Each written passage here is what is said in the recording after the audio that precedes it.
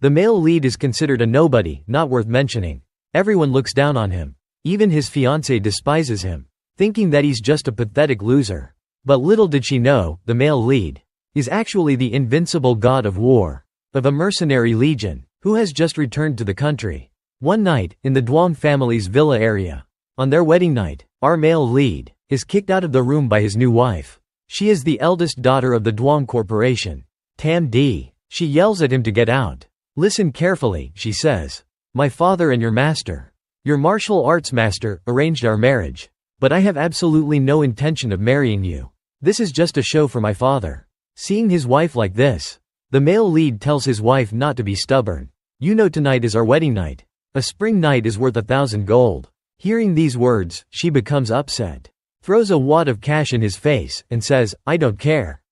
Who cares about you, Dahao Nian? Take this money and find another woman to spend your precious spring night with. He takes the money and says, I'll take the money, and as for finding another woman, I'll think about it. But my dear wife, one day, I will make you fall in love with me. Duong Tam D. Immediately, she becomes enraged and tells the male lead to get out of her room. You shameless jerk. Tam D then calls her father about this. But her father, instead of stopping her, supports the two of them. I'm doing this for your own good, he says. You'll understand later. This is not up for discussion, Tam D. You must agree to this. Before she can understand what her father is saying, he hangs up. So she turns to Dahao Nian and says, just you wait. I'll show you what I'm going to do to you tomorrow. As for our male lead, he lies in his room, thinking, my wife has a bit of a fiery personality. Just like my wife, I like it. After saying that, he uses his divine vision. Divine vision, one of the 6 supernatural powers of Buddhism. Taoism calls it the heavenly eye. This supernatural ability allows him to see through anything, to see through all things. He uses his divine vision to watch Tam D showering. Hao Nian is delighted, admiring and thinking that his wife is truly a goddess. Big chest, small waist, long legs, fair skin. Wait, it's not good to keep watching, is it? It's okay, it's not a sin to look at your own wife. Suddenly, he hears a thud against the wall. Immediately, he jumps out of bed. Someone's here. Damn it, they dare to come while I'm being kicked downstairs? Hearing Tam D's screams for help, he runs upstairs. Which bastard dares to bully the wife of Dahao Nian? Who dares to bully the wife of Dahao Nian? When he gets there, he sees his wife crying, saying, Dahao Nian, help me. The 2 assassins walk in and look at Dahao Nian. He sees that his wife is not properly dressed. So he takes off his shirt and says, don't tell me you raised them and then they ran out here, did you? Tam D replies, I heard something. So I just wrapped myself in a towel and came out to see.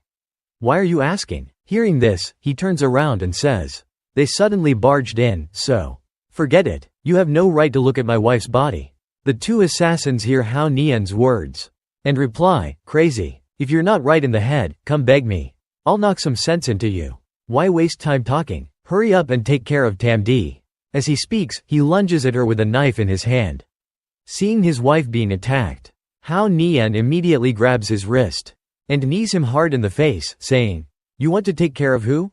Being punched in the face, the other man bleeds profusely. Immediately, without giving the assassin time to recover, Hao Nian kicks him again, causing him to fall to the floor. He steps on his head and asks, who sent you? The other assassin, seeing Hao Nian's strength, quickly thinks, he's too fast. How can a human do that?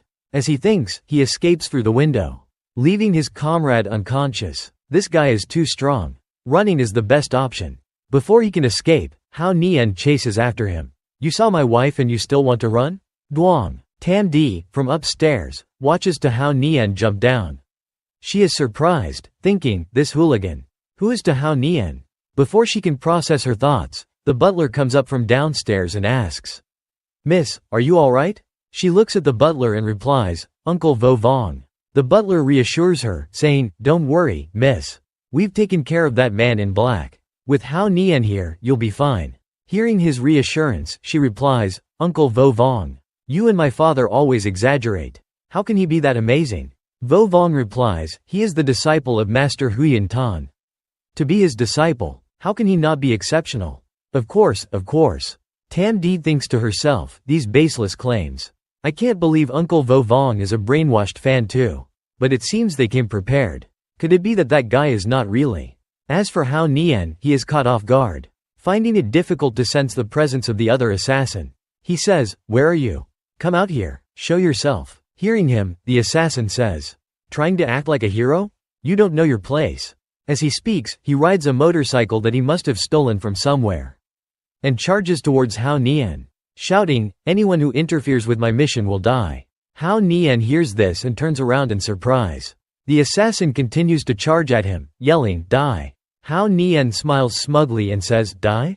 Look here." He shoots 3 needles into the assassin's neck. The assassin screams in pain. He falls off his motorcycle and says, "What did you do to me? Weren't you injured?" Hearing this, he dusts off his sleeves and says, "I wasn't faking it.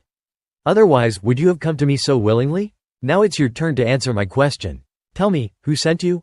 As he speaks, he takes out 3 more needles and points them at his eyes. Seeing this, the assassin says, I'll talk. It was Bao Hua. Before he can finish, he stabs him in the neck. Seeing him collapse, Hao Nian says, "Hey, don't die on me. Tisk, you can't handle it, can you?" He then uses his divine vision and sees a tattoo on the assassin's back. He immediately recognizes it as belonging to Hak Than. Why is the Duong family involved with these dangerous people? He takes out his phone and calls Vong. The assassin has been dealt with. Send someone to take care of the body. Send someone to take care of the bodies. As he speaks, he pulls out the assassin's motorcycle and rides off towards Thong Thien Nhan. Isn't Master Tong, the divine doctor, always associating with the wealthy and powerful? Why is he involved with Hak Than? He thinks as he looks at Thong Thien Nhan. He uses his divine vision again to check if there's anyone inside. Hearing the noise from outside, he wonders, could it be another assassin? He sees a car swerving erratically. What kind of driving is that? He says. Seeing the way the car is driving, he says, this definitely isn't an assassin. What a waste of a good car. The driver is terrible. How dare he drink and drive? From inside the car, a young woman's voice says, "Help me. I don't feel well." Seeing this, Hao Nian puts on his lecherous expression. "I think I was wrong. This driver is amazing." The blonde girl says, "I'm not feeling well. Could you please take me to a nearby hospital? I'll pay you." As she speaks, she takes out a wad of cash. Hao Nian reaches out and touches her wrist. "This is bad," he says. "She's been poisoned." He then drives her to a hotel. The receptionist sees Hao Nian with a young woman. "Oh," he exclaims. "Young people these days are so open." Hearing this, Hao Nian says, "No, it's not." The receptionist, emboldened, replies, "Not what? Room 305. Take it easy. Don't break our elevator." The impatient young man helps the young woman up to the room. He lays her down on the bed and lifts her shirt. In an instant, he inserts 3 needles into her abdomen. Feeling better, the young woman wakes up. "Where am I?" she cries out. "Who are you? What did you do to me?" Hao Nian replies, "Please calm down. You were poisoned, and I saved you." The young woman asks in astonishment, "You saved me?" "Yes," he says. "How much did you have to drink? You smell so strongly of alcohol." She replies, I was attending a friend's birthday party. There was a man who kept trying to get me drunk, and I felt like something wasn't right. So I excused myself to go to the restroom and slipped out." Before she can finish, he says, "Yeah, that's a common tactic." As he speaks, he turns her leg over. Seeing this, she exclaims, "Pervert. What are you doing?" The 3 needles in her abdomen move. Feeling the pain, she cries out, "Ouch. What did you do to me? Are you trying to kill me?" Hearing this, he holds her hands down. "Don't move," he says, trying to remove the needles. "Don't move, otherwise, I can't guarantee I won't touch you." He then pulls out the needles. She cries out in pain. Down in the lobby, the receptionist judges. "Oh my God, young people these days are all in such a hurry." Yelling like that, the young woman, in pain from having the needles removed, cries and says, "I'm calling the police. A pervert stuck needles in me and wouldn't let me resist." She sobs. Hao Nian says, "You know I saved you." As he speaks, he pulls out the rest of the needles from her abdomen. "Ouch," she cries. After removing the needles, he introduces himself, "My name is Hao Nian." "And you are?" "My name is Dong T Nu," she replies. "You can call me TT." Relieved, she exclaims, "Oh my God. That hurt so bad. I'm not getting up for 5 million. Then she asks, "Wait a minute. To Hao Nian, are you that playboy who married Sister Tamdi abroad?" "That's right," he replies. "That's right. This playboy can do anything." TT excitedly replies, "Sister Tamdi and I are best friends. You detoxified me with just a few needles. Brother-in-law, are you a divine doctor? Hao Nian says, your poison has been cleared. Rest up, and I'll be going now. Seeing him leaving, she says, brother-in-law, I'll visit you and Sister Tamdi tomorrow. You married Sister Tamdi, a goddess. The most eligible bachelorette in Tung Sun. They're all waiting to see you fall. Brother-in-law, be careful. Hearing this, he laughs and replies, whatever. A bunch of useless people, thinking they're better than everyone else. Back at Tamdi's villa, Vo Vong and Hao Nian are discussing the current situation. It's Hak Than. Hao Nian says, a gang from G country. They're ruthless and dangerous. We need to be prepared. Hearing who the enemy is, Tamdi is surprised. Hak Than? So he was chasing after them alone earlier? Indeed, says Vo Vong. Indeed. I'll make arrangements for you and Tamdi to get married, he says. No more sleeping in separate rooms. It's bad for your relationship. Get some rest. Thank you, Hao Nian replies. I'll leave it to you. Meanwhile, Tamdi is worried about Hao Nian. She wonders if he's hurt. Why were you gone for so long? She asks. Well, he replies. Didn't you give me money to go out and have fun? I had to enjoy myself to the fullest. Hearing this, she becomes furious. You shameless jerk. As she speaks, she throws a pillow at him. Seeing her anger, he says, honey, please don't throw things. Just don't come back, she yells. He just smiles and replies, honey, wait for me. The next morning, at 7 a.m., at Tamdi's villa. Tamdi bangs on Hao Nian's door and shouts, you lazy bum. Get up already. How long are you going to sleep? She pulls back the covers and sees that he's not wearing any clothes. She blushes and turns away. Why are you here so early? Hao Nian asks, rubbing his head. What's up? Why are you sleeping naked? She demands, ignoring his question. Why are you sleeping naked? Oh, that? He replies. Let me tell you something. This is the real deal, no peeking. Who wants to look? She retorts. Just get up and come with me to the company. Who wants to look? Get up and come with me to the company. Why do I have to go with you? He asks. She stops and says, because you promised my father that you would protect me. Being my chauffeur is part of the deal. As she speaks, she smirks to herself, thinking, just you wait. Just you wait. To Hao Nian. The next morning, Hao Nian drives his wife, Tamdi, to work. In the car, Hao Nian asks, what am I supposed to do at the company? Sit and watch you? Or maybe you can tell me about the situation with Logic City in East Asia and see if there's anything I can help you with? We'll deal with that later, she replies. I have a few questions for you. Did Master Huyan Tan really teach you martial arts? He seems like a fraud, a fortune teller. I had no idea he even knew martial arts. Yeah, Hao Nian admits. He might look like a fraud, but his skills are real. Your company's success, becoming a major financial corporation across the globe, as it is today, is all thanks to his guidance.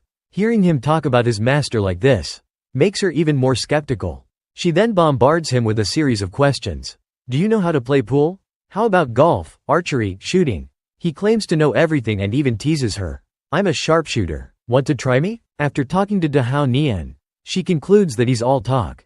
Arriving at a luxury building, she tells him to stop the car, and they both go inside. I thought you had work, he says. Why aren't we going to the company? Why aren't we going to the company? Why are we here? This is also a Duong Corporation property, she replies. Coming here is the same as going to work. The truth is that she wants to see if he's all talk, like she suspects. She takes him to the pool room. Everyone lines up and greets her. Tamdi introduces Tiu Tuyat, the pool queen, and says, Tiu Tuyat, play a game with him. Let's see if he really knows how to play. Tiu Tuyat is full of confidence. Her posture is perfect, her shots precise. With one shot, she sinks 4 balls. Everyone cheers. Tamdi looks over at Hao Nian. Let's see who win this time, she thinks. Hao Nian remains calm. Tiu Tuyat continues to play, sinking a ball with every shot. Everyone is amazed. Tamdi turns to Hao Nian and asks, scared yet? Why don't you just give up now? She sees that he's not paying attention and is actually falling asleep. Furious, she pinches him hard on the waist. Ow, he cries out. Don't pinch me. I didn't get much sleep last night, so I'm sleepy. This time, Tiu Tuyat misses a shot. Tamdi is surprised. She never makes mistakes like that. My hand slipped, Tiu Tuyat says with a smile. But the truth is, she intentionally set up a difficult shot for Hao Nian. The onlookers murmur amongst themselves. There's no way to hit that shot. Tamdi smiles to herself. That's right, I want to see you fail. Tu Hao Nian is unfazed. He nonchalantly chalks his cue, preparing to shoot. This shot won't be a problem for him. Everyone watches as he strikes the cue ball hard, causing a chain reaction. That sends several balls into pockets. The onlookers are in disbelief. This kind of game, he says, smiling, is mostly about luck. The girls around him start swooning. Tam Di, however, is displeased. Tu Hao Nian continues to sink balls, earning endless praise and declarations of love from the girls. Tam Di is annoyed. This one is interesting, Hao Nian says. It's either a draw shot or a jump shot. Interesting, Tam Di replies. It's impossible to hit. A jump shot might hit the ball, she analyzes. But the accuracy is low. And a draw shot is either a success or a failure. Either way, the advantage would go to Sister Tuyid. So you're going to lose. Tu Hao Nian chuckles and asks, "You're so sure I'm going to lose? Want to make a bet? If I win, you have to kiss me." She blushes, embarrassed. Just as things are getting romantic, a voice shouts from the door. No way. Looking towards the door, they see a short, unattractive man with dark lips and two bodyguards walking in. It's Tong Tiu Bao, the young master of Bao Hua Duang. As soon as he enters, he rushes to Tam Di's side, saying, "My dear sister." Tam Di says, "I was abroad a few days ago, and I missed you so much. I missed you to death." Hearing him call her sister gives her goosebumps. "Please just call me by my name," she says. "Please, don't call me sister. I don't deserve it." Tu Hao Nian snickers, finding it hilarious. Tong Tiu Bao turns to him and shouts, "Who are you to laugh at me? And you even told Tam Di to kiss you? You're so lucky." "Of course I'm lucky," Hao Nian retorts. "Because she's my wife. Who are you to comment? Who are you to comment?" Suddenly, a voice from outside says, "Tong Tiu Bao, you're the one who's not worthy. Your legs aren't even as long as my brother-in-law's. How dare you look down on others? Shameless." The speaker is none other than TT, Tam Di's best friend. Tong Tiu Bao is crushed by the comment about his height. "Why did you say that?" Tam Di asks. "I was just," TT replies. "I'm just telling the truth. I was just telling the truth." Those three words completely destroy him. Unable to win verbally, he turns to Hao Nian and warns him, "Listen here, punk. Do you believe that I can just say one word?" Before he can finish, Hao Nian cuts him off. "And make me disappear from this world? And make me disappear from this world?" Tu Hao Nian continues to taunt him. "I don't understand. Does all that boasting make you any taller?" That one question is all it takes to break him. Everyone around them is trying hard not to laugh. Seeing that he can't win with words, Tong Tiu Bao is about to resort to violence. Sensing this, Tam Di says, "Young Master Tong, please behave yourself. Don't cause trouble here." He is angry, but can't do anything. He can't win with words or fists. So he changes tactics. Turning to Hao Nian, he says, "You want to bet, right? I'll bet with you. I bet 200,000 that you can't make this shot. Do you dare to bet with me?" "Of course," Hao Nian replies with a smile. "Of course, but on one condition," he adds. "If I lose, you have to get out of here. If I lose, get out of here." Seeing to Hao Nian's confidence, Tong Tiu Bao's face changes slightly, but he regains his composure, reassuring himself. This shot, even the best pool players in the world only have a less than 30% chance of making it. I don't believe he can do it. Tu Hao Nian takes off his jacket and hands it to his wife to make it easier to shoot. Tam Di is a bit worried for him. Even Sister Tuyid couldn't make this shot. All she wanted was to embarrass him a little bit in front of her, to call him out on his bragging.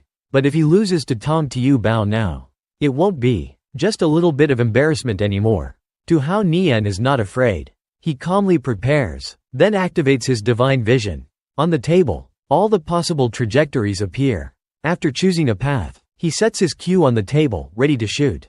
TT and Tam Di are shocked to see that he's not shooting with his right hand, but with his left. If he used his right hand, Tam Di analyzes, he would be blocked. But this shot is so difficult. Can he really make it with his left hand? Hao Nian strikes hard. The cue ball bounces off a rail, then hits another ball, which then bounces off another rail and sinks into a pocket. Everyone is stunned, their jaws dropping in disbelief. He actually made the shot. As for Tong Tiu Bao, he is wide-eyed with fear, unable to believe what he just witnessed.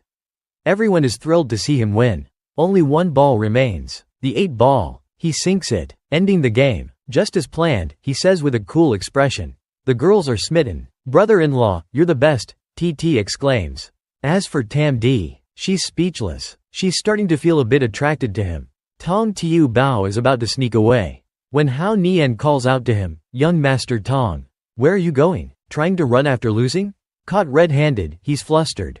He turns back and throws a card on the table, saying, "It was only 200,000. Here's the whole card." As he's about to leave again, Hao Nian reminds him, "Young Master Tong, you seem to have forgotten our bet. You have to roll out of here." Hearing this, Tong Tiu Bao breaks out in a cold sweat. One of his bodyguards speaks up. "There are rules for everything. There are boundaries. Young Master Tong is the son of the divine doctor, Bao Hua Duang. Don't push it too far. You won't like the consequences." Tu Hao Nian laughs. Who cares about Bao Hua Duang? If you lose a bet, you pay the price. He uses his divine vision and sees a hacked tattoo on Tong Tiu Bao's shoulder. No wonder he dared to act so arrogantly on Duang Corporation property. He made the bet, but won't honor it, Tam D says. It's disgraceful. Tong Tiu Bao is red-faced and speechless. Knowing he can't escape, he has no choice but to fulfill the bet. He lies down and rolls out of the building. Everyone bursts into laughter. Seems like young Master Tong is used to rolling. His movements are so smooth. Outside, Tong Tiu Bao is fuming. That was so humiliating. He orders his 2 bodyguards, "Find an opportunity to teach that punk a lesson.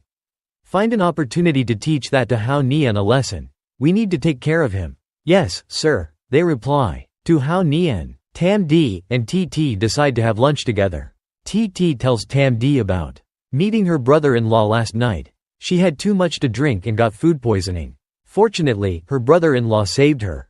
Tam D is shocked. TT continues. "His medical skills are amazing. He detoxified me with just a few needles." "You can detoxify someone with acupuncture?" Tam D asks in disbelief. "Acupuncture can detoxify you, of course," Hao Nian replies. "In traditional Chinese medicine, we have the tonifying method and the reducing method.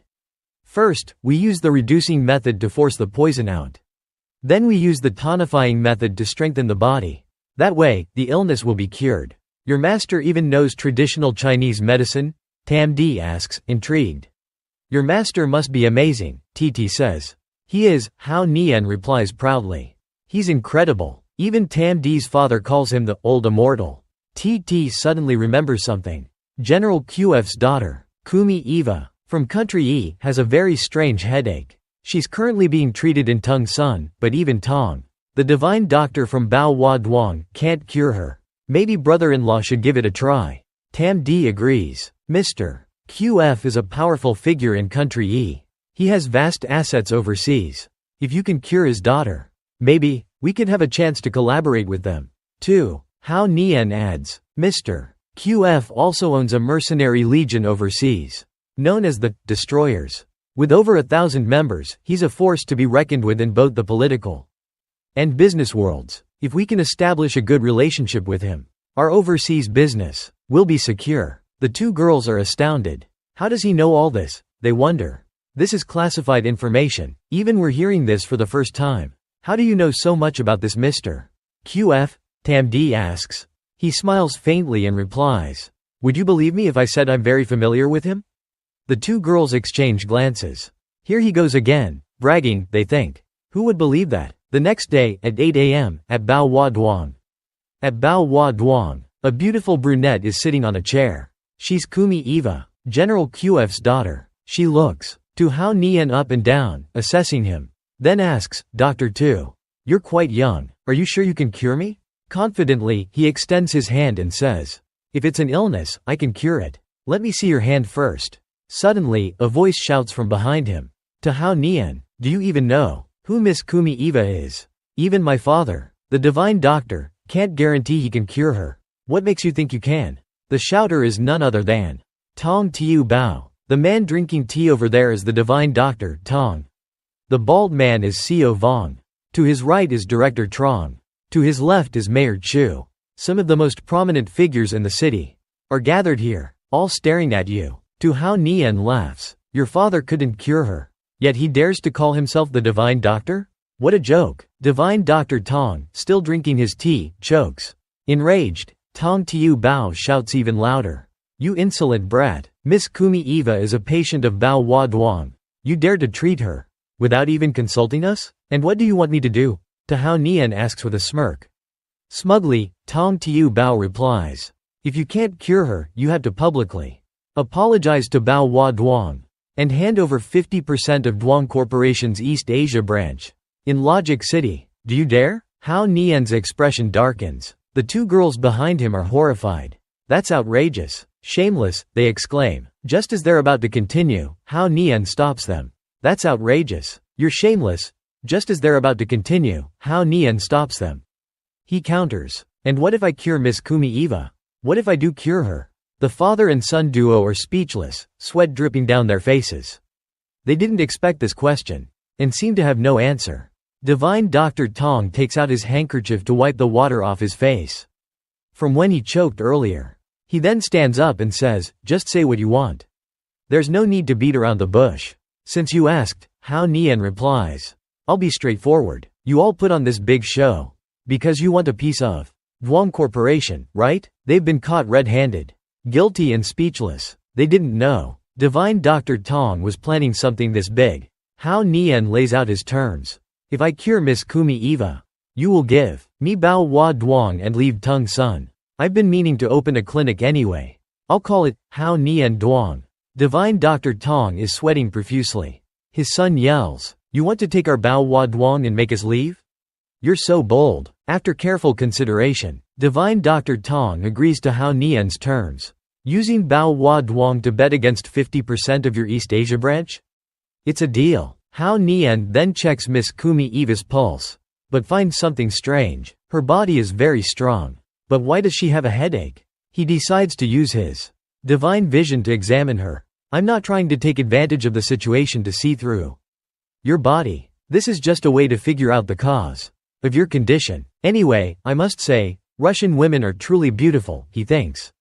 After observing for a while, he discovers a thin needle lodged in the back of her brain. If it goes any deeper, it could be very dangerous. Having identified the cause, he asks her, have you been having headaches for the past year? Is it worse between 4 and 5 a.m.? Yes, she replies, surprised. Yes, that's right. How did you know? It hurts so much I can't sleep.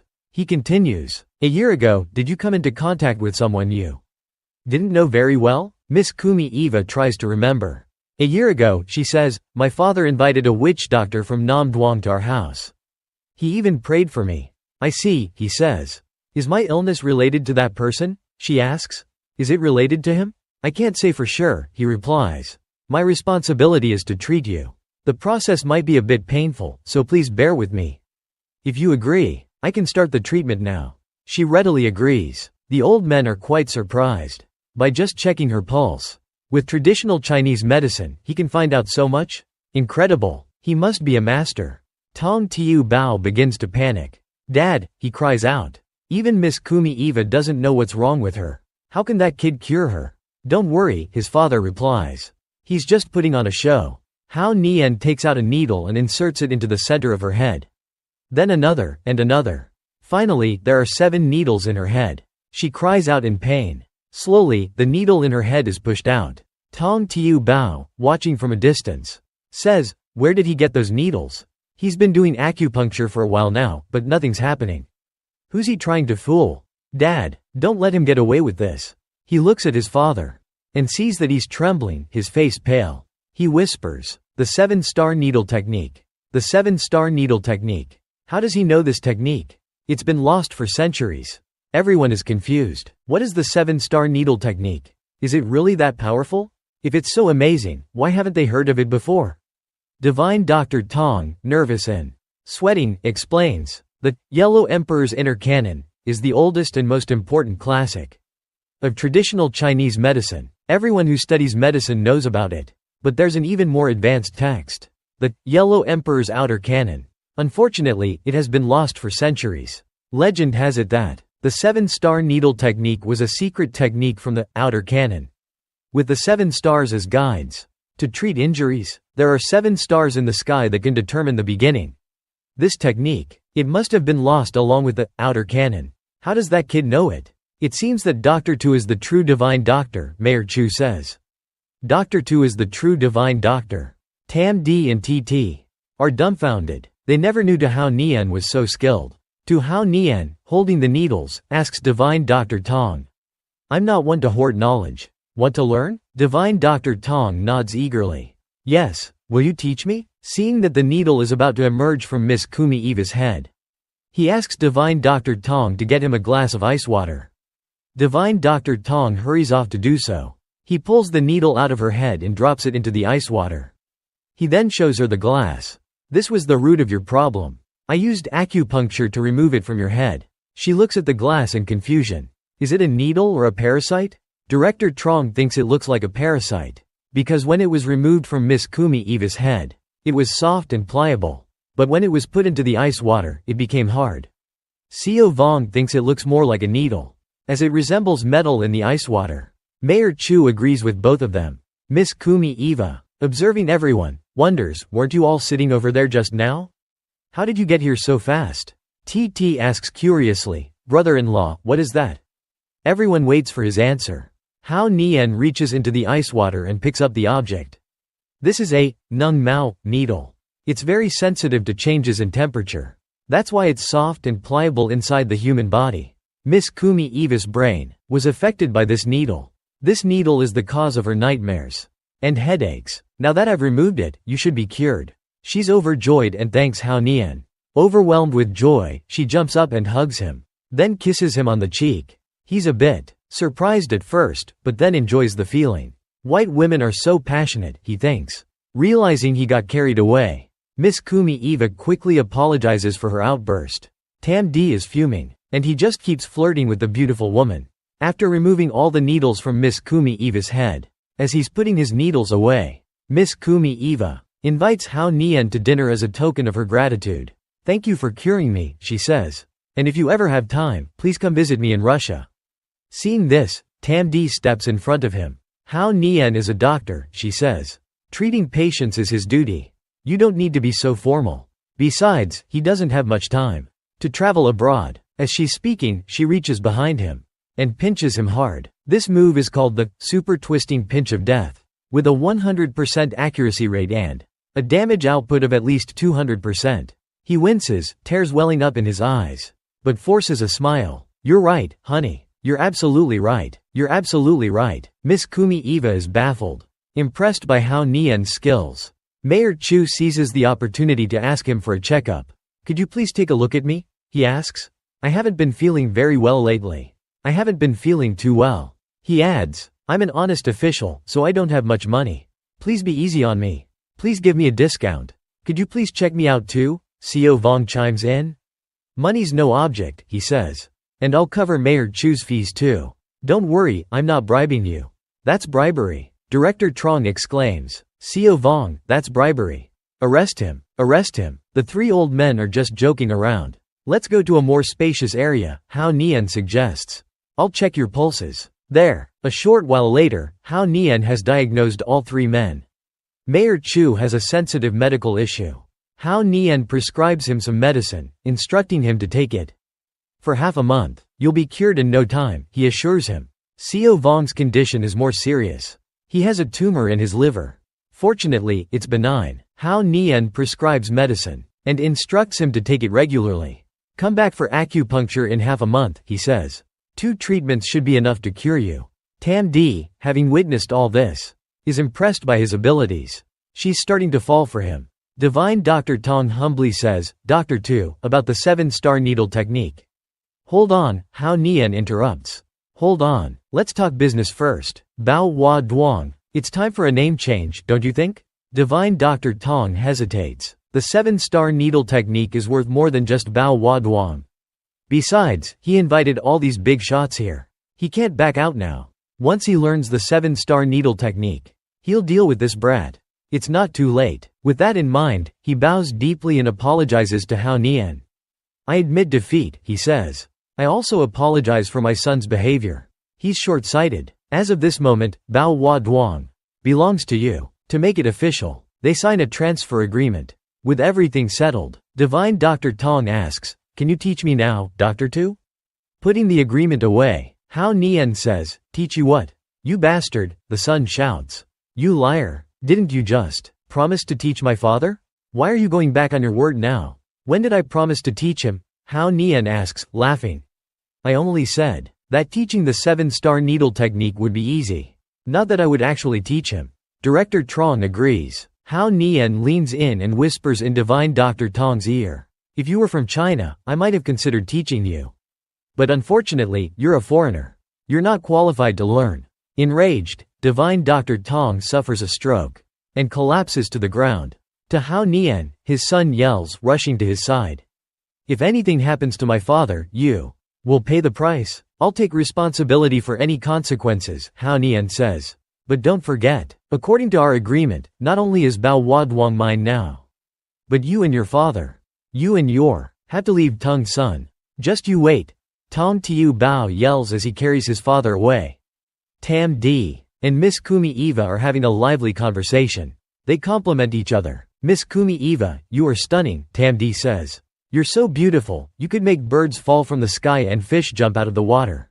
She then subtly steers the conversation towards business, expressing her hope for future collaboration. Duong Corporation hopes to have the opportunity to collaborate with you. Miss Kumi Eva readily agrees. At least for Hao Nian's sake.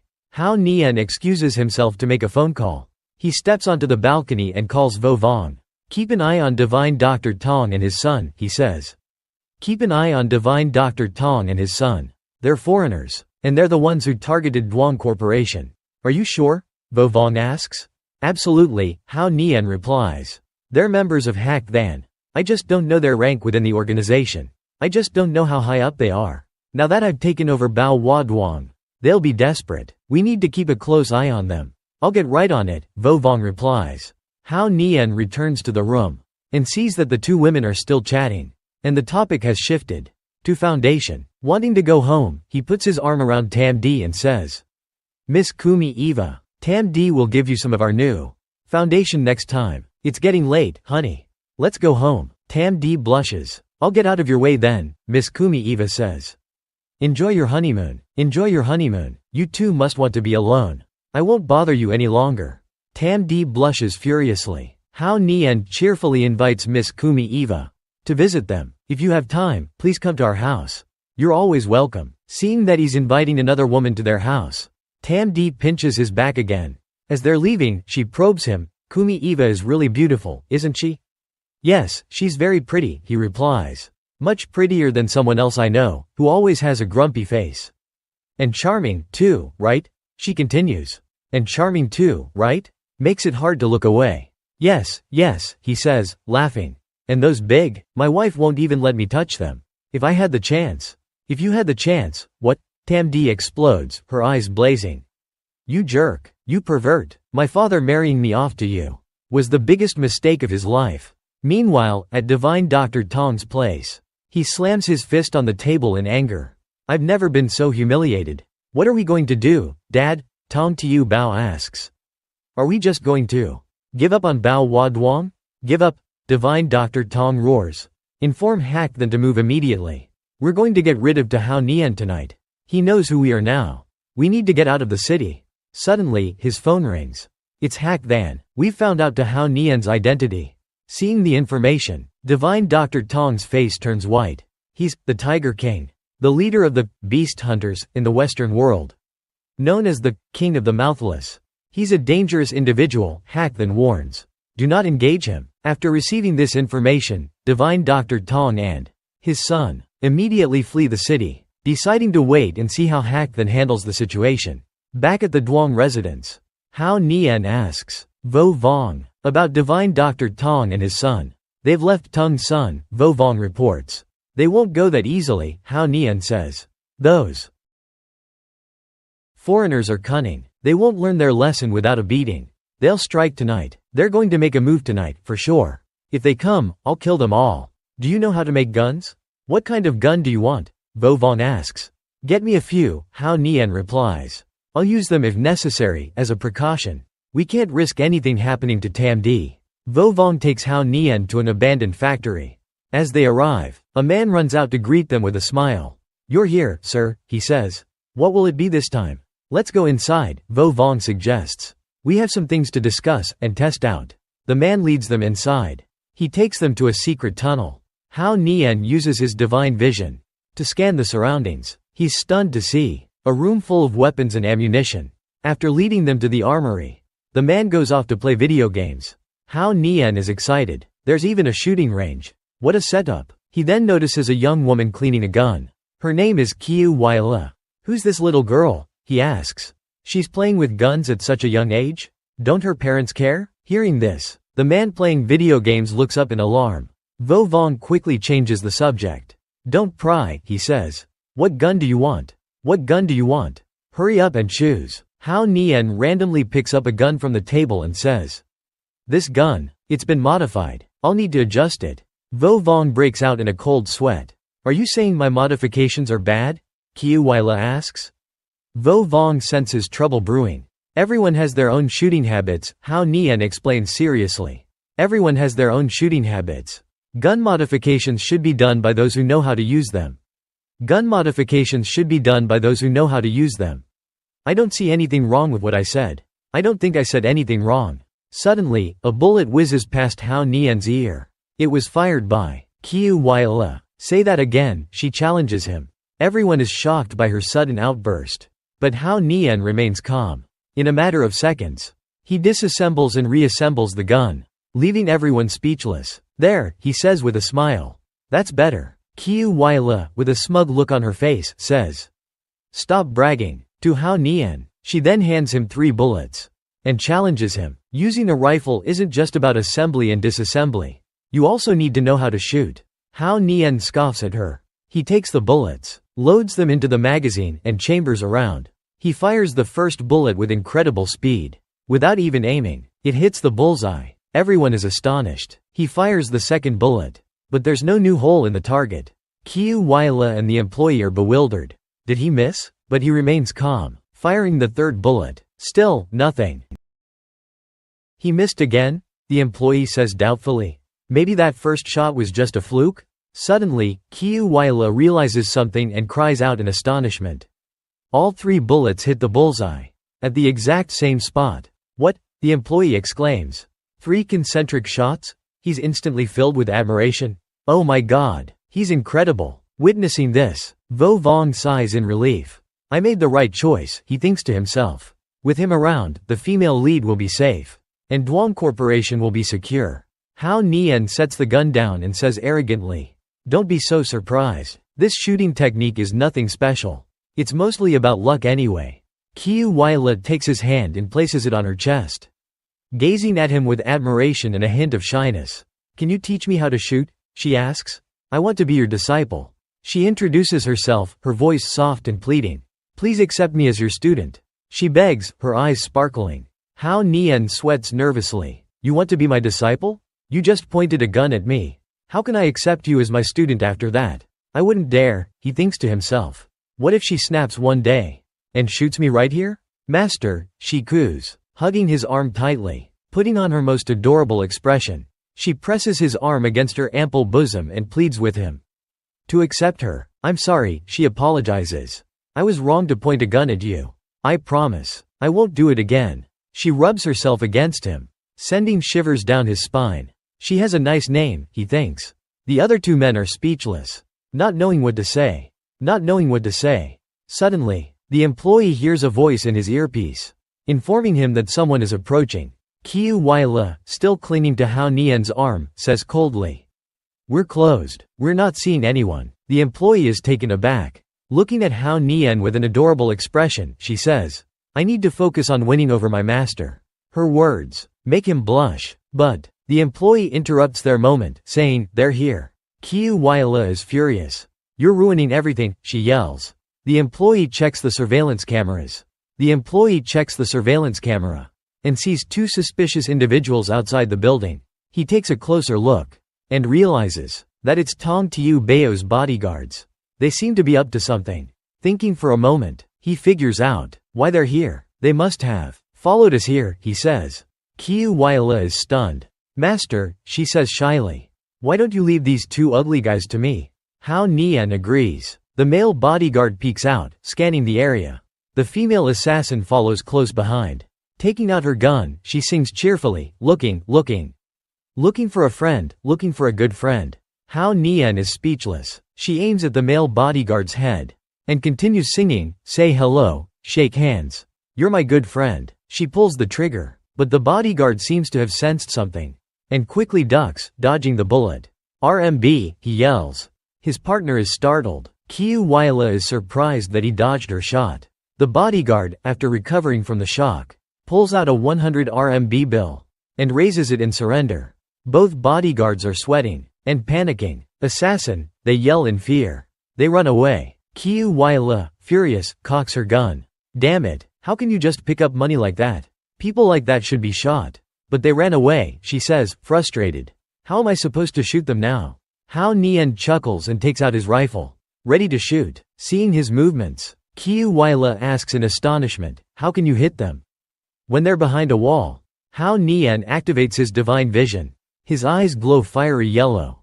With a determined expression, he fires at the wall. Qiu Weile is baffled. The bullet pierces through the wall and hits the male bodyguard in the head. He's stunned, frozen in place. The bodyguard collapses, dead. KO, his partner cries out in shock. His gun falls to the ground in front of Qiu Weile. Hao Nian's calm demeanor shocks her to her core. 3 concentric shots, she whispers, stunned. 3 concentric shots, through a wall. This isn't luck, Qiu Weile says, dumbfounded. This is miraculous. This is miraculous. Her admiration for him grows. I must become his disciple, she thinks determinedly. No matter what it takes. As the female assassin tries to wake up her partner, Hao Nian approaches. Sensing his presence, she panics, grabs her gun, and runs. But Hao Nian is not letting her get away. He aims at her leg and fires.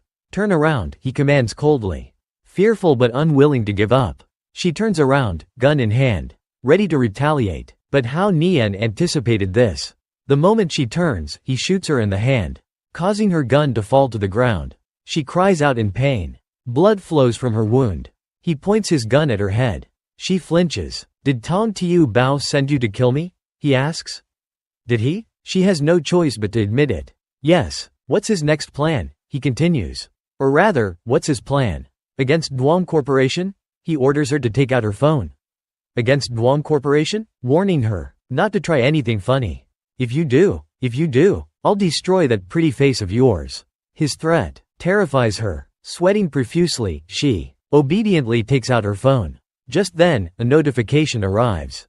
He opens it and smirks. You're a sly one, he says. Weile peeks at the message and is surprised. She can't read it. It's not Chinese, she wonders. Your name is Ion Aji Tomoko, he says. She's shocked. She can't believe he understands her language. Did you think I wouldn't understand? He asks smugly. Did you think I wouldn't understand? He's sorry to disappoint her. But after 5 years abroad, he's fluent in several languages. Weile's admiration for him grows. You know everything, she says through gritted teeth. So you must know how powerful Hack Then is. You must know how powerful Hack Then is. Don't worry, he says, giving her a sinister look. Don't worry. I'll take care of Hack Then. They're nothing but trash to me. His words shock her. She realizes, trembling, from the look in his eyes, that he's not joking. Just then, Vo Vaughn arrives. What happened? He asks, surprised. Hao Nian fills him in. Divine Dr. Tong's real name is Ion Agio. And Tomoko's real name is Ion Agi Tomoko. And that guy, Tackle. They're all members of the Ion Agi clan in Hack Then. He throws Tomoko's phone at Vo Vaughn. Tonight, he continues. Tonight, 30 Hack Then assassins will attack the Duong residence. The phone contains the detailed plan that Tong Tiu Bao sent. 30 assassins? Vo Vaughn asks in disbelief. Not only are the Ion Agi targeting Duong Corporation, Hao Nian explains. Not just the Ion Agi are after us, but Master Yamaha's local company, Dong T Logistics. Local is also interested in our East Asia Logistics City project. They're working with the Ion Agi. Vo Vaughn is shocked. With all our efforts focused on overseas expansion, a small fry like Dong T dares to mess with us? Hao Nian decides to return home to deal with this issue. First, Weile continues to plead with him to accept her as his disciple. Let me go with you, she says. I'll help you. I'll help you with anything you need. Get me some silenced pistols with plenty of ammo, he asks her. With silencers and plenty of ammo. Okay, she agrees. Later that evening, Tam D is surprised to see Weile. Why is she here? She wonders. Why is she here? Waila retorts. Tamdi wonders why she would come to her house. The tension between the two women makes the servants nervous. I'm just accompanying my master, Waila says. You can't stop me. Hao Nian feels a headache coming on. Your master? Tamdi asks in surprise. She quickly figures out that he accepted her as his disciple. Wiley's father is a close friend of my father, Tamdi muses. If she's my disciple-in-law, that would make me her senior. No, Waila protests. My master and I are equals. He's my master's brother-in-law. Don't bully me. Oh, so he's your brother-in-law? Tamdi asks in mock surprise. But I didn't agree to be your sister. They're bickering. Amuses Hao Nian. You want to be his disciple? Tamdi continues. You'll have to get past me first. The two women glare at each other. Vo Vong, sensing trouble, quickly makes his exit. Wait for me, uncle, Hao Nian calls out, trying to follow him. Leave everything outside to your uncle, Tamdi orders. Leave everything outside to your uncle. He stays. What do you want? Waila asks Tamdi. Tamdi sits down on a chair and says, my shoulders are sore. Give me a massage. You want me to massage you? Waila asks, annoyed. You want me to massage you? Tamdi gives her a look that makes her tremble. She obediently goes over and massages her shoulders. Pressing her advantage, Tamdi warns her, if I'm not happy, forget about becoming his disciple. Waila has no choice but to endure it.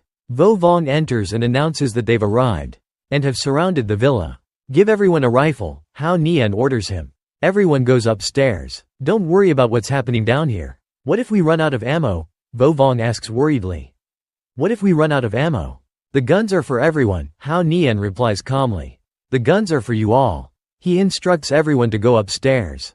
Then turns to Vo Vong and warns him. If a single hair on her head is harmed, you will answer to me. You will answer to me. Tamdi is worried for him. She doesn't want him to risk his life. He pushes her against the wall and says in a domineering tone, don't worry.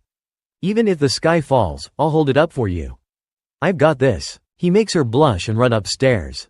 After everyone is gone, he grins excitedly. The show is about to begin. Downstairs, shadowy figures sneak in. One by one, they peek inside. What are you doing? Hao Nian asks. Playing hide and seek? I thought there were 30 of you? Come on out. Come on out. They're startled and confused. They step out. What are you doing? One of them shouts. Just getting ready to eat, Hao Nian replies casually. Let's get this over with, he urges them. Make it quick. I'm hungry. You little punk, one of them scoffs. Do you even know how to spell death? Do you even know how to write the word death? In a flash, he's behind the speaker. His sudden movement startles the others. Do you? He asks. With a swift slash of his knife, the man falls. I guess you know now. The others are stunned. Where did he get that knife? You can't even see your opponent's weapon? He scoffs. You can't even see your opponent's weapon? You're all trash. I don't enjoy killing, he continues. But I love killing scum like you. You're an idiot, one of the assassins yells, pointing a gun at him. You idiot, you idiot. Hao Nian spins around so fast that the assassin can't react. He twists the assassin's wrist, turning the gun on him, and pulls the trigger. Inside the villa, Tamdi is watching everything unfold. He's so amazing, she thinks. She remembers what her father said. Now she understands what he meant. The other servants are also amazed by his skills. Unable to help him, they decide to cheer him on. Spit on them, kick them in the balls. Tamdi wants to disappear. A group of assassins charges at Hao Nian. Like lightning, he takes them down. The remaining assassins are terrified. By himself, he's injured over half of them. And they haven't even touched him. Touched the corner of his clothes. They turn and run. But Hao Nian is not letting them get away so easily. He quickly takes out some throwing knives, hidden in his suit jacket, and takes them all down. Only one assassin remains. Trembling, he warns Hao Nian to stay back. He has a gun, but Hao Nian keeps coming, making him panic. He drops to his knees and begs for mercy, promising to leave Hack Van and never set foot in China again. Hao Nian has defeated over 30 assassins, yet there's still one left. After witnessing Hao Nian's incredible martial arts skills, this last assassin is terrified. Cowering in fear, he begs for mercy. Hao Nian is surprised. He thought these assassins from Ji country would be stubborn, but they turned out to be so easy to deal with. He orders the assassin to call his boss. The assassin kowtows and obeys. He dials the number. A voice answers. You're quick. Did you capture Duong Tam Di? Hao Nian snatches the phone and replies, Tong Tiu Bao. Or should I say, Ion Aji Sunji? Don't worry, I'll be seeing you soon. He hangs up. On the other end, Tong Tiu Bao is sweating, his hands trembling. After hearing Hao Nian's words, something's wrong, he says. Something's happened, hasn't it, Dad? Dad? Dad, they're all dead, Tong Tiu Bao stammers. To Hao Nian, he did this. Hearing this, his father falls silent, deep in thought. To Hao Nian, he sighs. He's terrifying. We have to get rid of him. Get rid of him? Tong Tiu Bao says, panicking. How can we get rid of him? He said he's coming for us. What should we do? We have to run. Unlike his son, who is panicking and looking for an escape route. His father remains calm, sitting on the chair, deep in thought. We're being watched, he says. Running won't do any good. Running won't help us. Suddenly, he has an idea. Get me my computer, he orders his son. Get me my computer. I'm putting a bounty on his head. We need a real professional to deal with. To Hao Nian, Tong Tiu Bao likes the idea. He immediately agrees. The dark web. As long as we pay enough, we can get rid of anyone. The scene shifts overseas. A beautiful young woman is sitting on the beach, holding a glass of fresh orange juice. She takes a sip, setting her glass down. The blonde looks at her computer screen. It reads, S-rank mission. To Hao Nian, the new CEO of Duong Corporation. Reward, 10 million RMB. Location, Tungsun City, China. The blonde's eyes light up. Well, Tiger King, you're back in China. And someone wants you dead. I'm coming to China to find you. I'm going to China to find you. Back at Hao Nian's house, two maids are smitten with him. After seeing him single-handedly defeat 30 assassins, suddenly, they hear a moan coming from inside the room. Is Master okay? Of course she is. Don't move. You need to cooperate and let me treat you. The maids can't help but imagine what's happening. They start gossiping. The new master and Kiyu. Could it be because the eldest miss won't let him into her room? We can't let the eldest miss find out about this.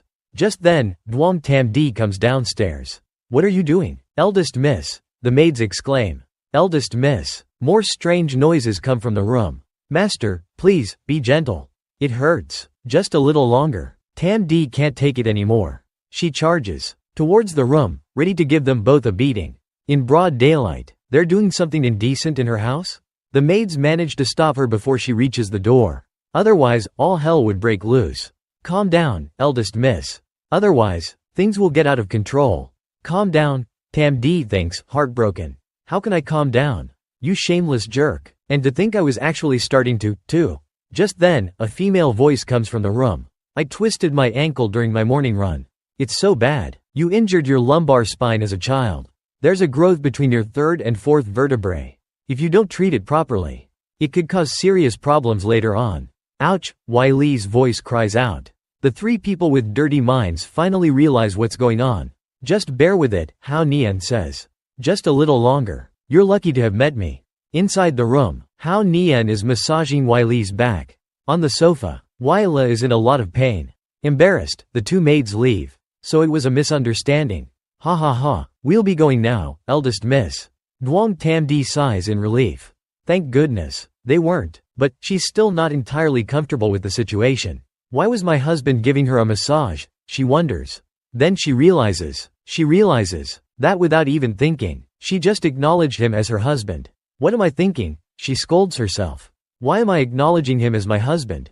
He's a shameless jerk. At that moment, her phone rings. Hello? TT? Suddenly, her face turns pale. She runs down to inform to Hao Nian. Hao Nian, something happened to TT. I was talking to her. But then she screamed for help. Oh no, where is she? A while later, to Hao Nian arrives at Hao Nian Duong. They already changed it to Hao Nian Duong? They work fast. He stands outside, watching Master Locke's construction crew working. Hold on, those are Thai rosewood planks. He walks over and asks one of the workers. Where's Dong T Nu? You're looking for Miss Dong? The worker replies. You're looking for Miss Dong? She got a phone call and went outside a while ago. She hasn't come back yet.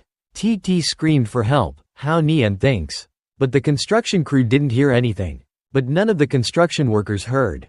Whoever took her was quick and professional. Suddenly, a young boy runs up to him and asks, Excuse me, are you to Hao Nian?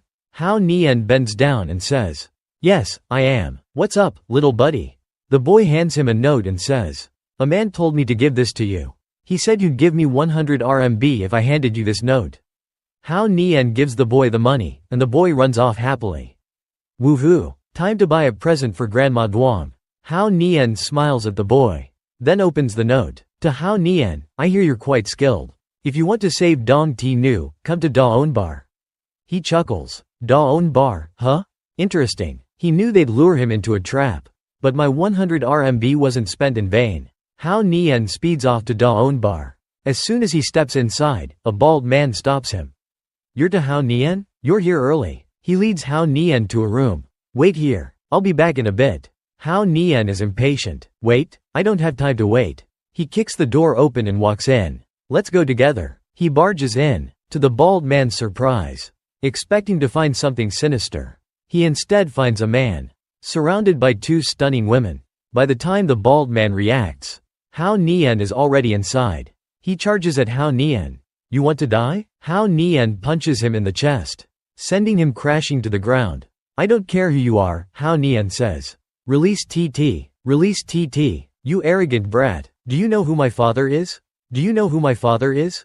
The man, with one arm around each woman, says, "Do you know who I am? Do you know who I am?" "My dear brother," one of the women chimes in. "My dear brother is the heir to Dong Ti Logistics. You should show some respect." Hao Nian scoffs, looking at the two women clinging to the man. People who go around asking if others know who they are either idiots or have something wrong with their brains. The man, oblivious to Hao Nian's reputation, slams his fist on the table and yells, "Dong Vien Trin, I am one of the 3 young masters of Tung Sun." To Hao Nian, "If you want TT, you have to agree to my terms." His cool demeanor and domineering tone make the two women swoon. Otherwise, before he can finish, our male lead delivers a resounding slap to his face. It's a slap so loving, it leaves a dark red mark. Vien Trin falls to the ground, Hao Nian's foot pressing down on his face. He struggles and cries out in pain. "You bastard," the two women shriek. "Hao Nian, you're so cool." Tong Tiu Bao called himself one of the 3 young masters, too. And he also got beaten up, Hao Nian says. "These arrogant brats, they all deserve a good beating. Go get Lam Dung," Vien Trin yells, still defiant. "Yes, young Master Dong," one of the women replies obediently. "Yes, young Master Dong." She steps on his hand as she leaves. "Young Master Dong, you stepped on my hand," Vien Trin cries out. I'm sorry, young Master Dong," she stammers. I'm so sorry." Hao Nian sighs, exasperated by these idiots. A moment later, 2 more people arrive. One of them is a young man with slicked back hair, presumably Lam Dung. The young man with slicked back hair is probably Lam Dung. Seeing Vien Trin on the ground, he tries to mediate. "Brother, I think you and young Master Dong must have had a misunderstanding. Can you please let him go?" "No," Hao Nian says firmly. "My name is Lam Dung," the man says quickly. "I'm Lam Dung. I'm the one who protects this bar. Give me some face, brother. Let him go." Hao Nian doesn't relent. Instead, he grinds his foot into Vien Trin's head. "Hey, that's enough. Since you don't respect me," Lam Dung says. "Have you heard of Lam Quang? Everyone calls him Quang Ge. He's the number 1. Before Lam Dung can finish, Hao Nian cuts him off. Lam Quang, Hao Nian immediately thinks of the man with the pecking rooster tattoo on his chest. "Your father is the one with the little bird tattoo on his chest," he says. "Ha ha ha, little bird? What little bird?" Lam Dung is furious. He's not going to be polite anymore. He snaps, "That's not a little bird. It's a phoenix." "Whatever," Hao Nian says, beckoning him closer. "Whatever. Call him. Tell him to come see me." Now, Lam Dung is speechless. Who the hell is this guy? How dare he speak to me like that? "My father," he says angrily, "is Quang Ge, the most powerful man in Tung Sun. Who are you, to order him around? He won't call, so I will." Hao Nian says, "He won't call, so I will." "Are you even listening to me?" Lam Dung yells, pointing a finger at him. "Are you even listening to me?" Suddenly, Hao Nian's phone rings. "Hello? Who is this? I'm busy. Make it quick." Hao Nian says calmly. "Old Lam, do you recognize my voice?" Lam Dung is stunned. "What? How did you get my father's number?" The voice on the other end changes instantly. "Dr. Tu, I can't believe it. Is it really you?" "It's me," Hao Nian replies. "I'm at Daon Bar. I want to see you." He emphasizes the last 3 words. Just a moment, the voice on the other end replies. I'm on my way. I'll be right there, Dr. 2. Lam Dung is speechless, sweat pouring down his face. You, and my father, Hao Nian cuts him off. Release TT before your father gets here. TT? Dong T Nu? Lam Dung is confused. Don't tell me you didn't know Dong Vien Trin kidnapped her, Hao Nian asks. Don't tell me you had no part in this? He stomps on Dong Vien Trin's head again. Lam Dung and his companion start to get scared. You? Lam Dung turns to the man with brown hair. How dare you kidnap Miss Dong? You, young Master Dong paid us, the man stammers. He paid us. You have some nerve. Lam Dung punches him. You have some nerve. Go get her. Now. You got some nerve. Go bring her back this instant. The man, nursing his bruised face, obediently leaves to retrieve TT. Hao Nian then remembers the man under his foot. My foot's getting tired. Let's switch positions. My foot's getting a little tired. Let's change things up a bit. Switch positions? Vien Trin stammers. Yes, Hao Nian replies with a mischievous grin. A few minutes later, TT is released. And runs to Hao Nian's side, clinging to him. Brother-in-law, I knew you'd come rescue me. Hee, Hao Nian is flustered. That outfit. He doesn't think it's very appropriate. As long as you ask nicely, TT says. As long as you ask nicely. I can wear any style you want. Hao Nian gulps, thinking, she's so innocent looking, but her words are dangerous. Ahem. Back to business. Do you know that guy? That guy? What guy? Nu asks. TT points to a corner. Where a man is lying in a strange, contorted position. I don't even recognize him as human, she says. Nu stares at him for a moment, then recognizes him. It's Dong Vien Trin, she exclaims.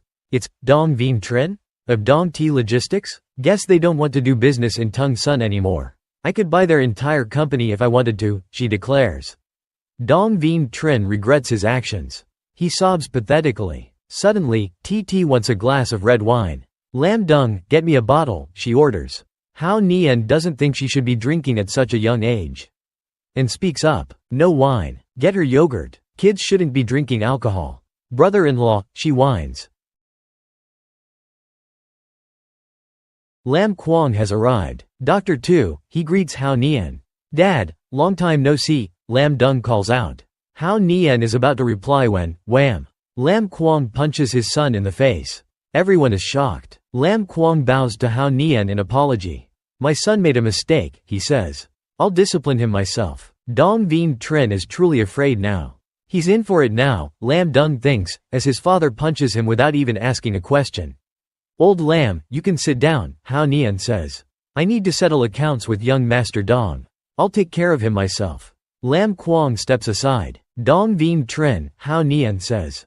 Dong Vien Trin, you had a child deliver a note to me. To lure me into a trap. Vien Trin is terrified, fearing for his life. And you took 1 million RMB from me, Hao Nian continues. Vien Trin is dumbfounded. Hao Nian's expression turns cold. That money. You need to return it. To that kid. Everyone is surprised. You only said 100 RMB, they exclaim. What about 1 million? Young Master Dong, Lam Kwong says. Are you going to deny it? Dong Vien Trin is terrified. He has no choice but to admit it. Yes, it's true. I'll pay it back. I had to travel from the villa to the clinic, then here, Hao Nian adds. It cost me 2 million in travel expenses. Dong Vien Trin wants to die. Brother-in-law, don't forget about my emotional distress, Nu chimes in. Brother-in-law, you can't forget about the mental anguish I suffered. And TT's, Hao Nian says. So, it's not that much, really. That contorted, shape was the result of Hao Nian dislocating his joints. It's not serious. It's just a dislocated joint, nothing serious. So a doctor was called to reset them. Dong Vien Trin wants to cry. Hao Nian scammed him. Out of millions. He's bankrupt now. Lam Kwong wants to invite Hao Nian to stay for dinner. But Hao Nian declines. Maybe another time. He tells Lam Kwong to handle the situation. And warns him to keep his people in line. Dong T won't cause any more trouble, Lam Kwong assures him. Good, Hao Nian says as he turns to leave. Let's go. Safe travels, Dr. 2, Lam Kwong says, bowing respectfully. Dad, who is that guy? Lam Dung asks, blood still dripping from his nose. Who is that guy? Why were you so respectful to him? Remember 2 years ago, When I was kidnapped abroad, his father asks. Doctor to saved me, he says. He took down over 40 armed men single-handedly. That's how I escaped. Over 40 men? Lam Dong exclaims. He finally understands why his father hit him. Hao Nian is complaining about being hungry. I haven't eaten anything all day. TT suggests a Baozi place on Tanfong Street. But it's under renovation, so they decide to go somewhere else. Brother-in-law, TT asks. What's your relationship with Lam Kwang? We're just acquaintances, Hao Nian replies calmly.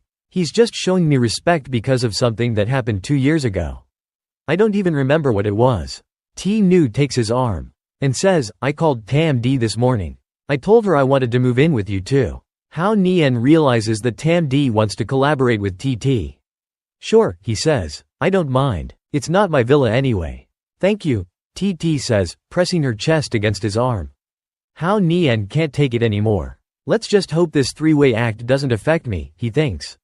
As long as it doesn't affect me, it's all good. Suddenly, a woman calls out, TT. Mom, TT replies. Hello, Hao Nian greets the woman. Who is wearing a red cheongsam? You must be Hao Nian, the woman says. You're a talented young man. She's glad to have met him. I've been looking for you, she says. TT's father's friend had a stroke. I'd like to ask for your help. Hao Nian agrees to go with her. The scene shifts to TT's house. Hello, Uncle Dong, Hao Nian greets TT's father. You're a very talented young man, TT's father says. He and Tam D's father are old friends. They chat for a while. Then Hao Nian asks about his friend. Where's your friend, Uncle Dong? I'd like to examine him. Mr. Dong pats Hao Nian on the shoulder and says, he's upstairs. He leads Hao Nian up the stairs. 2 men in military uniform are standing guard outside the room. Hao Nian can tell that they're military trained. I wonder who's inside, he thinks. The door opens. Inside, a man with a distorted face is sitting on the bed. Sitting by his side are 2 people in white coats. This is a severe case of stroke, Hao Nian observes. This is a very serious stroke. Mr. Dong introduces the man on the bed. This is Commander Trong. He's sure Hao Nian has already assessed the situation. Do you have a way to treat him? He asks. The man on the bed stares at Hao Nian. Commander Trong, Hao Nian says. May I check your pulse? Commander Trong allows him to examine him. This condition has made it difficult for him to speak clearly. Hao Nian takes his hand, feeling his pulse. Then uses his divine vision to assess the situation. We've been practicing medicine for over 15 years, one of the doctors says. We've been doctors for over 15 years. And we haven't been able to find an effective treatment. Now you're bringing in a kid. Who's going to use traditional Chinese medicine? He has no idea what he's doing. The other doctor adds insultingly. Traditional medicine is pseudoscience. It's useless. Hao Nian ignores their insults. Commander Trong, your stroke is very serious. Commander Trong, you have a very serious stroke. It's obvious, the tall, skinny doctor says. It's obvious, even I can see that. Hao Nian calmly explains. You suffered a cerebral infarction 15 years ago. You've had 3 relapses since then. Each one worse than the last. And your fondness for alcohol hasn't helped. The 2 doctors are stunned. Commander Trong is also surprised. How could he know so much just by checking his pulse? If you can cure me, I'll quit drinking, he says. If you can cure me, I'll give up drinking. I can cure you, Hao Nian replies. And you don't have to quit drinking. Just cut back. Really? Commander Trong asks doubtfully. Really? Can it be completely cured? Hao Nian explains his treatment plan. I'll use acupuncture to stimulate your meridians. And use internal energy massage to clear the blockage in your arteries. I'll also prescribe some herbal medicine. To help you recover. You'll be fully recovered within a week. Nonsense, the fat doctor exclaims. That's absurd. Commander Trong's condition can't be cured with just massage. He's skeptical of Hao Nian. Commander, don't let him treat you, the 2 doctors urge. Commander Trong hesitates. Suddenly, Mrs. Dong's voice rings out. What are you 2 talking about? She's furious at these 2 incompetent doctors. They've been here for days. But Trong's condition hasn't improved at all. Hao Nian cured General QF's daughter with acupuncture, she says. Hao Nian cured General QF's daughter with acupuncture. Do you have a problem with that? The 2 doctors are stunned. You 2 are useless quacks, she yells. You useless, incompetent fools. How did you get in here, Mr. Dong asks. He then turns to TT and scolds her. Why are you walking like a man? And TT, why are you walking like a man? Tu Vu. Couldn't stand those two idiots anymore, Mrs. Dong explains. Haha, Hao Nian is amused, but also worried that TT might pick up her aunt's temper. Suddenly, Commander Trong speaks up. That's enough. I'll do it. He turns to Hao Nian and says, you're a man of integrity. You're an honest man, and I respect that. If you can cure me, I'll support you in the future. It seems that today, Hao Nian has gained more than he expected. He takes out his needles, ready to show them the power of traditional Chinese medicine. Thousands of years of knowledge. Will it really work? The two doctors are curious. Where did he get those needles? Hao Nian activates his divine vision, seeing through Commander Trong's meridians. He quickly inserts the needles into the correct acupoints. After a while, Commander Trong's distorted mouth slowly relaxes. His complexion improves. Mr. Dong realizes that Hao Nian's acupuncture technique is not ordinary. Tell me, Hao Nian asks calmly. What's different about it? Mr. Dong immediately recognizes it, the 7-star needle technique. As soon as he says those words, Hao Nian demonstrates his acupuncture skills. After a while, he gently removes the needles from Commander Trong's head. The two doctors are sweating profusely, both impressed and worried about their future. They're both impressed and scared. Commander Trong, still in a daze, slowly gets up. You're truly a divine doctor, he says. In contrast to everyone's excitement, Hao Nian is a bit embarrassed. He invites the commander to lie down on the table, ready to provide further treatment. He wants to showcase his skills. Hao Nian carefully inserts the needles into Commander Trong's bare back. This is incredible, Commander Trong thinks. It's painful, but a warm sensation spreads through his back. This kid is really good. After a while, Commander Trong is completely healed. To be sure, Hao Nian advises him to go to the hospital for a checkup. After receiving the official diagnosis from the hospital, everyone is amazed. Some of them, regaining their composure, approach Hao Nian with requests. Could you please? The happiest person in the room is Commander Trong. The happiest person in the room is, of course, Commander Trong. He puts his arm around Hao Nian and invites him for a drink. I'll bring you a crate of 35-year-old Maotai for your clinic's grand opening, he promises. Hao Nian smiles helplessly and says, you should listen to the doctor and avoid alcohol for now. After a long day of saving lives, Hao Nian and TT finally get to eat. The atmosphere at the dinner table is cheerful. I just taught Vien Tren a lesson, Hao Nian says. If he causes any more trouble, he won't exist anymore. His words are calm, but carry a powerful threat. TT's admiration for him grows. I'll repay you for your kindness, she says. I will definitely repay you. Hao Nian is curious. Hearing that, he can't help but ask. How will you repay me? You'll find out tonight, she replies. Tonight? A naughty thought crosses his mind.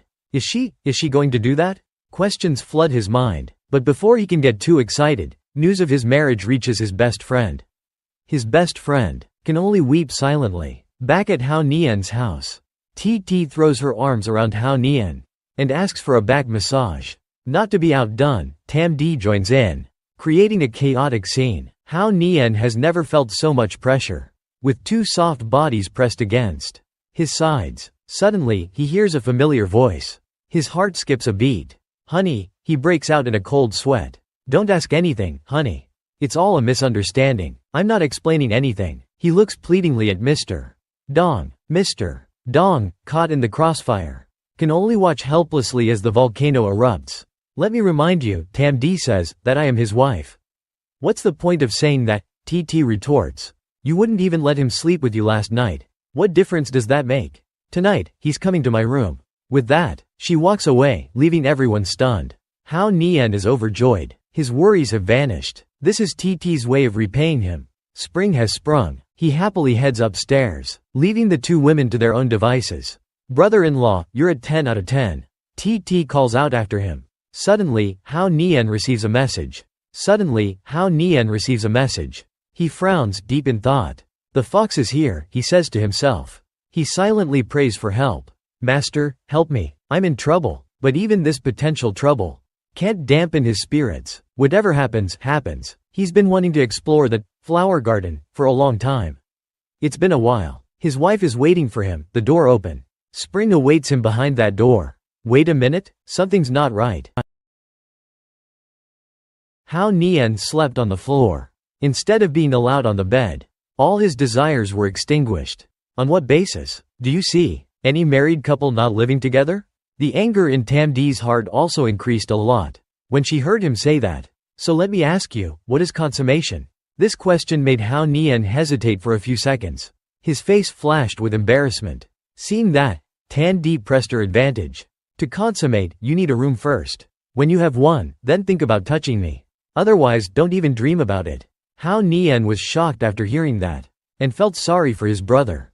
After a night of being lovingly allowed to sleep on the floor by his wife, Hao Nian would rather sleep in the living room. Today, he looked 10 years older. He only felt sorry for his back. But it's okay, victory is near. Suddenly, there was a boom. Two maids congratulated the two of them, and wished them a son soon. Hao Nian felt like a whole bag of salt had been rubbed into his wounds. Who knew how much of a whipped husband Hao Nian was last night? The car sped down the road. Hao Nian was looking for a father and son to settle an old debt. But as soon as he got out of the car, a girl walked up and pointed a gun at his back. To Hao Nian, someone offered 1,000 to buy your life. Yan Aji, sorry, you're finally here. But I have to say, my hands are really fragrant. Everyone wants to wear them, but speaking of which, if I were you, I would have taken action directly instead of wasting my breath. After hearing Hao Nian's words, the girl's face changed. Because you are valuable. Hao Nian felt a sense of excitement, mixed with amusement. Who am I going to deal with this time? Hao Nian was taken to an empty room. He was leisurely drinking tea, waiting for Hao Nian. There was also a gun on the table pointed at Hao Nian. Kid, you've been living the good life, but now you have a price on your head. You should have been dead a long time ago. Do you know why we haven't touched you yet? Hao Nian remained calm. He didn't show any fear like last night. Instead, he teased him. Big bro, is it because I'm handsome? I won't sell myself short. If you want to, hand over the beauty behind me. I'll consider it. After hearing Hao Nian's words, he sneered contemptuously. What a naive brat. Let's see how long you can stay calm. Until we find out that you and Lam Kuang are very close. You have to cooperate with me to get rid of Lam Kuang. Of course, you can refuse. But you know the consequences. Hearing him say this, Hao Nian's face flashed with cruelty, sending chills down everyone's spines. Hao Nian grabbed the assassin's wrist and twisted it forward. While they were distracted, turning the tables and taking control of the whole game, he quickly grabbed the gun on the table. But before he could react, a gun was pointed straight at his head. The bullet could fly out at any moment. This is what I meant by, you know the consequences. Speaking of which, this big sister walks without even moving her hips. Why wear a short skirt when you can just strap a gun to your thigh? It would conceal it better. The female assassin was terrified when her weakness was exposed. He only had to observe her body to be able to tell what weapons were hidden on her. After some interrogation, the guy was still stubborn and refused to talk. On the contrary, he even dared to threaten Hao Nian. What have you done to me? What have you done to me? I just want you to know that you don't need a gun to kill you. He confessed. My name is Ta Min, and I'm an assassin under Lam Kuang. But he fired me. I had to get revenge on him. Knowing that he had messed with the wrong person, he decided to listen to him. Maybe he'd be spared. Knowing Hao Nian was curious about his dismissal, he explained. Because I used less company money. But I did a lot for him. No merit, but hard work. It's all because he was afraid I'd take over his son's position as boss. After listening, Hao Nian patiently explained to him. Read history to enlighten your mind, to understand the past and present. In your next life, you should get some more education. After being enlightened by Hao Nian, he understood somewhat, but before he could say anything, he had to say goodbye to this life. The female assassin sat in a corner. Witnessing the whole thing, she couldn't help but feel scared, and quickly knelt down, begging him to spare her life. Hao Nian raised an eyebrow, as if seeing through her thoughts. But I'm not comfortable with your organization. What if I let you go and someone else comes to me for revenge? I'm really afraid of trouble. Hearing Hao Nian say that, a glimmer of hope rose in her heart. No one will bother you. Hearing those empty promises, he was moved to forgive her. But who knows what the future holds? After Hao Nian walked out of the room, she returned to her true self, and slowly planned her revenge. Don't you dare touch him. If you don't dare to touch him, then touch his family. Just when she thought she had escaped, a tall man appeared behind her, and introduced himself as Hao Nian's subordinate. Her ears were ringing. Perhaps today was her last day. Who would have thought that after escaping death, she would jump right into the fire? Hao Nian's. Today was the grand opening of his clinic. President Vong, the clinic's first customer, approached Hao Nian with congratulations. And there was also young Master Dong, the divine doctor, to congratulate him. Hao Nian was a little surprised. "Oh, young Master Dong, you're here today? I'm really surprised." He was followed by young Master Tru. Glancing, and seeing Dong Vien Qin cowering in front of Hao Nian, he couldn't help but blurt out, "Vien Qin, why are you so afraid of him? I'm only giving face to Tandi's sister today, not to him." Everyone started whispering amongst themselves. Old Vong, seeing the atmosphere turn sour, stepped forward to reprimand young Master Tru. "How dare you speak to divine doctor to like that? If you don't want to be here, you can leave." "What do you mean by that?" "Old Vong, what I mean is none of your business. You're the only one who thinks highly of this so-called divine doctor." He finished, becoming even more smug. "Let me see. Besides those who have business dealings with the Duong family, who else is coming today?" Inside the room, Tam Di was lost in thought, when the butler entered and informed her that something seemed amiss outside. "It seems like something's wrong." Tam Di ordered the butler to stay and continue preparing, while she went out to see what was going on. Stepping outside, she saw young Master Tru. She wondered why he was here, but then she shrugged it off, thinking that Hao Thien would surely deal with him. Young Master Tru said confidently, "Let's see, who's here to support Divine Doctor 2? Suddenly, from behind, someone crashed into young Master Tru, knocking him to the ground. He shouted angrily, "Who the hell is blind? Don't you know how to drive? Can you even afford to compensate me? Get out of the car." After hearing his insults, the car windows slowly lowered. A voice came from inside the car. "Whose child is this, so ill-mannered, standing in the middle of the road, and shouting in front of someone else's clinic?" Young Master Tru was speechless. Then he realized something in horror. The person in the car asked, "What were you going to say?" He replied fearfully, "Nothing, sir." It turned out that he had recognized the 2 stars on the shoulders of the person in the car.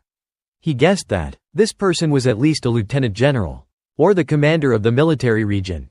Hao Thien appeared. He greeted the person in the car. "Commander Trong, why are you here personally? I'm really not worthy of such an honor." Commander Trong replied cheerfully, "What's there to be unworthy of? I even brought you some wine. They'll bring it in for you in a bit." Young Master Tru, standing there, couldn't believe it. This was the commander. Could this be Commander Trong of the Northeast Military Region? Why is he here? Is he just passing by? How could Hao Nian have such connections? Commander Trong turned to him with a frown. "This brat." Before he could finish, Hao Thien replied, "This guy has a problem with his brain. Don't mind him. Oh, well, if you have a chance, help him with his illness." He entered the clinic. 2 female staff members stood at the door and greeted him warmly. "Hello, Commander Trong." "Commander, this way please. Just continue with your work. I'll take a look around." After Commander Trong left, young Master Dong approached the 2 staff members and pleaded, Dong Ti Nan. "Oh, no, I mean Dong Tien Nu. She doesn't seem to want to help. I'm very busy. I don't have time to listen to you." He persisted. "Look, I've already apologized and offered compensation. Please forgive me. The situation outside is complicated. Can I come inside first?" The staff member firmly refused. "You know Tru Kong has always had his eyes on Miss Tam Di. And you even brought him here. What are you up to?" He waved his hands in denial. "You're wronging me. I wouldn't dare. I'm here to congratulate him sincerely. I just ran into that brat at the door, that's all." She thought to herself, even Commander Trong is familiar with Dahao. I can't admit defeat even if I die. The other staff member chimed in sarcastically. "Why do I feel like you're lying? As if you know my specialty." He replied fearfully, "Your specialty is playing slapsies?" Then he knelt down and begged, "Oh, my fairy godmothers, please spare my life. I know I was wrong." But he cursed in his mind, "You bitches." The 2 staff members were satisfied. The one in the blue dress said, "Fine. We'll give you a way out. Who told us to be fairies?" But the one in red added, "There's a condition. You have to stay here as a doorman. Help us greet the guests. If you perform well, we'll let you in." He thought to himself that he was the great young Master Dong. But in the end, he agreed to the condition, crying inside, "Yes, thank you, my fairy godmothers." Seeing the 2 staff members secretly laughing, he thought to himself, "I clearly heard that these 2 hate each other. Why are they cooperating like this?" Another guest came to the clinic and talked to Dahao. "Divine Doctor 2, you're really something. Even the commander of the military region is here. People like me are just too ordinary and rustic. He replied politely, don't say that. Everyone here came to congratulate me sincerely. They're all friends of Tao Nian. Young Master True, who was standing nearby, was not happy to hear this. He interjected, you're the one who's ordinary and rustic. Then he tried to find an excuse. Commander Trong is only here because he's giving face to the Duong family. It has nothing to do with Tao Nian. Another guest appeared. Who is this brat? How dare he be so disrespectful? Tired of living? He ordered sternly. Get rid of this little bastard and throw him on the railroad tracks. His subordinates obeyed. Young Master True was surprised and had no idea what was going on. Young Master Dong shouted, Kwang, Kwang, please calm down, Kwang. Dong, you little. He explained quickly, no, I'm not with him, but he is the young master of the True family. It won't end well for you if you touch him. Today is Divine Doctor Tu's clinic opening day. Just hearing young Master Dong's persuasion, Kwang realized he was right. Mr. Tu is the host. What do you think about this? Tu Hao continued, today is a good day. After all, True Kong came to congratulate me. As the saying goes, one chases after the fleeing, but no one beats the gift giver. Kwang asked young Master True, So, what gift did you bring today to congratulate me? Young Master True was speechless. Young Master Dong ran to the side. This is all I can do for you. If I do any more, I'll be lying dead on those tracks with you. All the guests were staring at young Master True. Even a donkey that appeared out of nowhere seemed to be saying, if you don't come up with a gift, you're going to be lying on those tracks. He couldn't stand the thought. Don't tell me, True Kong. Young Master True, am I really going to be lying on the railroad tracks today? I haven't even said goodbye to my mother this morning. The two staff members also stared at him intently. Then, suddenly, I have an idea. How about this? Everyone turned their attention to her. Let's see whose gift is the biggest today. Whose gift is the biggest? Then we'll ask True Kong to give the same thing. The idea was met with applause. That's a great idea. Old Lamb presented his gift. Mr. Tu, today, I, Old Lamb, have brought 10 million as a gift. To be honest, I'm a little embarrassed to take out such a small amount. But it's just a small token of my appreciation. Hao Thien expressed his gratitude. Divine Doctor Tu, I've also prepared 10 million. Please don't be offended. He said kindly, President Vong, don't say that. Young Master True thought, it's just 10 million. Young Master C still seemed composed. Suddenly, a luxurious orange car pulled up. A beautiful woman stepped out of the car. Young Master True couldn't help but exclaim, wow, gorgeous bare legs, a sight to behold. He thought she must be a Westerner, and stepped forward to greet her, but she ignored him. He was surprised to see her rush over and hug Hao Thien. The beautiful woman said, Mr. Tu, congratulations on the opening of your clinic today. I'm here to pay for my treatment and give you a congratulatory gift. I brought it all with me today. Hao Thien replied awkwardly, it's been a while. I thought you went back to your country. There are so many fun places in the US. I haven't finished playing yet.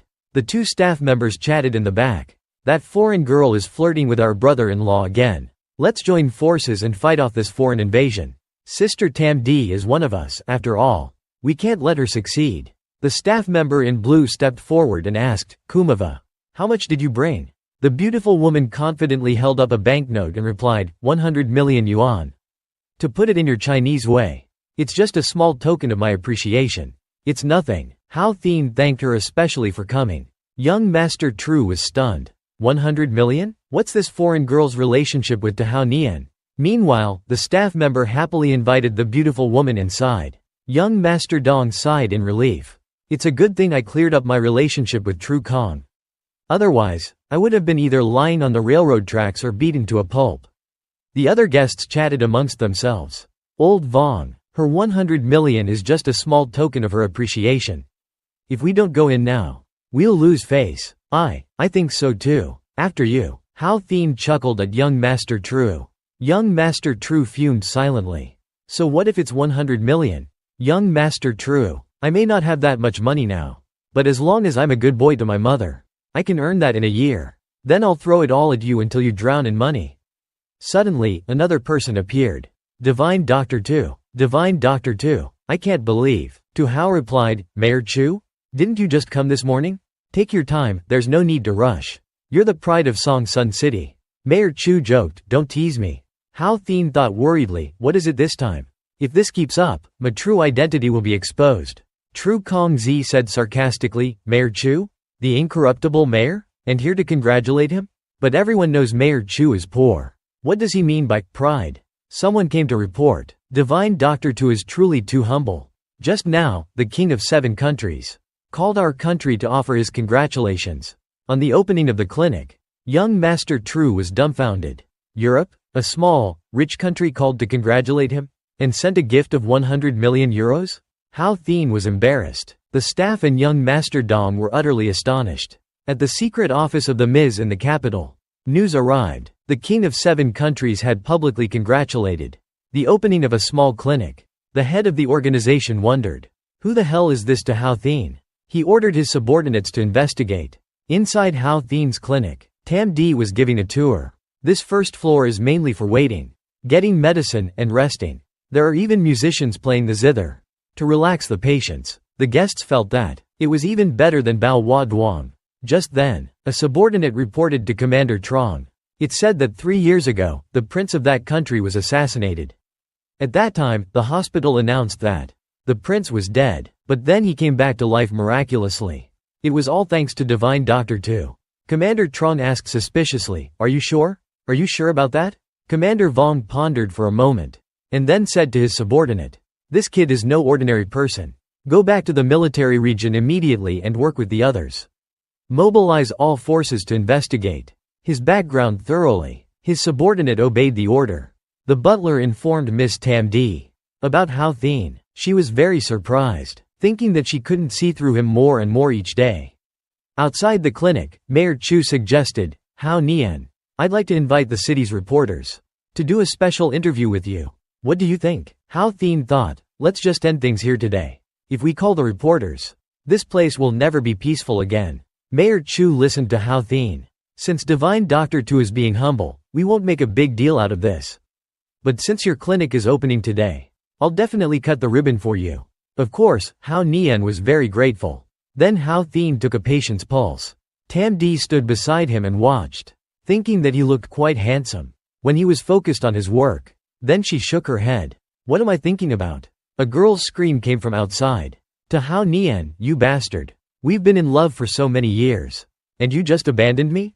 She was crying and causing a scene. Get this crazy woman out of here. Just look at her, she's obviously putting on a show. Get her out of here, quick. She clung to the table leg and cried even louder. Don't touch me. I'm carrying Divine Doctor Tu's child. She even called to Hao Nian a heartless beast. Tru Kongzi stepped forward to help her. Everyone, hold on. If this woman is pregnant, then it concerns Divine Doctor Tu. We should hear what he has to say first. She thought this handsome guy was absolutely right. You're such a good person. Tru Kongzi questioned to Hao Nian. Divine Doctor, do you recognize this patient? And she's accusing you of fathering her child. Don't you want to explain yourself? You did such a beastly thing. Do you even deserve Tam Di?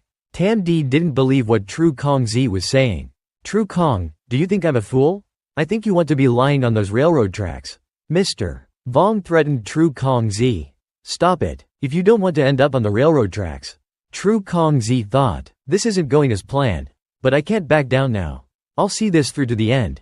Only by ruining to Hao Nian can I be safe. So he had to falsely accuse to Hao Nian. Don't think you're so great. Today, I will stand up for this poor woman. I will let all of Song Sun know what kind of person to Hao Nian is.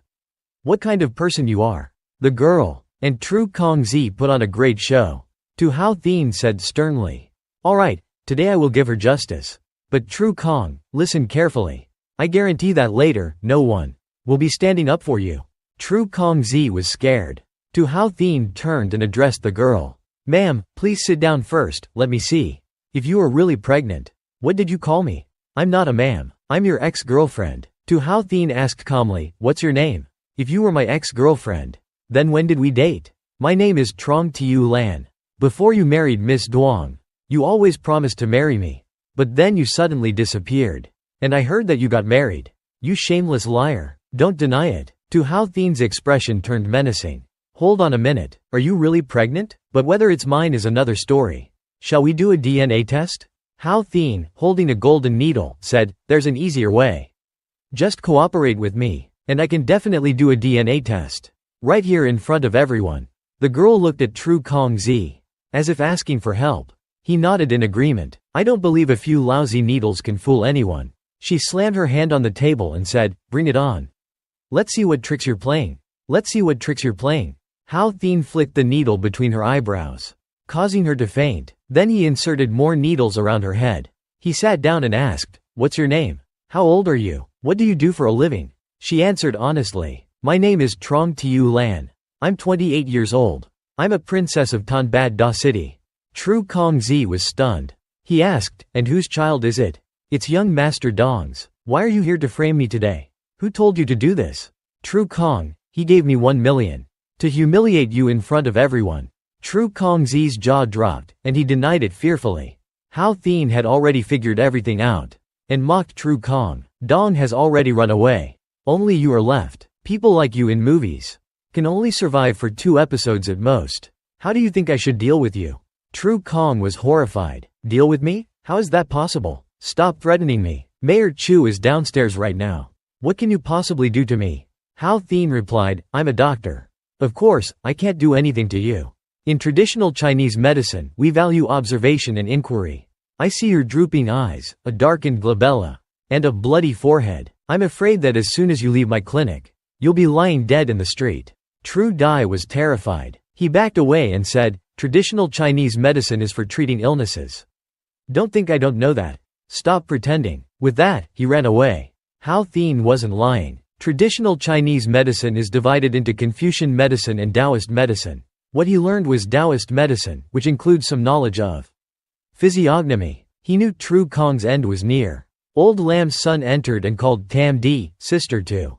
It was the first time she'd been addressed like that, so she was a little embarrassed. He announced. Tru Kong drove out, got into an accident, and when he was arguing with the other party, he was punched to death. It was a black guy. Hao Thien shrugged. What a pity. Young Master Tru, I kindly reminded him that he would have a bloody accident today. And he still wasn't careful. It's fate. Old Lam pointed to the woman who pretended to be pregnant, and asked, how do you want to deal with her? Hao Thien didn't want to make things difficult for her. Old Lam, have someone send her to the Dong family. After all, she is carrying Dong Vien Chin's child. Divine Doctor Tu is truly magnanimous. Old Lam said as he thought. The Dong family deserves this bad luck. Tam Di came over to Hao Thien and said considerately. That was lucky. You didn't do anything to Tru Kong just now. There were so many people here. Nian, he replied, you're right. It was difficult for me. He reassured her. I've always managed, haven't I? Then he drove off with Tam Di. In the car, they chatted. Hao Thien, something happened at the logistics city. I need your help. Hao Thien thought that Trong Tiu Lan was taken there. That way, it had become the biggest wedding event for the Dong family. Dong Vien Chin must be plotting revenge against the Duong family. And it seemed that what was coming was finally here. East Asia Logistics City, built in the coastal development zone of H County. And there's a piece of land there that belongs to the Dong family. Tam Di was worried that the Dong family would use that land to make a big move. At Hao Thien's house, she told him in detail what Dong Vien Chin was up to. Tam Di was doing yoga while explaining to him. My father's original intention, in establishing East Asia Logistics City, was to serve domestic Chinese enterprises. Previously, the Dong family promised my father to transfer the land to us. They even said they would cooperate with the Logistics City project. But recently they suddenly changed their tune. The Dong family built a building on this land and cooperated with some unscrupulous foreign companies to squeeze the market share of domestic enterprises. Tam Di felt that this was truly despicable. Hao Thien felt some admiration for his father-in-law this time. His original intention was truly, he trailed off. Tam Di felt something was strange. It turned out that Hao Thien was cursing at someone in the game. Are you blind? Can't you see someone on the second floor? A bunch of pig teammates taking the chicken bait again.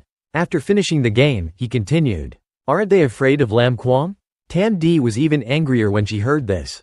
Have you heard of the 3 young masters of Song Sun? Have you heard of Tong Tiu Bao? And Dong Vien Chin are just small fry. They are truly insignificant, but there's another one named Hoang Nyan Hoi. He's the most powerful of the 3 young masters of Song Sun. The Hoang family is not only a real estate giant, but they also have powerful backers. Even Lam Kwong wouldn't dare to touch the Hoang family. Hao Thien asked Tam Di, "Is the Dong family working for the Hoang family?" Tam Di took a deep breath, performed a tuck pose and continued, "That's right. Now, Hoang Nyan Hoi is in charge of the construction of that building." Then she stretched out. "Under pressure from us, the construction of that building had stopped, but now it's resumed." Hao Thien walked over, seemingly understanding. He sat down to watch Tam Di practice, a mischievous smile on his face. "If I help you with this, how will you reward me? You're so good at yoga. How about?" Tam Di blushed and kicked Hao Thien unexpectedly. But he dodged it. He grabbed her leg and flipped her over. With one hand, he supported her head to prevent her from getting hurt and said gently, "Surprised? Surprised? Your man can really spin you around, huh?" They were so close to each other that Tam Di blushed. Hao Thien wanted to continue the previous conversation. "So, what kind of reward are you going to give me? How about anything you want?" Hearing this, Tam Di's heart started racing. He gently touched her arm, making her feel flustered. She turned away and replied hastily, "I'll let you kiss me." Hao Thien agreed, and quickly returned to his bed. Tam Di looked at him with mixed emotions. At the expansion zone of H County, Duong Xiao said, "Young Master Hoang, the Duong family is here. Maybe De Hao Nian is with them." Young Master Hoang, holding a glass of wine, said, "It's useless whoever comes. What businessmen value most is profit. Doesn't the Duong family want this land? We won't sell for less than 2 billion. Duong Xiao supported young Master Hoang. Now that brother Hoang is back, a brother like me can finally hold my head high again. Meanwhile, Hao Thien was in a high-rise building making a phone call. Hao Thien's subordinate was overjoyed to be called. "Big bro, you finally contacted me," he told his subordinate to cut to the chase. "Since you're here, you must know what I'm doing. There's an eyesore of a building in East Asia Logistics City. There's an eyesore of a building in East Asia Logistics City. Got any ideas?" His subordinate thought it was easy. "Just wait until late at night when no one's around, and I'll blow it up." "Blow it up?" Hao Thien was surprised. Lao Hak was happily standing in front of a kebab shop, eating and chatting cheerfully. "Big bro, don't worry. Lao Hak never makes mistakes." The male lead, on the other end of the line, said, "Haha, never makes mistakes? You leaked the information about my clinic opening to Europe, didn't you? Are you trying to expose my identity in China?" He replied excitedly, "Come on, big bro. It was Ho Li who leaked the information. It has nothing to do with me." Then he turned to the shop owner and shouted, "20 more lamb skewers." The shop owner responded with an, "Okay." Then he continued to the male lead. "She said that as soon as your identity is exposed, she will leave China and return to her side. That's why." The male lead fell silent for a moment and then said, "Ho Li must be with you, right? Both of you come see me." He replied, "After Ho Li arrived in China, she met me once. Then she ran off somewhere. I can't contact her now." He replied calmly, "I don't care. I need to see Ho Li within 3 days. Figure it out." Then he looked at the construction site next door through the glass window and casually tapped on the glass a few times. "The Dong family's building project can't be delayed. It has to be finished tonight." Lao Hak, on the other end, said with a tearful face, "Yes, sir." Meanwhile, the male lead returned to the room. Duong Tam Di was sitting there working. Seeing him enter, she asked, "So? Got any ideas?" But he didn't answer. He just collapsed on the sofa. She was puzzled and asked, "Honey, why aren't you saying anything?" The male lead, putting on a relaxed air, teased her. "Come on, my dear, give me a foot massage." She was furious. She picked up a glass and threw it at him. "I'm asking you about serious business. I'm worried sick here, and you're still joking? Every day that passes, the greater our losses." The male lead calmly dodged 10 glasses and said cheerfully, "Don't worry. How about I give you a foot massage?" He twirled the glass in his hand and said calmly, "Don't worry. The Dong family's building is as fragile as tofu. It might collapse tonight." She said anxiously, "You want to collapse that building? How is that possible?" The male lead replied, "I didn't say anything. I just said it was a possibility." He put the glass in the water dispenser and continued, "Maybe it's a natural disaster. Who knows?" Then he brought her a glass of water. "Don't drink too much coffee. Warm water is best for your body." Duong Tam Di pondered, does he really have a plan? Meanwhile, at the Hoang family's construction site, 2 construction workers were drinking beer and chatting. The one in blue complained, "Hey, when are we getting paid?" The one in white took a gulp of beer and said, "You should know. They still haven't paid us for the last project. Suddenly, the male lead appeared. The two workers were startled. The Hoang family is so big, yet they still owe their workers? The one in white agreed. We think the same, too. But he's been owing us for a whole year. The one in blue looked at him and asked, huh? Who are you? The male lead immediately slammed their heads together. A cheerful smile on his face. I'm not a bad guy. But sorry in advance. He picked up a broken safety helmet. And said sarcastically, the quality of this safety helmet is terrible. How unfortunate. Looking troubled, the male lead dragged the two workers away. Doing this could also conveniently expose the fact that the Hoang family owed their workers wages. It could be considered compensation for knocking them unconscious. He dragged them to a safe place first. Then, Lao Hak's voice rang out in his earpiece. Big bro, everything is ready.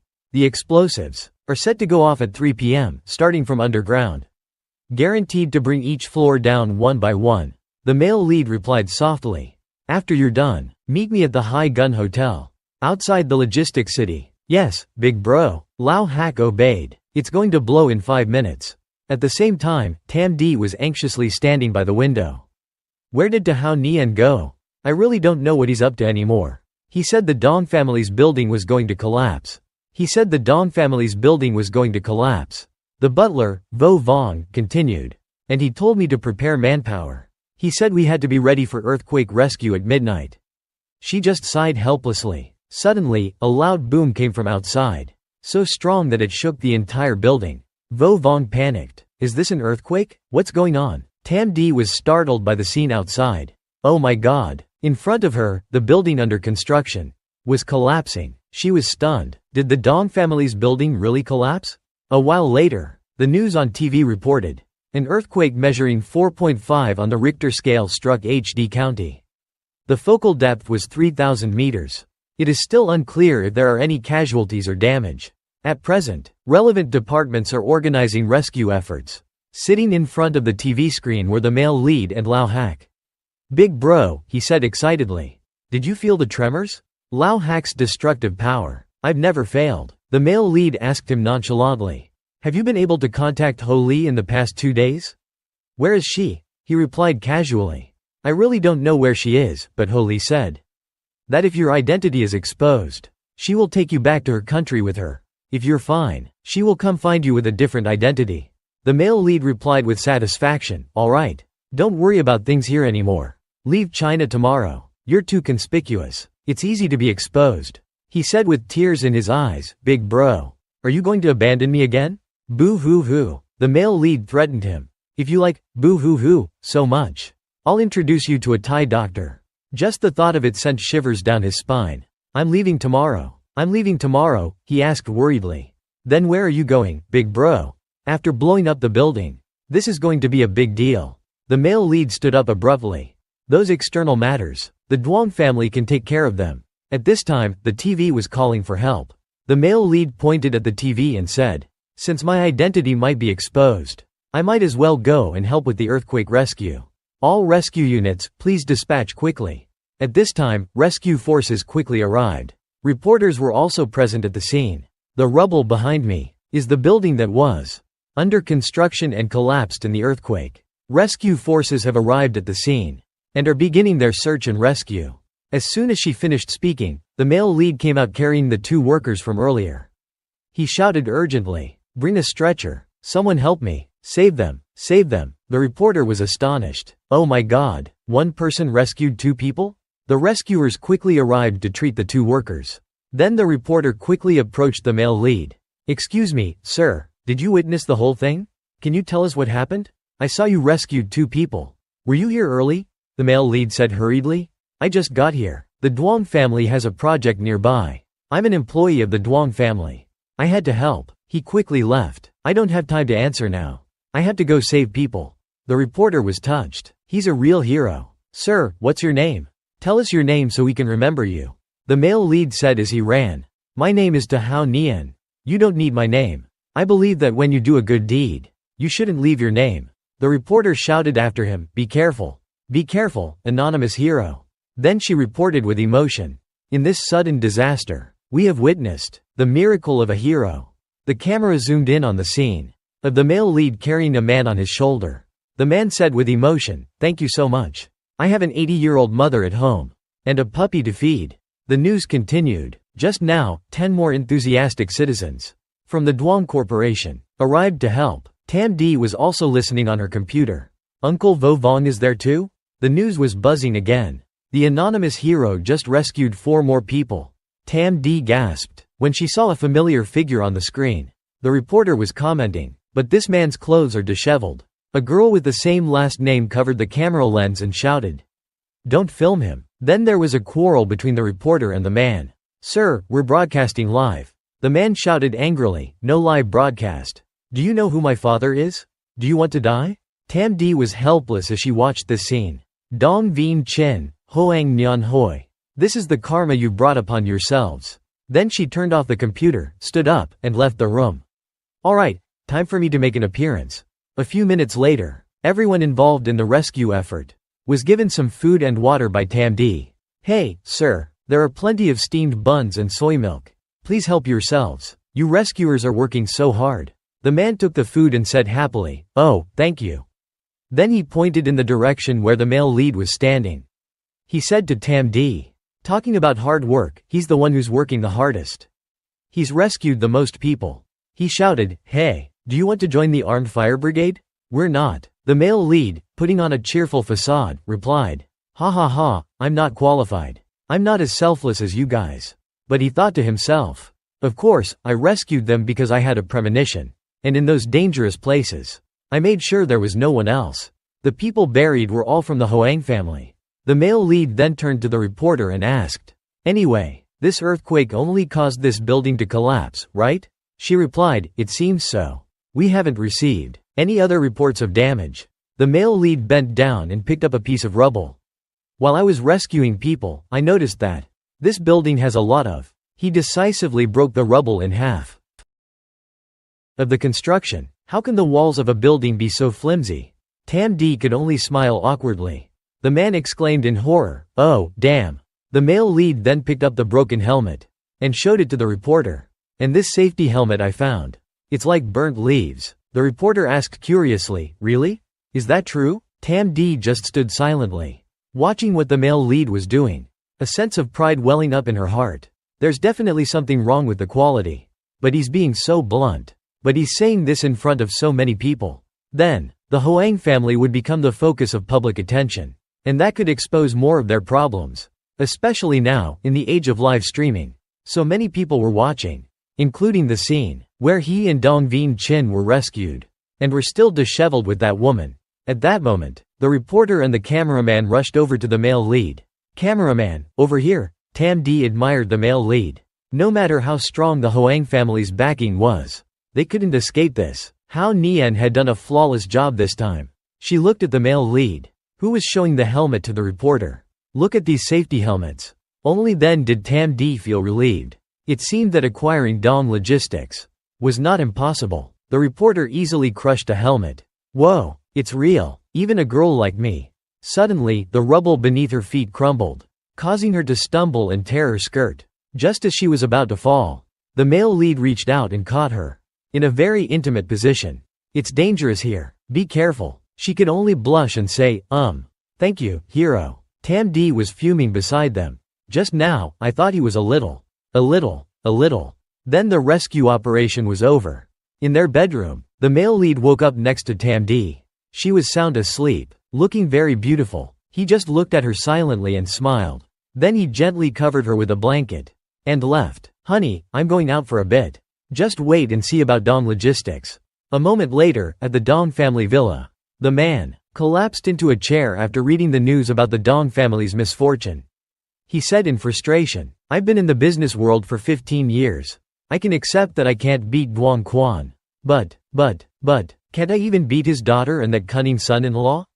The male lead suddenly spoke, startling him. "You have to accept your fate. Accept that you are old. Your time is over." He was silent for a while and then asked, "Who are you?" The male lead walked over to the opposite chair and sat down. "I'm Duong Quan's cunning son-in-law. To Hao Nian. You've been under a lot of pressure lately, haven't you?" He asked directly. "Get to the point. What do you want?" The male lead didn't beat around the bush. "Acquire Dong Logistics," he continued. Let's set the terms now. Tomorrow morning, you will go to Duong Corporation and sign the contract with my wife." He suppressed his anger and said calmly, "Even a broken ship still has some value. What's your price, Duong Corporation?" The male lead also said calmly, "I've seen Duong Corporation's valuation report. For Duong Corporation, you have a corporate office building, 2 transfer stations, a piece of land in the logistics city, a piece of land, and 6 cargo ships." He gritted his teeth and said, "They're not cargo ships, they're cargo yachts. One is 10,000 tons. 5 are 50,000 tons. The male lead brushed aside his words. "Don't interrupt. 6 ships, 12 million for you. The land in the logistics city, 5 million. The corporate office building plus the transfer stations, 3 million for you." Then the male lead said gloatingly, "Total, 20 million. It's settled," he said angrily. "Why don't you just rob me?" The male lead slowly took out his phone. "Don't be so hasty. Before I came here, I went to the hospital to visit your son. I'm sure you'd be interested to see this." He angrily took the phone. On the screen was his son, talking to a nurse. He looked very smug. "Anyway, my old man only has me as his son. Even if I commit murder or arson, he'll cover for me." The nurse couldn't believe it. He added, "Actually, my old man has a daughter, too. I couldn't let her stay and split the inheritance with me, so I dumped her in an orphanage." The nurse admired him. "Whoa, you're so bad. I like it," he replied. "That's why you should follow me. I guarantee you won't want to watch anymore." He slammed the phone down on the table in frustration. 2. "I agree to the acquisition, but I have some conditions." The male lead replied, "Go ahead." He said angrily, "First, you have to help me find my daughter. Second, I disown that son of mine. You understand? Third, you have to increase the acquisition price by 30 million. My daughter and I need a guarantee for the rest of our lives." Sensing that everything was going according to plan, the male lead stood up and said, "It's 3:40 a.m. now. I'll get to work right away. Be at Duong Corporation at 8:30. To finalize the acquisition." He agreed. After the male lead left, he leaned back and sighed. So young, yet so cunning and scheming. He's truly someone else's child. I'll just enjoy my retirement. In the morning, at Duong Corporation, Tam D was holding a meeting. One employee said to her, "President Duong, the acquisition of Duong Corporation. We can't afford to pay billions for it." Another one suggested, "How about we borrow foreign capital? Or maybe a share sale from the logistics city?" She was still thinking about it. Hao Nian received a lot of congratulatory money when he opened his clinic. It shouldn't be a problem to use some of it. A knock on the door interrupted her thoughts. The secretary entered. "President Duong, the general manager of Duong Logistics is here. He says he's here to sign the acquisition agreement with you." The dejected general manager replied, "Impossible. We are only researching the acquisition of Duong Corporation. We haven't even contacted them directly." The CFO asked her, "Are you sure?" Then, a familiar voice rang out, startling Tam D. "What are you guys doing?" "I brought Mr. Dong here. He's been waiting outside for half a day." The male lead and Mr. Dong entered. Tam D was still surprised. "Sir, are you really willing to sell Duong Logistics to Duong Corporation?" "Why? Please have a seat." He went to the sofa and sat down. "Yes, Divine Doctor To promised me 3 conditions and he has already fulfilled the first 2. Only one condition remains, the price." She asked nervously, "Mr. Dong, what price do you have in mind?" He folded his arms and said, "What else could I ask for? I told Divine Doctor To already. 50 million, not a penny less." She and the 2 general managers were stunned. They asked incredulously, 50 million? Impossible. He slammed his hand on the table angrily and asked, "What, 50 million is too much for you? Duong Corporation's building, the land, the transfer stations, and the yachts, altogether are worth nearly $1 billion. What else do you want?" She tried to calm him down. "President Dong, please calm down. Let's talk this over." Then he said something that made her equally confused. "Divine Doctor To, you promised me. Are you going back on your word? You really want to buy it for 20 million? Do you think I'm that easy to bully?" She looked at him in shock. "What, 20 million? Hao Nian, you're too cunning." The male lead said calmly to his wife, "Everyone, be quiet. It's just an acquisition contract. Only 50 million. Tam D, do you have any objections? Look how angry you've made him." Tam D cursed him under her breath. "You made him so angry. And now you want to blame me?" He also complained, "Miss Duong, don't push me too far. I admit that some of the things I did were wrong. But I'm already at my wit's end. What else do you want?" Tam D said calmly. No, no, no, Mr. Dong. I just want to confirm. Are you really willing to let us acquire it for 50 million? He replied, yes. If you agree, we can sign the contract now. I'll have my lawyer come and notarize it. Then you can take over Dong Logistics completely. Completely. She hurriedly turned to the two general managers and said, prepare the acquisition agreement. We're signing it now. And the marketing department, prepare a press conference. She blushed and looked at him gratefully. He just smiled gently. It seemed that everything was settled. At that moment, at a certain military base, there was a man who seemed to hold a high position. He was reading a report about the male lead, the uncrowned king of the West, the big boss of the mercenary group. After reading it, he exclaimed, this kid is formidable. An older man standing nearby said, no matter how formidable he is, if he harms our national interests, he's still dead. The commander turned around and said sternly, but he hasn't harmed our national interests. He remained silent for a long time and then said, someone wants to get rid of him and even asked me for help. The commander asked, who? He replied, Zhou Tian, the local tycoon. He has a foster son named Hoang Nyan Hoi. Do you know about the earthquake in H County the other day?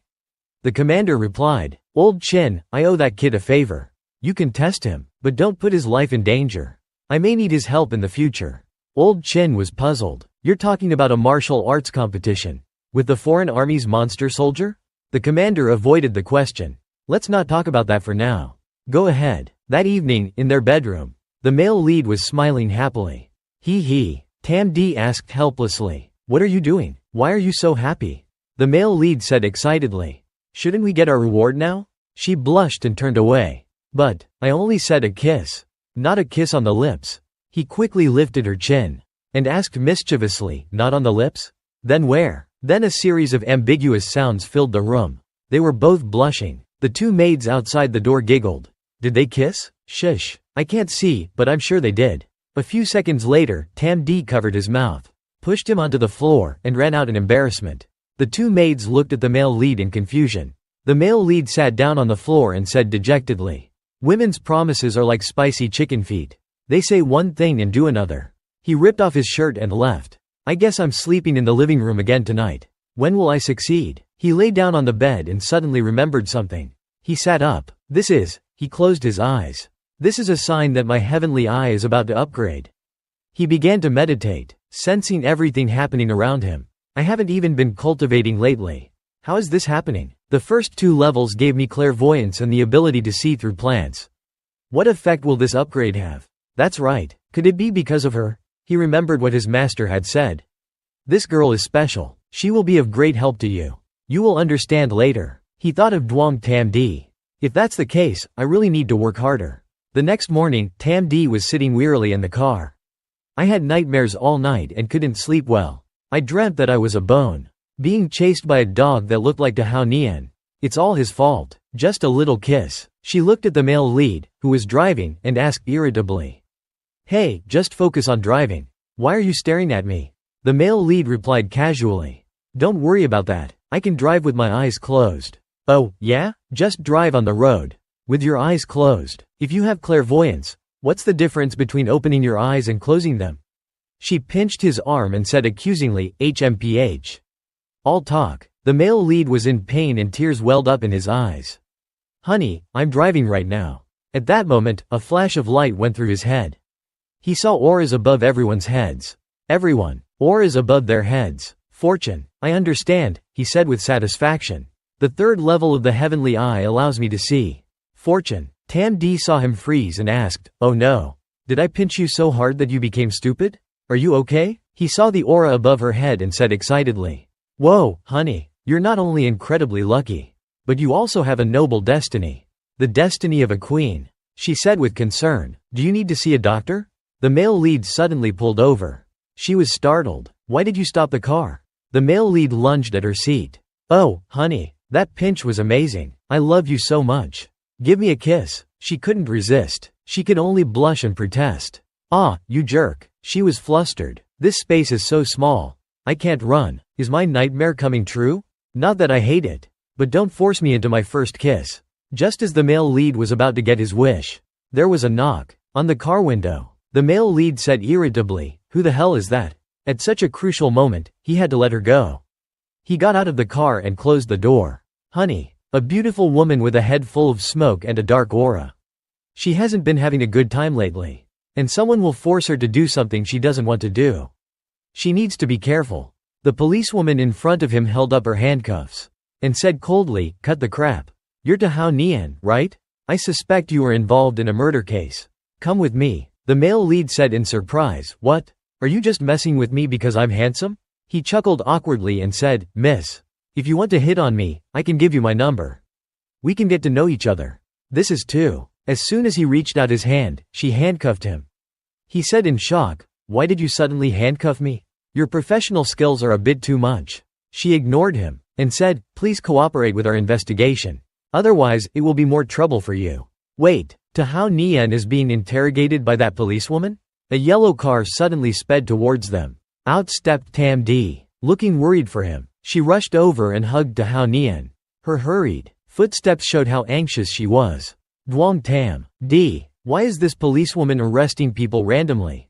She thought Tao Nian hadn't committed any serious crime. Don't just stand there, say something. The policewoman began to recognize Tam D and wondered if she was Miss Duong. After Tam D nodded to confirm, the policewoman recognized her because Tam D was one of Song Sun's most famous investors. However, as a police officer, she had to ask Tam D to step aside and not interfere with the interrogation. Of course, Tam D, with her usual arrogance, ignored her. She threatened to call her lawyer to question Tao Nian. Just as she reached into her pocket to get her phone, Tao Nian stopped her. He told her not to worry about him. Instead, he asked her to call her uncle, Vo Vong, to take her home. But his real purpose was to ensure her safety on the way back. Tam D was surprised by his words. She tried to pull him back, but he let go of her hand and voluntarily went with the policewoman to the station to cooperate with them. Seeing that he was willing to surrender, the policewoman stepped forward to take him to the station for further investigation. Just then, a police car arrived to pick them up. Worried, Tam D reached out to grab him, but he told her not to worry. He would take care of it quickly and be home soon. Tam D looked at him anxiously and called his name. She wondered why Tao Nian was suddenly concerned about her. This thought showed how much he cared about her. Under the scorching sun, at the Song Sun police station, inside the interrogation room, the policewoman and her colleague began questioning Tao Nian. Before the interrogation, the policewoman introduced herself as Niem Diu Diu. Actually, she had heard about Tao Nian from her sister, TT. But Diu Diu made it clear that she was handling this case according to the law, so she wouldn't show him any favoritism. She hoped he would answer her questions truthfully. He was surprised by Diu Diu because she was TT's sister. But Diu Diu didn't care and got straight to the point. We have solid evidence that the incident was not caused by an earthquake. It was actually caused by an explosion. Diu Diu's expression turned serious. She asked, Tao Nian, did you cause the explosion? Unlike her colleague didn't seem to care about the case. He bluntly denied the accusation, which woke up the male lead. He added, I was the one who rescued people from that accident. See? But Diu Diu was not convinced. She believed that sooner or later, she would find the evidence to solve this case once and for all. After Diu Diu finished questioning him, her colleague started asking for his information. My name is 22 years old, but when asked about his gender, he made a sarcastic remark. Do you even have to ask? He told his colleague to figure it out. Furious at his arrogance, his colleague slammed his hand on the table and told him to stop being so arrogant. Tao Nian calmly suggested that he should get his eyes checked because it was obvious. Of course, he couldn't keep his cool in the face of such provocation.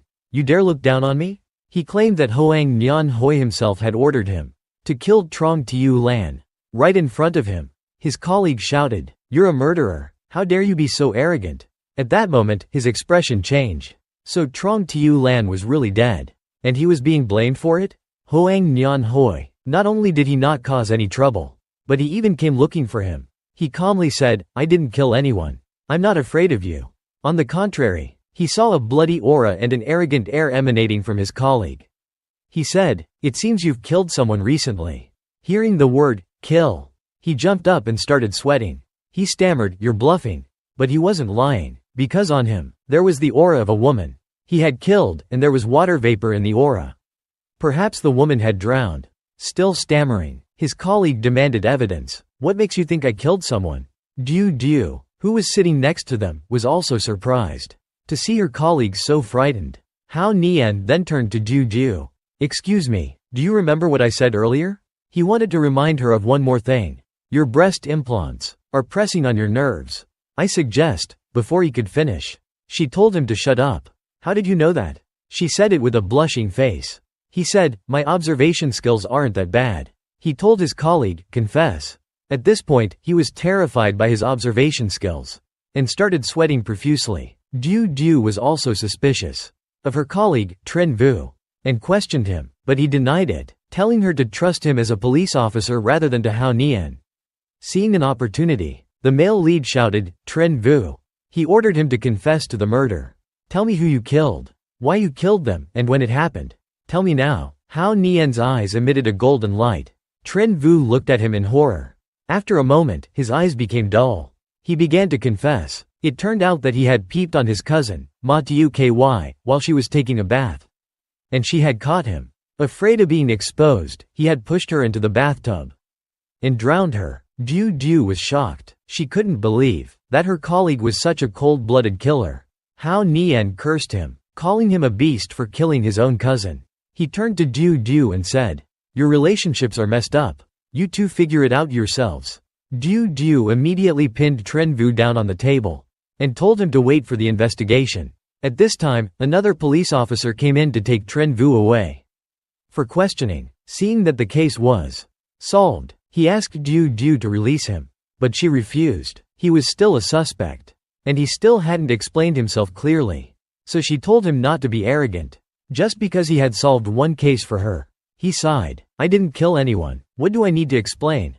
At this time, another police officer came in and told Diu that the chief had ordered Hao Nian to be taken to jail. Immediately, he was shocked by the news. He hadn't killed anyone, there was no concrete evidence, and he was going to jail? In the prison cell, there were dozens of inmates sitting in front of him. He never thought he would end up in a place like this. An hour ago, after hearing the chief's order to put Hao Nian in jail, Diu was outraged. Are the police not following protocol anymore? Not following protocol anymore? But it was the chief's order. So the police officer had no choice. She was furious. That chief is going too far. I'm going to settle this with him. She stormed out of the room. Hao Nian added fuel to the fire. Someone's forcing you to do this, and you're going to regret it.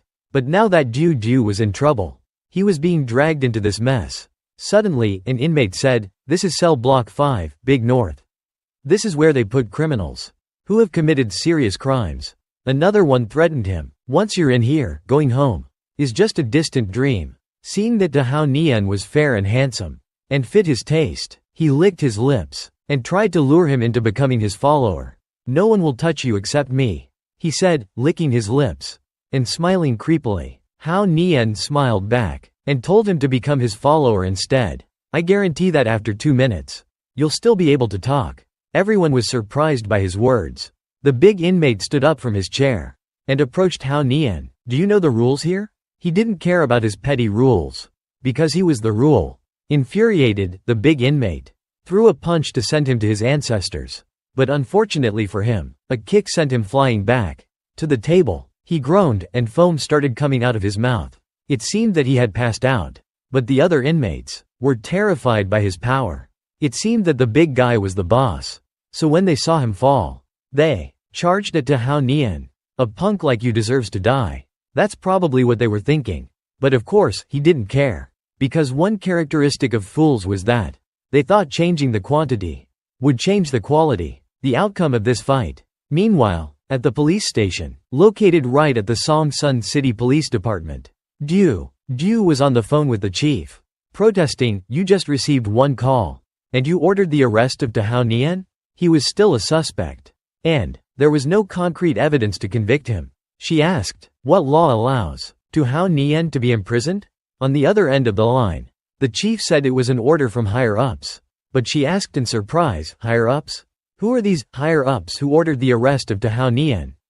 Do, tell me who it is, so I can go find them, and question them about this, But all she heard was a beep. The call had ended. She yelled, "Hello? Hello?" Du was angry. The chief had hung up on her, in the middle of the conversation, and he even wanted her to ask his son to meet him. "Just you wait," she said to herself. "I won't show you any mercy this time." But then she thought, I wonder who Tao Nian offended to end up like this. This was the first time she had seen the chief abuse his power like this. Back in the prison, Tao Nian was thinking about Hoang Nian Hoi. He's really bold, the Duan family's son-in-law, and he can get me locked up here? As he sat there talking to himself, he complimented the sturdy tables and chairs in the prison. All this fighting and smashing, and they're not even broken or scratched. These tables meet the standards. While Tao Nian was praising himself for being so awesome, the inmates lay groaning on the floor. Their moans of pain indicated how quickly and fiercely the fight had taken place. How quickly and fiercely. There were originally 10 inmates, but Tao Nian alone had taken them all down in an instant. However, there was one person he hadn't touched yet. He turned to him and said, "I'm warmed up now. When are you going to make your move?" "Make your move." The man said, "Tao Nian, you're too naive. You don't know the rules here. You don't know how cruel it can be." But he arrogantly replied, "I am the rule in this prison. You just have to listen to me. Listen to me. That's the main character's aura for you. You're truly a gangster. A gangster. As arrogant as the rumors say." But Tao Nian interrupted him. "Tell me your name." But he wasn't fazed. Looking at his appearance and posture, he wondered, why would someone in prison reveal their nickname? It seemed that the man was either an assassin, or, while he was thinking, the man interrupted him and said, "If you win, I'll tell you my name." As soon as he finished speaking, he disappeared. He was charging towards Tao Nian at an astonishing speed. He was surprised by his speed. The inmate's fist shot out, aiming for him. It seemed that a new battle was about to begin. The man was rushing towards Tao Nian at an incredible speed with his fist, but he reacted in time and dodged the blow. Seeing that he had dodged, the man praised his God-given skills. Suddenly, he charged at him again, even faster this time, but he remained calm and said, "Indeed." He stomped his foot hard on the ground and mocked the inmate's strength. He threw a punch to block his attack. Both of them created shock waves from these powerful punches. However, he was pushed back all the way to the wall. Before he could regain his composure, what would happen? Tao Nian immediately jumped towards him and grabbed his shoulder. He also started to say in fear, "Tiger Tooth." Tao Nian is very strong, so he wanted to stop the fight right then and there. But of course, from the beginning, he also said that it had come to this point. But suddenly asking to stop, what was that? Then he also reminded him that he was the law, the rule that this prison needed. So whether to fight or not was up to him to decide. After saying that, he immediately threw him down onto the hard, sturdy ground.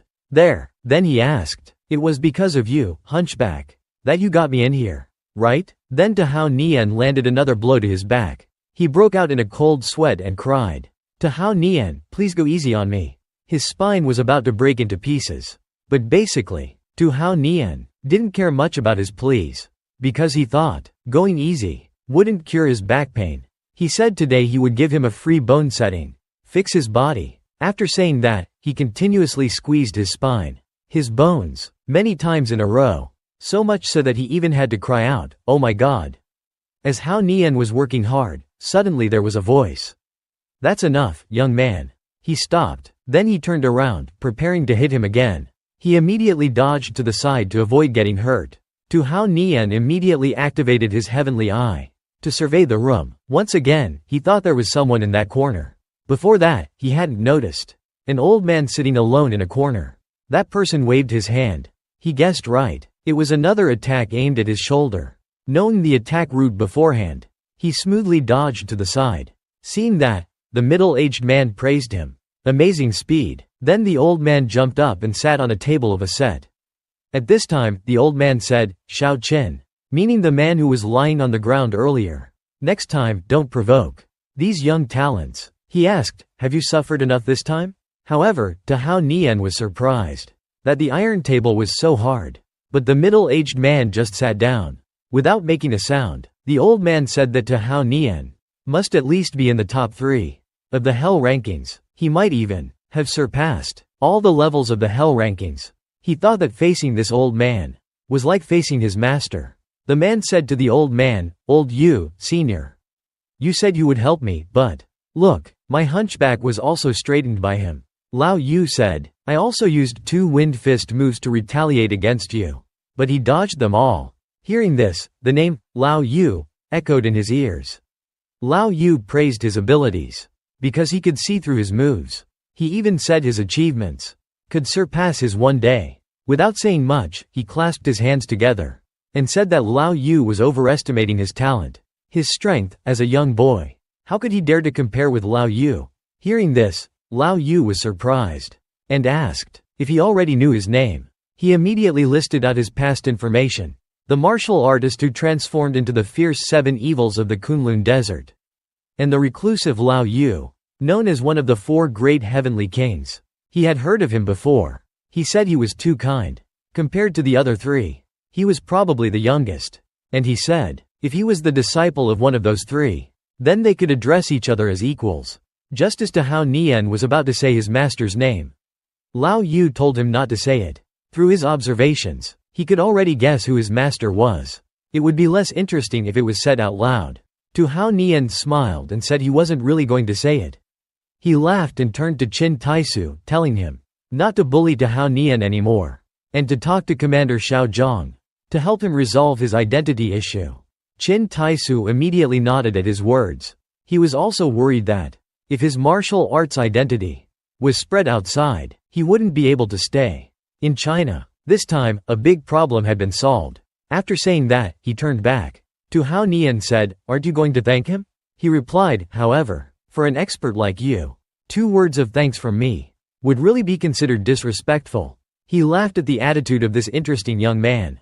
To Hao Nian, he said, "Since we're fated, I'll give you 2 more pieces of advice." He humbly asked for guidance. This might be a secret. So he touched Qin with his hand, putting him to sleep. Then he looked at the other prisoners, making them tremble with fear and beg for mercy.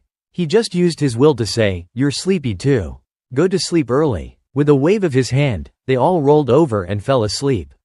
The protagonist also felt fear in front of his power. He thought to himself, that sentence made me feel a little dazed. So strong. After everyone had fallen asleep, Lao Yu saw that he was still standing there calmly, and praised his strong mental fortitude. He wasn't hypnotized. He guessed that his heavenly eye had reached level 3, and asked if he wanted to know the origin of the heavenly eye. Hearing that, he was a little surprised, and asked, "That's what my master taught me. Does it have another origin?" He smiled and told him to sit down and talk. Closing parenthesis. Then he told him about the origin of the heavenly eye. According to legend, the heavenly eye of Buddhism and the heavenly eye of Taoism both originated from one person, the great desert's master of the 4 great heavenly eyes. He had cultivated the heavenly eye of Taoism, but the heavenly eye of Buddhism had never been successfully cultivated by anyone. Hearing that, he proudly said, I possess the heavenly eye." He agreed with him, but said he wasn't a Buddhist. He was surprised and confused. He continued the story. More than a decade ago, there was an expert senior who knocked out the 7 evil monks and stole the exclusive book on cultivating the heavenly eye. This made the fierce monk furious. He guessed that if he encountered the fierce monk today, he would be shocked to find out that his eccentric master had stolen it and taught it to him. No wonder he was taken abroad right after cultivating the heavenly eye. But bringing him back now was like leading a lamb to the slaughter. Seeing his expression, he assured him not to worry. The fierce monk was fierce, but monks valued karmic connections. After all these years, he must have seen things through. Besides, there must be a deeper reason why his master did that. He sighed. His master had dug many holes for him to fall into. Lao Yu added that, as long as he didn't reveal his heavenly eye, even if he faced the fierce monk directly, he wouldn't be able to recognize it. He sincerely thanked him for the guidance. He just chuckled, saying he just liked to hear about that senior monk's misfortune. Then he continued, China has a group of experts from various fields. These people are listed on a ranking called the Earth Ranking. Major General Qin Taisu is ranked 5th on the Earth Ranking. He has a very good relationship with the person ranked 6th. Zhou Tian, the local tycoon of Ra province. Zhou Tian has an adopted son named Huang Renhui. Hearing this, he realized why the Huang family was so arrogant. It turned out that they had a powerful figure like Zhou Tian backing them. Then he looked at him and said, "You're someone who seeks revenge.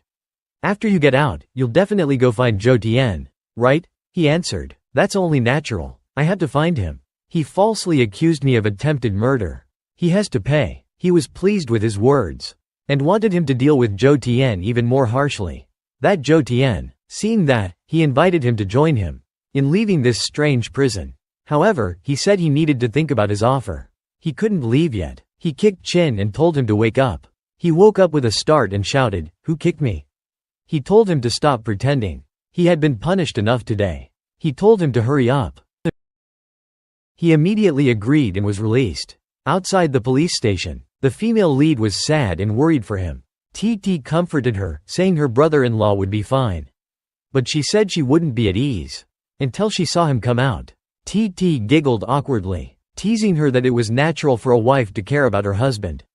Hearing this, she blushed and explained awkwardly, "After all, he's..." The door opened, surprising both of them. He strolled out. He was surprised to see her waiting for him. She turned to him in surprise and called his name, Hao Ran. TT happily ran over and hugged his arm. She even told him that the female lead was worried sick and was washing her face with tears at home. Hearing this, he looked at her in surprise as she gritted her teeth and yelled, "TT, who cried?" He stepped closer and cupped her chin, making her face flush red. He said he wanted to see if she had really cried. She pushed him away awkwardly, saying there were too many people watching. TT stood beside them, laughing gleefully. "Brother-in-law is whipped." But he turned back to her and asked, "Too many people watching? So when there's no one around, it's okay." She blushed and yelled, "No." Then he pretended to be tired and complained to her, "I've had such a bad day. I just fought with so many people." He wanted her to comfort him. She was surprised to hear he had fought. She rushed over to him and asked if he was hurt. He quickly pulled her into a hug. He said proudly, "I'm invincible. How could I get hurt?" He lifted her up and said her worried expression was cute. She blushed even harder. She told him to put her down, that everyone was watching. He obeyed and let her go. She continued awkwardly, telling him to finish up and come home quickly. She then ran quickly back to the car. He was amused by her shyness.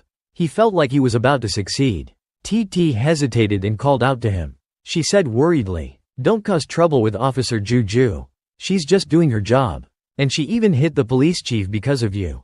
He was surprised to hear she had hit the chief. Zhang? He assured TT he wouldn't make things difficult for Juju.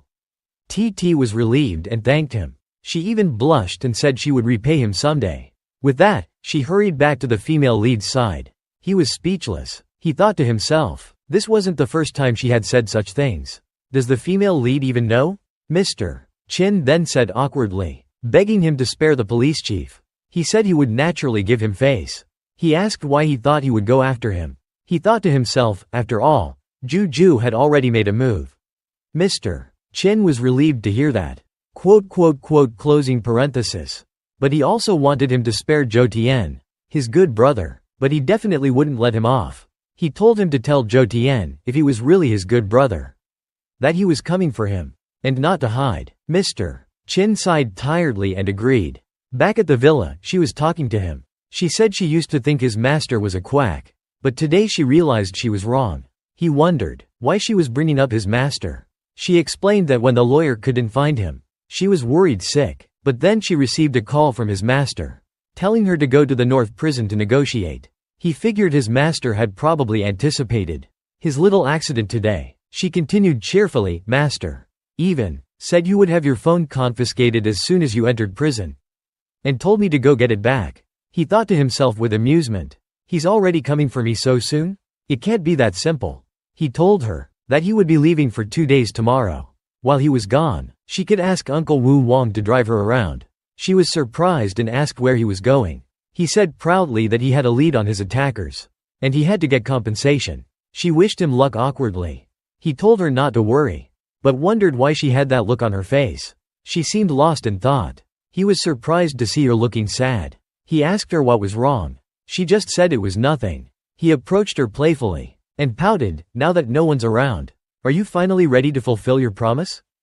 She slapped him playfully and ran off, saying he was still teasing her. Some things never change. He sighed and picked up the slipper she had thrown at him.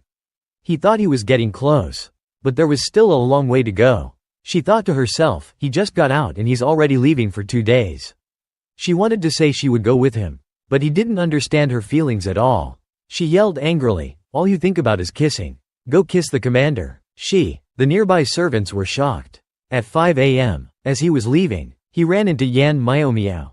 She was glad she came early, or she would have missed him. He asked as they walked, beautiful Officer Yan, what brings you here? Don't tell me someone's accusing me of attempted murder again? She asked him to let go of what happened yesterday. Her purpose was to arrest Huang Renwei. She wanted him to come with her. He teased, you hit the chief. And you're still allowed to work? Do you even know where I'm going? She said calmly that she had been suspended. Knowing he would laugh, she added, my father is Yan Taiji, ranked 3rd on the Earth ranking. Closing parenthesis. So they wouldn't dare to do anything to her. And that was why she knew what he wanted to do. He agreed to take her with him. Their car sped down the road. She was surprised when they arrived at the Northeast Military Region, one of the trump cards of China's 7 major military regions. She was intimidated by the appearance of the Tiger Special Forces. She wondered why they were there. He replied casually, just to show off. She was speechless. Mr. Qin stepped forward and addressed him respectfully as young Master 2. Then asked if he could call him Tiger. He said Commander Zhang had specially invited him to their elite troops. He looked at the soldiers as they walked. He found it a little amusing. They all saluted him in unison. She was startled. She exclaimed, why are you showing off in front of them? It scared her. He laughed and called her a violent coward. She retorted that men were all about saving face. You're nothing compared to them. He ignored her. She could think whatever she wanted. Mr. Qin told him that their Tiger Special Forces were very skilled. You're a war god abroad. Are you interested in sparring with our domestic war gods? He said the word sparring wasn't appropriate. After all, even Mr. Qin was beaten to a pulp by me.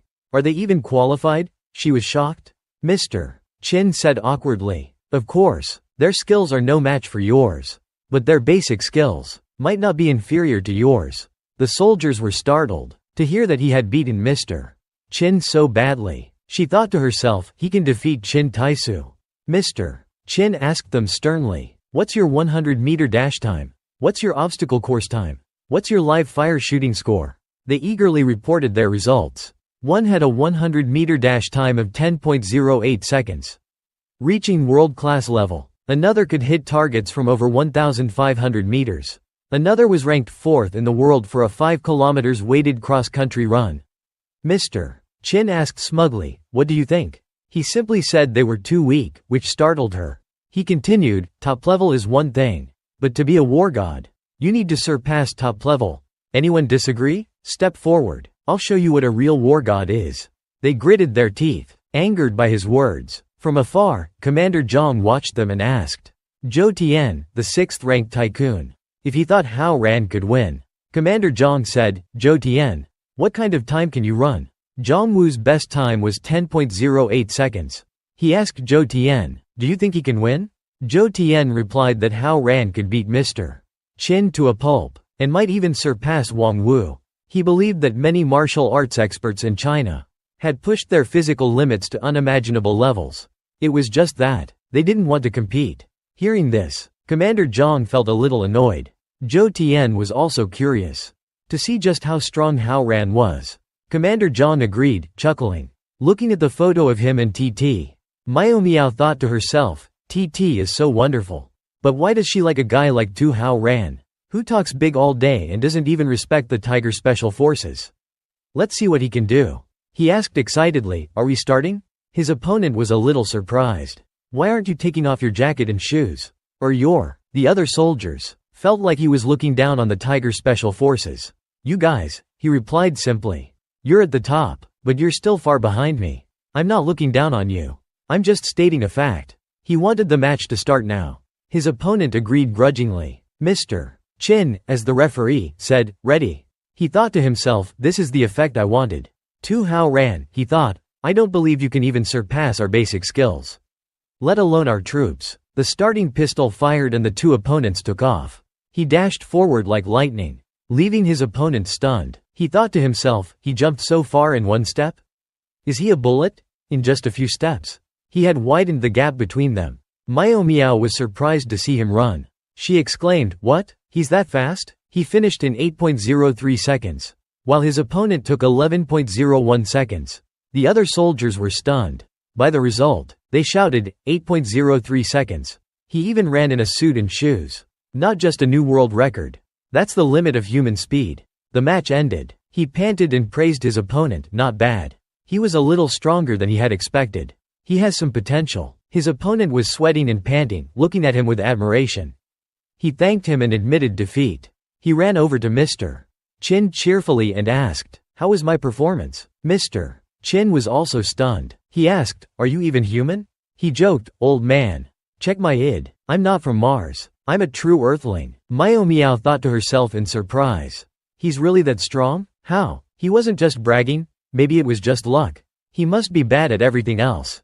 Just running fast doesn't mean anything. He doesn't deserve TT's love. Inside the room, Zhou Tian and Commander Zhang were both surprised. Zhou Tian had expected Hao Ran to win. But not like this. Commander Zhang was eager to see what was next. What are they competing in? He wanted to see Hao Ran's performance. Out on the training ground, the soldiers were surprised by his proposal. He proposed shooting moving targets. Mr. Chin explained, shooting moving targets or human targets means someone throws bottles into the air, and everyone shoots them down. This was a mandatory training item for special forces. If you couldn't hit 5 moving targets at the same time, you weren't qualified to be a war god. After all, when multiple people threw bottles into the air simultaneously, the speed and angle were unpredictable, so hitting 5 was impressive. Then, he said casually that he knew all that, and he didn't need him to explain it in detail. Mr. Chin turned to him and shouted, "Then why are you taking 2 guns? And asking all 22 of us to throw at the same time?" Closing parenthesis. And asked if he could hit 22 targets simultaneously. Treating yourself like a radar, huh? The other special forces soldiers also thought he was going too far, because even the most advanced 5th generation radar system could only attack 4 to 6 targets simultaneously. Even the Terminator can't do that. Meanwhile, Du smugly thought, if he can do it, I'll never need to see TT again for the rest of my life. Seeing their reactions, he resolutely grabbed 2 guns with unwavering confidence, ready to showcase his true skills. Inside the room, Chao Thien and Commander Trong were discussing the situation. Chao Thien argued, 2 submachine guns hitting moving targets? Is he messing around? Even hitting targets consecutively with one hand would knock you back from the recoil. Commander Trong mentioned wanting to leverage the advantage of a high volume of fire. But he also thought, he's the leader of a mercenary legion. He can't possibly be unaware of that. He had a hunch that he could pull it off.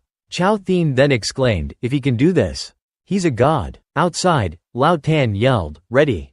All the soldiers were bewildered, unsure of what to expect. He, however, remained calm and collected. Du, observing him, muttered, he's so serious. Maybe he really can hit them all. As soon as the command, begin, was given, 22 bottles were tossed into the air simultaneously. Du, witnessing this, commented, those bottles aren't at the same height. Different distances, different directions. Even if he shoots continuously, he won't hit many. He scoffed at her words. Who said I was going to shoot continuously? He activated his heavenly eyesight, calmly raised both guns, and fired. Each shot was precise and accurate. Everyone inside the room gaped at him in astonishment. Chao Thien and Commander Trong were utterly speechless after witnessing such a feat. Commander Trong exclaimed, amazing. I need this kid. Chao Thien's face was still pale with shock from what had just transpired. Lao Tan stuttered, all 22 bottles, 22 shots. Not a single extra shot. Not a single miss. The soldiers, equally astounded, listened on. He calmly replied, I'm a wildlife enthusiast, so I wouldn't kill any wild animals. The soldiers were in awe, cheering for his incredible skill. Lao Tan had intended to assert his dominance but had suffered 7 crushing defeats. He was completely convinced of his loss. Du was so shocked that she fell to her knees. She thought to herself, how can he be so strong? Is he a superhuman hacker or something? I'm never going to see TT again in my life. The The thought of it made her cry. The soldiers, snapping out of their stupor, crowded around him, peppering him with questions about how he achieved such a feat. Is that even humanly possible? What kind of reaction speed is that? Is your brain running on an octa-core processor or something? He thought to himself, hand speed is all about practice. And my eyes, well, that's thanks to my upgraded heavenly eyesight. Despite his inner thoughts, he asked them, want to compete in something else? Weightlifting, running, wrestling? Test your limits? In unison, they all declined. Their faith in themselves shaken, they refused to challenge him further. Glancing over at Ju, he was surprised to see her sitting on the ground, lost in thought and crying. Her tears puzzled him. Suddenly, a hearty laugh rang out. It was Commander Trong. He said, beaming, you've truly opened my eyes, young man. He replied, if I hadn't shown a little bit of skill, how else would I have been able to meet you? The soldiers, upon seeing Commander Trong, all saluted in unison. He then turned his gaze towards the person next to Commander Trong. Chao Thien, I presume? Chao Thien confirmed his identity. You're the person I've been looking for. Commander Trong chimed in, don't worry. I'm aware of your intentions. And I fully support you. He invited him to his office to talk things over. He readily agreed. Closing parenthesis. Don't tell me you called me here in broad daylight to drink, did you? Inside Commander Trong's office, Tu Hao Nian, after his outstanding performance in the preliminary round, was being warmly received. He and Ju were enjoying cups of rare Da Hong Pao tea. As to Hao Nian politely complimented the tea. The osmanthus fragrance is still so strong even after 4 infusions. Ju, sitting beside him, frowned. She couldn't stand the bitter taste. Commander Trong paid her no mind. His eyes focused solely on to Hao Nian. Indeed, Da Hong Pao from Mount Wuyi. You won't find this quality just anywhere. Even I can only bring myself to drink a cup at a time. And wouldn't dare finish a whole pot. Tu Hao Nian knew that the commander must have called him here for an important reason. Seeing his enthusiasm, it was clear he needed his help. However, Tu Hao Nian remained calm and composed, replying casually, such high praise. I must have another sip. He took a sip of the tea. Da Hong Pao, 9 infusions. Ju, watching him, was dumbfounded. She cursed him in her mind. Still being patient here. Brewing tea, taking sips. Don't tell me you came here looking for trouble. I'm waiting to catch Hoang Hoi. Seeing Tu Hao Nian pour himself another cup of tea, Ju grew even more irritated. She was so frustrated that she was trembling. Tu Hao Nian, meanwhile, continued to savor his tea. As expected, even after 9 infusions, the osmanthus aroma lingers. It truly lives up to its reputation. Finally, unable to contain herself any longer, Ju blurted out, are you done drinking yet? He had been waiting for this moment. Commander Trong seized the opportunity. Within the army, we should address you as expert. Abroad, you're the king of mercenaries. A source of pride for China. Would you be interested in lending your skills to our forces? Not just any position, but as chief instructor of the Tiger Special Forces, with the rank of senior colonel, equivalent to a regimental commander or deputy division commander. Ju was so shocked by her uncle's words that she spat out her tea. Tu Hao Nian, his eyes gleaming, remained calmly seated. Before he could respond, Ju erupted in anger. She pointed at Tu Hao Nian and yelled at her uncle. Straight to regimental commander? What kind of backroom deals are you making here? She glared at them, fuming. Commander Trong calmly replied, Ju, although I am close with your father, you shouldn't speak to me like that. Chao Thien, beside them, frowned at her as well. You've seen Tu Hao Nian's capabilities firsthand. He's more than qualified to be chief instructor.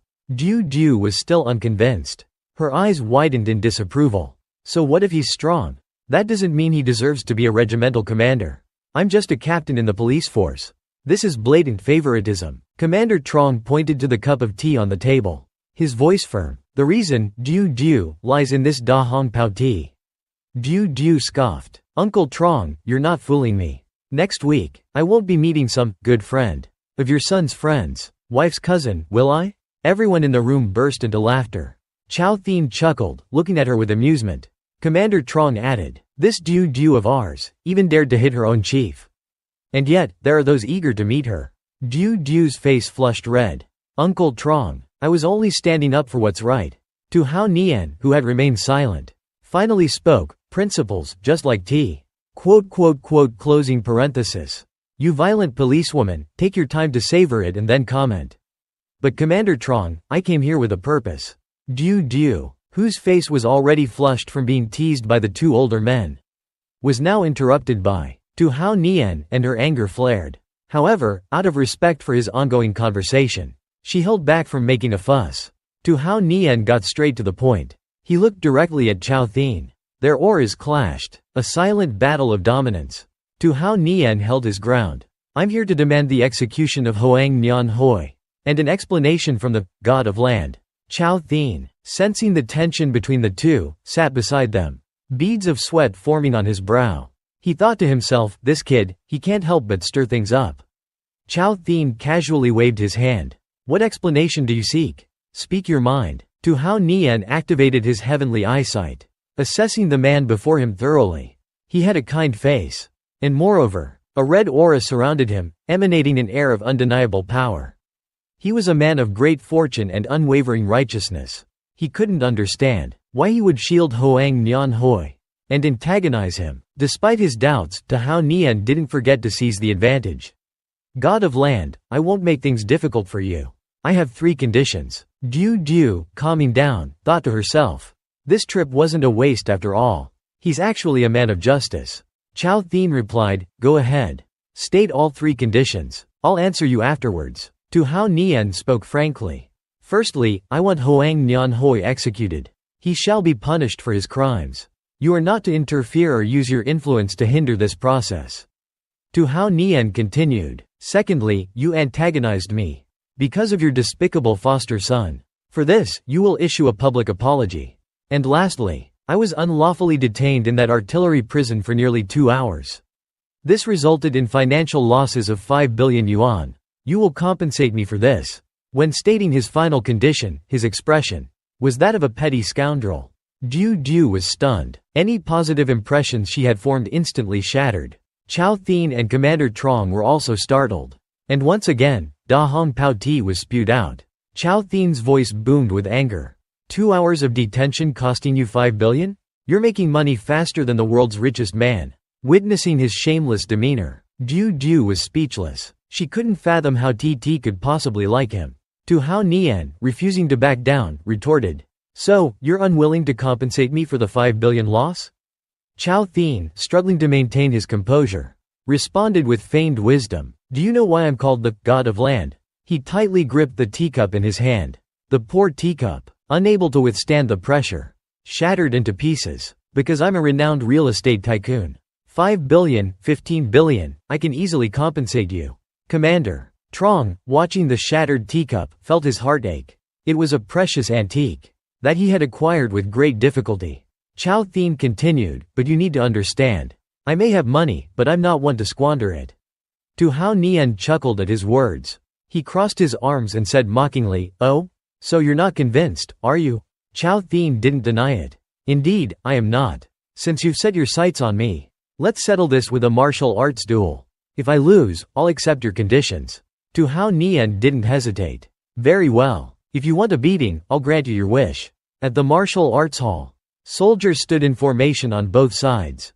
Tu Hao Nian, who had just agreed to a martial arts duel with Chao Thien, was now feeling a bit pressured. Everywhere he looked, there were men with the tiger insignia.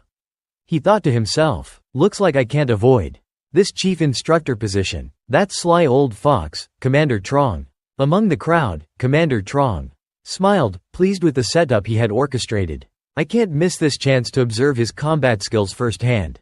Chao Thien stepped onto the platform, gesturing with his hand. Let's begin, Tu Hao Nian. Fight me for 300 rounds.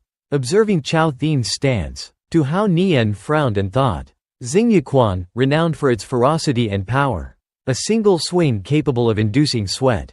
It exudes an aura, like an unyielding mountain, but he's concealing his aura. There's no outward sign of change. He activated his heavenly eyesight. Oh, so that's what he's doing. Don't blame me for not holding back. Having seen through Chao Thien's intentions, closing parenthesis, through his heavenly eyesight, Tu Hao Nian said confidently, no need for 300 rounds. A few minutes will be enough. Chao Thien scoffed, taking a step forward, then suddenly lunging at Tu Hao Nian with a powerful punch. Observing his ice fist technique and the targeted weak point, the Dongjong acupoint, Tu Hao Nian's expression turned serious. I'll take you on. He threw a punch of his own, meeting Chao Thin's attack head-on. His action made Chao Thin frown slightly. He thought, is this kid crazy? No defense, no dodging, just straight offense? Taking on my ice fist head-on? Suddenly, he realized Tu Hao Nian had the advantage of longer reach. Fear flickered in his eyes. He wouldn't be able to protect his Dongjong acupoint. Retreat was his only option. Seeing Chao Thin step back, Tu Hao Nian's eyes lit up. I knew you would retreat. He didn't allow Chao Thin to fully regain his footing, using his long legs to close the distance. Another punch followed. He aimed to exploit Chao Thin's momentary instability, landing a solid blow. Chao Thin, however, wasn't a pushover. He swiftly raised his hands, shielding his weak point. But even he couldn't help but frown. Tu Hao Nian's speed was impressive. He cursed inwardly. This bastard. One-handed offense, no defense at all. Like a relentless turtle, clinging on without letting go. The soldiers watching them judged Tu Hao Nian's fighting style as rather shameless. He's bullying Mr. Chao with his long limbs. Poor Mr. Chao. Age plays a big factor in martial arts. How can he possibly defend against this kid? Du, watching the fight, was disappointed. I thought we were going to see a real match. This is just like a street brawl. Commander Trong didn't share her sentiment. He asked Qin Taisu, what do you think? Qin Taisu replied, it may look like a street fight, but it's quite ingenious. His words surprised Du. Qin Taisu continued, I believe he's noticed that Chao Thin's Dongjong acupoint is injured. Knowing that Chao Thin won't risk further injury, he's exploiting that weakness. He's forcing Chao Thin into a corner. If this continues, the more Chao Thin fights, the faster he'll lose. Meanwhile, Tu Hao Nian is fighting effortlessly. Commander Trong laughed. You think the same as I do. This kid is quick-witted. Qin Taisu added. That old Chao, still trying to fight despite his injury. Du was utterly astonished. She couldn't believe that those seemingly amateurish punches and kicks from Tu Hao Nian were being praised so highly. But what confused her even more was when Chao Thin got injured, and how Tu Hao Nian knew about it. On the platform, Chao Thin was sweating profusely as he defended himself. He gritted his teeth, enduring the blows. His mind raced. This isn't good. If this goes on, I won't be able to hold on much longer. Seizing a moment of distraction, Tu Hao Nian grabbed Chao Thin's shoulder. Chao Thin cried out, stop. Seeing him writhing in pain, pleading for mercy, Tu Hao Nian didn't let go. What was that? I didn't quite hear you. His grip tightened. Qin Taisu and the others watched with worry. Shoulder dislocation technique. He's dislocated his shoulder. Du, hearing the cracking sound, shuddered. That looks so painful. Tu Hao Nian, relishing the moment, said slyly. Oops, too late. Let me warm it up for you a bit longer. Chao Thin's screams echoed throughout the entire hall. His agonizing cries filled the air. Tu Hao Nian, not satisfied, narrowed his eyes and asked, why are you still screaming? Did I massage it wrong? Should I take it apart and have a look? Before Chao Thin could react, another wave of excruciating pain shot through him, intensifying his agony. The expressions of those around them changed. A single thought crossed their minds. He's doing it on purpose. That's so evil. Inside the martial arts hall, at the Tiger Special Forces training base, Chao Thin and Tu Hao Nian had engaged in a martial arts duel. However, with the aid of his heavenly eyesight, Tu Hao Nian had easily detected Chao Thin's shoulder injury. Closing parenthesis. Obviously injured. Seeing that, Tu Hao Nian didn't hold back either. He risked attacking again, taking advantage of Chao Thin's inattention. He grabbed his shoulder tightly, making Chao Thin scream in agony. His actions made the crowd watching stand still in shock. Then they heard his arrogant tone ring out. I just popped your shoulder back in place.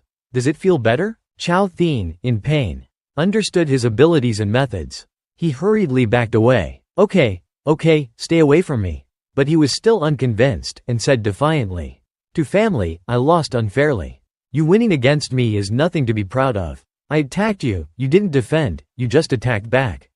You wanted to risk us both getting hurt? Tu Hao Nian disagreed and retorted. My arms are longer than yours. My attacks are faster than yours. Why should I defend? To put it bluntly, I'm bullying you, a shorter man. What's wrong with that? He added with even more pride. I didn't even use my divine eye. I'm already going easy on you. Chao Thin was speechless. He wanted to retort, but there was nothing he could do. He was so angry he wanted to crawl into a hole. Ju couldn't help but laugh to herself. His logic wasn't wrong, but he was clearly bullying Chao Thin on purpose. But Chao Thin had caused her a lot of trouble by protecting Hoang Nhan Hoi. Thinking of this, she suddenly exclaimed, "You deserve it." Tan Tide Tuesday noticed her and asked, "You're on to Hao Nian's side? Since when?" Ju blushed and replied embarrassedly, "We have a common interest, that's all." Chao Thin and his side were even more furious. He shouted, "Even if you're bullying me, I'm naturally not as good as you. But why did you aim for my chest? Couldn't you have attacked somewhere else?" To Hao Nian calmly explained, "Your blood flow is strong. But it's not concentrated, it's blocked. Clearly, the Dantian point on your Ren meridian has an old injury. Such a big weakness, right in front of me. Why wouldn't I attack it?" His explanation made Chao Thin startled. "You knew about my injury?" At this time, Commander Trong also stepped forward and spoke up, "Young Master Tu, you're a divine doctor. Can you cure old Chao's injury?" Tu Hao Nian didn't refuse or hesitate and said readily, "An injury to the meridians and acupoints. It's a bit troublesome to treat, but it can be cured." Closing parenthesis. Besides, this big-shot real estate tycoon is so capable. He did something wrong and refused to accept it. I wanted to compensate him, but he didn't accept it. Why should I treat him? Commander Zhang continued to persuade him. Chao Thin has also made many contributions to the country. Don't hold a grudge and just help him out. Tu Hao Nian fell into deep thought. He had certainly been wanting to treat Chao Thin for a long time. This wouldn't be without benefit to him either. Seeing him hesitate, Tan Tide Tuesday glanced at Chao Thin. The two old friends understood each other. Chao Thin suddenly clasped his hands toward Tu Hao Nian. "Divine Doctor Tu, if you can cure me, I agree to compensate you 5 billion. Tu Hao Nian's expression changed. Since money was mentioned, he couldn't let it go easily. 5 billion is my loss. You should be compensating me for that. And then for the treatment, another 200 million for the consultation fee." Commander Zhang and Ju were speechless. What kind of illness costs 200 million? This kid is ruthless. But Chao Thin didn't even bat an eye at the number. He replied generously, "As long as you can cure me. 200 million is nothing. But I'll give you the money, and from now on, I, Chao Thin, guarantee I won't make things difficult for Divine Doctor Tu. What do you think?" Tu Hao Nian stopped joking and seriously accepted. "I've been waiting for you to say that. You're a sincere man." He looked at Chao Thin and voiced his thoughts. "I wouldn't have felt right if I hadn't fought you. You need to be beaten up to be comfortable. Don't tell me you don't enjoy it." Chao Thin was so angry he almost exploded, but he still had to answer. I wouldn't dare to deny it. Because if he didn't answer, then, surely, Tu Hao Nian wouldn't treat him. Ju couldn't help but laugh again. She didn't even realize how many times she had laughed today. Because of Tu Hao Nian. He's so wicked. Commander Zhang glanced at his niece. His eyes unreadable. Later, the group left the martial arts hall. Tu Hao Nian followed Commander Zhang to his office. Now the two of them were talking seriously. Commander Zhang started first, about the condition I mentioned. "Have you thought about it?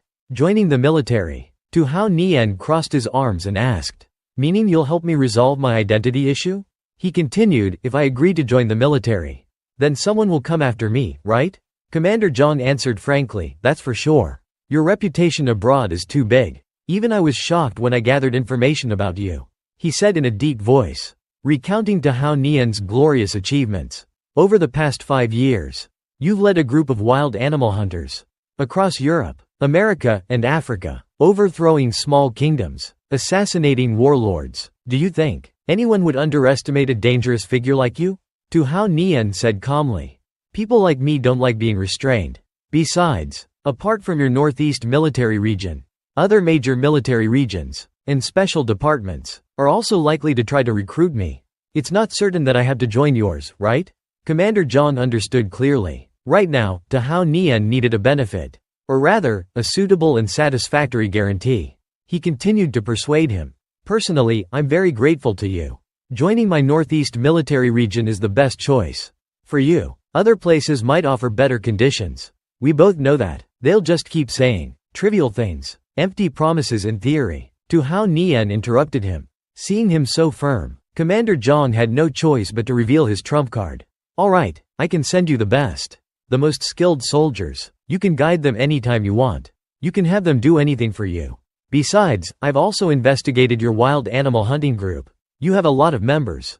But only 5 of you are truly loyal. You, the Lion King, Shadow, Mountain Eagle, and Crocodile. In the future, your members are preparing to retire and might come to settle down in China.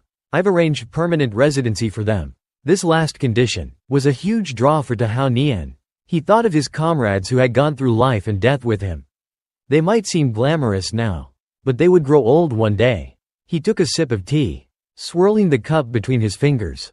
Commander Zhang, you're not offering me these conditions just to be a trainer, are you? If you say you just want me to train your best soldiers, I won't believe it. Now, Commander Zhang also revealed his plan. Next year, the hunter schools of China, Country E, Country M, and other countries will be holding an international special forces competition. I hope you can lead the Tiger Squadron to represent our country, because this competition is related to you. It will be beneficial to both you and China. Commander Zhang's words piqued Tao Nian's interest. Related to me? Inside Commander Zhang's private room, Tao Nian and him were discussing the International Special Forces competition to be held next year. Although Tao Nian was the protagonist with golden fingers, when he thought of the encounter with the leopard cat team, he couldn't help but be cautious. I was in Africa once, and I fought against Country M's leopard cat team. They seemed a bit different. Commander Zhang replied frankly. It seems you've also discovered that Leopard Cat has established a savage team. It's a special operations team made up of 25 people who have undergone genetic modification. It's extremely unethical, even though Country M doesn't admit it. But other major countries know about it. Only then did Tao Nian understand. No wonder their speed and strength were so far beyond ordinary people. But he still didn't forget to ask about Commander Zhang's earlier words. But how is this related to me? He replied, this special forces competition is set in the city of Slender, which is the headquarters of your wild hunt. The action code is Sunez.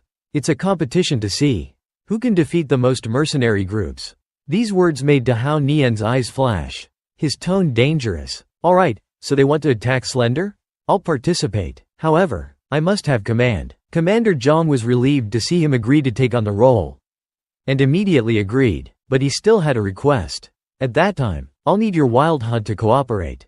Tao Nian's expression turned unnatural. Whether Wild Hunt will cooperate or not, I can't answer you right now. I have a feeling that by then, disbanding Wild Hunt would be the wisest choice. Hearing him say that, Commander Zhang could only shake his head. You really don't want to be at a disadvantage. And so, their negotiation was successful. Tao Nian not only helped Ro catch Hoang Nian Hoi, but he himself also received billions in compensation. And he also learned that Slender, his city, was in danger. Closing parenthesis. He had just stepped out of the room when Zhou Tian, who had been waiting under a tree, spoke up. You are indeed formidable. The 1.5 billion in compensation, plus the 200 million diagnostic fee, has been transferred to your account. Tao Nian leaned against the tree trunk, looking relaxed. As expected of a tycoon, so straightforward.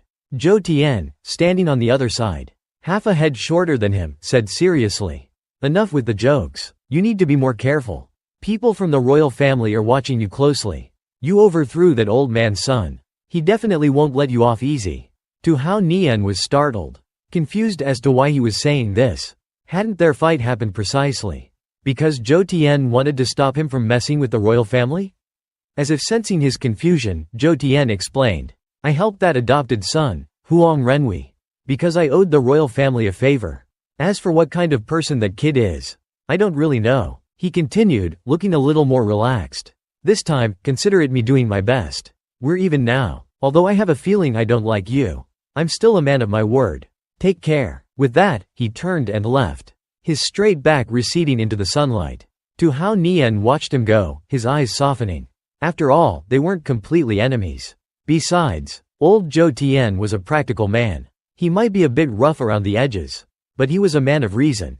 Seeing Zhou Tian had gone, Tao Nian glanced at the base of a nearby tree and said, come out. Don't think I don't know you're there. Shouldn't you be taking Huang Renhui back to the police station? Seeing Du finally appear, he teased with his arms crossed. What's up, violent policewoman? His words infuriated Du. Don't think you can just give me nicknames. Because I can't beat you.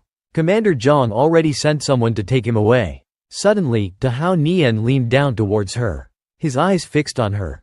I like it when you're angry. And can't do anything about it.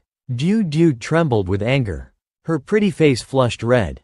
But she couldn't retort. Then her expression changed, and her tone softened. Blushing, she didn't dare to meet his gaze. Are you leaving soon? Dahao Nian didn't seem to notice anything unusual. Replying casually, of course, I don't want to hang around here drinking tea with a cop. Besides, you don't even have Da Hong Pao tea. Du blushed again. She quickly walked up to him. Her steps light, their faces inches apart. Then she gently blew a breath on his lips. And quickly ran away, flustered. Dahao Nian stood there, frozen. His brain struggling to process what just happened.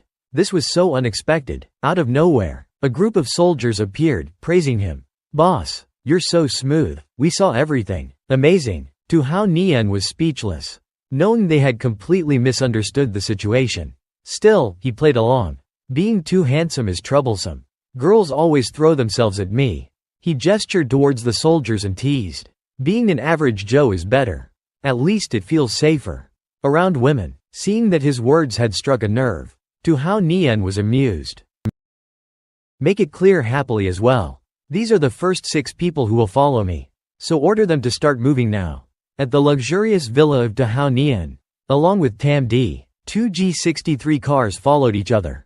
Turns out, it was the group of Dahao Nian and the 6 new soldiers. He led the group into the house and muttered, wait a minute. Tam Di saw me leading 6 tall and muscular soldiers. And will definitely faint. But as soon as he opened the door, Tam Di's cry came. Hao Nian, why did you go away for days like that? There was a big problem in the house, what should we do? Looking at his wife crying pitifully and running towards him, Dahao Nian was startled and hugged her. Honey, don't worry. I'm back, don't be afraid. Tell me what happened. The soldiers were still at the door, wondering to themselves. They only know the house of the great gangster. It seems like something happened.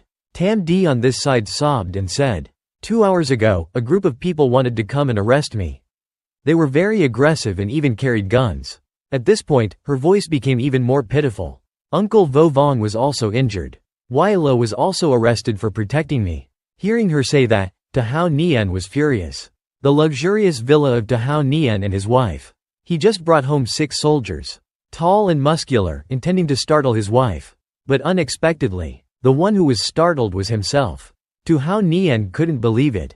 That in the few days he was away, someone dared to come to his house and try to kidnap his wife. Immediately, the soldiers under him began to investigate the traces left behind. A group of people split up, searching every nook and cranny of the house. Their actions were very quick and professional. However, the other party was also prepared. They couldn't find any trace, except for the faint bullet marks left behind. The soldiers gritted their teeth in anger and said, in the IS, someone dares to carry a gun and commit assault. They're really gutsy. If we can catch them, we will definitely not let them go. In Uncle Vo Vong's room, Tam Di was recounting what had just happened. 2 hours ago, 5 gunmen suddenly entered. Uncle Vo Vong knocked down 3 of them, but was also hit in the process. He couldn't resist. At that critical moment, Qiu Weilo returned. As soon as she made a move, she knocked down a gunman. But unfortunately, she was no match for the last gunman, and was kidnapped. After listening, Dahao Nian looked at Vo Vong, who was lying in bed recovering from his injuries, and asked, Uncle, where are you hurt? Uncle Vo Vong looked down and replied, I got shot in the leg. The bullet has been removed. There's no problem anymore. I'm really getting old. If it were 15 years ago, too. Dahao Nian asked again, did the gunman say anything before he left? Uncle Vo Vong remembered the gunman's appearance, and said, he seemed to have a deep grudge against us. Before he left, he said, just you wait, I'll be back, don't even think about living in peace. Those words made Dahao Nian fall into deep thought. He wondered, such a deep hatred, could it be the royal family? At this time, Uncle Vo Vong continued, his tone pleading with Hao Nian. You must find a way to save Weila. She was captured because she stood up for us. If something happens to that girl, we really don't know what to say to her father. Tam Di, who was next to him, turned to him and said, Hao Nian, Weilo was captured because she was protecting me. You must save her. Hao Nian put his arm around her shoulder and comforted her, don't worry. Quote, I will definitely save her. You stay here and take care of Uncle Vo Vong. Leave the rest to me." After saying that, Tu Hao Nian, who had just returned home, had to leave again. When he went downstairs, he heard a soldier report, "Leader, this place has been cleaned up. We couldn't find any clues." Hearing that, Tu Hao Nian didn't believe it. As long as there's a fight, there will definitely be some clues left behind. Tu Hao Nian couldn't believe that there was such a big fight. But, closing parenthesis, they were able to erase all traces perfectly. He immediately used his heavenly eye to scan around. Suddenly, he saw a white streak on the wall. At first he thought it was a bullet mark, but upon closer inspection, it turned out to be salt. Immediately, Tu Hao Nian gave the clue, the coast. The gunman came from some coast. "Come with me, quickly." Tu Hao Nian formed a team and led 6 soldiers downstairs to continue searching for clues, until a large tire mark appeared on the ground. That caught everyone's attention. One of the soldiers quickly recognized it and said to the leader, "This seems to be a Hummer tire mark. Unless the car brakes suddenly, it's very difficult for us to see this tire mark." Hearing this on the road, Tu Hao Nian immediately gave the order, "You get in the car. I'll give you directions. You're in charge of driving. The other 5 will stay behind and stand guard." At this time, on the highway, the gray G63 was traveling at super speed. Thanks to the power of his heavenly eye, Tu Hao Nian directed the soldier to follow. He felt lucky. Fortunately, his heavenly eye had been upgraded. Even tire marks that ordinary people couldn't see, he could see. A moment later, the G63 appeared in front of a luxurious hotel. Looking at the Hummer parked by the road, Tu Hao Nian immediately identified it and ordered to get out of the car. He wanted to enter the hotel. The soldier was a little hesitant and asked, "Leader, are you sure it's this car?" Tu Hao Nian replied, "Yes. From now on, don't call me leader anymore. Just call me Divine Doctor too. Besides, our identities must not be casually revealed. Commander Trong, and the rest of you, take off your ranks and tiger badges." Isn't that what this is all about? Out of habit, the soldier immediately raised his hand and shouted, "Yes, sir." His action made Tu Hao Nian speechless.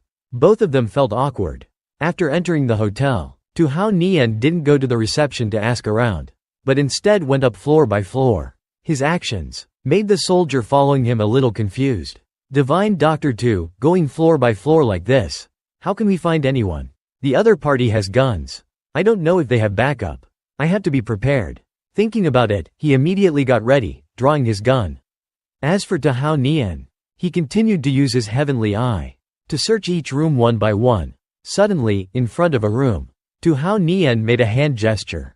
It was a military hand signal, meaning, "Suspicious person detected." The soldier quickly understood and drew his gun. Immediately, he saw Tu Hao Nian making another gesture. This time, it meant, only one person inside. He looked at Tu Hao Nian again, who was implying that the person in the room had a gun. It all made the soldier confused. "I need to study. He seems to know everything." Suddenly, Tu Hao Nian's eyes turned sharp. He glanced into the room and saw Weila lying unconscious on the bed. Her face was pale, her eyes wide open, and soulless, like a wooden doll. Beside her, another figure appeared, possibly the assassin. They are looking for Chapter 54. In a luxury hotel, located on a major highway in the city, male lead Tu Hao Nian and a tall soldier chose this place to enter. However, they didn't come to book a room, but to find someone. The person they were looking for this time was Weila, the girl who was kidnapped by the assassin for protecting the male lead's wife. At this time, with the power of his heavenly eye, Tu Hao Nian, after walking through dozens of floors, finally found Weila lying motionless in a room. Her posture was very strange. Her eyes were wide open, but there was no light in them. Soulless, like a wooden doll. Seeing this, Tu Hao Nian realized that she was unconscious, seriously injured. He made a sudden move, kicking the door open. Closing parenthesis. The cracking sounds of the breaking door echoed, startling the soldier who was with him. He was sweating profusely, and thought to himself, "We were being so careful. Why did he suddenly become so aggressive? Such a loud noise. Surely, the assassin in the room must have heard it." Hearing the sound, the assassin grabbed his gun, jumped off the bed, and looked towards the door. Seeing the assassin's action, the soldier who came with him was also startled. He drew his gun but thought to himself, "It's too late. This guy is really quick to react. He's a great detective, but he doesn't have a gun on him." But then he was startled once again. He didn't know where Dahao Nian had gotten 2 needles from. But with great speed, with a whoosh, he plunged them straight into the assassin's gun-wielding arm, making him scream in pain and drop his gun. Dahao Nian gritted his teeth and charged forward, jumping up and aiming his foot straight at the assassin's face. The assassin quickly raised his hand to his forehead, but he didn't expect Dahao Nian's kick to be so powerful. It directly broke his arm. The screams rang out once again. "Ah, my arm!" The soldier, who had been standing there unable to react, after seeing Dahao Nian's actions, could only stand there dumbfounded, thinking, as expected of the boss, "Oh no. Divine Doctor too. One kick from him is like a bomb exploding." Hearing his screams, Dahao Nian frowned and asked coldly, "Your hand?" At the same time, he gave the assassin another kick. "Even 100 hands wouldn't be enough to atone for your sins." The assassin who, 2 hours ago, had arrogantly tried to kidnap Dahao Nian's wife, was now being beaten to the point where he couldn't fight back. His body slammed hard against the wall. The sound of bones cracking rang out, and then he immediately fainted. Dahao Nian looked at the assassin coldly and ordered the soldier with him, "Watch him, don't let him die." His best friend quickly ran to the bed and looked at Waila, who was lying there with a pale face. He asked softly, "Waila?" Fortunately, she hadn't actually fainted. She still recognized the person who came to save her, Dahao Nian, and let out a soft moan, signaling that she was still conscious. Dahao Nian, her best friend, was a legendary divine doctor. Closing parenthesis. He quickly placed his hand on Waila's pulse.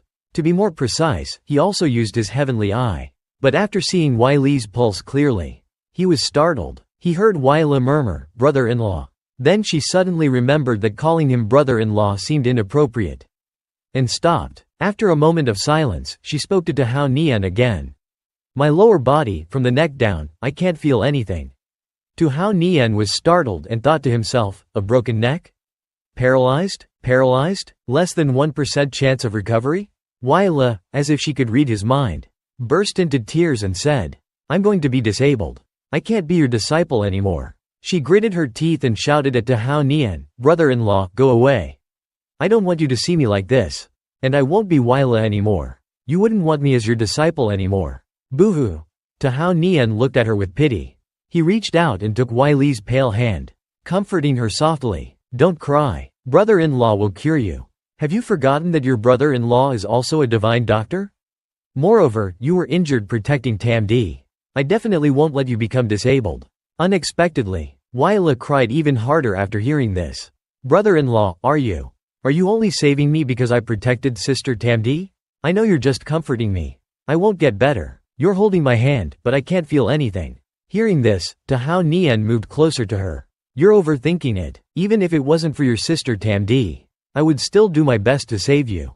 It was as if he had given Waila more energy and determination to live. Dahao Nian reached out and wiped away the tears on her face, then affirmed, "I will take you as my disciple." Dahao Nian smiled, his eyes crinkled as he looked at her. He wanted to assure her that he would definitely train her to become a good shooter. At this moment, Waila smiled, her cheeks flushed, full of life. She replied with a and then called him brother-in-law, master. Seeing that she had calmed down, Dahao Nian stood up and said, "Wait a moment. I'll take you home soon." His eyes turned cold as they swept over the assassin, who had woken up a while ago. He thought to himself, "I had to deal with this bastard who hurt Waila first." Suddenly, the temperature in the room seemed to drop. A cold aura emanated from Dahao Nian. His face was gloomy, his eyes sharp. In a deep voice, he asked the assassin, "Who are you? Who sent you here?" Seeing the assassin's fear, but his stubborn refusal to answer, Dahao Nian kicked him hard, right on the arm. The sound of bones breaking rang out, along with the assassin's screams of pain. Dahao Nian glared at him and asked again, "You won't talk? I don't want to hear you scream." With that, he aimed at his other arm and kicked again, making the assassin feel the most excruciating pain he had ever experienced. In his agony, he heard Dahao Nian's threat, "Don't make me say it a third time." Having already experienced Dahao Nian's strength and ruthlessness, the assassin whimpered, I'll talk. It was the royal family who sent me. Young Master Hoang Nyan Hoi was captured. That old man from the royal family. He wants Duong Ti and that female police officer, Niem, to be buried with the young master." although he had already guessed it. But after hearing the assassin's direct confession, Tu Hao Nian still gritted his teeth, his eyes turning even colder. As expected, it's the royal family.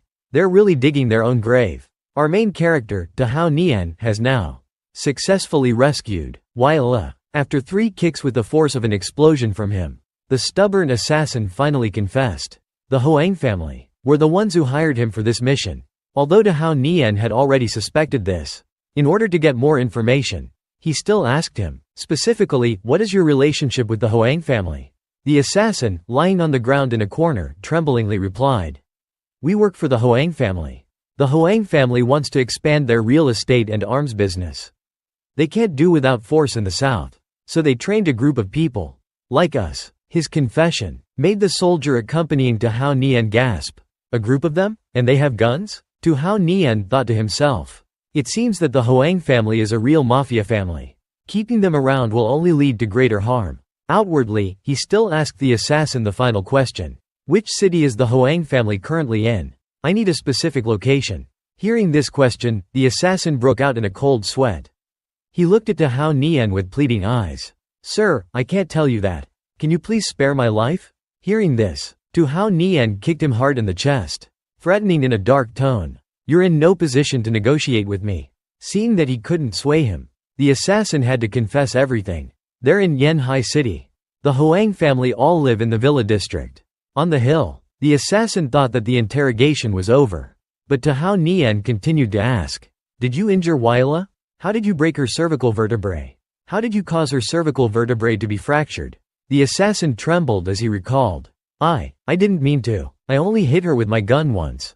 I didn't." Hearing his answer, Tu Hao Nian gritted his teeth in anger. "You hit her and you say you didn't mean to?" With that, he exploded in rage. "Well, I'm going to kick you now, and I do mean to," saying and doing. This time, Tu Hao Nian's foot landed directly on the assassin's neck, sending him crashing into the wall, foaming at the mouth and dying on the spot. The soldier who had accompanied him was horrified by the sight. He looked tremblingly at the place where the assassin had been lying, his neck completely broken. Tu Hao Nian calmly said, "That bastard is either dead or has a spinal cord injury." He looked at Wai Le. "Revenge is done. Let's go home now." At Tam Di and Tu Hao Nian's villa, the new soldier who had accompanied him to the hotel that day reunited with his comrades and excitedly recounted his experience, piquing everyone's curiosity. They kept asking, "And then what?" He smiled and replied, "When we were leaving the hotel, the police arrived. But after I showed them my ID and said that the army was carrying out a special mission, they didn't ask any further questions." Hearing this, the soldier who had spoken earlier sounded a little envious. "Man, I wish I could go on a mission with Divine Dr. Tutu. I've been standing guard here all day. I've been guarding here all day." The others comforted him. "Don't worry, you'll get your chance soon. And it'll be something to look forward to." Inside the villa, TT was tearing up and asking, "Why can't you move anymore? TT is still waiting to argue with you." "Don't scare TT." Wai Le lay on the bed, aggrieved, her broken neck completely immobilized in a plaster cast, making it difficult for her to move comfortably. Seeing her start to cry again, Tam Di quickly wiped away her tears and comforted her softly. "Don't cry, Wai Le. Hao Nian will definitely cure you." She suddenly turned to Tu Hao Nian and said, "By the way, who was that person who came back with you? He's been standing around the villa all this time." Tu Hao Nian replied casually, "He's a soldier from the Man-Ho Special Forces. From now on, they'll be in charge of protecting the villa." "Don't worry." Tam Di was startled. She asked back, "Special Forces?" TT, who was eavesdropping by the bed, immediately jumped over, her eyes sparkling as she looked at him. "Brother-in-law, how did you manage to recruit these 6 people?" "That's amazing." Tu Hao Nian lightly touched the black necklace around his neck and said casually, "It's nothing special. I'm currently an off-duty officer, Deputy Division Commander of the Northeast Military Region, and Chief Instructor of the Man-Ho Special Forces." Hearing him say that, TT, Tam Di, and Wai Le, the 3 girls in the room, were all stunned. Especially Wai Le. Her cheeks even turned unusually red. Tu Hao Nian looked at Wai Le, lost in thought, and said, "None of that matters right now. I have to figure out the best way to treat you." Closing parenthesis. After some thought, he decided to explain the treatment to Wai Le a little. For the first round of treatment, you'll need to undergo it continuously for 7 days. Every morning and evening, I'll have you soak in medicine. Then, I'll use internal medicine techniques to help your cervical vertebrae return to their original position. I'll also massage your entire body to promote blood circulation, before combining it with treatment using the 7-star acupuncture method. During this treatment process, don't feel embarrassed at all. Wyla blushed and agreed. But inwardly she thought, how could I be embarrassed? On the contrary, I'm even more excited. There are some people. Sure enough, TT spoke up. She said suggestively, brother-in-law. Does that mean you'll be bathing her every day? But then what about Sister Tamdi? Tamdi, startled by her sudden pat on the shoulder, stammered. As long as Wyla recovers, it's fine. It's okay. After saying that, she stroked her hair, her face flushed. Hao Nian is a divine doctor. I trust him very much. Divine Doctor To remained expressionless on the outside. But inwardly he gave her a big thumbs up. His wife was the best, she understood him the most. Scene change. To Hao Nian and Wyla have begun the first day of their treatment regimen. Wyla is currently soaking in a huge bathtub. To Hao Nian leaned down and asked her, Wyla, it's about to start. Are you ready? Wyla didn't answer and turned to ask him. Tell me the truth, brother-in-law, can I really recover?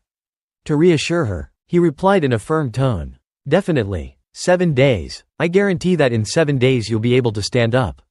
In half a month, you'll be able to recover normally. In 3 months, you'll be completely healed. After saying that, he used his heavenly eye. His eyes flashed. I'm going to insert needles into your cervical vertebrae. It will be very painful. You have to endure it and absolutely must not move your neck. Wyla didn't take his warning to heart, and casually replied, okay. I'm ready. However, when the 3 needles pierced into her back, Wyla still flinched and cried out. It hurts. Her cries echoed throughout the villa, startling Tamdi and TT, who were drinking tea in another room. 521 0 hours 14 minutes and 5 seconds, 400 to 0 hours 14 minutes and 7 seconds, 233 TT. Hearing this, started to act suggestively and whispered to Tamdi, Sister, do you think brother-in-law couldn't hold back anymore? Tamdi quickly covered her ears and shook her head. La, I'm not listening. Inside his luxurious villa, the male lead and Wyla, after spending some time occupying the bathroom, finally came out. As soon as Hao Nian came out, he let out a sigh of relief. Treating Wyla was really exhausting. Treating Wyla in there was really tiring. Seeing him come out, TT and Tamdi both turned their heads and asked, how did it go?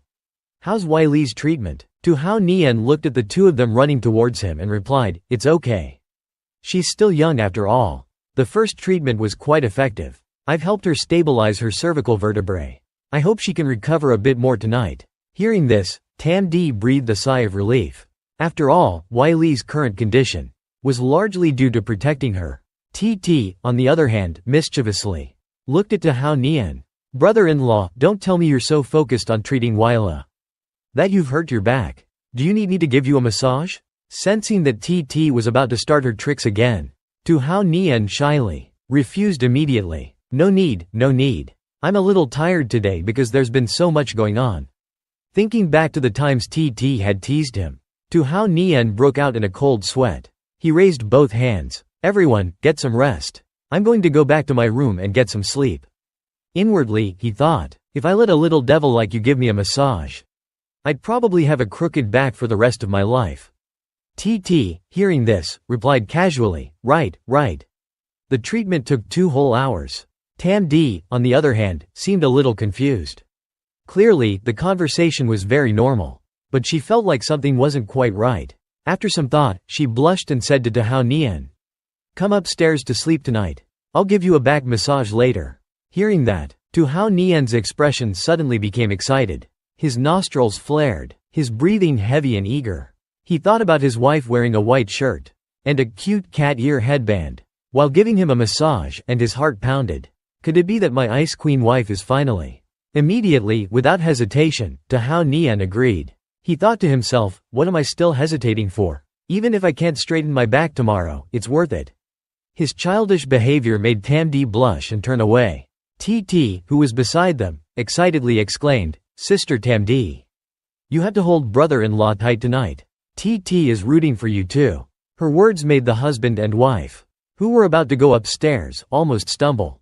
Tu Hao Nian, his face flushed, turned to her and made a shish gesture with his hand, hoping she could keep quiet, even if it was from the bottom of her heart. She didn't have to say it out loud and embarrass her sister Tam Di. Upstairs, Tu Hao Nian excitedly opened the door and said to Tam Di with a suggestive look, "Honey, let's start the massage. Spring rain is as precious as no, spring night, a moment worth 1,000.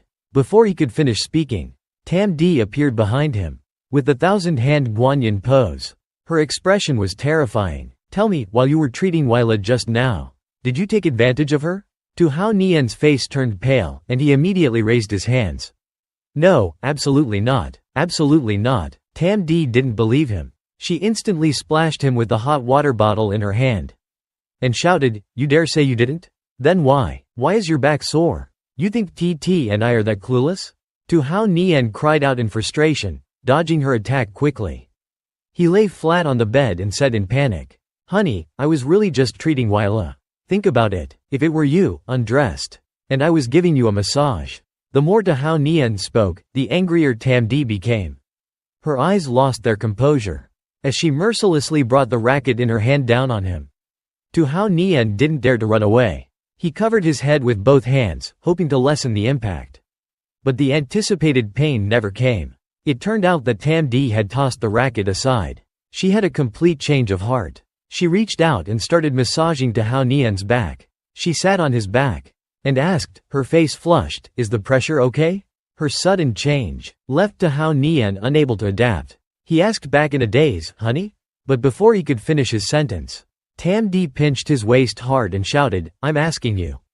Answer me." Tu Hao Nian, in pain, immediately surrendered. Okay, just right." Hearing this, Tam Di was finally satisfied.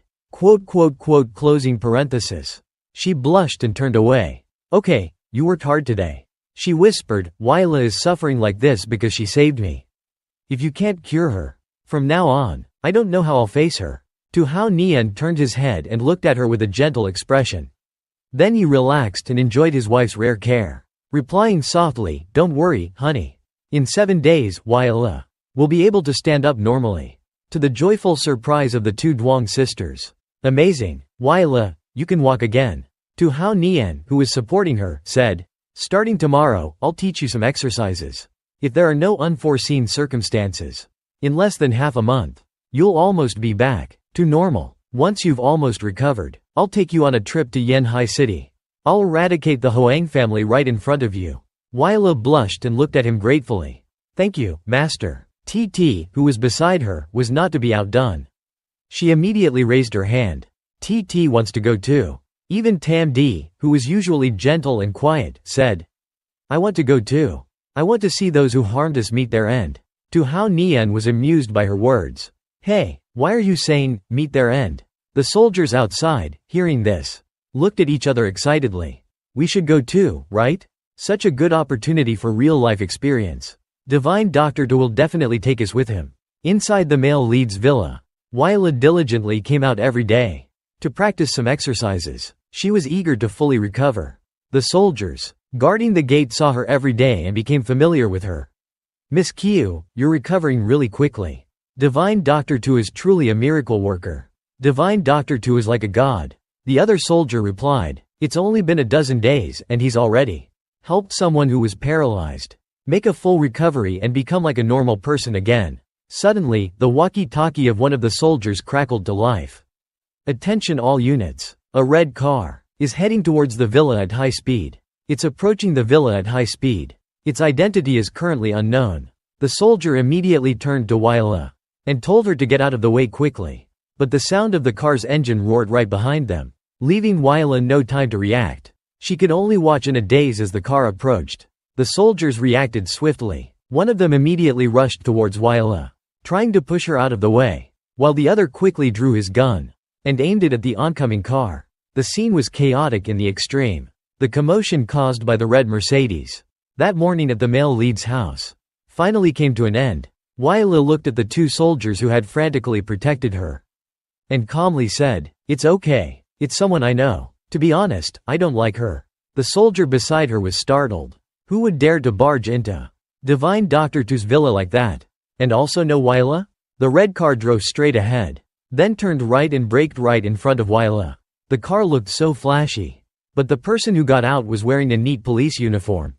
712 0 hours 19 minutes and 30 seconds, 566 to 0 hours 19 minutes and 31 seconds, 866. It turned out to be Juju,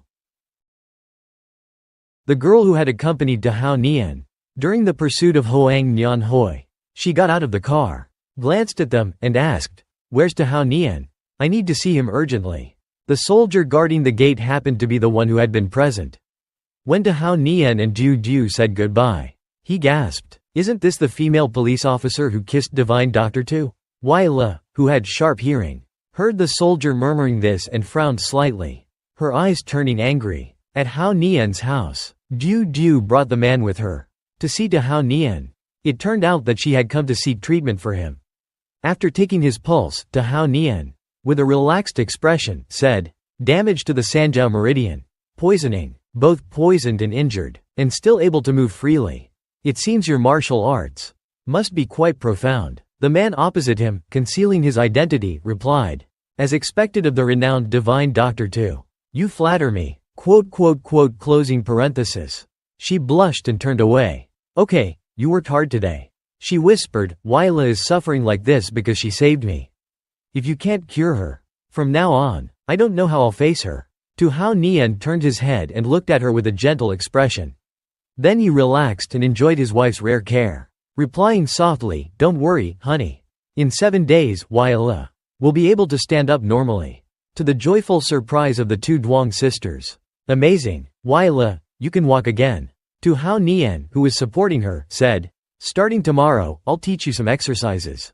If there are no unforeseen circumstances, in less than half a month, you'll almost be back to normal. Once you've almost recovered, I'll take you on a trip to Yanhai City. I'll eradicate the Hoang family right in front of you." Wyla blushed and looked at him gratefully. "Thank you, master." TT, who was beside her, was not to be outdone. She immediately raised her hand. "TT wants to go too." Even Tam Di, who was usually gentle and quiet, said, "I want to go too. I want to see those who harmed us meet their end." Tu Hao Nian was amused by her words. "Hey, why are you saying, meet their end?" The soldiers outside, hearing this, looked at each other excitedly. "We should go too, right? Such a good opportunity for real-life experience. Divine Dr. Tu will definitely take us with him." Inside the male lead's villa, Wyla diligently came out every day to practice some exercises. She was eager to fully recover. The soldiers guarding the gate saw her every day and became familiar with her. "Miss Qiu, you're recovering really quickly. Divine Dr. Tu is truly a miracle worker. Divine Dr. Tu is like a god." The other soldier replied, "It's only been a dozen days and he's already helped someone who was paralyzed make a full recovery and become like a normal person again." Suddenly, the walkie-talkie of one of the soldiers crackled to life. "Attention all units. A red car is heading towards the villa at high speed. It's approaching the villa at high speed. Its identity is currently unknown." The soldier immediately turned to Wyla and told her to get out of the way quickly. But the sound of the car's engine roared right behind them, leaving Wyla no time to react. She could only watch in a daze as the car approached. The soldiers reacted swiftly. One of them immediately rushed towards Wyla, trying to push her out of the way, while the other quickly drew his gun and aimed it at the oncoming car. The scene was chaotic in the extreme. The commotion caused by the red Mercedes that morning at the male lead's house finally came to an end. Wyla looked at the two soldiers who had frantically protected her and calmly said, "It's okay. It's someone I know. To be honest, I don't like her." The soldier beside her was startled. Who would dare to barge into Divine Dr. Tu's villa like that? And also no Wyla? The red car drove straight ahead, then turned right and braked right in front of Wyla. The car looked so flashy. But the person who got out was wearing a neat police uniform. 712 0 hours 19 minutes and 30 seconds, 566 to 0 hours 19 minutes and 31 seconds, 866. It turned out to be Juju, the girl who had accompanied to Hao Nian during the pursuit of Hoang Nyan Hoi. She got out of the car, glanced at them, and asked, "Where's to Hao Nian? I need to see him urgently." The soldier guarding the gate happened to be the one who had been present. When Dahao Nian and Ju Ju said goodbye, he gasped, "Isn't this the female police officer who kissed Divine Doctor too?" Wei Le, who had sharp hearing, heard the soldier murmuring this and frowned slightly, her eyes turning angry. At Hao Nian's house, Ju Ju brought the man with her to see Dahao Nian. It turned out that she had come to seek treatment for him. After taking his pulse, Dahao Nian, with a relaxed expression, said, "Damage to the Sanjiao meridian. Poisoning. Both poisoned and injured, and still able to move freely. It seems your martial arts must be quite profound." The man opposite him, concealing his identity, replied, "As expected of the renowned Divine Doctor too. You flatter me." Closing parenthesis. After speaking, the man who had just spoken so boldly started coughing violently, alarming Ju Ju. She looked at Dahao Nian. "Stop talking, can you treat him or not?" Dahao Nian crossed his arms, leaned back in his chair, and said calmly, "I can, but it'll take at least 3 days. However, I need to go out during these next 2 days. Time is a bit tight." Hearing this, the man asked hurriedly, "Divine Doctor, where are you going? If it's convenient, I could go with you. Maybe I could be of some help." At this point, Dahao Nian realized the identity of the person in front of him. "If I'm not mistaken," he asked, "you're Mr. Niem Tai Kuk, right? Who else could have injured a top 3 expert like you to this extent?" Niem Tai Kuk no longer concealed his identity. He readily admitted, "Haha, as expected of Divine Doctor too. You have a keen eye." Then, his expression turned serious. "I'm not going to hide it from you. I came from Yanhai. The royal family is trying to harm my daughter. Naturally, I can't let them get away with it. Unfortunately, I ran into a royal expert, and I almost fell into his hands." Dahao Nian immediately caught the key point, and asked, "Who is this expert?" Niem Tai Kuk replied, "One of the top 10. Kai Hoang Tuyen Lam Tiu Tung. This man specializes in poison and sneak attacks. I wasn't careful and fell victim to his tricks. However, I managed to defeat half of those henchmen the royal family has trained. They've also suffered significant losses." Dahao Nian gently touched the necklace around his neck, thinking to himself, "No wonder the royal family hasn't come looking for me in the past few days." 782 0 hours 21 minutes and 22 seconds, 100 to 0 hours 21 minutes and 24 seconds. Oh. It seems they've been hit pretty hard by Niem Tai Kuk. He said meaningfully, "In that case, I'll treat you first, and then head to the royal family." Niem Tai Kuk understood his suggestion. "Since we have a common enemy, Divine Doctor, once you've cured me, not only will I not be short on consultation fees, but I'll also accompany you there." The two men looked at each other, as if they had found a kindred spirit. They both spoke in unison, solidifying this alliance. 795 0 hours 21 minutes and 41 seconds, 900 to 0 hours 21 minutes and 42 seconds, 833 Ju Ju, who was beside them, didn't interrupt. But inwardly, she was overjoyed. "Great, Dad will be cured. We also have to go to the royal family." 3 days later, after a period of intense work, at the medical hall, Dahao Nian finally finished treating Niem Tai Kuk. He stepped into the house, but was surprised by the sight before him. The 4 girls, somehow, had become friendly, and were sitting together playing mahjong. However, while it looked peaceful on the surface, TT was already starting to make snide remarks. Ju Ju, I heard you kissed my brother-in-law at the Manho training camp?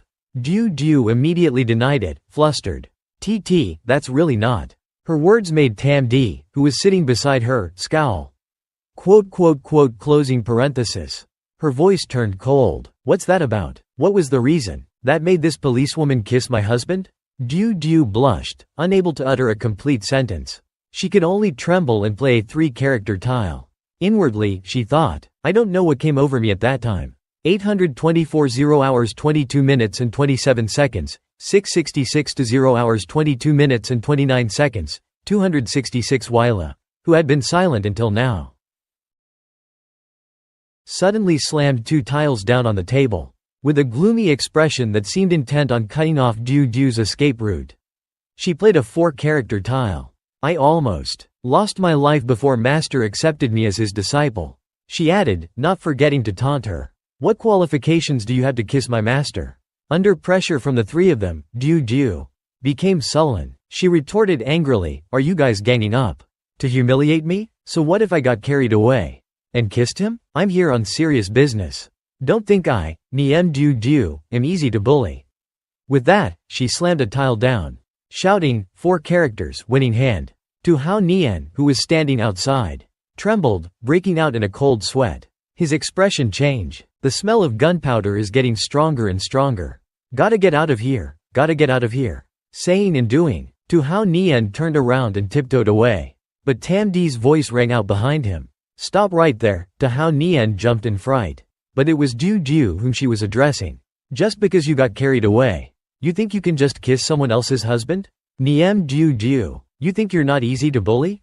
Do you think I, Duong Tam Di, am easy to bully?" With that, another mahjong tile was slammed down. Winning hand. Tam Di didn't let Du respond. She picked up another tile and revealed it. Another winning hand. This series of actions shocked Du, leaving her speechless. Tam Di pressed her advantage, asserting her dominance. "From now on, if there's nothing important, stay away from this Duong Tam Di's man." From the aura she exuded to the mahjong game, Tam Di had completely dominated Niem Du. Seeing this, Du also broke out in a cold sweat. She thought to herself, from her playing skills to her luck and aura, this Duong family's eldest daughter is no ordinary rich heiress. One would assume she'd be intimidated and back down. But Du became even more determined. She looked straight at Tam Di, a defiant look in her eyes. Tu Hao Nian, standing beside them, witnessed this silent clash between the two and was terrified. This isn't playing mahjong. It's like a war. With 3 women, it's like a marketplace. With 4, it's like an atomic bomb. On a luxurious yacht, speeding across the water, Tu Hao Nian took a deep breath as he stood at the railing. "The weather today is perfect for going out," he said with a sigh. But the 4 girls didn't agree. The mahjong game from the previous day had made the atmosphere around them incredibly tense. Incredibly tense. While they verbally agreed with Tu Hao Nian's statement, their expressions clearly said, "I disagree." 894 0 hours 24 minutes and 21 seconds, 333 to 0 hours 24 minutes and 22 seconds, 800 to ease the tension, Tu Hao Nian suggested enthusiastically. "When I was abroad, I often played a game called water balloons. Do you ladies want to play?" All 4 girls replied in unison, "Yes." But their eyes were as sharp as blades, glaring at Tu Hao Nian. 902 0 hours 24 minutes and 34 seconds, 133 to 0 hours 24 minutes and 36 seconds, 566 TT was the quickest to adjust her emotions. Covering her mouth, she smiled and asked, "Brother-in-law, how do you play this game?" Tu Hao Nian silently thanked her in his heart. She was still the best sister-in-law. He pointed out to the sea cheerfully. "We'll inflate some balloons and throw them into the water, and then shoot them with guns. It's a good way to practice your shooting skills." Hearing the rules, Wyla eagerly raised her hand. "Practice shooting? I want to play." Du, beside her, also expressed interest. "Sounds fun. Are there any specific rules?" Closing parenthesis. Tu Hao Nian, standing at the bow of the yacht, began to give instructions. "Only inflate the balloons to the size of a fist. Throw about 10 at a time. Wait until they're about 30 meters away before shooting. If you hit half of them before they reach 50 meters, you pass." 922 0 hours 25 minutes and 6 seconds, 600 to 0 hours 25 minutes and 7 seconds, 466 Tam Di, after listening, asked, "So, we don't shoot after 50 meters? Tu Hao Nian explained, "Beyond 50 meters, you definitely won't be able to hit them." Du, crossing her arms and raising an eyebrow, disagreed. "You underestimate me. Hitting 5 balloons beyond 30 meters is absolutely no problem for me. Even 50 meters won't be difficult." Looking at the rough sea, Wyla said, "The sea breeze is strong. The water is unstable, and the boat is rocking. This game is quite challenging." Du, hearing this, taunted her. "What's so difficult about it? I think you're just scared." Wyla, not to be outdone, glanced at her and retorted, "You're all talk. Shoot first, then brag." Seeing how eager they were to compete, TT quickly ran to get the balloons. Tu Hao Nian, beside them, broke out in a cold sweat. "I'm about to be off the hook." Moments later, a bunch of colorful balloons were released into the sea. They bobbed and drifted further away. Du was the first to start. Using her familiar Type 6 pistol, she stood firmly on the yacht and aimed. However, the first shot she fired missed, hitting the water beside the balloon. Juju's expression turned sour. The others were also startled. It seemed that this game was indeed quite difficult. Wyla couldn't resist taunting her. Missed? Infuriated, Juju fired a series of shots into the water, but none of them hit a balloon. Wyla continued, I told you so. Still not convinced? You're used to shooting at stationary targets. At the police academy, the challenge's master sets are all based on real combat. You're still too inexperienced. Juju was unconvinced, but she really couldn't hit any of the balloons. As the balloons drifted further and further away, it became even more impossible. Wyla scoffed, how ridiculous. The sea is so vast, and the boat is rocking.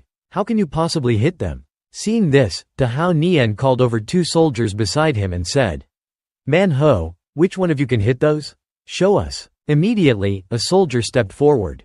And with a few shots, countless balloons exploded. Wyla looked on in admiration. Wow, this is the strength of a true soldier. TT added, oh my god, 12 shots, 10 balloons hit. At this point, Juju just wanted to dig a hole and hide. She had been way too boastful earlier.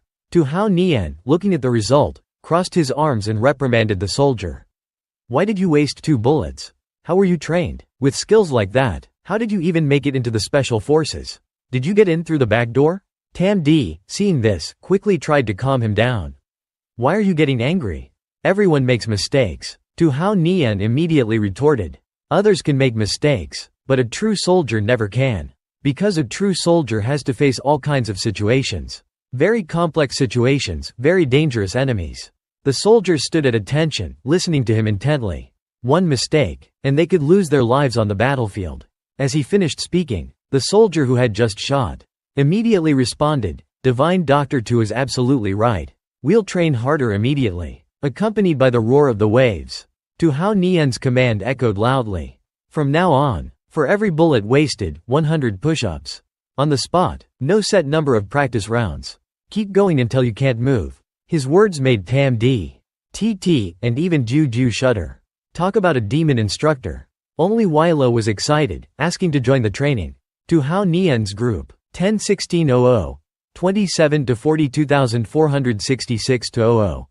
27 to 44,500 were currently playing the balloon shooting game on the yacht. Wyla had just finished her turn. I shot 10 times and hit 2 balloons. Not like a certain boastful policewoman. Juju could only look away in shame. Darn it. On the other side, TT was competing with Vong Vu.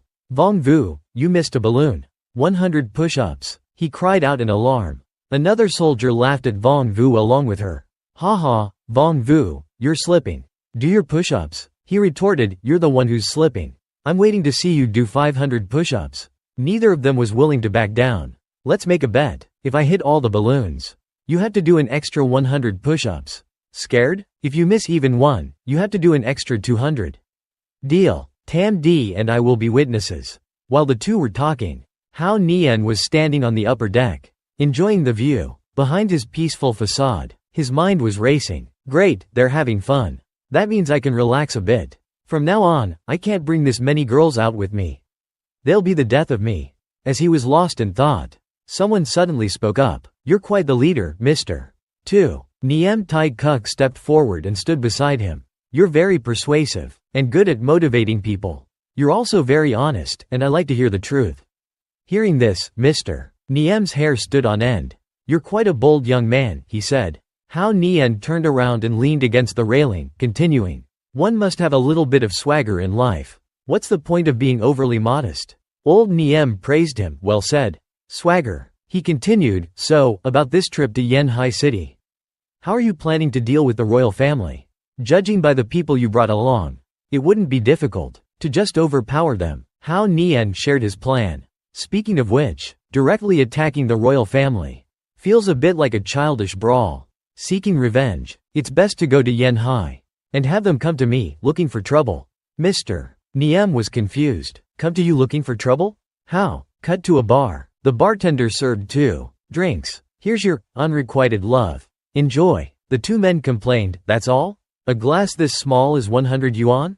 Seriously? It turned out that these 2 men were Man Ho, Vong Vu and Lu Bak, in disguise. The bartender arrogantly explained, "This is the cheapest drink we have. This isn't a place for you to be sitting. We don't welcome poor trash. Finish your drinks and get out." Hearing this, the two men were annoyed. A bartender, acting so arrogant. This royal family really doesn't know how to run a business.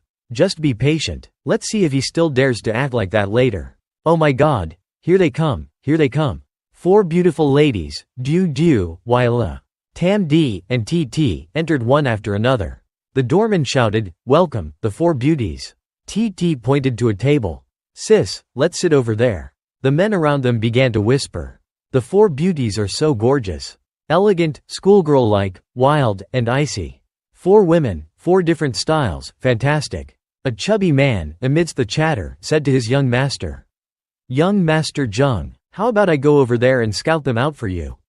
The young master replied, "Cut the crap, fatty. Don't think I don't know what you're up to. Trying to pull a fast one, This time, I'm going to make my own move." A waiter approached the 4 ladies' table and asked, "Beautiful ladies, are you waiting for someone? Would you like to order some drinks?" Hao Nian suddenly boomed, "Get them. 2 bottles each of Chateau Lafite Rothschild 1982. The waiter was stunned. Huh? With that, he walked right into the middle of the 4 ladies. They all spoke up. "Sir, we want 2 bottles each." "No problem. I'll just gargle with it. 2 bottles per person. What a refreshing way to talk business." "What are your names, beauties?" Each of them introduced themselves. "I'm TT, this is Tam Tam, my sister Wyla." And Mew Mew. Du thought to herself. "Mew Mew? You all have names like actresses. Why don't I know? I'm supposed to be called by this name?" The waiter brought the wine. "Excuse me, are you sure you want 10? He thought to himself. 10 bottles of Chateau Lafite Rothschild 1982? And he said he's just gargling with it? Wyla said, "Didn't we say so? We're just using it to gargle. After all, this gentleman is paying."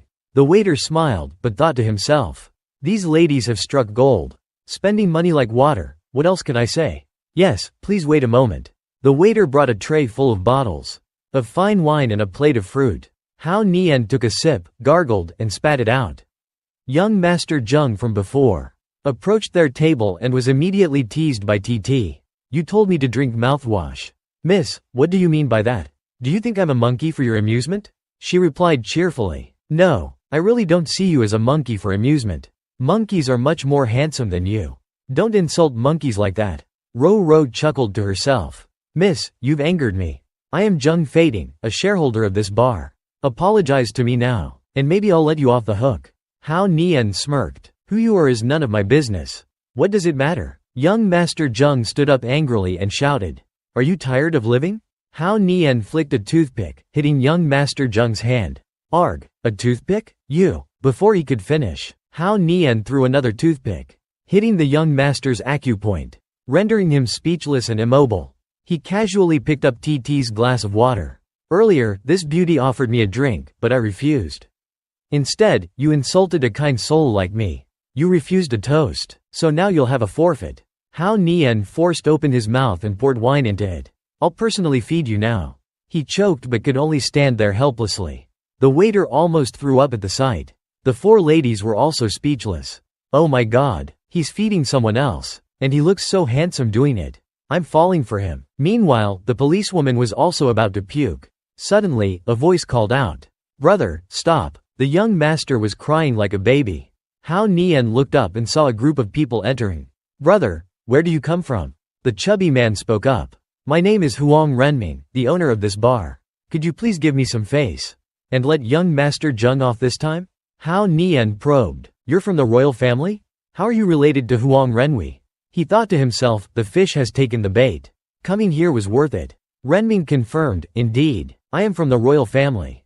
Huang Renwei is my cousin. Since you know about our royal family, things are easier. Will you give the royal family some face?" The ladies suddenly thought of the name, royal family. Hao Nian chuckled. "Ah." Then, he threw young Master Jung to the ground. In front of the stunned Renming, he stepped on his head and sat on the table, questioning him. "Do you even have any face for me to give you? Who the hell are you?" The young master could only lie there, crying at his feet. The chubby man shouted, "You want to play? Fine." He pointed at him. "Attack. Beat that man to a pulp. Capture those women." Suddenly, a wine bottle shattered against the head of one of the thugs. Closing parenthesis. The men watching couldn't hold back any longer. "I've had enough of you guys. Do you think you're so great just because you have money? Selling cheap drinks for 100 yuan?" The waiter stood frozen in fear. They all charged forward. "You're scamming us. The drinks taste awful. Fight, fight." They were all members of the Tiger Squadron, disguised as ordinary customers, and had been lying in wait. They fought, much to the ladies' surprise. Down with capitalists. Down with imperialism. Oh my God. The people are the masters of the country. Spare me. Finally, all of the chubby man's thugs were defeated, scattered and groaning on the floor. "Who are you?" Renmin asked in fear. We, P2E. Capitalists are just paper tigers." One of the special forces soldiers replied, "We're just adding fuel to the fire. Yeah, we bought a bottle of soy sauce and you guys ripped us off. We're very unhappy about it. What kind of trashy supermarket is this?" Renming retorted angrily. "This is my bar. Since when did it become a supermarket?" The others stopped laughing. Hao Nian replied playfully, "I'm just an ordinary customer. They are righteous heroes." That's right. Renming conceded. "Brother, I admit defeat today. Just tell me what you want." Hao Nian teased. "You said you wanted to beat me to a pulp and steal my beauties. I'm quite upset about that. Shouldn't you compensate me? Okay, how much do you want?" Hao Nian held up 3 fingers and said emphatically, 3 billion. The chubby man was shocked and yelled, 3 billion? Why don't you just rob a bank? Where would I get that kind of money? Hao Nian calmly replied, "You may not, but your royal family does. I've done the math. Your royal family's assets are spread all over the city, worth over 9 billion, but the cash you can readily mobilize isn't much. It just so happens to be around 3 billion. Renming protested. "What are you thinking? Giving you 3 billion would bankrupt the royal family." He continued, "Who are you, really? How do you know so much about our royal family?" He thought, "This guy is targeting the royal family, that's why he's here." Hao Nian calmly refuted, "You don't have the right to know who I am. If you can't make the decision, then call your royal family's patriarch. Tell him to come see me." Renming stubbornly refused. "Humph, our royal family is not so easily bullied. I'm not making that call. Let me tell you, no one dares to mess with our royal family. None of you will escape." 2 onlookers chimed in. "Humph, your arrogance won't last long." Hao Nian looked down at Weila. "No one will touch my disciple. Invite the head of the royal family to enjoy a bottle of Chateau Lafite Rothschild 1982 from this establishment. Go." Hearing this, she grabbed a bottle of wine. "Yes, master." She charged towards Huang Renming with the bottle in her hand. "Huang Renming, do you remember me, Chao Junli?"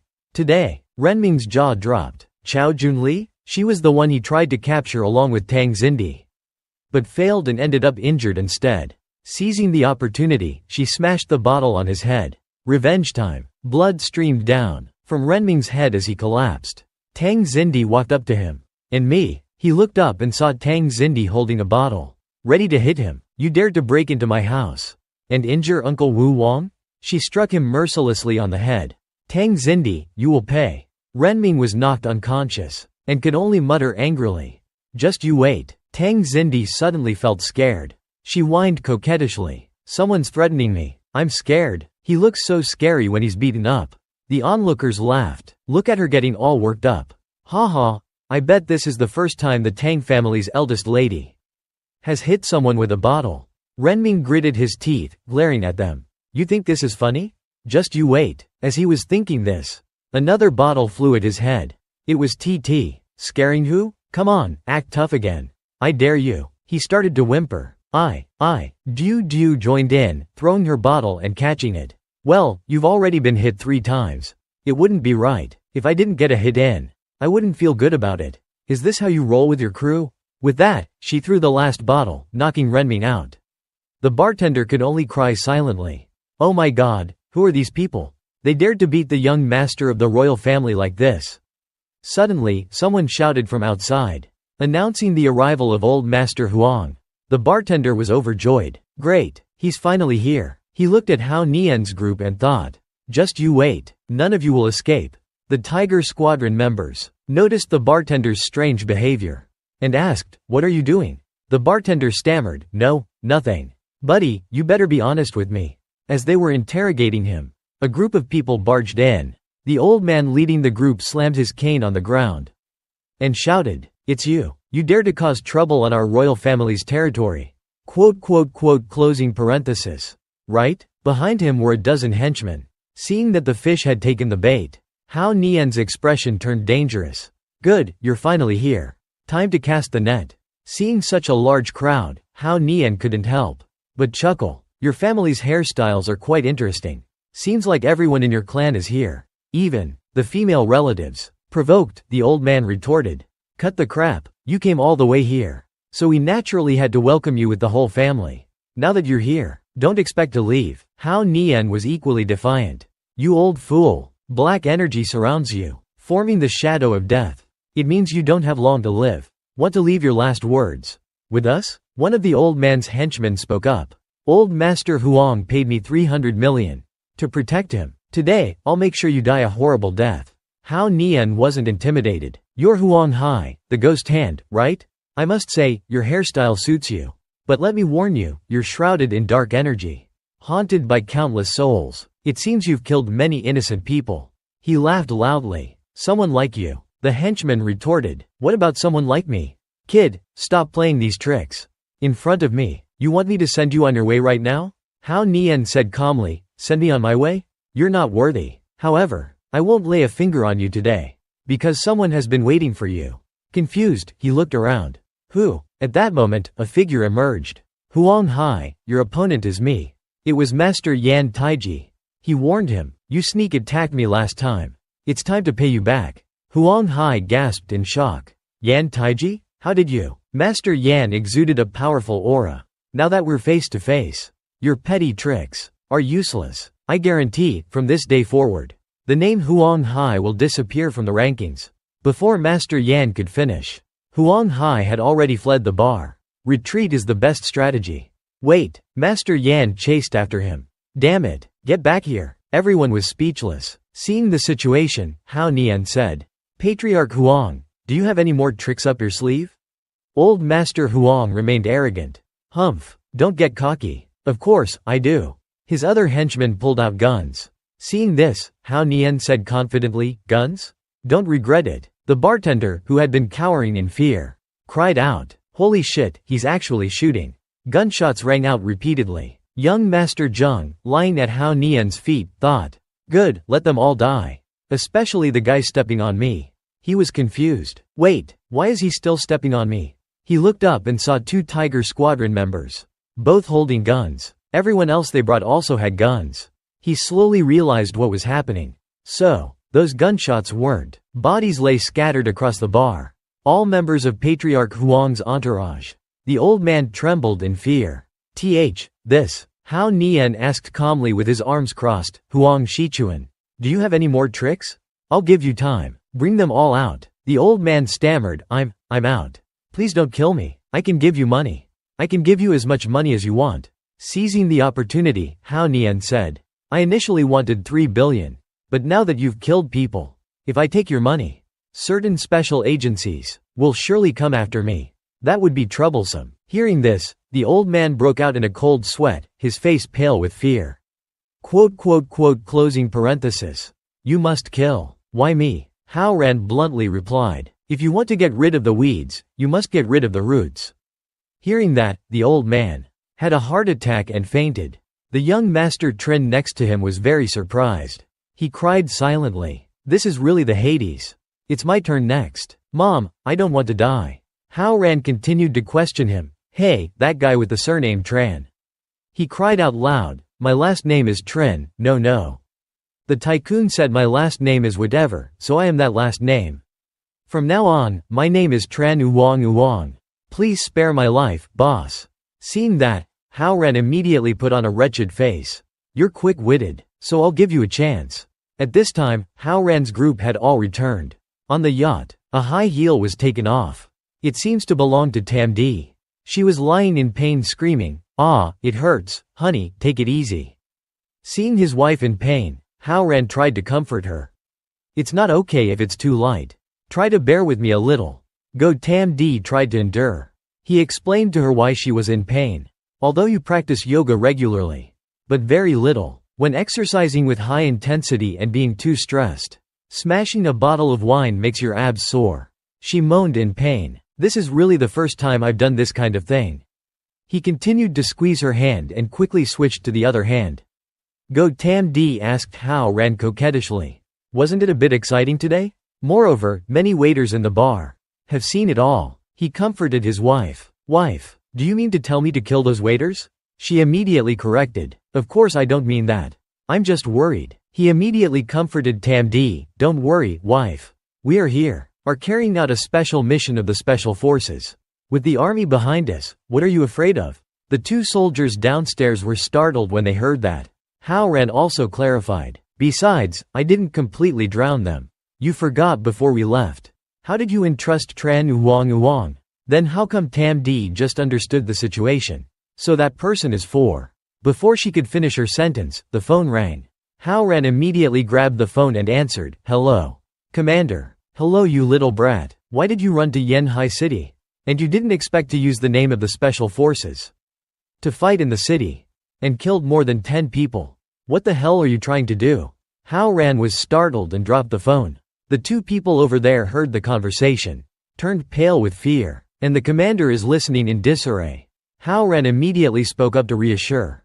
"Calm down, Commander. The royals are not good people. Each and every one of their bodyguards has a gun. This is the only way to control them. I'm using the name of the Special Forces. Also for the benefit of the country. The royal family's assets, I can't even take apart." The commander immediately scolded him. "Stop talking about the royal family's business. Tell me, Yanhai City is the most developed economic center of China. We are a big city. You cause trouble and kill people in the most international city.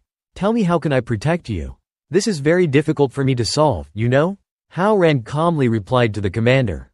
"I didn't kill the royals. I just used a toothpick to stab that guy named Tren. Dead people. They all died at the hands of the soldiers under you. How can you say that you are making it difficult for me?"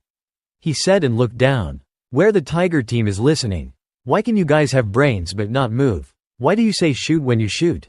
Do you guys know that you are making things difficult for Commander Trong?" They immediately cleared up. Why are we our fault?" Commander Trong still didn't believe Hao Thien Lao Tu's words. "Leave those soldiers to you to train them. It seems like a mistake, okay? Commander Trong is not kidding you anymore.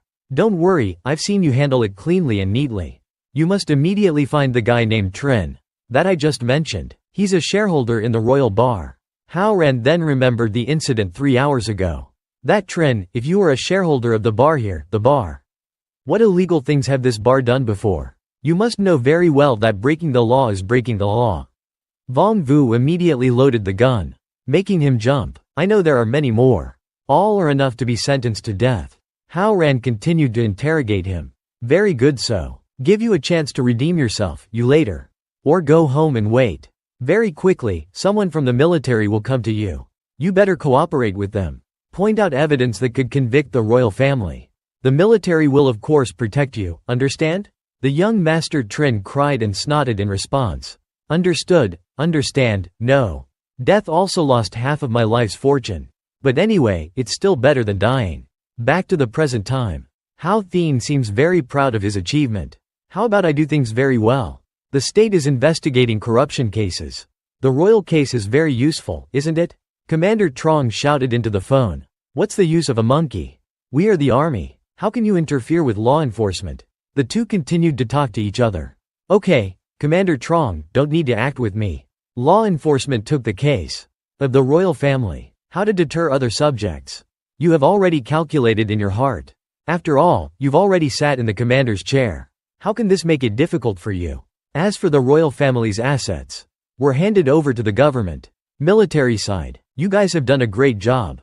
And took the opportunity to overthrow those old men. What a good thing this is for both officials and people. This gift from me is 0 VND. Remember to repay me?" The Tiger team down there didn't understand.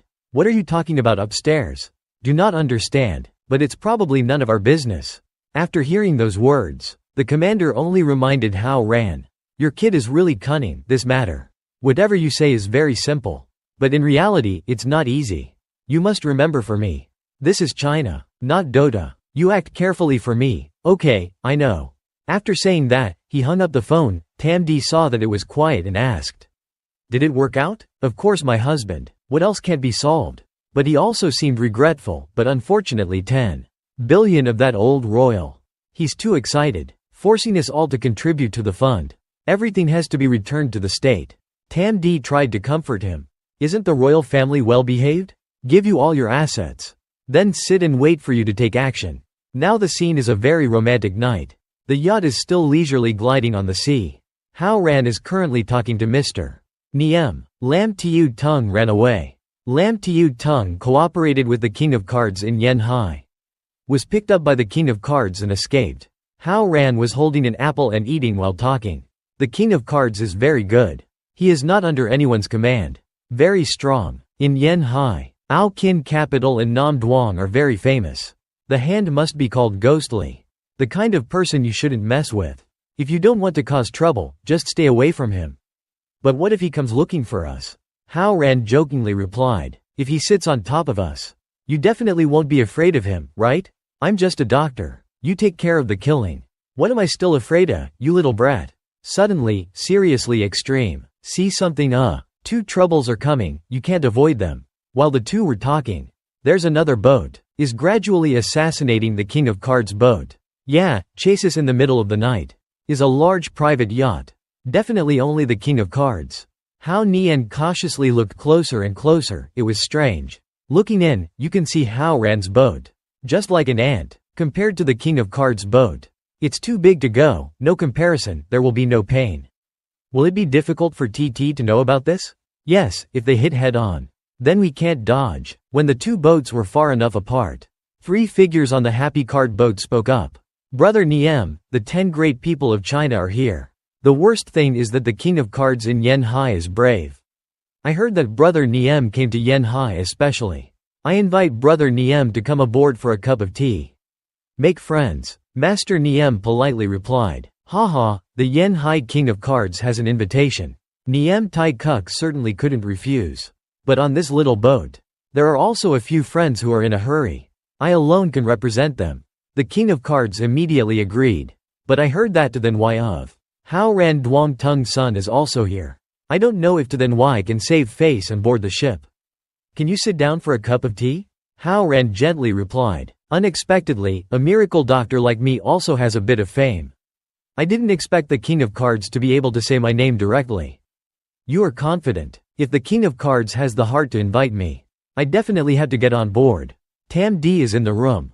Immediately ran outside and asked Hao Nian.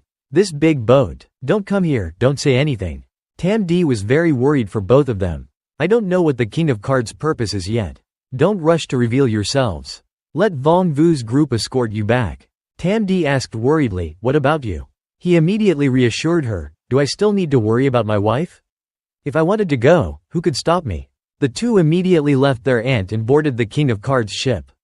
TT saw that. Immediately talked to Wai Laheng. This big ship is amazing. Go back and tell Dad to change to a bigger ship than it. Her family only goes to sea occasionally. Why use a big ship? Tam D's heart fluttered with aesthetics. Hao Nian, you must be careful. The big ship went further and further. At this time, both of them were in the casino. The King of Cards immediately introduced the two who agreed to board the ship. Of my Guangdong, we are honored. He immediately made an offer. This humble man has heard the reputation of the two for a long time. Don't know. Are you too interested in betting with Ku? Master Niem went straight to the point. King of Cards. You do it like this. Isn't it like you want to get back the royal family's fortune? What do you think? Just say it. No more talking around. The King of Cards still replied humbly. Haha, Niem is indeed a strong man in the world. Think what you say, Guangdong. I dare not have any opinion. But if you already mentioned the royal family, then we use assets in the name of the royal family. To bet. Anyway now, you guys want to take the royal family's assets. Turn into yours. It's not a simple matter either. If I do it, it will be much easier. Old Niem turned to Hao Nian and whispered. This King of Cards guy is really scheming. Looking from the outside, one would think he did it for the royal family. But in reality it is because of peeping to the royal family's fortune. It's no wonder that together are hundreds of billions of assets. Who wouldn't be jealous? To Hao Nian thought to himself. It's just a pity. Now the assets under the royal name belongs to the army. You have 1,001 plans, but it's useless.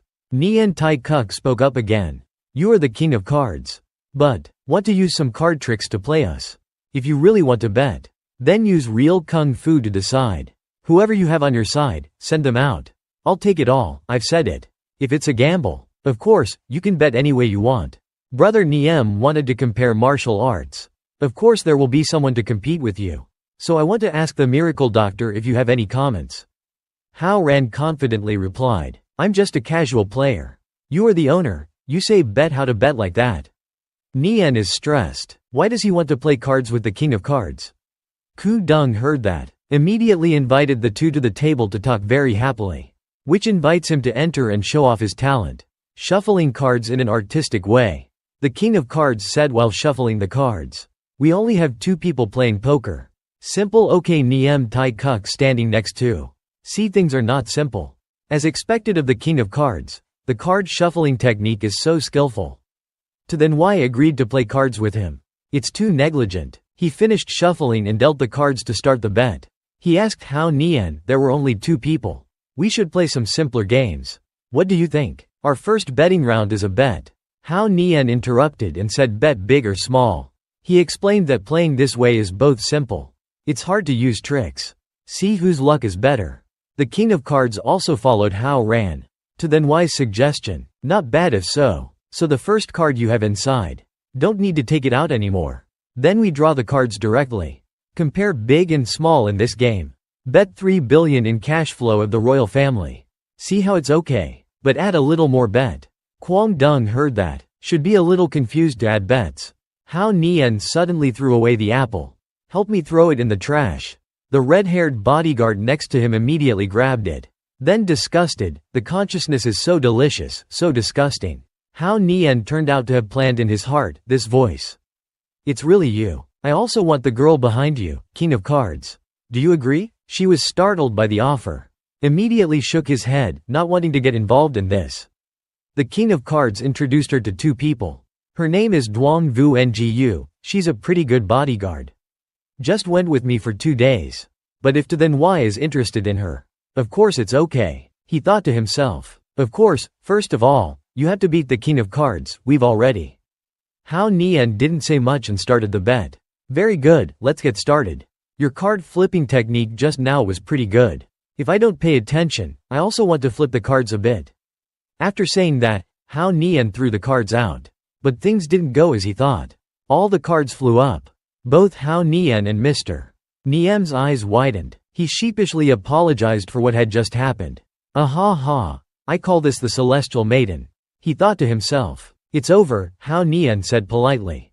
Let's just draw directly. Then re-sharpening the cards is also very troublesome. He praised To Then Why as a man who is not bound by small details. That's how it looks on the outside, but the king of cards is different inside. An outsider. Dare to mess with the cards that I have prepared. But my king of cards title is not for nothing. I can still see the positions of the 4 aces very clearly. Looks like your little trick is useless. Hao Nian agreed and said that's right. I am a very impulsive person. The king of cards makes an offer. The first game bet 100 million, bet 100 million. I bet another 400 million. Old Niem next to him was startled. He thinks this is no longer called impulsiveness. Must be arbitrary. And the king of cards in his heart is wary. Bet another 400 million. How to say? This is also a famous miracle doctor abroad. Really see money as just grass. Spend it how you want. Or say, he just dropped the cards I had arranged all over the table. Is it on purpose? Hao Nian is still smiling and looking at Ku Dong. Did he take the opportunity to prepare the trump card? He then acted on his gut. Good. Above all, be careful. Don't be so hasty, I'm not following. Seeing that, Hao Nian threw the cards on the table. But he didn't follow. What a pity, the first game. Only 100 million won. The joker appears in the middle of the table. Both old Niem and Vu Ngu were surprised by this result. Joker the king of cards claps his hands for the miracle doctor's luck. To Then Why is so lucky. The probability is 45% and it can still be drawn. Where are you guys? Change his cards. I give the deck to Hao Nian. To Then Why last game. I already sharpened the cards, this game is for you, okay. Let me do it. Hao Nian took the deck of cards and immediately planned. As expected of the king of cards, very calm. I did that and he didn't take the bait. If that's the case, then I don't need to act anymore. It's time to show off real skills. He immediately took the 2 stacks of cards and placed them in the gap between the 2 stacks. It's time for Hao Nian to show off his true skills. Free card playing technique. He then shuffled the cards back together. The king of cards was startled by his masterful card shuffling. His hand movements are very fast. Keep dividing the cards into multiple piles and then mixing them up. With astonishing speed, he put it in and then spread it out into a circle. Done merging it. The final step is he shuffles the cards from above, then spread it out on the table. Hao Nian confidently invites Vu Ngu, Niem Tai Kuk. We're all surprised by the scene just now. The king of cards admired Cao on the outside. But inside, this kid was really just probing me just now. He praised Hao Nian. To Tian Xin is truly a hidden person. General Vong Mo admires you. I'll draw first. He drew the card and then fell into thought. Your technique is really good. Both fast and accurate. But our competition is to compare big and small. He glanced at his card and saw that it was a 10. Immediately secretly left it under his wrist out of sight. Then he performed his trick. The 10 is sucked in and replaced by an ace. He confidently asked Hao Nian. Don't perform magic tricks to then why? How much do you bet? It's just a pity. Hao Nian knew all the tricks of the king of cards. Ah, Vong is nothing more than that. Hiding a few AJAQ cards on your body. This time I bet 600 million. You're not going to refuse to follow, are you? He went along with this time I'm following. But to then why? Where did you get that confidence? You haven't even looked at the cards you've drawn yet. Hao Nian calmly replied. No need to look, you are confident in your plan. You think changing cards to an A is very powerful. How can I let you know what is big and small? Hao Nian held up the card, I. It seems that today is helped by God. Unstoppable luck. Isn't it because I said so? He then slammed the card down on the table. It turns out that it is the Joker card. Thien Nyan Thong cannot be stopped. Unstoppable luck. Old Niem was stunned when he saw the Joker card. This guy is really lucky. He actually drew the Joker card. The king of cards saw that the situation was not good, damn it. Isn't this kid's luck too good? Lao Tu has changed to an ace. But it's also useless, he actually drew the Joker card. Hao Nian said cheerfully. Think no more, don't delay, shuffle the cards quickly. My luck is limited. After 12 p.m., it's no longer spiritual. He couldn't believe it, that Hao Nian is so good at this. Damn, miracle doctor or god of gambling, this is a good deal. He thought to himself, I really don't believe. 54% probability. He can also hit the Joker 3 times in a row. After drawing the cards, he immediately froze and couldn't speak. He was so angry that he gritted his teeth. Damn it, this time it's not a red Joker but a black Joker. What the king of cards drew was the ace of spades. The match has not yet fallen, 5 card flips continue. Old Niem, I can't believe my eyes, this matter. To then why is really a god of gambling. He reluctantly produced the 2 card. This time I drew a black Joker. This time you're done. Hao Nian leisurely pointed to his red Joker card. He could only raise his card and look. The king of cards froze even more and sweated more. In the end, he petrified and passed away. The red-haired bodyguard immediately asked the king of cards, he muttered.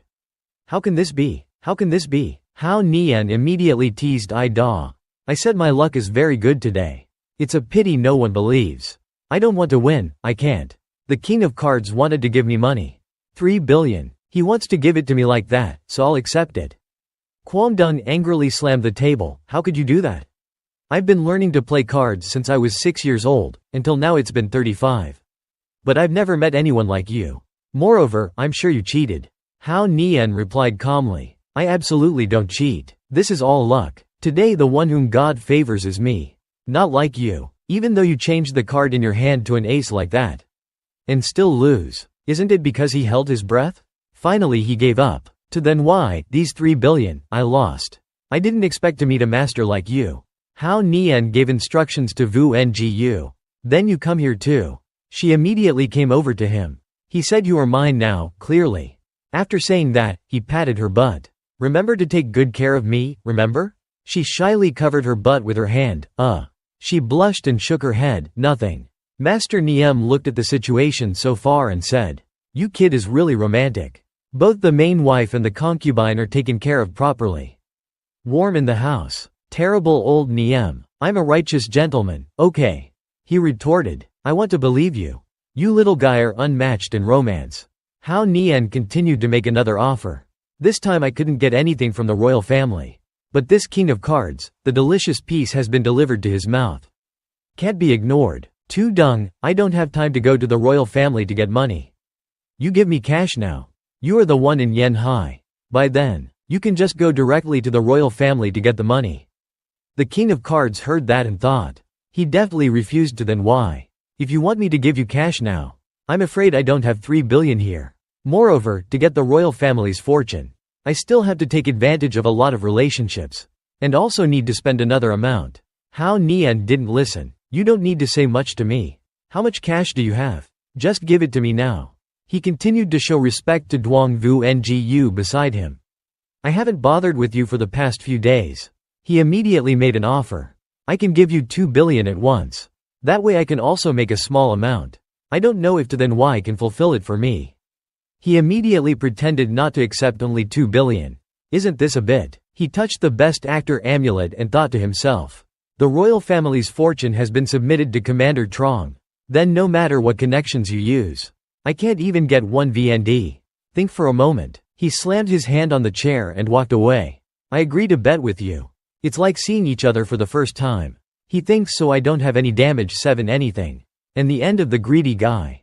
As you said. Hao Nian put on a wretched face. As usual. Everyone get rich together 2 billion. You transfer the money to me now. Lost 2 billion. Has been transferred to Hao Nian's phone. He gratefully acknowledged that I received the money. King of cards. You are also a very straightforward and fair person. I and you really met too late. He laughed. Ha ha, right. I'm sorry to meet the miracle doctor so late. He added, don't worry. After I get the royal family's fortune. Definitely not lacking. He was talking when suddenly the phone rang. General Zhen Kudong picked up the phone and answered, hello. Who are you? I'm busy talking business with distinguished guests. Hao Nian saw that the situation was not good. Immediately whispered, get ready to move. Something's about to happen. Both of them next to them are confused. The king of cards suddenly threw the phone on the ground, making it explode. He was angry. Close your voice, you. You, the bodyguard asked, will the 3 sperm really explode? Then he shouted and pointed. Fortune of the traveler has been confiscated by the army. To Hao Nian, do you still have the face to take 2 billion from me? Vu Ngu stunned. Accomplice A has just joined. I don't know the specific situation yet. Niem Tai Kuk was also stunned. Accomplice B keeps chasing. Lam Hu Tung, so I don't know what happened. Hao Nian calmly replied to the enemy king of cards. You're turning your face too fast. Just now, you and I were still in love. Hung, it's true that men hurt the 2 people next to them and fainted. He shouted loudly. You have feelings for the person who beat him for me. The bodyguard next to him immediately pulled out his gun. Master Niem worried. To be honest, you're too evil. He reassured me, don't worry. They have guns, I also have guns, you have guns. He pulled out a few cards, just the cards he had just drawn. Mr. Niem froze. He confidently replied, being a good citizen and abiding by the law. How can you carry a gun with you? Then he threw the cards away. Those cards hit the gunman's hands. They all screamed. Without saying much, he ran to each one, and punched and kicked them in the head. At an astonishing speed. Only the last king of cards is left. He was afraid to reply. Yes. He threatened him. I clearly gave. You owe me 1 billion, but you still dare to attack me. Just stick that needle right into my acupoint. If you don't compensate me properly today, I won't let you off the hook. He stammered in fear. I'll give you my car, divine doctor. How much compensation do you want? Mr. Niem, observing the situation, thought. Based on his skills, he's definitely no weaker than me. Moreover, it seems he hasn't even used his full strength. Remarkable, the younger generation is truly formidable. He then noticed the girl beside him. Countless questions swirling in his mind. What's the relationship between these two? To think that this girl could be frightened into such a state by Hao Nian. Forget it, this has nothing to do with me. Hao Nian put on a mischievous expression. First, you threatened me with a gun, then you tried to bribe me. You almost scared me to death, old man. Don't you think you should compensate us? 500 million each. As emotional distress? 22,000. 37,400 to 0. 39,800. He was stunned by the compensation amount. 500 million. Tu Hao Nian continued, scaring him even more. I have a bad temper. Once I'm angry, I'm capable of anything. You wouldn't want to become the second Hoang the Qian, would you? I'll pay right away. Niem Tai Kuk, hearing this, was delighted. There was even a share for him. Hao Nian put his arm around the gambling king's shoulder. That's more like it. I told you. It's like we've known each other for a long time, even though we just met. Hey, you're still holding that needle. Hao Nian, showing no mercy, stuck it into his spine. He was terrified, not knowing what had happened to him. What did you do to me? To Hao Nian replied, you came to see me empty-handed? And you treated me so rudely. Naturally, I had to give you a small gift in return. He explained what he had just done. Just now, I used a bone-piercing needle on you, sticking it into your spine. Within a year, it will travel from your spine to your brain. He burst into tears, panicking. What? Hao Nian put on a mischievous expression. If you don't want to become a fool, every year, make time to come to Hao Nian Duang and see me. I'll help you push the needle back to your spine. For a fee, of course. Currently, the gambling king was seeing a doctor after the encounter. He looked at the X-ray film. This, pointing to a part of the gambling king's spinal column, he said. A needle has been inserted into your spine. This area is where many important nerves are concentrated. He asked the doctor worriedly, can you remove the foreign object? The doctor replied bluntly, no, or rather, I wouldn't dare to. If I use a scalpel and it's not done perfectly, you could be paralyzed from the neck down. Currently, no doctor in the world. 68001, 54333-001, 56266 would dare to perform such a complex operation. Is it that serious? Suddenly, a phone rang. Ring. Khu Dung looked at his phone and saw it was a message from Mr. Liu. That to Hao Nian is very powerful. I can't deal with him. Closing parenthesis. I'm from the Public Security Bureau. Tu Hao Nian is from the military. I can't afford to offend him. Just focus on recovering for now. He threw his phone on the ground in frustration. That Liu guy. The phone, due to the force of the throw, shattered into pieces. He wailed. Why did I let a little profit cloud my judgment? Why did I have to go and provoke that jinx? Tu Hao Nian? Now look at me. I've become his personal ATM. His bodyguard reminded him. Gambling King, don't use the 3-character classic anymore. It's going to explode again. Shut up. The 3-character classic is the best in the world. I'm the Gambling King, the best in the world. What else am I supposed to use if not the 3-character classic? Let's go. Yes. The doctor, witnessing the scene, was speechless. Both his body and his mind are abnormal. Even money can't cure that. Cut to Hao Nian's current location. The three of them had taken a plane back to the country. Old Niem stared out the plane window.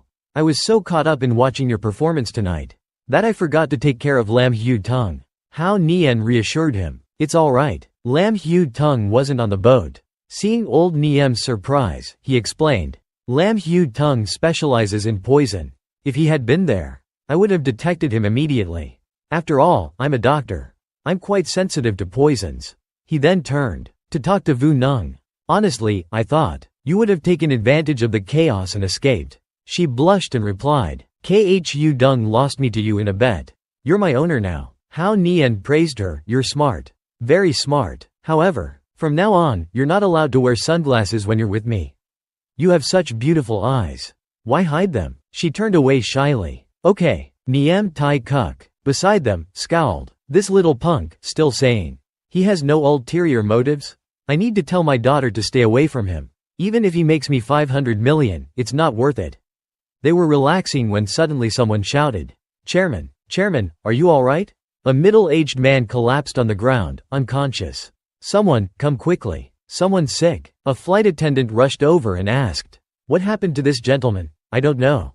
He suddenly, after coming back from the restroom, Hao Nian rushed over to check on the situation. I'm a doctor. Let me see. He checked the man's pulse and asked about his medical history. Does your chairman usually have any health problems? The bodyguard replied anxiously, no. Our chairman has always been in good health. After checking his pulse, Tu Hao Nian immediately diagnosed the man. This is acute coronary syndrome. Lay him down flat and raise his legs a bit. The bodyguard was puzzled. Why raise his legs? Just do as I say. The flight attendant guided them to the middle section. There's more space there. They carried the chairman to the middle section and unbuttoned his shirt. They then raised his legs. The bodyguard asked, "Is this okay?" "Yes, just hold them there. Don't move." Closing parenthesis. I've never heard of saving someone using such an embarrassing position. Do you even know how to treat illnesses? Hao Nian took out a few acupuncture needles, preparing to use his 7-star acupuncture technique. He inserted the needles into different points on the chairman's chest. The flight attendant, seeing this, murmured, "Acupuncture?"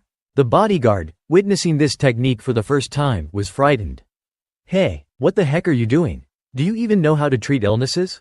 Our chairman's chest is turning purple. Between the inserted needles, a long, purple streak appeared. In this critical situation, Hao Nian realized that the assistant, hovering anxiously nearby, was in a state of panic and was interfering with his treatment. 177 0 hours 5 minutes and 0 seconds, 366 to 0 hours 5 minutes and 2 seconds, 166 to Hao Nian shouted angrily. "Stop moving, keep his legs elevated." The assistant, hearing Hao Nian's command, let out a confused, "Huh?" 183 0 hours 5 minutes and 9 seconds, 700 to 005. 11,366 to Hao Nian, seeing his confusion, quickly turned and explained, "I'm using acupuncture to accelerate his blood circulation, clearing the blockage in his blood vessels." 189 005. 18,033 to 005. 18,433. That's why those purple streaks are appearing on his chest. Hao Nian snapped angrily. "What do you know? Just do as I say." The assistant, seeing Hao Nian's anger, stammered in fear, "Why yes, sir." He obediently followed instructions. The flight attendant, who was standing nearby and had witnessed everything, blushed. She thought to herself, "He's so handsome when he's serious. He's so handsome, it's killing me." A few minutes passed. The man began to show signs of waking up. He groaned, his face slightly wrinkled. The bright lights outside caused him to slowly open his eyes and look around. "He's awake," the flight attendant exclaimed joyfully. The man, confused, let out a questioning grunt. He had no idea what had happened. The bodyguard, seeing that the man was awake, shouted in joy, thanking heaven and earth, "Chairman, you're finally awake." The chairman, now fully conscious, looked at himself in that incredibly embarrassing position and blushed. "What did you do to me?" The bodyguard stammered, sweat dripping from his face, flustered as he tried to explain. "Sir, please let me explain." 230 006. 15,100 to 006. 16,433 to Hao Nian, seeing the current state of the two, could only chuckle. "So, it was the divine doctor who saved me. I'm eternally grateful. My name is Deep Mao Nguyen, chairman of Yen Hai Trung Ki. May I ask the divine doctor's name?" He grasped Hao Nian's hand, overflowing with gratitude for saving his life. Hao Nian returned the handshake and replied, "Divine doctor? Your medical skills are truly remarkable. I am truly grateful. This is just a small token of my appreciation." As usual, almost as if it were a habit. 245 006. 40,233 to 006. 41,266. He reached into his pocket to take out a bribe. However, Hao Nian quickly stopped this action, which he considered wrong. Hao Nian explained, "I saved you today, simply because I saw someone in need, and decided to help. If you want to thank me, just help me out when I need it in the future." Hearing this, Deep Mao Nguyen laughed heartily. "You are truly a virtuous person. I was being too presumptuous. Here's my business card, please accept it." "Where do you work, divine doctor?" Sensing that the man was being too polite. 265 0 hours 7 minutes and 7 seconds, 766 to 007. 10,166 to Hao Nian replied, "Hao Nian Duong, in Tung Sun. Just call me Hao Nian, chairman." Hearing this, Deep Mao Nguyen replied excitedly, "All right. I'll definitely visit you at Hao Nian Duong in the future." Duong Vu Nung, beside them, witnessed everything and blushed. He shows no mercy when killing, but when saving people, he gives his all. This man, thinking of this, she suddenly felt goosebumps all over her body. Why does he want me to follow him? What does he want to do? Kill me? Torture me? Or make me his guinea pig? She imagined herself tied up lying on a lab table, crying miserably, and Tao Nian, holding a sharp saw, threatening her, reshaping your arm, testing paralysis on your leg. Even though I've anticipated every possibility, I still can't figure out what his plan is. Closing parenthesis. She felt extremely uneasy. Finally, they arrived in Tung Sun City. They were now inside a clothing store. A saleswoman greeted them with a bright smile. "Welcome, please come in and take a look." Duang Vu Nung, completely taken aback, stopped and asked, stammering, What is this? What are we doing?" Tao Nian explained, "Buying you some clothes." "Do you think I'd come to a women's clothing store to shop for myself?" Duang Vu Nung couldn't believe what he was saying. She shook her head, refusing with suspicion. "Why are you buying clothes for me? What's the catch? What's the final treatment?" The saleswoman, hearing this, wondered to herself, "What's the catch? What final treatment?" Tao Nian asked back, surprised. "Old Niem has already nagged me enough. It wasn't easy getting back home. Don't tell me you're going to be like him too. Stop talking and go try on this dress." With that, Tao Nian gently pushed her forward. Duang Vu Nung, sensing Tao Nian's unusual behavior, still couldn't shake her suspicions. She glanced at Tao Nian, who was talking to the saleswoman, and wondered, what is he up to? The saleswoman, seeing Tao Nian's interest, eagerly explained, "Sir, all our clothes here are international brands, top quality, guaranteed." Duang Vu Nung quickly dismissed the thought and opened the door to the fitting room. "Forget it, my life is in his hands anyway. Whatever happens, happens." The saleswoman continued doing her job, walking around with Tao Nian and introducing the clothes. "Everything in this store is from international brands. Guaranteed quality. They're very comfortable to wear. But the price is a bit high. If you, sir." Before she could finish, Tao Nian interrupted, a hint of annoyance in his voice. "Shut up, I'm already annoyed enough from a sleepless night." Closing parenthesis. "Let me see for myself." After saying that, Tao Nian walked straight up. The salesperson stood there alone. "Yes sir," though her mouth still held a bright smile. Inside she was fuming. Where did this neurotic man even come from, talking so rudely? "If the manager hadn't told me to keep an eye on you, I wouldn't waste my time on you." Tao Nian's voice rang out, interrupting her thoughts, and making her quickly rush over. "Take these clothes and let her try them on." Tao Nian spoke as he handed the clothes he had picked out to the saleswoman. She quickly walked up and responded softly, taking the clothes as she was told. "Yes, sir. And this one too." Tao Nian pointed rapidly at the clothes, leaving her flustered as she responded, Yes, sir." She was truly furious inside, and cursed him in her head.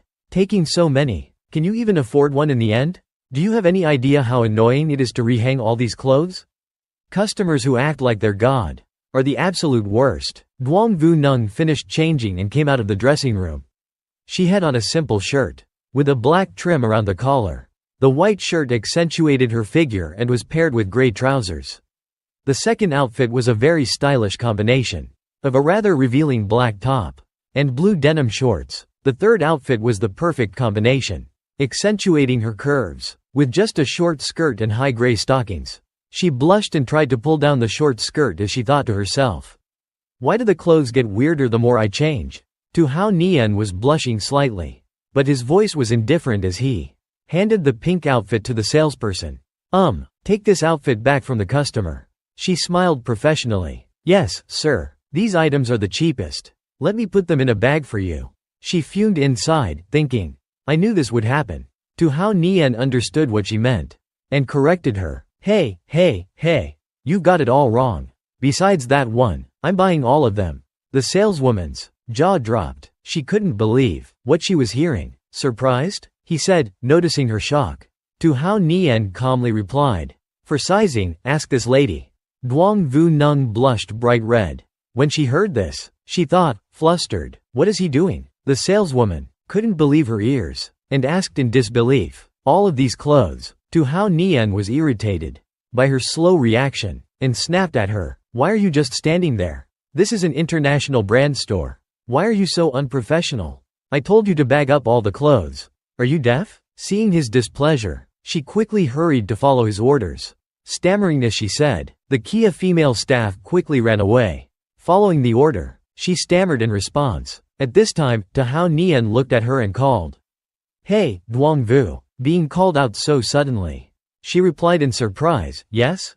Tu Hao Nian smiled happily and handed her another outfit, saying, "Go change into these clothes."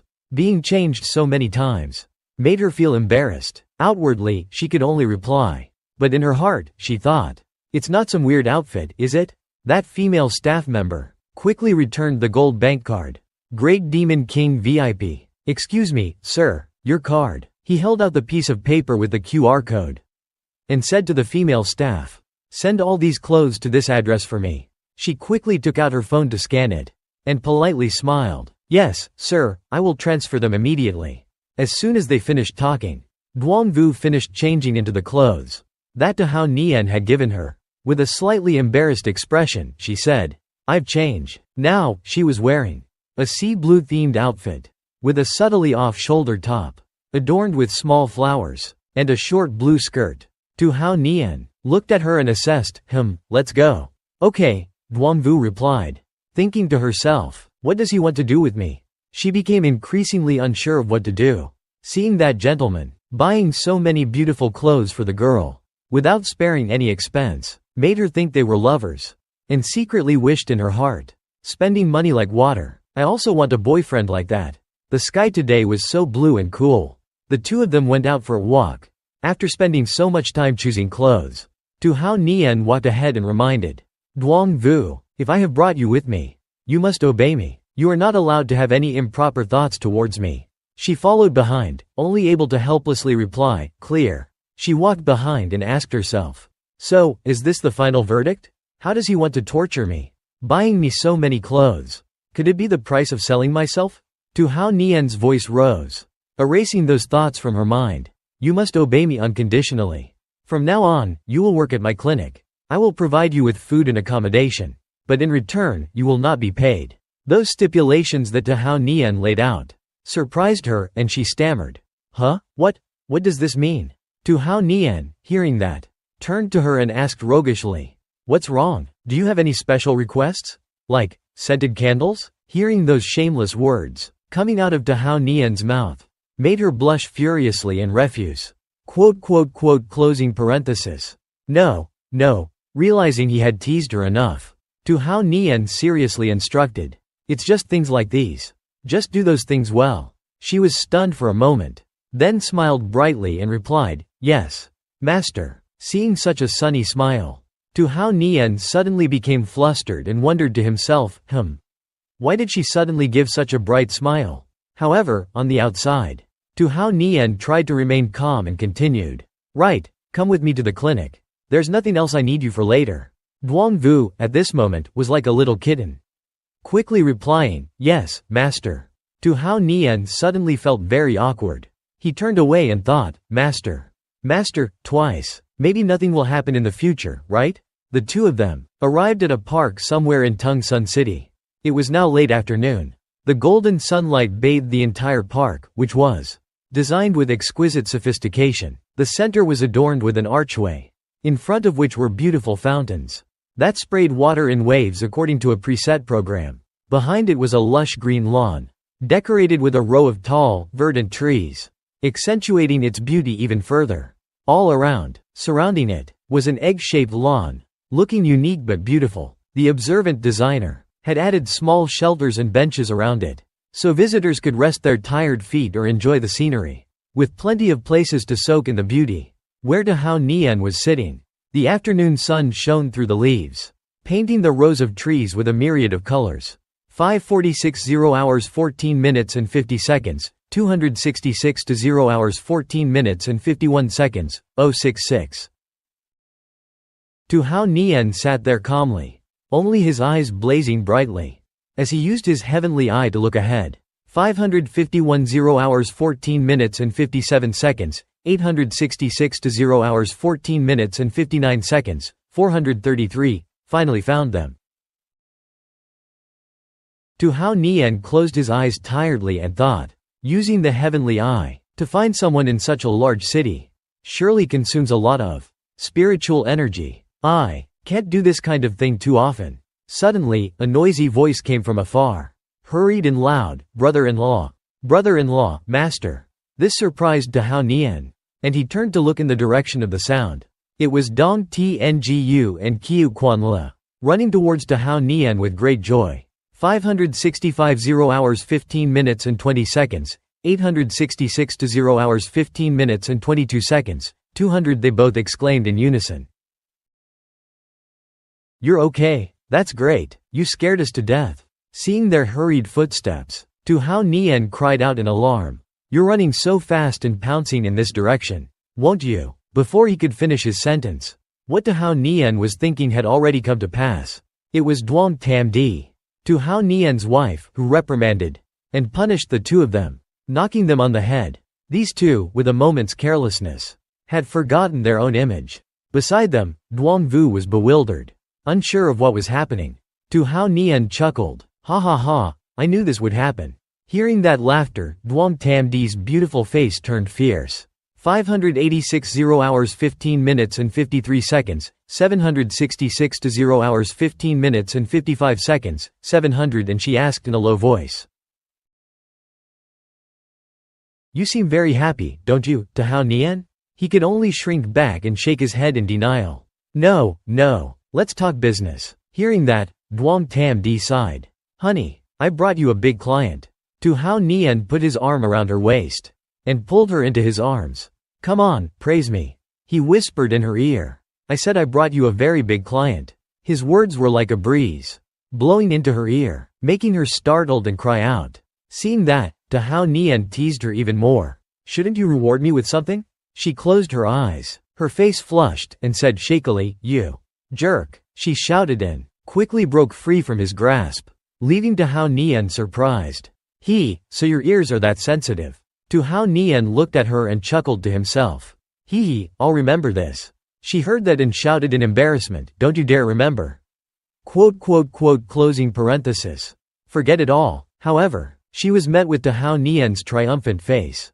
As he teased her, "This servant cannot do that." He then turned to look at the others and said, "Seriously, you guys, whoever goes home first, their mother.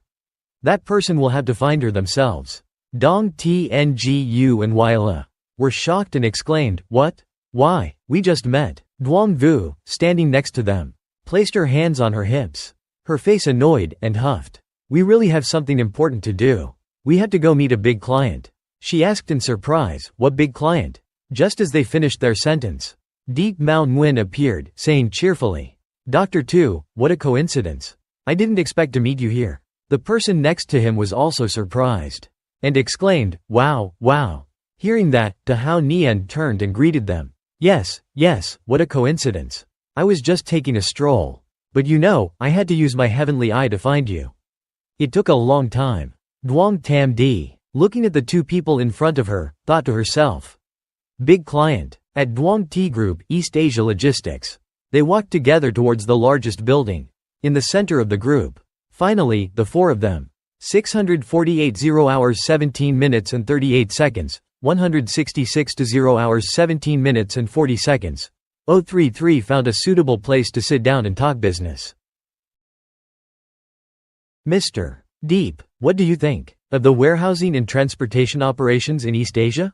Dahao Nian sat at the table and asked seriously. Previously you mentioned that you wanted to do business in warehousing and shipping in Donghai? Deep Mao Nguyen replied directly. It's smaller than I expected. The facilities are also not yet complete. I went to the port today to check on the situation. The sea transportation capacity is still very weak. He took a sip of water and continued. Honestly, the cargo handling and transportation don't live up to the name. East Asia Logistics. Hearing that, Duong Tam Di felt a little panicked and replied, the cost of shipping by ship is too high.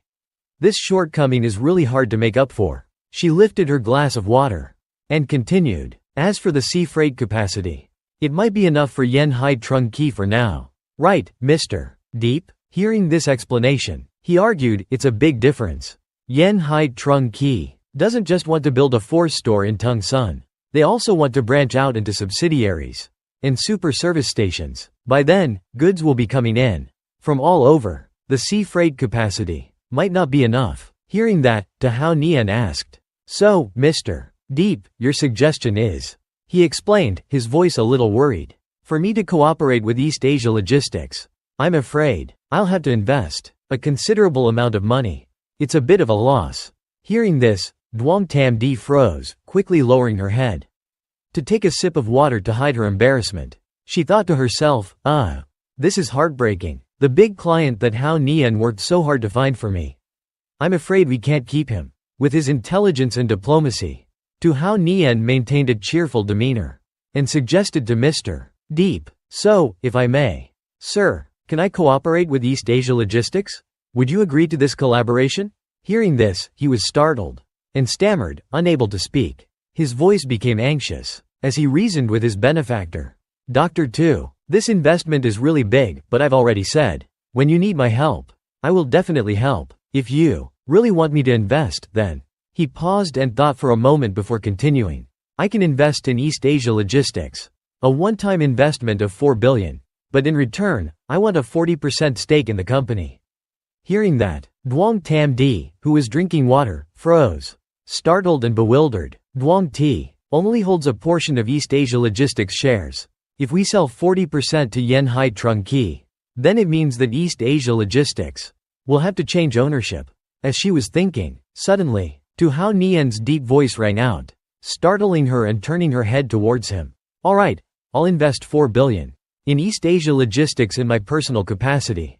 Consider me a shareholder of Duong Ti Group. We're about to receive orders from all over for sea freight." Hearing this, Duong Tam Di said in a panic, "Hao Nian, you weren't, did your master?" Tu Hao Nian quickly said to her with a smile, "It's okay, it just happens that a certain someone owes me 1.5 billion.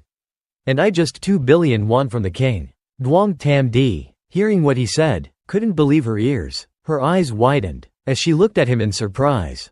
Closing parenthesis. "It's only been a few days." Mr. Deep. Hearing Tu Hao Nian say that, Deep Mao Nguyen stood up in a panic, slamming his hands on the table and asking, "Someone owes you 1.5 billion? His voice became more cheerful. "I remember now. Some time ago, Chu Thien publicly apologized to the divine doctor of Hao Nian Duong. So it was you." Tu Hao Nian knew then that Deep Mao Nguyen had fallen into his net. He seized the opportunity and proposed, "Chairman Deep, do you want to cooperate with Duong Ti Group?" "Do we? Of course we want to cooperate," he exclaimed excitedly. But then he suddenly realized something was off, causing the other two to freeze. "Wait a minute, you're Duong Ti." Seizing the opportunity, Duong Tam Di quickly extended her slender hand and offered, "Allow me to introduce myself. I am Duong Tam Di, CEO of a domestic company under Duong Ti Group. Mr. Duong Quan is my father." She introduced herself with a confident smile. 776 0 hours 20 minutes and 58 seconds, 500 to 0 hours 21 minutes and 0 seconds, 566 with the help of her beloved husband. Tu Hao Nian, who was sitting under the table, looked at the two of them, a triumphant look on his face, and said, "Thanks to Chairman Deep's friendly proposal, I will make the investment tomorrow." Hearing that, Deep Mao Nguyen was overjoyed, certain that he had the opportunity to cooperate with a large and reputable company. 789 0 hours 21 minutes and 16 seconds, 500 to 0 hours 21 minutes and 18 seconds, 400 without waiting for Duong Tam Di to wait too long. He quickly reached out and shook her hand, agreeing to a long-term partnership. Following the deal, the media had hot news posted all over social media. Duong Tam Di picked up her phone and read the latest news. Breaking news. Two powerful forces join hands. Chairman Deep Mao Nguyen of Yanhai Trungki visits Duong Ti. 803 0 hours 21 minutes and 34 seconds, 733 to 0 hours 21 minutes and 36 seconds, 300 formally signs a cooperation agreement with Duong Ti's subsidiary, East Asia Logistics. Below was a clear photo as proof of the partnership. Below that was the main content, explaining the news. Today's big news. Duong Ti's subsidiary, East Asia Logistics, signs a cooperation agreement with Yanhai Trungki Group. So relaxing. Duong Tam Di sighed in contentment and stretched her legs out to relax. At this moment, she was wearing a cute pink nightgown and sitting on the bed, a satisfied smile on her face. Seeing this other side of you. As she was rejoicing, suddenly, A notification sound from her phone made her jump and look towards the source of the sound. The screen was still lit up, displaying a news article about her collaboration with Deep Mao Nguyen, chairman of Yen Hai Trung Ki. She quickly used her index finger to tap the touchscreen and swiped up. Suddenly, she saw something that made her eyes widen in surprise. Her face flushed bright red. Huh? How unexpected. The notification was for a new article that was already trending. Top story. Wat Tuo reincarnated. Spoils his wife like crazy. Below, someone had somehow managed to capture a photo of her and Dahao Nian walking hand in hand. Spoils his wife like crazy. She wondered as she read the words. Closing parenthesis. She kept muttering to herself, her feet unconsciously touching and wiggling, unconsciously expressing her inner delight. It's true, she said to herself joyfully. She sat back, arms crossed over her chest, her face full of happiness, smiling brightly, blushing shyly at the thought. While she was lost in her happiness, she didn't realize that someone was sneaking up on her. It was none other than Dahao Nian. He was lurking, waiting for the right moment. Suddenly, he said, "Honey." This unexpected sound startled her, and she screamed. Reacting instinctively, she defended herself, kicking Dahao Nian hard with her slender legs.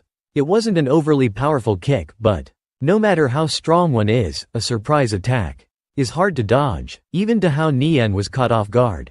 He was hit by the unexpected blow and fell to the floor, crying out in pain. "Honey, you." Realizing she had accidentally hit him, she chuckled awkwardly, seeing his expression. "Well, who told you to suddenly talk to me like that? You scared me." Dahao Nian was still lying motionless on the ground, her footprint clearly visible on his forehead. He stammered, I always lie under the bed." Hearing his reply, she was confused. A bright smile still adorned her face. "That seems right. I was too focused on the news and forgot. Sorry." He lay on the ground, his face gloomy, and complained, "Well, I invested 4 billion in Duong Ti, helped you sign a big client like Deep Mao Nguyen, and yet, I still get kicked by you. Don't you think you should compensate me a little?" Closing parenthesis. Hearing that, Duong Tam Di quickly looked at him and asked, "What kind of compensation do you want?" Seizing the chance to win her sympathy. 9010 hours 24 minutes and 8 seconds, 166 to 0 hours 24 minutes and 9 seconds, 400 Dahao Nian started acting cute and demanding a kiss. Hearing those shameless words, Duong Tam Di's face turned bright red. She quickly turned away, refusing. "No way." This surprised Dahao Nian, leaving him speechless. He sighed sadly. Hearing that, she glanced at him. At that moment, he was like a puppy denied a treat, curling up in the blanket and sulking, comforting himself over his unfortunate fate. His pathetic act touched Duong Tam Di's heart, making her hesitate. "How about?" she stammered shyly. I'll give you a kiss." "Really?" Dahao Nian, who was feeling down, suddenly brightened up. He jumped up and ran towards her bed. His eyes were so full of happiness that 2 little hearts were practically visible in them. "No going back on your word?" Seeing that, Duong Tam Di felt embarrassed and replied, Really? She instructed. "Close your eyes. Don't move," he replied happily. "Okay." However, Duong Tam Di was still suspicious and asked again, wanting a definite answer. "Absolutely no moving." Dahao Nian, smiling brightly at his little wife, replied in a firm voice, "Yes." Her eyes met his, full of shyness and embarrassment.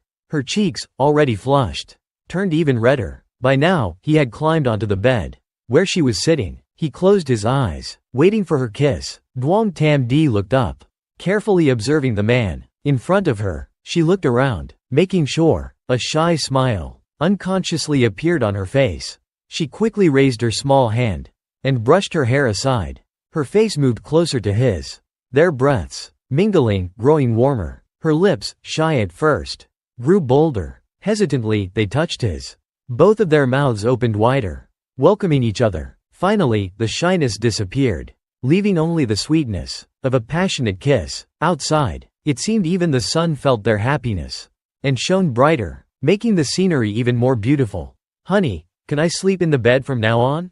His eyes were filled with contentment. After receiving her reward, he was overjoyed and asked, "Don't worry. I'll sleep naked with you, but I won't do anything reckless." Hearing his shameless words, she shouted in annoyance, "Don't even think about it. Your eyes have already given you away." Tu Hao Nian started to defend himself. "Who am I? Let me tell you, there's no one more upright than your husband in this world. Besides, you're in your fertile period." Before he could finish his sentence, Duong Tam Di, overcome with embarrassment, shouted, quickly covering his mouth with her hand, "Shut up, shut your mouth, you pervert."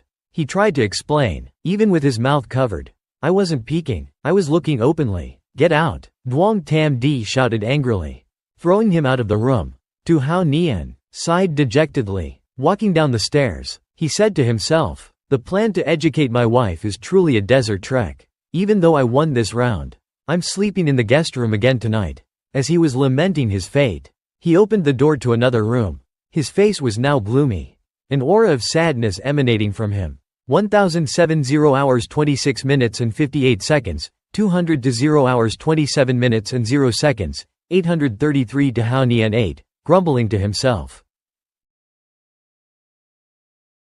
A major shareholder like me, sleeping in the guest room every day? Not happy, not happy, not happy.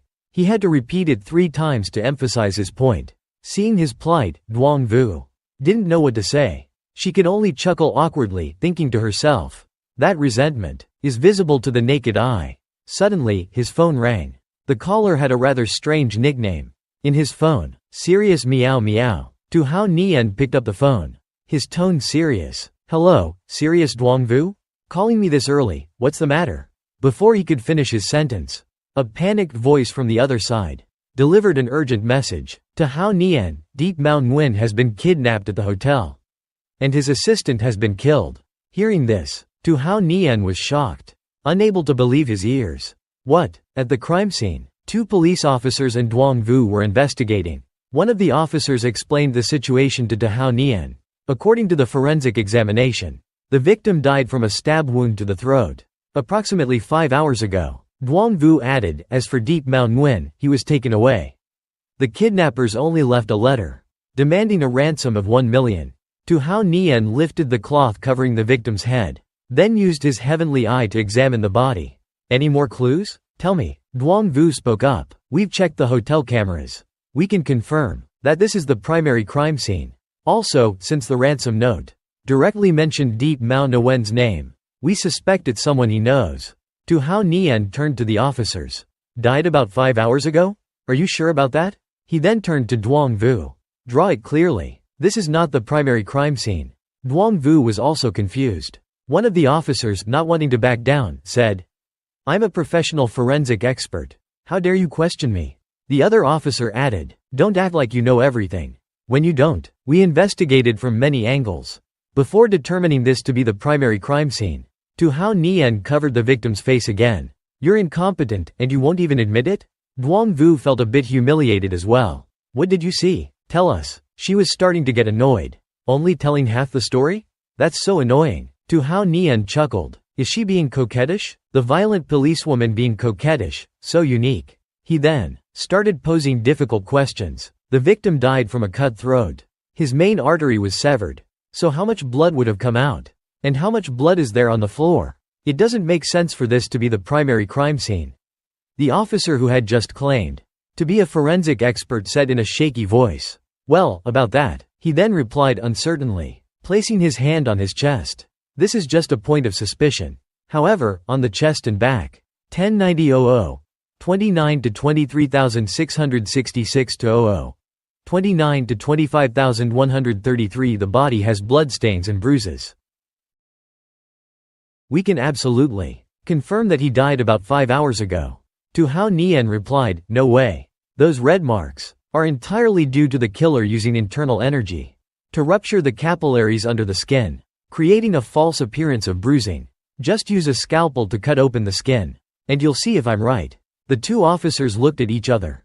After a moment, they decided to follow his instructions and use a scalpel to cut open the marked area. Duong Vu stood there silently, watching. "Hung, is it really you?" Ju also said at that time. "This is really not about cutting the body." Hao Thien sat on the sofa, smiled, and continued to question the 2 police officers, Kia and Ju. Deep Mao Nguyen is the general director of the Yen Hai Group. How much is his fortune? If you were his acquaintance and kidnapped him, would you only ask for 1 million NDT in ransom? You didn't have to spend half a day to get only a few bodies, did you? The two police officers stammered and couldn't answer. Du then said, "Tell me, how should we investigate this case? Where should we start?" Hao Thien thought for a moment, speechless. She's being clingy with me again. He then replied, "Your superiors gave you how long to solve the case?" She replied, "Within 24 hours. Hao Thien got up from the sofa and said with a smile, "No need to search for 24 hours. I'm going to find the killer now." Du looked at him in surprise. "Go find the killer? Where are you going to find him?" He replied, "Of course, to the place where the killer is hiding. I can't just sit around and wait for you guys." Du was surprised but quickly said, "I'll go with you." Hao Thien frowned and said, "If you're wearing a police uniform, take it off to avoid attracting the killer's attention." Du quickly asked loudly, "Are you saying I'm in the way?" Hao Thien replied, "I'm just saying. Deep Mao Nguyen is an important partner of mine. Nothing can happen to him." Du looked at him and shouted, "Wait a minute." Then she said, "It's just a police uniform." Hao Thien immediately paid attention to her. At this moment, Du was unbuttoning her uniform, which made the other two policemen gasp, but also feel embarrassed. One of them said, "Huh?" The other stammered, "Captain Niep." Ro threw her uniform on the sofa. She was now wearing a long bra, and said loudly, "No uniform. I am still a people's policeman. Is that okay? Let's go." After torturing the kidnapper in the form of a sacrifice, Du looked back and said worriedly, "Oh no. He's passed out in the chair." Hao Thien then said, disappointed, "You kicked him unconscious." I still wanted to ask him some more questions. Du turned and shouted, "Yeah. Who told him not to tell us where Deep Mao Nguyen is?" Hao Thien stood up and said, "Why ask? The room is this big. The only place to hide someone is under the bed. As a police officer, you can go find him." Du replied, "Of course, I know." Who said, "Those two were giving us so much trouble?" Hao Thien thought to himself, "So you just want to kick some ass, huh? Your image is completely ruined." Then Du immediately searched under the bed. After a while, she finally saw the shadow of a person under the bed. She said, "Ah, found him. He's here." She immediately helped Mao Nguyen out from under the bed. Hao Thien then took out the piece of paper that was stuffed in Mao Nguyen's mouth and immediately untied him. At that moment, Mao Nguyen said, "Dr. Tu, as soon as I heard your voice, I knew I was saved." He replied, "Mr. Deep, you're very good with words." After finishing untying him, Hao Thien asked, "Hearing my voice makes you feel at ease?" Mao Nguyen immediately replied, "Of course. To be able to defeat the gambling king, you must be extraordinary. With someone as capable as you here to save me, how can I not feel at ease?" Du quickly realized that she was being ignored and tapped her heels on the floor. She crossed her arms and called out with an unhappy expression, "Hey, I'm here too." Mao Nguyen immediately said, "Ah, yes. I must thank this young lady too." His words made Du angry. She scolded, "Ehhh. Who are you calling young lady? You're the young lady." Mao Nguyen immediately apologized, while Hao Thien chuckled to himself. Du, realizing that he was laughing, also scolded, "You dare laugh? What did you call me outside the door just now?" Hao Thien replied, "That was a temporary plan." Du took her phone and sat on the wall. She said, "I don't believe you. I don't care about you guys anymore. I had to go back and report to the police station that I found him." She immediately called her superior and said loudly, "Found him. I found him myself, without the help of any citizens." Hao Thien immediately became angry. "After all my kindness." Mao Nguyen, behind them, immediately comforted them with a few words. "You're right. It's." Hao Thien then turned to the unconscious people and asked, "Tell me, what's going on? Do you know these two people?" Mao Nguyen replied, "It's embarrassing to say, but I know these two people are my brother-in-law's men. They kidnapped me just to force me to sign over my shares to my brother-in-law." Hao Thien then said, "So it's a family matter. You know what to do now, right?" He replied, "Yes." Hao Thien and Du were on their way back. She said, "Thank you for this time." Hao Thien replied, "You're welcome. The case is closed. Why are you still with me?" Du replied, "Actually, I had to go tonight." Hao Thien was surprised. "Oh?" She continued, "My father asked someone to transfer me to Kia Auto to be a criminal police officer."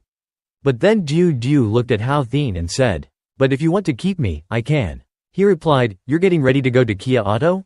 That's great. Finally, I can get rid of an annoying cop like you. Then, let's see if anyone else will bother me. Ju was shocked after hearing that.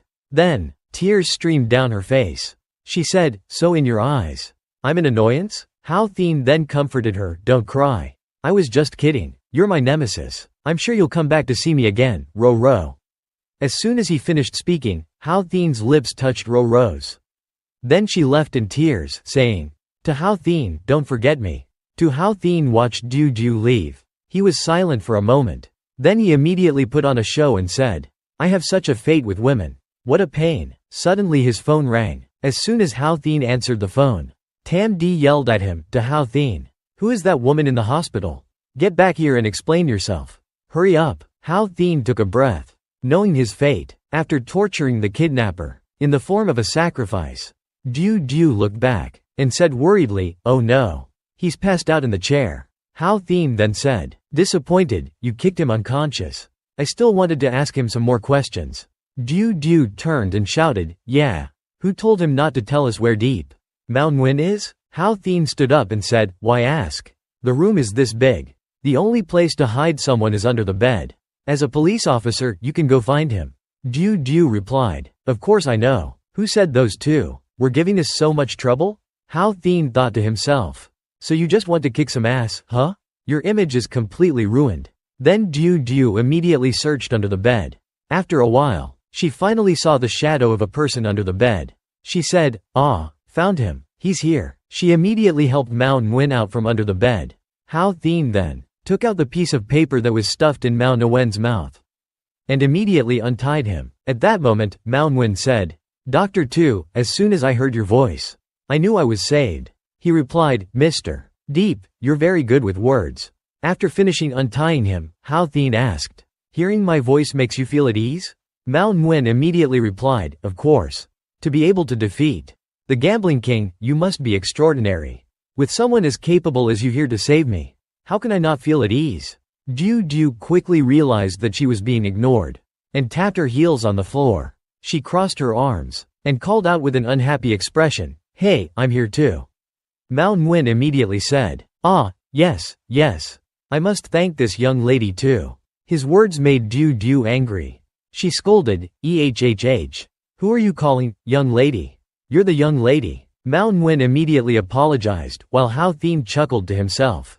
Ju, realizing that he was laughing, also scolded. You dare laugh? What did you call me outside the door just now? Hao Thien replied, that was a temporary plan. Ju took her phone and sat on the wall. She said, I don't believe you. I don't care about you guys anymore. I had to go back and report to the police station that I found him. She immediately called her superior and said loudly, found him. I found him myself, without the help of any citizens. Hao Thien was speechless and angry. After all my kindness, Mao Nguyen, behind them, immediately comforted them with a few words. You're right, it's. Hao Thien then turned to the unconscious people and asked, tell me, what's going on? Do you know these two people? Mao Nguyen replied, it's embarrassing to say, but I know these two people are my brother-in-law's men. They kidnapped me just to force me to sign over my shares to my brother-in-law. Hao Thien then said, so it's a family matter. You know what to do now, right? He replied, yes. After the case was solved, Hao Thien and Ju were on their way back. She said, thank you for this time. Hao Thien replied, you're welcome. The case is closed. Why are you still with me? Ju replied, actually, I had to go tonight. Hao Thien was surprised. Oh? She continued, my father asked someone to transfer me to Kyoto to be a criminal police officer. But then Ju looked at Hao Thien and said, but if you want to keep me, I can. He replied, you're getting ready to go to Kia Auto? That's great. Finally, I can get rid of an annoying cop like you. Then, let's see if anyone else will bother me. Ju was shocked after hearing that. Then, tears streamed down her face. She said, so in your eyes, I'm an annoyance? Hao Thien then comforted her, don't cry. I was just kidding. You're my nemesis. I'm sure you'll. Ro will definitely come back to see me again. As soon as he finished speaking, Hao Thien's lips touched Ro's.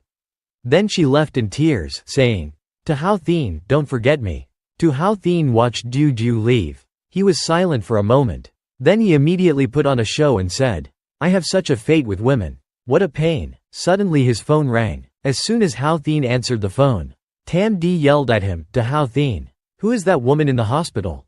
Get back here and explain yourself. Hurry up. Hao Thien took a breath, knowing his fate. A moment ago at the clinic, Wu Ning was diligently wiping the floor and cleaning. She sighed and then wiped the sweat from her forehead, saying, I didn't expect cleaning to be more tiring than practicing martial arts. Suddenly, someone's hand reached out and held a knife to Wu Ning's neck, asking, Why are you here? Wu Ning thought to herself, Huh? Did the Black God Society find me? It turned out to be Yi Le. She continued, What are you doing? But suddenly, interrupting Yi Le, Wu Ning quickly used the broom handle to block her knife. Yi Le was surprised from behind. Suddenly, Wu Ning turned around and tried to kick the person behind her in the face. Yi Le just now let out a cry when she realized it was Wu Ning in front of her. Wu Ning deliberately missed the kick. She was also surprised. Ah? Wu Ning asked in astonishment, Why are you here? Yi Le had the same question, Why are you here? After a while, Wu Ning served Yi Le tea and talked to her. Sorry, I thought the Black God Society had found me, so I took action. Yi Le replied, It's okay, it's okay. She continued, You said you were a Chinese orphan who was captured and trained as an assassin by the Black God Society.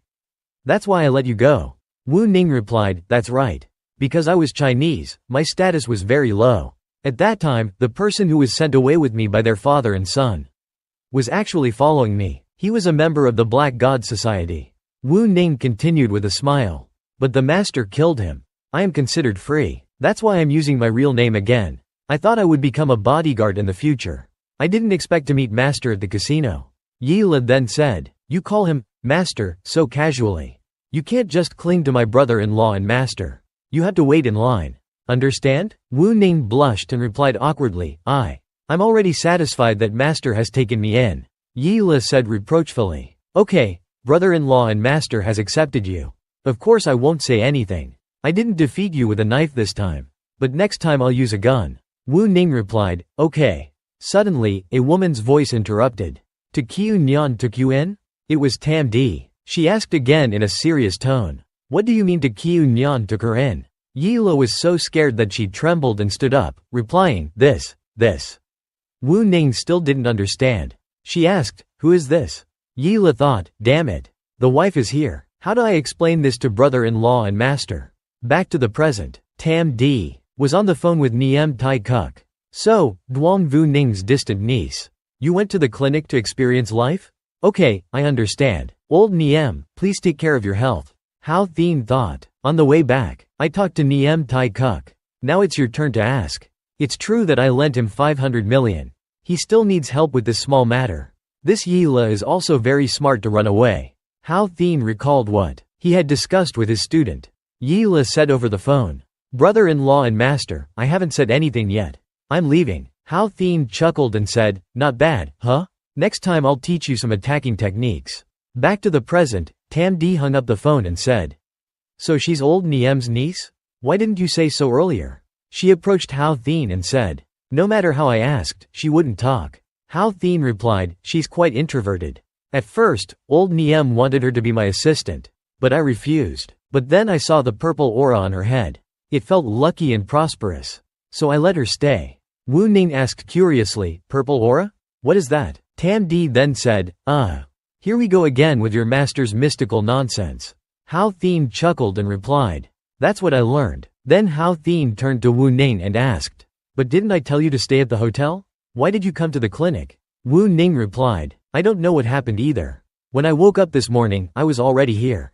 Hao Thien chuckled to himself, thinking, The fox's tail has been exposed. Very good. Then Hao Thien said, Okay, since you're here, just stay at the clinic. Pay attention, and learn about the medicinal properties of the herbs first. Your job will be to dispense medicine later.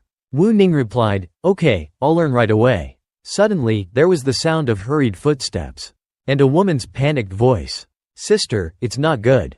It was Dong Tngu. She said loudly, I just received news that the stone materials shipped from Nam Duong and the person in charge of transportation have been detained by the Myanmar rebels.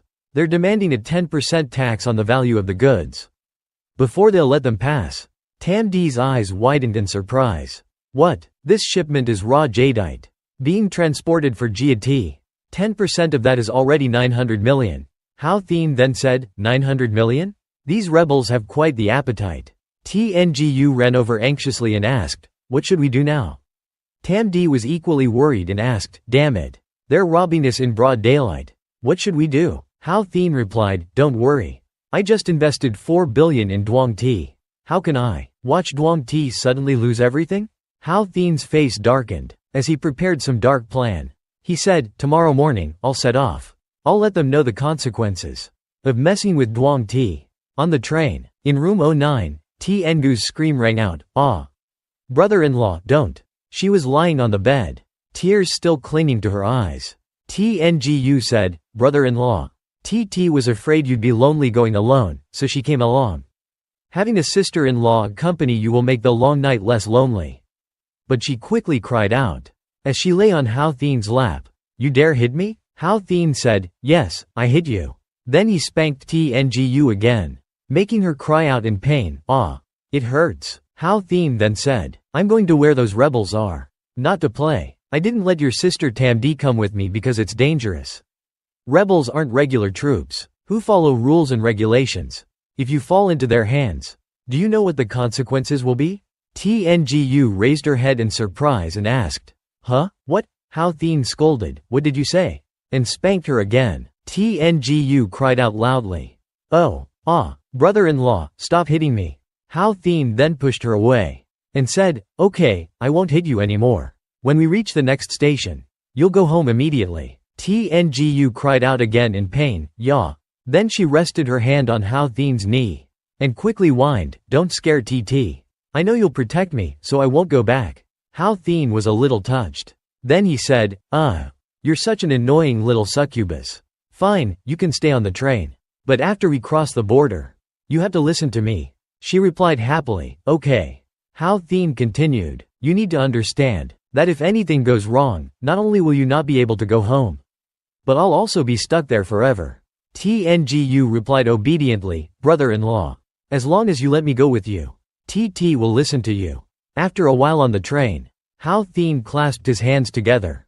Tngu silently watched him. She thought, cultivation looks really monotonous. Brother-in-law has been sitting there without moving for a whole afternoon. Hao Thien was closing his eyes, sitting cross-legged on the chair, still expressionless. Tngu thought, but brother-in-law is so handsome when he's diligently cultivating. Suddenly, her stomach growled. She realized, Hao Thien also started talking. Are you hungry? You sneaked onto the train without eating anything, didn't you? Tngu seemed to have been hit in the heart. She stammered, heh. It was inconvenient to bring food, and I was afraid I wouldn't be able to catch up with you.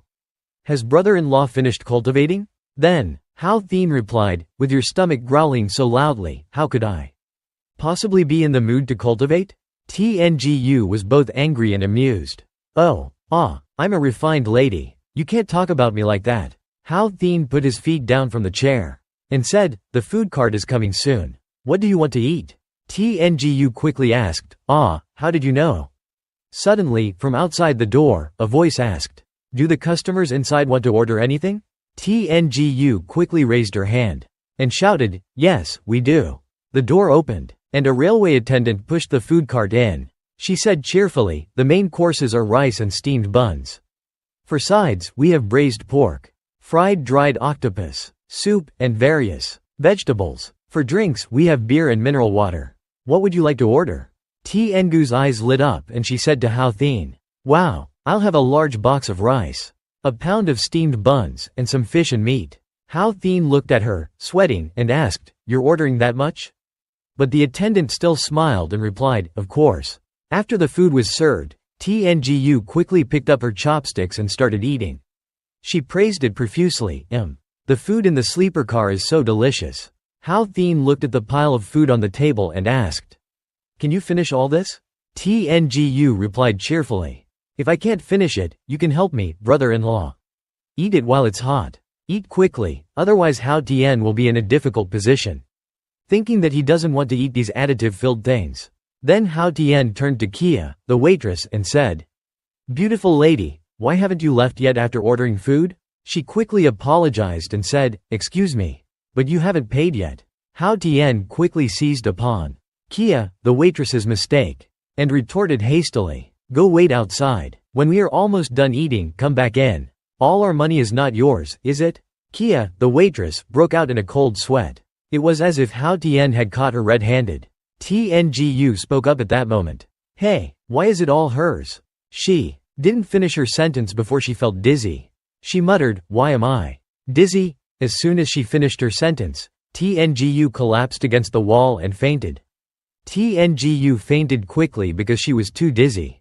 She fainted immediately after eating the food on the table. Seeing this, Tu Hao Nian immediately turned to the waitress and said meaningfully, "Ayaza, you put too much drug in this rice. It knocked my sister out in less than 2 minutes.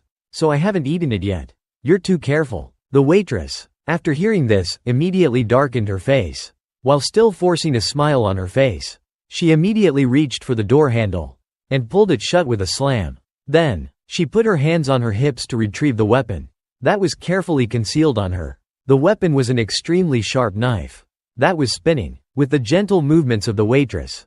That waitress raised one hand holding the knife to the sky, and the other hand held a weapon on her hip. The waitress, with a triumphant and contemptuous look on her face, said, "You talk too much." Seeing that the girl seemed smug, Tu Hao Nian immediately stepped back a little. He feigned fear and pretended to be flustered, and asked, "Oh, what are you closing the door for? Do you want to rob me? Can we negotiate this? I'll give you money, can you not rob my looks?" As he spoke, Tu Hao Nian raised his hand to cover himself, pretending to be shy and teasing her. The girl was annoyed at being teased like that, and snapped at him, "Shut up. Who wants to rob your looks?" Her voice began to drop dangerously. "You can die now." She immediately put all her strength into her feet, grabbed the knife, held it straight out in front of her, and ran quickly towards Tu Hao Nian. However, instead of looking too scared, he just stood there calmly watching and remarked, "Oh, so cruel?" The eye of truth in his eyes began to light up. He stood there calmly and said, "But this move doesn't seem to work very well." As soon as he finished speaking, he quickly brought his 2 hands forward. With his agility, he immediately grabbed both of her hands, causing the weapon, though firmly grasped in her hands, to be flung away. Taken aback by his opponent's move, she went from being on the offensive to being on the defensive. She tried to break free, but to no avail. She thought to herself, "This man's strength is too great." She shouted, "You bastard, let me go." Hearing that, Tu Hao Nian readily agreed. "Okay," then quickly raised her hands up high, pressing her tightly against the wall. Surprised by this action, she let out a gasp. He quickly reached behind her back and pulled out a gun that she had carefully hidden in her pants. She tried to move, but it only made Tu Hao Nian's other hand squeeze her tighter, causing her to cry out in pain. Her other wrist was finally released by Tu Hao Nian before she could regain her bearings. The gun was pointed right at her face, leaving her extremely confused. She kept staring at the gun. Panicked, she leaned back against the door and asked, "How did my gun?" Tu Hao Nian smirked triumphantly, putting one hand in his pants pocket, the other hand still pointing the gun at that waitress, and threatened, "I've got your trump card now.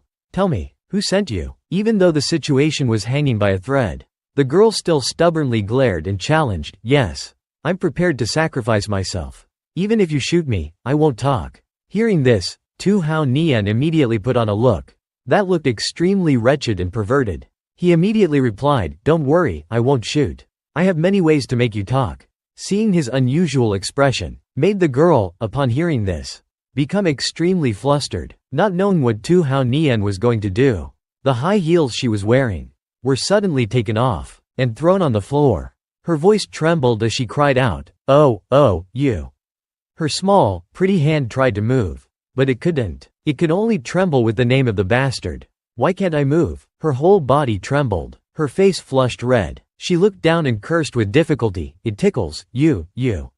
What are you doing to my feet?" The waitress shouted angrily, as Tu Hao Nian kept poking a small needle into the soles of her feet, to make her unable to help but burst out laughing. Ha ha ha ha ha. She lay motionless on the sofa, unable to do anything but to endure his foot poking and laugh. Tu Hao Nian didn't show any mercy, as he continued his work and explained, "A trained person can endure pain, but very few people can withstand tickling. Laughing too much made her body extremely uncomfortable. The girl sobbed and shouted, "I'll confess everything. Hu Nha killed Lu Sheng and his son, and destroyed the Black God Society's plan. The branch president sent our small group to follow you. The others are in contact with the Myanmar rebels, and are planning to shoot you in Nam Duong." Tu Hao Nian was silent, listening to the information the waitress was giving. He didn't seem satisfied with the details, so he continued to tickle the girl's feet, causing her to gasp in surprise. "So this stone robbery is related to the Black God Society?" He glared at her angrily and said, "Black God Society? You already know my identity, yet you still dare to touch me? Aren't you afraid of the revenge of the wild beasts?" The girl trembled and replied, "The Black God Society has two different opinions. One side is the pure gang, they don't want to confront you. The other side is the big families. They swear they will kill you. Our branch president represents the Lu Sheng family." Hearing this, Tu Hao Nian was somewhat satisfied. He asked further, "So that's how it is. What master did you bring this time?" The girl immediately replied, "My leader's name is Mok Fong Coc. He's the top karate champion in the country, and now a ninjutsu master." Her voice became angry and threatening. "You're dead this time." Hearing this, Tu Hao Nian immediately returned to his serious expression, with a hint of enchantment in his murderous aura. That made people scared. He said, "So that's it. It seems I have nothing to do with you. You've seen it yourself. But still, I have to thank you for your help." The girl unconsciously flinched. She was no longer ticklish from being tickled on the feet. But now, seeing Tu Hao Nian's scary eyes, she couldn't calm down. She thought fearfully, those eyes. Dong Tngu just woke up at that moment. She felt wobbly, staggering step by step. She walked down the heavy steps and moaned. Tu Hao Nian, who was walking beside her, hearing her moan like that, asked with concern, "How are you feeling?" Dong Tngu, because of the effects of the anesthetic that was quite strong for her body, raised her hand to her head to check, and replied in a very depressed tone, "Extremely uncomfortable. Just woke up after getting off the train and had to take the bus. I have such a headache." Hearing this, Tu Hao Nian turned to Dong Tngu and teased her, "Who told you to eat? I won't cure you this time. I'll let you heal yourself so you'll remember this lesson." Dong Tngu blushed upon hearing this, both embarrassed and angry. She pointed at Tu Hao Nian and scolded him. "HMPH, you're so mean, brother-in-law. You didn't tell me beforehand. And you didn't tell me what happened to that girl on the train." Speaking of this, Dong Tngu's voice was laced with annoyance. "What happened to her? She treated me like that, and you just let her go?" Tu Hao Nian replied with certainty. "Who let her go? Let me tell you, I hypnotized her. And she's lying on the street. Tracks right now. Happy?" Hearing this, Dong Tngu was a little stunned by his viciousness. She looked at her brother-in-law in surprise and asked, "What? She's just a petty thief. It's not like she didn't finish her sentence." Before being interrupted by Tu Hao Nian, he realized it was inconvenient to talk about it on the street. So he suggested an idea to discuss with her. "She's not just a petty thief. Before it gets dark, we'll find a place to rest," he told her as they walked. Hearing this, Dong Tngu, like a child, became very excited, and immediately agreed happily. She giggled and said, "Find a place with a big bathtub." Dusk was approaching. The sky was now tinged with bright, blurry colors. Below the horizon, the sun was setting, and it seemed to be getting bigger and bigger, as if it was trying to shine with all its might, before giving the sky to the rising night. La la la. Dong Tngu was singing happily while taking a bath. She was relaxed, and raised her slender, white legs, still covered in soapy bubbles, from the shower gel to enjoy the feeling. Realizing that she had been in the bath for quite a while, she called out to Tu Hao Nian, "Brother-in-law, wait a minute. TT has to take a good bath. After 2 days on the bus, I stink." She cheerfully craned her neck again, looking at his face, which had turned red as a tomato at some point, and teased, "How about this? TT doesn't mind if you come in and take a bath with me." However, Tu Hao Nian only replied coldly, refusing her offer, "I'm shy. You go ahead and take your bath. I'm not in a hurry." Hearing that, she sulked, thinking that he was trying to make fun of her. So she submerged herself in the bath, leaving only her head above water. Annoyed, she muttered to herself, "I'm not a dinosaur." Outside, Tu Hao Nian was sitting, watching the sunset through the transparent glass window. To kill time while waiting for his sister-in-law. He muttered to himself, the convoy of construction materials is stuck here. His face became extremely pensive as he thought back to everything that had happened recently. It's been 3 days since I received the news. They demanded a toll. Within 5 days. Time is running out. Knock, knock, knock. There was a group of people standing outside Tu Hao Nian's door, banging loudly on the wooden door. The sound startled him out of his thoughts. He looked out, surprised. Tu Hao Nian immediately activated his eye of truth, his eyes lighting up, to observe what was outside. He said to himself, when did I start staring at their door? Does this hotel have a back door? Through his special vision, Tu Hao Nian saw a group of people wearing military uniforms, guns in their hands. The commander of the group shouted, "Thuk Guk, open the door." The doorknob began to turn. The troops raised their guard, preparing themselves, raising their guns, and aiming directly at the door. It's about to open, get ready. The commander spoke. The other soldiers echoed in unison. All of them were incredibly tense, as if preparing for something very important. The group of uniformed men waited and waited, but the door didn't open. So, one of the soldiers boldly stepped forward and tried the doorknob. The door swung open. The soldiers were completely surprised. They looked at the person standing in front of them, their faces turning pale with shock. Tu Hao Nian. He didn't give them a chance to react. His hands, moving with incredible speed, grabbed the necks of 2 of the men in the group.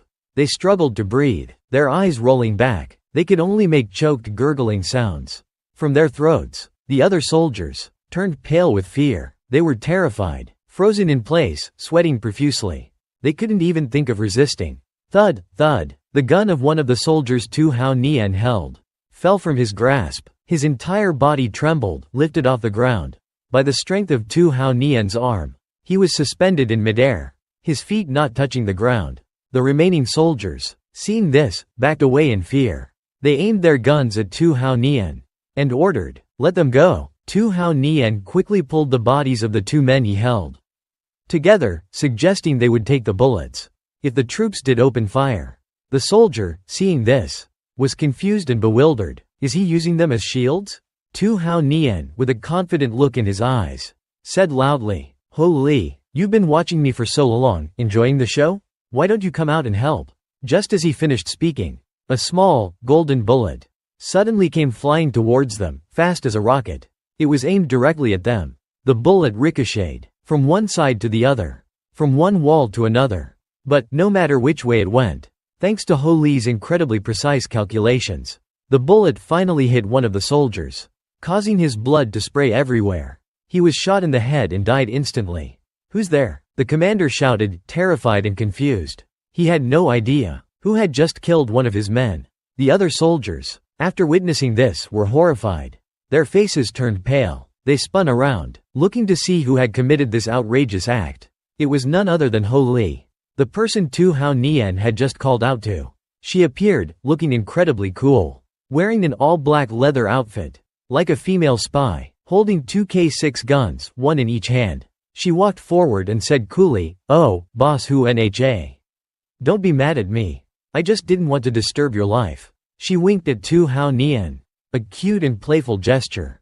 Tu Hao Nian, with a grin on his face, casually tossed the 2 soldiers he was holding toward 2 others standing in front of him and said accusingly, "Ho Li, you say you didn't want to disturb my life, but you planted Duong Vu Nan in my clinic?" Ho Li raised her guns, firing at the remaining soldiers, laughing joyfully, as if she had struck gold. "Ha ha ha. Anyway, she got to know sister-in-law first. Don't you think sister-in-law's reaction was so adorable? Ha ha ha, you fox, you're really talented. Although, you are answering to Hao Thien's questions, but you can still focus on moving." Every shot hit the opponent. That shot quickly pierced straight through both sides of the soldier's shoulders. That fat guy couldn't do anything, but could only endure it. The whole group died one by one. However, there was still one guy who didn't know what to do. Because of the sudden appearance of the fox, he was extremely angry because his business was interrupted, and gritted his teeth and said, "Damn it, where did this bitch come from?" Tu Hao Thien stood behind him, heard that and replied, making him extremely surprised. He didn't have time to react. From this place, Tu Hao Thien quickly, with a light force, made him suddenly fall down, and dropped the gun in his hand. Those feet, quickly walked past the soldier's feet, and advised, "It's best to put away your nasty temper." He quickly picked up the soldier's gun, threw it up in the air, and waited for the right moment. He grabbed the gun, and said, "Put it away." Tu Hao Thien lowered his voice, and at the same time, he threw it away into the bodies of those soldiers, and the cowardly soldier was running away. It made him vomit blood. Right at this moment, Dong Tngu finally finished bathing, and was all done. Dong Tngu heard a loud noise outside, which aroused her curiosity. She looked out the door and asked, "Brother-in-law, I'm done showering. What happened just now?" She hadn't finished speaking when she hurriedly covered her mouth in surprise, her eyes wide with amazement, and exclaimed, "Oh my God!" In front of her stood an extremely beautiful and charming older sister, next to Tu Hao Thien, her brother-in-law, who was smiling and greeting her. "Hi, sister-in-law of the boss. This is Ho Li." Behind them were a pile of corpses, piled up like a mountain. Seeing the scene in front of her, Dong Tngu immediately trembled in fear, stammering, trying to speak to Ho Li. "Sister Ho Li, you are Ho Li, and this is a welcome gift? I can't accept such a big gift." Hearing that, Ho Li couldn't help but chuckle at Dong Tngu's adorable reaction. Ho Li pointed to the pile of corpses in front of them and replied comfortingly, don't be afraid. These bad guys have been dealt with." Tu Hao Thien was in a hurry to interrupt the conversation between the two sisters, Ho Li and Dong Tngu. He quickly reminded them, "Now is not the time to make friends. Let's pack up and go. The Myanmar rebels will be here soon when they hear the gunshots." Hearing that, Ho Li and Dong Tngu cooperated very well. Ho Li listened to Tu Hao Thien's suggestion and immediately raised her hand in agreement, saying, "Okay, boss." Dong Tngu was also excited and replied cheerfully, "Okay, brother-in-law. Give me a minute." Shortly after they left, a foot in a black boot stepped heartlessly on the head of his supposed underling, who had just been taken care of by Tu Hao Thien. He asked angrily, "How did Ho Nha do this?" His face was now furious and gloomy. His dry lips, as if parched from years without rain, bit tightly on the almost finished cigarette, as if he wanted to chew it up. How could he alone beat so many of my men? General Mori was panicking and angry at this situation. Suddenly, a voice called out from behind him, and a hand rested on his shoulder. Startling him, he turned around. The man named Akji, his face grim and angry, growled, "No matter how powerful Ho Nha is, he is not immortal. I guarantee that if he dares to show up today, the Black God Society." Mori heard Akazawa say that. He was also a bit reassured, and replied, "Hopefully, the Black God Society can keep its word." After saying that, Tony turned and left, not forgetting to remind them that tonight, they still had to buy and sell rough stones. Absolutely not letting Tiger Tooth ruin the plan. As soon as Akazawa heard the two words, Tiger Tooth, he immediately became displeased, contrary to that side, which was full of conspiracies and schemes.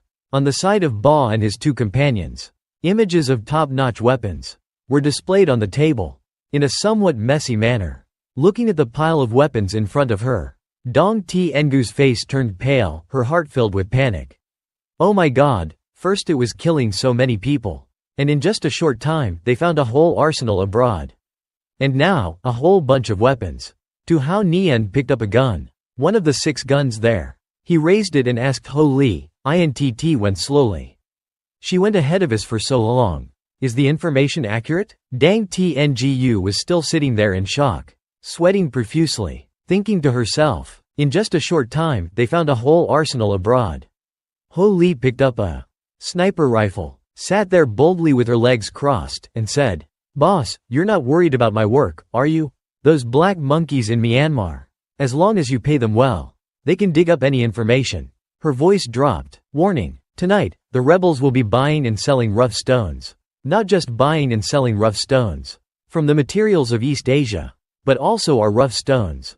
The quantity is extremely large." Hearing that, Tu Hao Nian was extremely pleased. He loaded his 6-shooter, confidently holding it in his hand. He pointed the gun forward and commanded in a cool manner, "Get ready, tonight we're going to catch a big fish."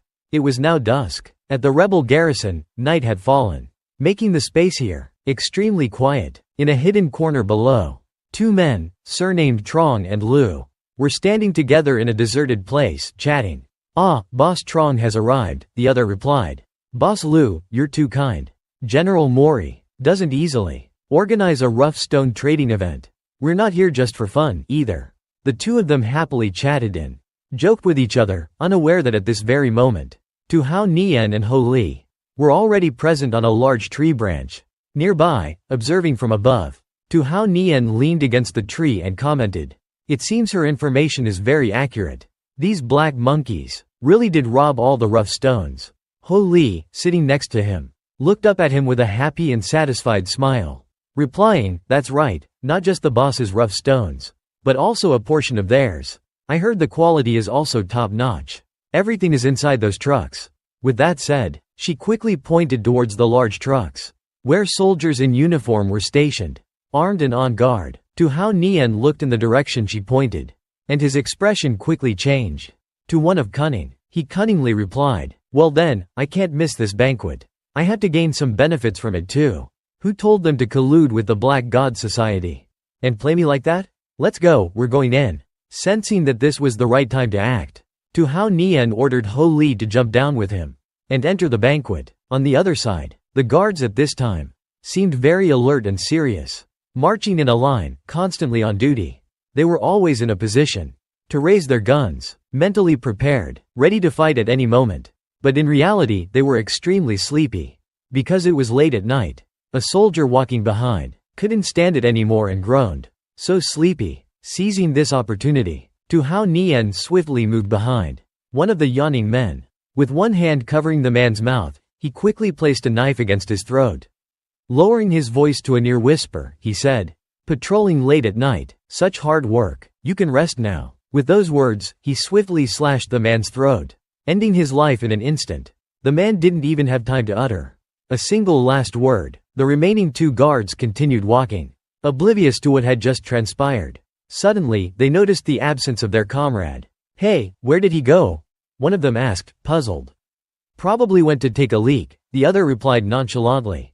"That idiot's taking forever. Don't mind him." Tu Hao Nian, overhearing their conversation, couldn't help but let out a soft chuckle. He looked down at the lifeless body of the guard he had just killed, and muttered under his breath, "Look at your foolish comrades. The worst of the worst, that's all they are. But don't worry, I'll teach them a lesson for you." It wasn't long before the remaining two guards met the same grim fate, joining their fallen comrade on the cold, hard ground. Neither of them had the chance to speak their final words.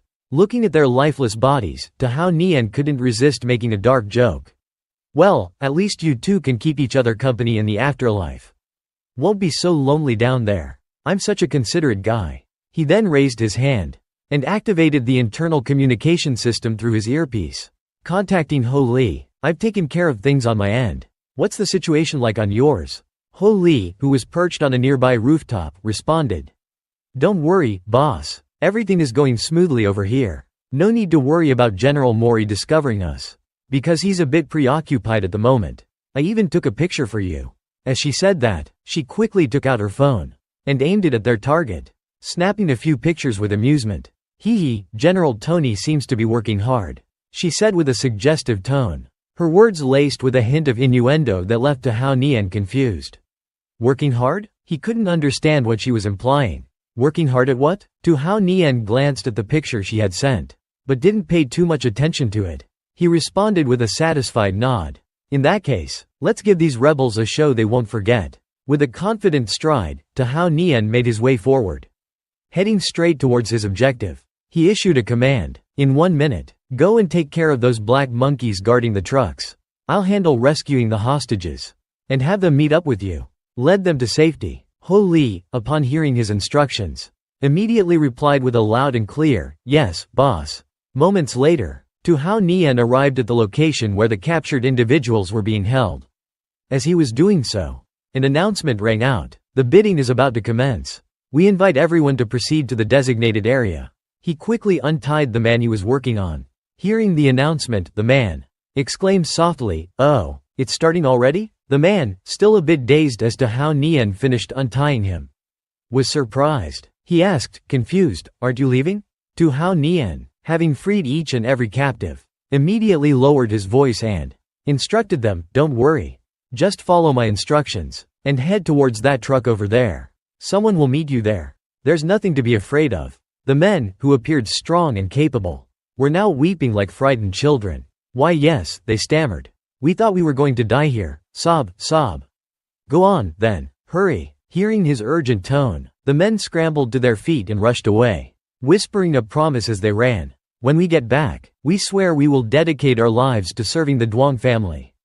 Until our dying breath." One of the men, hearing the others' vow, chimed in, adding, "We'll even work overtime until we drop." Tu Hao Nian, hearing their pledges, couldn't help but smirk, a mischievous glint in his eyes as he said, "Everyone is safe. Everything is in place. There's nothing more to worry about. Now, let the real fun begin." Meanwhile, at the rebel garrison, the atmosphere was buzzing with activity. People from all walks of life were making their way to the banquet, engaging in lively conversations, filling the air with a cacophony of sound and excitement.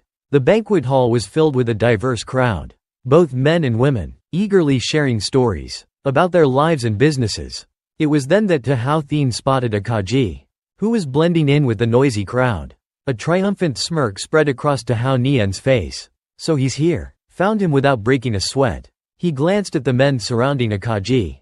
"With all these bearded fellows around, I don't even need to use my heavenly eye to spot the tattoo on his shoulder." Down below the stage, the crowd was abuzz with anticipation. Suddenly, all eyes turned towards a group of people who had just appeared on the stage. Among them was a striking woman, who was accompanying a distinguished-looking man. The woman, with her stunning figure, smiled brightly and waved at the crowd. "Hello, everyone. Greetings, esteemed guests." The man boomed. The crowd erupted in cheers. General Tony, over here." As the man, clearly enjoying the enthusiastic welcome, laid eyes on the beautiful woman, his eyes lit up with desire. He couldn't help but lick his lips unconsciously, his gaze lingering on her curves. The woman beside him, equally captivated by the woman's beauty, gasped in awe. "Oh my, is that his mistress?" someone whispered. Hearing the hushed whispers, the man quickly turned around, his face a mask of displeasure. "Speak." Tony, noticing the strange reactions from everyone, frowned and asked, irritated, "What's going on with them?" Confused, he turned around and followed their gaze. The moment he saw what they were looking at, he jumped in shock. Damn it, what the hell is going on?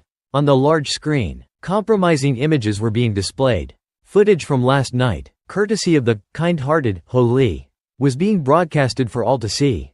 Tony's hot mistress, who had been brimming with confidence just moments ago, was now mortified. She covered her face with her hands and fled towards the stage, mumbling, "Oh God, I'm so embarrassed." The crowd, finding the whole situation hilarious, burst into laughter. Suddenly, 2 gunshots rang out. The screen was shattered by bullets from Tony's 6-shooter. He gritted his teeth, fuming with rage. He aimed his gun at the crowd and roared, "Who did that? Show yourselves. Be brave and die." The laughter died down instantly as fear washed over the crowd. They fell silent, too afraid to make a sound. They averted their gazes, avoiding eye contact with the enraged general. "General, allow me to point out the culprit." Tu Hao Nian's voice cut through the tense silence, breaking the spell that had fallen over the room. He spoke with a feigned sense of remorse, his lie delivered without a single flicker of hesitation.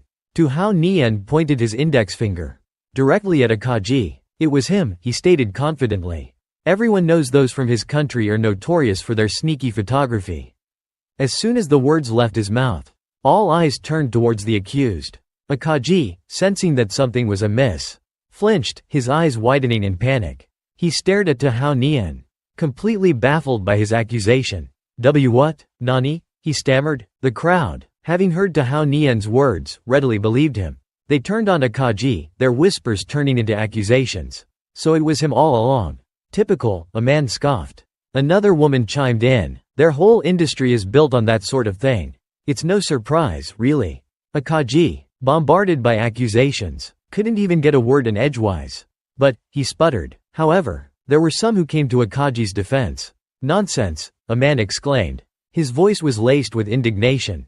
Tu Hao Nian, startled by the outburst, turned to see a stout man glaring at him. "General Tony and Akaji are good friends. the man declared loudly. Another man beside him joined in, echoing the sentiment. Akaji is a guest. How could he possibly do such a thing? Akaji, furious at being falsely accused, glared at Tao Nian. Seeing Akaji's reaction, Tao Nian couldn't help but feel a surge of satisfaction. He smirked, reveling in Akaji's predicament. Excellent. Now I know who his accomplices are. Akaji, despite being cornered, turned to face Tao Nian, trying to maintain his composure. I heard that Tiger Tooth is Chinese, he said, his voice strained. Could you be Tiger Tooth? Tao Nian casually touched the tattoo on his neck. He didn't hesitate. A triumphant smirk spread across his face. Oh dear, you've caught me, he said with mock disappointment. I was hoping to have a little more fun. Akaji and General Mori were stunned. They stared at Tao Nian, completely taken aback by his admission. Their minds raced, trying to process what had just happened. He just admitted it? Like that?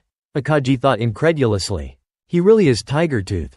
Their carefully laid plans, their confrontations with Tiger Tooth. Everything was thrown into chaos. Tony felt as if he had been struck by lightning. He was speechless. However, both men quickly regained their composure. In fact, they seemed quite pleased with themselves. Akaji thought to himself, no matter. This is rebel territory. He may be Tiger Tooth, but he's walking into a trap. Tony was just as ruthless. Tiger Tooth or Dog Tooth, it makes no difference. He's walking to his death. Tao Nian observed Akaji and General Mori. Their initial worry had vanished, replaced by a newfound confidence. It was almost comical. He coughed, a mischievous glint in his eyes. My, you both have such similar expressions. Are you two a couple? Now that you know I'm Tiger Tooth, shouldn't we get to know each other a little better? As he spoke, he snapped his fingers. My wild beast mercenaries have a little welcome present for you. Instantly, a series of explosions rocked the area. Boom, boom, boom. 3 more explosions followed, targeting strategic points around the compound. The crowd, caught off guard by the sudden attack, panicked and scattered, their screams filling the air. Run! There's a bomb! Mamma mia! Everyone, run! Akaji and his men, their faces pale with fear, looked at each other in disbelief. More than one bomb? His companions, witnessing the unfolding chaos, were equally stunned. How is this possible? General Mori was no better. His earlier bravado, his fearless facade, had crumbled completely. Paralyzed by fear, he sank to the ground, watching as smoke billowed from the blast sites. No, he whispered, his voice trembling. My men, over half of my battalion was stationed there. Beads of sweat trickled down his face. His complexion ashen, veins bulged on his forehead, as rage and fear battled within him. What do we do now, General Mori? Tao Nian approached, his voice laced with mock sympathy. He stopped before General Tony, standing amidst the fiery wreckage. He grinned, a triumphant glint in his eyes. Tell me, General, are you satisfied with the wild beast mercenaries' firepower? He gestured towards the inferno that he had unleashed. He stared at General Mori, his gaze cold and sharp. And how about the special effects of those 5 cents? Are you pleased with the results? Tony, consumed by fear and rage, felt his blood run cold. His face, already pale, turned an unhealthy shade of green. You, Tiger Tooth. You, he sputtered, unable to form coherent words. The soldier standing beside Tony, his hand trembling on his rifle, was equally terrified. He was frozen in place, his mind overwhelmed by fear. He couldn't think straight, unsure of what to do. At this rate, he thought, even if the general gives the order, no one will dare to fire. Suddenly, another soldier came running towards them, his face a mask of panic. He stumbled to a stop before General Mori, and gasped, General. General, we've lost over 100 men. He stood before Tony, sweat dripping from his brow, delivering the grim news. Tony's jaw dropped. What? He exclaimed, his eyes wide with disbelief. He couldn't believe what he was hearing. 1/5 of my forces, gone in an instant. Tao Nian, his eyes closed, spoke calmly, a hint of satisfaction in his voice. General Tony, when you joined forces with the Black God Society to target Tiger Tooth, you should have considered the possibility of being annihilated. Tony, enraged by Tao Nian's arrogance, roared, Tiger Tooth. He slammed his fist on the ground, his face contorted with fury. He pointed his finger at Tao Nian's face. I still have plenty of men. Do you really think you can take us all on? The 2 soldiers behind him, fueled by their general's rage, raised their weapons. aiming their guns at Tao Nian. Tao Nian, unfazed by General Mori's empty threats, said, "I gave you a chance." His eyes blazed, reflecting the flames that danced around them. He looked dangerous, almost demonic. Without another word, he snapped his fingers, signaling his men. In an instant, a massive explosion erupted, right behind General Mori. Tony, caught completely off guard, didn't even have time to react. His bulky frame was sent flying backwards. His eyes bulged, as if they were about to pop out of their sockets. Dazed and disoriented, he crashed to the ground, his head hitting the hard surface with a sickening thud. His hat flew off, revealing his shiny, bald head. He slowly sat up, his face bruised and bloodied, his nose dripping crimson. He looked up at Tao Nian, his voice weak. "Just, how many bombs did you plant in my garrison?" "Take a guess," Tao Nian replied, his voice cold and menacing. He stared at Tony, his expression impassive, and raised his hand once more, ready to snap his fingers. Tony, overcome with terror, cried out, "No, please, stop, don't do it, I surrender, don't snap your fingers." He threw his hands up in defeat. His pride shattered, he was no longer willing to die for his cause. He couldn't bear the thought of dying here. Tony and his remaining men bowed their heads, begging for mercy. "Tigertooth, please, spare us. One snap of your fingers and half my army is gone." Tao Nian looked down at the defeated general, a sneer curling his lips. "You people never learn, do you? You have to see the coffin before you shed a tear." He lowered his hand, his gaze fixed on them. Nearby, Akaji and his men had recovered from their shock. They watched as Tao Nian toyed with the defeated general. They exchanged glances, a mixture of fear and anger in their eyes. They let out a collective sigh. Their faces were covered in dirt and grime, their bodies battered and bruised. They glared at Tao Nian, their voices trembling with rage. "You bastard." Chapter 80. Without a word, they drew their weapons, aiming them at Tao Nian. "Time to meet your maker," they roared. Suddenly, Akaji felt a chill run down his spine. Something was wrong. Akaji reacted instantly. He swiftly dodged to the side, narrowly avoiding a volley of bullets that came flying from out of nowhere. A mysterious figure, concealed in the shadows, had fired 3 shots, each with deadly accuracy. The bullets headed straight for the trio. Unfortunately for Akaji's companions, they were struck down instantly. Akaji, thanks to his quick reflexes, managed to dodge the bullets and avoid immediate death. He dropped to the ground, his eyes scanning the area. "Too dangerous," he muttered. His years of experience with firearms told him that Tao Nian was no ordinary opponent. He even has a sniper. As he was still reeling from the shock of the recent attack, Tao Nian suddenly appeared before him. He was standing right there, a casual smile on his face. "Hi, Akaji," he greeted casually. Akaji stared at him in disbelief. "When did he get here? I could sense the bombs, but I didn't see him at all. There's no way I can defeat this Tigertooth. And he has a sniper covering him. I have to get out of here." Overwhelmed by Tao Nian's overwhelming power, Akaji turned and fled. He didn't even bother responding to Tao Nian's friendly greeting. As he ran, he glanced over his shoulder, making sure that Tao Nian was not following him. The farther the distance between them, the better. Tao Nian remained where he stood, making no move to pursue him.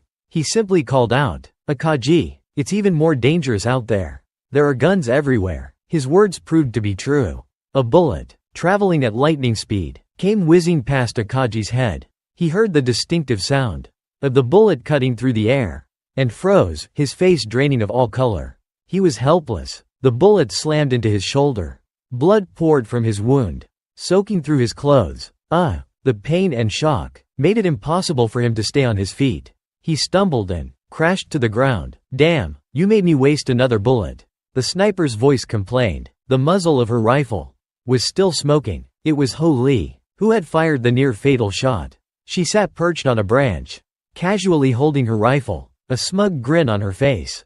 "This Japanese guy's got some skills, but not enough." Akaji lay on the ground, his body trembling. His voice was weak, barely a whisper, but his words were full of anger and defiance.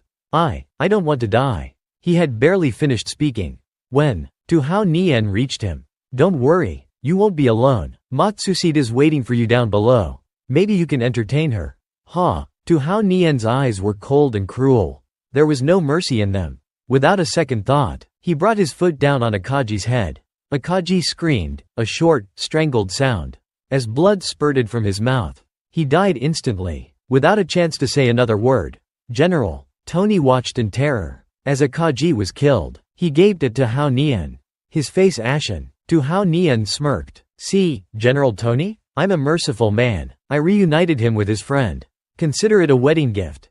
A match made in hell. Despite his rage, Tony was too terrified to resist. He nodded rapidly, echoing Tu Hao Nian's words. Yes, you're absolutely right. He opened his mouth wide and popped a chip into his mouth. Crunchy. Delicious. So good. The person munching on the chips was Dong Tngu. She sat alone in an underground room. She popped another chip into her mouth, munching happily. The person enjoying the chips was Dong Tngu. She sat alone, nibbling on the potato chips. I'm so bored, she whined. I'm all alone in this underground room. It's supposed to be safe, but it's so boring. I don't even have any signal. She tapped on her phone screen. The time read 11:32 p.m. It was past midnight. She looked at a picture of herself she had taken earlier. She looked pretty in the picture. He's been gone for so long, she thought, frowning. Is he still not done? A sudden thought struck her. What if he's decided to ditch me and run off with my sister? That's what always happens. The guy runs off with the younger sister. What if he's abandoned me? She burst into tears, pouting like a child. No, I don't want to die in this stupid underground room. I want to be on TV. I want to buy comics. Brother-in-law, don't leave me here. As if her thoughts had summoned him. Tu Hao Nian sneezed. It was a loud, unexpected sneeze. Shi Zhongyu, sitting beside him, looked at him in concern. Tu Hao Nian, are you feeling alright? Are you catching a cold? Tu Hao Nian shook his head, confused. No, I don't think so. But, I feel like I'm forgetting something. Ho Li, who was sitting next to him, gave him a curious look. Forgetting something? What do you mean? Suddenly, she realized what he meant. She covered her mouth, trying not to laugh. The boss's little sister-in-law is still stuck in that underground room. I'll remind him later. It's too funny to watch her squirm. I'll let her stew for a bit. Their car sped down the empty road. Shi Zhongyu, Tu Hao Nian asked, his voice serious. Why did you help me? Shi Zhongyu, who was driving, replied. I'm Chinese too. I couldn't just stand by and watch. Besides, this place is a mess. We need someone like you here. Tu Hao Ran asked Shi Zhongyu seriously, tell me, why did you want to help me? Shi Zhongyu explained while driving. I'm also Chinese. I'm just helping out of the kindness of my fellow countrymen. That's all. Besides, it's very chaotic here. I need someone like you to go with me. Tu Hao Ran was a little surprised. When he heard the three words, someone like you, he pointed at himself and asked back, someone like me? Shi Zhongyu smiled and said, haha, only you can make that old Tony so miserable. Only you. It's really comfortable. General Tony has the technology of the United States. That's why he deliberately caused trouble for the Myanmar government. He levies heavy taxes. He's done a lot of evil. Beautiful memories of that time came flooding back to him. When Tu Hao Ran's face was extremely confident and triumphant. He crossed his arms in front of his chest and said, continue the bidding, but I need 3 of your rough stones. That old Tony was so scared. That sweat dripped down his shiny, bald head. Not a single hair. That he quickly agreed, okay, 30 is fine too. Hu Li sat in the back seat. Hearing that, she pouted. She muttered to herself in a bored way. It's the is behind it again. If I knew earlier, I would have detonated a few more bombs. But Shi Zhongyu immediately became serious. And continued, but he's cut off half of Myanmar's raw stone trade. Do you need my grandfather? But as if he suddenly realized something, Shi Zhongyu said in a firm voice. Not for long. I'm going to see him soon to import rough stones. He then turned to Tu Hao Ran and said with an embarrassed smile to change the subject. I'm sorry, I'm talking too much again. I don't know what Mr. Tu does for a living? Tu Hao Ran looked ahead and replied cheerfully. The owner of the Songshan Hao Ran Clinic. Hao Ran Clinic. Hearing the 3 words, Hao Ran Clinic, Shi Zhongyu immediately slammed on the brakes.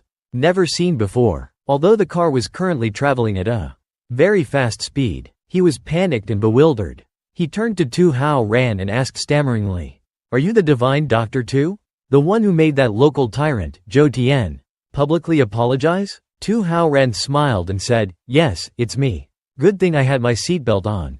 Hu Li was thrown forward by the sudden braking of the driver, coupled with Tu Hao Ran's teasing. She spoke in a helpless tone. Your driving skills are really… Shi Zhongyu was already panicking. And now he was even more panicked. His face became extremely worried. He immediately pleaded with Tu Hao Ran. Divine Doctor Tu, please, I beg you, save my grandfather. Tu Hao Ran was puzzled and asked a silly question in confusion. Your grandfather? Did he get taken away by goblins? Hearing that, Shi Zhongyu froze, not knowing what to say. He just let out a helpless, "Ah." Hu Li, sitting in the middle, chuckled. All three of them, they were so happy together that they forgot that there was only one person who had been at home, crying and waiting for Tu Hao Ran to pick her up. It was Shi. She cried out pitifully, "Oh no, oh no. Oh no, brother-in-law has forgotten about Shi." 2 days later, the warm rays of sunshine gradually appeared, starting a new day at the Shi family villa. Shi Zhongyu's voice rang out as he began to explain the current situation. My family, the Shi family, is also the #1 wealthy family in Guangdong. But my grandfather has been ill for many years now. He continued in a somewhat helpless tone. We've invited so many doctors, but none of them have been able to help. Such a large family business, without anyone. At this time, Shi Zhongyu walked ahead, leading the three of them. Tu Hao Ran walked into the villa, followed by Shi and Hu Li. Tu Hao Ran said calmly, I can't help you with your family matters, but healing the sick and saving lives is my specialty. I can give it a try. Hearing this, Shi Zhongyu couldn't help but reply happily. Don't worry, Divine Doctor Tu. It doesn't matter how much it costs. Inside the luxurious villa, a man in a purple-red shirt appeared, looking extremely anxious. It was Shi Zhongyu's younger brother, Shi Zhongtu. He said in a panic, Brother, you're back. How? Grandpa is in critical condition. Shi Zhongyu was a little shocked, his eyes wide with shock at the bad news. What happened? Tu Hao Ran, who was behind him, quickly spoke up. With a very calm demeanor. Don't talk about anything else. Saving people is more important. Shi Zhongyu gradually calmed down and looked at Tu Hao Ran with determination. He shouted, Right. Tu Hao Ran was quickly led by the two Shi brothers to their grandfather's location. He reached out to take his pulse, his fingertips extremely careful, as they touched the skin on the old man's wrist. Tu Hao Ran closed his eyes silently, feeling the pulse waves from his wrist and the blood flow in his body. Old Master Shi Po Jun, who was lying on the bed with his eyes closed, was being examined. To the side, the younger brother, Shi Zhongtu, couldn't help but ask curiously. His brother, Shi Zhongyu. Brother, who is this? Shi Zhongyu replied calmly. This is the Divine Doctor Tu that I invited for Grandpa. He's extremely skilled. Shi Zhongtu's mood brightened. Upon hearing that, he said excitedly, That's great. Grandpa is saved then. However, in contrast to Shi Zhongtu's cheerful demeanor, Tu Hao Ran's face was grim. After he finished taking the pulse, he let out a soft sigh and said with his eyes still closed, The old man's mind is no longer clear. It's probably critical. Shi Zhongtu blurted out unconsciously. His words were like a bolt from the blue for the two Shi brothers. They couldn't help but stare at him in shock. Shi Zhongyu couldn't hide the panic in his voice. Mr. Tu Hao Ran looked at Shi Po Jun, who was lying motionless on the bed, his haggard face bearing the marks of time. He continued, Now, we can only use the life-prolonging needles of the 7-star acupuncture technique to prolong the old man's life. Before he could finish speaking, his words were interrupted by a sudden voice. No, Shi Zhongyu and Shi Zhongtu were startled, breaking out in a cold sweat. It was Hu Li who had spoken out an objection. Last time, you were unconscious for 3 days after using the needles. This acupuncture technique is extremely harmful to your health. Shi couldn't help but cover her mouth with her hand in shock, her eyes full of worry. It's so dangerous. Brother-in-law, don't do it. Don't worry, Tu Hao Ran said calmly, pointing to himself. With a slight smile, the confidence on his handsome face was evident. That last time was 2 years ago. My cultivation is now much higher than it was back then. He began to apply acupuncture to Shi Po Jun. The old man's chest was covered with acupuncture needles inserted at various acupoints. A red line appeared between his eyebrows. Shi Zhongyu couldn't help but ask, What is this red line? Tu Hao Ran replied gently, These are the things that are weighing down the old man's spirit. A moment later, Shi Po Jun gradually regained consciousness. The old man opened his eyes hazily and let out a soft, "Oh." While performing the acupuncture technique, Tu Hao Ran seemed to have been drained of some of his energy. The fatigue was evident on his face. His forehead beaded with sweat. He hurriedly sat down on a chair and calmly caught his breath. Shi and Hu Li couldn't help but worry at his exhausted appearance. Shi asked cautiously, "Brother-in-law, are you okay?" The only reply she got was Tu Hao Ren's heavy breathing. Hu Li looked at him with some concern. Shi Zhonyu's face was full of joy, and he couldn't help but clasp his hands together in gratitude to Tu Hao Ren. "Divine Doctor Tu, thank you for saving my grandfather." Tu Hao Ren suppressed his exhaustion and slowly stood up. He said nonchalantly, "No need to thank me. Go see him quickly." He walked away quietly, his face still a little pale, leaving behind the sound of cheerful chatter and concern from the two Shi brothers, the Shi family, and their grandfather, Shi Po Jun. "Grandpa is awake. Are you feeling better, Grandpa?" Elsewhere in the villa, Tu Hao Ren sat down quietly on a chair, his hand holding the pendant around his neck. Next to him was a jade stone on the table. Suddenly, Tu Hao Ren realized something, and his eyes widened in surprise. "My body feels much lighter." Tu Hao Ren's pendant suddenly lit up, creating a halo that transformed into a complete pendant. "It has this effect too?" he asked himself in surprise. "But why? I've always been wearing this pendant." His attention immediately turned to the stone beside him. Jade.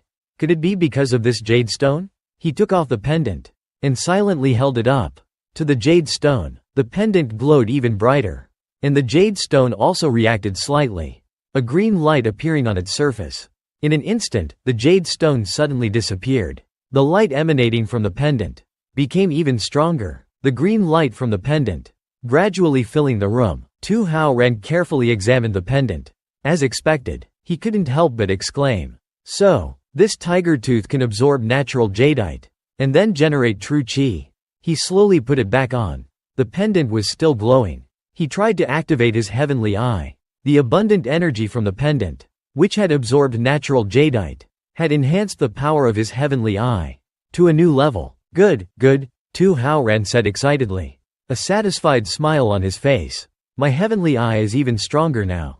Suddenly, a knock on the door interrupted his thoughts. "What's the matter?" Tu Hao Ren asked. An innocent-looking girl appeared. She was petite, with short hair and a gold clip in it. Her big, round eyes sparkled as she looked at Tu Hao Ran.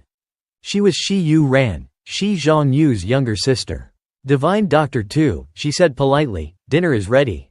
At the dining table, everyone had gathered for dinner. The warm sunlight streamed in, creating a cozy and comfortable atmosphere. On one side were the four members of the Shi family, and on the other were Tu Hao Ran, Shi and Hu Li, all enjoying their meal. Shi Po Jun spoke up. "Divine Doctor Tu, what do you think of my granddaughter?" His words made Shi Yu Ran, who was sitting next to him, curious, and she turned to look. Tu Hao Ran was eating leisurely. He looked at Shi Po Jun with a puzzled expression. "Sir, what do you mean?" Shi Po Jun replied cheerfully. "Can I give my granddaughter to you?" He chuckled, his eyes crinkling at the corners. Everyone at the table spat out their food. In surprise, Tu Hao Ren's eyes widened. Shi Yu Ren blushed furiously. Tu Hao Ren chuckled and shrugged slightly, at a loss for words. "Sir," he looked a little embarrassed. Well, Shi Po Jun patted his granddaughter's back gently. "Yu Ran," he continued jovially, "you know I don't have much longer to live, so there's no need to be so polite, is there?" He paid no attention to Shi Yu Ran, who had lowered her head in embarrassment. "Besides the family matters that I have to deal with, my biggest worry is my precious granddaughter." Shi Po Jun continued to try to persuade him, his words full of deeper meaning. "Besides, my granddaughter is very beautiful. Don't think that just because she's petite. The places that need to be big aren't." Shi Yu Ran was so embarrassed that she covered her face with her hands. "Grandpa," she mumbled. "Grandpa."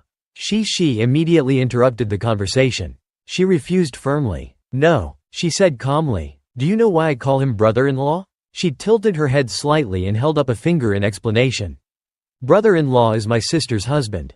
That means he's already married." Shi Po Jun quickly regained his composure and returned to his serious demeanor. "I apologize for my presumption." Tu Hao Ran's heart was beaming with pride. He felt so proud that his nose was practically touching the ceiling. His eyes closed smugly. What can I say? Being outstanding certainly has its troubles. To dispel the awkward atmosphere, Shi Po Jun quickly urged everyone to eat. Eat, eat. Shi Yu Ran, sitting beside him, was a little unhappy. She thought to herself, did you have to be so blunt? After the introductory dinner, everyone chatted happily. Inside, Shi Po Jun and Tu Hao Ran were chatting and drinking tea. Outside, Hu Li and Shi Shi were giggling and laughing. As they were talking, a servant rushed in, his face full of anxiety. Master, he exclaimed, it's bad. The eldest miss has been kidnapped by young Master Hong. Shi Po Jun's face hardened, as he gritted his teeth in anger.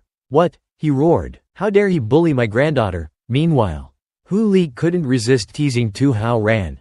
Hey, boss, your little bride has been kidnapped. Shi Shi rolled her eyes. Tu Hao Ran was so startled that he spat out his tea. Shi Zhongyu jumped up in anger. What, that young Master Hong again? Yes, sir, the servant replied fearfully. Shi Zhongyu shouted for his brother.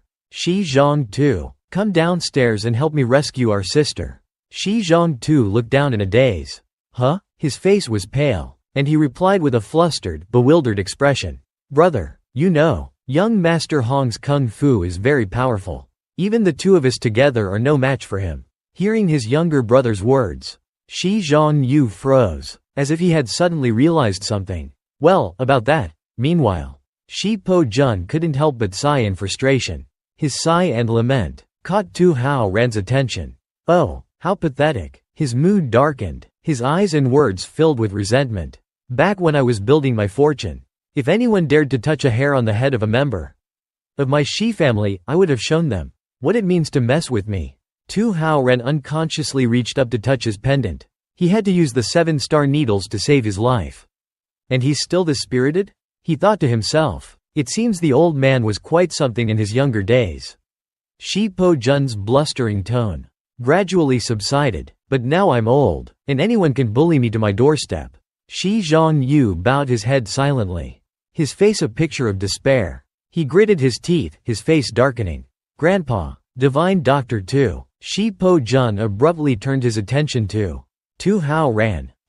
He looked at him intently. Shi Po Jun held up a finger, his eyes deadly serious. I'll give you $1 billion, he said bluntly. Rescue my granddaughter, Yu Ran. Shi Shi and Hu Li's eyes lit up instantly.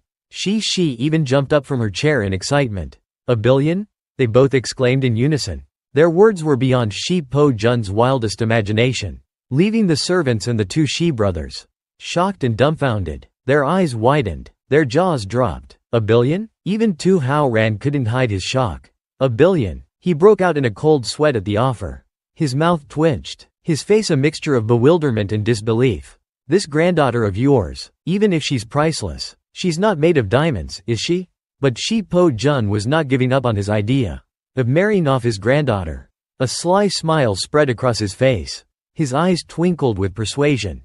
I may be old, but I'm not senile, divine doctor too. This $1 billion is the dowry I've prepared for my granddaughter. Will you take it? Tu Hao Ran was speechless, sweat still pouring down his tense face. He forced a smile. He thought to himself, it's every man's dream. He couldn't help but sigh in his heart, a rich lowly. After a few seconds of consideration, Tu Hao Nian generously waved his hand and said, how about this? Keep the dowry you prepared for your granddaughter for now. Let's bring the little girl back first. He calmly continued, as for this money, whether your granddaughter takes it or not, or how much she takes, we can discuss it later. Thach Pha Quan looked at him with a satisfied expression. Hearing you say that, then why? Makes me like you even more. The old man nodded. I'll talk about that later. Hao Nian couldn't help but be stunned. His pupils constricted in bewilderment. Huh? He hurriedly waved his hands in denial. That's not what I meant. I'm already married. Thach Pha Quan casually folded his arms. It doesn't matter if you are or not, he replied leisurely, his tone full of amusement. I only value talent. I don't care about such trivial matters. Thach Trung Nok also broke out in a cold sweat. His eyes filled with concern as he looked at Thach Pha Quan. Father. Both TT and Ho Li couldn't help but remain silent. TT was incredibly envious of Diet Nian in her heart. I want a grandfather like that too. Ho Li, beside her, patted her shoulder with a teasing smile. Hey, you want an older sister like that? At a certain park, several figures were strolling. The sunlight seemed to envelop the entire park. Inside, there was a soccer field and other areas for sports. Near the basketball court, Thatch Dui Nian flinched slightly. Beside her was Hong Sung, the eldest young master of the Hong family in Guangdong. A tall young man in a white t-shirt and jeans, with both hands tucked into the pockets of his outer jacket. Spoke arrogantly, "Who are you?" Tu Hao Nian replied bluntly. Tu Hao Thien, from Mount Tung.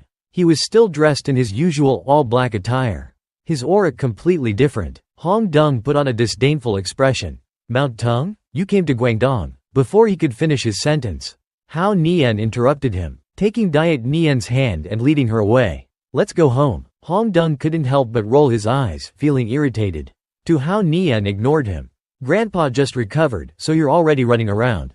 You should stay home and play with him more. Holding Hao Nian's hand made Dui Nian suddenly feel a strange sensation. She suddenly became more obedient, her big, bright eyes looking at Hao Nian. Oh, it's Dui Nian who's not being good. Hong Dong was furious. He immediately chased after them. This guy's father, he yelled, and forcefully swung his fist at Tu Hao Nian, his tone extremely arrogant. I, Hong Dong, am not only the eldest son of the Hong family, but also the second-ranked disciple of Du Bao Luong's Quan Men. However, Tu Hao Nian effortlessly caught Hong Sung's fist. Du Bao Luong? Who? He asked in an incredibly cool manner. Hao Thien's eyes narrowed slightly, and he replied in a very calm tone, never heard of him. Hong Sung couldn't help but be enraged. Gritting his teeth, he clenched his other fist and yelled. What? He couldn't believe his ears. The words Hao Nian had just spoken. The top 10 in China. The 10 great families, and you haven't heard of them? Hong Sung's face turned pale. He hadn't expected that Hao Nian could so easily block his attack. He broke out in a cold sweat. But he still tried to talk tough. Damn it, I can't move. Tu Hao Nian looked at him with a hint of amusement. He asked curiously, oh, your master teaches boxing? Hong Dong shouted angrily at Tu Hao Nian. You're insulting my master. You deserve to be beaten. After saying that, he threw a punch and kicked at Tu Hao Nian. But Tu Hao Nian easily caught his fist and replied, the number 2 on the earth ranking accepts disciples without thinking carefully? Then he gave him a slight push. Hong Dong lost his balance and stumbled backward. Tu Hao Nian taunted him. You have weak abilities, yet you dare to raise your leg? He quickly used his foot to support himself and avoid falling, then angrily rushed towards Tu Hao Nian, shouting, damn you, you dare humiliate me? Watch me kill you with one punch. Facing his fury, Tu Hao Nian just sneered and raised his leg, kicking his hand. It's a bit difficult not to humiliate you. Hong Sung let out a yelp as he was kicked. In an instant, his entire arm was broken into pieces. He howled in pain, my arm is broken. Aagh. Thatch Tui, who was hiding behind Hao Nine, couldn't help but sigh after witnessing everything. Hong Dong, who always humiliated her family, and even used master's reputation to seize the Thatch family's company, couldn't even withstand a single blow in front of Dr. Tu. Unconsciously, her face flushed red, and she couldn't stop praising him. You're so strong. Is this what it feels like to be safe? Just then, a voice rang out. My friend, why did you have to resort to violence? Hao Nine turned to look, and saw a man walking towards him. As he approached, the man said, you're quite skilled. Judging by your moves, you must be a master. I'm sure you know who I am. Seeing the man, Hong Sung hurriedly called out, Master. Master. Hao Nine looked at the man in silence for a moment, before pointing at some old ladies nearby. He asked innocently, who are you? Looking for a girlfriend? There's a group of square dancing aunties over there. The group of aunties practicing qigong nearby overheard them and turned their attention to the two. The man retorted angrily, you're the one looking for square dancing aunties. Just kidding. Hao Nine then asked seriously, are you Du Bao Luong? Wiping his face with a handkerchief, the man said, since you know who I am, can you give me some face? And let Tu Sung off the hook this time? Hao Nine crossed his arms and refused. No way, I won't let him go. Are you sure you won't make things difficult for me? Du Bao Luong hesitated. Not sure. Hao Nine confirmed immediately. Then it's a long shot. Seeing the negotiation had failed, Du Bao Luong changed his demeanor and pointed at Hong Sung. You injured my disciple. which is unforgivable. Today, let's settle this grudge with our fists. If you lose, you can't interfere in the feud between our two families anymore. Hao Nine replied instantly. You should have said that earlier. Well then, I also have a condition. If you lose, you can't protect Hong Ra anymore. Hearing Hao Nine, Thatch Dui Nian was touched, thinking he was doing this for Thatch Ra and her. Unfortunately, the naive Thatch Dui Nian still didn't know that her grandfather had married her off to someone else. Du Bao Luong didn't hesitate and agreed to Hao Nine's condition. Hong Sung, suppressing his pain, said angrily, Master, beat him to death. Before the fight began, Hao Nine said gently to Thatch Dui Niem, step back, let me take care of this Thatch family problem once and for all. Thatch Dui Niem advised him. He's old, take it easy on him. Don't hurt him too badly. You can't hold back when you're fighting someone, Hao Nine explained. And you can't use kind words when you scold them. I'll try not to kill him. Thatch Dui Niem could only agree. Alright then. The master and disciple overheard their conversation and were furious. You love birds. Du Bao Luong quickly took a fighting stance. Seeing his movement, Hao Nine thought to himself. Vin Sun Xao, perfect. I've been practicing Deep Van for the past few days. Bring it on. I've been practicing Deep Van these past few days. Come on. He snorted and also got into a ready stance. Seeing that from such a young man, Du Bao Luong couldn't help but feel annoyed. Oh, this kid wants to get beaten up? With that, he charged forward, throwing punches at Hao Nine. However, Hao Nine dodged them effortlessly as he stepped back, even commenting, wow, you're strong. But still not enough. Shut up. Du Bao Luong roared angrily. You still don't believe me? How about this? Hao Nine asked nonchalantly. With that, he flicked his finger lightly against Du Bao Luong's forehead, causing him to stop punching and stumble backward. Being flicked on the forehead so suddenly, Du Bao Luong became even more enraged. If you're going to hit me, then hit me. Why flick my forehead? He roared. Hao Nine said nonchalantly. It seems your power is on par with Tan Tung Niem. The Tai Chi in the north is too slow. Can you please speed up a little? At least put some pressure on me. Provoked, Du Bao Luong fumed and continued to throw punches at him. Stop talking nonsense. Who told you to be so slow? Hao Nine taunted. Du Bao Luong tried to kick Hao Nine, but Hao Nine saw it coming and jumped to dodge the kick. Landing, he flicked Du Bao Luong's forehead again, saying, better, but still not enough. This flick caused a round bump to swell up on his forehead. Du Bao Luong gritted his teeth in fury. You little brat, you flicked my head again? Hao Nine chuckled. There's nothing I can do. Your forehead is just too tempting. It makes me want to flick it. Hearing this, Thatch Dui Nian immediately thought of her brother, Thatch Trung Nok, whose forehead sparkled. Oh, it really is tempting, she sighed.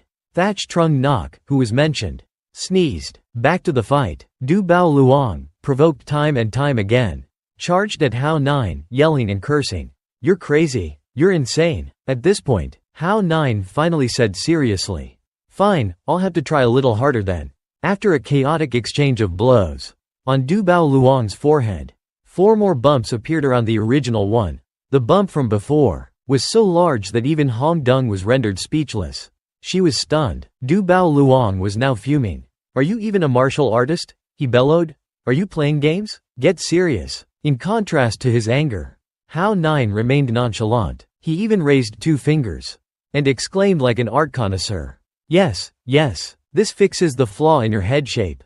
Perfect. Then, he said seriously to the old man. The first time Tan Tide Tuesday fought me, I straightened his hunchback. Do you have a problem with that? You're so old. How dare I get serious?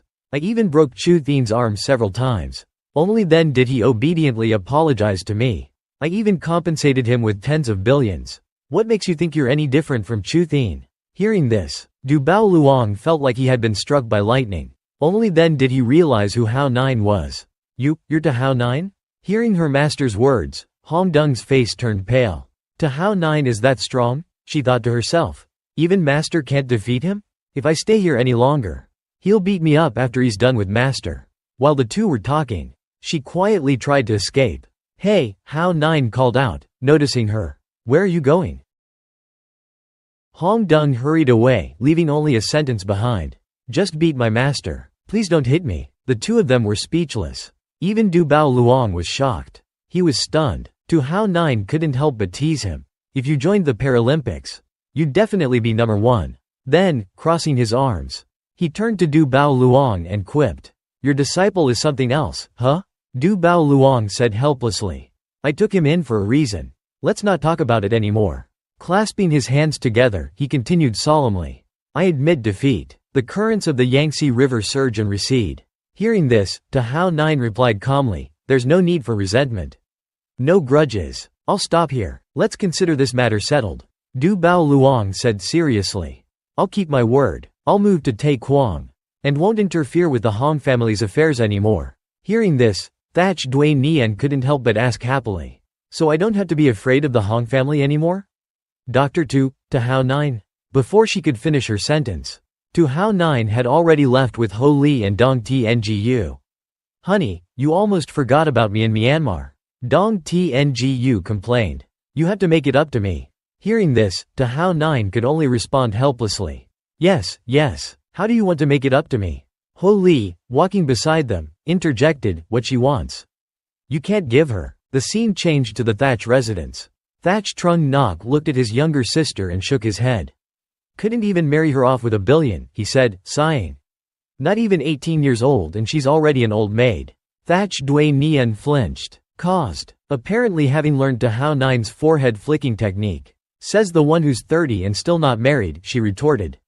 He looked at her in mock hurt. "Hey, why did you flick your older brother's forehead?" Thatch Dui Nian looked away sheepishly, then turned to her grandfather with a curious look. "Grandpa, Dr. Tu is gone. He's not coming back. What should I do?" Her grandfather chuckled softly. "What, you like him, don't you?" "Yes," she replied without hesitation. "Being with him makes me feel safe. Incredibly safe." He teased her. "You silly girl. If he doesn't come to you, you go to him. I've looked into it. That boy is not ordinary. It wouldn't hurt to have another wife." She stammered, but he continued, "If you're sure about him, then be brave. If you're not brave enough, or not sure, then even I can't help you."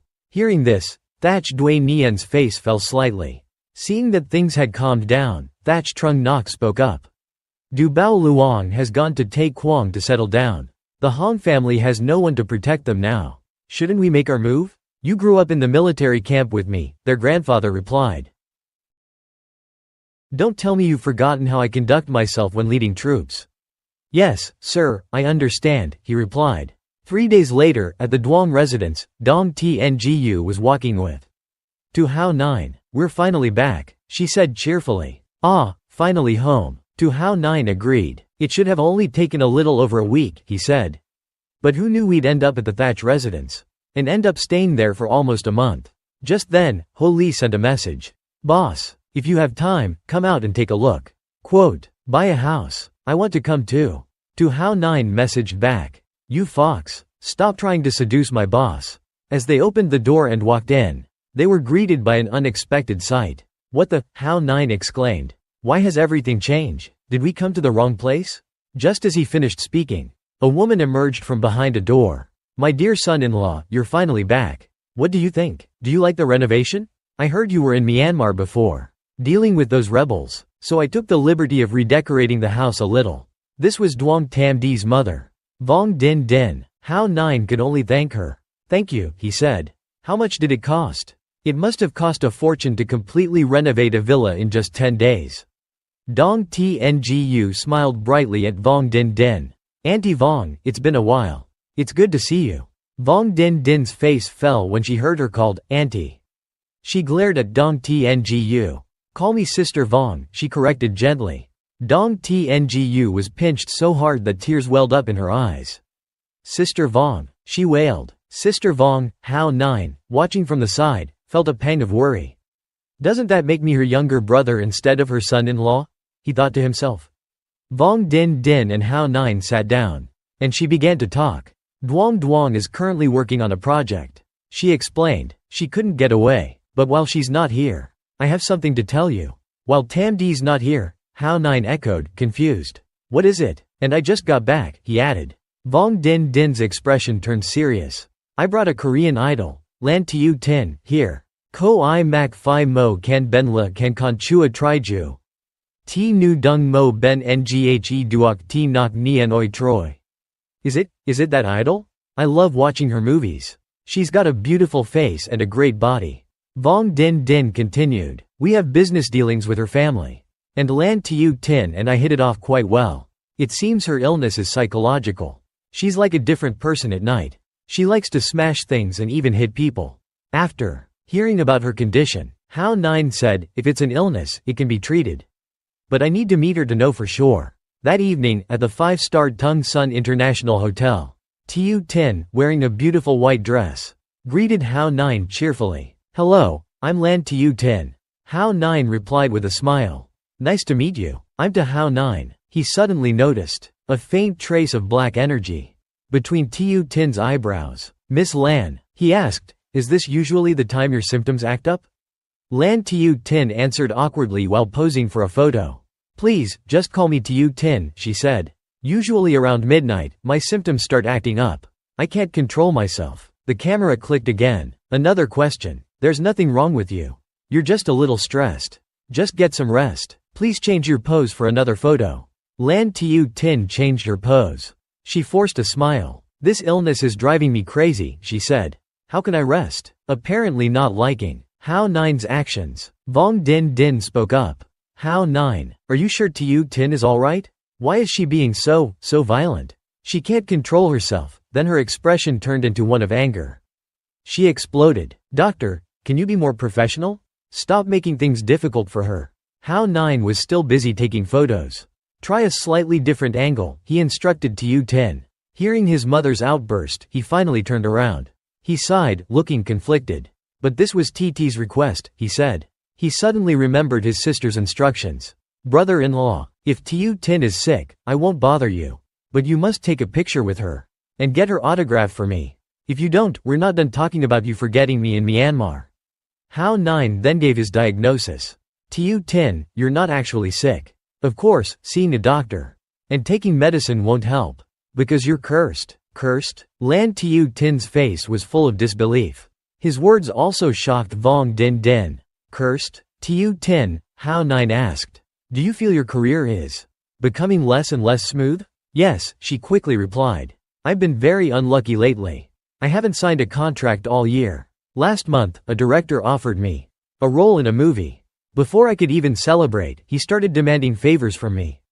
Hao Nine's expression turned serious. Because your luck has been stolen, he said. Lan Tiu Tin was too stunned to speak. Can that really happen? Hao Nine turned to his mother-in-law. Mom, you go home. I'll stay with Tiu Tin tonight. Lan Tiu Tin looked unhappy. Stay tonight? Mr. Tu, isn't this a bit inappropriate? Besides, your sister Vong's son-in-law. What do you mean? He asked, turning to his mother-in-law. Vong Din Din exploded. To Hao Nine, you dare try this in front of me? You want to sleep here to treat her? I'll teach you a lesson on behalf of my Duong Duong.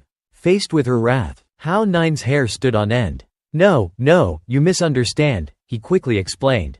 I can only help Tiu Tin expel the evil when her symptoms act up. Understanding dawned on Vong Din Din.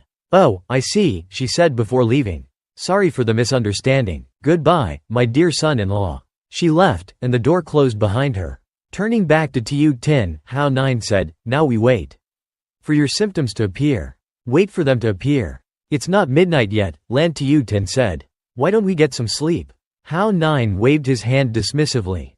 Didn't we already talk about this? However, his body was more honest. He was already drooling. What are you thinking? Lan Tiu Tin snapped, cutting off his thoughts. What? There are 2 rooms here. We'll each sleep in one. Hao Nine chuckled awkwardly. Ha, how about we stay awake? That way, if anything happens, we'll be ready. And so they stayed up, chatting. 10 o'clock passed, then 11. Time went by. Finally, the clock struck 11. Lan Tiu Tin suddenly froze. Her expression uncharacteristically gloomy. Hao Nine immediately noticed something was wrong. Are you okay? He asked. She stood up abruptly and walked away. I'm fine, she said. My symptoms aren't acting up. I'm going to take a shower. She entered the bathroom, and the door clicked shut behind her. Determined to get to the bottom of things, Hao Nine activated his divine eyes. Desperate times call for desperate measures, he muttered to himself. I have no other choice. I'm sorry. Lan Tiu Tin took off her dress. She stood under the showerhead, enjoying the cool water. A stream of black energy suddenly appeared on her forehead. The black energy between her eyebrows is developing, Hao Nine thought. Seeing this, he thought, it's starting. Lan Tiu Tin suddenly gritted her teeth and whirled around. Who dares peek at me while I'm bathing? Tu Hao Nine's handsome face was filled with shock. Oh no, she caught me, he thought. He was completely caught off guard. He walked towards the bathroom, telling himself, she detected my divine eyes? This isn't Lan Tiu Tin anymore. Click. The bathroom door swung open. The sound echoed in the silent room. Tu Hao Nine was still deep in thought. Certain of his deduction, this was the reason Lan Tiu Tin had been cursed.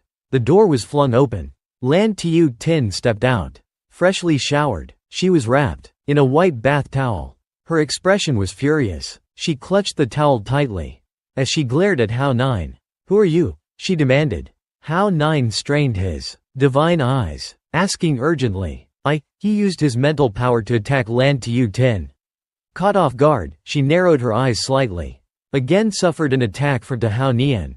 Her voice was also extremely angry. She asked out of the blue. Are you an eye? Do you want to ruin my good work? She said, without any hesitation. Raised her slender foot, and focused her power on the attack. The kick, filled with anger, created an incredibly beautiful vortex, aimed directly at the side of her opponent's face. In front of her, as expected of Da Tin, your physical qualities are truly impressive.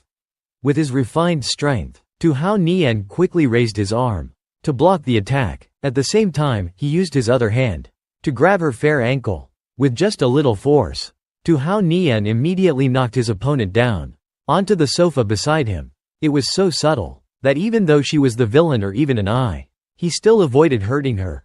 Tu Hao Nian's strength caught her off guard, and she cried out in surprise. Lan Tiu Tin. Before she could finish her sentence, Tu Hao Nian quickly used his hand to cover her mouth, silencing her. She could only glare at him in defiance, her eyes filled with anger. Let me see what's going on here. Tu Hao Nian, now on the defensive, said to her. Heavenly eye power. Once again, Tu Hao Nian used his power, causing his eyes to suddenly flash with power.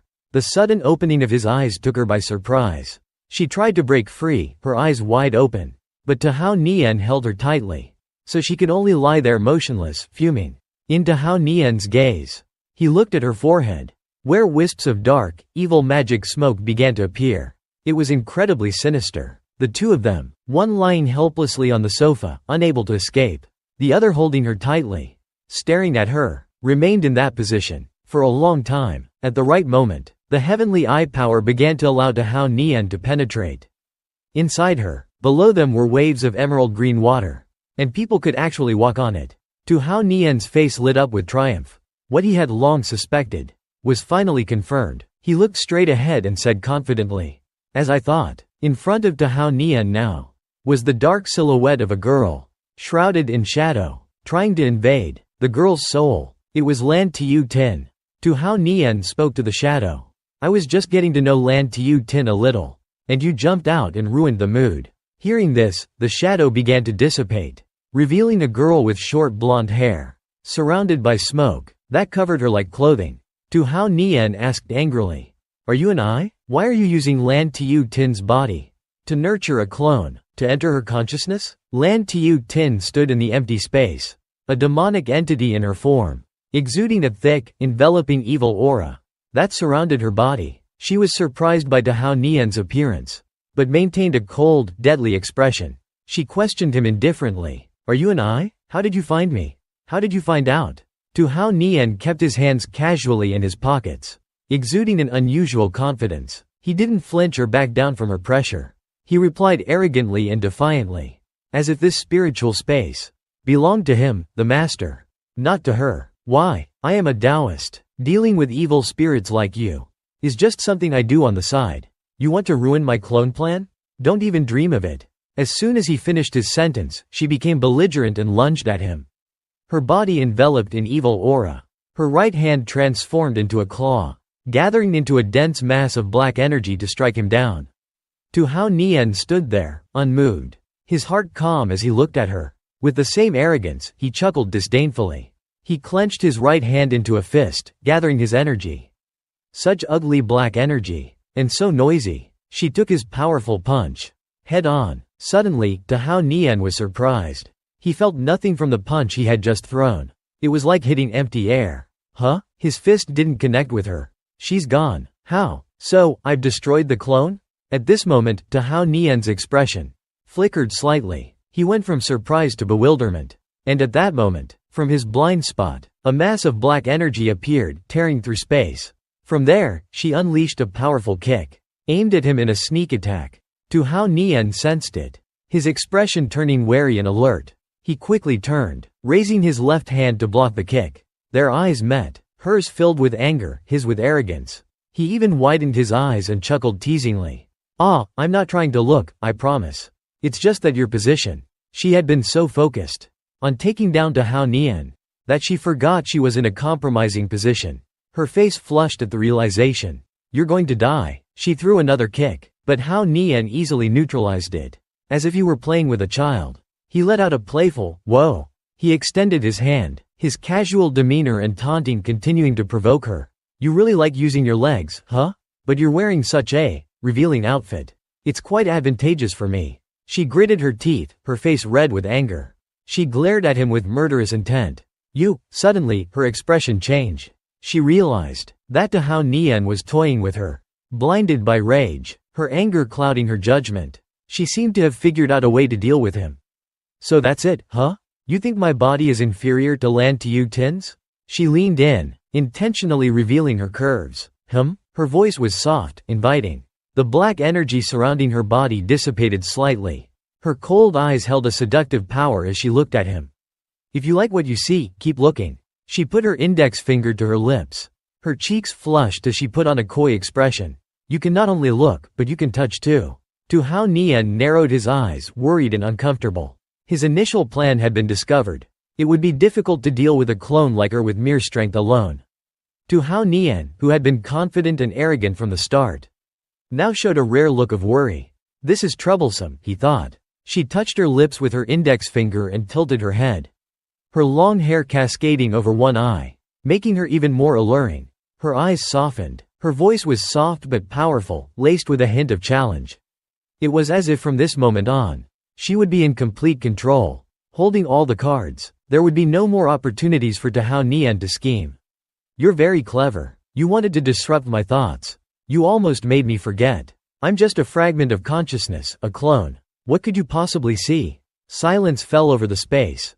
Tao Nian's expression was wary. His face grim. His previous arrogance was gone. He was now cautious, ready to strike at any moment. Seizing the opportunity, she lunged at him, her eyes filled with murderous intent and newfound confidence. She would strike him down. She attacked with a surge of dark energy. Her advantage being that he feared her true nature. Tao Nian felt a surge of frustration and anger. He glared at her, his anger building. She tried to grab him. Tao Nian kicked her hard in the chest. But she remained unharmed. She didn't even show a hint of pain. She vanished and reappeared behind him, attempting another sneak attack. This time, however, he managed to block her attack. Though she recovered quickly, she gave him a cold, cunning look. A newfound confidence in her eyes. Your reflexes are impressive. If you're truly a Taoist, you're certainly no ordinary one. If this were a fair fight, I doubt I'd be your match. But you're up against my clone technique. Fueled by my consciousness. This is my domain. What can you possibly do? How much stamina do you have left? How long can you last? Tao Nian was worried. She could fly. She could disappear. And he knew nothing about her abilities. He had only been trying to buy time. To make her doubt herself. But it seemed his time was running out. Her words had shaken him to his core. Into a direct confrontation. Too bad, she's already seen through my act. Just what kind of eye is she? This might be the most troublesome battle I've ever encountered. At the Duong family villa, Duong Tam Di was still lying in bed, waiting restlessly. She glanced at her phone, fuming with anger at that damned Tao Nian. How dare he take advantage of her absence to meet that actress?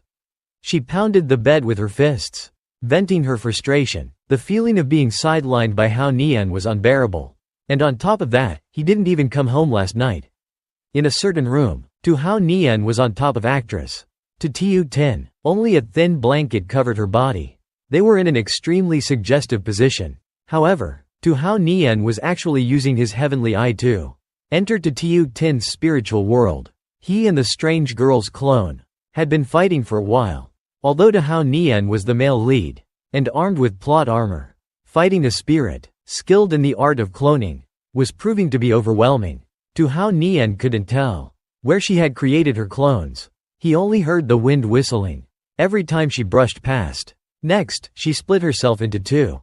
Her upper half attacked his head, while her lower half targeted his legs, leaving Tao Nian dazed. Then, with a loud bang and a blinding flash, she merged back into one. Tao Nian coughed, "So you can fly, you can disappear, and you can even split and merge. How is that fair? Aren't you abusing your home advantage?" She looked at his weakening figure, a mocking smile on her face. "Getting tired? You've been fighting for so long, and still haven't managed to kill me.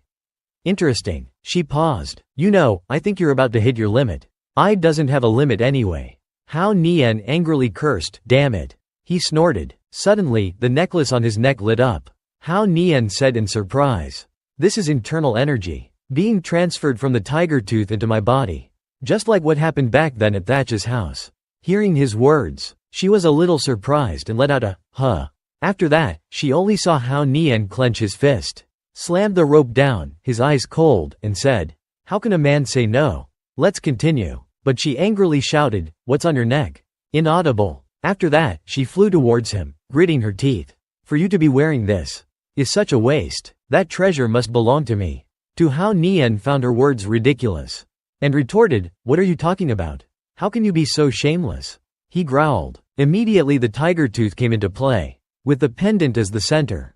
The blue light of the 6 jade beads shone, contrasted by the immense power of the fire tiger roaring. Sound of tiger roaring. The sight that occurred made her panic. "It's Tiger Tooth? You're the successor of Tiger Tooth?" Before Tao Nian could react, she turned into a plume of black smoke, sucked into the necklace on his neck, screaming, "Ah, I won't let you get away with this." Tao Nian was a bit surprised as well, so he just let out an "ah" in bewilderment. After the plume of black smoke was completely sucked into the necklace, he looked at the necklace that had been with him for many years and fell into deep thought. His expression was indescribable. At this moment in Japan, at a certain hot spring, the mouth of a beautiful girl, who was soaking in the hot spring, suddenly spurted hot blood. It turned out to be the owner of the soul that had fought with Tao Nian. After being wounded by Tao Nian's martial arts, she angrily said, "Damn it. The successor of Hon Tan." Suddenly she thought of something. Lan Tiu Tin has gone to Tung Sun in China. Don't tell me, thinking of this. Could it be? She ordered her subordinate who was kneeling near her, "Go and investigate all information about the family, and the identity of that Chinese man. Bring it back to me." "Yes," the maid said and then backed out. A moment later, she held a picture of Tao Nian in her hand. She gritted her teeth and hissed every word, "So it's you. But you can't swallow the anger of being defeated 7 times by you." She had just stepped out of the hot spring when she instructed her subordinates, "Inform the Lu Xin family and the branches. This year, they must pay double the tribute." Hearing the order, the servant replied, "Yes, elder." She walked over to the chair and sat down, her fiery body under the towel. But her expression was very ugly. Remembering the past when she was defeated by Hon Tan, she smirked. "Hon Tan, that year you humiliated me. Now, I'll kill your successor, Tao Nian, to get my revenge." At the same time, at the 5-star International Hotel in Tung Sun, Tiu Tin woke up. Seeing her current state, she screamed, "What did you do to me? You even covered my mouth. Why am I not wearing any clothes?" Tao Nian was helplessly slapped by her. He only had time to say, "Calm down." Tiu Tin didn't let his words enter her ears. She struggled to get away from Tao Nian, not forgetting to stammer threats. I'm very powerful. I know martial arts. Don't come over here." Inaudible. Tao Nian helplessly tried to calm her down, before patiently continuing, "Calm down. I just successfully exorcised the evil from you. You're fine now." The girl then thought about it and said in a daze, "Oh, really?" Then she bowed her head and said, "Thank you. Thank you very much." Her quick change of attitude left Tao Nian speechless. He didn't know what to say. But Tiu Tin's next words made him want to crawl into a hole. "But still, I'm a beautiful woman. And I wasn't wearing any clothes. You really didn't do anything? Or does Dr. To have some unspeakable illness?" In the end, the two of them left, with Tao Nian feeling utterly helpless. After going outside and standing at the hotel entrance, Tao Nian thought to himself, Lan Tiu-tin said that she went to Japan to film half a year ago. After that, her body suddenly got sick. This kind of sorcery is something that ordinary people would never know about. Could it be related to the Black Deity Society? If it really is the Black Deity Society, then I really have a destiny with them. After thinking for a while, Hao Nian continued. Why hasn't the car I called arrived yet? He was driven here by Tiu-tin's mother. But surely she didn't expect the two of them to finish so quickly. Just like that, Hao Nian had been waiting for almost an hour. Looking at the deserted street, he could only continue to wait in the cold wind. 2 days later, at Tungsun Airport, Hao Nian, in his familiar long coat, was talking to Tam Di and to Tiu-tin. Although they had an unpleasant parting that day, Lan Tiu-tin still asked him, Dr. Tu, aren't you interested in the person who cursed me? Why aren't you asking me anything? Hao Nian calmly replied, I'm only responsible for treating illnesses. I shouldn't interfere in other matters. Hearing that, Tiu-tin knew that he was a professional. Remembering the slap she gave him that day, she felt a little guilty. She looked at him, her eyes a little unnatural. Dr. Tu, I'm sorry. I've caused you trouble. That's one of the leaders of the Black Deity Society. In Japan, her name is Black Widow. Before she could continue, Hao Nian interrupted. I know her. She was seriously injured when I drove her away. She wouldn't dare to come looking for me. But you and your family need to be careful. The person next to Tiu-tin, who had been silent until now, spoke up. Can Hao Nian handle that person? He confidently said, It's okay, Mom. You don't have to worry about me. Hearing this, she relaxed and continued. That's right, you're Master Hon Tun's disciple. You can handle anything. But immediately, she approached Hao Nian with a sly look on her face. But, nothing happened between you two that night, right? Why did Tiu-tin blush when she told the story? Hearing this, Hao Nian broke out in a cold sweat. He quickly waved his hands and said, Of course nothing happened, but inside, he thought. Except for the fact that I saw her naked while we were fighting. And I saw a few things. Grandma, I couldn't help it. It wasn't intentional. He wasn't allowed to dwell on the thought for long, as his ear was pinched hard. You better not have done anything, she said. Ouch, Hao Nian cried out, thinking. So Tam Di's secret technique is hereditary. It's tough being a man. Watching the figures of the woman and the young girl enter the airport gate, Hao Nian silently reached into his pocket and took out his phone. When their figures disappeared into the crowd, Hao Nian made a call, his voice low, and his face dangerous. How are the preparations going? We're getting the weapons ready, the other end answered. Don't worry, boss. Holding a modified gun in his hand, he took aim and continued. With these weapons, not even an ant can get through. The guy next to him grinned and said, I love hunting demons. Another guy nearby said, with powerful weapons in our hands, we're not afraid of anyone. Inaudible. Another one said, Boss, tell them to hurry up. I love using rifles. The two remaining guys also spoke up one after another. I love long-range artillery. It can blow up an entire building in a minute. It's awesome. American weapons are rarely touched. I have to use them to my heart's content this time. At this time, Wyla was sitting by the window, letting the wind blow her hair. It was an incredibly beautiful scene. But her words were terrifying. I didn't expect that in China. See? I'm not afraid of anything. After saying that, she acted cool and waved to the soldiers. I still have 3 RPGs in the car. Someone help me move them inside. Hearing that, a man said with excitement, RPGs? I'll go with you. You should know, RPGs are portable anti-tank rocket launchers. The former Soviet Union's weapons, RPGs and AK-47s, were the kings of infantry weapons in the 20th century. Tam Di stood with her arms crossed on the second floor, silently looking down at the scene below. Again, she overheard 2 soldiers talking to each other. My grandpa had been on the battlefield killing enemies since he was a child. This time I can be just like him. The other one replied, let's see who can get more heads. Tam Di was speechless and muttered, I still can't get used to this atmosphere. Suddenly, I feel a bit sorry for that group. Just then, her phone on the table rang. It was a call from her secretary. She answered the phone and heard from the other side, Director Duong. Come quickly. Director Dean has been murdered at home. Her face turned pale and she asked in shock, what? At that moment, at the private residence of Director Dean, the finance manager of Duong Corporation, everything was shrouded in an eerie silence. Only the yellow bedside lamp was still on, illuminating a small corner around it. A forensic officer was holding up a camera, taking pictures of the crime scene. It was the body of a woman with short purple hair, lying on her side, wearing a pink nightgown. It was unknown how she had died. In the position of sitting upright against the wall. On the other side was the body of a man, bleeding from the middle of his head. The blood flowed down from the groove of his still wide-open eyes. Something must have hit him hard in the middle of his forehead. Thump! The body of the woman who was sitting fell face down on the floor for some unknown reason.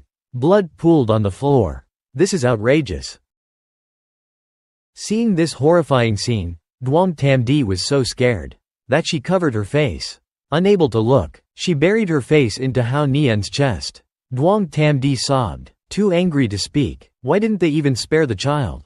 Hao Nian knew that at this moment, his poor wife couldn't bear this sight, so he held her hand tightly and gently stroked her hair to comfort her. The voice of the scene report rang out. There are no fingerprints at the scene. It's extremely clean. It's like it's been carefully wiped down. Only the mark on the wall was definitely left by the murderer. Upon hearing this, Hao Nian looked ahead angrily. Lost in thought, his hand continued to comfort her.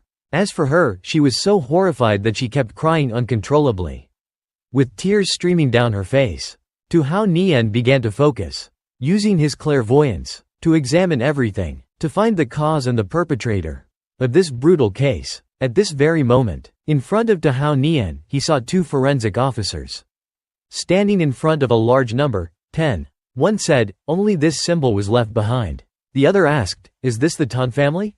Hao Nian saw it and thought to himself, the Black 10. It's the Black Deity Society's unwritten rule. Never take revenge on family members. When you came after me before, I still considered you rivals. His eyes, now extremely serious, pondered for a moment. But, you dared to hurt the family of my employee? I, Hao Nian, will definitely not let you off the hook. Moreover, I will make sure you never forget Hao Nian's methods, he said, his eyes suddenly lighting up, as if to prove his determination. In the afternoon, at the Northeast Military Region, a surprised voice echoed throughout the place. Find the hiding place of the Black Deity Society? The man who was drinking tea gently repeated to the person sitting opposite him, as they discussed the matter. It's not convenient for the military to get involved, but I can introduce you to someone. Lu Guangdai, from the National Security Bureau. Of course, the National Security Bureau isn't easy to deal with either. The man, with a calm and assertive expression, replied, but you won't have any trouble there. Hao Nian raised his teacup and said, in that case, thank you, Commander Trong. Hearing this, the commander chuckled and said, no need to thank me. As long as I train a good tiger cub. That night, at a park in Tung Sun City. The park was lit up. Even the water fountains were illuminated, highlighting their beauty. People were walking, talking, and playing in the park. Hao Nian and a mysterious person stood behind a tree, and the mysterious person asked Hao Nian the hiding place of the Black Deity Society member in Tung Sun. He's supposedly a shareholder of Duong Corporation? I understand. He took a drag of his cigarette and said, if you weren't the one Elder Trong recommended, I wouldn't use my position to help you with personal matters. He took another drag, letting the ash fall to the ground. But with your status and abilities, we can help each other. If we both achieve our goals, it will be easier for me to explain things to my superiors. He thought for a moment and then said, one of our country's gene researchers has been kidnapped. According to what we've heard, she was kidnapped by a terrorist organization in Sri Lanka. That's your territory, so we want to ask for your help. Hearing this, Hao Nian's eyes lit up again, and he said, Sri Lanka? Sure, but you have to do something for me too. Casually leak the news that I'm going to Sri Lanka to the Black Deity Society. He replied with certainty, and then chuckled in admiration. I see why Elder Trong likes you.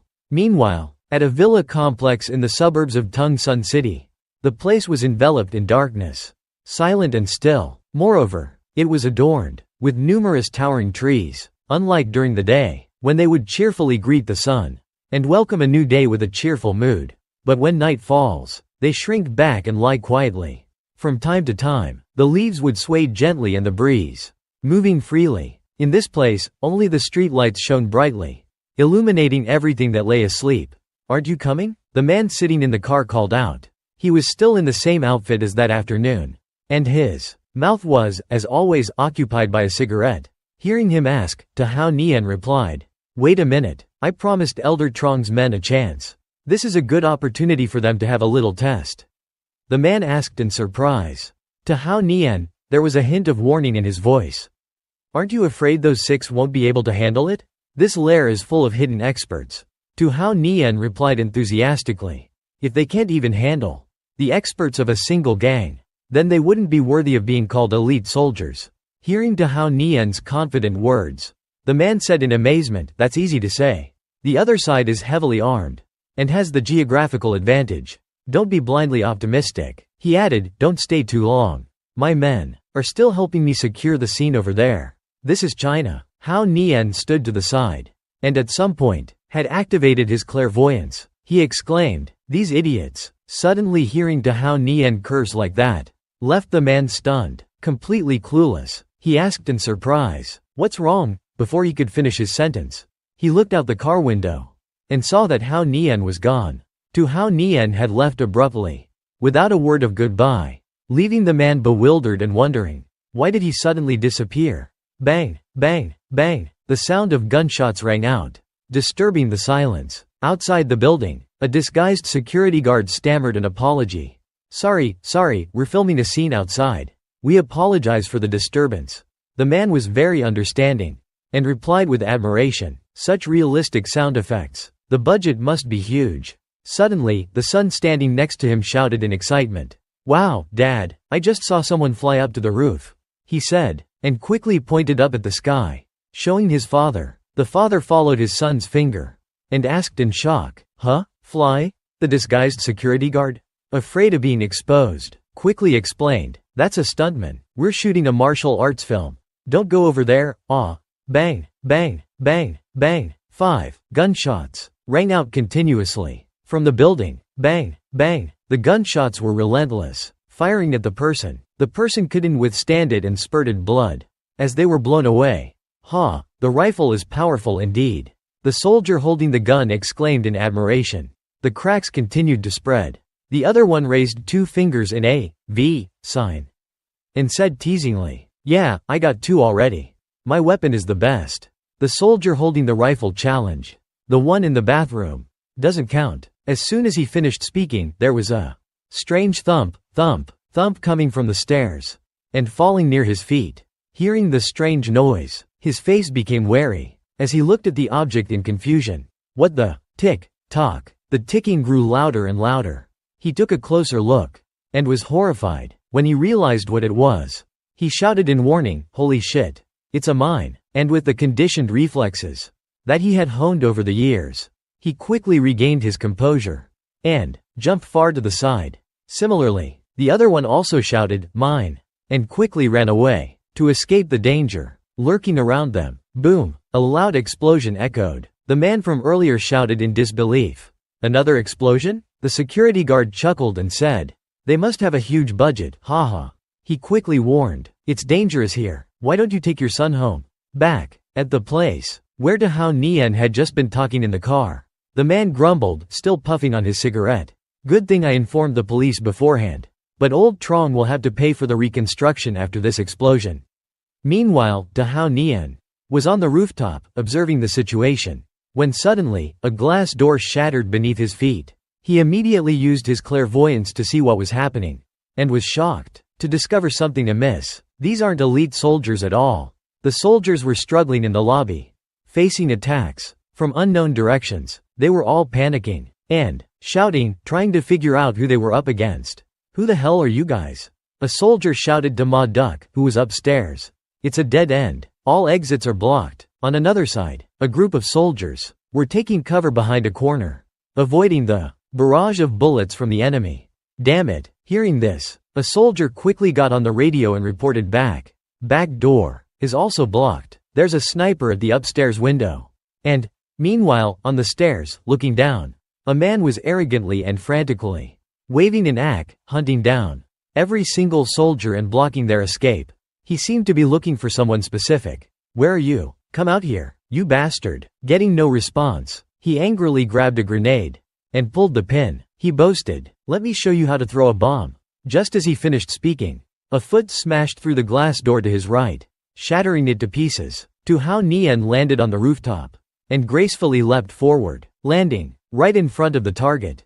In the blink of an eye, he appeared before the man. Just as the man was about to raise his gun, in an instant, he was caught off guard by Hao Nian, who swiftly tripped him, sending him crashing to the floor. Ouch! After successfully separating him from the grenade, Hao Nian delivered a powerful kick to his face, and then kicked him hard against the wall. The man lost a few teeth, his face covered in blood and mucus, and he lost consciousness. As he slumped against the wall, HMPH, Hao Nian picked up the grenade and tossed it right in front of the unconscious man. The man, who was still in a daze, was suddenly jolted awake. Hao Nian calmly walked towards the room on his left. The man was engulfed in the massive explosion of the grenade. Hearing the explosion, a guard inside the room grabbed his gun and hid behind a corner, waiting. He muttered to himself, "What's going on? Are we under attack?" He was about to take a look at the enemy when a pin flew straight at him. As he looked up, it struck him right in both eyes. He dropped his gun in pain and writhed on the ground. The brown-haired man struck in. Both eyes started to lose his vision. Panicking, he dropped his gun, clutched his eyes, and endured the excruciating pain. My eyes, while he was caught off guard. Hao Nian stealthily moved and suddenly appeared before him. Before the man could grab his gun, Hao Nian quickly stepped forward, grabbed his head, and slammed it to the ground. He pinned the man's left arm and, to be sure, delivered a powerful punch to his arm. The bones in his arm shattered, creating a sickening crack. Not only had he lost an eye, but now he had also numbed, or even broken, his left arm. He was writhing in agony, rolling on the floor, clutching his eye and his injured arm with his remaining hand. Using his clairvoyance, Hao Nian quickly detected another unexpected presence. He looked behind him and shouted, "The one in the bathroom. If you don't want to end up with a broken arm and a blind eye like him, come out here obediently." Hearing this, a woman emerged, terrified, from the bathroom, slowly pushing the door open. She trembled and raised her hands, surrendering. "Please, don't kill me. I don't have any weapons." Ignoring her pleas, Hao Nian remained indifferent, staring at her coldly, and asked what he needed to know. "Of the two of you, who knows more about the Black Deity Society?" She stammered nervously. "We both know the same. All 6 of us ambushing here provided information. In that case, I'll give you all a chance." Hao Nian walked towards her coldly and picked up the axe from the man on the floor. Like a cold-blooded killer, he glared at her once again and interrogated her about the organization behind it all. "I only need one person to answer my question. Of course, only the one who answers will live. The other one dies." He first looked at the woman, thinking, should this young, beautiful girl live? Then, he glanced at the brown-haired man lying on the floor. Or should this one-eyed, broken-armed man live? After looking at both of them, he warned them, "Of course, you can both try to fight me and get yourselves killed. It's your choice, and you'll bear the consequences." The man, unwilling to accept his fate, turned to the woman and warned, Don't listen to him. He'll kill us both." The woman hesitated, torn between 2 choices. She took a few shaky steps back. Seeing this, Hao Nian didn't pressure them further. He simply said, "Only 2 of you left. Only one way to survive. Shouldn't be a difficult choice, right?" The woman's face turned pale. She looked at Hao Nian and stammered, repeating his words, "A way to survive?" After hesitating for a moment, the woman, now terrified, held her head in her hands, desperately searching for a way out. In the end, she decided to comply. She turned to the brown-haired man lying on the floor, jumped on top of him, and started to strangle him. "I want to live." The man struggled, trying to pry her hands off his neck. He gasped for air. You. The woman had lost all reason. Tears streamed down her face. She sobbed, "They are too strong. We can't fight them. I'm still young and beautiful. I want to live." With that desperate and ruthless determination, she tightened her grip on his throat. No matter how hard he tried to persuade her, she continued to choke him, even taunting him. "One last time? You're already blind in one eye and have a broken arm anyway." His airway was completely blocked, air no longer reaching his lungs. He struggled for air, oxygen failing to reach his brain. His eyes rolled back, his face turning a sickly purple. His hands clawed weakly at her arms, desperately trying to break her grip. But the woman was driven by a single-minded need to survive. There was no trace of regret in her eyes as she watched him fade away.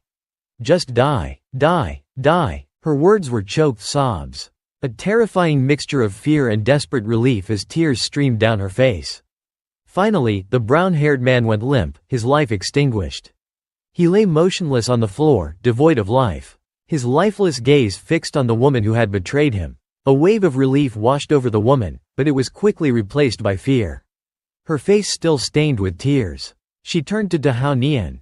I can live now?" Ignoring her plea, Hao Nian approached her, his gaze cold and sharp. "That incident before, was Director Dean and his family murdered by you? Whose orders were they? Why did you target them?" The woman, overcome with fear and resentment, choked back a sob. It was the Black Deity Society Elder's orders. "Black Widow, she ordered us to kill you. But, you were too strong. We sent so many, but none returned alive. The remaining 6 of us. We wouldn't dare to touch you, even if it meant our deaths. So, we could only target those connected to you." Upon hearing her confession, Hao Nian clenched his fists, anger coursing through him. He had finally uncovered the mastermind behind this attack. It was Black Widow, as he had suspected all along.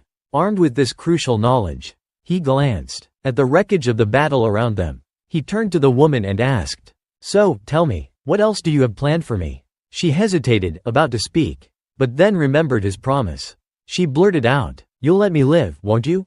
Hao Nian, always a man of his word, replied simply, "I always keep my promises." Relieved, she revealed everything she knew. "We found out about your trip to Sri Lanka. Here in China, it's impossible to deploy too many people. We can't bring many weapons either. So, Black Widow, she sent a large force to Sri Lanka.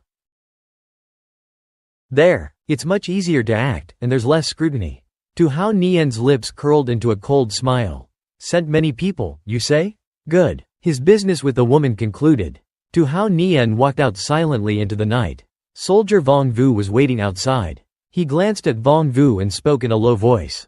Vong Vu, understanding the unspoken order, stood at attention and saluted. "Yes, sir." The woman, hearing their exchange, came rushing out, screaming, "Wait, you promised to let me live." Hao Nian, his face cold and expressionless, retracted his earlier promise. "I said no such thing." He left the rest to Vong Vu and the other soldiers. Hao Nian's thoughts were consumed by a burning desire for revenge against the organization that had dared to harm his loved ones. "Black Deity Society," he muttered, his voice laced with ice. "We'll meet again in Sri Lanka." A while later, he was escorted back to his home. In the living room, Hao Nian stood motionless, gazing at the full moon, lost in thought. The weight of his recent discoveries pressed down on him. Vong Vu, having finished dealing with the woman, entered the room quietly. He stood respectfully behind Hao Nian and asked, "Boss, why did you do that back there? Why didn't you just use the pin?" Vong Vu couldn't understand his boss's reasoning, particularly the choice of weapon. Hao Nian replied with chilling indifference, "I could have. The pin would have taken them down easily. But that would have been too kind. But that would have been far too merciful." "Huh?" he asked, completely baffled. "Huh?" He waved his hand, seeking clarification. "For someone who has undergone special training," he began, stood at attention and saluted. "Yes, sir." The woman, hearing their exchange, came rushing out, screaming, "Wait, you promised to let me live." Hao Nian, his face cold and expressionless, retracted his earlier promise. "I said no such thing." He left the rest to Vong Vu and the other soldiers. Hao Nian's thoughts were consumed by a burning desire for revenge against the organization that had dared to harm his loved ones. A while later, he was escorted back to his home. In the living room, Hao Nian stood motionless, gazing at the full moon, lost in thought.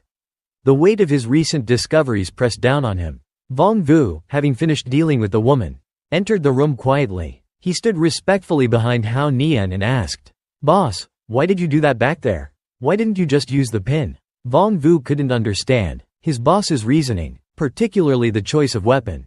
Hao Nian replied with chilling indifference, "I could have. The pin would have taken them down easily. But that would have been too kind. But that would have been far too merciful." "Huh?" he asked, completely baffled. "Huh?" He waved his hand, seeking clarification. "For someone who has undergone special training," he began, "especially someone like them." He paused for a moment, letting the weight of his words sink in. What could be more agonizing Than being betrayed and murdered by their own comrade? That woman felt that pain. Understanding dawned on Vong Vu's face. "Oh," he said softly. "Now I get it." His voice betrayed a mixture of shock and unease. He looked at Hao Nian, who seemed strangely calm despite the carnage he had orchestrated. Vong Vu couldn't help but think, the boss is a truly terrifying man. The Black Deity Society's attack on Duong Corporation. They really crossed the line this time. Suddenly, a soft, hesitant voice called out from behind them. "Hao Nian." He turned around, surprised. Duong Tam Di stood there, her face pale and worried. "Hao Nian, you're still awake?" Vong Vu's cheeks flushed at the sight of her. He quickly excused himself, waving awkwardly. Boss, I'll just go patrol now." As Vong Vu hurried out, Duong Tam Di walked over to Hao Nian and gently led him to a chair. She asked him about his work. "It's been rough these past few days, hasn't it?" Hao Nian replied calmly, "I'm fine. We managed to deal a significant blow to the Black Deity Society's operations in Tung Sun." Seeing how tirelessly he had worked, all to protect her, their family, and the city, she leaned closer to him, her voice filled with concern. "Are you really okay, though?"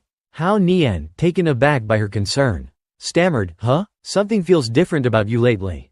Hao Nian looked at her, utterly confused. Different how? He didn't understand what she meant. Duong Tam Di took off her slippers and rubbed her feet together nervously. She hesitated for a moment before finally speaking. "Well, it's your eyes? And there's this feeling around you. This aura?" She struggled to find the right words. "I don't know how to describe it, but you feel different." Hao Nian closed his eyes, a wave of guilt washing over him. An aura. He knew exactly what she was sensing. It's the killer's aura, he thought. "I thought I'd concealed it well." But she still felt it. Duong Tam Di's voice was filled with concern. She was worried about the toll this was taking on him. "Hao Nian, I know, it's because of Director Dean and his family. But you're changing, and it scares me." Hao Nian opened his eyes and looked at her. He forced a smile, trying to reassure her. He reached out and pulled her closer. Startled, Duong Tam Di looked up at him. He held her close. They stood together, bathed in the silvery moonlight, surrounded by the silent trees. Their eyes met, and they shared a long, passionate kiss. It was a kiss meant to comfort and reassure. When they finally broke apart, Hao Nian smiled at her and whispered, "Don't worry. Everything will be all right." She nodded, feeling a sense of peace wash over her. And for a moment, Hao Nian was able to forget the darkness that threatened to consume him. He couldn't resist teasing her. "We still haven't," he murmured, his voice husky. "Consummated our marriage, I mean. So how could anything happen to me?" She playfully swatted his arm, her cheeks flushing. But she wanted to make sure he understood the gravity of the situation. She looked at him, her eyes serious. "Promise me you'll come back safe. I'll be waiting for you." The next morning, Hao Nian was on an early flight to Sri Lanka. Inside the cabin, flight attendants were busy serving drinks to passengers. Meanwhile, beside him, a voice was briefing him about their target. Quan Mui Nha, 56 years old, studied abroad, became the country's youngest biology PhD. At the age of 21, participated in several classified gene research projects. Overseas, returned to the country at 24, became an indispensable asset to our nation's scientific advancement. Hao Nian, seated in business class, listened intently, his eyes closed. The voice continued to feed him information. On the way to Sri Lanka, northward, there's a place called Paradise Island. Quan Mui Nha is being held there. Her kidnappers are the Hell's mercenaries. As the man spoke, a smile spread across Hao Nian's face. His mind drifted to Duong Tam Di's words from the night before. "I'll be waiting for you. To consummate our marriage." He was lost in a pleasant daydream, oblivious to the voice calling his name. "Mr. Tu?" All he could think about was consummation. His cheeks flushed, and he could practically taste it. He couldn't wait for that day to come. Meanwhile, the man beside him was growing increasingly exasperated. He leaned closer and called out, his voice louder this time. "Mr. Tu?" Hao Nian jolted, awake and looked at the man, bewildered. "Huh?" The national intelligence officer sitting next to him was clearly annoyed. "Mr. Tu?" he asked sharply. "Did you even hear anything I just said?" Realizing he had spaced out, Hao Nian cleared his throat, trying to regain his composure. He straightened up and replied calmly. Yes, of course I heard you. You were saying something about Hell's mercenaries, right?" He paused for a moment, a thoughtful expression on his face. What if this isn't a simple kidnapping? What if there's more to this, some sort of international conspiracy? The intelligence officer didn't respond. He just looked away awkwardly, mumbling something under his breath. I can't say in advance. Seeing a colleague being a bit disrespectful to him, another commando followed, also apologized to him. Sorry, Mr. Tu. Hao Nian didn't pay attention. Just calmly adjusted his collar and smiled.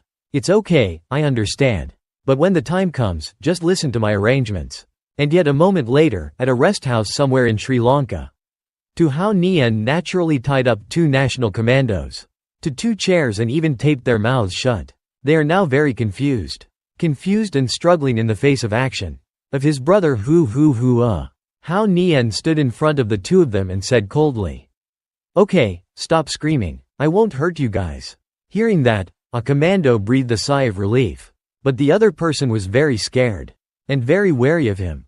See that? Hao Nian also happily went to be honest with the 2 of them about upcoming trip. Sri Lanka is not the place for 2 commandos like you to go.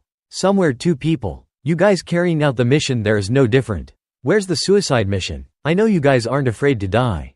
But I'm afraid you'll get in my way. So the 2 of you just wait here. Didn't hear any objections or anything from I. Hao Nian turned to the other side and headed for the door of the room. Before that, he poked his head out and told the 2 of them more. By the time the 2 of you get the rope out of the way, then withdraw directly from here. Don't worry, I'll get the people out. Then he leisurely walked to the door behind. He was now a commando unaware of his actions. So I opened my eyes and followed behind. Hao Nian doesn't seem to know. Calmly opened the door and went out and locked the door too. 022 just came out again. Outside he made a tour around the motel. With many people come and go in a fountain. He was also stuck leaving the motel. Tu Hao Nian put his hands in his pockets. Then looked into the distance of this country. He said in a loud voice, Sri Lanka, I'm here. At this time at a certain arena. There's a girl who's eye-catching, sexy, and flexibly pole dancing among the entire crowd of men. While she was still dancing sharply, the men below kept throwing money at it, and clapped and cheered her on. In there, a foreign man steps in front of her, and generously said, "Oh, Mary dances so well. But still not enough, take it off.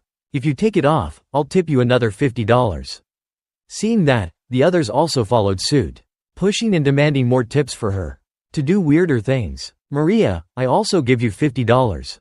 At another bar, there is a middle-aged man, satisfied with Marie's usual stellar performance, and happily sipping his wine.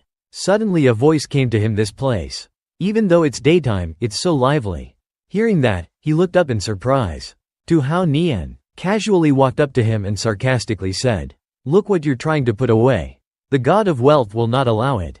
Seeing that, he suddenly frowned and became gloomy. He sighed and said, "So it's you." Suddenly, he quickly took the gun from behind his pants. "Me too." After finishing that sentence, he aimed at that eye, then fired a shot. In a blink of an eye, the man behind Hao Nian is doing something, so was shot in the head by him. After killing him, he lowered his gun and looked at him and said, "Everywhere I go, there are people who remember. Because of the gunshot just now, all the other people here were startled and on high alert and pulled out their guns. Who just shot that?" Hearing that, he looked at everyone gruffly, then shouted that, "It's over. That idiot." After listening, the men all put down their guns. But there's a familiar shape. Caught everyone's attention here. Oh my god, look who's coming. Tiger Tooth Boss, oh my god. It's true that the Tiger Tooth Boss is too. Hao Nian saw that, he also turned around, put his hand on the table and humbly said, "You guys drink first. I'll talk to everyone later." Everyone disbanded and turned to watch Mary perform again. As for Hao Nian, he looked at him and asked about the previous incident. "How did you know those people were after me?" Hearing that, he smiled and handed him his usual glass of wine. Then convenient explanation, "This is your whiskey. I found those guys to be wrong." For a long time he just sat with his back to the stage and stared out the door. No one came to my bar. And don't watch Mary perform at all. He's so weird. Mary on stage at this time innocently caught sight of Hao Nian. Immediately winked at him. "When you sleep, boss." Hao Nian happily waved hello. The other side conveniently explained more. Furthermore, the moment you walked in, he was clearly more nervous. Right hand tucked into coat pocket. Probably wanted to pull out a gun. Hao Nian sipped his wine and suddenly asked more samples. So what if you guess wrong? The Mao heard that and burst out laughing and said in a loud voice, "Ha ha ha ha, this place is Sri Lanka? If you're wrong, you can only consider it as his bad luck. Let's finish this glass." Then the two of them happily clinked glasses for a long time no see. Long time no see. Just finished 2 glasses of wine in hand. The samples turned around and took another glass of wine. And started cleaning again. In the meantime, he also recalled the previous story. To Hao Nian, they poked him, it was considered bad luck. But he used that to retaliate. They are so evil. Hao Nian heard that. Also implicitly and leisurely replied, "If you dare to play tricks on me, don't blame me for being evil. Anyway, they're just trying to make money." Speaking of which, Hao Nian smiled, turned to look at him and went to negotiate this matter. 100,000 in exchange for a life that you can leave? Hearing the huge amount of money, the other angry samples stopped and their whole body trembled. Then stammered at him, "Do you think so?" After a moment of hesitation, excited samples picked up their guns. Then fired a shot into the ceiling and announced, "Killed a person in the Black God Society. Is rewarded 100,000. Why can't I leave? You help me in the shop. I'm going to make money." Hearing that, Hao Nian immediately rested his chin in amusement. And said, "That's right. The previous name is also considered your kill." A moment later, under his mobilization, everyone in the group split up and went looking for their target. Is a member of the Black God Society. Foreigner. Was the first to capture a Japanese man. This brother. "Let me see your passport." Why is it in Japanese? While on good terms with his new friend, the foreigner quickly pulled out a gun from behind his pants. No time to react. He shot the guy in the head. Successfully assassinated that guy. He took the opportunity to open his collar. Then saw the characteristic mark of the Black God Society. "Look at the cross of the Black God Society." He excitedly waved the guy's body. Then shouted, "Oh my dear God. I'm so lucky, $100,000 in hand. Ha ha ha ha." Otherwise, Mary stopped by a coffee shop and found another object. With her sexy body, she ran to seduce him. "Hey, you're Japanese, right?" She slowly took off her heels and sat on the guy's coffee table. Continued to act lustfully and whispered, "I really like Japanese people."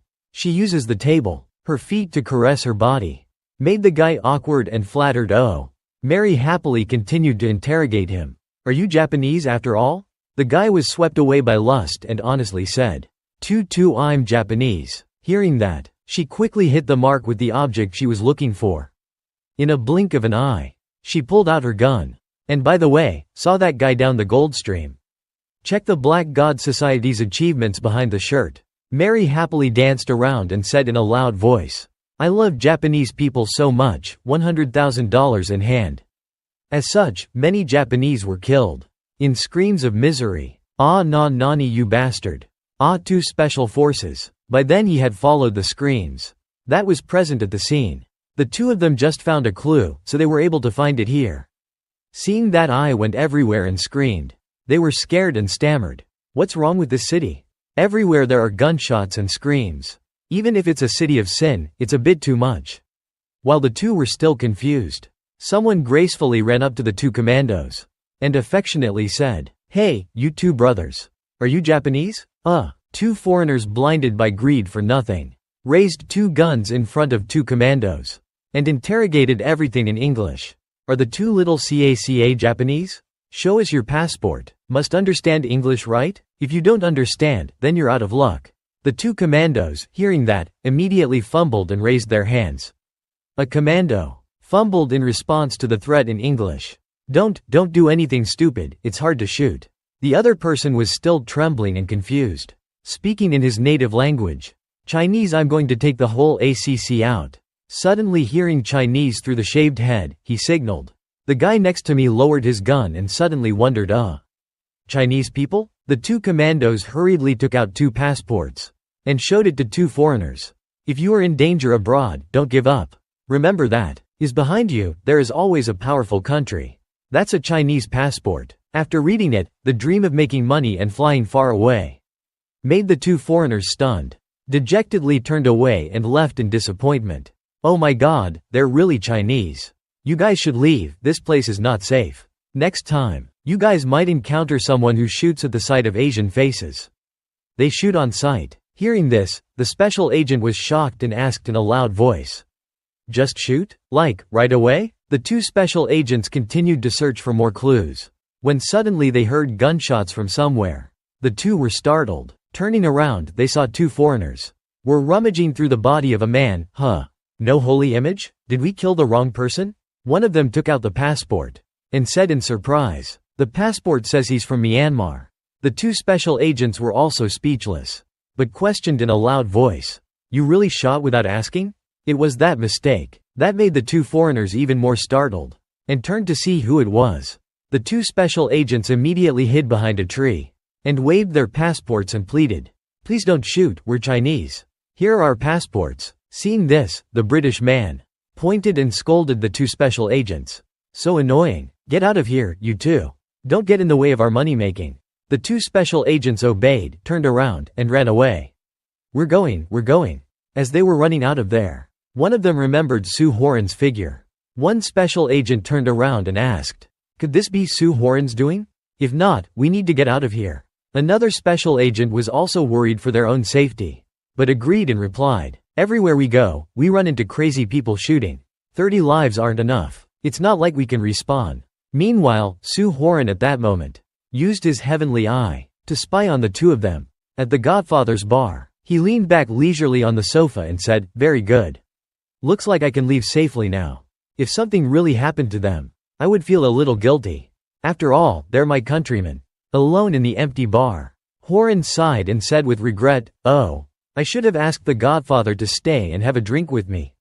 I'm so bored." Somewhere in Sri Lanka, at that moment, there was a chaotic shootout between two groups of people. Resisting the barrage of bullets from the Godfather's men, a bald man lay prone on the balcony and asked in frustration, "Damn it, you're all crazy." Another man interjected, blaming them further. "Why do you want to kill all the Japanese?" Another man hiding in the building was frantically typing on his phone and reporting to the elder. "In Sri Lanka, we're under attack by a large number of people. We have suffered heavy casualties. They seem to be locals. I don't know why they suddenly attacked us."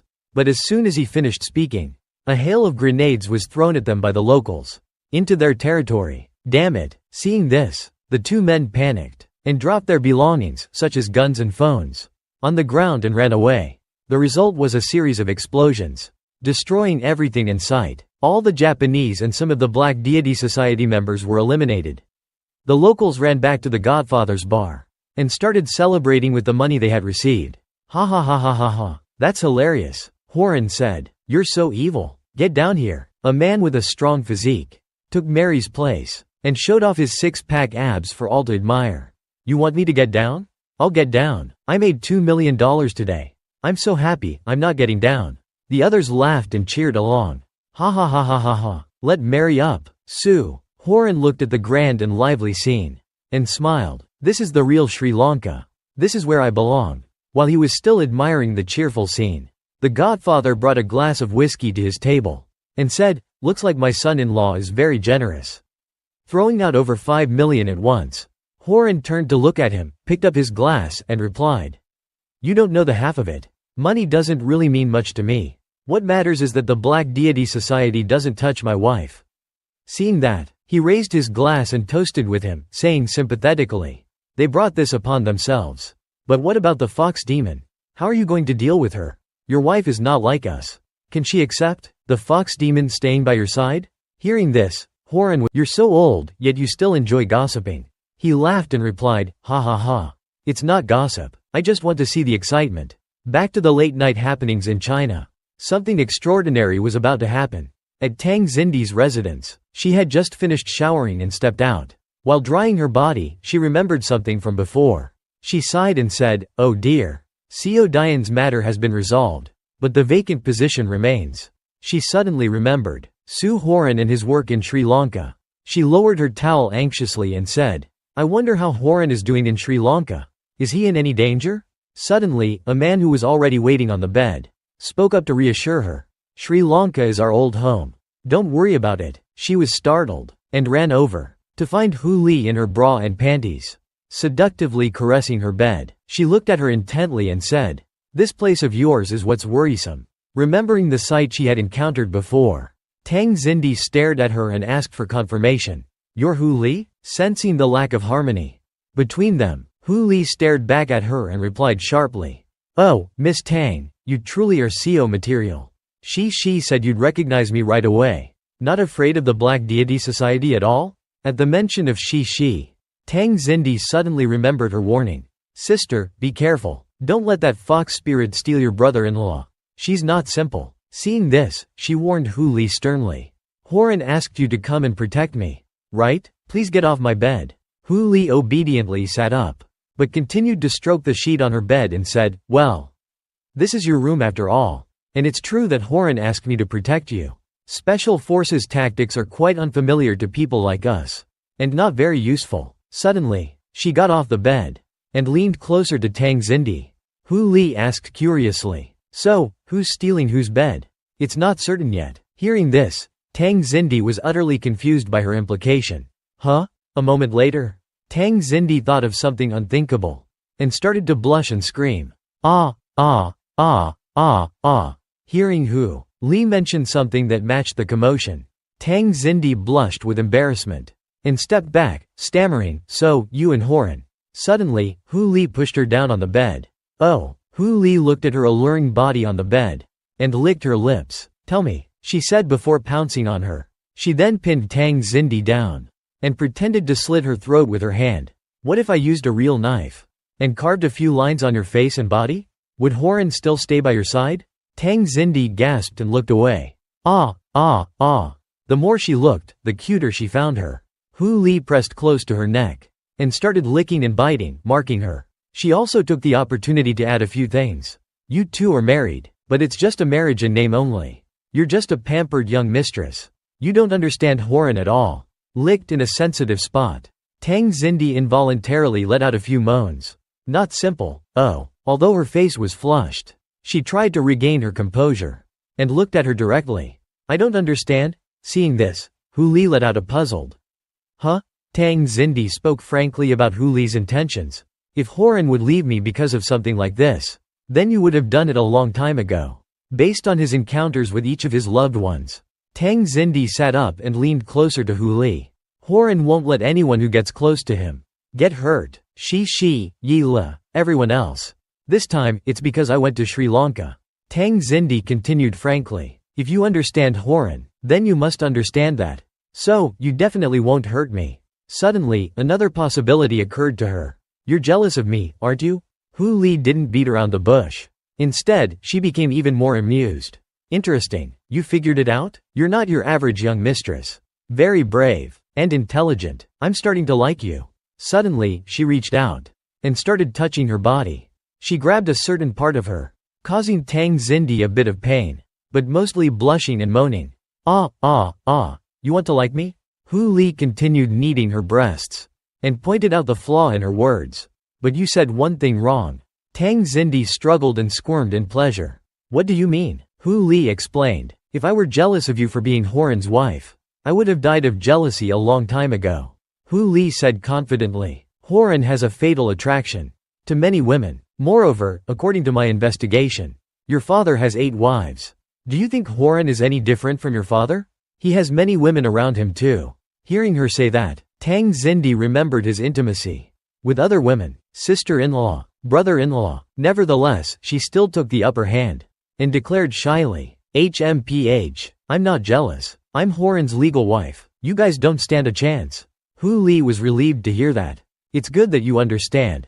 That way, things won't be awkward for anyone." Meanwhile, somewhere in Japan, a hushed conversation was about to take place. A person dressed in a kimono but with a yakuza-like demeanor looked at someone and said, "Elder Black Widow, you are the one who sent half of our most elite forces to Sri Lanka, right?"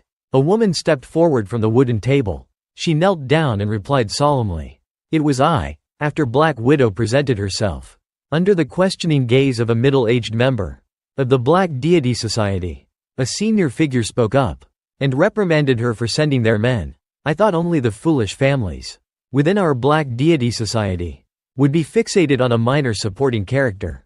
But I never imagined you would go after Hu Ya. You even fell for his trap." and cost us 80 men. Do you have any idea what those losses mean to us?" Although Black Widow heard the criticism, she chose to remain silent and said nothing. Seeing this, the senior figure became impatient and continued in a raised voice. "That means for at least 15 too. Before we can recover our strength, our territory will have to bow down to other gangs. Our overseas operations will surely face many difficulties. Hu Ya is just a Chinese man. Why did you have to do this?" The more he spoke, the more silent Black Widow became, her eyes closed, lost in thought. This angered him, and he shouted at her, "Elder Black Widow, answer me." Only after a while did she reply softly. After a moment of dignified silence, she spoke in a low voice about the previous matter. "But as for why I dealt with him, I won't say." This quickly agitated all the other members. Everyone was outraged and leaned forward, about to scold her. "What?" A member sitting next to her was so angry that he slammed his fist on the table for several minutes. He frowned and said to her, "Damn it, Black Widow. We're all elders here. You don't want to talk, fine. But doesn't the leader have the right to know?" Black Widow calmly replied, "Just like you, he has no right to know either. Of course, I can satisfy your curiosity. But the price to pay is..." She suddenly opened her eyes wide and glared at each of them. She finished with a chilling statement. "Death." Hearing this, the senior figure, or leader, broke out in a cold sweat. He shrank back in fear and fell silent. Her fellow elder beside her also quickly turned to signal for everyone to calm down. "Whoa, whoa, Black Widow. We're all members of the Black Deity Society." He even looked at the leader and signaled with his eyes, "Don't mess with her." Despite his frustration, the senior figure didn't want to provoke her. He cleared his throat and asked hesitantly, "All right, then let me ask one last question." He tried to keep his eyes on her, but his voice still wavered as he asked, "Killing Hu Ya would be very beneficial to our Black Deity Society, right?" Black Widow suddenly exuded an aura of darkness and ruthlessness. She maintained her composure and said, "It's not just beneficial to the Black Deity Society, but to our entire nation of Japan." Upon hearing this, the senior figure, without any further discussion or strategic thinking, decisively complied with her wishes. "Very well. Then, Anbu, you have your orders. Enter China and kill Hu Ya at all costs." Hearing this, the other members felt uneasy about the unpredictable situation of sending the Anbu. The Anbu are the elite force we've spent 15 years cultivating. If something unexpected happens again, we're finished. One member glanced at him, sharing his concerns. "Exactly. Black Widow is the third-ranked master in all of Japan. We, or even the Anbu, can be trained with enough time. A master like Black Widow is the true treasure. If we anger her, the three families or other organizations will definitely seize the opportunity to take her away. That would be the end of the Black Deity Society." Meanwhile, on Paradise Island, Su Horan had arrived in a canoe. He rode the gentle yet powerful waves and was now on shore, contacting someone. As soon as the other side picked up the signal, Horan listened calmly and asked, "What's the situation?" "Hello." A dark-skinned man in a basketball jersey and a white headband was using binoculars to observe the situation. "Everything seems normal," he reported back to Horan. "All clear, boss. Nothing unusual. Ma didn't post any extra guards. Just like you said." He adjusted the focus of the binoculars and carefully observed the mansion. Su Horan approached. The man continued, "As soon as there's any movement, a lot of people will show up." Noticing a few unusual elements, he became worried and suggested to Horan, "Oh, right, boss. There's a group of American soldiers hiding there too. Is it really okay for you to go alone? Should I call for backup?" Su Horan stealthily infiltrated the mansion while maintaining communication. Seeing how worried the man was, Horan smiled and replied, "It doesn't matter if there are American soldiers hiding here. They can't possibly fit an Apache, a famous armed helicopter, in here. We're here to rescue people, not to seize territory. It's more convenient for me to go alone." After finishing his sentence, Horan used his heavenly eye to observe the surroundings. Noticing the man's hesitation, he immediately reassured him, "Remember to create a diversion when I leave. Get out of there quickly." The man obeyed. "All right, boss. Be careful." After their discussion, Horan hung up and started scouting the area like an ordinary visitor, avoiding suspicious gazes. Horan muttered to himself, "Looks just like any other day. But the real defense forces are hidden beneath. That makes things easier." Horan walked for a while, and came across a room with a sign that read, "Unauthorized personnel, keep out." He glanced to the side and saw a staircase. He quietly descended the stairs. A moment later, Horan found an area buried deep beneath the mansion. Looking around at the structure, he smiled and thought, Lewis of the underworld mercenaries created such a large underground space. It's all on the third basement level. If I didn't have my heavenly eye, I wouldn't have known that he had stationed guards in this seemingly empty room. Speaking of which, Horan suddenly reached into his pocket and took out 2 needles. He leaned against a corner, placed his foot on it, and jumped to the right. In a flash, Horan threw the 2 needles at the 2 guards standing by the door. The needles struck them, paralyzing their entire bodies. They could only utter weakly, Who are you?" Sue Horan put on an innocent expression and said, "You must be tired from guarding this place all day. I'm here to take your shift. But I always do good deeds anonymously. So don't worry about it. Just relax and go." Although dazed, the 2 guards still had some sense left and tried to raise their guns. However, they couldn't overcome the paralysis. They quickly lost consciousness and collapsed. As Horan approached the door, he suddenly looked up and saw a security camera watching him. Horan sighed and asked himself, "No choice but to barge in, huh? Well, there's no other way." Horan placed his hand on the iron door and forcefully opened it. He was greeted by a barrage of bullets. Horan had anticipated this and quickly took cover behind the doorframe, allowing the 3 men inside to shoot wildly.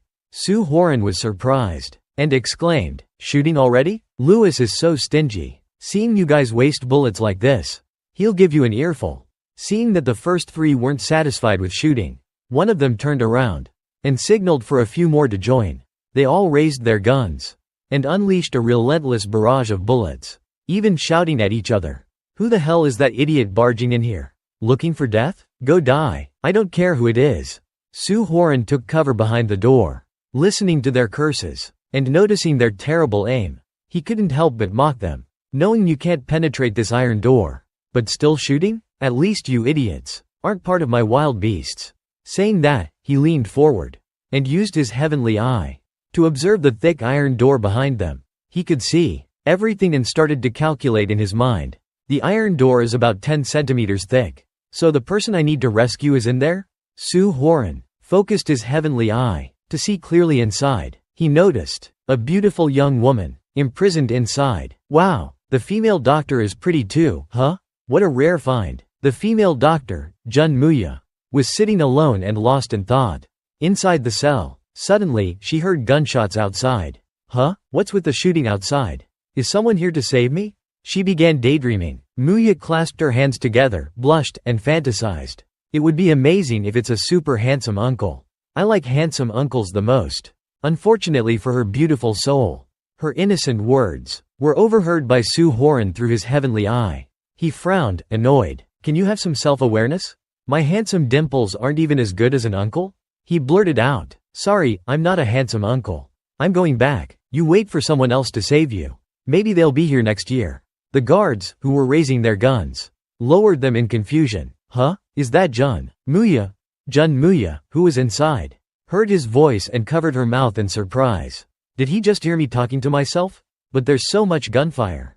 My voice wasn't that loud. Silence. No more gunshots. Thinking that he had left, she rushed to the door and pounded on it, screaming, "No way. My makeup can't wait another year. You have to save me." One of the guards was bewildered. The other guard turned to her, irritated. Will both of you shut up? Do you have any idea what time it is? Be serious. Hearing this, Sue Horan slapped his forehead and sighed. You want me to be serious and kill you? How dare you ask for such an outrageous thing? As they were still baffled, Sue Horan took out 2 more needles and jumped to the left, throwing them directly at 2 of the men. The bald man watched as the 2 were knocked back and paralyzed. He staggered back in fear and shock. What the? You bastard. He focused all his fury on his gun, ready to unleash it on Sue Horan. He fired a few shots, but Horan swiftly moved out of range. Suddenly, he leapt towards the bald man and punched him in the face, knocking him out cold. The 2 remaining guards witnessed the scene and clumsily aimed their guns, stammering, "What the?" They both fired at Horan, but their bullets missed. He swiftly leapt up, grabbed onto a bar on the ceiling, retrieved 2 more needles, and flung them at the two men.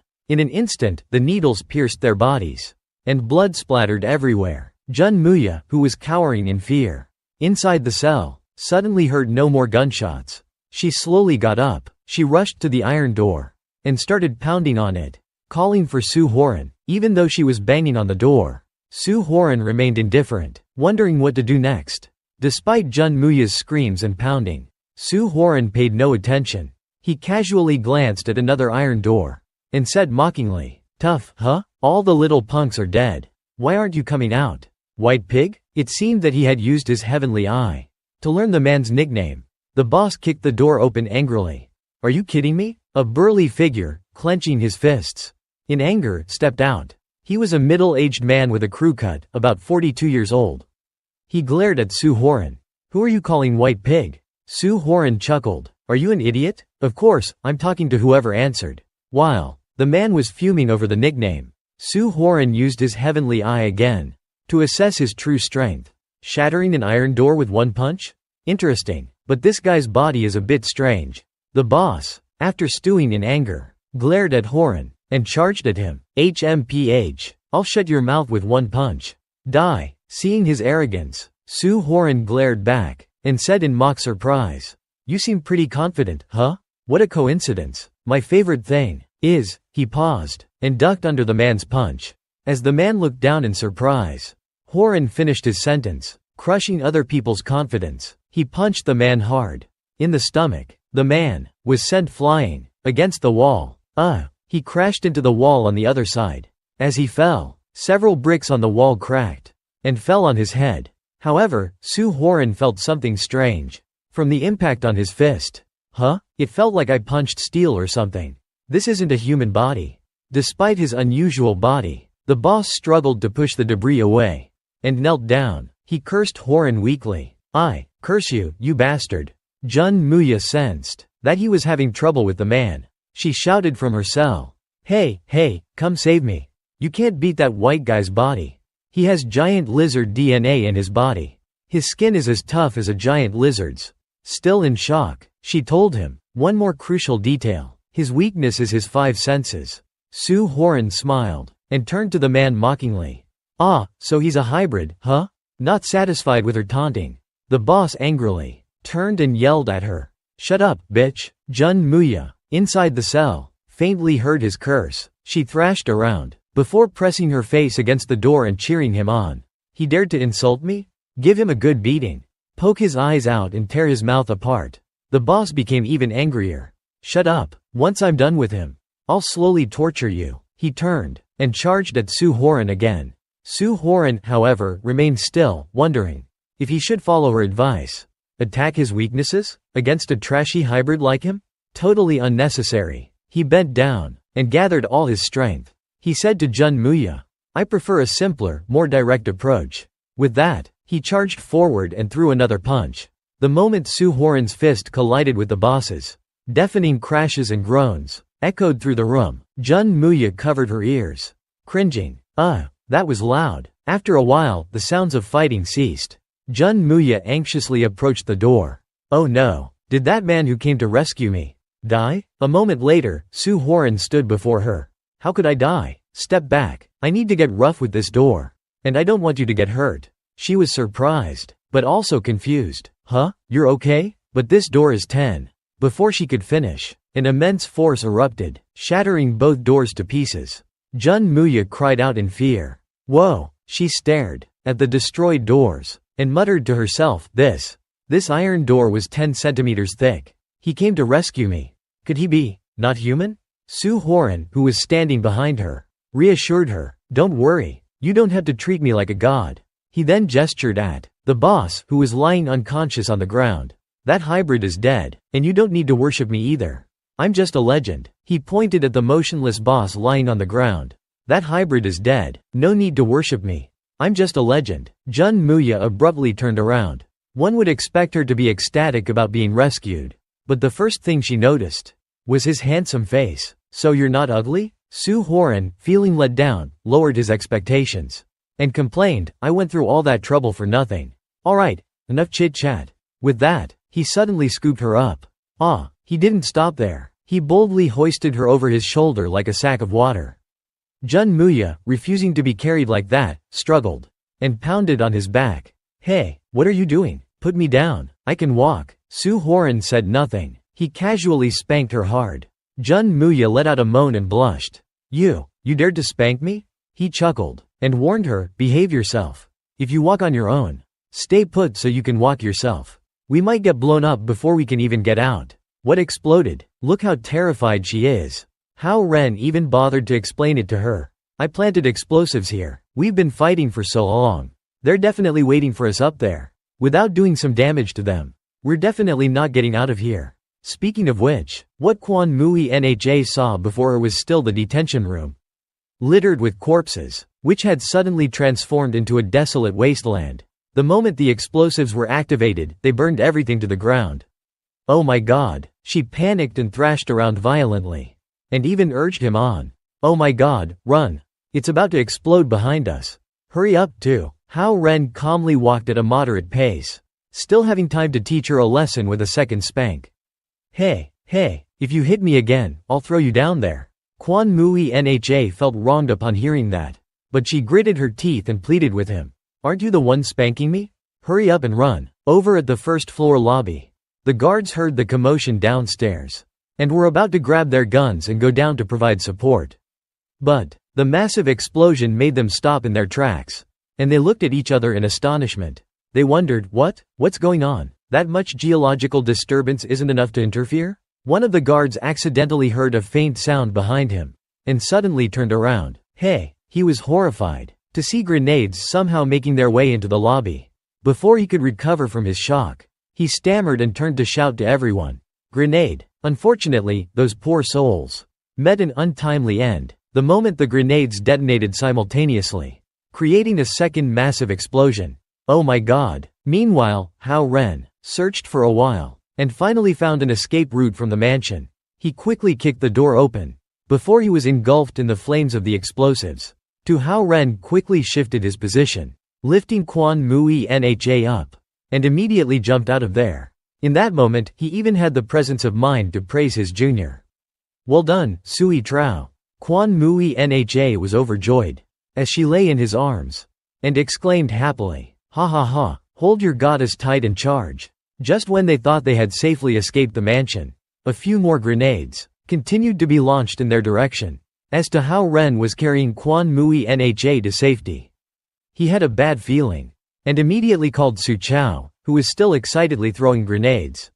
He cursed, "Damn it, Su Tu. Stop throwing them." Hearing his boss's voice, he finally stopped and replied sheepishly, "Ah, sorry, I got a little carried away and didn't realize." On the other hand, Hao Ren had just reached the front lobby of the mansion, and knocked down one of the guards. Seeing him escaping, the guard immediately shouted for the other soldiers to stop him. As the soldiers raised their guns to shoot him down, Hao Ren leapt into the air, jumping over the heads of each soldier, with agile movements. After landing safely, he told Su Chao, "It's clear on the other side. You can fall back now." He immediately obeyed and stood up cheerfully. "Yes, boss. Quan Mui Nha is safe in your arms." She was also amused and smiled. She added, "Handsome brother, your perverse personality. It's really exciting. This is what it feels like to experience maximum acceleration between life and death." What a coincidence. The guy you knocked down earlier was the leader of the Hell Exile Mercenary Corps. He quickly regained consciousness and shouted, alerting all his soldiers, "Damn it, chase after them. Don't let them get away. Those water ghosts will definitely not let us go." In reality, the soldiers who had been beaten to a pulp were crawling towards him, and desperately pleaded, "Boss, please give us a resurrection scroll." A moment later, Hao Ren and Quan Mui Nha had reached a deep forest. Suddenly, Hao Ren heard noises coming from behind him, so he stopped and turned to block the way. He told Mui Nha, "Someone's chasing us. We have to deal with them. There's a canoe up ahead. You go ahead." Hearing this, Mui Nha started running towards the canoe, as he instructed, but she still had some concerns and wanted to make him promise. "You have to catch up, okay? Don't leave your goddess here alone." Hearing this, Hao Ren glanced at her and smirked. Sarcastically, he said, "You're still so narcissistic. You just got a face full of my butt dust." You look more like a ghost pretending to be a goddess." Seeing that he was still as arrogant as ever, Mui Nha retorted, "HMPH. Just you wait until I wash my face. I'll be a true goddess. You better not die, you hear me?" Hearing this, Hao Ren chuckled and said, "You're kidding, right? A whole mercenary group, plus a bunch of water ghosts, and you think they can handle me? Seriously?" With that, he immediately activated his heavenly eye to see through the movements of the water ghosts. After confirming their positions, Hao Ren took out 2 grenades and threw them straight at them. He even shouted to warn them, "Here comes my anti-pro." A loud boom quickly rang out, blowing apart the entire forest. As the dense smoke cleared, 2 unlucky souls were left standing there, their clothes torn to shreds. Incredulously, they wondered, "Why? We followed them from such a distance. How did he still find us?" The other one even criticized his grenade-throwing skills. "You threw that grenade farther than an RPG." With their last breaths, the 2 of them collapsed to the ground. Hao Ren found the sight disgusting and quickly turned away. Dry heaving, he said, "You 2 old geezers wearing matching underwear don't deserve to know." Too sad. While Mui Nha was starting the canoe, Hao Ren luckily caught up to her. He smugly said, "See? I told you I'd catch up." Seeing him there, she exclaimed joyfully, "You kept your promise." Suddenly becoming flirty, Mui Nha winked and said boldly, "Come on up, wild man. I'll take you flying, too." Hearing this, Hao Ren felt a bit awkward and couldn't help but mutter under his breath, "Dr. Nu, you really do say the darndest things." As soon as he got on the canoe, she sped off, gliding over the choppy waters. As they rowed, they had a conversation, interspersed with his teasing remarks. "A man with a perverse personality. That's a bit too long, so I shortened it. Your abbreviation is a bit too casual. As a true wild man, you shouldn't sweat the small stuff. Who said you could know my name? It's better if you don't know." In the middle of their intimate conversation, a sudden rumbling sound caught his attention. "Huh? What's that sound?" Hao Ren turned his head and looked up, only to see a helicopter hovering above them. Hao Ren cursed himself under his breath. "Damn my jinxing mouth." Hearing him shout, Quan Mui Nha also turned around and looked up. Her reaction was identical to Hao Ren's, just as Hao Ren and Quan Mui Nha noticed the helicopter pursuing them. The helicopter quickly lowered its minigun and began firing, unleashing a continuous barrage of bullets. Sensing the danger, Hao Ren glanced at the steering wheel in frustration and urged Mui Nha, "Take cover, woman." Mui Nha, who had been steering smoothly, was startled by the sudden turn of events. Hao Ren immediately took control of the steering wheel and made a sharp turn, dodging the helicopter's line of fire. Of course, Mui Nha couldn't help but scream. In surprise, she replaced her doubt with a shriek. Hao Ren glanced back at the helicopter and realized one thing: that's an American-made attack helicopter. It means they're involved in the kidnapping. Hearing this, Mui Nha said with a sob, "It's because I'm too important. Think of something, wild man." Hao Ren immediately replied, "Of course, I have a plan. But I needed to get a little closer." With that, he took out a grenade and placed his finger on the safety pin. Seeing this, Quan Mui Nha was shocked and questioned his approach. "A grenade? To take down a helicopter? Have you been watching too many cheesy romance movies?" Hearing this, he frowned and retorted, "Don't compare me to those movies. Back when I was in Sri Lanka, Suddenly, something made him stop mid-sentence. He saw that the helicopter had armed a missile. Hao Ren said to Mui Nha in a panic, "It's a missile. This isn't good." Hearing this, Mui Na's grip on the steering wheel loosened, and the boat swerved. At that moment, the helicopter received the order and launched a missile at them. What would happen? Hao Ren decisively pulled the pin on the grenade.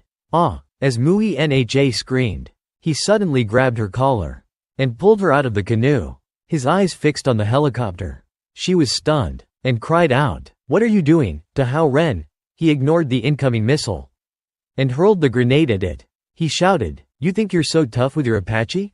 Try my homemade candy." In that instant, the missile slammed into the canoe, blowing it to smithereens. Hao Ren shielded Mui Nha in his arms, protecting her from the debris that rained down from the destroyed canoe. The grenade Hao Ren had thrown was rapidly heading towards the helicopter. A second later, the helicopter exploded. Along with it came the curses of those who wanted to see him dead. Sometime later, On a small, deserted island near Paradise Island. The sounds of the wind and birdsong filled the air. Inside a cave, a light flickered. A makeshift fireplace had been built. And Hao Ren and Quan Mui Na's clothes were drying over it. Speaking of her, Quan Mui Nha was lying naked on a mat, her entire body covered in acupuncture needles. Ouch! The person performing the acupuncture was to Hao Ren. After a long while, he carefully removed each needle from Quan Mui Na's body and began tending to her wounds. Feeling a slight sting, she unconsciously let out a soft moan. Ouch! Once he was done, Hao Ren considerately stood up and draped his dry cloak over her. A moment later, feeling the warmth, Quan Mui Nha suddenly woke up, still dazed and disoriented. Hao Ren, who was sitting leisurely, turned to her and asked, "You're awake?" Realizing she was naked in front of him, Quan Mui Na's face flushed. Before he could even explain, she scrambled back and shouted accusingly, "Ah, pervert, beast!" Hao Ren looked awkward and answered her unspoken question. "You were screaming pretty loud just now. I guess you're fully recovered, huh?" Confused, Mui Nha asked, "Huh? Fully recovered?" Hao Ren smiled and stood up, stretching. He explained to Mui Nha, "Yes, although I did my best to protect you. The explosion knocked you unconscious. You swallowed a lot of seawater and had a slight fever.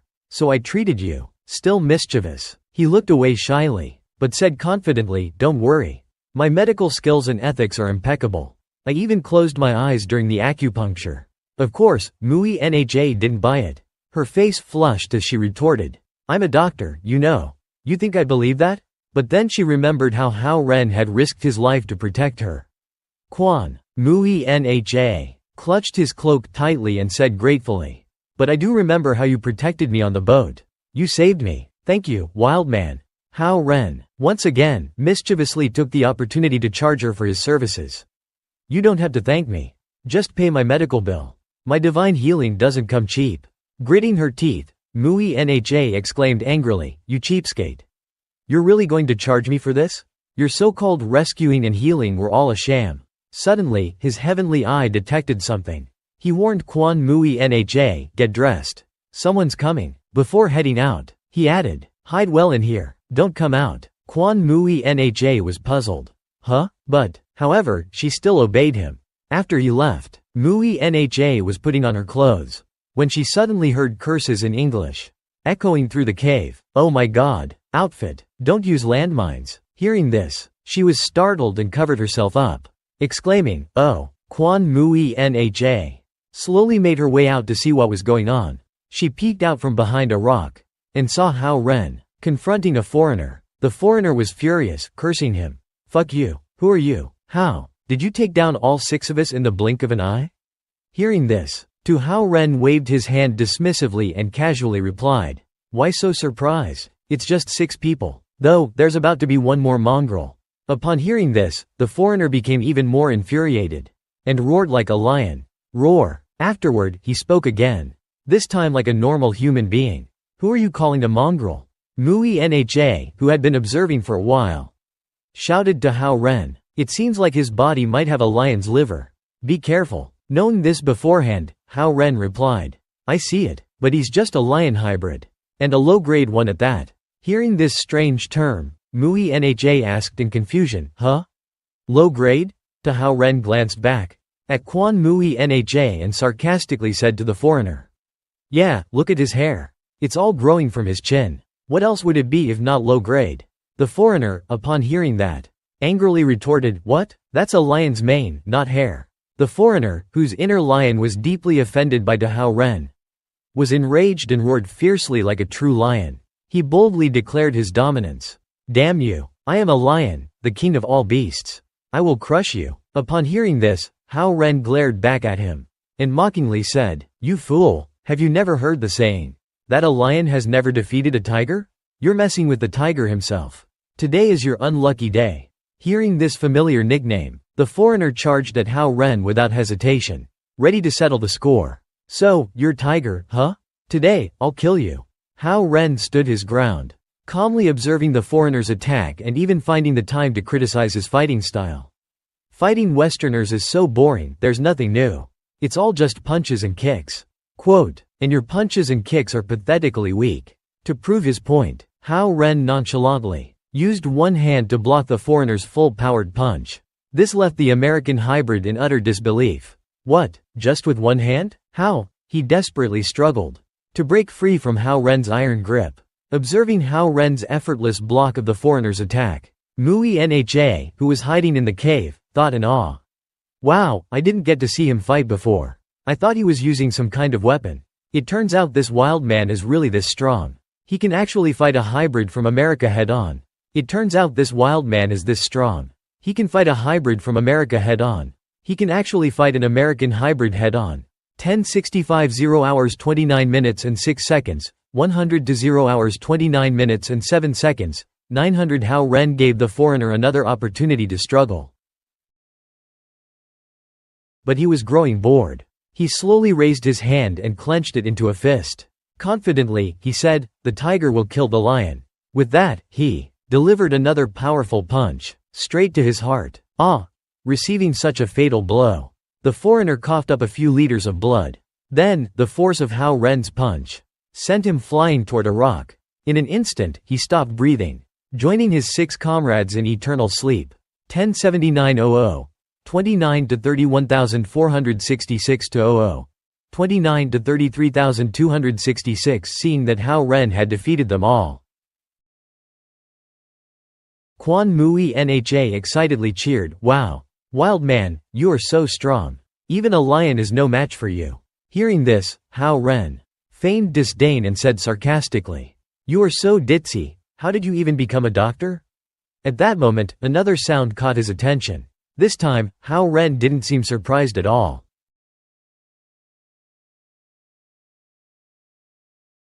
"Huh? Still there? Yeah, it's just that this time it's the Chinese." Hearing that, Moi Na happily said, "Really? That's great." After that, she ran in to tidy up her clothes and packed her things. Hao Nian stood there to catch the helicopter landing from the sky. A moment later, the two were moved to one of the 4 ships that were cruising on the sea. Standing watching the sea, Hao Nian suddenly exclaimed in surprise, turns out you're really worth it. Both 052D and 054 are here." Seeing that, she smiled brightly and confidently said, "Of course. Otherwise, why would the US bother so much? To catch a goddess?" Suddenly, a voice came from the right, interrupting the two. "This time, to respond to the two of you, we had to send 2 of our warships ahead. If we weren't in such a hurry, the 2 squadrons of planes would have come along too." Hao Nian chuckled and glanced over, saying, "That's exaggerated, isn't it?" A man with dark brown hair, Lu Guangdai from the Ministry of Public Security, slowly walked out with a cigarette in his mouth. He said sarcastically, "It's all because you acted on your own, chasing all of our special forces back." Tiger teeth, to Hao Nian. Hearing that, Hao Nian turned to him and said, "I saved their lives, that's all. You know, the US even deployed helicopters. I didn't even think of that." He immediately replied, "That's right. They put a lot of effort into Quan Moi Na. That's why we used the name of the exercise to send warships to respond." Feeling that she was that important, Quan Moi Na secretly forced a smile. He, if this girl is worth that much." Hao Nian suddenly turned and stared at her. Remembering the canoe lost earlier, he slyly said, "Then I just lost a luxury yacht in that explosion. Should you compensate me a few million?" Hearing that, he dropped his cigarette and exclaimed in panic, "You're trying to strangle me, aren't you?" Quan Moi Na, on the other hand, boldly went to criticize the canoe. "That dinghy of yours is what you call a luxury yacht?" Feeling that his joke had gone a bit too far, Tu Hao Nian turned serious and asked Lu Guangdai about Duang Tamdi's case. "No more joking. You came here, did someone protect my wife?" Hearing that, he reassured him, "Don't worry, we sent a lot of people. There definitely won't be any problems." Hearing him mention his wife in passing, Quan Moi Na thought unexpectedly, "He's married?" She stammered and blushed, looking away. "Yeah, damn it." Seeing Lu Guangdai say that, Hao Nian, on the other hand, replied sincerely, "Oh, really? Okay, then take us back to our country." In reality, he was very annoyed by his way of working. "Of course, in my heart, you guys. Fortunately, I arranged for Ho Li to be by Tamdi's side." Lu Guangdai happily stepped forward and extended his hand in gratitude. Tiger teeth, divine doctor too. Thank you again. for completing the mission to rescue Dr. Quan for me. Hao Nian smiled and shook his hand in return. You helped me with a few things too. Let's call it even. The two of them suddenly held hands very tightly, and even tried to look grumpy as they said to each other, I still need your help in the future. I must receive a reward. No problem, you name the price. I'm just afraid you won't dare to do it. Seeing the handshake was too intense, Quan Moi Na hesitated, wondering if she should stop them. After shaking hands, Lu Kuang-dai suddenly withdrew his hand behind his back, and continued, Actually, I hope you will join our organization. Let me recommend you. Even if you do things beyond the law, I can help you arrange it. Behind him, he was unconsciously feeling Hao Nian's aura. Through the handshake, he's the same as me, having crossed that threshold. Stepped into the heavenly rankings. Hearing him say that, Hao Nian wasn't very interested, and humbly declined the invitation. Sorry, my aspirations don't lie with you guys. Quan Moi Na, on the other hand, suddenly appeared between the two, and pleaded with him, Tiger Teeth, I hope you will join the National Security Organization.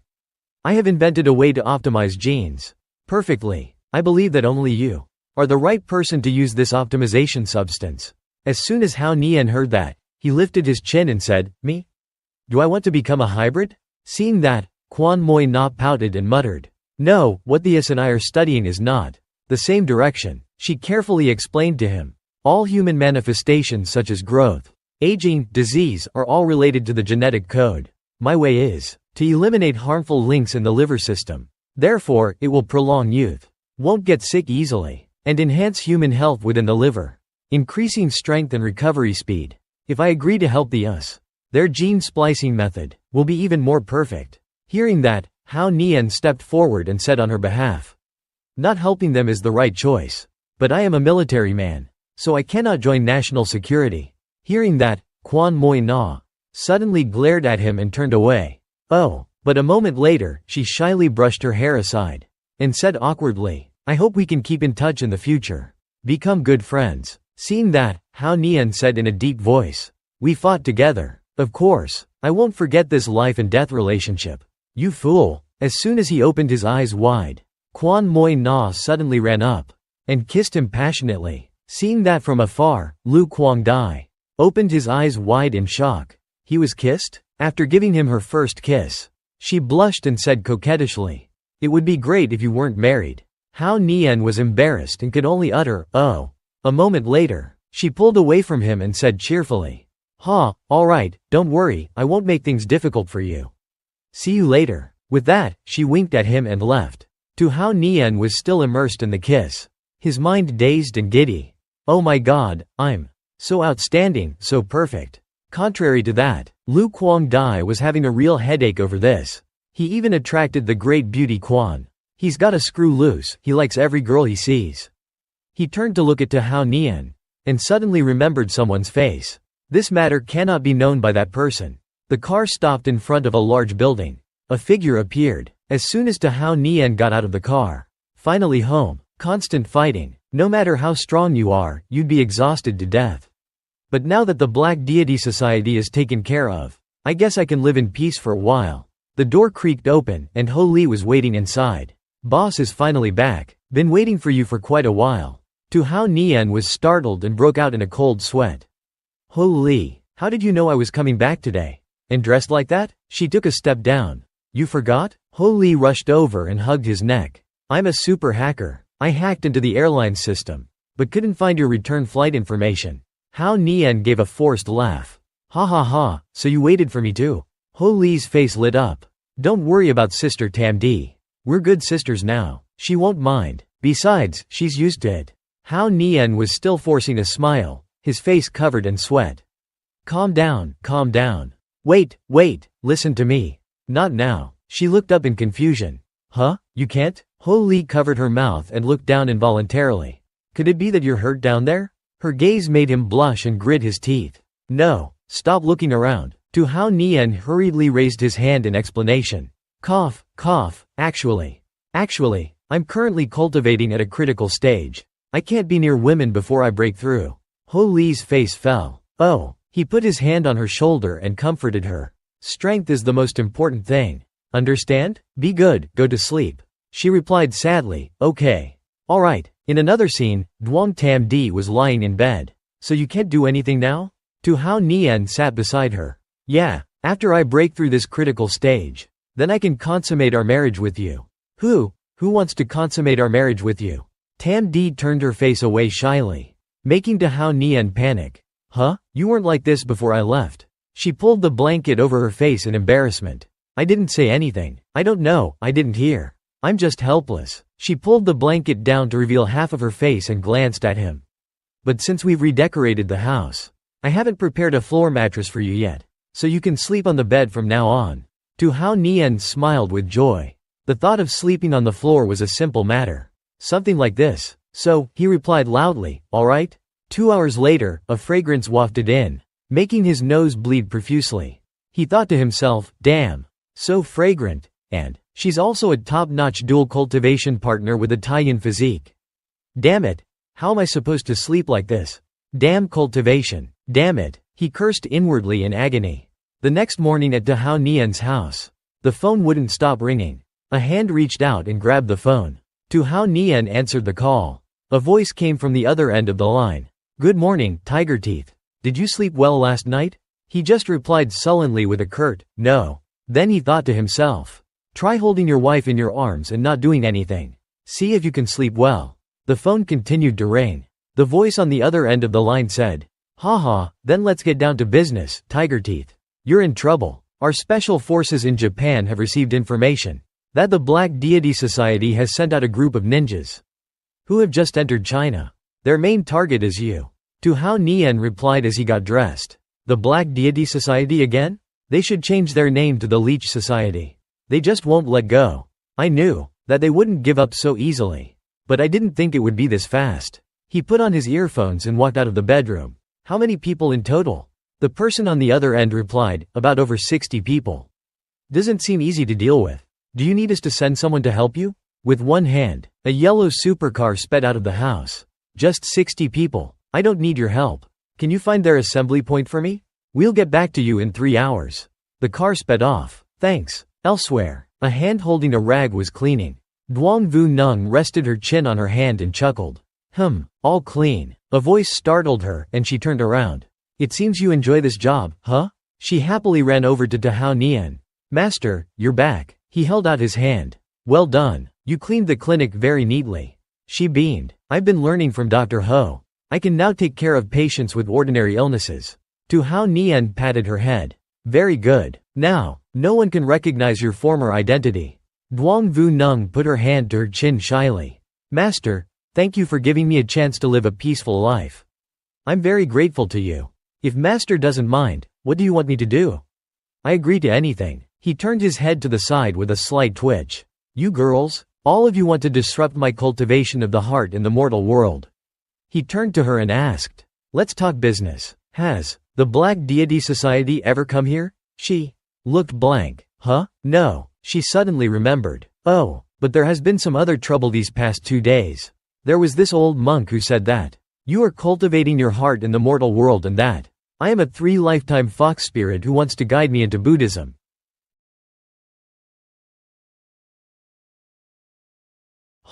Turns out you're really worth it. Both Tu Hao Nian and Duong Vu Nung looked towards the source of the voice. She exclaimed involuntarily. The monk walked in and said, I, Buddha, am merciful. Demoness, come with me. Duong Vu Nung hid behind Tu Hao Nian and whispered, hey. It's him. Tu Hao Nian spoke calmly. Lu Kuang Dai has reached the heart-tempering realm. Today, I've met another Buddhist master. He thought to himself helplessly. Is heart-tempering useless? Is a new chapter about to unfold? He extended his hand in greeting. Master, heart-tempering? The monk was surprised. I, Buddha, am merciful. It seems that you are also in the midst of heart-tempering. You're so young and have already reached this realm. It's truly gratifying. Duong Vu Nung was equally surprised. Master is too? Really? Tu Hao Nian smiled. Every cultivation technique, after reaching a certain level, the cultivator will go through the process of heart-tempering. This is a process where martial artists are progressing towards a higher stage of martial arts. Those in this stage will have a special feeling of recognizing each other. He turned to the monk and continued. But master, your method is wrong. Heart-tempering is about cultivating yourself through everyday life experiences, not just hoping to use others to satisfy yourself. You haven't learned enough yet." The monk was taken aback. "Huh? You?" he stammered. "Actually, benefactor, you make a lot of sense." The monk asked in a panic, "Benefactor, you are truly wise. I am ashamed. What do you think I should do?" Tu Hao Nian just smiled. "Master, which sect do you belong to? To have cultivated to this realm, your sect must be extraordinary." Hearing this, the monk turned serious.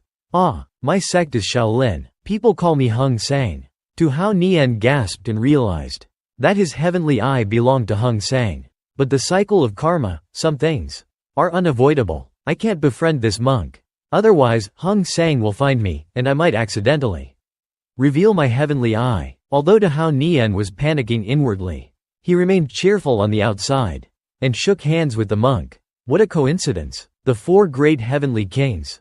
I've heard of them. I truly admire Master for being part of such a prestigious sect.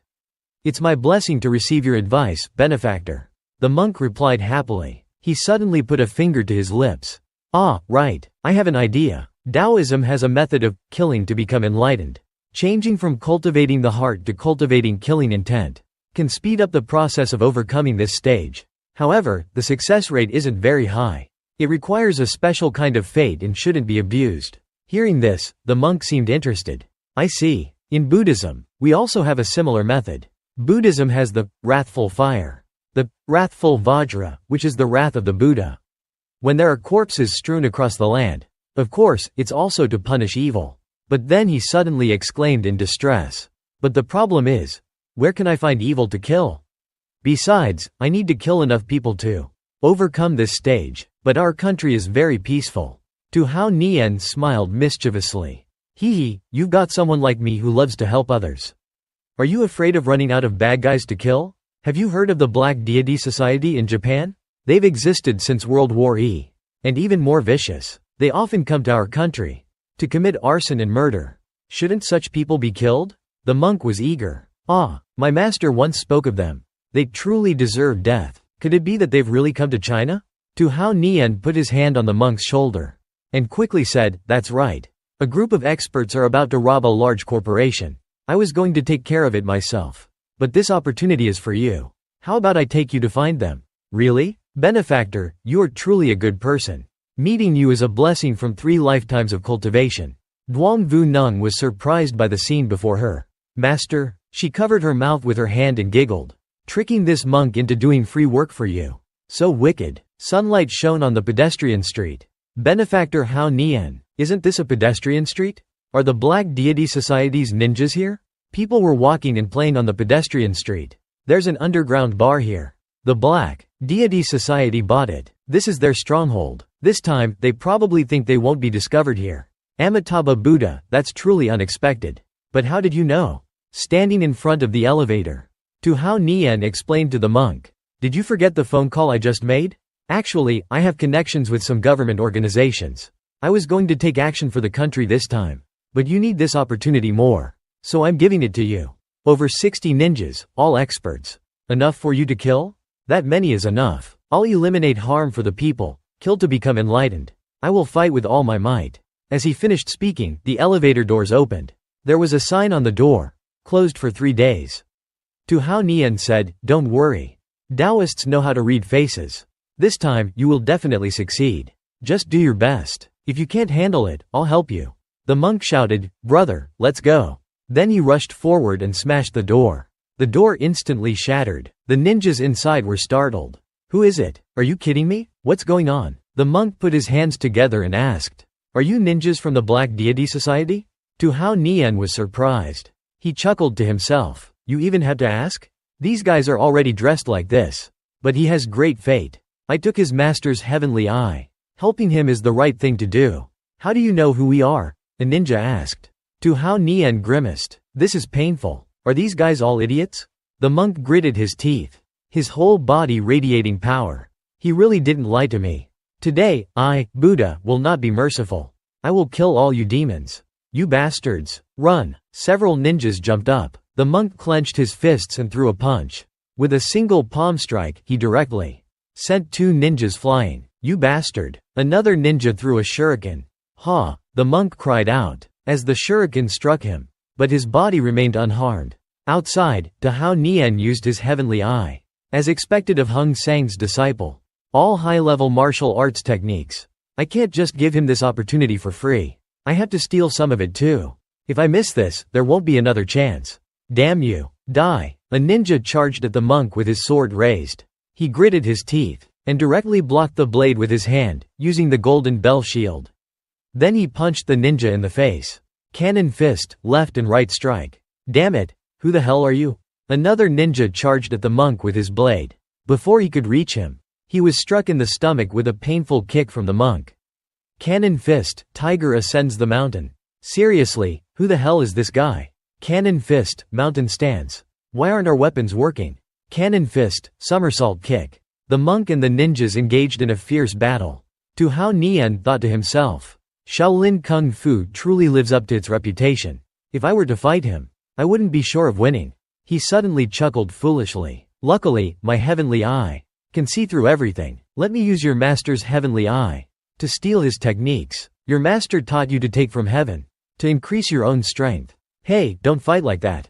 The bald guy is too strong. A ninja said. He's already taken down over 10 of us. Another ninja added. A ninja shouted. Split up. Throw it on the ground. What is that thing? What kind of toy is that? A grenade? The monk asked in confusion. Ah, the monk shouted, as a white smoke suddenly burst out. He gritted his teeth, realizing it was a smoke bomb. 3 o'clock to your left. A voice whispered. The monk immediately recognized Hao Nian's sound transmission technique. Benefactor, to my left? Golden bell shield. He gritted his teeth. Die. A ninja holding a fire extinguisher smashed it on the monk's head. Ah, he cried out. He rubbed his head in pain. Buddha is no longer merciful? What just hit my head? How did it break through my golden bell shield? It's a fire extinguisher. Tu Hao Nian chuckled mischievously. 3 ninjas are sneak attacking you.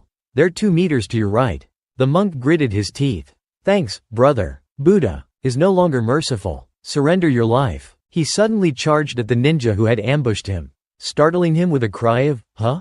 Cannon fist, heart-piercing strike. A palm strike from the monk hit the ninja in the chest, causing him to cry out in pain. Blood seeped through his mouth mask and sprayed out. A Buddhist disciple, and he's so ruthless? That must have shattered his organs. But if he doesn't do this, he won't be able to overcome the heart tempering. Alright, let me help you break through. Tu Hao Nian watched from outside. 2 people are charging at you from the left. The first one will attack with a horizontal slash.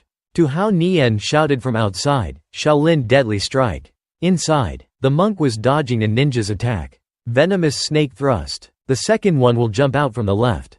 Thanks to Tu Hao Nian's reminders, the monk successfully countered the ninjas who were about to attack him, making them cry out, ah, Shaolin deadly strike. Wild horse kick. He blocked a sword with one hand and kicked a ninja in the groin with his other foot, causing him to scream in pain. Ah, Tu Hao Nian chuckled mischievously.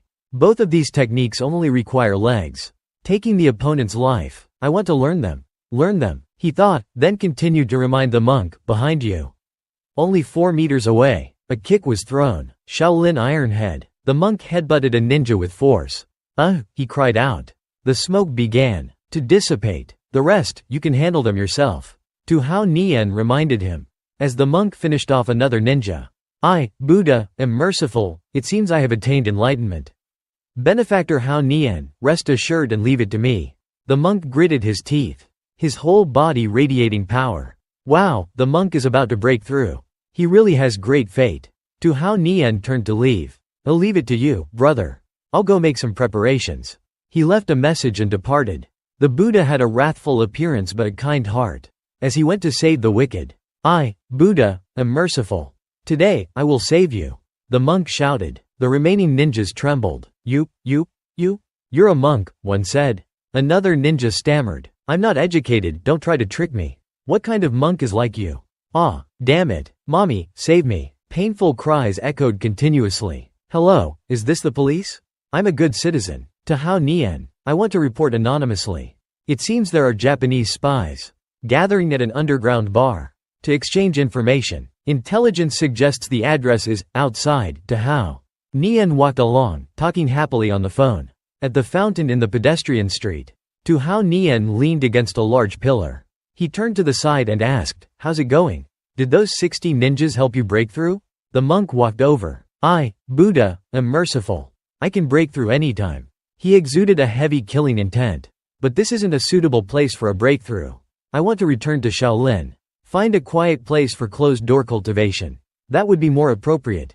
Tu Hao Nian reached out and touched the stone on his necklace. "All right, let's go. The police will be here soon." Such heavy killing intent, breaking through heart tempering with rage. He's already reached the heavenly rankings, he thought, and besides, the technique Sanji is practicing is similar to the golden, immortal scripture that master passed on to me. It's a cultivation technique. Indeed, ordinary people absorb pills to reach the heavenly rankings. But people like me form cores. Master said that the 4 great heavenly kings all practice cultivation techniques.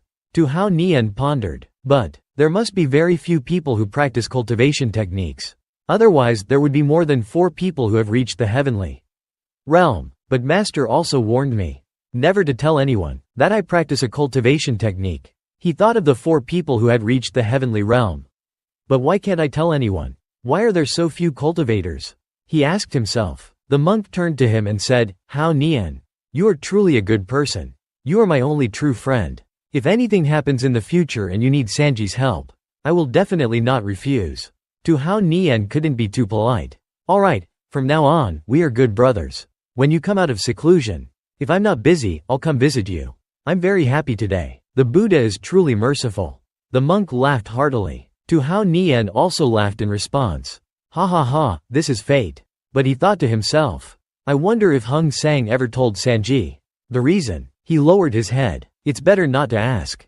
If master warned me like that, there must be a reason. Even though master always asks for money from me. What kind of monk is like you? Ah, damn it. Mommy, save me." Painful cries echoed continuously. "Hello, is this the police? I'm a good citizen. Tu Hao Nian, I want to report anonymously. It seems there are Japanese spies gathering at an underground bar to exchange information. Intelligence suggests the address is outside." Tu Hao Nian walked along, talking happily on the phone. At the fountain in the pedestrian street, Tu Hao Nian leaned against a large pillar. He turned to the side and asked, "How's it going? Did those 60 ninjas help you break through?" The monk walked over. "I, Buddha, am merciful. I can break through any time." He exuded a heavy killing intent. "But this isn't a suitable place for a breakthrough. I want to return to Shaolin. Find a quiet place for closed-door cultivation. That would be more appropriate." Tu Hao Nian reached out and touched the stone on his necklace. "All right, let's go. The police will be here soon." Such heavy killing intent, breaking through heart tempering with rage. He's already reached the heavenly rankings, he thought, and besides, the technique Sanji is practicing is similar to the golden, immortal scripture that master passed on to me. It's a cultivation technique. Indeed, ordinary people absorb pills to reach the heavenly rankings. But people like me form cores. Master said that the 4 great heavenly kings all practice cultivation techniques. Tu Hao Nian pondered, but there must be very few people who practice cultivation techniques. Otherwise there would be more than 4 people who have reached the heavenly realm. But master also warned me never to tell anyone that I practice a cultivation technique. He thought of the 4 people who had reached the heavenly realm. But why can't I tell anyone? Why are there so few cultivators? He asked himself. The monk turned to him and said, "Hao Nian, you are truly a good person. You are my only true friend. If anything happens in the future and you need Sanji's help, I will definitely not refuse." Tu Hao Nian couldn't be too polite. "All right, from now on, we are good brothers. When you come out of seclusion, if I'm not busy, I'll come visit you. I'm very happy today. The Buddha is truly merciful." The monk laughed heartily. Tu Hao Nian also laughed in response. "Ha ha ha, this is fate." But he thought to himself, "I wonder if Hung Sang ever told Sanji the reason." He lowered his head. "It's better not to ask. If master warned me like that, there must be a reason. Even though master always asks for money from me. But he wouldn't lie to me about important things. He definitely wouldn't. Brother, I'm leaving now." "Okay, big brother, travel safely." The 2 men bid each other farewell on the pedestrian street. Night fell. That night, somewhere in Japan, a man bowed low, kneeling on the ground. "Elder, Black Widow, our Black Deity Society is finished." He looked up, his face tear-stained. "Our last elite group, was wiped out by the police in a Chinese city. It's all over the news. We really can't touch the Chinese. The woman in a kimono in front of him remained silent. Foolish, she said. No matter how many Chinese experts there are, our elite wouldn't be so easily wiped out. Surely Dahao Nian had help. The man bit his sleeve. But no matter what, now, we can't deal with Yamaguchi. Or any other organizations. All the other elders made excuses not to come. Surely, they've started colluding with other organizations. The Black Deity Society is doomed. With Black Widow here, the Black Deity Society will not fall. Tomorrow, I will personally go to China. Once I deal with Dahao Nian, the name of the Black Deity Society will spread throughout Japan. She told the man. He asked curiously. Dahao Nian's status is so high. Why? What you shouldn't know, don't ask. The more you know, the sooner you die. She frowned. Yes, the man replied. Black Widow smiled, her eyes glinting with malice. I haven't found any news about Huan Cheng lately. 9 cities is also closed off. They can't get out now.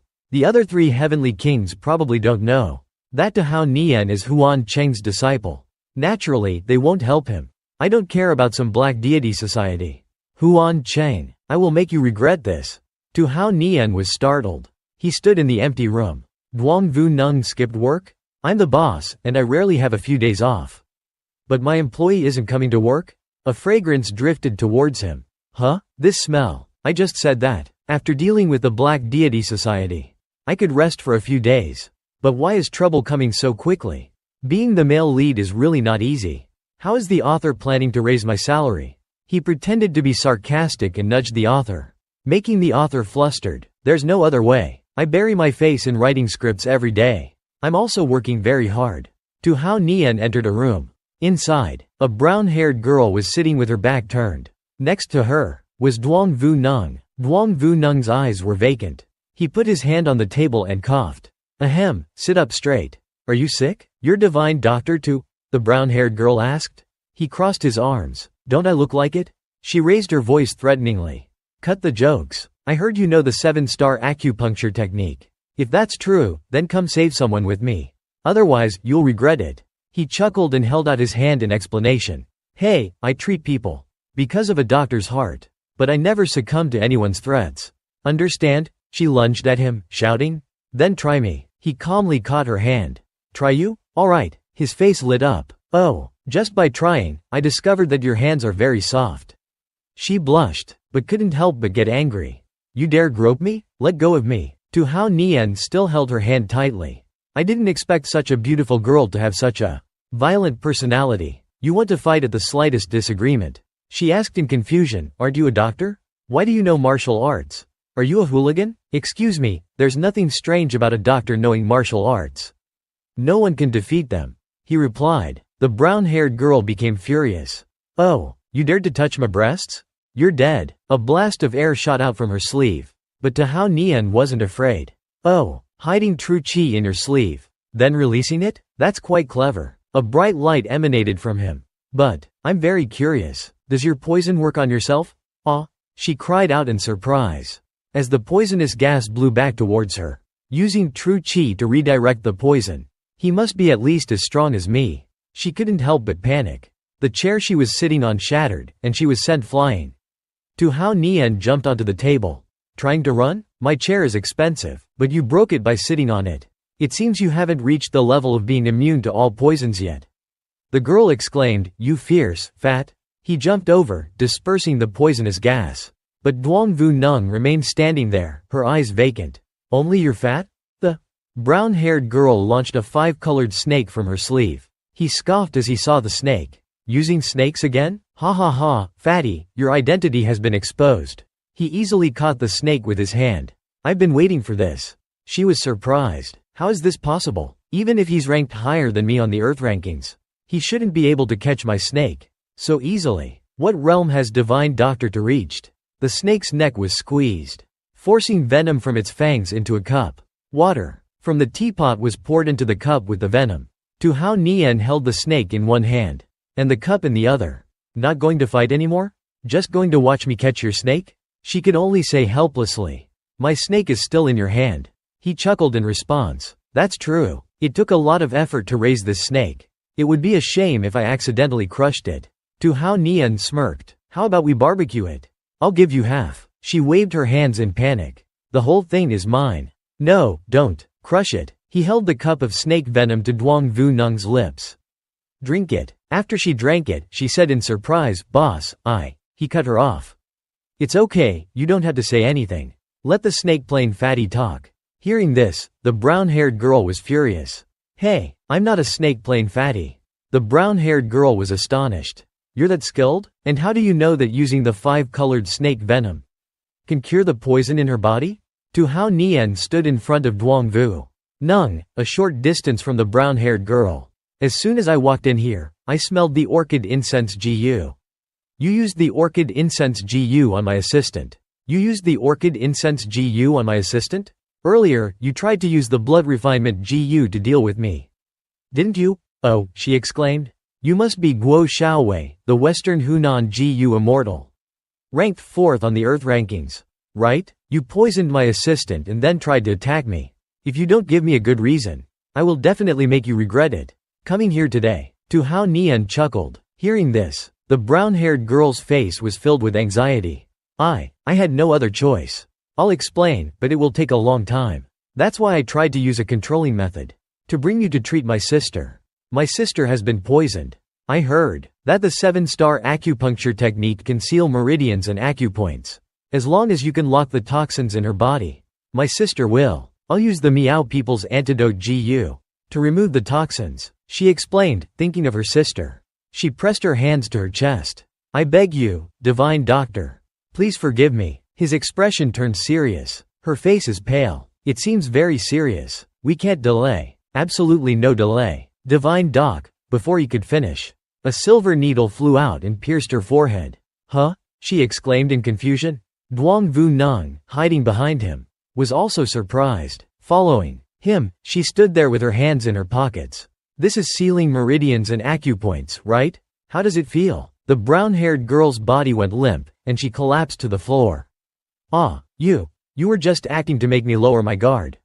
He chuckled and ordered Duong Vu Nung. Did you think I would save someone so easily? Wu Nung, lay her face down on the table. Okay, yes, master, she exclaimed in shock. Huh? Wait, what are you going to do? You were quite vicious earlier. Very vicious. I have to teach you a lesson. Hearing his words, her body stiffened. Tu Hao Nian swung his hand and slapped her hard on the buttocks, making her blush and scream. She turned her head angrily, gritting her teeth. You dared to spank me? I spanked you. Weren't you being very fierce? Ouch. Duong Vu Nung just stood there silently, watching her scream. 2,000 lashes. Tu Hao Nian gloated. Are you still fierce? The brown-haired girl whimpered. Boo-hoo-hoo, I'm not fierce anymore. Let's talk things out. Really? If you had known this from the beginning, we wouldn't have to go through this. This time, it's just to teach you a lesson. He pulled the needle out of her forehead. Alright, get up. She still refused to give up. It hurts so much. You molested me. You want to bully me. Tu Hao Nian was dissatisfied. What? Fighting me is considered bullying? Duong Vu Nung, standing behind him, was equally angry. Don't even dream about it. Guo Xiaowei sprawled on the ground, her eyes brimming with tears, accusing him in a wrong tone. You touched the buttocks of a Miao Gu maiden. You have to pay the price. I must kill you or marry you. This is the ancestral rule. But you're too strong. Obviously, I can't kill you. So I can only marry you. Tu Hao Nian flatly rejected her. Dream on. A handsome and talented man like me. Skilled in both literature and martial arts, a heartthrob. How could I possibly marry you? Guo Xiaowei threatened him fiercely. Divine Doctor too, think carefully. Either you marry me, or you kill me. Tu Hao Nian's face turned pale as he replied indignantly. Are you trying to trick me? Saying one wrong word and wanting to die? Guo Xiaowei insisted. Miao women have always been more conservative than Han people. Our Gu maiden tribe has even stricter rules. If you don't marry me today, my sister and I will both die in front of you. Tu Hao Nian, sweating profusely, said hesitantly. I'm used to being threatened, but this is the first time someone has threatened me with their life. You have to understand that I'm already married. Even after he said that, Guo Xiaowei remained adamant, not backing down. On the contrary, she tried even harder to persuade him. It's okay. You're very powerful. I can be a concubine. I'm fair-skinned, beautiful, and have long legs. Besides, After Miao women get married, they obey their husbands completely. Duong Vu Nung was speechless, thinking to herself, I'm also fair-skinned, beautiful, and have long legs. She thought indignantly, how shameless. Tu Hao Nian coughed, trying to dodge the topic. Ah, right, let's talk about marriage later. Take me to treat your sister first. Aren't you in a hurry? Duong Vu Nung asked, wide-eyed. Master, you must save. Why didn't she let Duong Vu Nung finish? Tu Hao Nian quickly explained, I'm divine doctor too. If someone comes asking for help and I don't help them, wouldn't that ruin my reputation? And Guo Xiaowei is also famous. She's not a bad person. I've already taught her a lesson for being unreasonable before. So I had to save her. This is a doctor's principle. Guo Xiaowei blushed, her eyes sparkling with admiration. Duong Vu Nung said softly, all right. Inwardly, she felt a pang of regret. Damn it, I was spanked before too. If only I were a Miao Jiu maiden. Guo Xiaowei happily snuggled up to Tu Hao Nian and said coquettishly, you're so good, hubby. Being your concubine is not a bad deal at all. Tu Hao Nian laughed and backed away. Come on, let's go. Let's get out of here. A few hours later, footsteps echoed. Duong Vu Nung smiled brightly and greeted the visitor. Hello, may I ask? Before she could finish, her face turned pale with shock. You, she stammered, you. Your elder Black Widow, Kimiho, also known as Mei He, appeared coldly. Her long black coat, adorned with blue patterns, fluttered with every step she took. She replied, hello, Tomoko Inagaki, or should I call you Duong Vu Nung? At a bustling street corner, Guo Xiaowei's grateful voice rang out. That was dangerous. Thank goodness you were there to help. The two, Tu Hao Nian and Guo Xiaowei, were walking side by side. Guo Xiaowei continued, I never thought the Miao Jiu poison wouldn't be able to counteract this poison. I've treated this poison before, so I know a little about it. Tu Hao Nian thought to himself. In the Yan Taiji, it's this poison. Lin Xiaotong, the Ghost King of the Yellow River, ranked 10th on the Earth rankings. How did the two Miao sisters offend him? If you don't want to talk about it, I won't ask. Everyone has things they don't want to talk about. Guo Xiaowei asked worriedly, so how long will it take for my sister to fully recover? Tu Hao Nian explained calmly and thoroughly. However, that person's internal strength is very powerful. He has suppressed the poison in the Sanjiao meridian, so it's easier to treat. But your sister doesn't know martial arts. Besides acupuncture, she also needs to take medicine for at least a week. The two of you can stay here for now. After hearing Tu Hao Nian's arrangements, Guo Xiaowei readily agreed. Okay, then I'll stay at the clinic and help you treat patients. Tu Hao Nian's phone suddenly rang. He answered the phone gently. What's wrong, Wu Nung? As soon as he heard what the person on the other end said, Tu Hao Nian's expression changed to one of shock and extreme tension. He calmly instructed, don't make things difficult for her. It's good that she's here. Treat her well. Also, the clinic is closed today. No patients. I'll be back right away.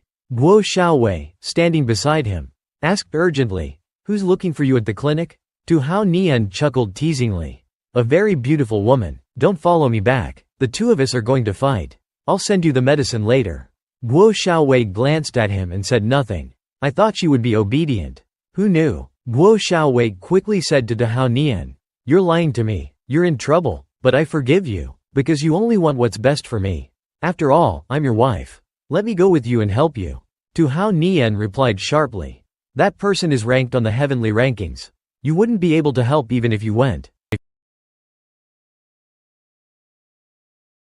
Although I'm not as good at martial arts as you, but with NDT Zero's ancient techniques, our husband and wife can join forces. Tu Hao Nian smiles in agreement. In his heart, he silently praised Quach Tu Vy.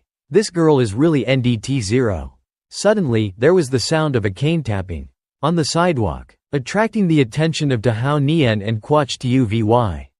Ngay Tu Hao Nian politely called out, Sir, do you need me to help you cross the street? The middle-aged man, holding a wooden cane and carrying a gourd on his side, stopped. When he heard Tu Hao Nian's offer, he cheerfully replied, no need. Tu Hao Nian straightforwardly asked, so, you're standing in front of me because you need something? The man laughed awkwardly and replied, that's right. These days, I'm short of money. How about a fortune-telling? The price is very reasonable. Only 500 for one reading. Tu Hao Nian calmly walked past. The strange old man calmly replied with a hint of displeasure. You're the fortune teller yourself.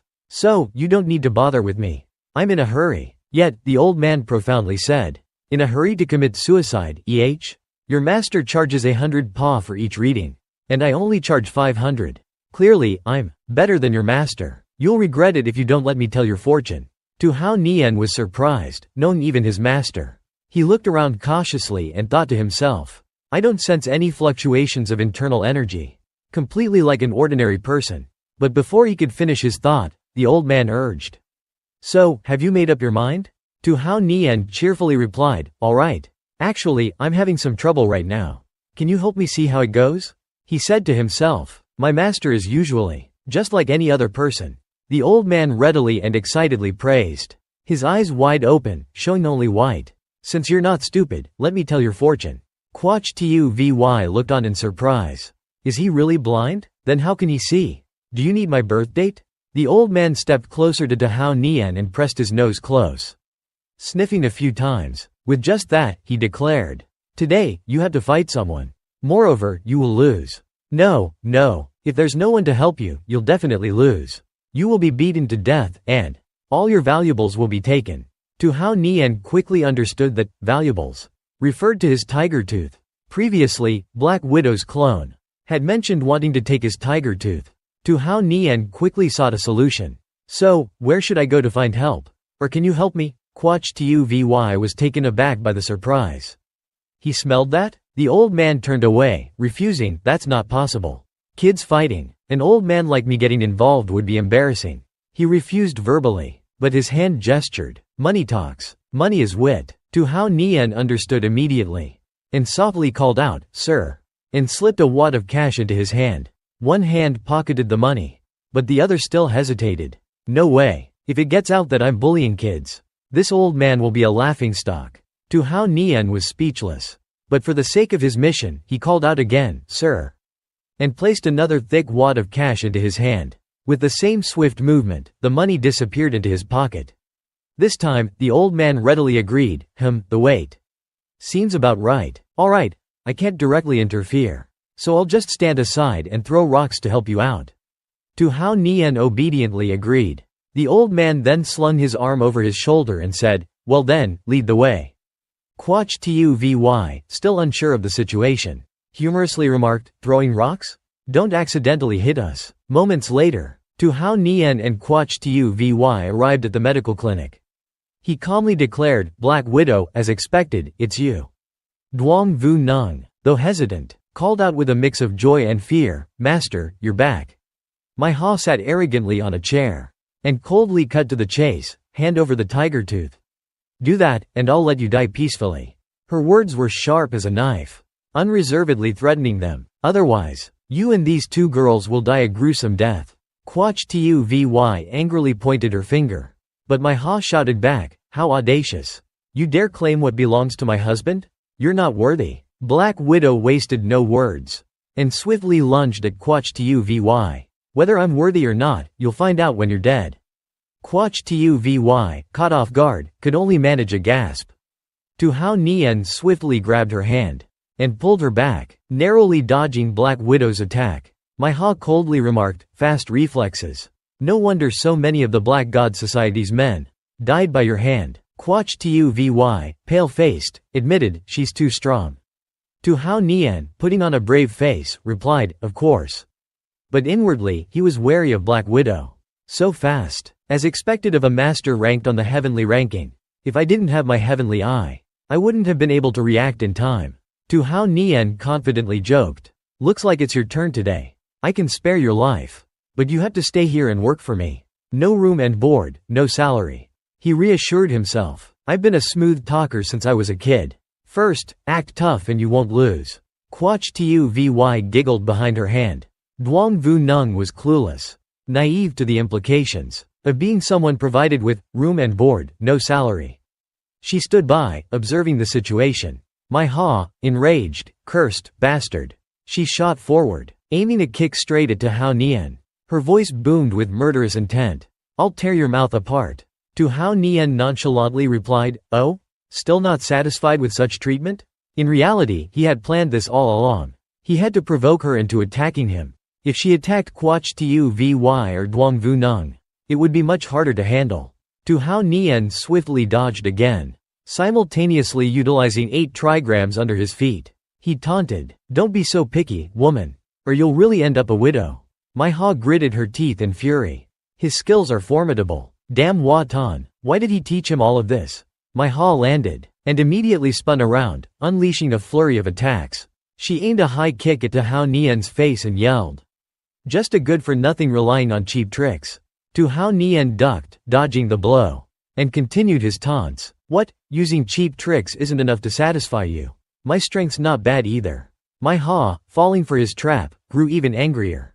Her fist, charged with energy, shot out. Still running your mouth when you're about to die? Today, I'll show you what regret truly feels like. Tu Hao Nian's fist was also at the ready. He added fuel to the fire. No, my mouth is quite strong. Don't believe me? Try it. He thought to himself, I'm waiting for you to lose your cool.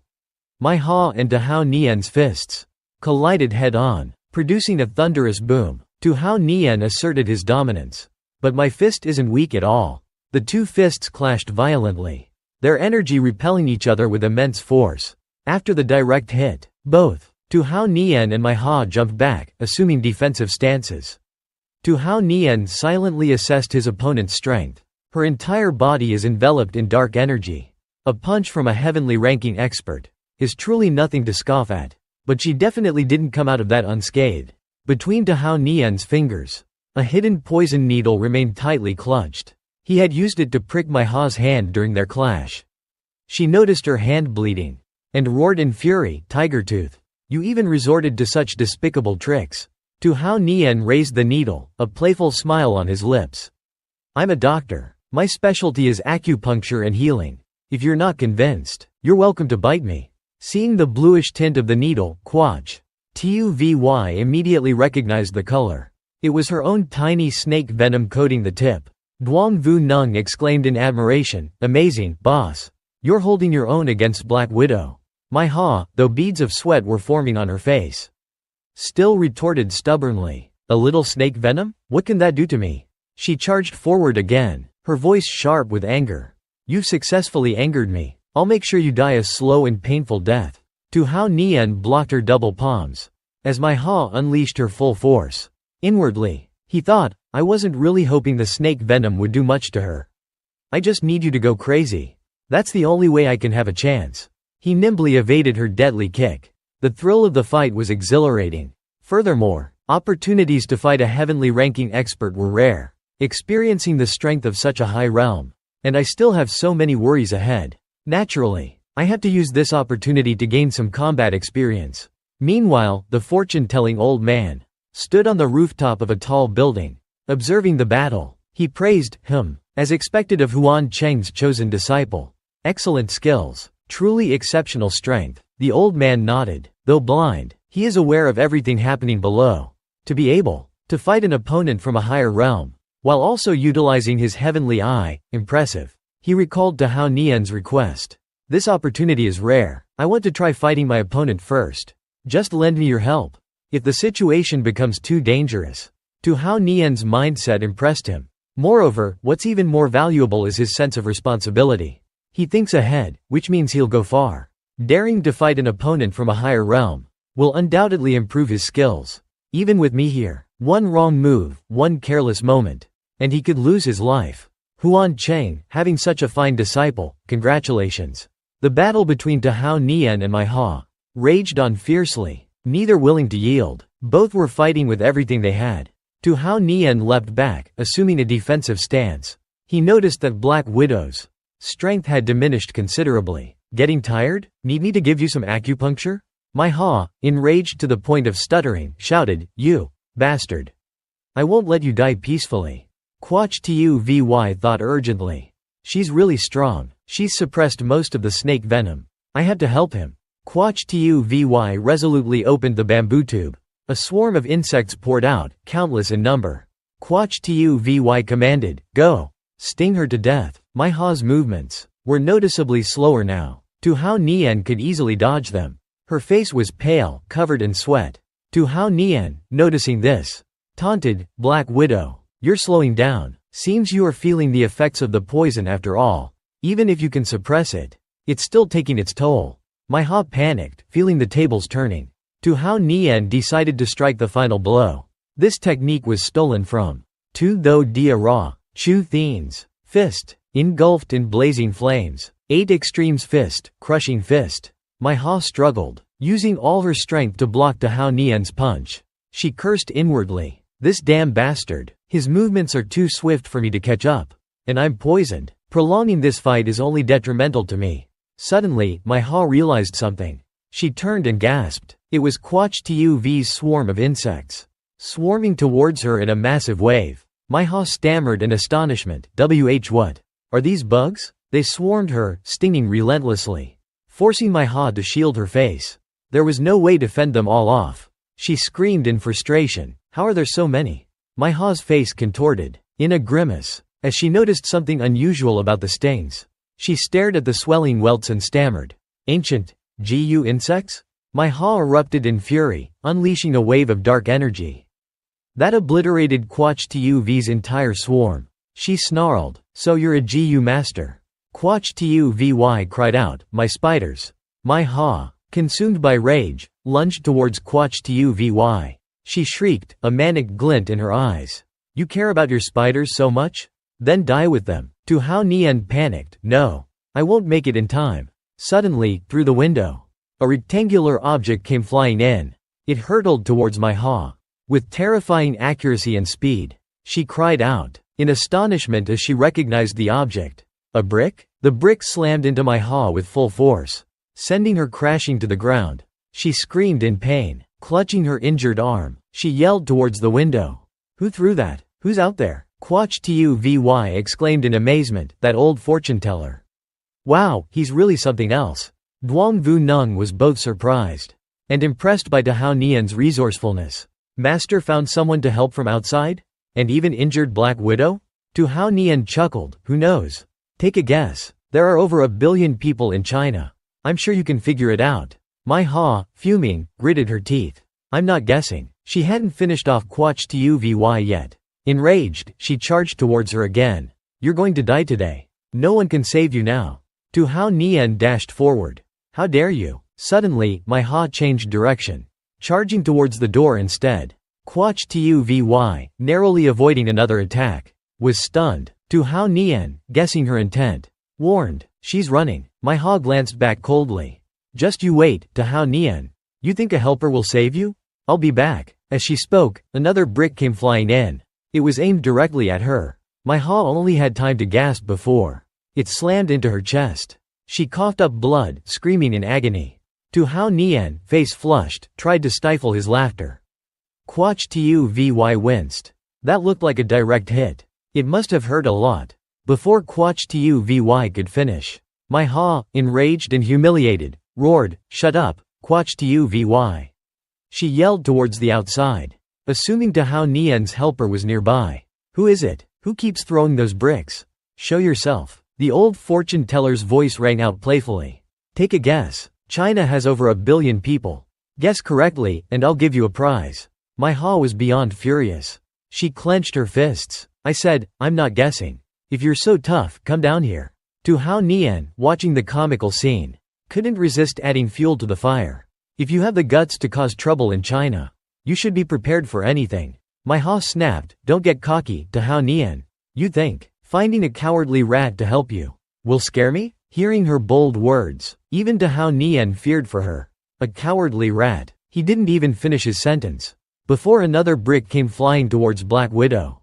This time, it hit her square in the chest. She doubled over in pain as the brick struck her chest. More blood splattered from her lips. More blood splattered from her lips. The impact sent my Ha flying backwards. Tu Hao Nian smirked. He glanced at her and said, "See? That's what happens when you talk nonsense and make people angry. The bricks are turning into cement now." My Ha's face paled in pain. Her entire body was trembling. She stammered, "Why you?" Before she could say another word, sweat poured down her face. And she coughed up more blood. "Damn it, the poison. I can't take it anymore." A needle shot towards her forehead. Startled, she couldn't react in time. "Ah!" My Ha shouted angrily, "You! What did you do to me?" Tu Hao Nian chuckled. Feng's a technique from the 7-star acupuncture. How do you like it? Feeling all weak and limp now? Quatch. Tuvy held up a pill, her expression cold. We're not done yet. You dared to chase and attack me. And even killed a bunch of my insects. Now, continue to taste the pain. With those words, she clamped my Ha's mouth open. And stuffed the pill inside. My Ha, unable to fight back, swallowed it. The pill took effect instantly. My Ha's face turned ashen, sweat dripping from her brow as fear gripped her. Quach Tuvy smiled grimly. How does it feel? She asked ominously. This is the Miao women's special poison. Can you feel it running rampant inside your body? Black Widow My Ha was furious. Gritting her teeth, she roared. If you're so capable, then just kill me. Tu Hao Nian, silent until now, suddenly spoke. Standing up, he said, kill you? Why would I do something so stupid? Duang Vu Nung was startled. Why not? Tu Hao Nian explained. She's one of the leaders of the Black God Society. And one of Japan's rare grandmasters. If we kill her, a group of masters will come to China. And target you, Tam Di, and everyone related to me. It would be extremely dangerous.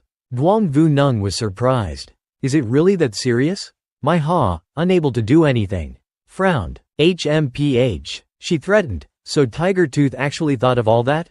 Quote, consider yourself smart. Let me go. I admit defeat today, but I'll settle this debt with you another day. Hearing this, the others reacted immediately. Quach Tuvy snapped, in your dreams. Tu Hao Nian chuckled. Duang Vu Nung glared at her. HMPH. My Ha was speechless. You. Tu Hao Nian and Quach Tuvy then joined forces. Threatening her. You know I'm very good with acupuncture, right? I have hundreds of ways to control you. Combined with my GU insects. Even a heavenly ranking master like you wouldn't stand a chance. Black Widow trembled in fear. But still retorted stubbornly, I cultivate a clone technique. My mental strength is very powerful. Controlling me won't be that easy.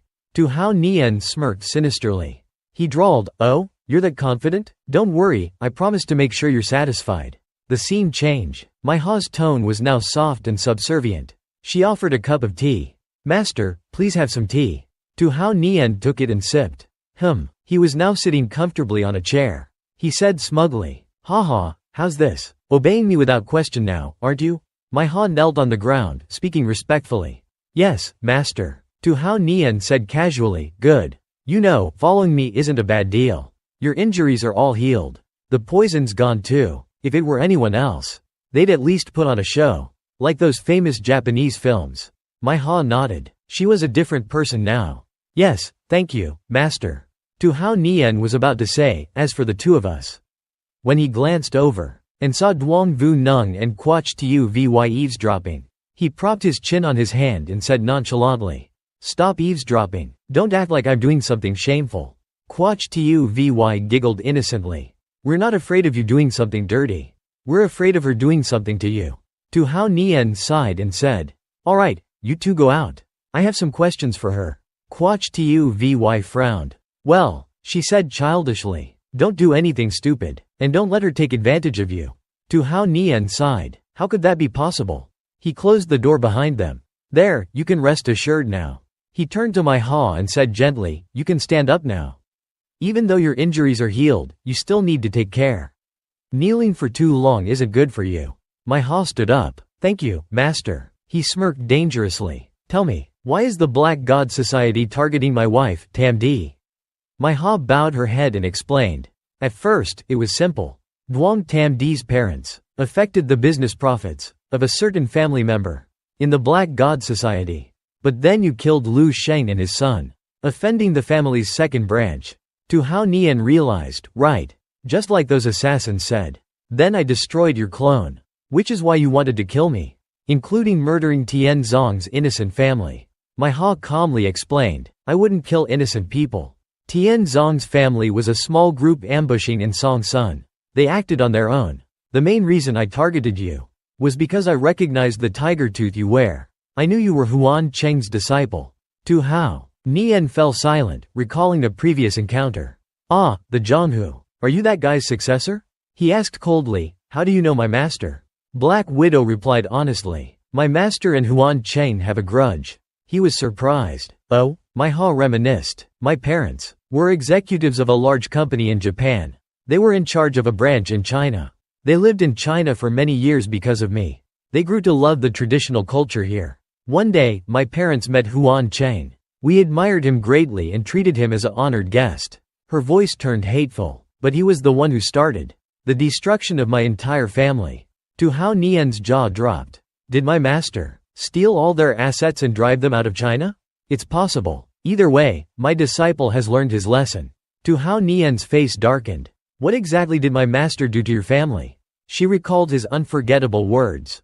I hear Japan has a lot of action movies. I want to see them in person. He thought to himself. Driving them out of China is one thing. But please don't do anything too extreme, master. We can't bully people too much. My Ha closed her eyes. Those images would never fade from her memory. She continued. He predicted that my family would face disaster. But no matter how my father begged, he wouldn't tell us how to avert it. I wanted to become his disciple, to find a way to save my family.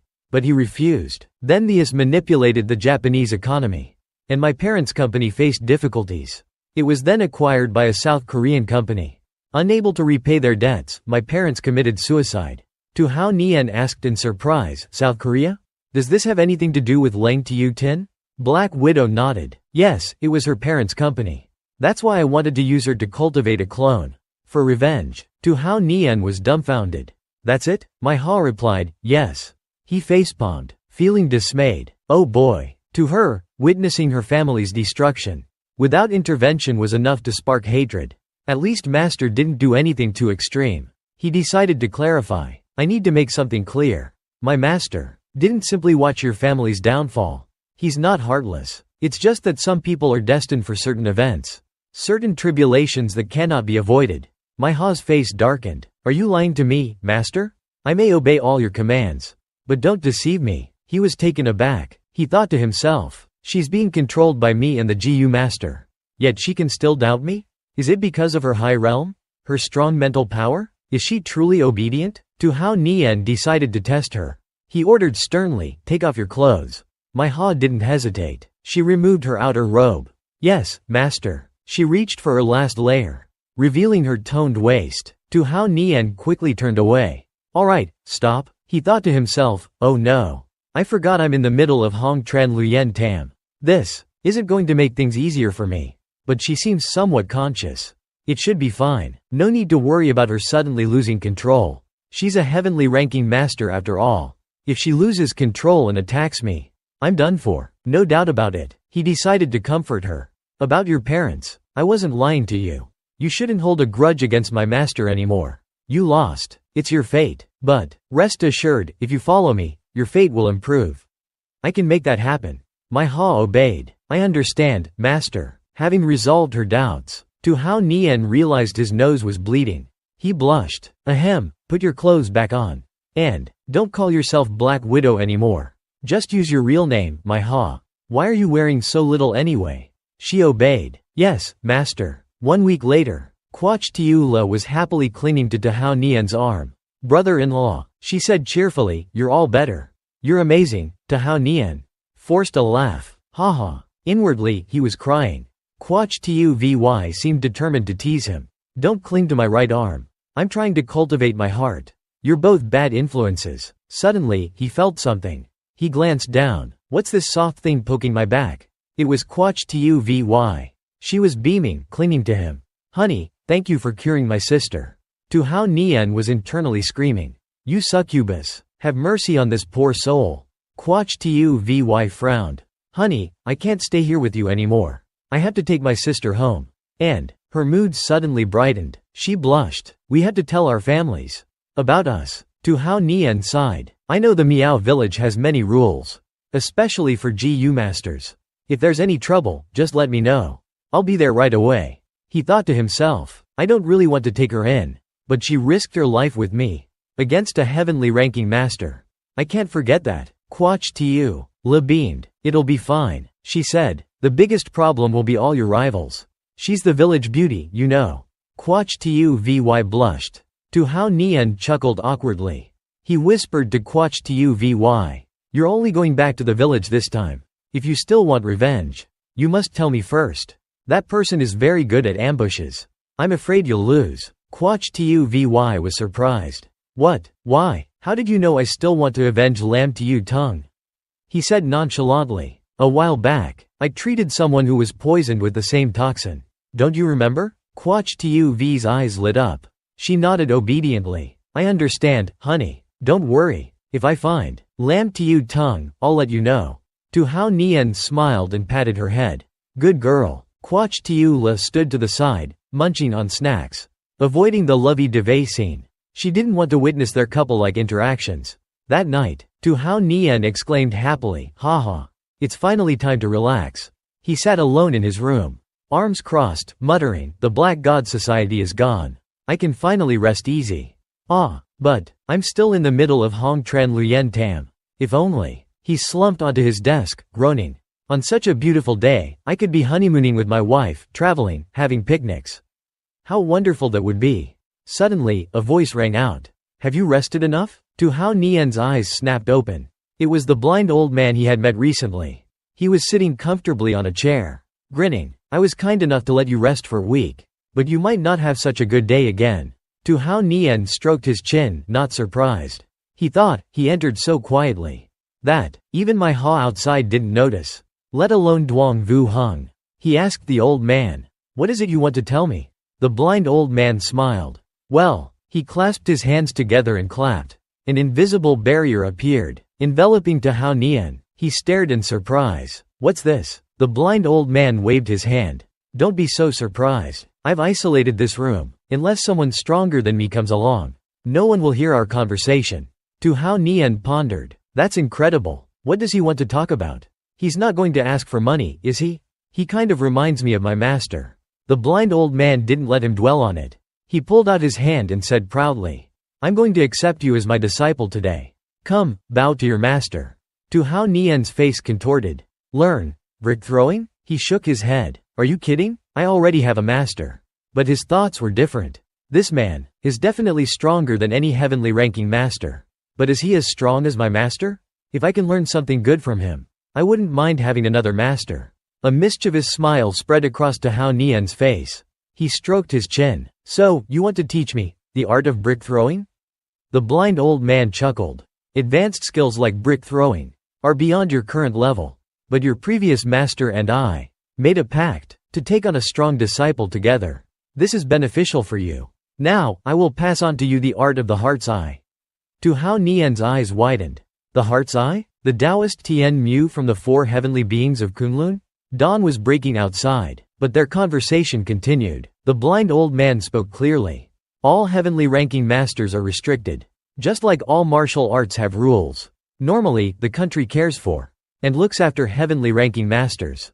Most of them hold important positions. Like you, who are outside the official ranks, serving as a special forces trainer.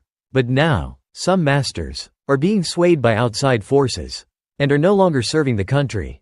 The four heavenly beings are the guardians of order. However, those in high positions like us cannot intervene against the weak. It would set a bad precedent. That's why I came to you, to maintain order. He hesitated before continuing. You're still very weak. You haven't even reached foundation establishment. Even if you cultivate the golden, immortal technique, you can't compare to a heavenly ranking master. That's why I want to teach you the Tian Mu.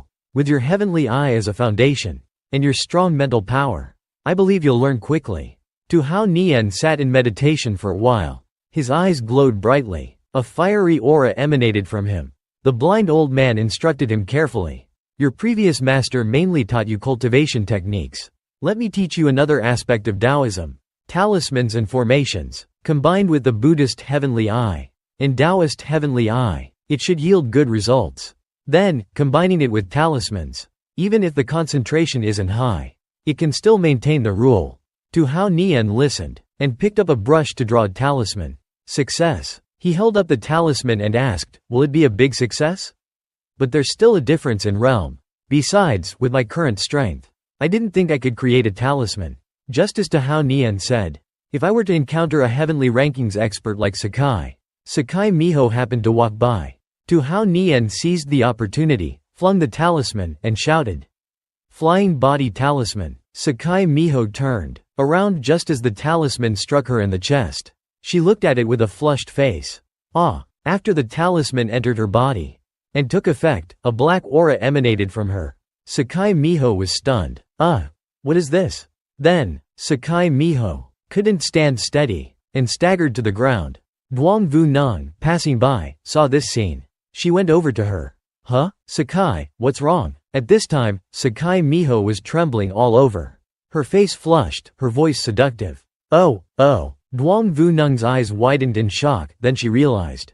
You're… Hao Nian walked over, smiling. Let me see how effective it is.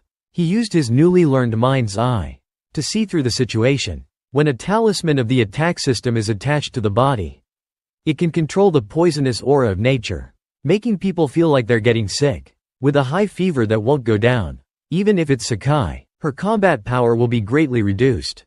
At this moment, Sakai Miho glanced at him, panting heavily and uncomfortably. Hao Nian whistled happily, chuckling continuously. Very good, very good. The effect is excellent. Of course, boss, this is legendary. Haha. Duong Vu Nang, stunned, asked innocently. Master, did you do this to Sister Sakai? After hearing the answer, she blushed and stammered, then. Next time, if you need it, Wu Nung can. She was thinking to herself. I'll follow master. I can't let Sakai do everything. Hao Nian chuckled awkwardly. Oh, okay. Even for a high fever, they want to compete to be lab rats. It seems I'm very popular. He quickly picked up another talisman to undo the spell on Sakai Miho. Dispelling talisman. A black aura surrounded Sakai Miho, who turned around in surprise, her body feeling much lighter. I'm cured? Hao Nian pulled out the talisman and put it in his mouth, chuckling triumphantly. The talisman in my hand can even drain the East China Sea. Duong Vu Nang, seeing it for the first time, was excited. That's amazing. Sakai Miho, on the other hand, gasped and said coldly. Even the air feels cleaner. That's really amazing. Hao Nian sighed. Amazing it may be, but it comes at a hefty price. He recalled when the blind old man left, giving him several hundred meals as tuition. I'm leaving. No need to see me off. At that time, he had cried out sadly, my money. Now, thinking back, he found it reasonable. As expected of the four great heavenly kings, their standards for choosing disciples are exactly the same. It's a good thing I invested in Tang Corporation. Otherwise, I'd only have air to breathe. Then, Hao Nian turned to look at Duong Vu Nang.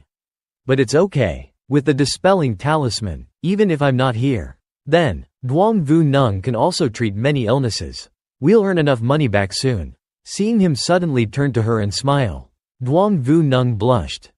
She covered her flushed face and turned away, muttering. It seems. I felt master's burning gaze. Sakai Miho rolled her eyes, saying helplessly. I think that was the gaze of someone seeing money. I think that was the gaze of someone seeing money.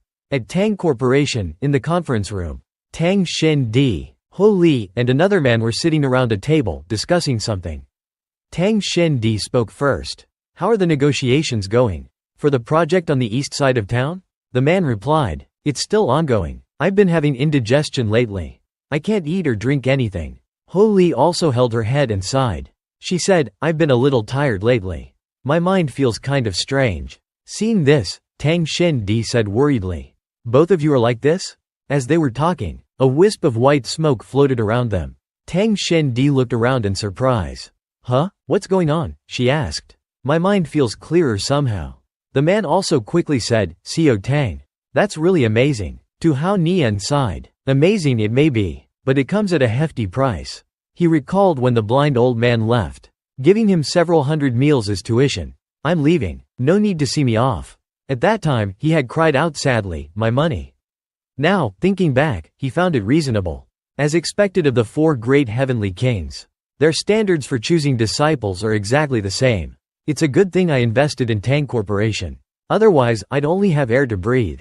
Then, Hao Nian turned to look at Duong Vu Nang. But it's okay. With the dispelling talisman, even if I'm not here. Then, Duong Vu Nang can also treat many illnesses. We'll earn enough money back soon. Seeing him suddenly turn to her and smile, Duong Vu Nang blushed. She covered her flushed face and turned away, muttering.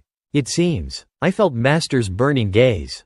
Sakai Miho rolled her eyes, saying helplessly.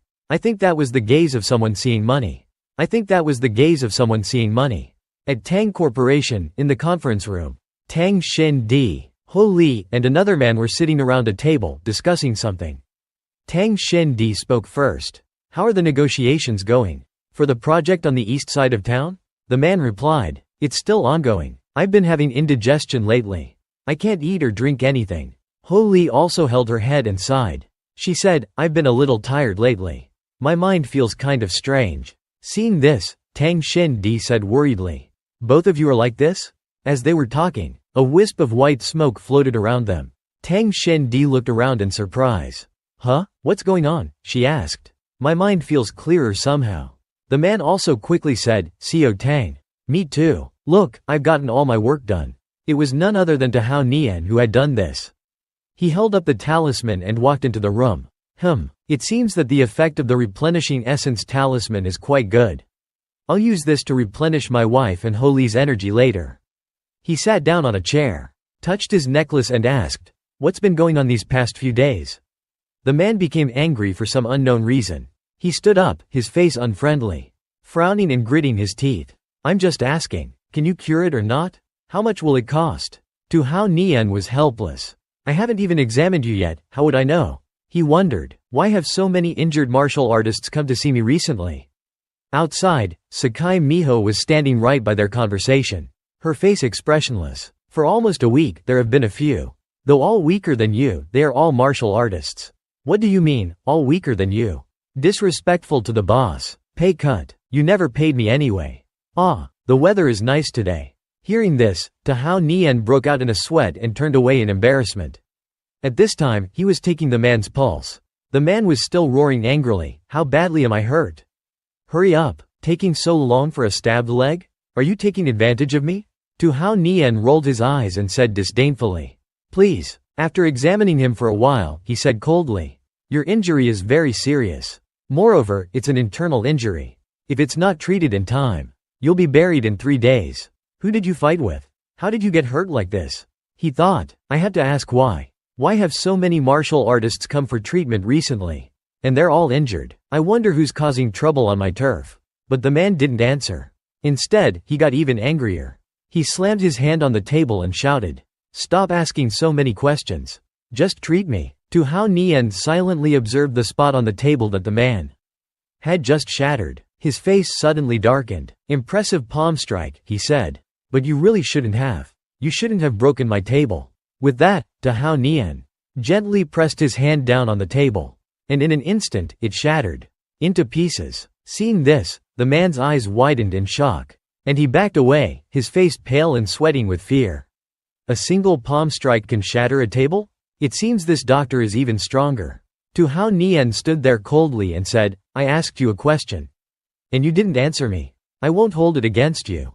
But you really shouldn't have broken my table. Tell me, how are you going to compensate me?" Now that he had witnessed Tao Nian's strength, the man was even more frightened and fearful. He stammered, trembling, I'll pay. I'll pay. Divine doctor, please listen to me." "But you broke it." "But I don't have any money." Hearing this, Tao Nian was immediately furious. He gritted his teeth, stepped forward and shouted, "If you have no money, why are you even here? This is a clinic, not a charity. And you broke my table." Seeing how fierce he was, the man became even more frightened and stammered, "I'll compensate. I'll compensate. Divine doctor, please listen to me." He forced a smile and whimpered, "I am Zhang Shisan. My master is Bao Chunfeng. He's one of the top 10 experts on the Earth rankings. I'll use my master's name as collateral. Can you treat me first?" Hearing this, Tao Nian turned away and muttered mockingly, "It's true. How can Bao Xuanfeng have such a great disciple?" Mr. Trang, who is on page 13, also heard it and didn't refute. Just said yes, then he frowned. He looked serious and said, "Then yeah, don't hide it from me. I was tricked into coming here to fight in the black market boxing. At first, I thought, with my strength, I could make a lot of money. It wasn't until I got here that I realized I had been tricked. Not only did I not win, but I also lost more than 500,000 inches." Tao Nian frowned and asked, "Black market boxing? This place is not on the border. How can there be a black market boxing match?" Seeing that he didn't seem to believe it, Trang 13 panicked and shouted loudly, "I'm really not lying to you. The black market boxing is held at sea. The organizer has a yacht. It departs every night at 8 o'clock. The yacht sails out to international waters. That's when it starts. Tu Hao Nian calmly continued to probe. You've already reached the engine level, haven't you? And you still lost? Could it be? The organizer also has top experts? Hearing this, Trang 13 stammered and blushed with shame. It's not like I'm stupid. They treat their guests well in hotels and on board. They get to eat and drink. There are also beautiful girls who cater to them. Then, when I got on the fighting ring, I found out. I couldn't even stand on my own 2 feet. Tu Hao Nian was speechless, thinking it was some big issue. He used his mind's eye to see through his heart.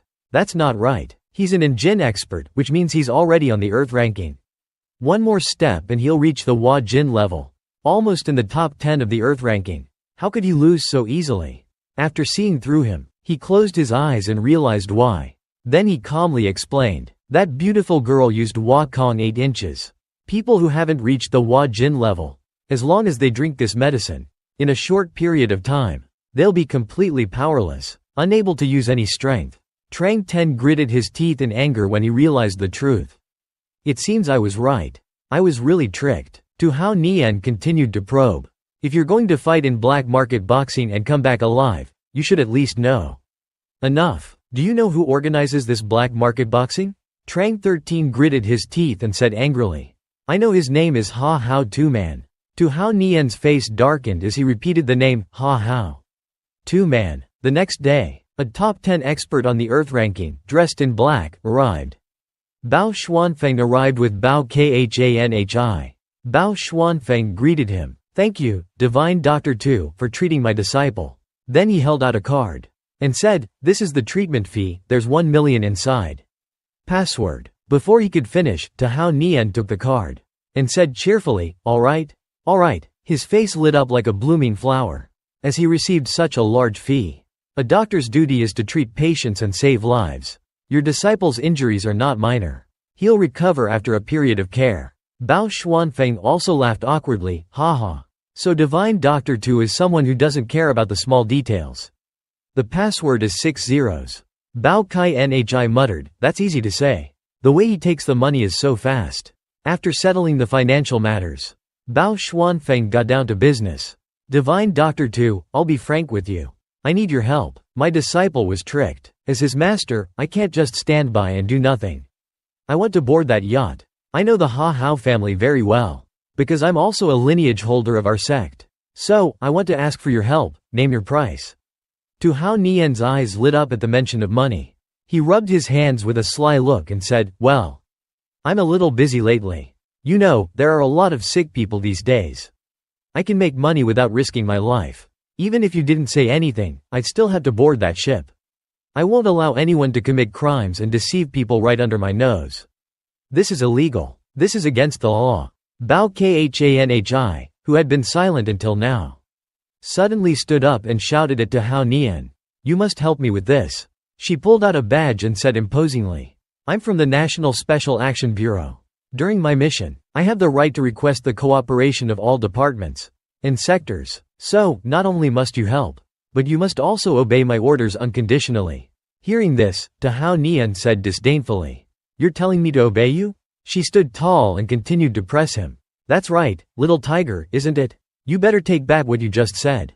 You should know that. Before she could finish, he turned around and said nonchalantly, Mr. Bao, if you have anything else to say, let's talk somewhere else. Otherwise, take 13 and this girl and leave. Go. The other two were stunned to hear him say that.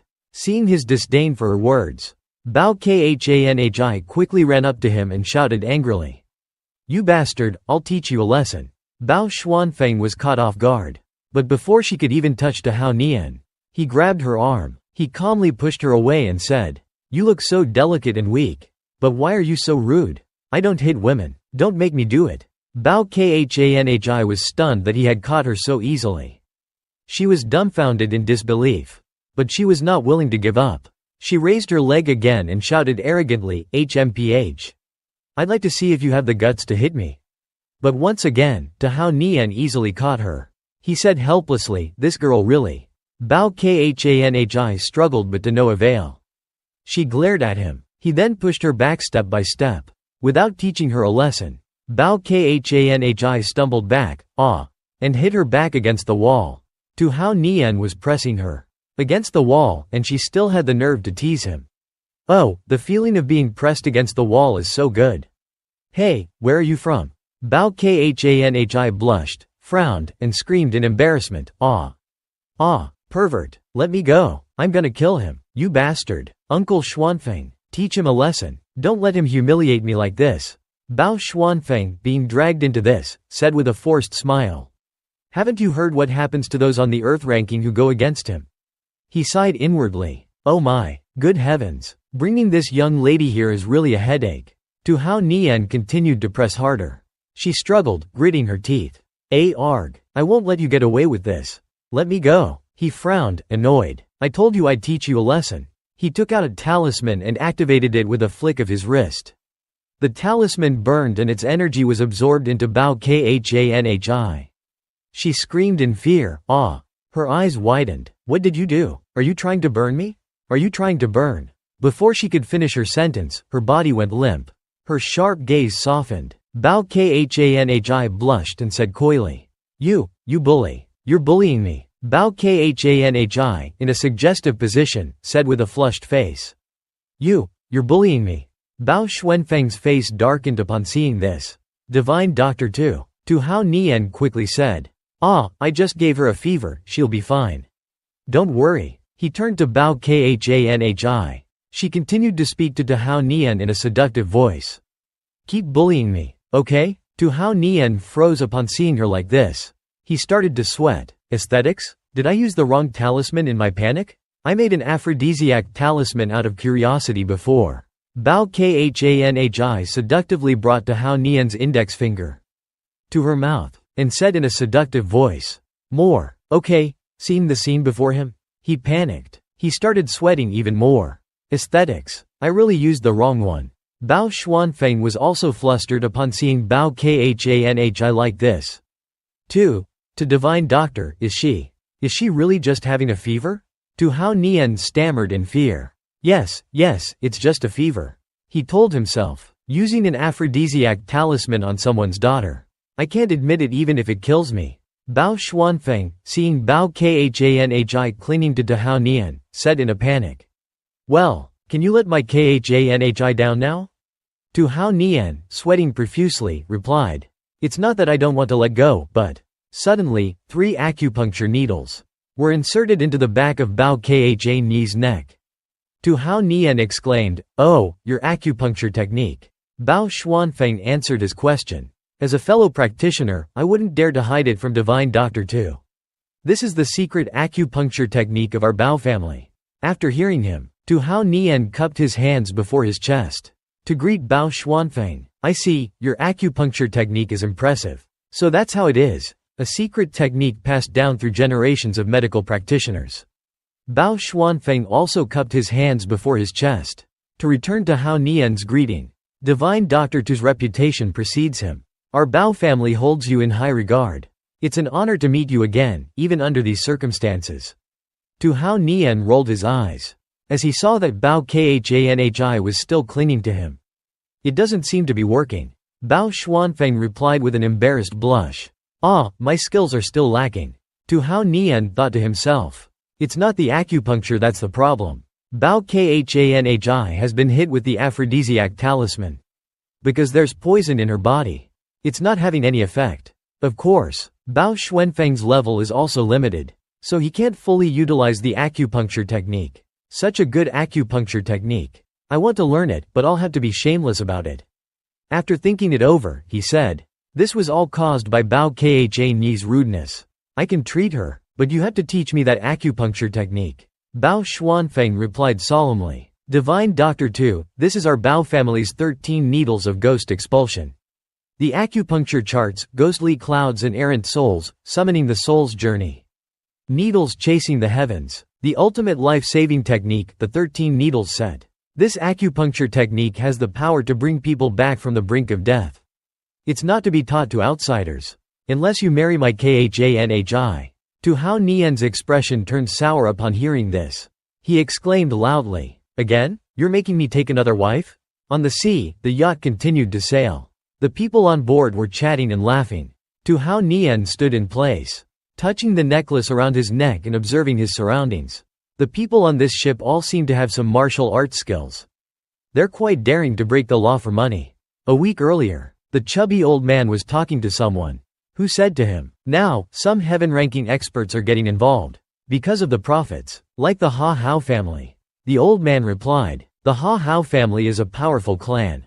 They're also a small sect. Their patriarch is Ha Hao Quan. He's ranked 6th on the heaven ranking. Ha Hao Quan sent his illegitimate son, Ha Hao Tu-man, out to make money. And his methods are illegal. So, he has attracted the attention of the authorities. If you get the chance, take him out. Don't worry, if anything happens, I'll be there to protect you." The person who was talking to the old man was named Lam Dong. He also said, "Young master too, Ha Hao Tu-man has been acting recklessly in Songshan lately. It seems he has some powerful backing. Even the chief doesn't dare to touch him. He's involved in all sorts of shady business. He's even selling rare artifacts. He's completely disregarding the rules." Back to Tu Hao Nian.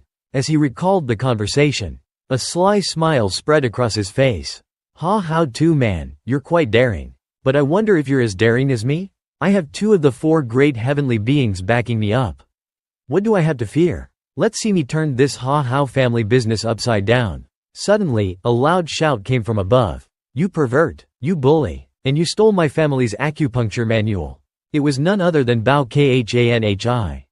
Tu Hao Nian sighed inwardly. If you hadn't caused trouble, none of this would have happened. Typical spoiled princess, used to getting her own way. But now that I have the acupuncture manual, I won't bother with you anymore. As for marrying you, everyone knows I'm already married. Bao Khanhi saw that Tu Hao Nian was ignoring her, and felt angry. "HMPH, how dare you ignore me?" Bao Xuanfeng appeared and said, "Khanhi, stop causing trouble."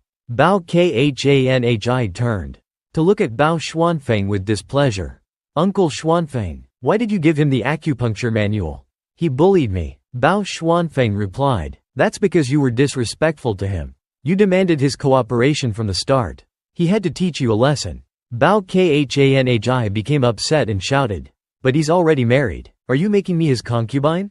Bao Xuanfeng explained, "We're martial artists. We don't sweat the small stuff. Besides, his medical skills are exceptional. We wouldn't be losing out by forming a marriage alliance with him." Khanhi whined. "HMPH, what about my happiness?" Bao Xuanfeng was speechless. Tu Hao Nian, standing below, thought to himself, "Your personality determines your destiny." With her princess-like temper, how did she even get into the Special Action Bureau? The yacht was now in international waters. The scene shifted to Ha Hao Tu-man. He was in his room, being served wine by a beautiful woman. "Young master, your 1982 law fight." Ha Hao Tu-man took the glass of wine, and downed it in one gulp. He then spat the wine back into the glass and sighed. "Making money is so easy." He leaned back on the sofa and said, "I, Ha Hao Tu-man, have the Ha Hao family behind me. I can do whatever I want. No one dares to stop me. Money from the underworld, I use experts to steal it. Making money is as easy as drinking water." He stood up and walked towards the window, pulling back the curtains to reveal the fighting arena below. The arena was filled with intense one-on-one fights. Selling weapons during the day, holding fights at night. There's no need to rush. Look at those fools, so excited. Your money will all end up in my pockets. Your lives are all under my control. Ha Hao Tu-man clenched his fists, his face full of smugness. "Once I earn enough money for the Ha Hao family, my position in the family will surely rise. All of you who looked down on me, called me a bastard. You will all kneel at my feet." He laughed maniacally. "I, Ha Hao Tu-man, will become someone above all." The scene shifted back to the trio. They were standing in the audience stands of Ha Hao Tu-man's fighting arena. "Oh my god!" Tu Hao Nian exclaimed. Bao Khanhi couldn't help but gasp as well. Although they had been briefed on the situation, seeing it with their own eyes was still shocking. There are so many people. This is just an illegal fighting ring, and there are so many people here? Less than 10% are actual fighters. The rest are all here to gamble. Tu Hao Nian said, "Alright, I'll be the one to fight. You two pretend to be gamblers." Bao Khanhi stuck out her tongue. "HMPH, I'll bet against you. Careful, or you'll be beaten into a pulp." Tu Hao Nian turned back to her with an exasperated look. What's the point? We're practically engaged anyway. Give me the money when you win. Suddenly, a voice boomed from behind them. Engaged? What engagement? It was Kim Kang, from the Special Action Bureau. He walked up to them and said, "Khanhi, aren't you supposed to be looking for the military expert? Why are you talking about engagements? This is the expert? He's just a weakling. You two are engaged?" Bao Khanhi, seeing him making such a fuss, said, "Stop asking, Kim Kang. You need to pretend to be a fighter too. If we cause a scene, they'll notice us, and it won't be easy to act." Tu Hao Nian gave him a challenging look. "Weakling? Who do you think you are?" Kim Kang turned away, still fuming. "Top expert? Don't let me see you in the arena. You're not worthy of Khanhi.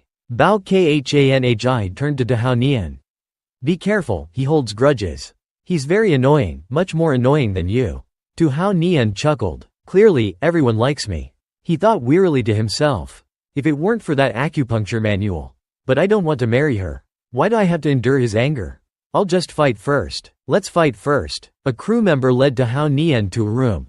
"Please come this way. Here, you can enjoy the finest wine and women. Free of charge." The crew member continued. "We hope that in the arena, everyone will fight to their true potential and win the grand prize."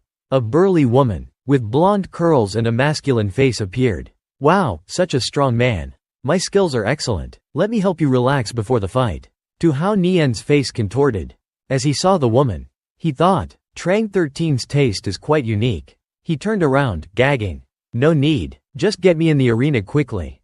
I'm here to make money." The crew member stammered. "Oh, about that." The woman continued to shake her hips seductively. "Come here, strong man." A voice made Tu Hao Nian turn his head. "A weakling like you thinks he's worthy of making money here?" It was Kim Kang, and he had his arm around a woman, similar to the one before. "I bet you're just trying to lose early, so you can go home crying to your mommy." The woman kept saying, "Wow, such a strong man." Tu Hao Nian looked at him and said dryly, "You have good taste too. Still prefer Bao Khanhi, huh?" It was unclear whether he was acting or just going with the flow. He turned around and said, "Alright, I'm going to eat and drink. Have fun." Kim Kang was taken aback. I'm just going with the flow. Stop pretending." Tu Hao Nian said to the crew member. "Get me in the ring quickly, I'm going to eat." The crew member chuckled awkwardly. "Enjoy your meal, sir." Immediately, the crew member's expression turned serious, and he raised his hand to his earpiece to report to someone, "Young master, we have a fighter who's not interested in our girls. He just wants to win money." The person on the other end, while eating cherries, said, "Same old rules. Let him fight first. Arrange a good opponent to test his skills. It's rare to find someone who's not interested in women. But it doesn't matter. A money-making genius like me, How To Man, has plenty of tricks up his sleeve." The person talking to the crew member was none other than How To Man. He was being fed wine by the same woman from before. He continued, "Let him win once. Once the gamblers think he's skilled, send out our expert. Then the money will be ours." "You're so smart, young master," the woman said. How To Man replied arrogantly, "Of course, these cherries are so sweet. But the pits are annoying." The woman blushed. "Then let me remove the pits with my mouth and feed them to you, young master." His face lit up. "Not bad, not bad. You know how to please a man. Serve me well, and you'll be rewarded handsomely." The woman replied sweetly, "Yes, young master." It was unclear what they did, but the cherries ended up scattered on the floor. The scene shifted to Tu Hao Nian. He was now in the fighting arena, looking at his opponent in surprise. "Although I wanted to fight early, I didn't expect my first opponent to be like this." His opponent was a man with green hair, wearing traditional clothing. Coughing weakly, Tu Hao Nian said, deadpan, "Wrong place? Your lungs are in bad shape. Let's treat you first." He put his hand in his pocket. "I get it. How To Man deliberately sent a weakling to let me win this first fight, manipulate the gamblers, and then send out an expert to win it all back." Bao Khanhi and Bao Xuanfeng were pretending to gamble, planning to gather information later. In the audience stands, Bao Khanhi was cheering enthusiastically for the green-haired man. "Go, green hair, kill him," Bao Xuanfeng reminded her. "Khanhi, you don't have to get so into character." Tu Hao Nian, standing below, said, exasperated, "Bao Khanhi, aren't you afraid that I'll get my revenge?" When you're my concubine. Bao Khanhi ignored him. Yeah, that guy in black. Tu Hao Nian said helplessly. I hold grudges. He then ignored her and got into a fighting stance, his eyes burning with battle spirit. Fine, I'll play along with Ha Hao Tu Man's plan and show these gamblers my strength. He tossed a tangerine into the air. The green-haired man's eyes followed the tangerine, trying to catch it. I love catching tangerines, he muttered. But by the time he caught it, he had stepped out of the ring. The referee announced, out of bounds. Number 9 wins. Tu Hao Nian stood in the ring, smiling and waving to the crowd. Up in the audience stands, Bao Khanhi and Bao Xuanfeng were stunned by his effortless victory. That's it? He won? Khanhi stammered. That's all it took? Bao Xuanfeng chuckled. Divine Doctor Tu is quite capable indeed. The audience erupted in cheers and jeers. Yes, I 100,000 won thanks to you. I lost 200,000. Damn it, number 9, I'm betting on him today. Ha Hao Tu Man, watching from his room, said angrily. He actually won? That useless fool. He's completely useless. The crew member spoke through Ha Hao Tu Man's earpiece. I didn't expect that either. What do we do next? Suddenly, Bao Khanhi exclaimed. Why did they change the rules? Before, you could get a reward after one win. Bao Xuanfeng replied. This must be Ha Hao Tu Man's doing. He's behind the scenes, pulling the strings. The audience was clamoring. Keep fighting. I'm rooting for number 9. I love number 9. Number 9, keep fighting. Lose quickly so I can win my money back. Tu Hao Nian said, with unusual excitement. 1 win is 300,000. So of course I'll keep fighting. 10 wins is 3 million. He thought to himself. So that's how you want to play it, huh? I'll play along with you. Alright, the crew member said with a fake smile. But he thought to himself maliciously. You fool, you don't know your own limits. I hope you've prepared your coffin. Everyone was startled by a strange sound. What's that sound? Armored man. Armored man is entering the arena. I'm betting on him to win. Armored man. Armored man. Armored man. Armored man. A tall, bald man strode into the arena, shouting. I am Armored Man. I will crush all of you. Ha Hao Tu Man said calmly to the crew member through the earpiece. It's fine. According to plan. Continue to adjust the betting odds. Send my man in. He won't last a minute against Armored Man. Yes, sir, the crew member replied. The crew member walked to the edge of the fighting ring and said to Tu Hao Nian, fighter number 9, you won a match, and you are entitled to a reward of 300,000. However, according to our rules, you must continue fighting to claim the reward, whether you win or lose. Oh, is that so? Tu Hao Nian replied. In the audience stands, the crowd was going wild, cheering and shouting. Someone yelled, I'm betting 5 million on you. Don't you dare lose. Crush him. Flatten him. I want to see blood. They were getting increasingly excited. Wow, Bao Khanhi said. Look at his aura. Bao Xuanfeng, standing beside her, said. This foreigner is strong. He's ranked on the Earth ranking. Divine Doctor too. Don't worry, you'll be fine. Bao Khanhi retorted. HMPH, I don't care if he's fine or not. Is that Tu Hao Nian really as powerful as everyone says? I think he's just average. He defeated the top 10 fighters on the Earth ranking, Bao Xuanfeng said. What do you think about that? He asked her. HMPH, Bao Khanhi replied. He must have used some dirty tricks. Like he did. As she was speaking, a sudden wave of embarrassment washed over her. As she recalled that humiliating incident, her face flushed bright red. 644 0 hours 17 minutes and 35 seconds, 133 to 0 hours 17 minutes and 37 seconds, 400, I'm so embarrassed. My reputation is ruined, she cried. If you want to marry him, you go marry him. Just consider the manual is lost. Eaten by a dog. Bao Xuanfeng just chuckled. That's because you were stubborn and tried to fight him. He has the manual now, he won't tell anyone about what happened. Besides, you are going to marry him anyway. Down in the arena, Tu Hao Nian's opponent, the foreigner, scowled disdainfully. Tu Hao Nian, 655 0 hours 17 minutes and 52 seconds, 933 to 0 hours 17 minutes and 54 seconds, 666. HMPH, yellow-skinned man. 657 0 hours 17 minutes and 55 seconds, 733 to 0 hours 17 minutes and 56 seconds, 400. You should be grateful to be facing me. He pointed a finger at Hao Nian's face. "I've been boxing for 3 years. Killed 75 opponents. You'll be number 76. 662 0 hours 18 minutes and 5 seconds. 666 to 0 hours 18 minutes and 6 seconds. 500 to Hao Nian." Unfazed by his threats, said calmly. "So much talk. 666 0 hours 18 minutes and 10 seconds. 066 to 0 hours 18 minutes and 11 seconds. 500 trash like you. I'm too lazy to ask for your name." 668 0 hours 18 minutes and 13 seconds. 400 to 0 hours 18 minutes and 14 seconds. 733 enraged. The foreigner snorted and charged at Hao Nian. 670 0 hours 18 minutes and 16 seconds. 900 to 0 hours 18 minutes and 17 seconds. 633. "You think I'll tell you my name? You don't deserve." Before he could finish, Hao Nian kicked him clear out of the ring. 674 0 hours 18 minutes and 22 seconds. 433 to 0 hours 18 minutes and 24 seconds. 866. Up in the audience stands. The crowd was disappointed that the fight ended so quickly. 678 0 hours 18 minutes and 28 seconds. 400 to 0 hours 18 minutes and 29 seconds. 800. What? That's it? Armored Man lost? Just like that? Someone in the crowd exclaimed in disbelief. My 5 million. 683 0 hours 18 minutes and 35 seconds. 100 to 0 hours 18 minutes and 36 seconds.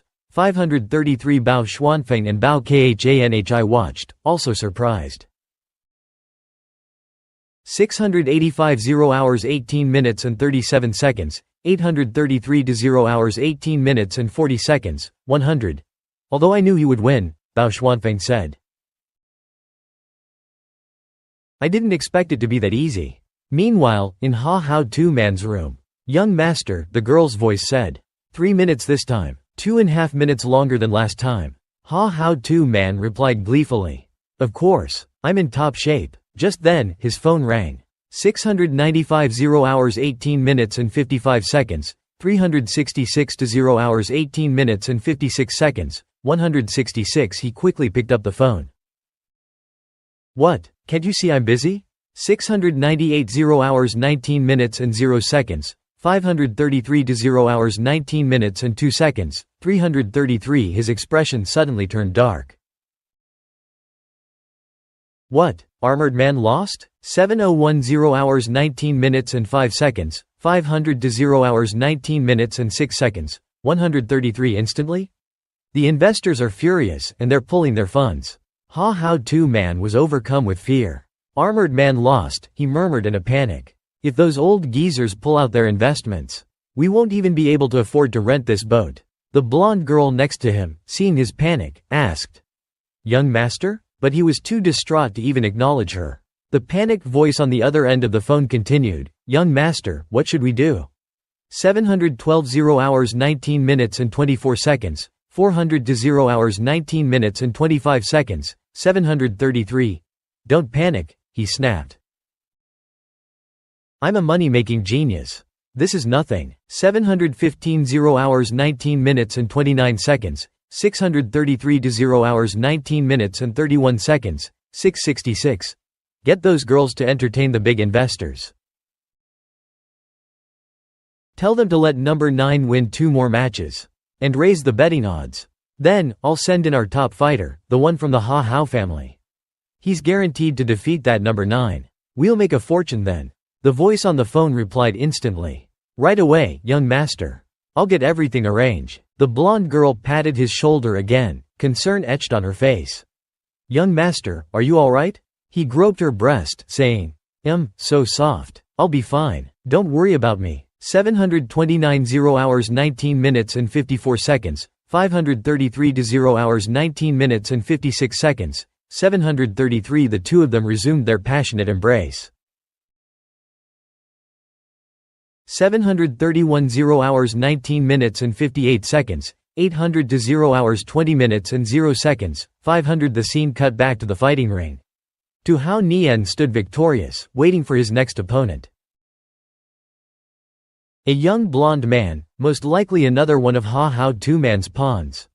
734 0 hours 20 minutes and 3 seconds, 233 to 0 hours 20 minutes and 4 seconds, 733 stood below the ring and called up, "Hey. Let's have a match. You and me." 736 0 hours 20 minutes and 6 seconds, 466 to 0 hours 20 minutes and 8 seconds, 566 to Hao Nian, who was feeling incredibly good, agreed immediately.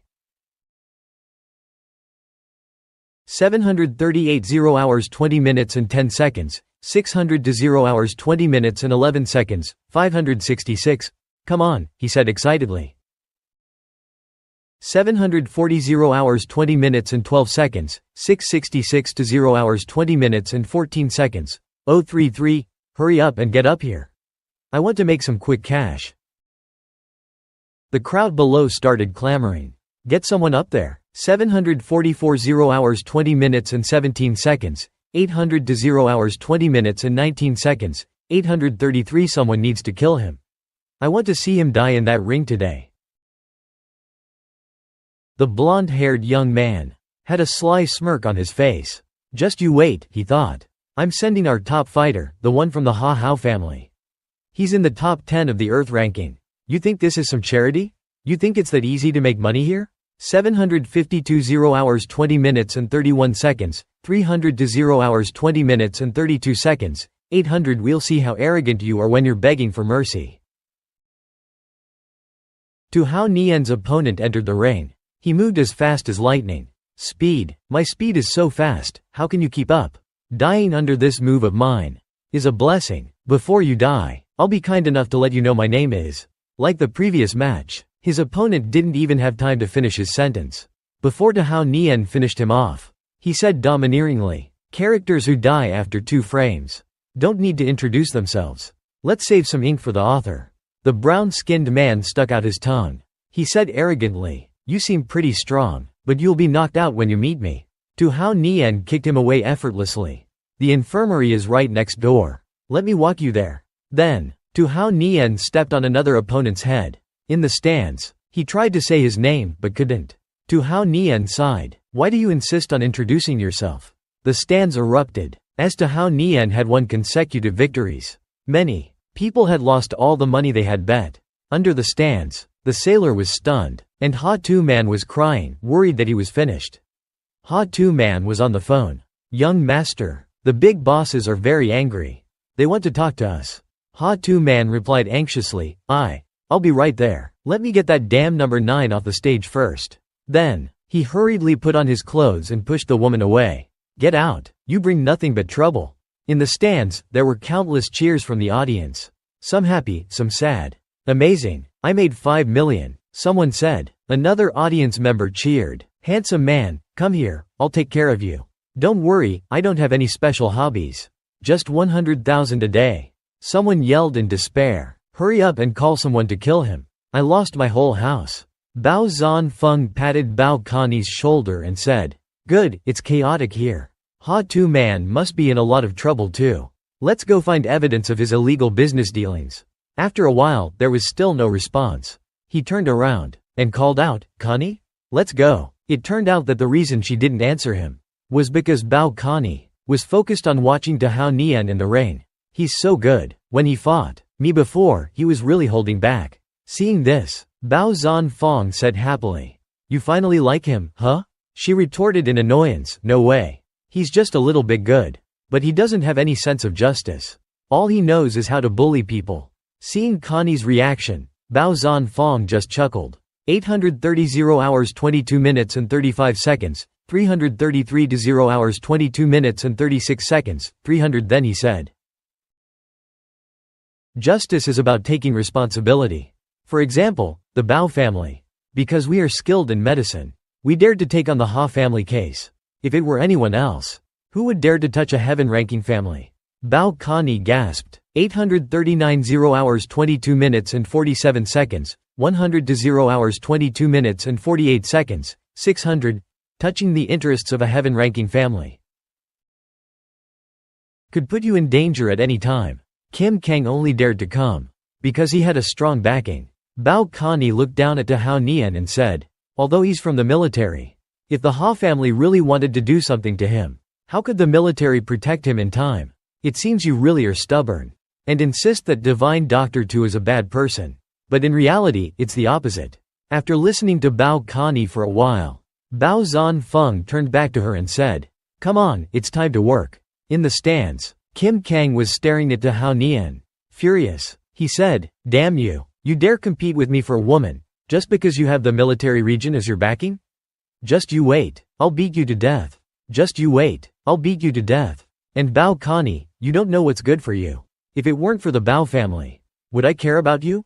Hao Nian asked, what, you won't let me fight anymore? I just 1.5 million won. There's still half left. The blonde man refused. Haha, I'm sorry, but our rule is that you can only fight 5 matches in a row. Although he said this, he actually thought to himself, sir, if you win again, we'll be eating dirt. Hearing the blonde man's explanation, the people below began to murmur. What kind of stupid rule is that? Why can't he fight anymore? We're still waiting for him to win back our money. Hao Nian added, the audience is angry. Be careful, they might throw you into the sea as shark bait. Hao Nian's face became serious. He continued, besides, you're just a waiter. These people have lost millions. Who knows what they might do if they get angry? Who knows what they might do? Hao Nian suddenly said, wow, as expected of a luxurious cruise ship. He was looking at a luxurious and spacious room. Anyone seeing it for the first time would be amazed. Such a big living room. Hao Nian said. Then he asked the blonde man beside him, why did you bring me here? I got beaten up, and you're not taking me to the infirmary? The man's face was swollen and he answered with difficulty. Young master wants to see you. A noise startled Hao Nian. Ha Tu man was slowly walking down the stairs. He clapped his hands as he walked and said, as expected of a hero who can win 5 matches in a row, you really are extraordinarily handsome, with a bright and cheerful demeanor. He walked up to Hao Nian and continued, I know that you martial artists like to be straightforward, so I won't waste time with pleasantries. Seeing your performance in the ring, my admiration for you is as boundless as a river. Ha Tu man sat down and continued to flatter Hao Nian. A hero always admires another hero. I have the backing of the heaven ranking. If you can cooperate with me, I can guarantee that you will reach the top. I don't care what you've done in the past. Even if you're wanted worldwide, I can help you. No matter how much he babbled. He didn't know that Hao Nian had seen through his lies. Hao Nian thought to himself, you say you're not flattering me. But you've been rambling for so long. This guy's aptitude is too poor. He'll never reach the heaven ranking in his lifetime. But to be able to stir up so much trouble, he must have some talent for making money. It's just like Master Daimak said. But then Hao Nian put on a friendly face and said, well said, but I'm only interested in money. Just give me the prize money I won. Hearing this, Ha Tu man looked worried. He replied, that's not a problem, of course. 1.5 million is nothing to me. Just, before he could finish, the blonde man called out, young master. Ha Tu man hummed in response and said, I knew this would happen. Bring it here. Hero, I'll show you how powerful the Ha family is. His subordinate immediately obeyed. Yes, young master. Hao Nian stood to the side, not understanding what they were talking about. Suddenly, his subordinate pushed Bao Kani into the room. Uncle Bao. His subordinate began to report, young master. A heaven-ranking master has escaped. But he's badly injured. If we search carefully, we can find him right away. We captured him alive. Bao Kani's hands and mouth were bound. She let out a cry as she was pushed. Hao Nian was speechless. He thought to himself, she was caught so quickly? This girl is really an idiot. Even if that guy was a half-step heaven-ranking master, 2 earth-ranking masters from the Bao family couldn't have lost so miserably. He pretended to be surprised and asked, who is this? Ha Tu man looked at Kani for a moment and said, If I'm not mistaken, this is Bao Kani from the medical family, isn't she? Someone from the National Special Operations Bureau. Here to investigate me? He continued. The Bao family has practiced medicine for generations and has quite a bit of influence. But, in Ha Tu man's eyes, they were nothing. Fortunately, there are quite a few people from families on this boat. I can just sell her to them. Hearing this, Hao Nian was alarmed. Hao Nian secretly transmitted his voice to Bao Kani. Don't look at me, idiot. You have a half-step heaven-ranking master backing you. If they find out we know each other, how can I save you?" Connie was confused. Secret transmission? How does Divine Doctor to know a technique that only heaven-ranking masters know? And he called me an idiot? What the? Ha-Tu Man and Bao Connie were stunned by his words. 10 yuan? 10 yuan for snacks? Ha-Tu Man laughed awkwardly. Haha, you must be joking, hero. Tu Hao Nian replied, I'm very serious. 10 yuan can buy you a delicious spicy skewer. He looked at Bao Connie and said sarcastically, and this girl, I doubt she could pleasure me as much as a spicy skewer. He touched her butt and said, oh, it's quite soft.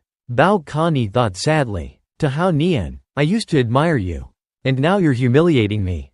But in reality, Bao Connie had misunderstood him. Tu Hao Nian secretly slipped a blue dagger into her hand and whispered, find a chance to take action. Forget it, I'm not interested in this kind of girl. Then, Tu Hao Nian looked at Ha-Tu Man's subordinate and said domineeringly, actually, I'm more interested in you. You seem like you know how to fight. But I wonder if you're as good as me? Hearing this, the subordinate replied, Humph, I'm not someone you can mess with. Really? Then let's bet a pack of spicy skewers. Tu Hao Nian said. Ha-Tu Man watched them for a while and thought to himself, wait a minute, in this situation, he's definitely going to pull a trick. Uncle Bill is a half-step heaven-ranking master that my dad sent to protect me. I'll let Uncle Bill teach him a lesson and use the opportunity to lower the price. Ha-Tu Man said, Uncle Bill, are you okay? You two can spar a little, but don't go too far. Tu Hao Nian added, that's right, every martial artist wants to spar with a master. Uncle Bill agreed. Alright, Uncle Bill, remember to go easy on him. I still need him to compete later on. Ha-Tu Man thought to himself, I got a master to fight, and I even saved some money. I really am a genius at making money. Bao Connie observed the situation and thought, this man is probably from the Ha family. He's a half-step heaven-ranking master.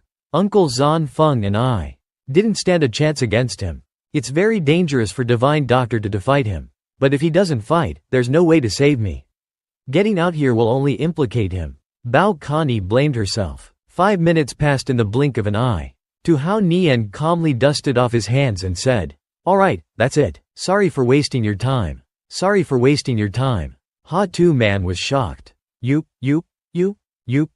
How did you win? I'm stronger. It's not strange. Tu Hao Nian replied. Ha-Tu Man pointed at Uncle Bill, whose swollen face was lying on the ground.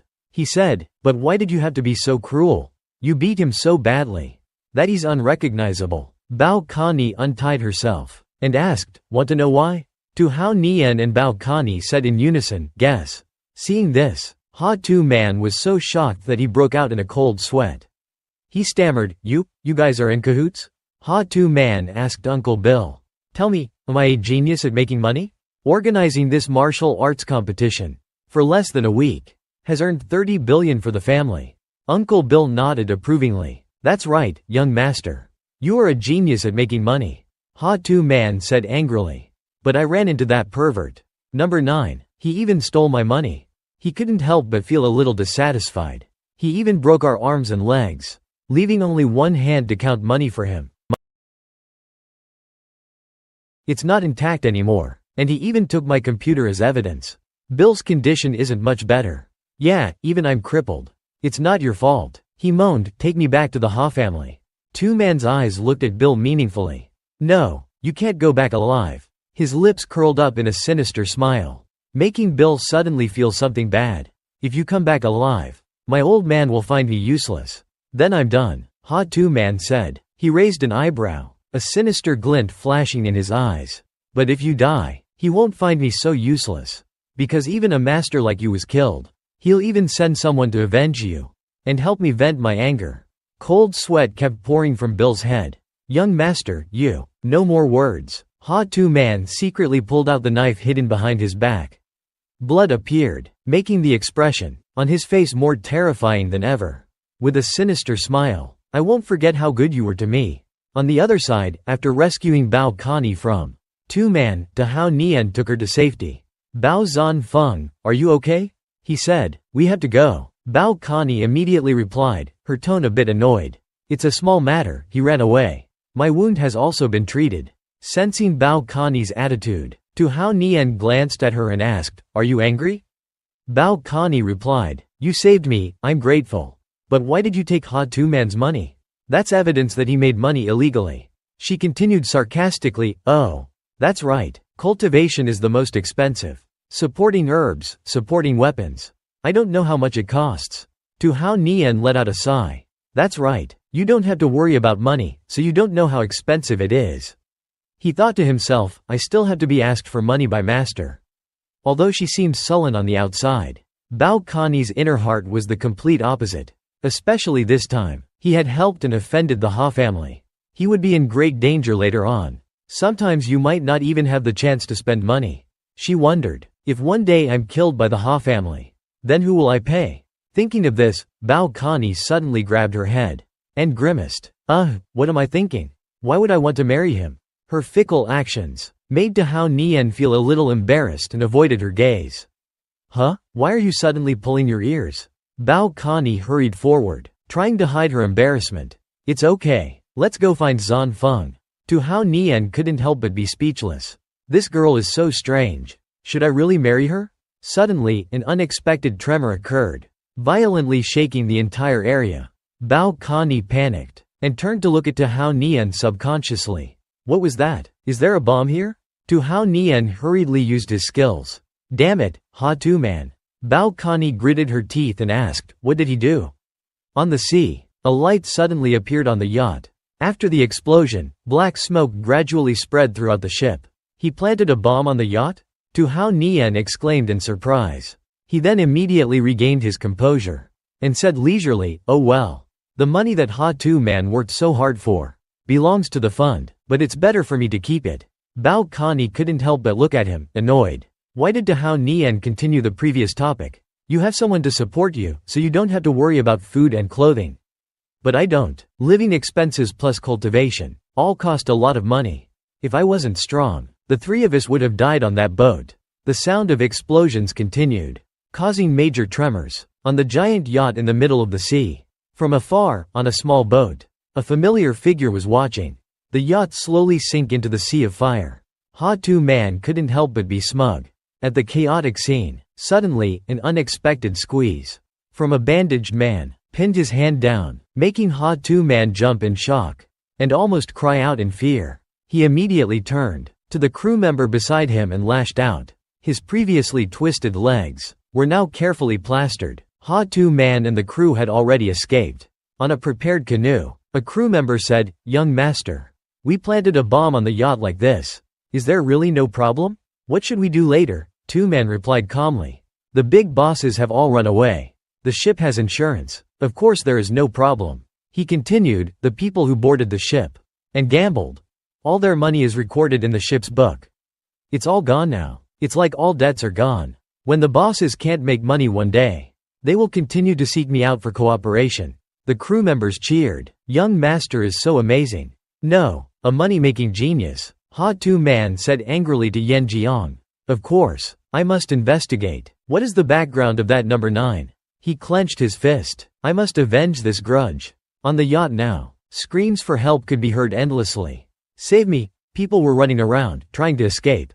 The situation on the boat was extremely chaotic. "The ship is about to sink. You bastards. You only care about money, you don't want to save people." The crowd pushed and shoved towards the side of the boat, where lifeboats were being lowered into the sea. "Don't push. One by one, get on the lifeboats. The boat is sinking. Where is my wife? My wife. Slow down, don't rush." Tu Hao Nian carefully helped a woman onto the lifeboat. The woman in the pink dress waved at him gratefully. "Thank you, hero." He raised his hand in response. "Hurry up and get out of here. Don't let this boat sink too." Bao Kani blushed slightly and stared at him with wide eyes. He's a real hero. Tu Hao Nian looked at her seriously. "Don't just stand there, let's get on the lifeboat." Bao Kani replied with some embarrassment. "Oh, okay." As Hao Nian was about to board the boat with Bao Kani and Bao Zan Feng, a man's voice suddenly rang out, making him stop. "Wait, that's number 9. Don't let him get away." After he went to see the owner, the ship sank and everyone ran away. Number 9 must be in cahoots with the owner. Kim Kang, his jaw clenched, pointed at Tu Hao Nian and shouted, "Stop him. Don't let him get away." A man nearby was startled and exclaimed, "Ah?" Bao Connie couldn't help but speak up angrily. "What nonsense are you talking about?" Tu Hao Nian remained calm and turned to her, saying, "Get on the boat and take care of your uncle." Bao Connie stubbornly retorted, "No. You have to come with us." Tu Hao Nian looked at her seriously. "Stop being stubborn, just go." Bao Connie ignored him and said, "I won't go. I won't feel at ease if you stay here alone." Hao Nian continued unceremoniously, "We're not even married yet, why are you so disobedient?" Bao Connie was a little shy. "But I saw you. You and me, in front of them." Kim Kang became even angrier. Veins bulged all over his face. "You adulterous couple, you even dare to flirt in front of me." He gritted his teeth and said, "Stop them." Kim Kang pointed ahead furiously. "That's definitely the one with the bet money. Planting the bomb was his idea too." The remaining passengers were dumbfounded. "Really? He's number 9? One of the top 5? How could he be working with the owner?"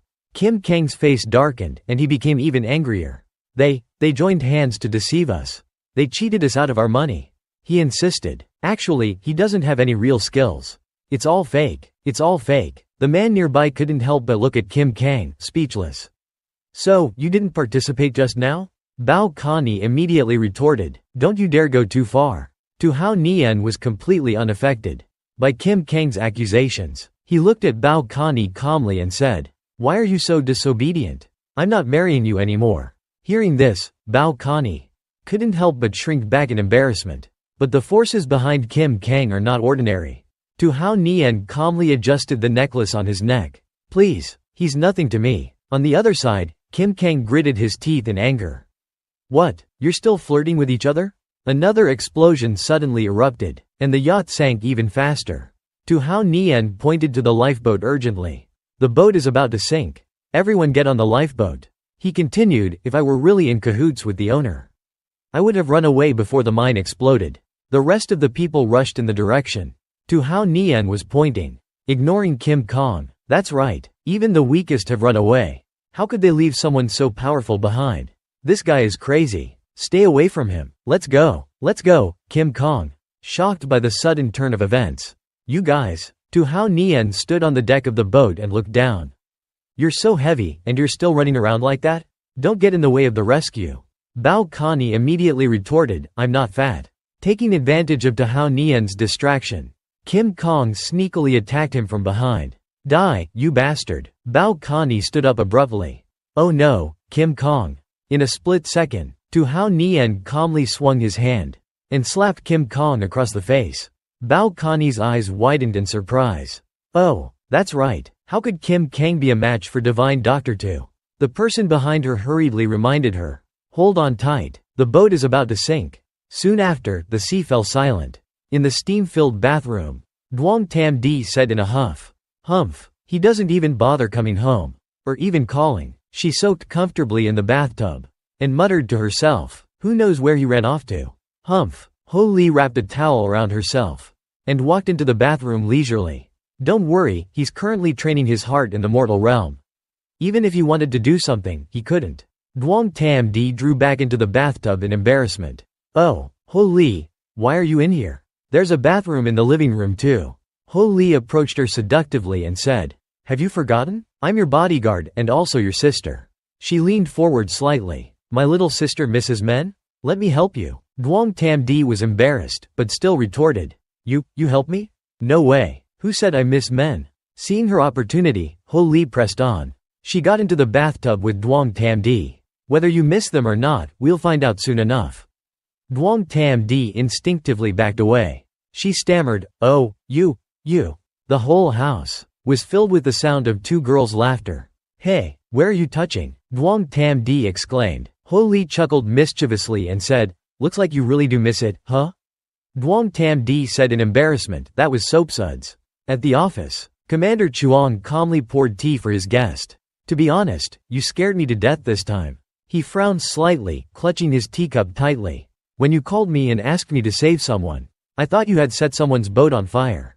Tu Hao Nian, on the other hand, was in a good mood. Haha, how could I do such a thing? Come on, it's not like you've never done anything bad. Don't remember? Commander Chuang said. Before, you killed someone from a bar, right? He continued. This time, you went to someone's boat, and it sank. Tu Hao Nian sighed calmly. I think you're misunderstanding something. His expression hardened and his tone became serious. This time, I took action to deal with a master named Tian Ban, who refused to listen to reason. His family sent him out to make money. And they even used illegal methods. I was just upholding the law. It's just that I didn't expect him to blow up the boat. Commander Chuang stared at him in shock. You said you were upholding the rules? Tu Hao Nian replied, that's right. Someone authorized me to do so. Ms. Lon Dai Mak from the Four Great Heavenly People. Commander Chuang's eyes widened in surprise. And sweat unconsciously ran down his forehead.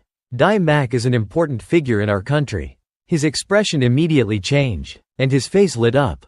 Ha ha, ha ha, good, good. You don't need to worry about the rest. The military, region and other relevant departments will cooperate with the investigation. He continued cheerfully, not just this time. Come find me if you have any difficulties in the future.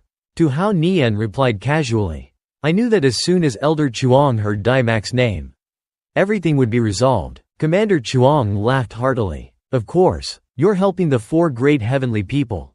And you're also my man. It'll make things easier for the military in the future. Meanwhile, at the Special Operations Bureau, the atmosphere was tense. Bao Kani and Bao Zanfang remained silent, enduring the deputy director's wrath. Why didn't you save him? Kim Chin Min was almost mad. And looked terrifying. 3 people got on the boat. You and Bao Kani were able to escape. Why couldn't Kim Kang escape? He glared at them, grinding his teeth. He's my son. Why? Bao Zanfang explained seriously, I was injured at the time. And it was too chaotic. I couldn't care about anyone else.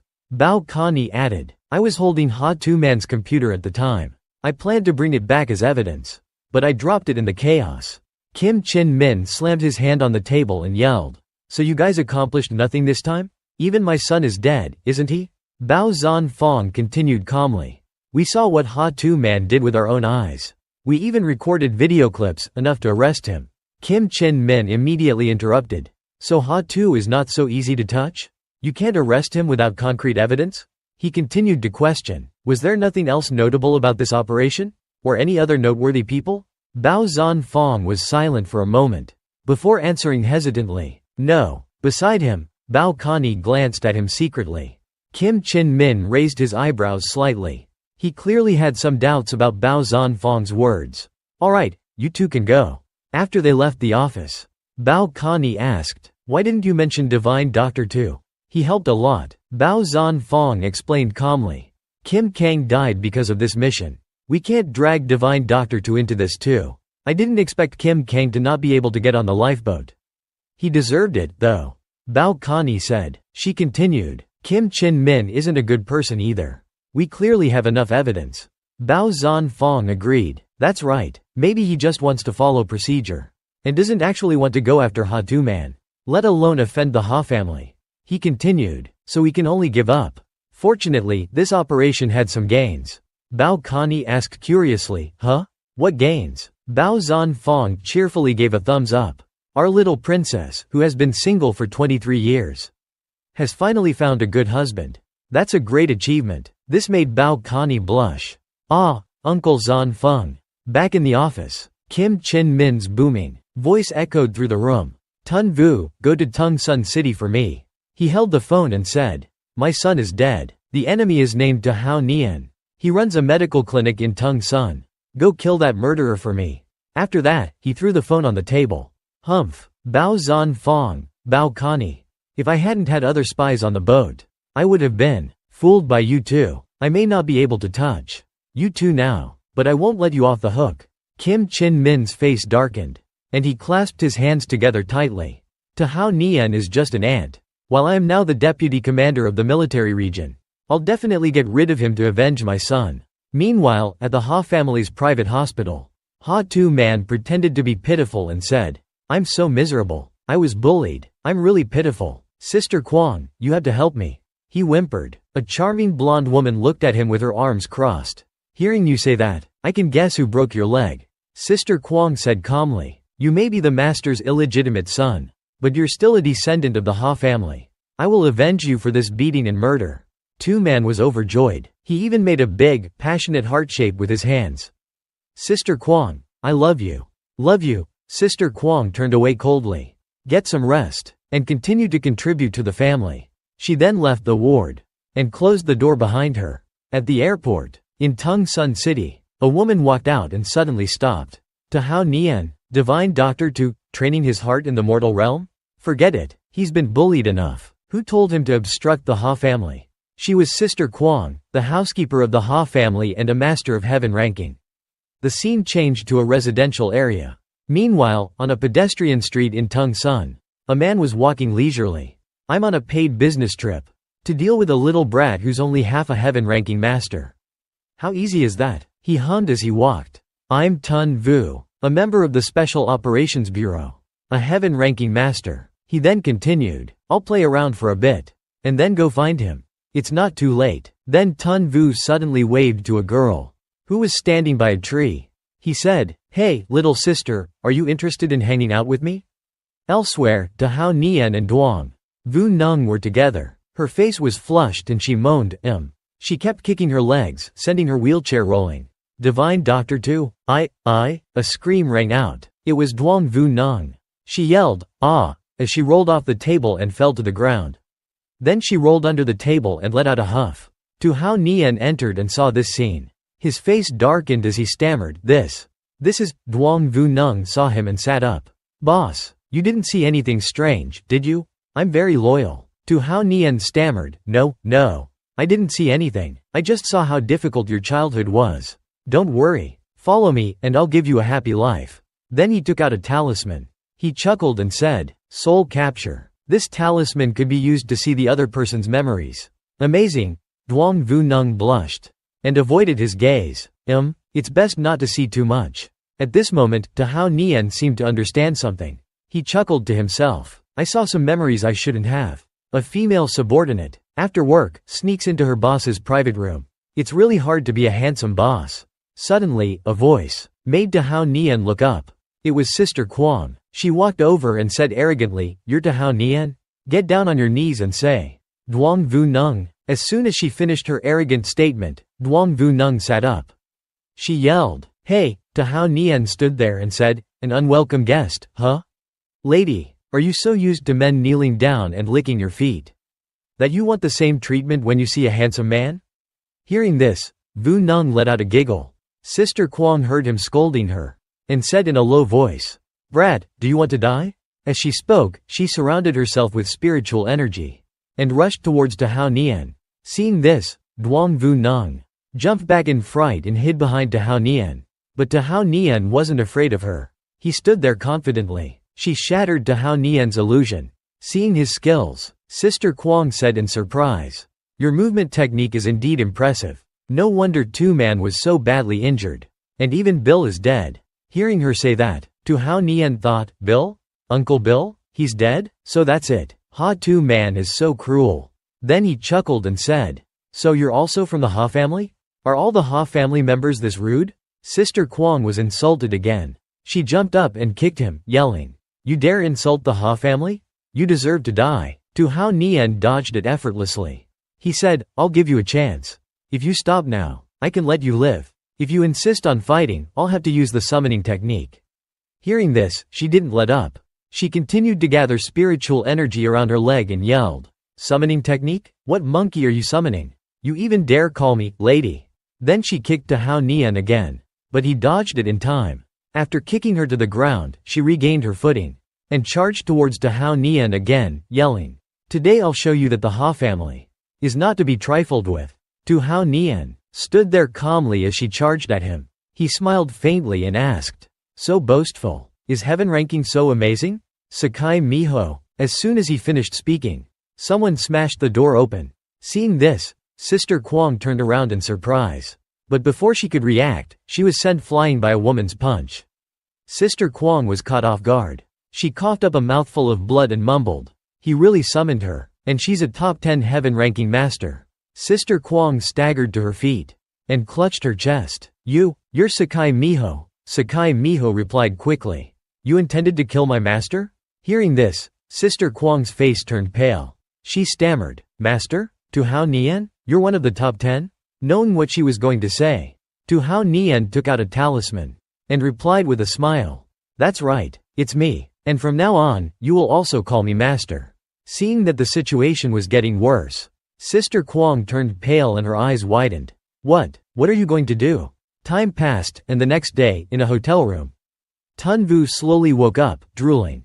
He let out a groan and sat up, stretching. He said, I slept so well last night." The girl in his bed saw him get up and put on his clothes. She asked blankly, "Honey, why are you up so early?" Tun Vu replied nonchalantly, "I'm busy. I'll see you again tonight." The girl said excitedly, "Be sure to come back tonight." Tun Vu left the room nonchalantly and replied, "Okay, call some more people over tonight." To Hao Nian, "Today is your death day." The scene changed to a road. Cars sped by. Tu Hao Nian sat in his car and calmly explained, "The soul-captured talisman is quite useful. Not only can it be used to invade memories, but it can also assist in acupuncture treatment. Now that I have 2 masters as assistants, it's so relaxing. You don't have to drive alone anymore." Sister Kwong and Sakai Miho sat in the back, like puppets. "Thank you, Master, for healing me. I heard that there is an ancient tomb in the mountains. The owner of this ancient tomb is a divine doctor named Trong Nyat Tram. He is a master of both medicine and martial arts. Who knows how much wealth and goodness he accumulated in his life?" "In his life?" Tu Hao Nian asked. "So you're saying Ha Tu went there to make money by finding Trong Nyat Tram's tomb?" Sister Kwong replied, "That's right. Even I came here for this." Suddenly, she turned to him and said, "Master, it seems we're being followed." Hearing this, Tu Hao Nian turned around and asked in surprise, "Huh? Who is that?" "Ah, it's Tun Vu." He looked out the window. Tun Vu was racing with Tu Hao Nian's car. He yelled as he chased them, "Stop the car." Tun Vu thought to himself, "I'm Tun Vu, ranked 10th among the supermasters. But I'm different from other masters. I have a natural talent. That's why I officially joined the Special Operations Bureau. I bribed the deputy director. So I've never had any trouble with dangerous missions. That's why I'm willing to take on special missions. Especially this one. If I can kill a heaven-ranking master, I won't have to worry about food and drink in the future." At this time, Tun Vu was in a taxi. He saw something and grabbed the driver's shoulder, yelling, "Isn't that Tu Hao Nian? Chase him." The taxi driver was startled and asked in confusion, "Chase that car?" Tun Vu continued thinking to himself, "But even if the taxi chases him to the clinic, that brat will probably just meet me outside. How can a normal car catch up? I'll have to use my own strength." Then Tun Vu got out of the car and ran after Tu Hao Nian, yelling, "Where do you think you're going? I've been chasing you for half an hour." "Ha ha, ha ha, you're actually running away after seeing me? I was planning to just enjoy free food and drink." Tu Hao Nian, "Just wait until I catch you." Meanwhile, Tu Hao Nian and his group were in the car. He was sleeping soundly. Suddenly, Sister Kwong said, "Master, it seems that the person chasing us is one of the top 10 fastest people." Awakened by Sister Kwong, Tu Hao Nian woke up groggily. "Huh?" Then he turned to look back at Tun Vu and said, "I didn't do anything wrong to anyone. Why is he chasing me like this? We're almost to the suburbs. Wait a minute, and you two go down and teach him a lesson, so I don't lose face." Sakai Miho replied, "Don't worry, Master." Sister Kwong was driving on a rather bumpy road. So Tu Hao Nian said, "This place seems unexplored. We've been driving for so long, and we've lost our way." "Yeah, we've already passed the village and gone deep into the mountains." Sister Kwong said, "The Ha family heard a legend about this place. So Ha Tu Man has been secretly searching for it. I didn't expect him to actually find it." Tu Hao Nian chuckled, "I have to admit, Ha Tu does have some tricks up his sleeve. Following him could lead to a lot of treasures." Sister Kwong replied, "In order to gain a position in the family, he will do anything. After all, he's an illegitimate son. He has to pay a high price." Suddenly, Tu Hao Nian's face darkened. He thought to himself, "Before, I used the heavenly eye to look at him. He really does have great luck. This kind of person cannot be killed. Forcibly taking from others will only harm yourself, but I can use him as a scapegoat. If he finds something good, I'll take it from him. There are 3 beauties waiting for me on the boat. Once we enter the ancient tomb, if we find anything good, I'll take it and turn him into a tool. Haha, just thinking about it makes me happy." As he thought about it, a mischievous smile spread across his face. A while later, after arriving at their destination, Tu Hao Nian got out of the car and closed the door. He sighed and said, "Phew. We can't drive any further." "How much further is it?" Sister Kwong replied, If Ha Tu Man's information is correct, we should be there in 10 minutes. Hearing this, Hao Nian chuckled. He really did it. He's just a tool, after all. Hearing this, Sister Kwong looked at Hao Nian in a daze. Suddenly, Sakai Miho glanced to the side and said, "Master, that's him." Hao Nian looked over and said in admiration, "He arrived so quickly. That's amazing." Tun Vu limped towards Hao Nian. He gasped, "Pant, pant." Hao Nian, you want to run away, don't you? I won't let you get away with it." Tun Vu was out of breath, and his face was covered in sweat. Hearing this, Hao Nian chuckled. He said mockingly, "Run away? You're thinking too much. You chased my car for over an hour. Which I admire. I'm impressed." Hearing his mockery, Tun Vu said excitedly, "You must be taking those two people on a picnic. There's no need to go this far. Do you think I'm stupid?" Hearing this, Hao Nian, Sister Kwong, and Sakai Miho said, "Are you really that stupid? You perverted idiot." Hearing this, Tun Vu yelled, "You dare mock me? Do you know who I am?" Sister Kwong replied, "Lecherous? That's right. You're the spirit walker, ghost killer. Ranked 10th in the rankings." Hearing this, Hao Nian was a little startled. "Huh?" Tun Vu replied smugly, "That's right. I'm a master, brat. Want to taste my power?" Hearing his provocation, Sister Kwong said, "Damn you. You want to die? No matter what your ranking is, you won't be able to withstand it." At this time, Sakai Miho was looking around as if noticing something. She said, "Master, I sense murderous intent." This startled Hao Nian and Sister Kwong, and they looked at Sakai Miho. An old man walked out with a beautiful girl beside him. The old man introduced himself. "Wonderful, isn't it? I didn't expect to encounter masters as soon as I arrived in China. I, Pham Tiu Kwong, the great master of Namdwang, am pleased to meet you." The girl beside him said confidently, "I am master's disciple." Seeing them, Hao Nian thought to himself, "It seems lively today. Tun Vu is clearly here for me. And now Pham Tiu Kwong is here too. This place must be special." Hearing the old man's introduction, Tun Vu said mockingly, "Haha, Pham Tiu Kwong, I heard that you call yourself a divine doctor and travel all over Nam Duong, claiming to know the art of prayer. In reality, you're just a conman." Hearing this, Sister Kwong said in a suspicious tone, "So that's it, old man Pham Tiu Kwong." Seeing their reaction, Pham Tiu Kwong was startled. Hao Nian thought to himself, "A divine doctor, but not cured?" Then he remembered what Duong Vu Nung had said a year ago. "My father invited a famous doctor from Nam Duong to treat me." From this, Hao Nian realized that it could be him. Then Pham Tiu Kwong said, "Mr. Tun, you're here for the ancient tomb too?" Hearing this, Tun Vu turned around and asked, "Ancient tomb? Is there an ancient tomb here?" Seeing his reaction, Pham Tiu Kwong grimaced. This, he thought to himself. "I'm so stupid. I let it slip." He coughed a few times and continued, "Mr. Tun, there is indeed an ancient tomb here. It's okay for someone of your status to know. But what about these people? Can they be trusted?" As he spoke, he glanced at Hao Nian, Sister Kwong, and Sakai Miho, as if to probe them. Seeing his gaze, they immediately understood. Tun Vu also seemed to understand. He said mockingly, "Haha. They don't deserve to know. First, help me kill Hao Nian." Sensing the intense murderous intent, Sakai Miho shouted, "Murderous intent." Then she rushed towards Tun Vu and clawed at him, but Tun Vu managed to block it in time. Fast as the wind, Sakai Miho threw another punch at him, but he dodged it again. His face contorted as he asked, "Hey, are you as strong as me?" Seeing this evenly matched fight, Hao Nian chuckled and murmured, "This Sakai Miho is so hot-tempered. She didn't even need me to tell her, and she took action directly. She really is capable. No complaints there. But Sister Kwong, you deal with." He pointed and glanced at her. "Deal with," but Sister Kwong avoided his gaze.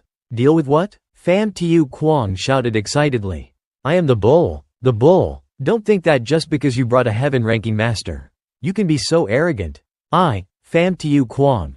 But before he could finish, Sister Kwong slapped him across the face. He was sent flying. His disciple cried out in alarm, "Master!" Pham Tiu Kwong was stunned. His eyes were bloodshot, and his nose was bleeding. How are you so strong?" Hao Nian has 2 heaven-ranking masters.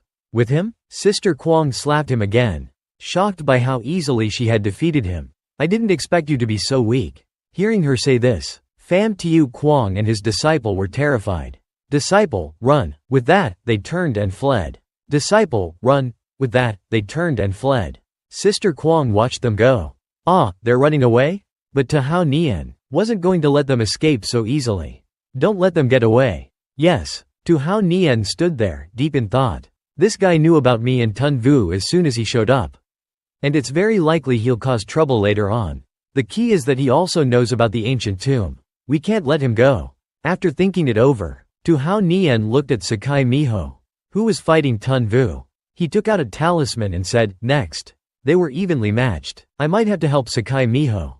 With that, he threw the talisman and said, Soul captured talisman. The talisman flew towards Tun Vu and exploded.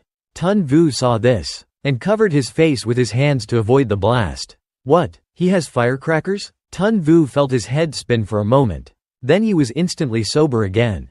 As soon as he came to his senses, he realized what this soul-captured talisman was. He frowned and exclaimed, This is. The soul-captured talisman really lived up to its name. It could control the minds of others. But the sneak attack plan had failed. Tun Vu had broken free from the control. The side effect was very quick, and had already hit Tahao Nian.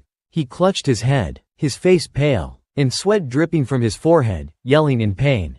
It hurts. It hurts. Tahao Nian's head felt like it was splitting in two. The pain was excruciating, but the battle was still going on.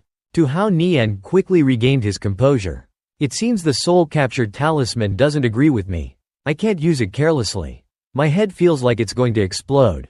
While Tun Vu was stunned by the soul-captured talisman, and Tahao Nian was caught off guard, Sakai Miho quickly saw an opening. Now, she charged forward and attacked Tun Vu.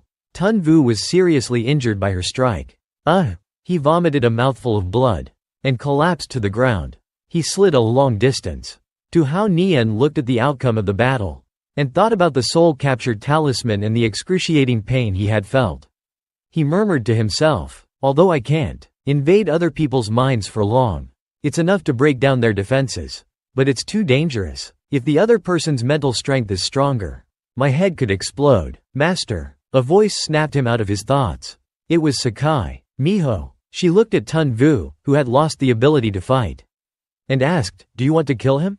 Tahao Nian replied immediately, No. Spare his life. He thought that Tun Vu could still be of use. He couldn't let him die in vain. Blood kept pouring from Tun Vu's mouth. Blood, so much that it had stained his white shirt. Tahao Nian didn't want him to die, but he didn't want to save him without getting anything in return. So he smiled and said, I have the 13 soul-searching needles and the 7-star acupuncture technique. I can control him, and heal him at the same time. A master delivered right to my doorstep? Why would I refuse? 1 hour later, Tun Vu was brought back to the mortal realm by Tahao Nian. After a tour of hell, he saw that Tahao Nian was powerful, and knew how to save people. He also treated his subordinates well. Working for Tahao Nian would definitely be better than continuing to work for his boss. Now Tun Vu was willing to become Tahao Nian's subordinate. He said gratefully, Thank you, Master, for saving me. I've always been a pawn for Deputy Director Kim. He hired me to kill you. Who is Deputy Director Kim? Why does he want to kill me? Tahao Nian wondered. Tun Vu was now a new member of Tahao Nian's group, which consisted of Tahao Nian, Sakai Miho, and Sister Quang. He explained as they walked why Kim considered him a threat to national security. But the real reason was because he was the son of Kim Kang, who had been killed by Ha Tu Man on the boat. He had spies on the boat. Who saw your conflict? You beat Kim Kang, then he was trampled unconscious by the crowd. A thought flashed through Tahao Nian's mind, and he said seriously, So that's it. Director Kim wants to deal with me. Well, don't blame me for making the seawater taste sweet. They continued walking through the forest. Suddenly, Sister Quang pointed to a cave, and said, We're here. Master. Pham Tu Quang and that woman went in here. When I chased after them, a rock fell down and almost crushed us. Tahao Nian touched the fresh soil at his feet. This soil is still fresh. It seems Pham Tu Quang really did go in here. Sister Quang confirmed. Ha Tu Man said the ancient tomb is also here, but he couldn't find a way in, meaning that the path Pham Tu Quang took could be the entrance to the ancient tomb. Tahao Nian naturally understood Pham Tu Quang's actions. He and his 3 companions entered the cave. and declared confidently, "How can I allow someone from Nam Duong to explore China? Let's go." As soon as Hao Nian entered the ancient tomb, he habitually touched the moss on the rock blocking their path. Sister Kuang looked at Hao Nian seriously and said, "Master, when I was chasing after Pham Tu Kuang, this rock fell on me." Hao Nian removed his hand from the rock and finished his inspection. He said confidently, "This is called Dragon Severing Stone. Only ancient emperors' tombs would use such a thing. For tomb raiders, Dragon Severing Stone wasn't new knowledge, but for a foreigner like Sakai Miho, it really was something strange. What is Dragon Severing Stone?" Hearing the beauty's question, but no one answered, Tun Vu saw an opportunity to show off his knowledge. Many craftsmen used it to repair ancient emperors' tombs. To prevent their locations from being revealed, they used Dragon Severing Stone. He continued to explain, when the tomb was repaired and the Dragon Severing Stone fell, all the workers were trapped inside. Because it was the emperor's tomb, it was called Dragon Severing Stone. So cruel, Sister Kuang exclaimed. Anyone from the modern era would find this practice cruel. It killed many innocent people, but that's how things were in the past. It was pointless for people of the present to comment on it. Nothing could be changed. Sakai Miho sighed. If we can't get in, then Pham Tu Kuang can't get out either. He'll be trapped. No, that's not true. Hao Nian and Tun Vu said in unison. Seeing the two girls' curious looks, Hao Nian explained, ancient tombs usually have an entrance and an exit, also known as the 8 gates. Of course, which door is the entrance to the tomb? Sun Wu continued his words. Fan Shaoquang is a Nanyang grandmaster. He must have studied the feng shui of this chessboard. Therefore, he wouldn't be trapped inside. Even if there's no way out, the master can also get out. But that's more dangerous. Sister Zhang crossed her arms and looked at Su Horan's new underling. Evaluating, you know a lot. Sakai Miho was more concerned about the important point, directly asking, how do we get in now? Regarding this issue, even Sun Wu didn't have an answer. He scratched his head in confusion and said, it'll be troublesome to find another entrance. It's fine. Su Horan suddenly spoke up, leave it to me. After saying that, Su Horan quickly glanced around, where the 4 of them were standing, and took out a dagger. He stabbed it into the gap of a brick. With extremely swift movements, he slightly moved the blade, and as expected, he was able to pry up the brick next to it. Beneath the blue brick was a handle. Sun Wu exclaimed in surprise, oh, a mechanism. Su Horan grabbed the chain and pulled it up, and the heavy stone door slowly began to open. Everyone exclaimed, the rolling stone door is open. Looking at the moving rolling stone door, Sister Zhang secretly felt lucky and said, that rolling stone door is over a meter thick. Luckily, I just dodged it. Sun Wu also said, that's right. If Sister Zhang wasn't careful just now, I'm afraid she would have lost her life. Su Horan gasped and shouted, watch out. The 2 men pushed the women against the wall, and at the same time, with lightning speed, they used their hands to push the 2 women who were with them against the wall, to avoid the arrows that were densely shooting out from the trap behind the rolling stone door. Be careful, Sun Wu also said. In the face of danger, between the line of life and death, who would still care about things like men and women? Physical contact between men and women? It was only after the danger had passed that Su Horan exclaimed in surprise, what is this? So soft. It turned out that the soft thing that Su Horan touched was Sakai Miho's breasts. He immediately withdrew his hand and said in embarrassment, I'm sorry. It was just an accident. Sakai Miho blushed and said without blaming him, it's okay. Thank you, Master, for protecting me. But the situation on the other side wasn't so harmonious. Sister Zhang, after being touched on her chest, was furious and started hitting Sun Wu, ignoring his pleas. Ouch, ouch. It was an accident, unintentional. But Sister Zhang couldn't accept such an excuse. Sister Zhang angrily scolded, I could have dodged it myself. How dare you take advantage of me? Su Horan secretly glanced at the side. He thought that Sakai Miho could have dodged it too. With different identities, there was completely opposite treatment. He couldn't help but sigh to himself. It must be because I'm too handsome. The 4-person team continued to go deeper into the ancient tomb. Su Horan walked in front, leading the way, and reminded them as they walked. Because there are rolling stone doors here, everyone be alert. Yes, Master, Sister Zhang replied. A vulgar laughter echoed through the tomb, surprising the group. How come there's someone in the ancient tomb? Su Horan quickly regained his composure and rushed towards the source of the laughter. He affirmed, it must be Fan Shaoquang's disciple. Let's go and have a look. Sakai Miho and Sister Zhang replied in unison. Yes, master. They kept running until they left the rolling stone door area. Su Horan got a clear view of the area they had just arrived at. He muttered, huh? This place is really big. This was an alchemy chamber. It was an ancient chamber, incredibly spacious, with 3 bronze alchemy furnaces standing majestically in the center of the chamber. Su Horan looked at the 3 alchemy furnaces, slowly assessing them. 3 alchemy furnaces. 2 are open. Looking towards the corner of the 3rd alchemy furnace, suddenly, they spotted something lurking there. The reckless Sun Wu approached and realized that the lurking figure was an unconscious woman. He informed everyone, hey, look, someone's there, let me check. Sun Wu observed for a while and said, she seems to have died from poisoning.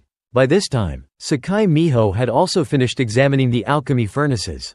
She returned and reported to Su Horan. Master, these alchemy furnaces are well preserved. Su Horan nodded and instructed, don't touch them. This woman might have died. After glancing at the alchemy furnace, he turned to Sun Wu and reminded him, stay away from her. I don't know what kind of mechanism it is, be careful. Perhaps sensing the tense atmosphere within the team, Sun Wu resorted to his best trick. To lighten the mood, he backed away from the female corpse, chuckling and teasing Sister Zhang. This girl has a nice, slender figure, but she's still much smaller than Sister Zhang. Falling for his trick, Sister Zhang retorted angrily. Are you looking for a beating? Sun Wu chuckled and replied, no, I'm complimenting you. Geez. Suddenly, the female corpse's eyes snapped open. She abruptly sat up, her eyes a horrifying sight, with pupils vertically constricted like a cat's.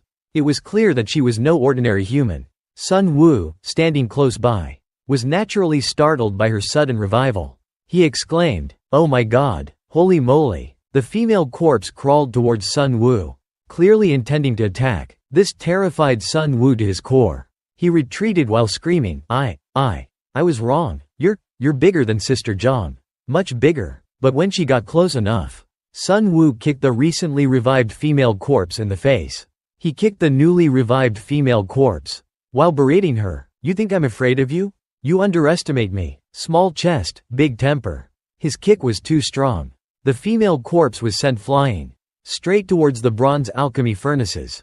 Su Horan, standing there, was caught off guard by the sudden attack and cursed in surprise.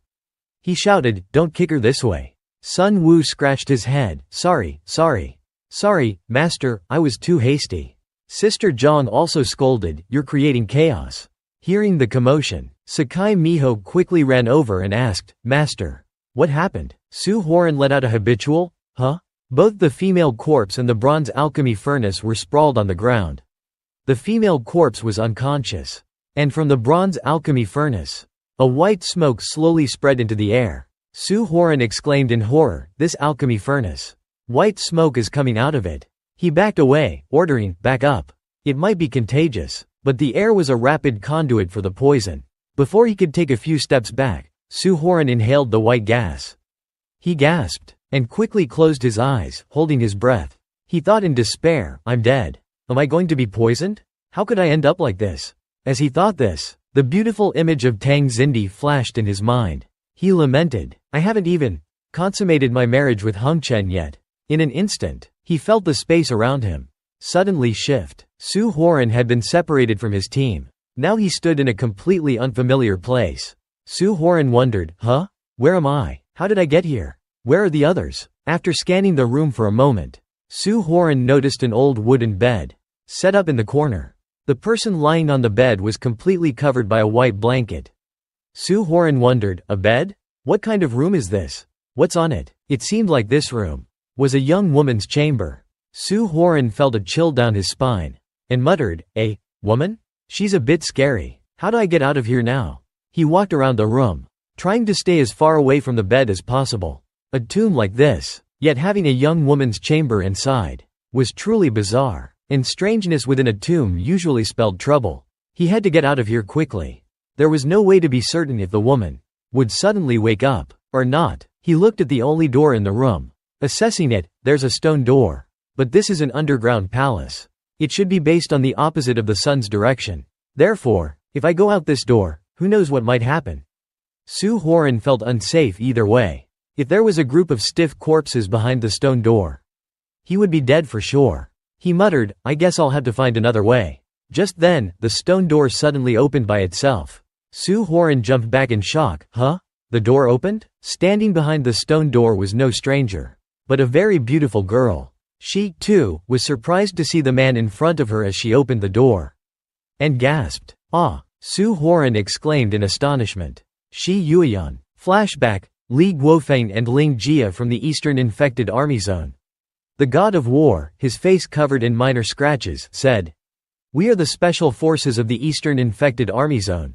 We received intel that external martial arts experts were colluding to loosen the security around the tomb raiding site. So we came here to investigate. As a result, a secret passage was discovered.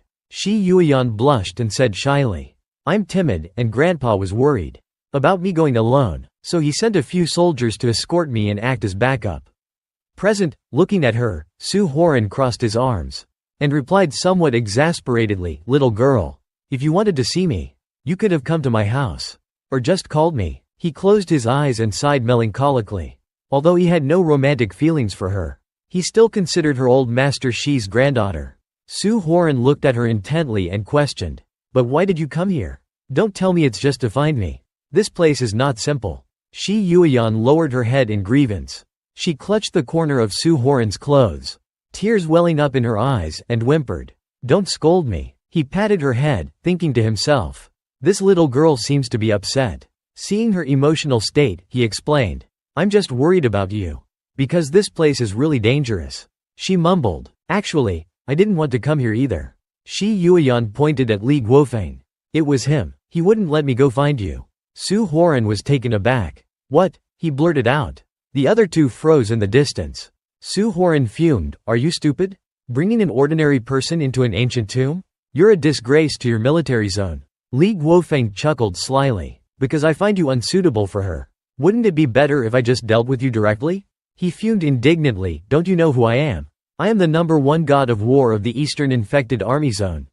Li Guofeng. Not only do I possess the third best martial arts skills in the region, but I am also the renowned strategist, Li Daoyuan's descendant. Only someone of my caliber is worthy of marrying the eldest daughter of the Shi family. Who would settle for being the concubine of a good-for-nothing?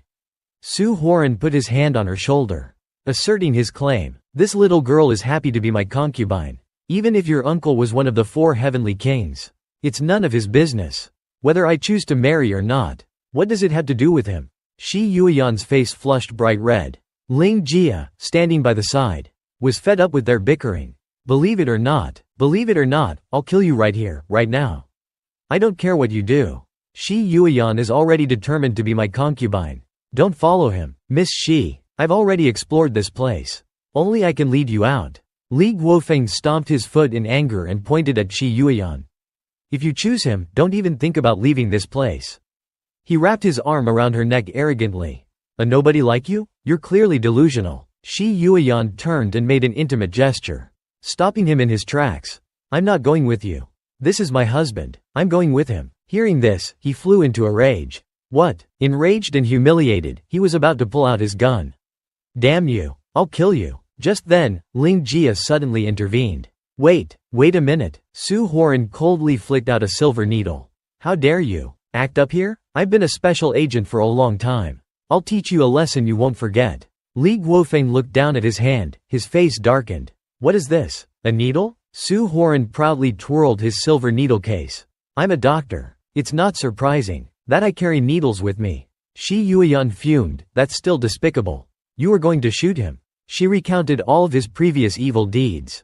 It was you who fired recklessly, causing the corpses to come back to life and harm those 3 people. Su Horan's eyes narrowed. Is that so? Li Guofeng gritted his teeth stubbornly. What? That has nothing to do with me. Su Horan held the silver needles in his hand, his aura radiating dominance. Shut your trap. Threatening my little wife? Go cry to your uncle. Shi Yueyan looked up at him in surprise. Li Guofeng stammered in fear, You want to kill me?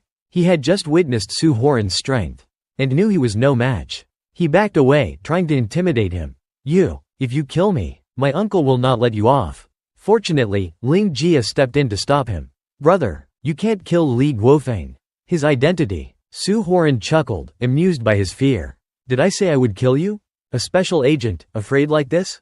Besides, you won't live much longer anyway. Fate has decided your death. Li Guofeng slammed his hand against the door in anger. We'll see who dies in this tomb. Ling Jia tried to stop him but failed. Li Feng, don't go out there. There are many corpses outside. He ignored her, stubbornly pushing his way out. Shut up, you think I'm scared? There was no movement outside. Perhaps they had left. He shouldn't stay here for long either. As he pushed the door open, Su Horan's divine eyes observed. Outside the door, there was something red, like gas, gradually entering the room where the four of them were trapped. Could it be? He hurriedly stopped Ling Jia.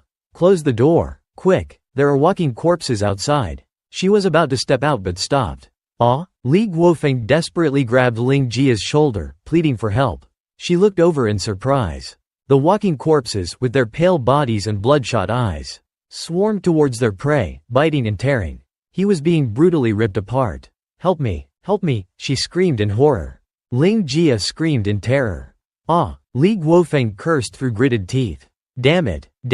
Ling Jia, sweating and trembling, looked at him hesitantly. Li Guofeng. He pulled her into the horde of walking corpses. She screamed. At that moment, a foot stomped on his face. As Ling Jia watched in astonishment, Su Horan kicked him away with force. He fell to the ground, and Su Horan quickly grabbed the door, slamming it shut. Outside, Li Guofeng was being mauled by the walking corpses, cursing in pain and resentment. Damn you, you dare not save me? Ling Jia stammered, still terrified. Li Guofeng, Su Horan glared at her warningly. I know. I don't mind if you help him. But if you open that door, you might endanger everyone. She lowered her head, closing her eyes in fear. But Li Guofeng will die in this tomb. How can I explain this back at the organization? He's a candidate for the dragon team. He's supposed to join the dragon team. Shi Yueyan rushed to comfort Ling Jia. Sister, don't worry. I'll talk to Grandpa when we get back. Su Horan crossed his arms. Li, besides, in a dangerous place like this, what if he didn't die, but you did? Su Horan softened his tone. Alright, tell me, how you got in here. In detail. Otherwise, none of you are leaving. Shi Yueyan, with her big, innocent eyes, recounted. We followed the tomb raiders and found a secret passage.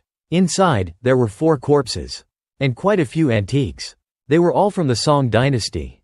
And well preserved. The tomb raiders wanted to take them. But Li Guofeng and Sister Ling wouldn't allow it. As she spoke, she recalled every relevant detail. Then Li Guofeng shot and killed the 3 of them. And their blood splattered on one of the corpses. Then it moved. It seems the 4 corpses were preserved, so they would revive when they came into contact with blood. Su Horan suddenly smirked. The corpses were male and female, right? Shi Yueyan blushed and waved her hands in denial. No, I didn't pay attention to that. Ling Jia also blushed, thinking to herself, I saw it clearly, though. At this moment, Su Horan suddenly remembered, that's right. The corpse covered with the white cloth. It can be awakened by blood. To confirm his suspicion, he turned around and looked. Could it be? Shi Yueyan also noticed. His expression. Su Horan's attention was drawn to a beautiful female zombie wearing a red halter top, and with long, flowing white hair, standing there. Ling Jia and Shi Yueyan turned around, clutching each other's hands in fear. She's not wearing any pants. Su Horan was startled by their screams. Ling Jia, you're a special forces soldier. What are you afraid of? Ling Jia tried to appear calm, stepping forward to protect Shi Yueyan. Who says a female god of war can't be scared? I'm terrified. Ling Jia, trying to reassure herself, pulled out her gun and fired. But I won't be intimidated. Taste this. 3 bullets hit the female zombie's elbows and abdomen, and 1 hit her head. The female zombie immediately collapsed to the ground, motionless. Ling Jia breathed a sigh of relief. Good thing I've watched a lot of zombie movies. Headshots do the trick. Su Horan stood still, puzzled. Even my divine eyes can't see through this. A headshot can really solve it? Shi Yueyan hid behind him. Are you okay? Huh? The female zombie suddenly opened her eyes. She stood up, completely unharmed. Shi Yueyan clung to him in fear. She's okay? Ling Jia, also terrified, stammered. Shot her like that and she's fine? She's up again. Su Horan calmed them down. "Both of you, what are you afraid of?" The female zombie glared at the three of them angrily. The wound on her abdomen quickly healed. Su Horan pushed the two women behind him. "Huh, the wound on her stomach has healed too. She's completely unscathed. Stay behind me." Shi Yuyan sobbed, but still worried for him. "Wah, hubby, be careful." He rushed towards the female zombie. "Her halter top is pretty good. I must get it." He grabbed the halter top. The female zombie looked down in surprise. Shi Yuyan seemed to be used to his behavior and didn't say anything, but Ling Jia, standing beside them, was suddenly furious. "He looks like a pervert." Realizing it wouldn't be easy to snatch it, Su Horan stepped back. He looked at his fist, thinking to himself, "So I can't even pull it off? But the quality is quite amazing. I have to find a way to get it." The female zombie was enraged by his offense. She lunged at him, reaching out to strangle him. Su Horan responded calmly, "What are you angry about? Are you still in pain from the bullets?" Ling Jia panicked. "Be careful. She's not afraid of bullets." Shi Yuyan cried out in worry. "Ah, hubby." Just as her hand reached his neck, he swiftly dodged. "Even though I don't know how. You became like this. But if the divine doctor's needles work on you, then I'll use them." 2 seconds after coming up with the plan, he pierced her neck with a needle. "Maybe this will work." The female zombie froze, motionless. "Huh?" The female zombie's head drooped. He turned to look at her, a triumphant smile on his face.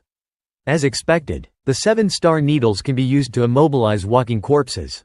The two women, standing aside, gasped in amazement. "She's really not moving anymore. Hubby, you're amazing." He then reached out and untied the knot behind her halter top. Holding it in his hand, Su Horan admired it. "These two halter tops are great. They're even a bit warm." He looked up at the two of them. It turned out that Ling Jia and Shi Yuyan were staring at her chest in embarrassment. "Damn it. I'm going to drink lots of milk when I get back. I'm so pissed off. How can there be such a big difference?"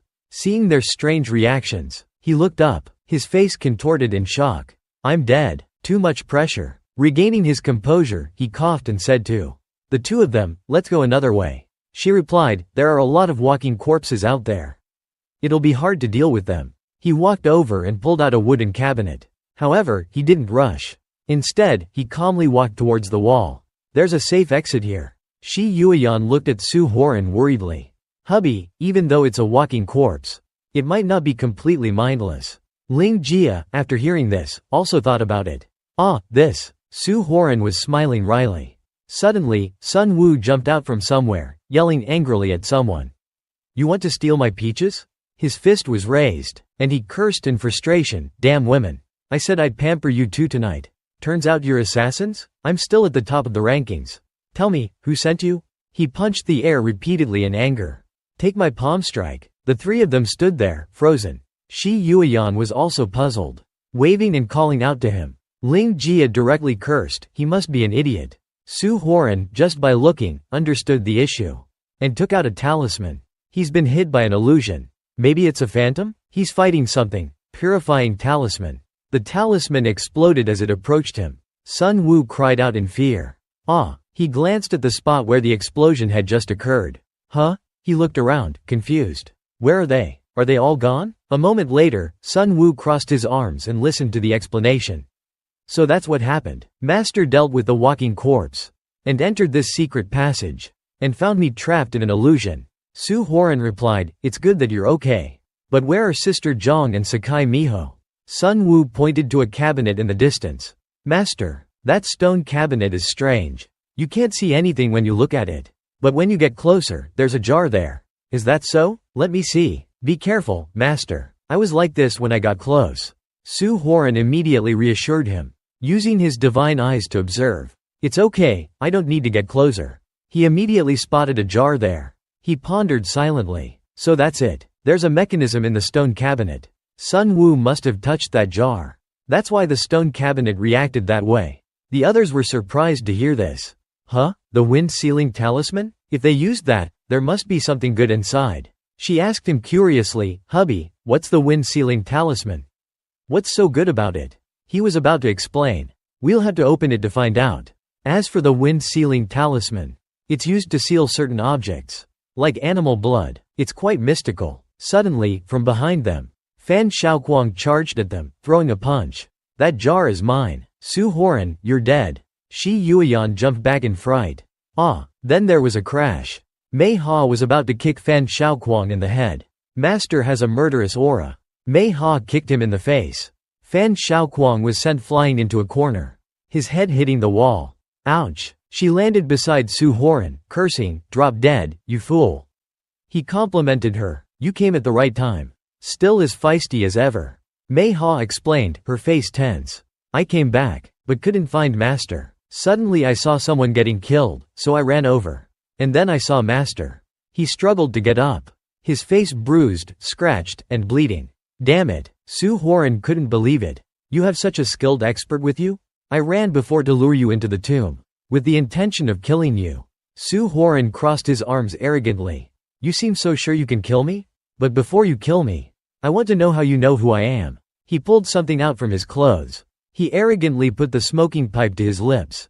"It doesn't matter. Now that you're here, you're going to die." Su Horan looked at him, sensing something strange. "Why? Then there's nothing more to say. This pipe is a bit odd." Fan Shaoquang exhaled black smoke. "Find your own way to die." A second later, the black smoke transformed into a smoky face. Flying towards Su Horan, he was surprised. "This is the ghost swallow?" Sun Wu also recognized it, exclaiming in worry. The ghost swallow, the most vicious technique in Nanyang martial arts. "Master." Shi Yueyan was stunned. "What is that, hubby?" Su Horan then threw out 3 talismans. The talismans collided with the smoky face of the ghost swallow and exploded. He cursed angrily, "Damn it. How is this possible? That's the purifying talisman. Brat, I'll kill you." He continued to exhale black smoke. Su Horan realized, this is just a temporary tactic. He can't use it for long. As expected, you can only create a few of those, even though the purifying talisman is designed to counter the ghost swallow. 2 at the same time. Mei Ha stood in front of Su Horan. "Master, be careful." The demonic black smoke engulfed her. He asked with concern, "Sakai Miho, are you okay?" Fan Shaoquang laughed triumphantly. "I can't kill you, but killing this girl will do. She's your strongest expert. If she dies, you're nothing." Sun Wu shouted angrily, "How dare you underestimate me? I'm an expert too. Fight me." Suddenly, Mei Ha screamed in pain. A strange, deep voice spoke. "The heart-devouring GU is tearing at this girl's mind." Damn it. Su Horan looked at her in panic. This is not Sakai Miho's voice. This is the voice of the ghost swallow. His face paled, and he stammered, "The heart-devouring GU? What's going on? What kind of person are you to be able to use GU techniques? Are you from the Miao people?" She screamed in even greater pain, black smoke escaping from her mouth and eyes. He backed away in terror, leaning against the wall. Damn it, that damn woman. She wasn't killed by the ghost swallow. Moreover, the ghost swallow was devoured by the heart-devouring GU. I've used up all my ghost swallow tobacco. Mei Ha slowly lifted her head, her voice filled with rage. "Used them all up, did you?" She glared at him. "You dare call me a damn woman? I'll kill you." He fled in terror. "Damn woman, you're a monster. I'm out of here." Mei Ha chased after him. "You dare insult me?" Sun Wu watched the scene unfold, speechless. This woman is really hot-tempered. Chasing him all the way out. Shi Yueyan comforted Ling Jia. "Don't be afraid, let's go." Ling Jia sat in a corner, terrified. From walking corpses to martial arts experts, I've gone through too much today. "Hubby, aren't you going to wait for her?" He replied coldly. "Don't wait. We don't know if she's friend or foe." Despite his calm facade, he was worried deep down. Black Widow. Just like the heart-devouring GU. She's been controlled for so long, used as a tool. Who knows, she might seek revenge later on. Without any rocks or bricks to use, Sun Wu can't defeat her. Sister Zhang is still missing. Let's run. Su Horan quickly grabbed the jar with the wind-sealing talisman. "Let's go. I want this jar too." Su Horan held it tightly in his hand, observing, as long as we're quick, the mechanism won't activate. Then, Su Horan and the others hurriedly left. Soon, they saw the exit. Su Horan opened the door, and they were stunned by what they saw. Before them was an incredibly vast space, causing Shi Yueyan to exclaim, "It's so big, this room even has carpets." They seem to be very well preserved. These pillars are so thick. They were in awe of the sheer size of the space. Su Horan was alert. "Someone's here." Shi Yueyan quickly interrupted him. "Could it be walking corpses?" Sister Yang's face lit up. Master? The three bald men standing next to her were also surprised. Huh? Could that be? Ling Jia exclaimed. They're the Tomb Raiders. She reached behind her back and pulled out her gun. Where are all my men? Was it you guys? The three bald men also pulled out their guns. The situation was escalating. It was clearly that idiot who shot and resurrected so many walking corpses. We almost died. We should be the ones seeking revenge. Let's see who has more bullets. Sister Yang's face turned serious. How dare you point your guns at my master? The bald man standing next to her was taken aback. One of the three spoke up. Hey, beautiful. We didn't have any conflict when we met earlier. Did we? He also relented. Forget it, let's not make more enemies. Su Huaren remained completely calm. We should go with them. Ling Jia was surprised. Su Huaren spoke firmly and confidently. I'm a special forces instructor in the north, and I'm very serious. This is Chinese territory. You colluded with people from Nanyang to come here and rob tombs. You think I'll let you leave? Ling Jia was speechless. Even the three bald men were surprised. What? The Tomb Raiders warned, watch out. Sakai might be coming. Sun Wu thought to himself. Boss seems to have secrets. Besides, Sister Zhang is still out there. Maybe we shouldn't worry too much. If Sakai Miho comes, she's the strongest here. The Tomb Raiders yelled, so what if you're a colonel? If we kill you, no one will know we were here. Suddenly, a voice rang out, stop. It was Sister Zhang. She had arrived. Sister Zhang. Sister Zhang charged towards the Tomb Raiders. With incredible speed, one of them, struck by her, cried out, I'm done for. The other one, standing beside him, panicked and asked, Lao San? But suddenly, the sound of a door breaking down caught everyone's attention. Sister Zhang snorted. The one who almost got hit by her worriedly asked, Am I dead yet? Why am I not dead? Then, a woman with a murderous aura entered, calling out, Su Huaren. It was Sakai Miho, the Black Widow. She continued, Now that I'm awake, I remember everything you did to me. Su Huaren replied calmly, Huh? I feel like I treated you pretty well. Shi Yueyan, standing beside him, asked in astonishment, Hubby, did you really treat her? Su Huaren replied, I just had you make tea, clean up, and didn't pay you. After all, you're rich. And I didn't hurt you. Besides, you're my subordinate. Winning or losing doesn't matter. Sakai Miho was furious. How insulting. Making me your servant? Black Widow? She was a dignified expert among experts. Hearing the three words, Black Widow, come out of her own mouth. Sun Wu said angrily, So you're the Black Widow? You're no match for me. Sister Zhang chimed in, You're just a top 5 expert. It's not shameful to lose to boss. Then, all three of them, Sun Wu, Sister Zhang, and Sakai Miho, charged into battle with each other. Shut up, Sakai Miho shouted. Sun Wu immediately retorted, Quiet, indeed, you're such a grumpy one. Their fight ended up affecting the three bald men. They were sent flying, yelling, Oh my god. One of them said in fear, Damn, 3 monsters. Another one collapsed on the spot, spitting blood. I have a concussion, he said. Su Huaren stepped forward, protecting Shi Yueyan. He watched the battle between Sakai Miho, Sun Wu, and Sister Zhang. Get behind me, don't run around. They're all top-level experts. Seeing Su Huaren's actions, she was deeply touched. Hubby, you're so kind, she said. The young man standing behind was also filled with gratitude. He thought to himself, Wow, this guy is not only a special forces soldier, but he also has these experts by his side. Deep down, he considered Su Huaren an incredibly amazing person. Sakai Miho kicked out with her leg. As they were fiercely fighting, suddenly, the door behind them collapsed and fell to the ground with a loud crash.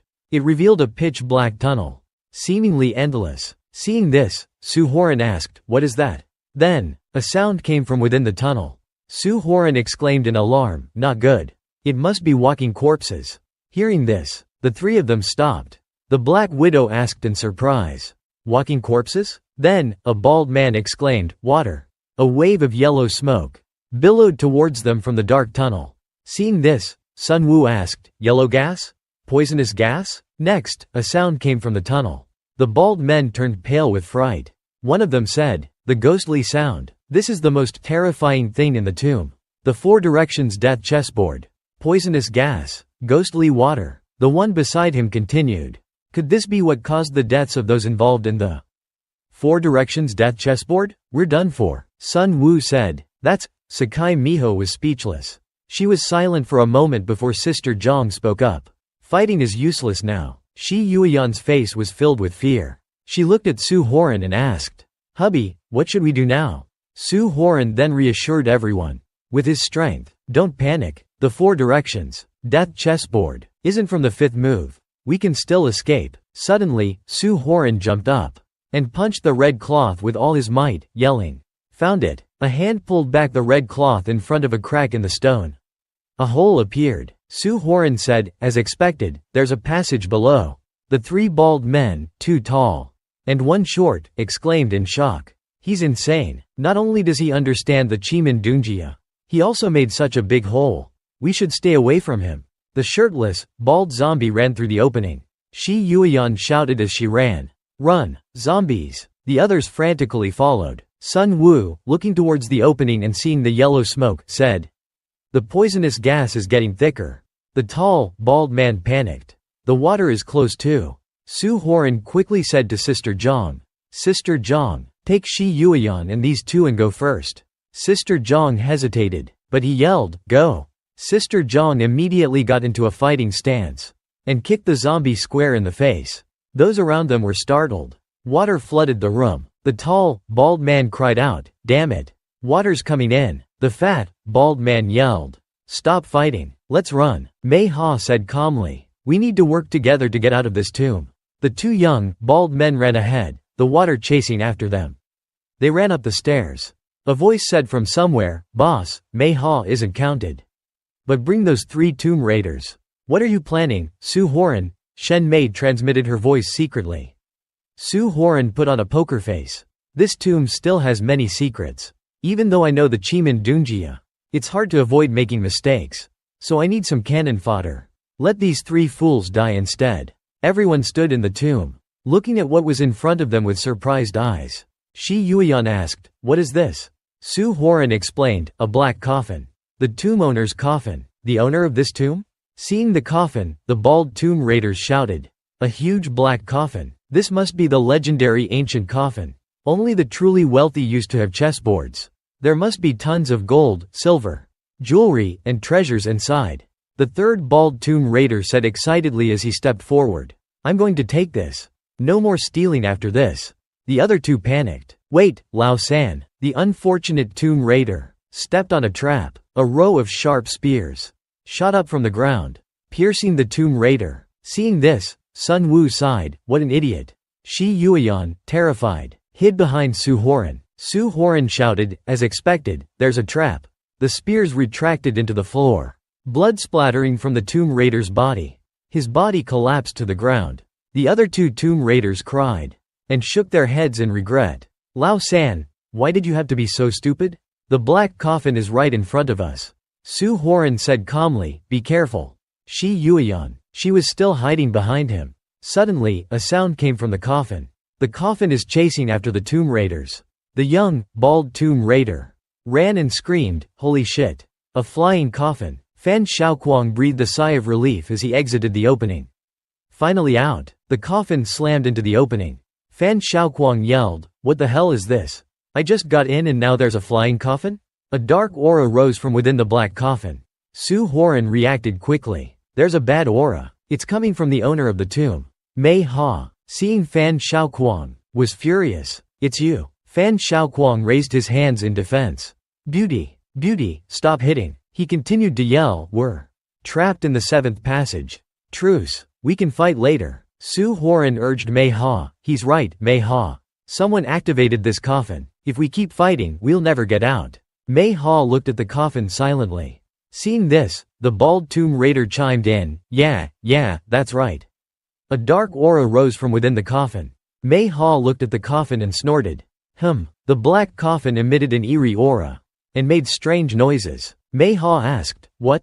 The tomb raiders panicked. "No way. Is the black coffin talking to us?" Sister Zhang crossed her arms, puzzled. "It means a duel to the death." Sun Wu chuckled wryly. "That's bullying." A black, octopus-like tentacle of dark aura reached into the dead tomb raider's body. The ghost picked up a gun. The other 2 tomb raiders were surprised. Lao San's favorite gun. The ghost spun the cylinder, ejecting all the bullets. He threw them to the ground. He held the gun in front of Mei Ha. Mei Ha was surprised. "What's this?" Sister Zhang and Su Horan were confused. Sister Zhang said, "This thing knows how to play Russian roulette?"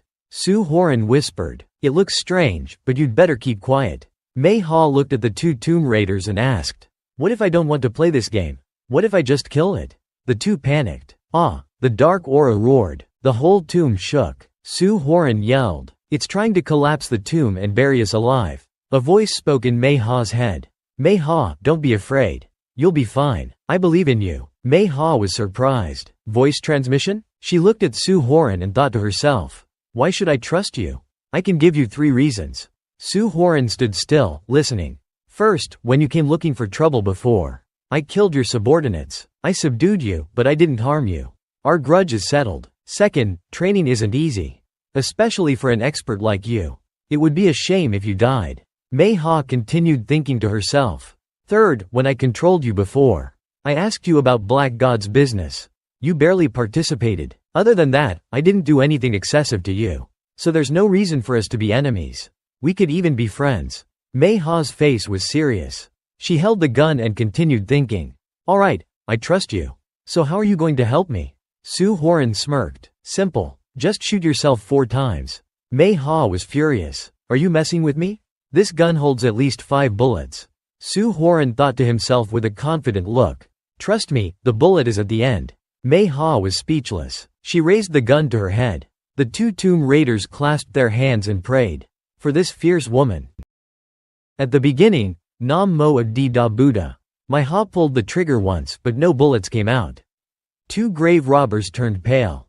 "Ha, really, how come she died?" Mei Ha gritted her teeth and fired 2 more shots. "See, nothing happened to me." She grinned at the 2 grave robbers.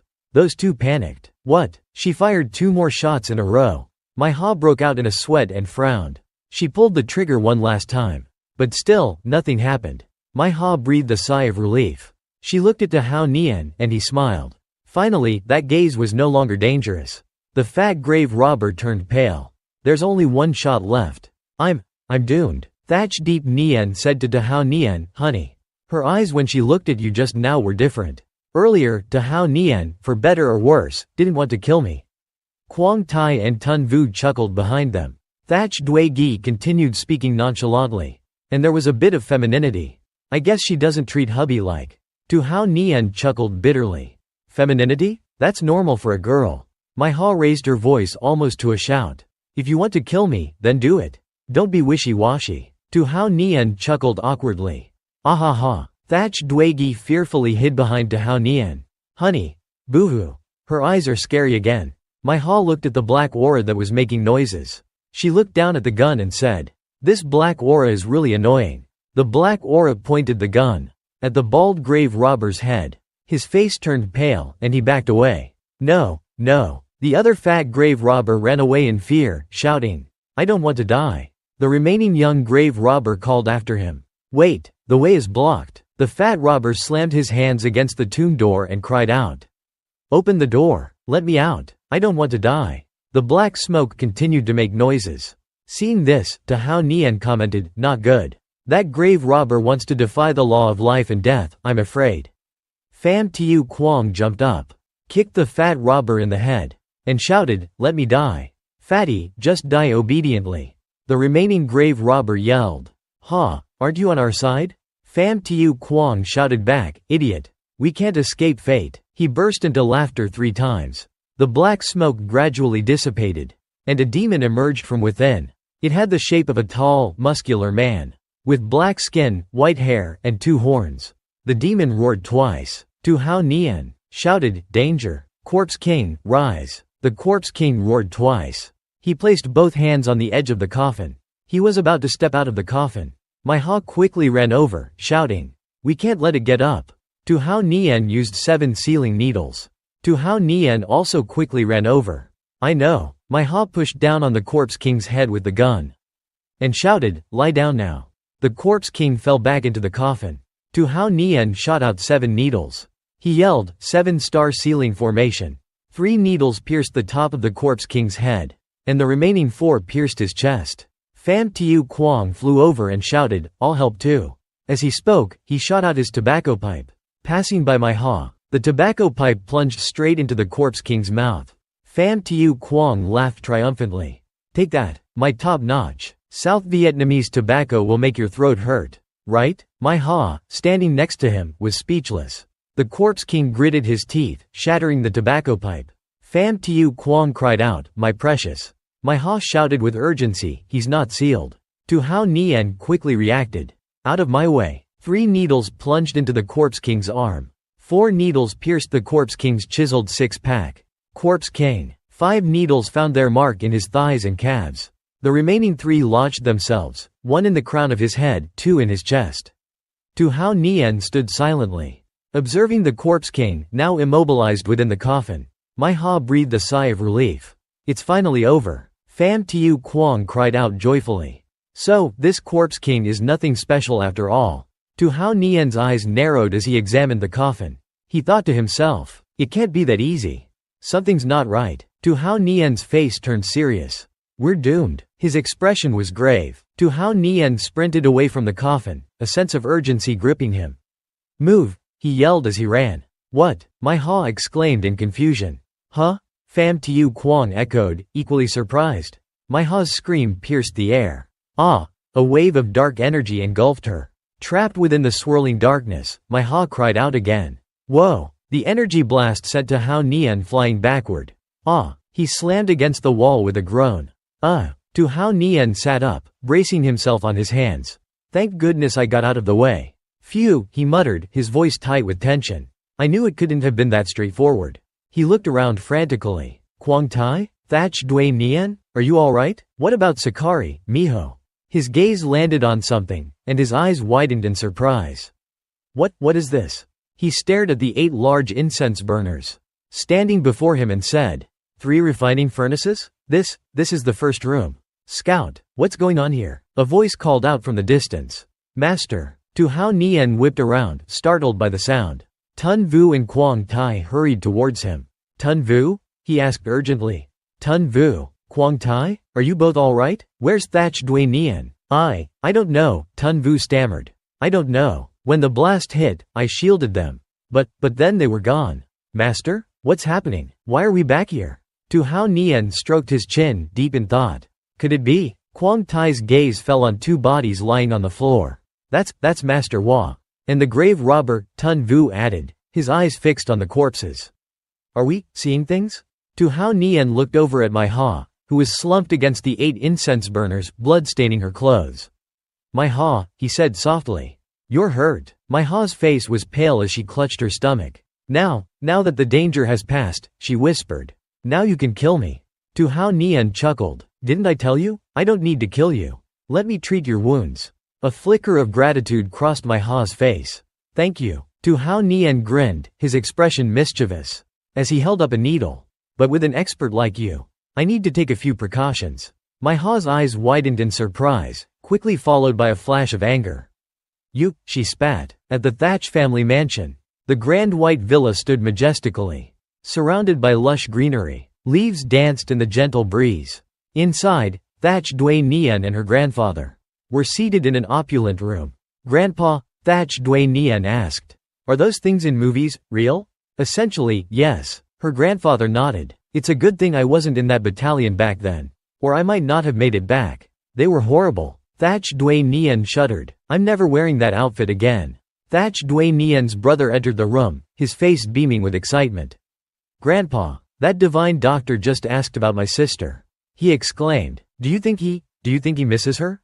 Thatch Dui Nien giggled. That would be wonderful. Her grandfather turned to her with a twinkle in his eye. I was hoping Hao Nien would make the first move. Lunar New Year is coming up. I'll bring Hao Nien over then. Thatch Dui Nien's eyes widened. Grandpa, I suddenly feel nervous. Her grandfather's face turned serious. Nervous? If Tu Hao Nien dares to mistreat my granddaughter, I'll skewer him with my walking stick. Him. Grandpa, no. Thatch Dui Nien quickly interjected. That's not what I meant at all. Her brother chuckled. Even before she's officially part of his family, she's already defending him. Thatch Dui Nien blushed and flicked her brother's forehead playfully. How dare you tease me? Her brother pretended to collapse backward. In the mountains on the outskirts of the city. That's strange, Tu Hao Nien muttered. Thatch Dui Nien truly was an illusion. But those grave robbers, and the man from South Vietnam, they were clearly dead. He turned to my Ha. I have no idea what was real and what wasn't, he admitted. But the important thing is that we're safe. Thank you for treating me, master, my Ha said sincerely. It would be a shame to let an expert like me die. Huh? To Hao Nian's eyebrows shot up. He had just noticed something on the car seat, a brick weighing down a piece of paper. My Ha followed his gaze. She instinctively covered her chest and yelped, "A brick." Then, she looked around cautiously. No one's around, right? To Hao Nian smiled, his eyes twinkling with amusement. Don't worry, he assured her, I made sure. On the paper, a message was scrawled. Return to this tomb when you are strong enough. It might not be fake after all, my Ha murmured, her brow furrowed in thought. Tu Hao Nian picked up the paper and examined it closely. It's definitely possible that it's real. It seems like Master really valued this place. I'll need to become stronger if I want to understand its secrets. Master, my Ha said, let's go home. Alright, Tu Hao Nian agreed, turning towards their car. Let's go home. Suddenly, his phone rang. He quickly answered it. Tu Hao Nian, where on earth have you been? A frantic voice boomed from the other end. I've been trying to reach you all day. Uncle, is something wrong? Tu Hao Nian asked, his voice laced with concern. That scoundrel, the voice continued. That Ha Hu Zi man is at the villa. Not only did he claim that you were dead, but he's forcing Tam D to sell him the Duong Corporation for a measly 5 million. I'll be right there. Tu Hao Nian hung up the phone, his face grim. What's wrong, boss? Tun Vu asked, hurrying up to him. Tu Hao Nian smirked. Looks like some idiot wants to hand me his money, he chuckled. I better go collect. Back at the villa, 3 anxious women waited. As Tu Hao Nian returned, they saw that Ha Hu Zi man was seated in a wheelchair, his arm in a sling. He laughed mockingly. Ha ha ha. Tu Hao Nian said he'd be back soon? He sneered. But he's dead. How can he come back? Ha ha ha. He leered at Duong Tam Di. Stop wasting time, beautiful, he drawled. 5 million for the Duong Corporation. Just hand it over, and I won't make things difficult for you. He gestured towards 3 burly men standing behind him. Otherwise, as you can see, I have 3 experts by my side. Duong Tam Di refused to believe a word he said and ignored his threats. Ha Hu Zi man, don't push your luck. Dong Tngu stepped forward, her eyes blazing with fury. You injured uncle, she spat. You're going to regret this. I should call the police on you right now. From behind her, Qiu Quanla scoffed. You call this a robbery? Even with 2 more zeros, you still wouldn't be able to afford the Duong Corporation. Ha Hu Zi man burst into laughter. Call the police? He mocked, his voice dripping with sarcasm. That old man just got beaten to a pulp. You and your friends should know who I, Ha Hu Zi man, am by now. But before he could finish his grandstanding, a voice cut him off. Let's cut to the chase, shall we? It's clear that you're just here to give me your money. Ha Hu Zi man froze.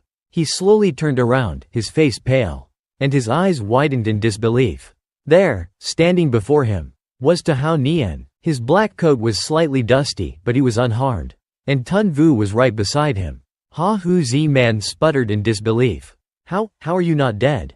Tu Hao Nian chuckled. Surprised? Duong Tam Di, Dong Tngu, and Qiu Quanla were overjoyed to see him safe and sound. Brother-in-law, you're back. Qiu Quanla and Dong Tngu squealed in delight. Master. It was clear, however, that Duong Tam Di was the happiest of them all. I knew it, he exclaimed, his ego bruised but not broken. You must have run away from Quang Tai. But that doesn't matter. My 3 experts will defeat you. He glanced at his 3 bodyguards, his eyes flashing with a silent command. The 3 men stepped forward, flexing their muscles and trying to look intimidating. He can kill a bull with 1 punch, Ha Hu Zi man boasted. Come on then, little white sword. My left hand is itching for a fight. Tu Hao Nian, Black Widow, and Tun Vu exchanged amused glances. The 3 experts were easily defeated. Ha Hu Zi man was left alone, cowering in his wheelchair. Tu Hao Nian, he stammered, his hands clasped together in a desperate plea. I was wrong. Please spare me. This is all the money I have left, 80 million.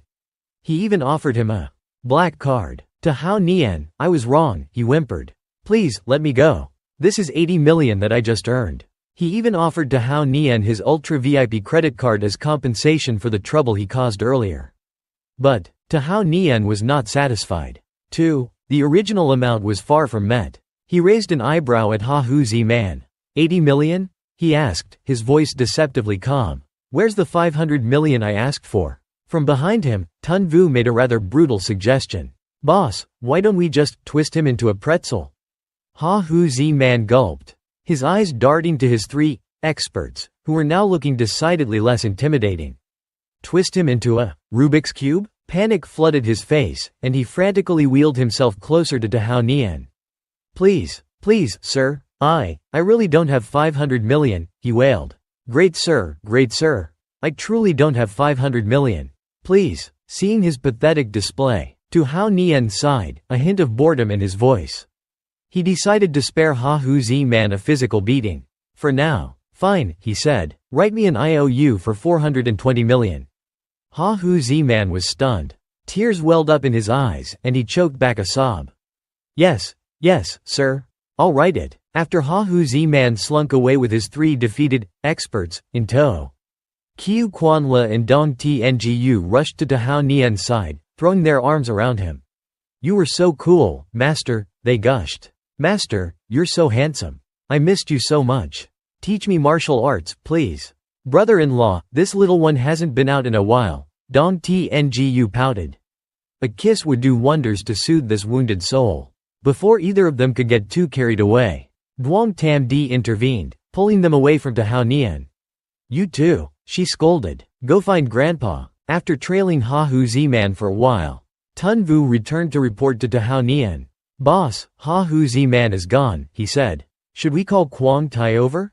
Hao Nian nodded. Yes, call her, he said. We're having barbecue tonight. Call her over. Hao Nian agreed. We'll have barbecue tonight. Night fell. After the barbecue feast, Hao Nian drove Duong Tam Di back to the mansion. As she entered the living room, she tossed her purse onto the coffee table and plopped down on the sofa. She propped her feet up on the ottoman and suddenly asked, Are you full? Hao Nian grinned and walked over to her. Yes, he replied, chuckling. Yes, I'm full. Remembering Qiu Quanla and Dong Tngu in their nurse outfits, diligently feeding him. Duong Tam Di slammed her hand on the coffee table. Of course you're full, she huffed. They were practically force-feeding you. Of course you're full. They were clinging to you left and right, spoon-feeding you. Why didn't you just let them smother you to death? Hao Nian could only laugh awkwardly at the memory. Honey, he said, trying to placate her. I didn't do anything with them. Honey, I didn't do anything to them. You saw it yourself, right? Of course, Duong Tam Di didn't believe him. Of course, she didn't buy it. She was a woman, and she knew that those 2 little devils were cunning. When they made their move, they would be like succubi. There was no way around it. Hao Nian decided to deploy a special tactic. All right, he said. Don't be mad. I have a present for you. Duong Tam Di's ears perked up. Oh, she asked, turning to him with a curious smile. What is it? Huh? What is it? Hao Nian reached into his pocket and pulled out a garment. Look, he said, holding it up for her to see.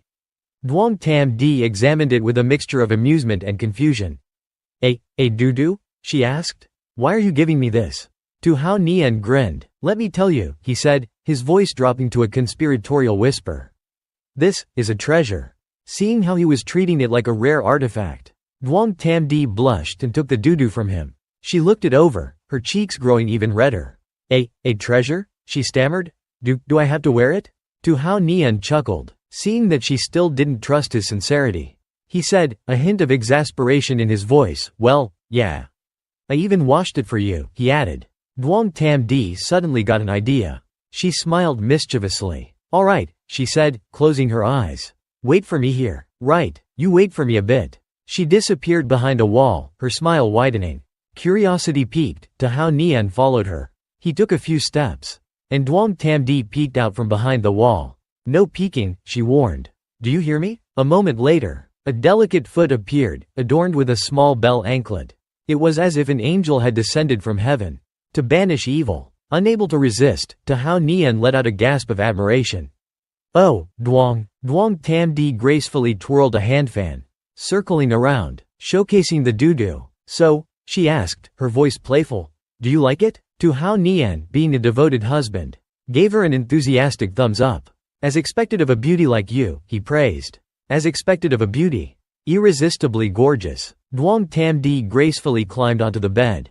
And as she did, she accidentally let the strap of the doo-doo slip, revealing a glimpse of the lingerie underneath. She tried to look seductive. She gazed at him with smoldering eyes. And now? She purred. Tu Hao Nian, overwhelmed by his appreciation for beauty, felt a nosebleed coming on. He quickly covered his nose, trying to play it cool. It's a little hot in here, isn't it? He stammered. Duong Tam Di, sensing his weakness, decided to press her advantage. She raised her fan to her lips. Is it? She asked coyly. She then deliberately slid the other strap of the doo-doo off her shoulder. Duong Tam Di blushed and turned around, revealing her smooth, bare back. She smiled sweetly at him. And now? She asked again. And now? That was it. Tu Hao Nian had reached his limit. His nosebleed intensified, and blood streamed down his face. He frantically pressed his hand against his nose, trying to regain control of the situation. How? He mumbled, his voice muffled by his hand.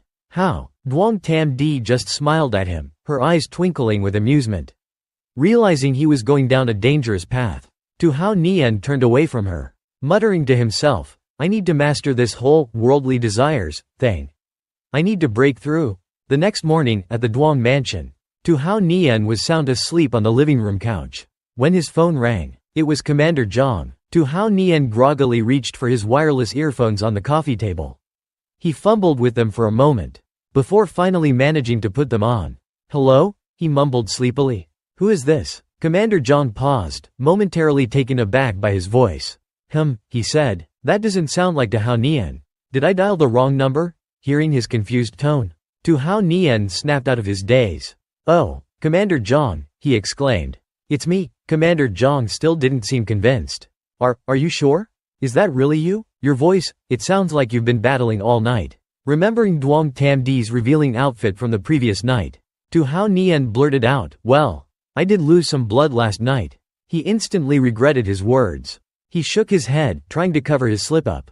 No, I mean, I was busy with master's work.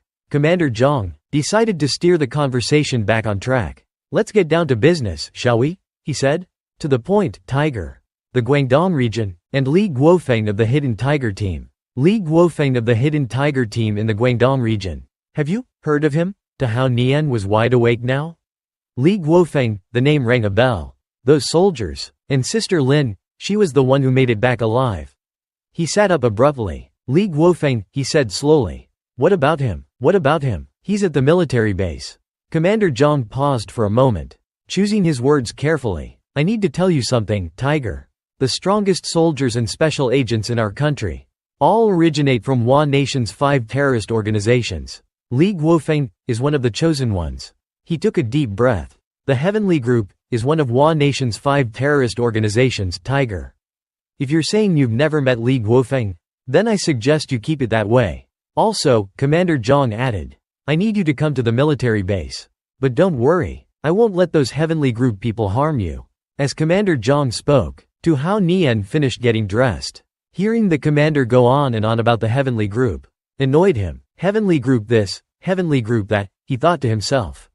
His pride slightly wounded, he retorted, to the military base? How strong can those Heavenly Group experts be? Commander Zhang knew exactly what he was going to say. Strong enough, he said, dropping a bombshell. The most basic requirement, to become a member of the Heavenly Group, is to have a place on the Heavenly ranking. You were asking about how strong Heavenly Group members are?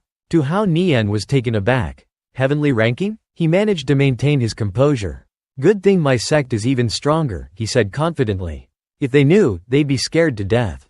Commander Zhang chuckled. Exactly, he said. As long as you have the skills, there's nothing to be afraid of. The call ended, and Tu Hao Nian stretched. As he walked into the hallway, he saw Black Widow, Quang Tai, and Tun Vu approaching him. Boss, is there any trouble? Black Widow asked. Tu Hao Nian glanced at Black Widow. Black Widow, you and my Ha come with me, he instructed. Tun Vu, Quang Tai, you stay here. Once they were outside, Tu Hao Nian continued his conversation with Commander Zhang. So, those other organizations, are they all Heavenly ranking level? Commander Zhang confirmed his suspicions. Heavenly Group, Dragon Group, Mysterious Group, War Group, And the most secretive one, the divine group. Without exception, they're all heavenly ranking. He reassured to Hao Nian. This is enough for you to know for now. Your current strength is sufficient. You'll definitely be able to face Hua Nation's 5. Tu Hao Nian smiled. I'll be there soon, Commander Zhang, he said. He hung up the phone and drove to the military base with Black Widow. At the eastern military base, a man with a perfectly round afro approached to Hao Nian. So you're that famous doctor, huh? He said, sizing him up. I can't believe you're already an instructor even though you're not on the heavenly ranking yet.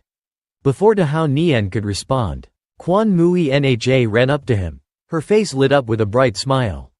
My hero, she exclaimed. We meet again. Tu Hao Nian turned to her in surprise. Quan Mui Nha? What are you doing here at the heavenly group? He asked.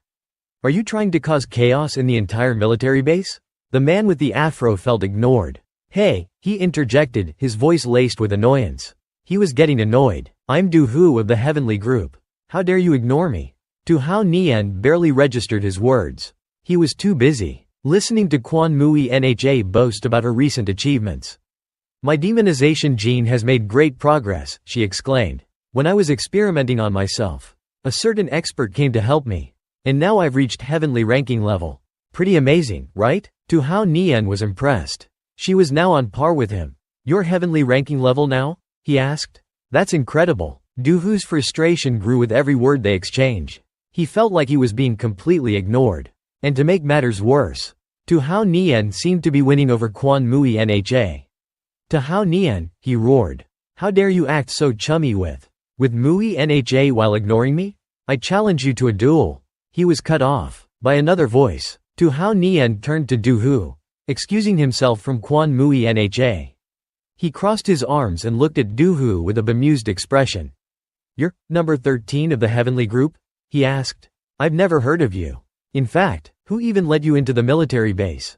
Whose family are you from? Or are you related to one of the soldiers here?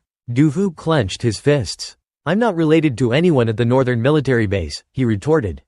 And I'm not a relative of any soldier here. He stood up straight, pointing at himself. I walked in through the main gate, straight into the security office. No one dared to stop me. Into the security department. I may not have a specific rank, but my status as a heavenly group member is enough. I'm good enough. Tu Hao Nian chuckled and leaned closer to Quan Mui Nha. So, he's just number 12, then? He whispered. He's so annoying. He's such a pain. Quan Mui Nha readily agreed. That's right, she said loudly. Du Hu glared at her. Mui Nha, he exclaimed. How can you side with him? Don't forget, you're a member of the heavenly group now.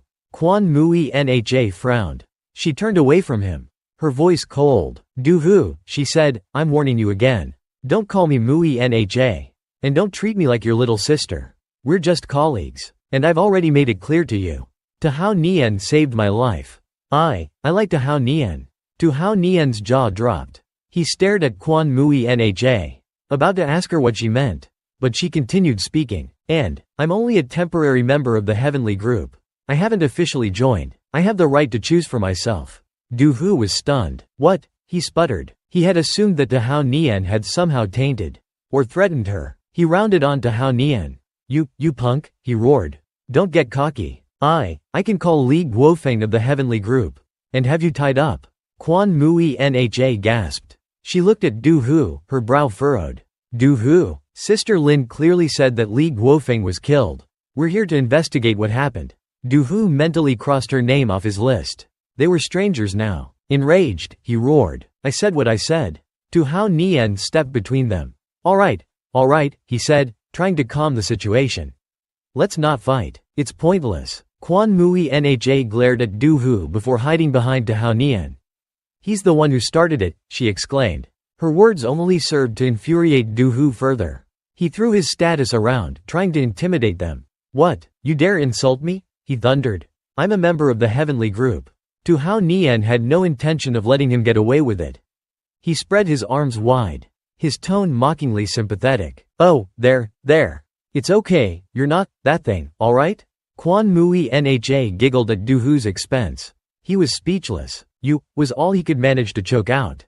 Du Hu had had enough. He charged at Tu Hao Nian, his aura flaring with killing intent.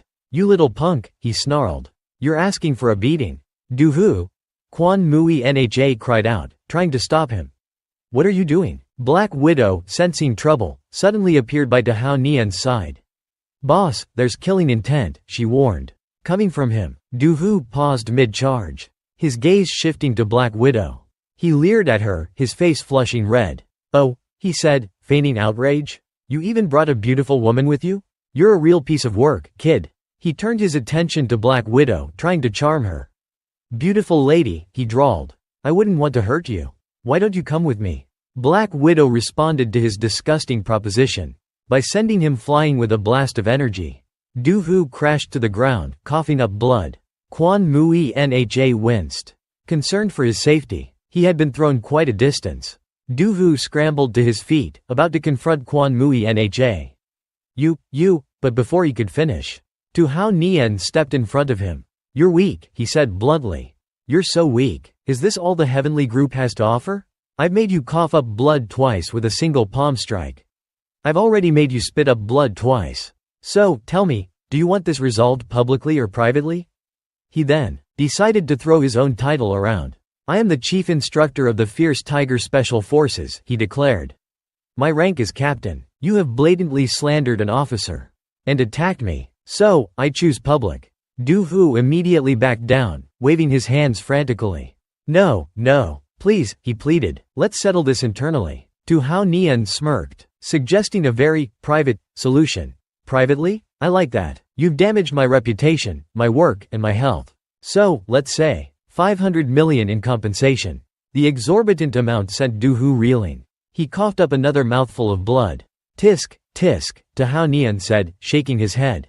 "Such a waste of blood. You should donate it." With Du Hu dealt with, Dahao Nian invited Quan Mui Nha to join him and Commander Zhang for tea. After a few sips, she smiled. Delicious tea," she said. "Thank you, Commander Zhang." Commander Zhang, however, suspected that there was more to her visit than just tea. He chuckled and said, "Quan Mui Nha, you're a famous figure. You're a celebrity. All the organizations are fighting over you. To have you, you're surely not here just to drink tea with me, are you? Are you?" Quan Mui Nha just smiled awkwardly. Sensing her discomfort, Dahao Nian spoke up. "You're trying to get something out of this, aren't you?" he asked. Quan Mui Nha grinned mischievously. "Of course," she said. "Look at me, I'm heavenly ranking now. Even though I don't have any real combat experience." She chuckled. She then confidently boasted about her achievements. "With my superior genes, I can help even more people reach heavenly ranking level." Dahao Nian understood what she was getting at. He remembered her encounter with the heavenly tiger. "So I wanted to ask about that." You really are perceptive. But why did you run to the heavenly group?" Mentioning that name, she turned around in frustration and grumbled. "Well, I didn't expect the people from the heavenly group to be so despicable. To be honest, I didn't expect it. They were the first ones who offered me resources for my experiments. They were the first to approach me and offer me resources for my experiments.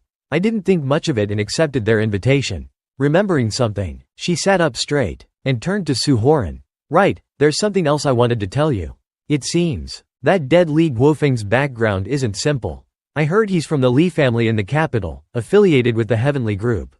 Because of the Li family, they specifically sought you out." Hearing this, Su Horan was surprised. The Li family? Commander Zhang was also surprised. He was even more astonished. He turned to Jun Muiya to confirm. "The Li family? The one from the capital?" She found his reaction puzzling. But she still answered, "Yes. I heard that Li Guofeng is a once-in-a-century genius. From the Li family." Commander Zhang, for some reason, suddenly recalled the image of a martial artist from the Li family. He said seriously, "The Li family in the capital is very powerful. They're a family with a martial arts tradition. They created the Li family martial arts style. It seems the heavenly group is very concerned about Li Guofeng's death. They're trying to establish a connection with the Li family." Hearing this, Su Horan picked up his teacup, took a sip, and asked curiously, "The Li family, do they have experts ranked on the heavenly ranking? Or are they suspicious of the cause of death? So they're sending heavenly ranked experts to deal with me?" Commander Zhang wasn't sure, but he tried to recall what he knew. "I know there are two. The Li family is very overbearing. They'll definitely send people to make trouble for you." Hearing this, Su Horan leaned back in his chair, crossed his arms, and chuckled. If they don't come looking for trouble, it means they know what's good for them. But if they deliberately provoke me, I'll beat them until they beg for mercy." Jun Huiya, oblivious, chimed in, cheering him on. "Beat them up. They don't care about their reputation anyway. Go ahead and fight. I'm about to leave the heavenly group anyway." Commander Zhang looked at him, still arrogant. "Haha, you're still as fearless as ever. But to be honest, I'm not really worried about you."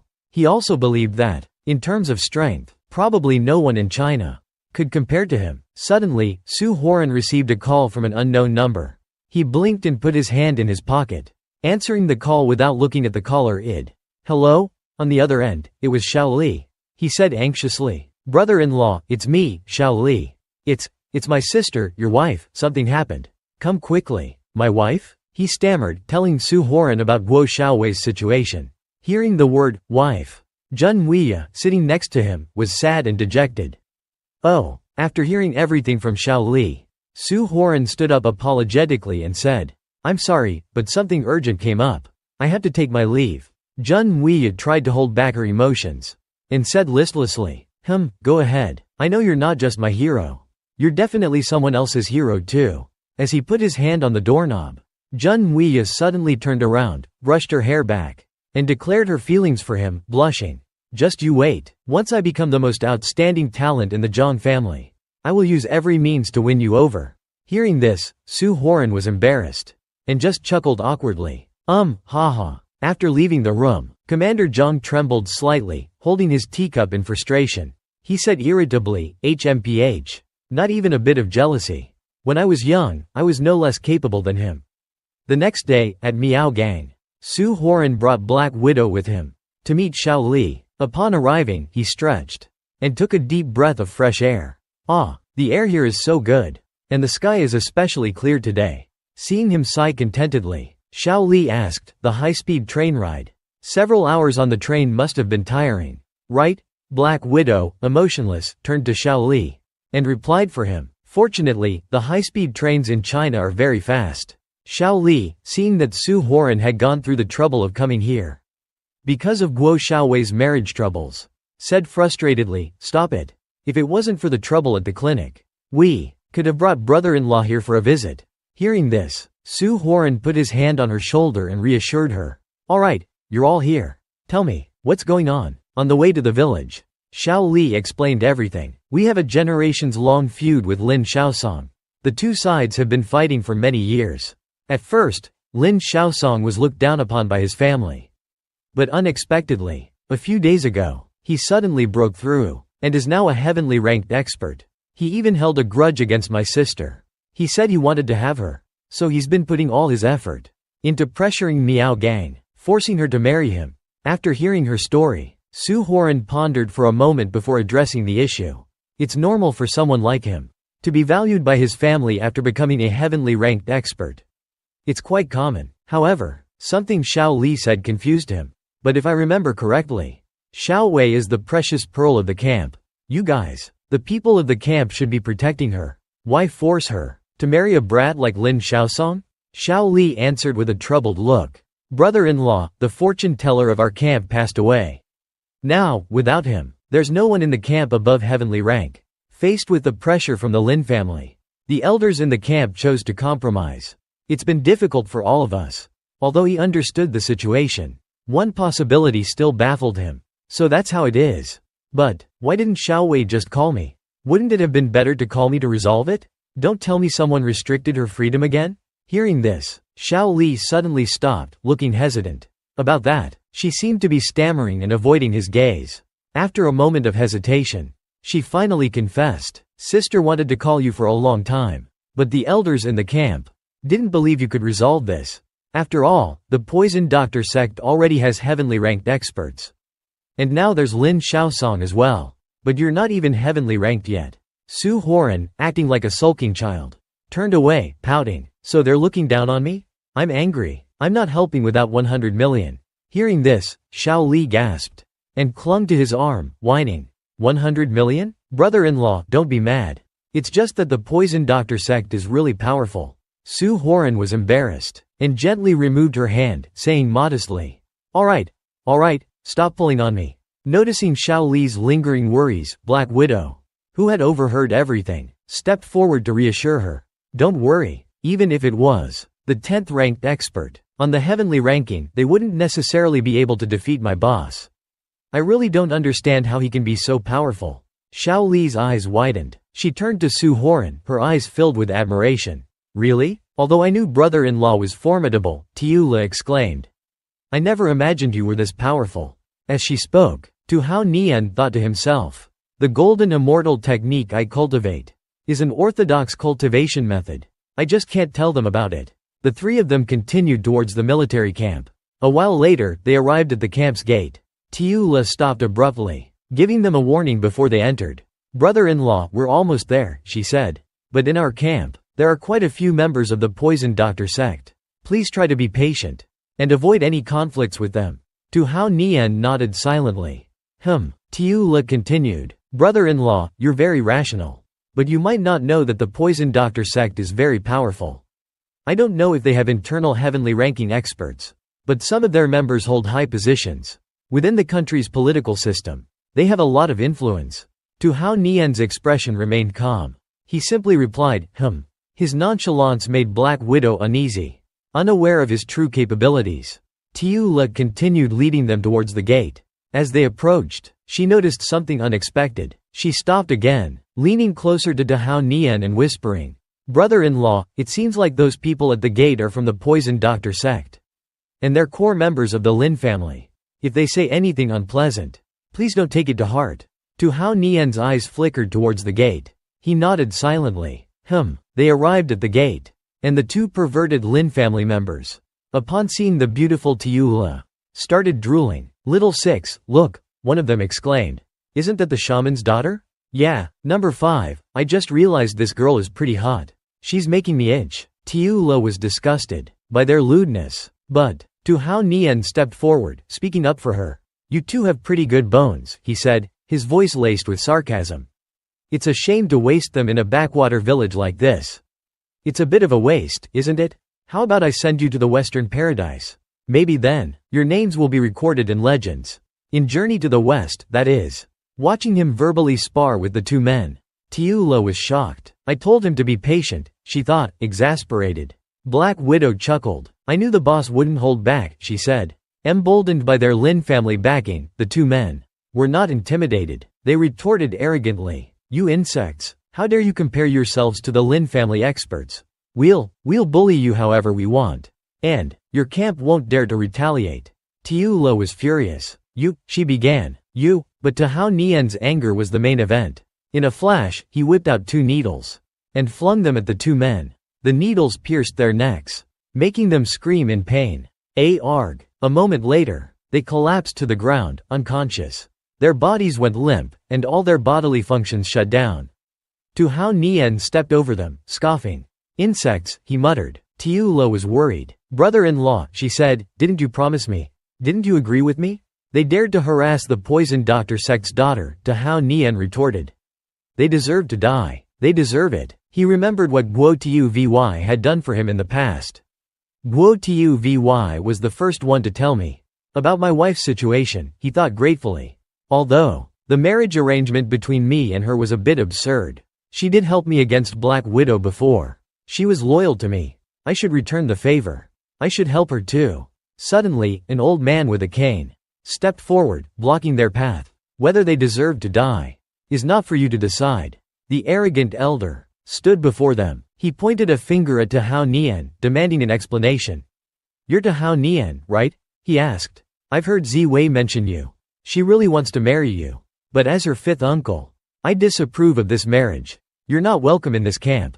Tu Hao Nian glared at him, his voice cold. 5th uncle? Tiula was shocked to see him there. 5th elder uncle? She exclaimed. Tu Hao Nian stepped forward, wanting to ask him a few questions. Guo Tiu Vy, is she your daughter? Not me, I'm his uncle. So, you're not her real uncle. But before anyone could finish their sentence, Tu Hao Nian suddenly became rude. He arrogantly crossed his arms and said in a loud voice, it's true that he's not her real uncle. A bad guy like him. How could Sao have any relationship? Blood relationship with a beautiful person like Tiu Vy? So, our marriage. You don't need to agree. Step aside. Hearing these eloquent words, Tiula stood beside, gradually seemed to have a different opinion of him. Just him. Is not respectful to him at all. The old man angrily pulled out his cane and shouted, I am the 5th elder of the barracks. How dare you disrespect me, Sao? Tu Hao Nian was not fazed and continued to speak his mind. I respect the traditions of the people. Even a few people like you have to respect the rules. Respect the freedom to love. So stop talking nonsense and get out of the way. The more he talked, the more the old man ignored what he was saying. For being shameless. So he picked up his staff and jumped up to fight him. You little brat, how dare you cause trouble in my territory? I could kill you. Tu Hao Nian laughed and gently grabbed his staff. The 5th elder tried to pull the staff out of his hand, but to no avail. Seeing him try so hard, Tu Hao Nian sneered. Whose dog is this barking so wildly? Let me pull out your dog's teeth. He finished his sentence. He immediately used his other hand and slapped him, leaving a memorable bruise on his face. Seeing the 5th elder being slapped to the ground by him, Tiula looked at Tu Hao Nian from afar with concern, but still somewhat happy. This brother-in-law is really something. The 5th elder pointed at Tu Hao Nian's face, hissed angrily, I am the 5th elder of the Miao village. How dare you lay a hand on me? Tu Hao Nian calmly replied, you were the one who started it. You were the one who made the first move. Don't you have any shame, Guo? Tiula also stepped forward and objected to the 5th elder.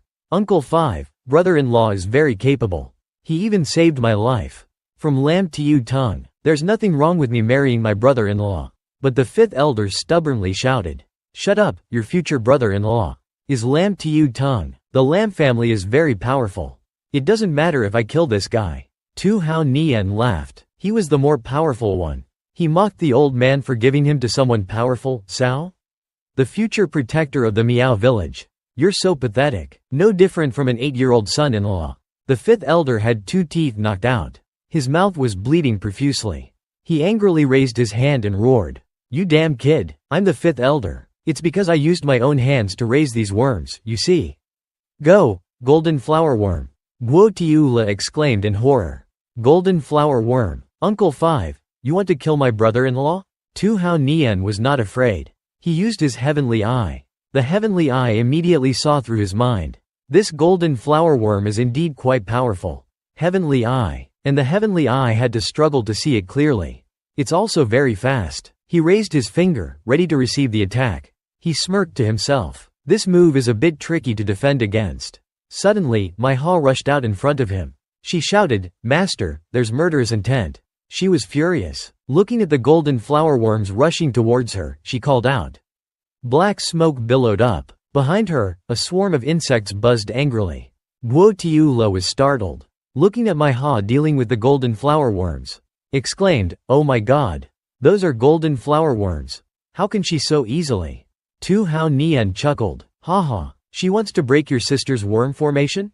It's as easy as pie. Seeing Mai Ha appear, the 5th elder exclaimed, a master from the heavenly ranking. I can't believe he has a master from the heavenly ranking by his side. Tu Hao Nian smiled and asked, surprised? You still want to fight? Mai Ha said angrily, you old geezer. How dare you try to kill my master? Seeing this, the 5th elder ran away in fear. As he ran, he shouted in frustration, just you wait, just you wait. Seeing this, Tu Hao Nian could only sigh. So the 5th elder is a coward. Guo Tiula also sighed helplessly. What else can I say? After finishing up, Tu Hao Nian smiled and said, all right. Let's go too. Mai Ha immediately followed him. While Guo Tiula uttered a confused, he walked ahead excitedly. He smiled leisurely and said to Guo Tiula, have you forgotten what you said? So, is Miao Miao going to give up resisting? We have to have a match. If the Lam family agrees to hold a grand competition, to find a husband for Lam Tiu Tung, I'll participate and beat that Lam Tiu Tung to death, and take revenge for you at the same time. Hearing this, Guo Tiula exclaimed, brother-in-law is the best, and followed Tu Hao Nian along with Mai Ha. Miao Village Square. Everyone was gathered around watching the confrontation. The crowd around them roared angrily. Go on, kill him. Go on. The crowd on the other side was equally agitated. Sprinkle more realgar and poison herbs. More red-crowned crane beans. Kill those poisonous snakes. The 2 people in the arena. One was using a flute to control poisonous snakes to attack. The other was waving his hand, using poison. Tu Hao Nian watched with a sneer. I thought that a duel meant using your own strengths. But it turns out to be just a battle between poisonous insects. Guo Tiula looked at him and replied, yeah. The rules aren't complicated, brother-in-law. What are you planning to do? I'm afraid they won't let you participate. My Ha added. Master is also very good at using poison. He's very powerful. Tu Hao Nian smiled slyly and said to them, of course I won't be allowed to participate. That's why I have to use a little trick. He walked forward and shouted, honey, your husband is here. Something this big happened, and you didn't even tell your husband? Aren't you afraid I'll spank you? My Ha was used to this, so she didn't react, but Guo Tiula was startled when she heard his words. Everyone turned to look at Tu Hao Nian. They asked each other in confusion. Who is this? Who's his wife? I don't know, but isn't the person next to him Guo Tiula? When Lam Tiu Tung saw him appear, he shouted angrily, Tu Hao Nian. The divine Dr. Tu of Hao Nian Medical Center. You're right on time. You ruined my plans last time. Later, I'll find a chance to teach you a lesson. Hearing his voice, Guo Tiu Vy ran out to see. She exclaimed happily, huh? Honey. Her mother was standing next to her with her arms crossed. Looked at her daughter in surprise. Tiu Vy, her father asked. Is he the Tu Hao Nian you mentioned before? The one who saved Tiula? Guo Tiu Vy replied dumbfounded, yes. But I don't know why he's here. Her mother said sternly. Looking at the situation, it's clear that Tiula called him here. After all, you're being held captive. He knew about the poison sect and still dared to come here for you. To come here. He even dared to call you his wife in front of so many people. He's got guts. Hearing this, Guo Tiu Vy blushed and was speechless. She clasped her hands together and praised him. He really fears nothing and no one. But the poison sect is too powerful. He doesn't have many people on his side. So I thought he wouldn't come here to help me. Looking at her daughter's expression, her mother could only frown and remain silent.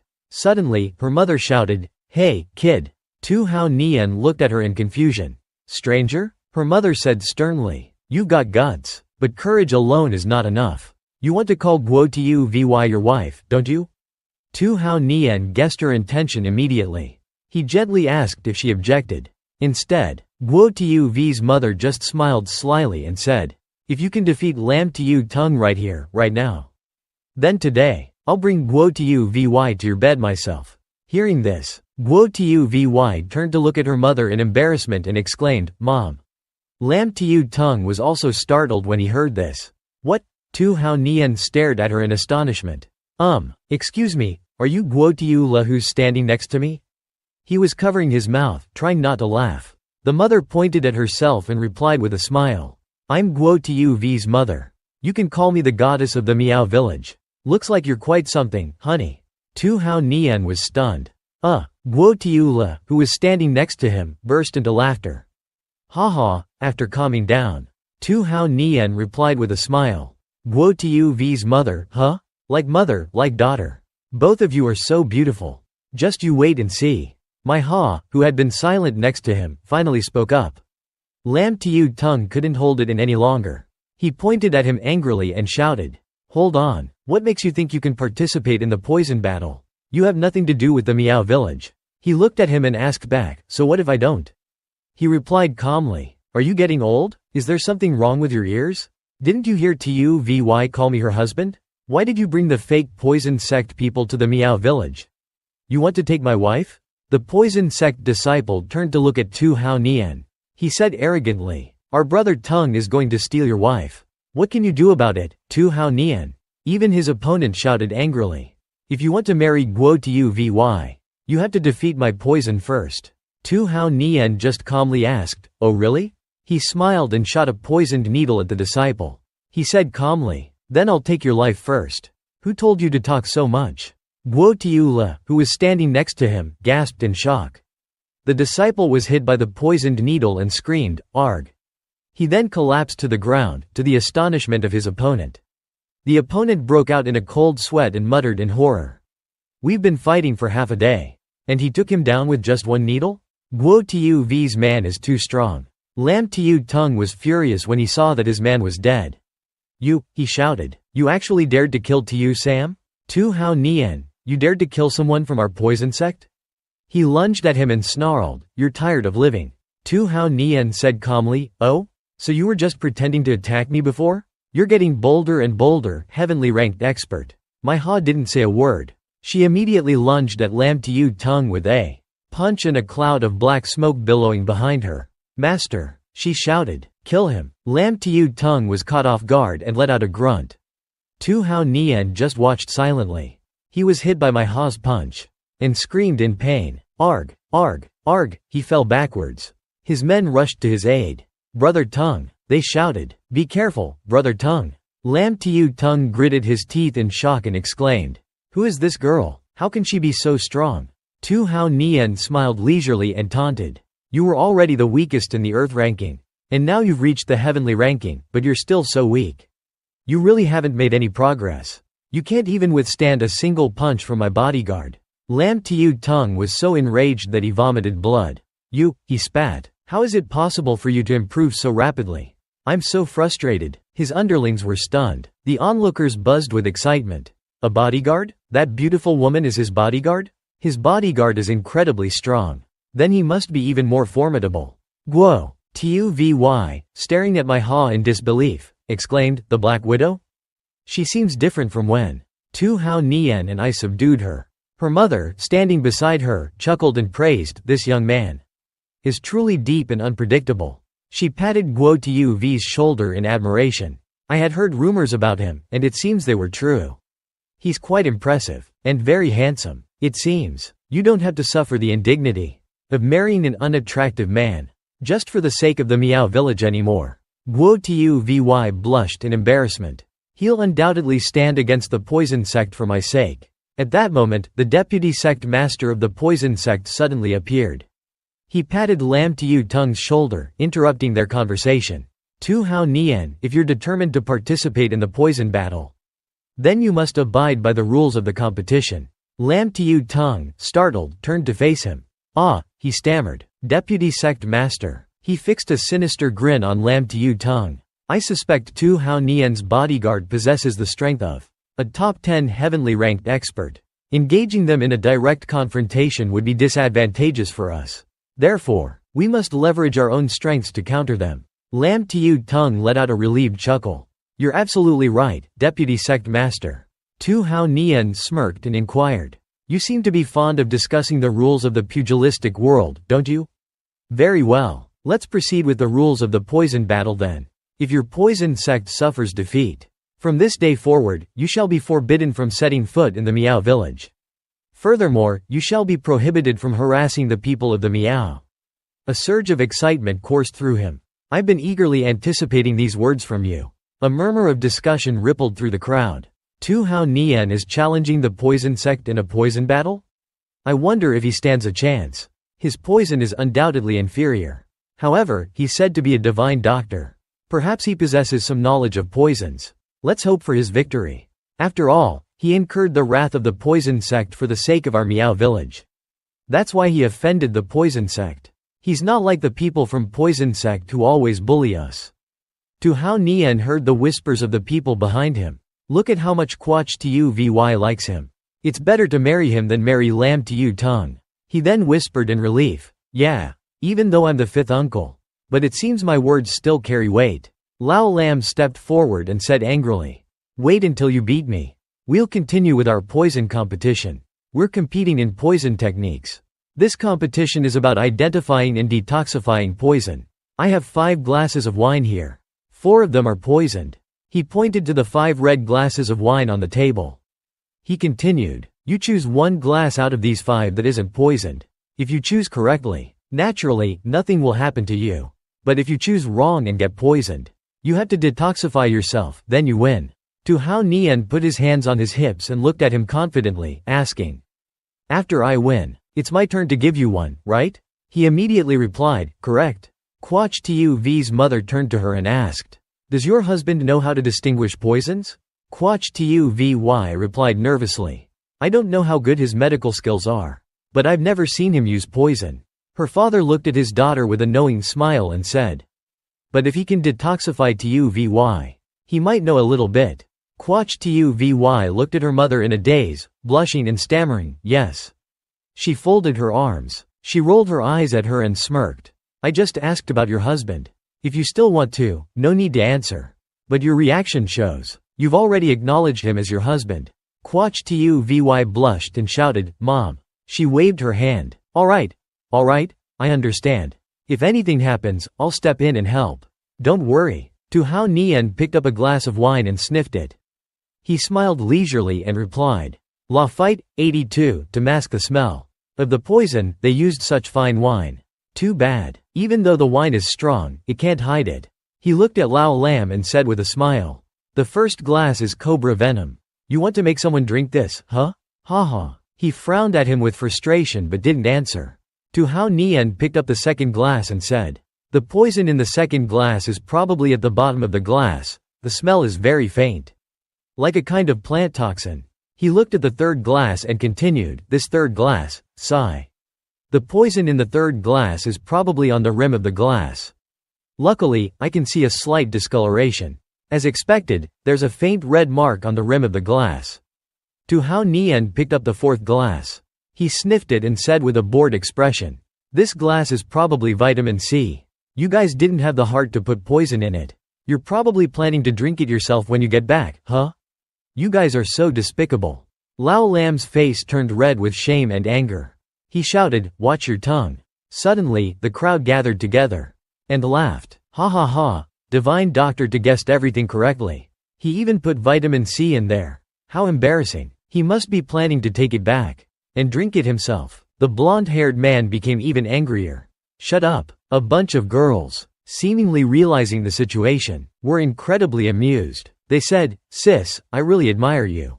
This divine doctor too is truly amazing. Tonight, you'll become his woman. The woman in green said shyly, Everyone.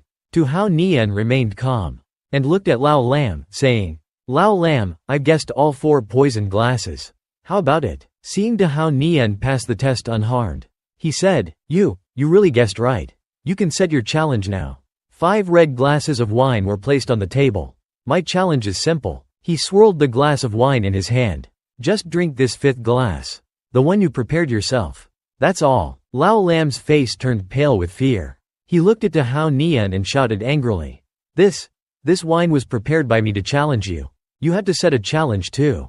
Tu Hao Nian remained calm, still holding the glass of wine.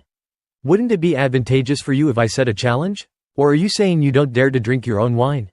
Hearing those words hit the mark, Lao Lam immediately froze. The villagers on the other side all shouted. Lao Lam, this 5th glass should be poison-free, right? There's definitely something wrong with this glass. The poison sect is so cunning. Playing dirty, shameless, facing such criticism from everyone. Lao Lam couldn't bear it. He snatched the glass from Tu Hao Nian's hand and said, This glass of wine really isn't poisoned. I'll drink it for you to see. He closed his eyes and pinched his nose. Then brought the glass to his lips and took a gulp. Immediately afterward, he reached into his pocket and took something out. He took a pill and put it in his mouth. After swallowing it, he held out the glass to the crowd and said, See, I drank it all. There's really no poison. Seeing this, the crowd exclaimed in surprise, Oh my God. What did you just put in your mouth? Antidote? The poison sect is truly shameless, playing dirty and taking an antidote. Antidote my foot. Who would believe you? Only a fool would believe you. Lao Lam retorted, Nonsense. Our poison sect has always been open and above board in our dealings. Tu Hao Nian smiled with satisfaction. Upon seeing this scene, Lao Lam folded his arms and put on a righteous air, saying, Nonsense. Our poison sect has always been open and above board in our dealings. Be careful what you say, or we'll sue you. Suddenly, his face contorted in fear. His body trembled uncontrollably. His mouth gaped, and he clutched his chest, groaning, Then, he collapsed to the ground, foaming at the mouth. Everyone panicked and rushed over. Lao Lam, what's wrong? Lao Lam. The 2 girls also noticed and turned around, saying, He's dead. Lao Lam's subordinate turned around and yelled at Tu Hao Nian, What did you do? Seeing the result unfold exactly as he had predicted, Tu Hao Nian said calmly, He just said he was sick and taking medicine. Perhaps he was in such a hurry that he took the wrong medicine? Think about it, poison sect. You guys, who roam the Jianghu, often carry quite a bit of poison. The villagers on the other side immediately burst into laughter. Ha ha ha, divine doctor to his right. Seeing everything turning against him, The pink-haired man couldn't hold back and roared, HMPH. You're clearly playing tricks. Don't think we don't know, Tahao Nian. You killed 2 of our poison sect members. We will never let you off. No matter how threatening their words were, they couldn't scare Tahao Nian. No, no, no, you're wrong. A powerful aura emanated from him. I've killed 4 from the poison sect. Besides the 3rd elder and 3rd master who plotted against the camp. I killed 2 more fools. Hearing this, the pink-haired man became even angrier. He pointed at Tahao Nian and said, Tahao Nian, you're dead. It's my turn next. On the other side, 2 people were checking on Lao Lam. They were taken aback when they heard the words, it's my turn next. It's your turn? The pink-haired woman's face darkened as she said, Divine Doctor too, right? My father died from his own poison. What trick did you use? To change the nature of the poison? Unexpectedly, you can even turn an antidote into a poison. Tahao Nian replied, oh. So you're saying, you admit that the 5th glass of wine was poisoned? The woman raised her hand to her mouth and said, admit it, I wouldn't even bat an eyelid if you beat him to death. It'd save me the trouble of raising him. I'd thank you for it when I'm old. She then stood up and extended her hand towards Tahao Nian. Like a gust of wind. You're so skilled and handsome. Why don't we? If it were me, I guarantee you'd be in paradise every day. Tahao Nian immediately brushed her hand away. Coldly, aren't you embarrassed? She asked, taken aback. A mocking smile appeared on his face. As he looked at her. No chest, no butt. What's so special about you? That you think I desire you? Moreover, not only are you sick, but it's a dirty kind of sickness. Your father's poison. I bet you've used it yourself plenty of times. No less than 100 men, right? Hearing this, she couldn't control her anger. You, what did you say? Tahao Nian observed with his divine eyes. Well, wait, I was going to say your cheeks. Look quite plump, but they're just artificial. Ligaments severed, nose, chin, and cheeks, all injected with silicone, right? She shouted, you, how do you know that? I'm a traditional Chinese medicine doctor. Observation is one of the basic methods of diagnosis. She gritted her teeth, glared at him, and yelled, you. Then she chuckled. Ha ha, so what if you see through my beauty trap?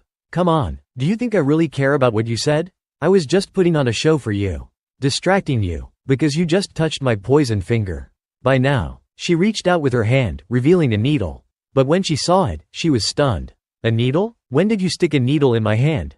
Tahao Nian said calmly. Some people have big heads but brains the size of grapes. But you have a small head and no brain at all. Pitiful. Suddenly, she collapsed to the ground, crying, what? My legs feel so weak. Tahao Nian chuckled. That depends on what poison you used on yourself. Yourself? Her face turned pale. What do you mean? Tahao Nian explained with amusement. Like I said, observation is one of the basic principles of traditional Chinese medicine. I could tell you had poison on your hand. When I touched your hand earlier, I actually used the needle to absorb the poison, then stuck it back into your hand. For a moment, it would have felt like I was pricking your hand.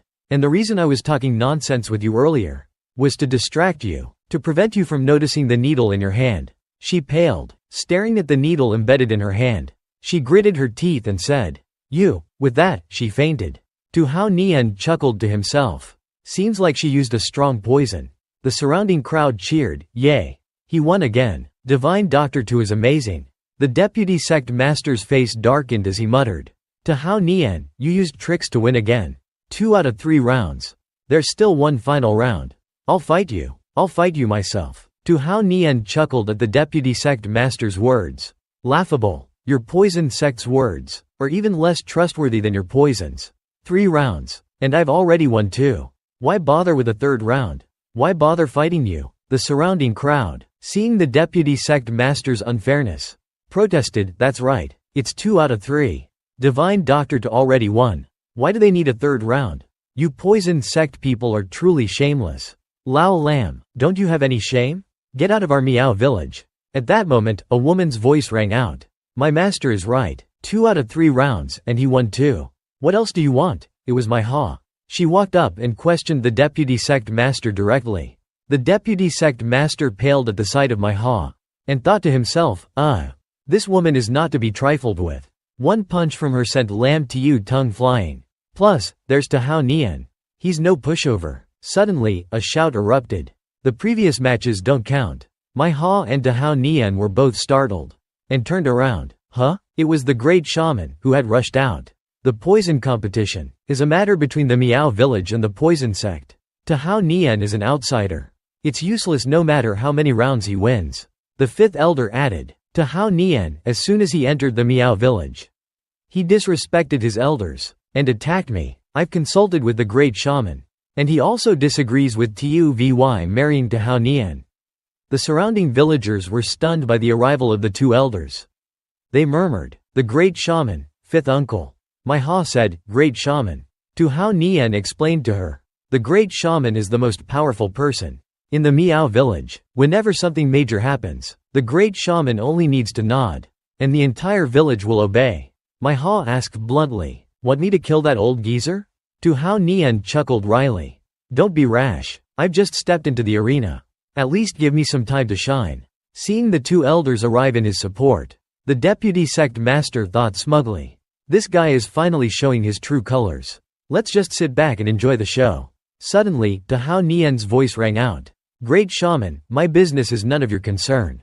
Great shaman grandpa, the previous great shaman, agreed to my marriage with Tahao Nian before he passed." It was Quach Tu Vy, voicing her opinion. She walked over to Tahao Nian, linked her arm with his, and continued. "He agreed to let me marry Tahao Nian. You've only been the great shaman for a short time. Not even long. You have no right to decide such an important matter for me." The great shaman was speechless. After a moment of thought, he retorted, "Tu Vy. Your father passed away long ago. Your aunt married me. I've been taking care of you and your mother all these years. In name, I am your father too. I have the right to choose a husband for my daughter. I believe Lam Tu Tung is the one who truly deserves Tu Vy. Moreover, the union of the poison sect and our Miao village would be beneficial for both sides." The deputy sect master and Lam Tu Tung smirked with satisfaction. Hee. Quach Tu Vy was enraged by his absurd words. "You," the great shaman continued, "Tu Vy. You hold a high position in the Miao village. You possess exceptional talent. Therefore, you must consider the future of the Miao village. You can't just make decisions based on your own whims." Unable to listen any longer, Tu V's mother spoke up. "Shut up. You have no right to interfere in my daughter's affairs," she declared. "I married you back then, solely for the sake of my two daughters. Did you ever even share my bed? You seemed so refined and courteous. I married you, only to discover you were a good-for-nothing, with no sense of responsibility. We didn't divorce, only to save face, and you dare to claim you've been taking care of us? These two daughters, have you ever truly cared for them? Tu Vy. They only tolerated you for my sake." The surrounding villagers were shocked. They whispered amongst themselves, "So that's how it is." I've never seen them act affectionate. The great shaman's face flushed red. "How dare you?" he yelled. "How dare you humiliate me like this in front of everyone? I am the great shaman."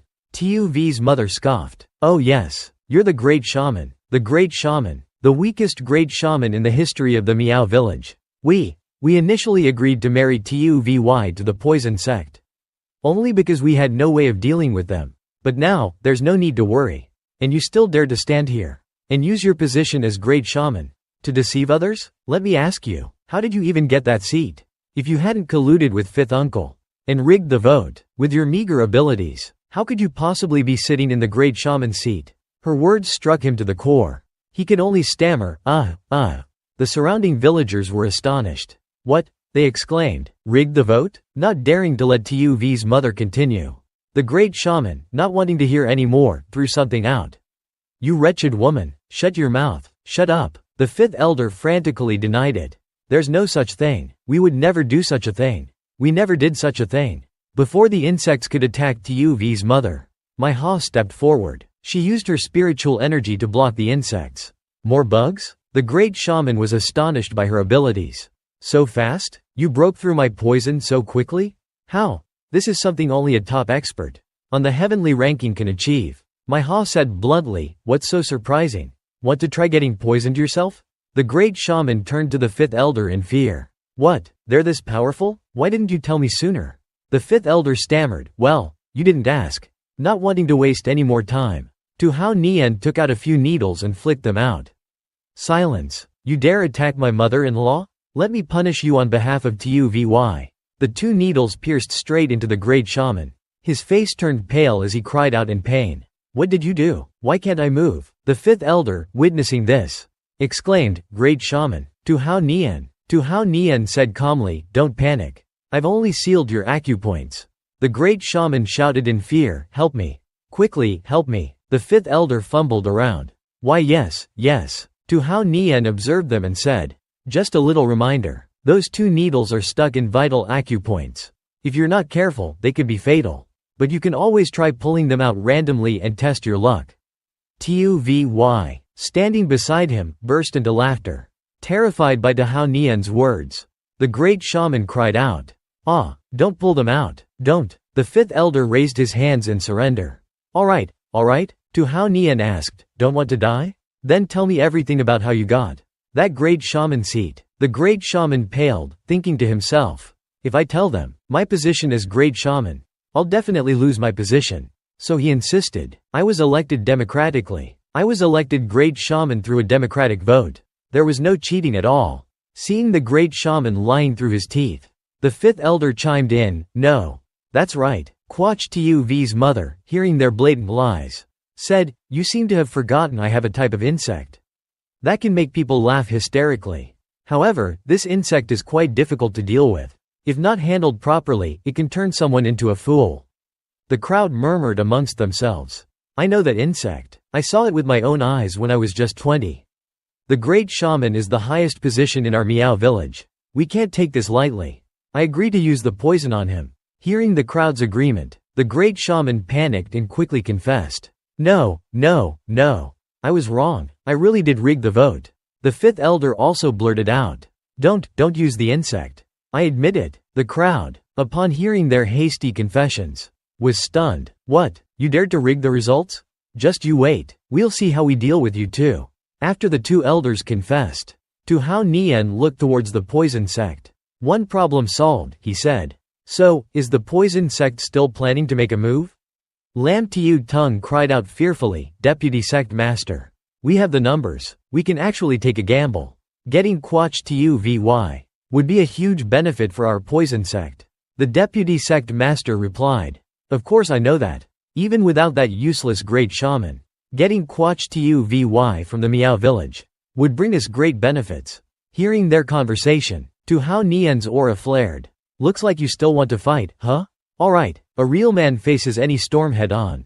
Consider this a little show. For my in-laws." Suddenly, a loud voice boomed, "Let's see who dares to lay a finger on my master." Tuvy and her mother, hearing the voice, looked up in surprise. Huh? It was Tun Vu, standing on the roof. He spat into the air.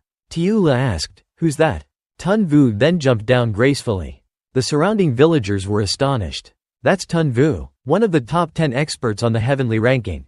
Tun Vu stepped forward calmly, smirking. "Looks like you've grown tired of living. You dare attack Divine Doctor Tu, my master?" Seeing his smirk, the poison sect members fled in terror. We wouldn't dare. We'll leave immediately." Tu Hao Nian, his thunder stolen, muttered dejectedly, "I was putting on a show all day. And he stole the spotlight." Seeing his dejection, Tuvy said, "Honey, you drove away the enemy." Without lifting a finger, my Ha asked, "Master, want me to go teach him a lesson?" The scene shifted to the main hall of the Duong Corporation. Yesterday, our company took action.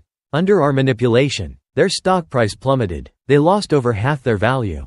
Right now, Tong Bak Kuk is probably on the phone, desperately explaining to his backers. Duong Tam Di smiled at the good news. "Excellent. Announce a high-level meeting to discuss whether to acquire that company." Ho Li replied, "But our previous investments were all used for developing the new product. I'm afraid acquisition might be a bit difficult." Tam Di's face fell. It would be a shame to miss such a good opportunity. It'd be a shame to miss such a great opportunity. Suddenly, a notification popped up on her phone. She looked at it with delight. "Oh, hubby has earned over 360 million. He said the matter is resolved, and he'll be back soon." Ho Li said, "He's in no hurry to come back. Tell him to transfer 300 million immediately. Next time, I won't be happy if he goes to coax his mistress. I won't be happy about him going to coax his mistress, will I?" Duong Tam Di looked away. "Me? Am I unhappy? In any case, I'm the main wife. They're just mistresses." Ho Li chuckled softly and said, Right.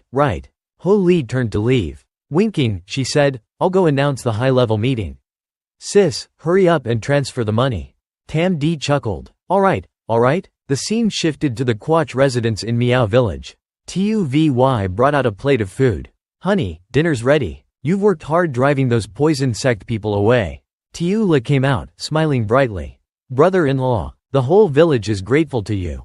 But, Mom still has some matters to settle with the great shaman. Let's eat first. Tun Vu happily dug in. Is this what they call reaping the benefits without doing any work? So delicious. My Ha looked at the food. These dishes are all considered rare delicacies. They're rarely seen outside of this country. Tu Hao Nian said calmly. Everyone, enjoy yourselves. The atmosphere at the table was warm and lively. Tuvy and Tiula enthusiastically introduced the dishes. Honey, let's have some rice wine together. Brother-in-law, I picked the vegetables for the hot pot myself from the village. You must eat more. Tu Hao Nian suddenly looked towards Tun Vu. Tun Vu, you're known as the food incinerator, aren't you? Is everything settled on Mount Tung Sun? Tun Vu replied as he ate, Don't worry, master. Sister Kwong is taking care of everything. Madam's safety is absolutely guaranteed. But then, he froze, his face paling. Oh no, I'm screwed. This is also Madam. I was too focused on eating and didn't pay attention to the situation. Quach Tuvy, understanding, smiled. It's okay. Although I haven't met Duong Tam Di. I know she's the main wife. Tun Vu chuckled awkwardly. Haha, I really admire Master. All his wives are so understanding and reasonable. Tuvy glanced at Tu Hao Nian. Speaking of which, honey. How many more are there? Tu Hao Nian smacked Tun Vu on the head. Would it kill you to shut up for once? Tun Vu cried out in pain. Ow. Tu Hao Nian continued, My Ha. After this is over, you'll come back to the country with me. You'll return to the Black Dragon Society. And resume your position as an elder. If anything happens, you can always call me for help. My Ha replied, Thank you, Master. If you need anything, you can call me back anytime. Tu Hao Nian fell silent, pondering. Although letting her go back would weaken my team's combat strength, I have a feeling that having too many experts around me isn't necessarily a good thing. Besides, having someone on my side in this country wouldn't hurt. Lost in thought, he picked up a piece of food. But just as he was about to taste it, he noticed something. Huh? He shouted, Don't eat. The food is poisoned. Everyone, enjoying their meal, looked up in surprise. What? Huh? Tu Hao Nian said. The poison was probably added to the water. The rice and vegetables are cooked, so it's undetectable. Tun Vu asked in panic. No way, but I don't feel anything.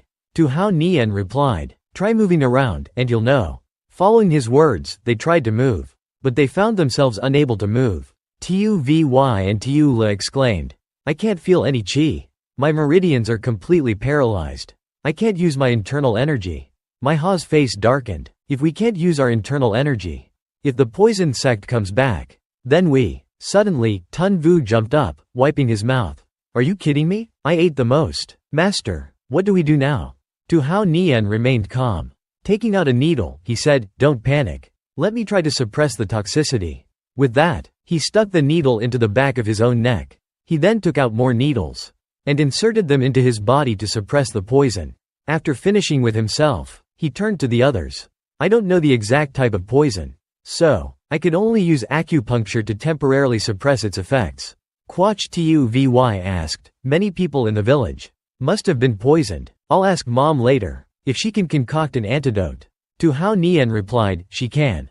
But remember, you can circulate your chi, but you can't use your internal energy. In other words, no fighting. My Ha asked, But Master, what if the poison sect comes back for revenge? Tu Hao Nian turned around and chuckled. I'm here. You guys just need to adjust your breathing to detoxify. In some wasteland where the trees are dry and withered, a man takes his fan and summons a portal. He said, Okay, we can go in now. The old man next to him replied, You go first. He is Tu Hao Nian's master. The old man said, Last time I found a secret scene. You sneak away by yourself. This time, asking me to come along. Are you trying to play with me? He smiled slightly and replied, This time it's a bit difficult. But not too dangerous. Calling you along is mainly because. Suddenly he turned to the back. He sighed. The old man saw him like that and asked, What's wrong? He immediately replied, Hao 9 used the 4th golden needle in the 7-star acupuncture. The law of activating people to ascend to immortality. Forced to level up the power. This method, even if he has the cultivation base of Kim Tien Kuei, also have a bit Sure enough, I ran into some trouble. Moreover, the condition is still unstable. The old man saw that he was worried about his disciple, so he asked further. Want to go over there and check on the situation? It wasn't easy for me to recruit a good disciple. Really, if anything happens to him. But he didn't care anymore. He opened the fan with the word, Jade, on it and replied, it's okay. This kid is as tough as a leech. Let's go. After finishing, the two of them entered the gate, which is understandable. If you haven't even reached the top of the rankings yet, then this disciple is a bit useless. After they finished walking, the gate gradually narrowed. The scene changes to where Dahao 9 suddenly sneezes. Then he said, I'm so sorry. Waste a little time to adapt to the current state. Now we can talk straight. As soon as he finished speaking, he teleported to Lam's place. Tiu Tung said that, the second thing I hate the most is people who waste food. People know. To make sure everyone in the country has food and clothing. How much have the farmers suffered? As he spoke, he threw a punch that deflected his face. Don't let him recover in time. He continued to kick him, sending him flying. He said, because you poisoned Meow and ran away, causing all the food today to be thrown away. But it's not over yet. Tu Hao 9 continued to kick him up into the air. He grabbed his leg and slammed him straight to the ground. Lam Tiu Tung is in pain. He coughed twice and said, how can that be? Even if it's Kim Chom activating the acupoints. But you're just a guy. Not yet on the heavenly charts. Tu Hao 9 laughed and replied, Heavenly Master, haha. Didn't you succeed thanks to Adam? I will destroy your Dantian.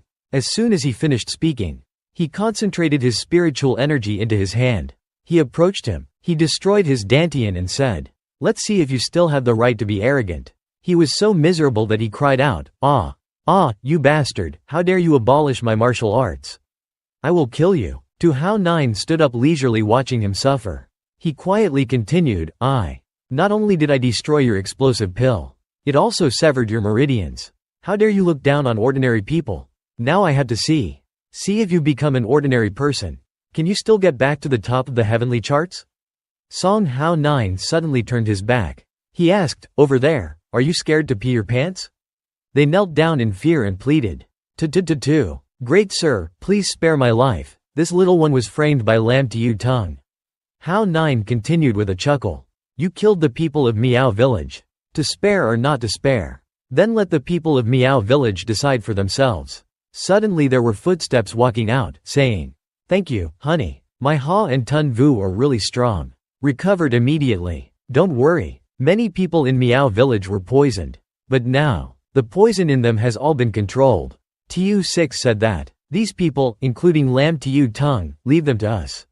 The brother-in-law saw that they could handle it themselves. Hao 9 said, okay, then I'll leave it to you. I really don't have the strength to deal with it anymore. As he spoke, Hao 9's eyes fluttered. And he just collapsed like that. Quach Tu Vy and Tu 6. Seeing that, they jumped up and shouted, honey. Brother-in-law changes scenes into Hao 9's mind. Hao 9's master stood on a rock. He stood there and said, Kim Tien Kuei is truly an orthodox practice. Now the spiritual energy is exhausted. It is very difficult to cultivate. For most people, relying on the martial arts of the sects. Body training, energy training. Today's training is harder than yesterday's. I accept you as a disciple. Precisely to teach people Kim Tien Kuei. It is because the innate spiritual power is already very strong. Of humans, is a once-in-a-thousand-year cultivation genius. But you have to remember one thing. Don't reveal your true cultivation method. Otherwise, someone from a higher class will come to you and cause trouble. Hearing that, Dahao 9 was scared. He turned to look at his master and asked, Master, the 4 heavenly kings. Are there even higher people than them?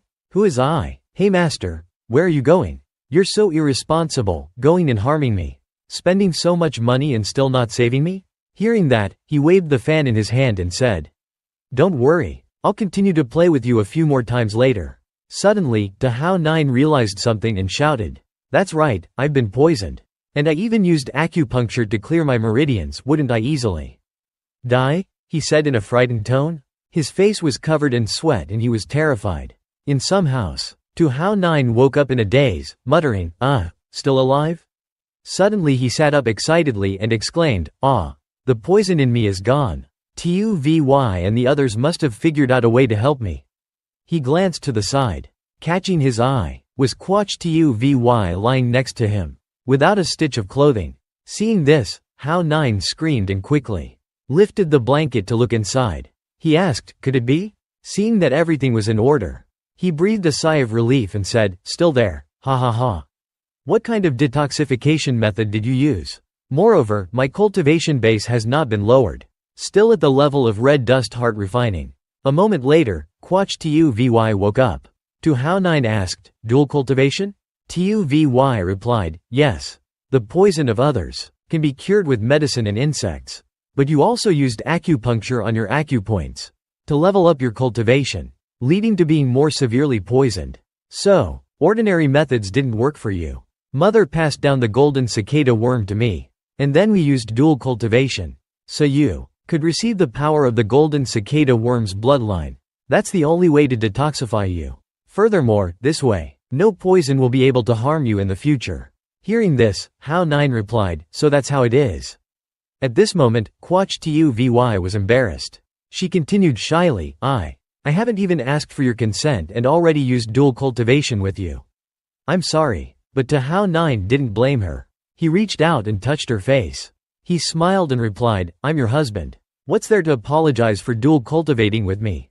Seeing him say that, Tuvy happily hugged Hao Nine and said, I know you're the best husband. At this moment, too, Hao Nine thought to himself, she clearly risked her life to save me, and yet acts like a child who made a mistake. After all that happened, to even act so irresponsible is truly evil, deserving of the death penalty. Suddenly, Tuvy sat down and asked, then, can I have a small request for my husband? Hao Nine replied, what is it? Tell me. Tuvy was embarrassed. She avoided Hao Nine's gaze and stammered, it's just that last night, in order to be more courageous, I drank a lot. As a result, I don't remember anything now. Today, could you? Before Tuvy could finish, Hao Nine already understood her desire. So he jumped in and said to Tuvy, I'll make it up to you right away. Tuvy replied, but you've just recovered. I'm afraid your health won't allow it. Hao Nine said with delight, I'll let you see if I can do it or not. And so they continued to tease each other. Tuvy exclaimed, so good. Why has your cultivation base dropped? Tan Vu was sitting outside, enjoying his food. Hearing that, he spat out his food. Then he looked up and asked, Master, what are you doing? But I've been sworn to secrecy, I can't say anything. It's probably fine, it's fine. The scene changes back to Tuvy's house. She cried out in pain. Why? Why does it hurt so much? Tu Hao Nine replied in bewilderment. My cultivation base didn't drop last time. Why did it break through red dust heart refining this time? Suddenly, Tu Hao Nine seemed to realize something. He looked down at his hand. He fell silent, thinking to himself, this isn't right, I just now could sense the bloodline intrusion of the golden cicada worm. Last night, it definitely wasn't Tuvy. Who was it? At this moment, Tuvy was still sobbing. Seeing her like that, Hao Nine tenderly wiped away her tears. He said, it's okay, it's okay. Sometimes this happens. Wait until you've rested and recovered. 2 days later I'll make it up to you. Hearing that, Tuvy asked, there's nothing wrong with my body, is there? Hao Nine quickly replied, of course not, don't overthink it. Rest, I'll go see how the others are doing. He covered Tuvy with the blanket. She replied obediently, okay. A moment later, after getting dressed, Tu Hao Nine walked out. Tan Vu, standing outside, saw Hao Nine and asked, Master, are you alright? Hao Nine replied, I'm fine, where are the others? Tan Vu chuckled and said, Quach Tula, her mother, and some elders went to treat the villagers. After all, many of them don't know martial arts, so treating them will take a lot of time. Tu Hao Nine continued, where's my Ha? Did you too detoxify yourselves last night? Where was she last night? Where did she go? Tan Vu chuckled and replied, she said she had something to do last night. She told me to stay here and guard, not letting anyone disturb you and Quach Tuvy. Hee, of course, she's more capable than me, so I don't know where she went. Then early this morning, she said you were fine, and then left. Didn't you tell her before to go back to her country? Hearing this, Tu Hao Nine understood something and thought to himself, as expected of my Ha. But Tan Vu asked, what's wrong? Tell me, why? Does your cultivation keep fluctuating? Hao Nine had a headache. He replied wearily, it's nothing. Let's get some rest and then go back to Tung Sun. The scene changes to somewhere else. A plane flew by. My Ha was sitting on it, gazing at the sky. She muttered, to Hao Nine. My Ha looked out the window and thought to herself, if I could choose again, would I still try to kill to Hao Nine? Then my Ha thought back to the previous night. In that room, Quach Tuvy was struggling. She said, Mother taught me the next step is to take off his clothes and I can do it, I'm not afraid at all. Suddenly, there was a slapping sound. It was my Ha. She had slapped Tuvy hard on the forehead, knocking her unconscious. Then my Ha thought to herself, whether the Miao Village's method works or not, I'm not sure, but I have a safer and more effective way to save Master. Then my Ha took off her clothes and Hao Nine's, throwing them on the ground. She climbed onto the bed, thinking, I once read in an ancient book in my country, thousands of years ago, a method from China was passed down to my country. Secret dual cultivation. After dual cultivating, I not only had my cultivation level increased, but I also remained very clear-headed. Thinking this, my Ha climbed on top of Hao Nine. She moaned, then continued thinking.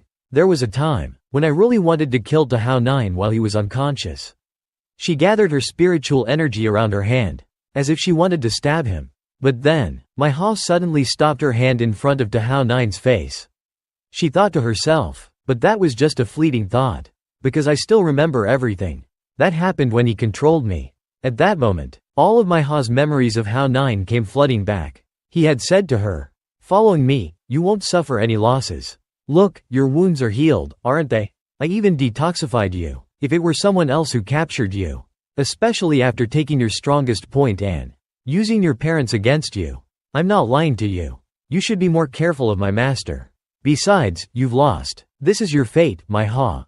Are you alright? I'm just conveniently doing a good deed. I don't mean anything by it. Besides, you're not poor. I've never really hurt you. And you're my defeated opponent now. A defeated king is no different from a commoner. That's just how it is. Besides, I even healed you. After recalling those memories, my Ha blushed and thought to herself, he really only sees me as a bodyguard. He's never really hurt me before. Then, she continued to recall Hao Ran saying that there was something else he needed to say. Why am I here? After everyone had detoxified and gone, my Ha continued to think. He even saved and protected me. Moreover, I have suddenly my Ha sighed. She stared at him, who was unconscious. She muttered to Hao Ran in her head. Then she leaned down and kissed Hao Ran. Then she stepped away from the bed. There was a reddish mark on the bed. At this moment, my Ha thought to herself, I'm back. Scene changes to an international airport. On the road, a black car was speeding by. My Ha was in the car, silently thinking to herself, if I had 100,000 choices, I guess I wouldn't have killed him either. It's just that I don't know.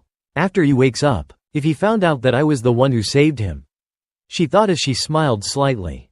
The taxi driver saw this and friendly asked, Ms. Han, did you have fun in China? You seem to be in a good mood. My Ha was startled by the sudden question. But she replied, well, I was in a very good mood. But because of what you said. Suddenly, my Ha used her hand to poke the driver, making him yelp. My Ha continued, my mood has turned sour. The driver, who had been poked like that, mumbled. How did you know? My Ha coldly explained. The flight I took was a connecting flight.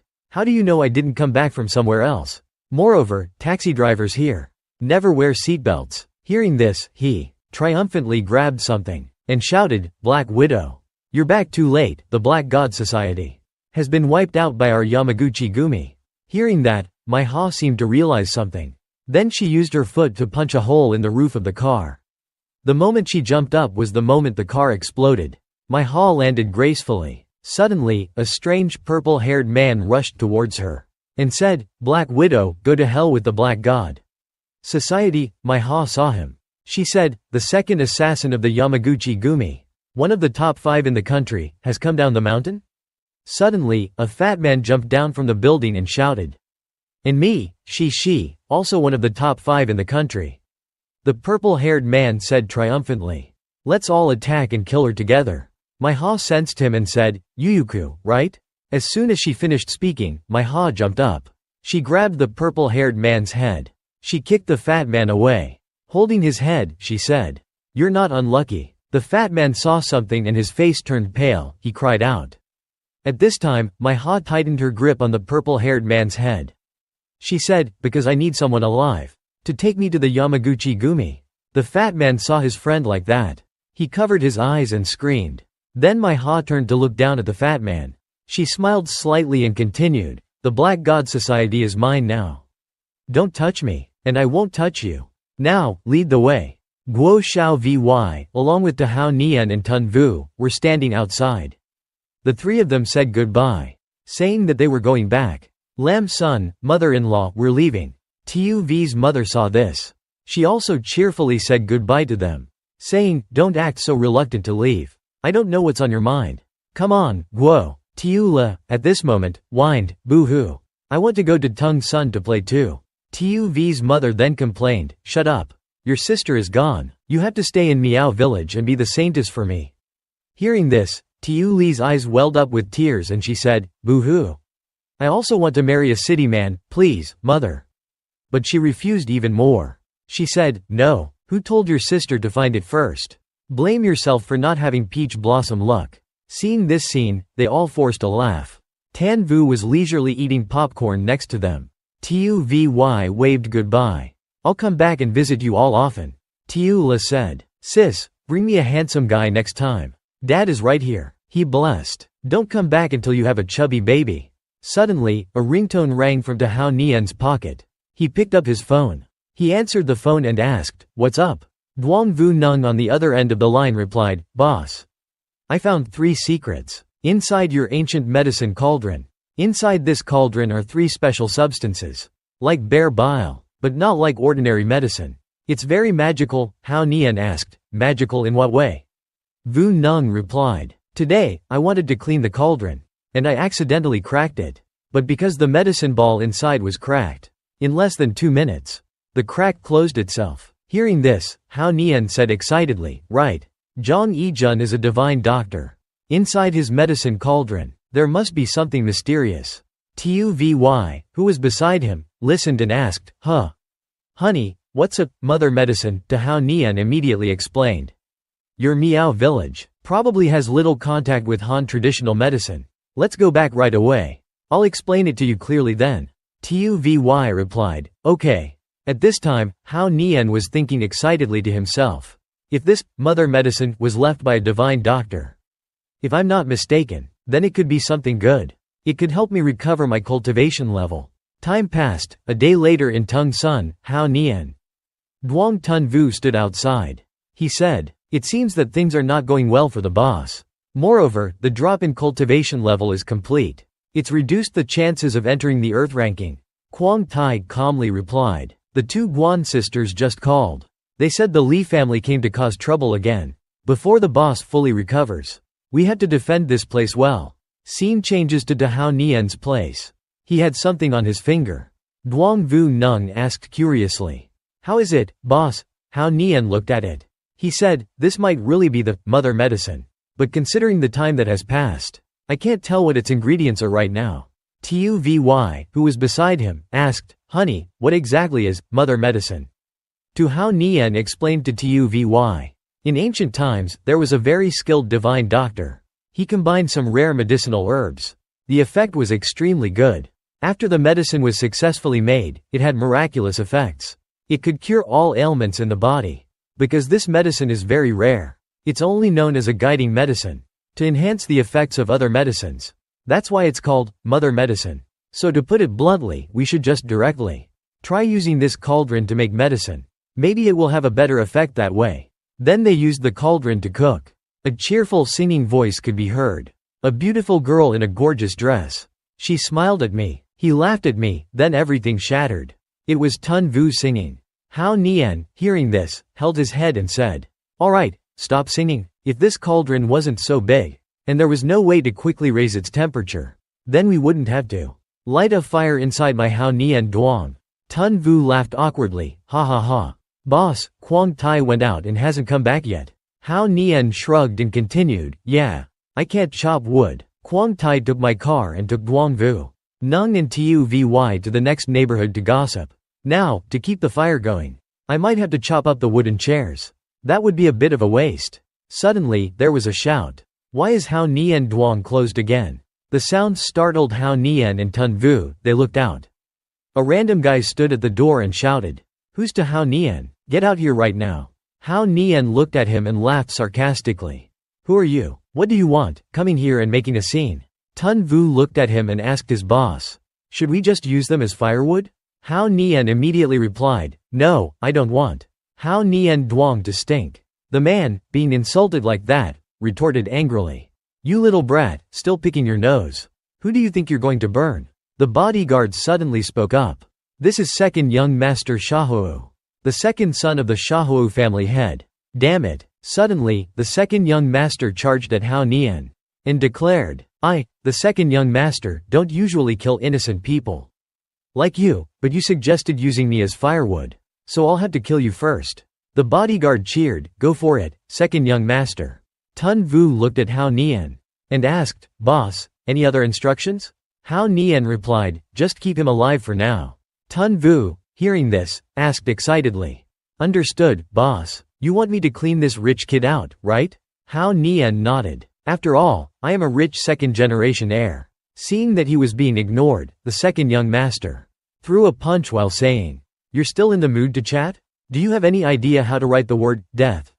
Hearing this, Tun Vu chuckled mockingly. And, with his 3-section staff, he struck him once. The second young master went flying, crashing into his bodyguard. Tun Vu remarked, "How's that for writing?" Knocked down by a single blow, the second young master was left with his head spinning. "What the?" Suddenly, to Hao Nian boomed, "Shahou Zeman, stop hiding. It's time to pay up. You still owe me 420 million. Hearing this, Zeman yelped in alarm. Then he emerged from his hiding place. He pointed at the second young master sprawled on the ground and continued, boss, I came here to bring you the money. This kid, he has money. Take it all." Seeing this betrayal, the second young master cried out, "What? I'm your real brother." Shahou Zeman stepped on the second young master and said, "Oh, come on, you two. We only share the same father, that's all. Your mother isn't my mother. Boss 2 is my real brother. You always look down on me. This time, you said you wanted to stand up for me. But in reality, you just wanted to step on me in front of Dad." The second young master, being stepped on, screamed miserably, "Ah, stop hitting me." The other two were left speechless by this scene. Suddenly, the door opened, and Quang Tai walked in. I thought it was someone coming to Hao Nian Duong to cause trouble. But it turns out to be you, Shahou Zeman?" Seeing her, Zeman said with a delighted expression, Sister Quang, where were you? I was almost bullied to death." But Quang Tai brushed him off and kicked him in the face. "Get out of here." She then looked down at the second young master and asked, "Aren't you the second young master of the Shahou family? Why is he here?" Zeman stammered, about that." The second young master said, "Well." Then Shahou Zeman pointed at Hao Nian and said, to Hao Nian, "It was these 2 bastards who beat my brother to a pulp. You have to avenge us."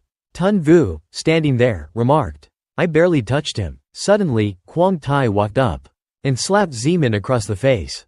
Zeman cried out. Quang Tai grabbed Zeman's head and asked, "Boss, these 2 came to bother you, didn't they? How do you want me to handle them?" Seeing her like this, the 2 of them looked at Quang Tai in terror. Sister Quang, what are you doing?" Suddenly, Hao Nian took out a fan and said, "You too. Broke. My family's heirloom palm leaf fan. This isn't going to end with just a 100 million. The second young master, lying on the ground, complained, "It broke because you hit us with it." Hearing that, Quang Tai stomped on the second young master's foot, making him cry out in pain. "Ow!" He then wailed, "I'll pay," to Hao Nian. "I'll pay." Hearing this, Hao Nian smiled wickedly and said, "Then there's the matter of you causing a scene in my place. That will cost you 5 limbs. If you don't want to lose your limbs, each one will cost you 100 million. Hearing this crazy demand, the second young master shouted, 5 limbs for 100 million each? What am I? I'm only keeping 1 limb. You can keep the other 4. Zeman shouted, "I'll pay for him." The second young master turned to him and exclaimed, "Are you crazy? Your arm tendons and your legs are only worth 100 million? Zeman looked at the second young master and replied, "You're young and naive. You just don't understand my brother." To Hao Nian. Hao Nian smiled wickedly. "Shahou Zeman, you're a smart one. Sister Kwang, sever all the tendons in this second young master's body. No negotiation, either all of them, or none at all. Hearing Hao Nian's order, Kwang Tai immediately used her high heel to press against the tendons in the second young master's leg. What? He cried out in agony. Kwang Tai calmly lifted her high heel and continued, consider this your fifth limb. Think carefully. The second young master cried out in excruciating pain. No, no, don't. I'll give you everything. I'll pay. A moment later, a notification sound from a phone rang out. Transfer to bank account Rs. Successful. Amount, 1,048,000,000. Hao Nian looked at the confirmation and smiled wickedly. Not bad. A moment later, the bodyguard and Zeman carried the second young master away. Zeman shouted, Brother, we're off. Enjoy your food, sleep well, and have a wonderful spring night. Hao Nian paid him no mind. He brushed his hands and said, Take care, take care. He then turned to Kwang Tai and asked, Where are the other two? Kwang Tai replied, I heard there was trouble here, so I told them to wait in the back, just in case they encountered any danger. Hao Nian glanced at the medicine cauldron and said, Good, tell them to come back quickly. We'll continue brewing the mother medicine. Kwang Tai replied, Understood, boss. Scene changes to the three men who were carrying the second young master. Hey, slow down, Zeman said. I told you not to mess with that jinx, but you wouldn't listen. Have you learned your lesson now? The second young master retorted, Shut up. I paid for your debt, you bastard. You haven't earned a single penny for our family, and now you're making me suffer with you. It's a shame that Sister Kwang turned her back on us before the Shahuo family could even decline. But when I get back, I won't spare that to Hao Nian. I'll tell Dad to send someone even stronger to deal with him. Right, where's our car? Come pick us up already. Making us walk so far. Shahuo Zeman said calmly, Don't worry, we're almost there. If we park too close to that jinx, he might steal our car too. The second young master continued to complain.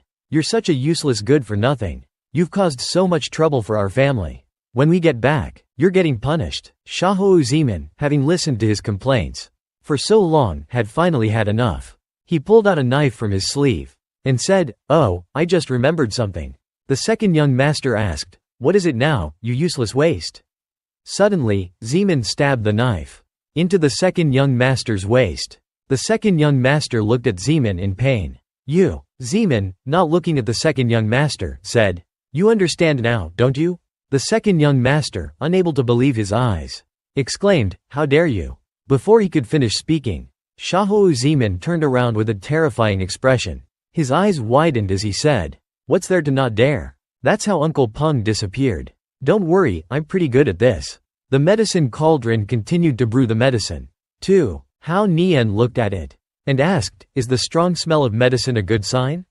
He walked closer to the cauldron and looked inside. Hao Nian was excited. Wow, find me a bowl. This is precious medicine. He excitedly ran towards the door. As he was running, the door opened, revealing 3 thugs who shouted to Hao Nian, Next year, on this day, will be the anniversary of your death.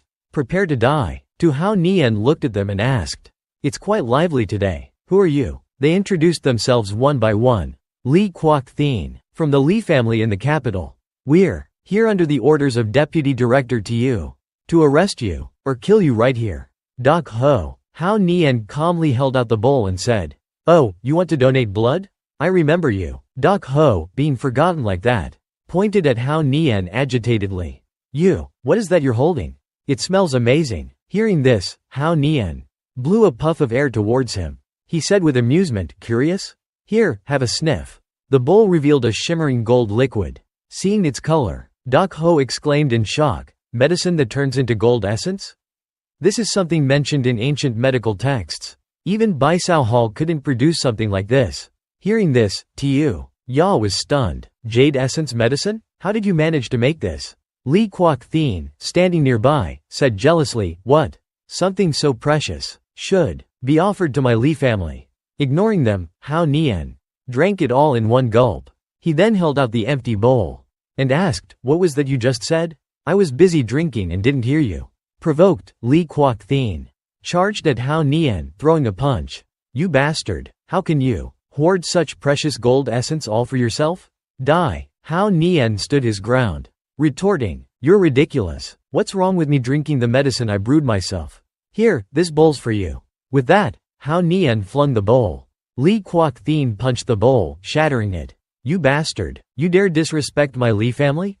Hao Nian dodged his attack and said, "Oh, you broke my family's heirloom bowl. That will be 100 million. Hearing this exorbitant price, Li Kuok-thin became even more furious. What? That broken bowl of yours is worth 100 million? He continued to launch kicks at Hao Nian. But Hao Nian dodged them all with ease. Of course, I also have a fan that's worth 100 million. It was exchanged for cash just half an hour ago. I've heard that the Li family in the capital has some powerful martial arts. Why don't you use them? Infuriated, Li Kuok-thin immediately summoned a tiger-shaped flame with his spiritual energy. So you want to die faster? I'll grant your wish. Tiger form. He then unleashed the flame. Tu Hao Nian gracefully leapt and landed, remarking, combining red dust heart tempering with Xing Yi Quan can almost reach the heavenly ranking. Not bad, but unfortunately, your punches lack decisiveness. And you don't have enough inner strength. I saw right through your last punch. Not giving Hao Nian a chance to catch his breath, Li Kuok-thin charged at him again and threw a palm strike. Less talk. You only managed to dodge that attack because you were lucky. Even Baisao Hall couldn't produce something like this. Hearing this, Tu Ya was stunned. Jade essence medicine? How did you manage to make this? Li Kuok-thin, standing nearby, said jealously, what? Something so precious should be offered to my Li family. Ignoring them, Hao Nian drank it all in one gulp. He then held out the empty bowl and asked, what was that you just said? I was busy drinking and didn't hear you. Provoked, Li Kuok-thin charged at Hao Nian, throwing a punch. You bastard. How can you hoard such precious gold essence all for yourself? Die. Hao Nian stood his ground, retorting, you're ridiculous. What's wrong with me drinking the medicine I brewed myself? Here, this bowl's for you. With that, Hao Nian flung the bowl. Li Kuok-thin punched the bowl, shattering it. You bastard. You dare disrespect my Li family? Hao Nian dodged his attack and said, oh, you broke my family's heirloom bowl. That will be 100 million. Hearing this exorbitant price, Li Kuok-thin became even more furious. What? That broken bowl of yours is worth 100 million? He continued to launch kicks at Hao Nian. But Hao Nian dodged them all with ease. Of course, I also have a fan that's worth 100 million. It was exchanged for cash just half an hour ago. I've heard that the Li family in the capital has some powerful martial arts. Why don't you use them? Infuriated, Li Kuok-thin immediately summoned a tiger-shaped flame with his spiritual energy. So you want to die faster?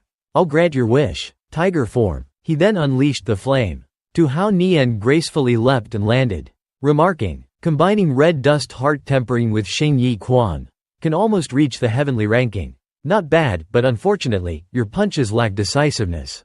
And you don't have enough inner strength. I saw right through your last punch.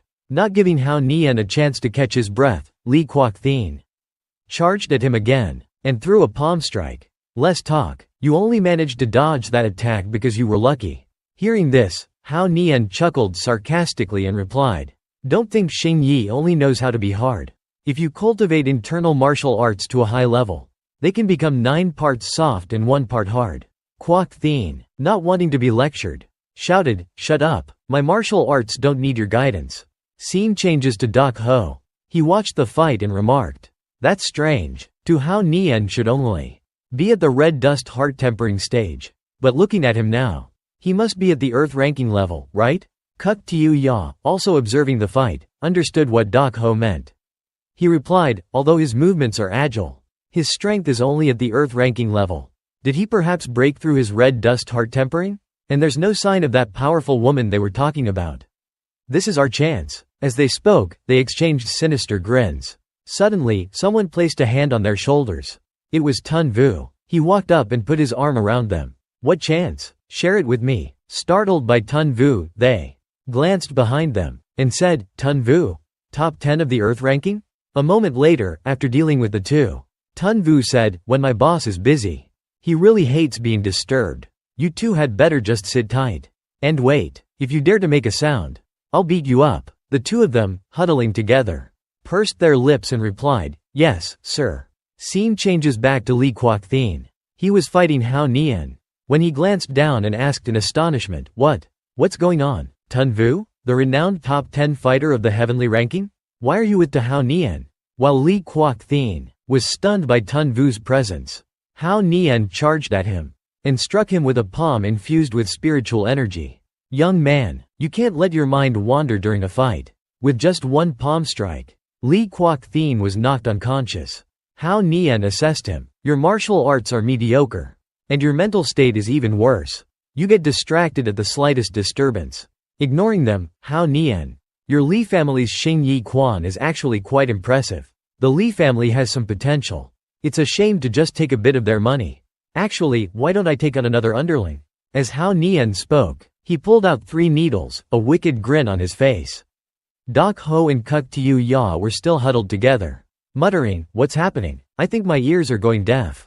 Meanwhile, Hao Nian stood before Li Kuok-thin, who was remorseful. Brother, I was wrong this time. I'll take care of Li Kuok-fang's issue.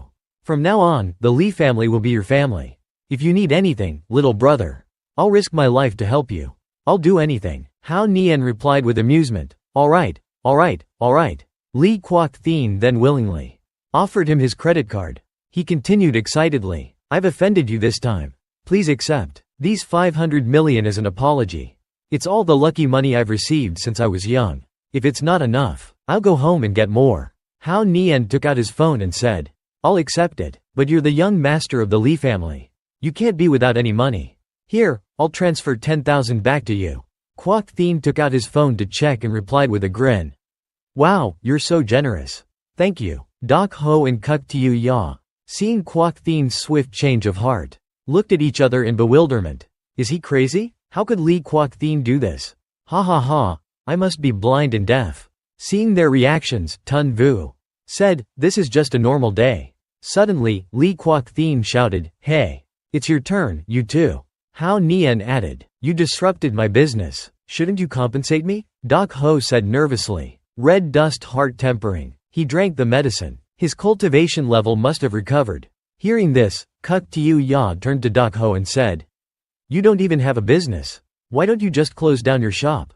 Tun Vu, hearing this, glared at Kuk Tiu Ya and let out a grunt. Terrified, the two of them quickly pulled out their credit cards. We'll pay. We'll transfer the money later, after settling everything. Hao Nian looked at something and said in a daze, oh no, this is bad.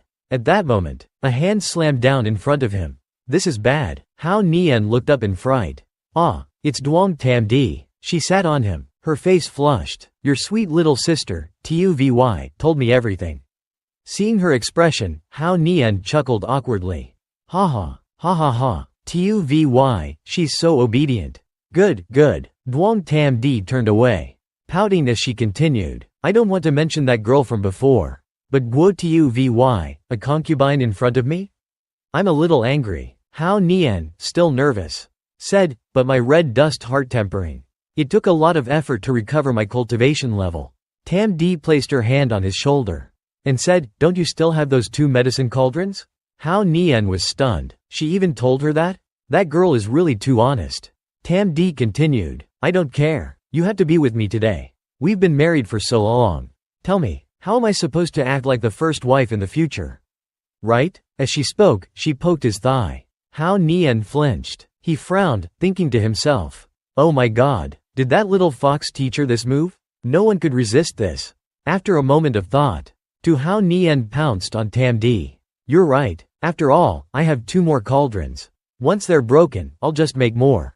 Tam Di, blushing, exclaimed, you, slow down. Suddenly, his phone rang. It was Lu Kuang Dai calling. Hao Nian, interrupted before he could enjoy himself, said angrily, who is this annoying person? I haven't even finished undressing. He hung up the phone. But a moment later, the phone rang again. What is it? I'm busy right now, Tam Di asked. Is something urgent? Why don't you answer it?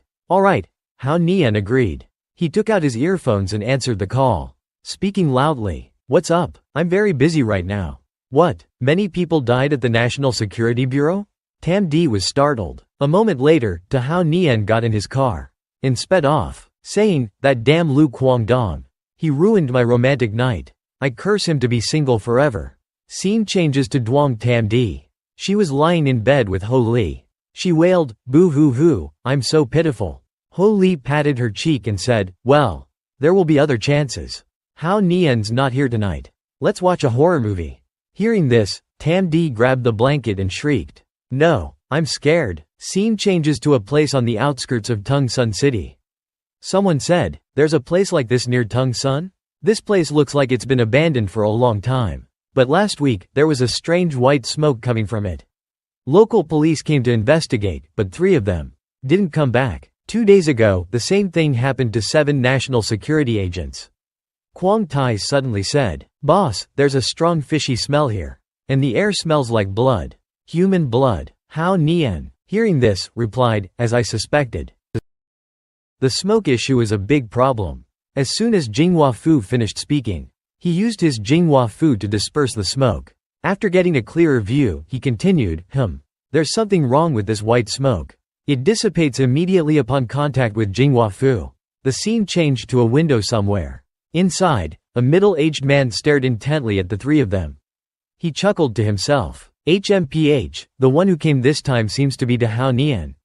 He's finally here. I've been waiting for you impatiently." Suddenly, another man came out and said, "Lao Lam, that brat is here. You go deal with him first. Or should I go?" Lao Lam exclaimed excitedly, "That bastard crippled Tu Tung. He even took 360 million from our deputy sect master. Of course I had to deal with him first. Anyway, I'll leave him with his last breath. For you to take back to deputy sect master Kim, right?" The other man replied smugly, "All right. Anyway, this smoke contains your deputy sect master's poison. If you can't defeat him, remember to call me." Lao Lam walked towards the window and said, "Don't worry, I'm enough to handle them." Suddenly, the blonde-haired man asked himself nervously, "Why do I have a feeling that Hao Nian isn't easy to deal with? Am I overthinking it?" A voice said, "Yes, you're overthinking it. Stop getting distracted. If he's not enough, we 3 brothers are here. Hua Guo, you and your so-called heavenly ranking experts are nothing to us. We're not targeting anyone in particular. We're just saying. Everyone in Hua Guo is trash. Including you." They walked out, smirking. The blonde-haired man looked at them silently, thinking to himself, "If I didn't want to capture Hao Nian more, and if you weren't acting so arrogant, I wouldn't even bother with you 3 Mo country brothers." The scene changed to outside, where Hao Nian and the others were standing. Lao Lam was on a rooftop, aiming a sniper rifle at Hao Nian. He laughed triumphantly. "Hao Nian, Tun Vu, you two were so impressive in Miao Village. But today, I'll take your lives right here. As for that beautiful woman, I'll spare her life. I'll allow her to be my slave." But as he was aiming, Hao Nian suddenly turned his head and looked directly at him. Lao Lam was startled. "Did he see me? No, that's impossible. The smoke is so thick. And he's so far away. I'm just scaring myself. I'll show you." With that, he pulled the trigger. But Hao Nian and Quang Tai dodged the bullet just in time. The deputy sect master exclaimed in shock. "What? He actually dodged my shot? Even a heavenly ranking expert can only dodge ordinary bullets." Suddenly, Hao Nian jumped out. He pulled something out of his jacket. It was a gun. He fired a barrage of bullets at the deputy sect master. Hit by 2 bullets, the deputy sect master cried out. He groaned and collapsed to the ground. The smoke is so thick. How could he shoot us?" Suddenly, Hao Nian leapt in front of the deputy sect master. He was startled by Hao Nian's appearance. Hao Nian landed gracefully, pointing the gun at him. "You're overthinking it," he said. "I'll give you a chance. Hand over the antidote. I might spare your life." The deputy sect master yelled. "You know about the poison? Why aren't you affected too?" Hao Nian replied calmly. "You used the same thing Lam Tu Tung used. I may not be the smartest, but I won't fall for the same poison twice. With this poison, holding my breath for a short time is enough. But to stay here longer, I need the antidote. Don't expect anyone to save you. They won't make it in time." The deputy sect master said in a panic. "You even know that? Fine.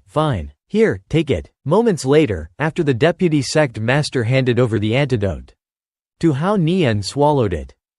It really is a miracle drug. You didn't lie." The deputy sect master crawled backward, pleading, "Don't kill me, just spare me. With my heavenly ranking body, my wounds will heal gradually."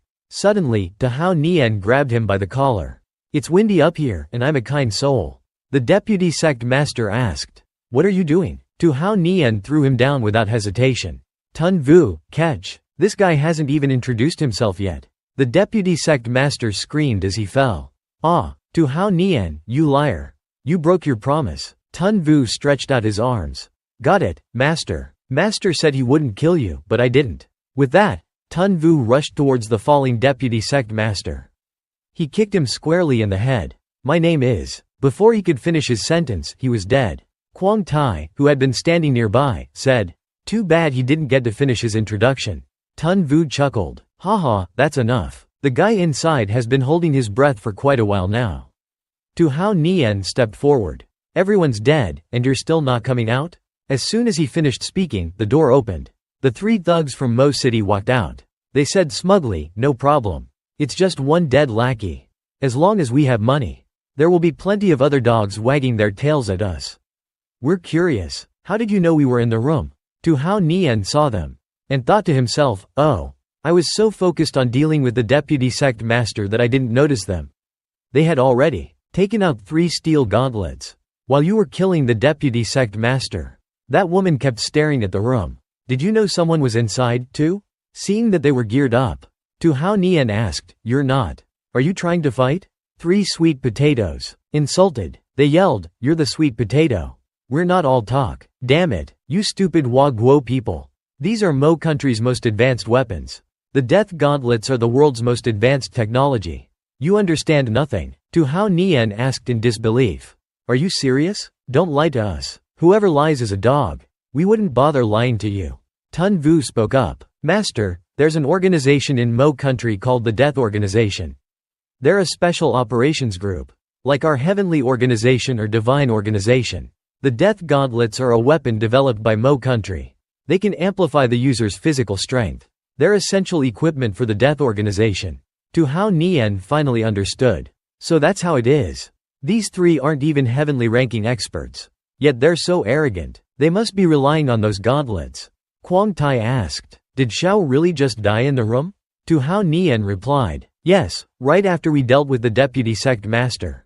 He thought to himself. When I realized something was wrong with the smoke, I detected someone in that room. But at that time, those 3 weren't wearing the gauntlets. Tun Vu cursed. Damn it, colluding with Mo country's death organization. Killing our people. This is treason. Quang Tai said calmly. They're all the same, despicable scum. The 3 thugs scoffed. Treason? That's ridiculous. We can easily find a bunch of Wa Guo people. Willing to serve us wholeheartedly. We 3 only spent $1 to get them to attack here. After all, we're the strongest country in the world. There are so many people who admire our technology and economy. Tun Vu taunted. You're all just cowardly turtles. Or are you, like Mo country, openly admitting to being dogs? The 3 thugs remained calm. It'll be too late to lick our boots when that time comes. We'll make it clear ourselves. Tu Hao Nian chuckled. One last question. Why are your gauntlets glowing? We've been talking for so long. And they haven't malfunctioned? His words hit them like a blow. How do you know that? Did we leak the secret? Tu Hao Nian replied calmly. When I learned about the death gauntlets, I gathered some intel. He thought to himself, my heavenly eyes can see through anything. Of course I can see that the gauntlets are constantly upgrading their effects. One of the thugs clenched his gauntleted fist. HMPH, he exclaimed. Tu Hao Nian, I thought you Wa Guo people were smart. But you're just fools. You're nothing but fools. Our gauntlets have reached level 2. Our combat strength is now superhuman. Superhuman? Tu Hao Nian repeated. Tun Vu chuckled and explained. In Mo country, earthly ranking experts are called superhumans. And heavenly ranking experts are called great superhumans. Quang Tai mocked. How laughable. It's a good thing they're not wearing Superman underwear. Infuriated, they yelled, shut up. What do you know? We 3 brothers are now mid-level great superhumans. Tu Hao Nian, you haven't even reached the heavenly ranking yet. How dare you mock our Mo country's superhuman culture? Tu Hao Nian snapped his fingers. You misunderstand, he said. I'm not mocking movies. I'm just using movie terms to describe your strange power levels. The 3 thugs couldn't take it anymore. They leapt into the air, yelling. This is the pride of Mo country. You dare look down on us? Today, we'll open your eyes. Our ultimate move, great superhuman fusion. Ha ha ha, scared now, aren't you? To Hao Nian, prepare to meet your maker. As they spoke, they jumped onto each other's shoulders.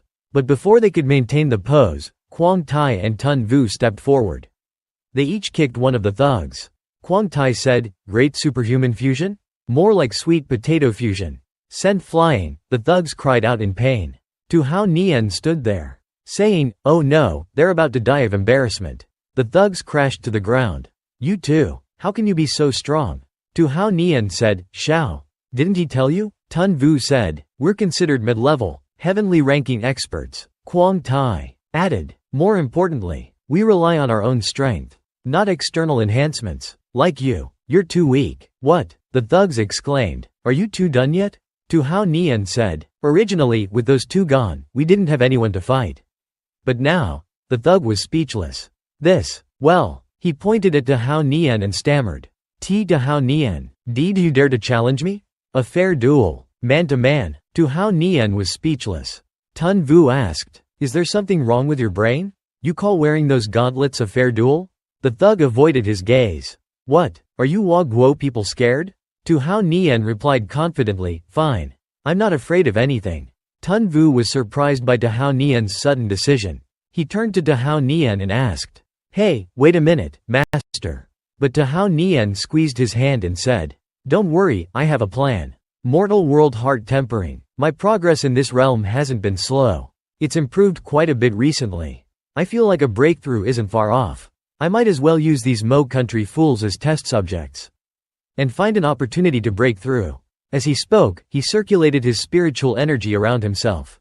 Tun Vu, walking beside him, glanced at Quang Tai and asked, "Sister Quang, how did you reach the heavenly ranking?"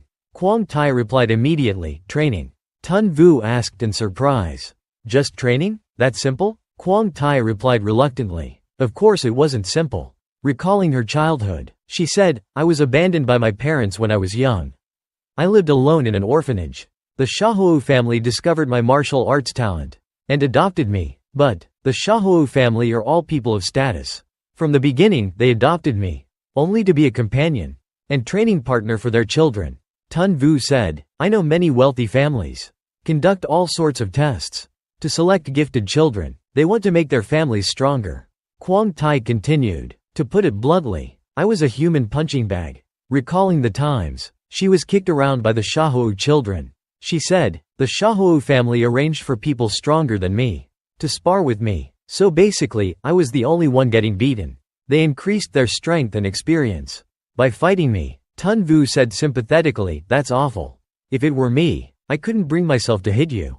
I would definitely." Quang Tai, not letting him finish, glared at him furiously. "I know you're a lecherous fool, but you better not have any ideas about me." Tun Vu, terrified by her anger, said hastily, No, I wouldn't dare. She continued, recalling her teenage years, sparring with a Shaohu descendant. Although struggling, she fought relentlessly. Her body emitted a blue aura, intimidating her opponent. But the Shaohu family never expected my talent to be so great. I advanced through the realms quickly. By 17, I was close to reaching the heavenly ranking, because the Shaohu family's survival depended on it. Reaching the heavenly ranking became a top priority. She was knocked down by a figure in black. The Shaohu patriarch also realized that I thrived in adversity. I was the type of person who could level up even in the most challenging situations. So, I became the patriarch's training partner. Finally, at 30, I formed my core and reached the heavenly ranking. The Shaohu family didn't need me as a punching bag anymore. Instead, I became their true sparring partner. Tun Vu listened with sympathy. Wow, that's rough. After hearing her story, he asked, "So, what about you? How did you?" Tun Vu chuckled. Haha, I'm naturally gifted. I never really trained seriously. Just practiced for fun. By 12, I was close to the heavenly ranking. Then, I kept practicing for fun for another 5 years, and at 30, I formed my core. Quang Tai rolled her eyes. HMPH, you're the type of person people hate. Tun Vu said, a bit dejectedly. Everyone's personality, talent, and cultivation technique are different.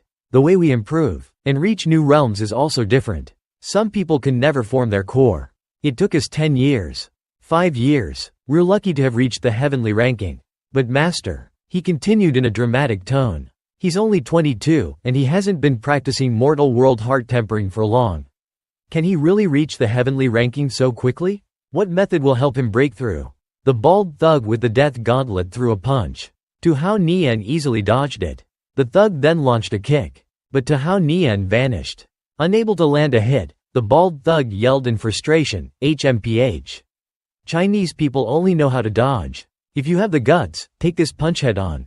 Tun Vu and Quang Tai laughed, wearing alloy gauntlets, fighting someone of the same level, and recklessly going head-on. You think our master is stupid?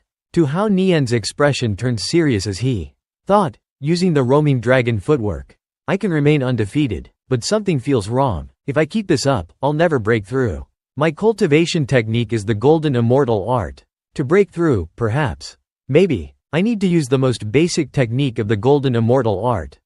Tu Hao Nian raised his fist.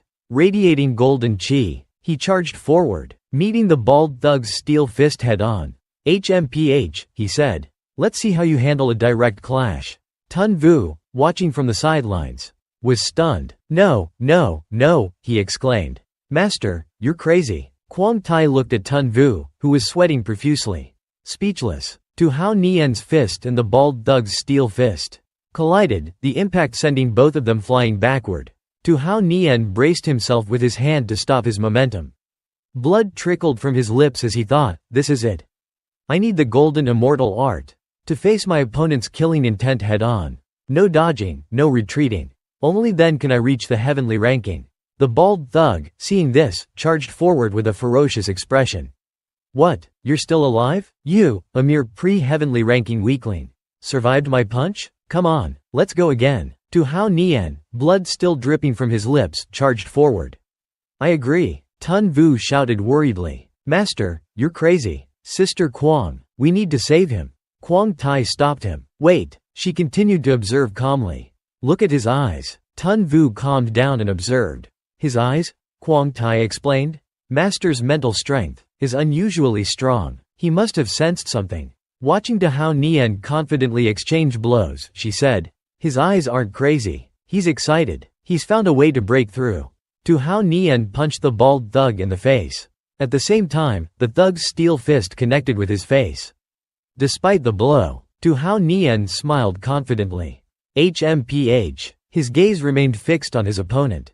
The bald thug, about to charge again, winced in pain. You bastard, how are you still alive? Tu Hao Nian chuckled. How are you still alive? Tu Hao Nian and the bald thug both kicked each other. The impact shook the air around them. Unlike the thug's gritted teeth and serious demeanor, Tu Hao Nian taunted. Disappointing. The thug, tears welling up in his eyes, clutched his leg and asked, how can your leg be so strong, too? Tu Hao Nian didn't stop. He pressed forward, taunting. Scared? Then use your other leg. He thought to himself, I'm in pain too, but his fists radiated golden qi, clashing against the thug's steel fist, which emitted black smoke. HMPH. The thug exclaimed, I'll crush that hand of yours. As soon as he finished speaking, he groaned, and was sent flying backward. He had to dig his heels into the ground to slow down. Tu Hao Nian, however, was only pushed back a short distance. Tun Vu exclaimed in surprise. Master has the upper hand now. Quang Tai, equally surprised, said, he's getting stronger. Tu Hao Nian and the bald thug clashed again. This is infuriating. The thug yelled. I'm going to explode. Tun Vu said, it's true. Master's qi gets stronger with every attack. How is that possible? Quang Tai, observing intently, said, our qi is constantly depleted during battle. Even if he's about to break through. I've never seen anything like this. I've never seen this before. What kind of cultivation technique is Master practicing? It's incredible. Master, what kind of cultivation technique are you practicing? It's amazing. Suddenly, Tun Vu and Quang Tai gasped, as if realizing something. Could it be? Tun Vu's face darkened as he broke out in a cold sweat. He thought to himself, no. I can't say it. He pretended not to know anything. Quang Tai did the same, thinking, I can't say it either. Meanwhile, the bald thug stopped and yelled angrily, you bastard. What demonic art are you practicing? Why can't I kill you? Why are you getting stronger? Tu Hao Nian chuckled. Haha, this is the power of Chinese cultivation. You guys only have a few hundred years of history. You wouldn't understand. Tu Hao Nian's aura surged. His body radiated golden qi as he thought. The golden immortal art not only strengthens my body, but also allows my limbs and bones to recover quickly. And my experience with mortal world heart tempering is pushing my realm to new heights. Despite his injuries, his golden qi didn't diminish, it grew stronger. He thought excitedly, now I can use my opponent's attacks against him to push the golden immortal art to its limits. The foundation for my breakthrough to true cultivation is within reach. It's right in front of me. The bald thug prepared to strike again. Blood trickling from his lips. What kind of demonic art? I don't believe it. All those ancient techniques are nothing compared to our superior technology. Tu Hao Nian met his attack with a grin. Not knowing when to stop is your downfall. You can only blame yourself for being born in such an ignorant country. The bald thug stomped his foot to stop himself. Tu Hao Nian was already behind him. His eyes locked onto his opponent. He thought, HMPH, Mo country may be powerful, but it can't compare to the profound martial arts of China. It's like bringing a knife to a gunfight. The bald thug spun around and kicked it to Hao Nian. He easily blocked it with one hand and punched the thug's leg with the other. Like getting kicked, huh? As he punched, he suddenly exclaimed, oh no. The bald thug was also surprised to see a leg flying through the air. What is that? Why does it look so familiar? He gasped in horror. That's my leg. He fell to his knees, clutching his severed leg. My leg. Tu Hao Nian said sarcastically, didn't you say you liked fighting head-on? What other tricks do you have? Do you have any other tricks? Tu Hao Nian pretended to be angry. I couldn't hold back my strength for a moment. I can't fix this. You blind fool. How are you going to compensate me? How are you going to compensate me? The thug's voice trembled. You broke my leg, and you want me to compensate you? Tu Hao Nian yelled. That's right. I need to break through. Tun Vu and Quang Tai, watching with sweat dripping down their faces, chuckled. That's his excuse? Ignoring the crawling thug, Tu Hao Nian looked towards the other two thugs and exclaimed, right, those two potatoes have been knocked out for so long. It's about time they woke up, right? The two remaining thugs stirred. Where am I? Their faces were swollen like pig heads. Just hand us over to the Chinese police, okay? Help, the other one cried. Tu Hao Nian, not letting them off the hook, grabbed one of them by the collar. He gritted his teeth and said, the three of you are triplets. Why don't you know how to fight? And you didn't even have any killing intent towards me. Are you two like old man Wong next door, who likes to get beaten up? The thug asked tremblingly, who's Wong?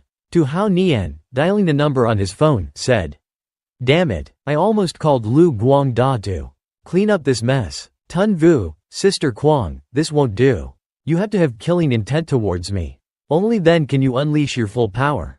And allow me to activate my inner strength. He suddenly realized something. That's it. There's someone in the capital who.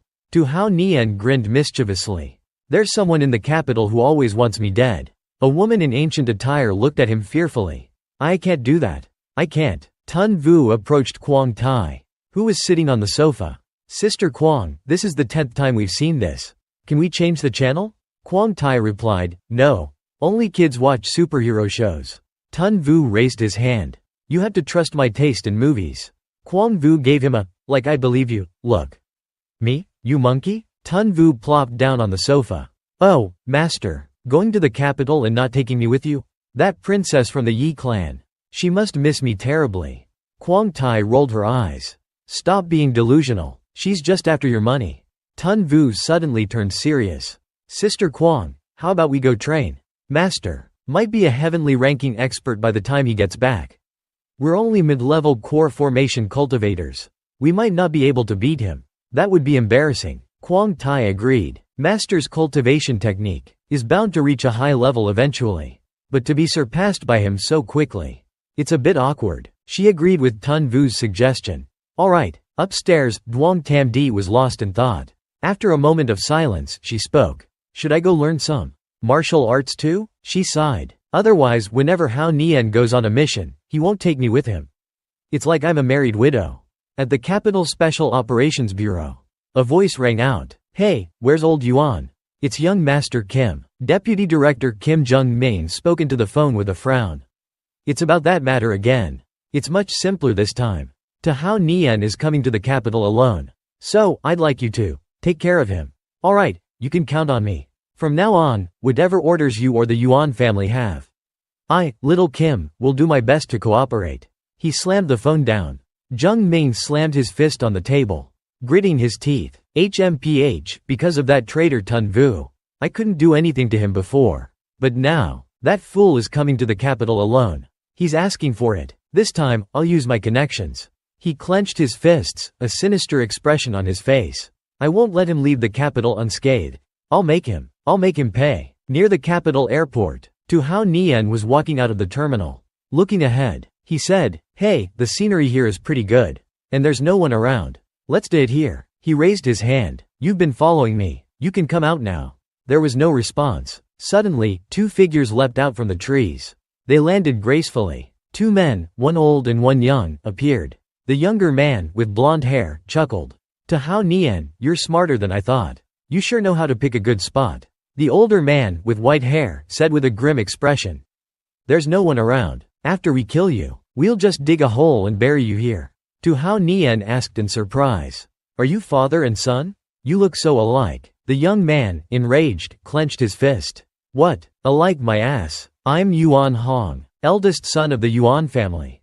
The older man coughed. "I'm Zhang Qi, sworn brother of the Yuan family patriarch. Yuan Zhang Qi." Tu Hao Nian ran towards them. "Forget it, I don't care. If you're father and son or not. You were sent by Kim Jong-ming to kill me, right? Right? Then let's get started. I can't wait any longer." Zhang Qi remained impassive. "Little Kim has the audacity to send us?" Yuan Hong charged forward, laughing. "I like your arrogance. Enough talk." He unleashed a smoke-filled palm strike. "I'm enough to finish you off with one palm." Golden Qi emanated from Tu Hao Nian. "Looks like the big families in the capital have terrible judgment. Have terrible judgment, huh?" He met Yuan Hong's attack with a palm strike of his own. "When I get back, I need to investigate the Yuan family. You guys clearly have no manners." Their palm strikes collided. Yuan Hong yelled angrily, "Manners? I'm a member of the Heavenly Organization. I am the manners." Tu Hao Nian said, "The Heavenly Organization again?" Yuan Hong stumbled backward. You haven't even reached the heavenly ranking. How can you be my equal? How can you be my equal?" Tu Hao Nian replied calmly. "You're just too weak. The Heavenly Organization and the Special Operations Bureau. These organizations are pathetic. Are all Chinese organizations this weak? Are all Chinese organizations this weak?" A voice said, "Don't say that, young man." Tu Hao Nian was surprised. On the rooftop of a nearby building, three figures stood. The man in green, standing at the highest point, said, "It's true that there's corruption. I don't have a high opinion of them either. But not all Chinese organizations are like that. But not all Chinese organizations are like that." The bald man in black, standing beside him, added, "Moreover, the Special Operations Bureau isn't one of the 5 major organizations." Yuan Hong, seeing them, exclaimed in surprise. "You?" Tu Hao Nian's expression turned serious. "Who are you?" he asked. "Can you identify yourselves?" He thought to himself, "I was so focused on Yuan Hong that I didn't even notice them. I completely missed their presence.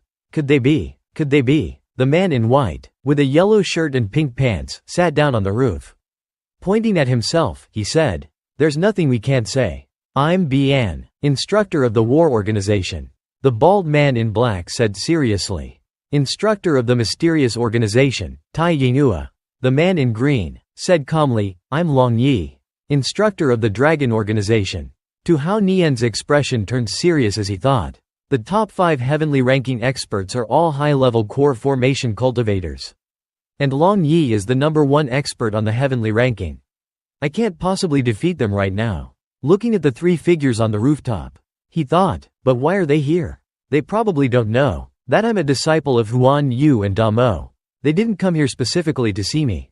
Zhang Qi asked, 3 esteemed instructors, I'm Zhang Qi, sworn brother of the Yuan family patriarch.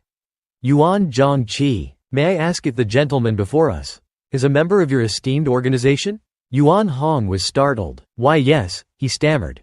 That's right, as expected of Uncle Zhang. I didn't even think of that. Long Yi replied calmly. He's not a member of the Dragon Organization. But I'm here today, because I want to recruit him into the Dragon Organization. Tai Yinghua said sternly. He's also a target that our mysterious organization has our eyes on. Bian chuckled. Our war organization wants him as our team leader. Tu Hao Nian thought smugly. I knew it. They've had their eyes on me for a while now. My charm is undeniable. Yuan Hong pointed it to Hao Nian and shouted. What? He's not even a heavenly ranking expert yet. How is that possible? Bian chuckled. He's a mortal world heart tempering cultivator. The youngest in China. And you just exchanged blows with him. Didn't you notice that you couldn't defeat him? Are your heavenly ranking standards that low? Or is it that this pre-heavenly ranking cultivator is simply stronger? Yuan Hong gritted his teeth. I underestimated him. I wasn't using my full strength. Zhang Qi, who had been observing silently, asked. 3 esteemed instructors, if we were to attack him, or even kill him, would it be disrespectful to you? Long Yi closed his eyes and replied calmly. If he can't even defeat you, then he doesn't deserve to be a member of the Dragon Organization. Tai Yinghua pointed to the sky. However, he's only close to reaching the heavenly ranking. You can go one by one. But if 2 of you attack him at the same time, I absolutely won't allow it. Zhang Qi said, alright? Yuan Hong, give it your all. Yuan Hong clenched his fist. Alright, he charged towards to Hao Nian. There might have been some unexpected turns. But the outcome won't change. You're still going to die. Golden Qi burst forth from to Hao Nian. He grinned. I can't wait any longer either. Yuan Hong yelled. His black palm strikes collided with to Hao Nian's golden palm strikes. Tu Hao Nian stood firm. While Yuan Hong was sent flying backward, he struggled to regain his footing. Yuan Hong was stunned. This is impossible. Even at full strength, I can't defeat him? The 3 instructors, observing from the rooftop, smiled. They thought, Tu Hao Nian's cultivation technique is quite interesting. Tu Hao Nian felt a burning sensation within him. He gritted his teeth. This is the extent of your heavenly ranking strength? You're even weaker than that potato. Hey, you guys. Yuan Hong, attack. Come on, attack him. Yuan Hong, enraged, clenched his fist. He's my grandpa's sworn brother. Zhang Qi flew towards to Hao Nian. If you're so eager to die, then we'll grant your wish. Yuan Hong charged towards to Hao Nian. You'll regret this. Golden Qi surged from to Hao Nian. He thought, let's see what you've got. Using the roaming dragon footwork, he effortlessly dodged Yuan Hong's attack. Yuan Hong gritted his teeth. Damn it. Zhang Qi launched a kick from the air. Tu Hao Nian, dodging Yuan Hong, moved towards Zhang Qi and met his kick with a punch. He stumbled backward, blood trickling from his lips. He bent low to regain his balance. But he smiled. Good. This old man is not bad. This is more like it. Zhang Qi landed gracefully, but his leg trembled. This kid, he's not even a heavenly ranking expert yet, and he's already this strong. He charged again. We had to kill him now. He'll be a major threat later. Yuan Hong also attacked from behind. Die. As Zhang Qi's kick approached, Tu Hao Nian glanced back and grinned. Attacking together, huh? Alright, I'll just reach the heavenly ranking sooner. He stood firm, blocking Zhang Qi's kick with one fist, and meeting Yuan Hong's palm strike with the other. Golden Qi surged from his fists. Tu Hao Nian gasped, blood splattering from his lips. But he smiled. Yes, this is it, just a little more. Zhang Qi, blood trickling from his lips, exclaimed in disbelief. This kid, a half-step heavenly ranking cultivator, surrounded by 2 heavenly ranking experts. How is he not dead, too? Tu Hao Nian taunted. 2 heavenly ranking experts, and this is all you've got? Come on, give me more. Yuan Hong charged towards him, yelling. You're too arrogant. Tu Hao Nian calmly threw 3 punches, blocking Yuan Hong's attacks. Old man, still using the spring breeze kick, huh? And those pants, they look familiar. Zhang Qi, fuming, yelled. This is traditional clothing. Tai Yinghua, watching the fight, asked. That's strange. His footwork was so impressive before. Why did he only use it once? Why isn't he using it anymore? Why is he insisting on taking their attacks head on? He'll lose if he keeps defending. Bian, making a peace sign, pointed it to Hao Nian. His eyes sparkling with excitement. Yes, punish them. Harder. He imagined to Hao Nian, responding with a playful grin. Don't tell me he's that Mo country masochist. Tai Yinghua said nervously. No way. Suddenly, I don't want him anymore. Long Yi chuckled. Bian added. He looks like a top, but he's actually a bottom. Doesn't match our intel at all. Long Yi analyzed the situation. It might be related to his realm. Look at his aura, and the density of his chi. Watching Hao Nian below, exchanging punches and kicks, Long Yi continued. After these few exchanges, his power has increased even further. Tai Yinghua gasped. Don't tell me. From the beginning, he's been using those two to increase his power and break through to the heavenly ranking. Bian said seriously, if he succeeds, he'll be the youngest heavenly ranking expert in China. And his cultivation technique, he trailed off. The three instructors smiled. They all thought the same thing. I must get him on my team. I'll make them jealous. Hao Nian threw a punch and a palm strike. Almost there. The golden immortal art was circulating his chi faster and faster. Almost there. He blocked another kick. Just wait until my chi forms a vortex, and then Yuan Hong, from behind, grinned and unleashed a palm strike, hitting Hao Nian in the back. Hao Nian coughed up blood.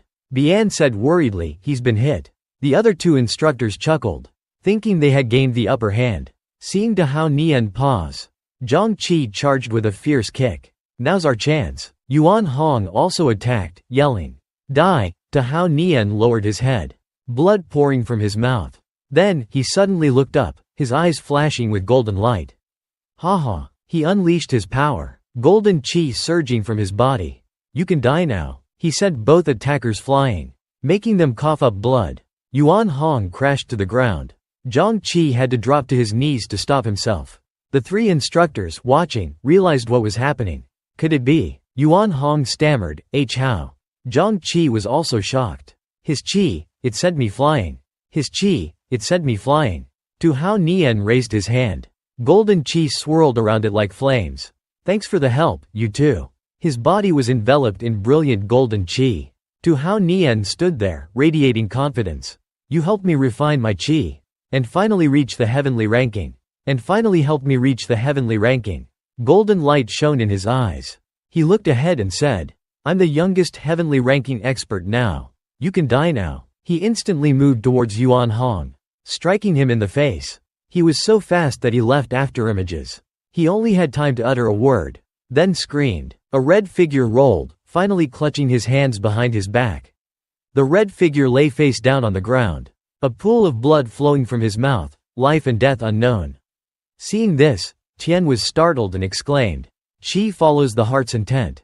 He's just leveled up, but he's already on par with a high grade. Bao Dan Trong Kai's face darkened, and he asked in surprise, Why is your method of moving internal qi different from ours? A figure behind Hao Nian spoke up. Amitabha. Hao Nian was delighted to hear the voice. It's the voice of 3GI. 3GI appeared, chuckled, and raised his middle finger. Of course, it's because the candidate is an idiot. The three instructors were all startled and surprised. Tian spoke up seriously. It's 3GI Dai Su Thiet. An Hua added. The successor of Senior Hung Tang Tian Boi Tan. A member of the Then Two. In Tian's mind appeared a vast expanse of space. A vast expanse filled with stars. He said, both sweating and excited. Among the 5-2, the other 4 know each other well. But only Then Two is different. People from Then Two also interact with people from other 2. But no one knows who their leader is. An Hua, his face grim and sweating, said, to be able to maintain such mystery in front of the other 4-2 is already very impressive. No matter what, we are a special department. But we haven't been able to find out the identity of their leader. If Then Two also has their eyes on Hao Nian. The 3 of them didn't speak, but they shared the same thought. The 3 of us, 8 out of 10 times, won't be able to compete. Damn it. Hao Nian hugged 3GI tightly and shouted, Brother 3GI. 3GI also hugged Hao Nian tightly. Hao Nian laughed happily and replied, Ha ha ha, we meet again, brother. He even put his hand on Hao Nian's shoulder and said cheerfully, Brother, you've also risen to the heavenly rankings. Very good, very strong. With your current strength, you're even better than those heavenly ranking experts. Big brother, I admire you. Hao Nian also replied happily. Big brother, you're joking. You've also risen to the heavenly rankings. You're definitely not weaker than those heavenly ranking experts. 3GI punched Hao Nian playfully and said, Haha, brother, you're always so straightforward. Hao Nian replied happily. We are both straightforward people. Intimate like hands and feet. Future Grandmaster, you'll be the #1 heavenly ranking fighter. No, you're still young, said Sanji, feigning humility. You have immense potential. You'll be number one. I'll be a humble second." Long Yishi, listening to them hyping each other up, seemed annoyed. These two are just boasting. Do they think we care about their number one ranking? Hua Ji, also annoyed, said while sweating. They really don't take us seriously. Hua Ji is currently the second-ranked heavenly ranking fighter. Jian, hearing that, seemed a little angry. He pointed at himself with his thumb and asked loudly, "You too? One number one, one number two, have you ever considered the feelings of the number three, me?" Sanji pointed his thumb back with a cheerful expression. "Brother, you broke through in Kyoto today. Master, I found out that a master of the Tao has entered the heavenly ranking. Moreover, he immediately pinpointed your location and asked me to invite you to join the divine organization." Hao Nian exclaimed in delight. "Oh, so it's Senior Hung Tang." Hung. Before he could finish speaking, he exclaimed in realization, "Wait a minute, brother Sanji.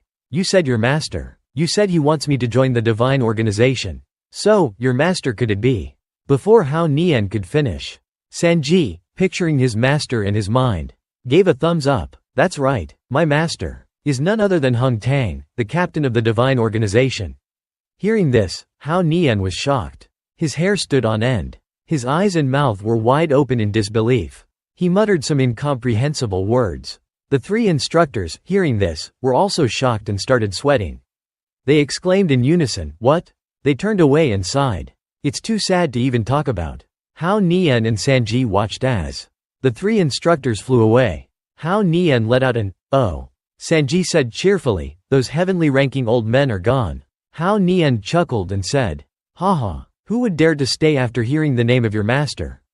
Zhang Qi turned around abruptly, his face pale. His head was sweating and he gaped in terror, but no sound came out. He thought to himself, Hung Tang. And I dared to trouble too. Hao Nian? Even Yuan Ra couldn't withstand a single blow from him. I had to run. Seeing him trying to escape, Hao Nian asked cheerfully, "Who's that?" "Old man Yuan Hong. Where are you going?" Hearing this, Zhang Qi gasped in fright.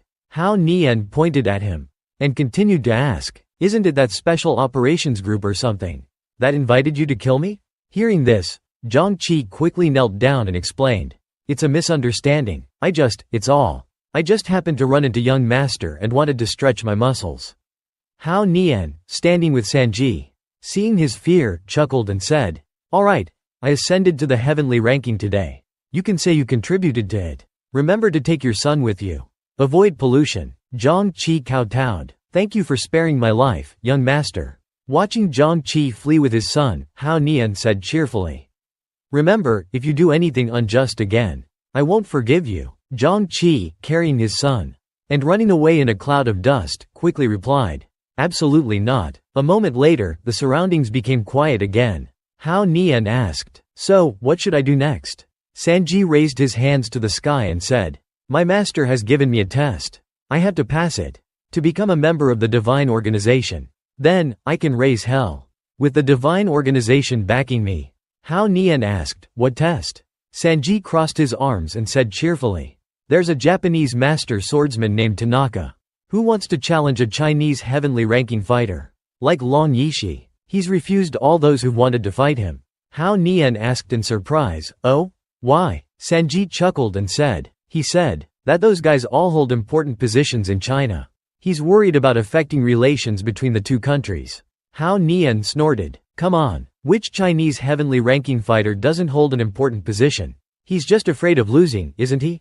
Sanji, understanding this, replied while sweating, "That's right. Master is quite troubled." He grinned and continued, "But it just so happens that you've just ascended to the heavenly ranking and the news hasn't spread yet.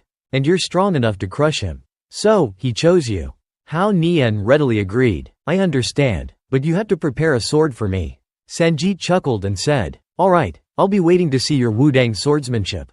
Hao Nian said confidently, "Leave it to me." That night, on the international waters, a submarine was submerged. Inside, someone said excitedly, "PS has successfully reached the shore." Hearing this, a teammate exclaimed, "As expected of the Grim Reaper's Superman, swimming across international waters." Of course, on the Chinese shore, near a cliff by the sea, a set of diving gear lay abandoned.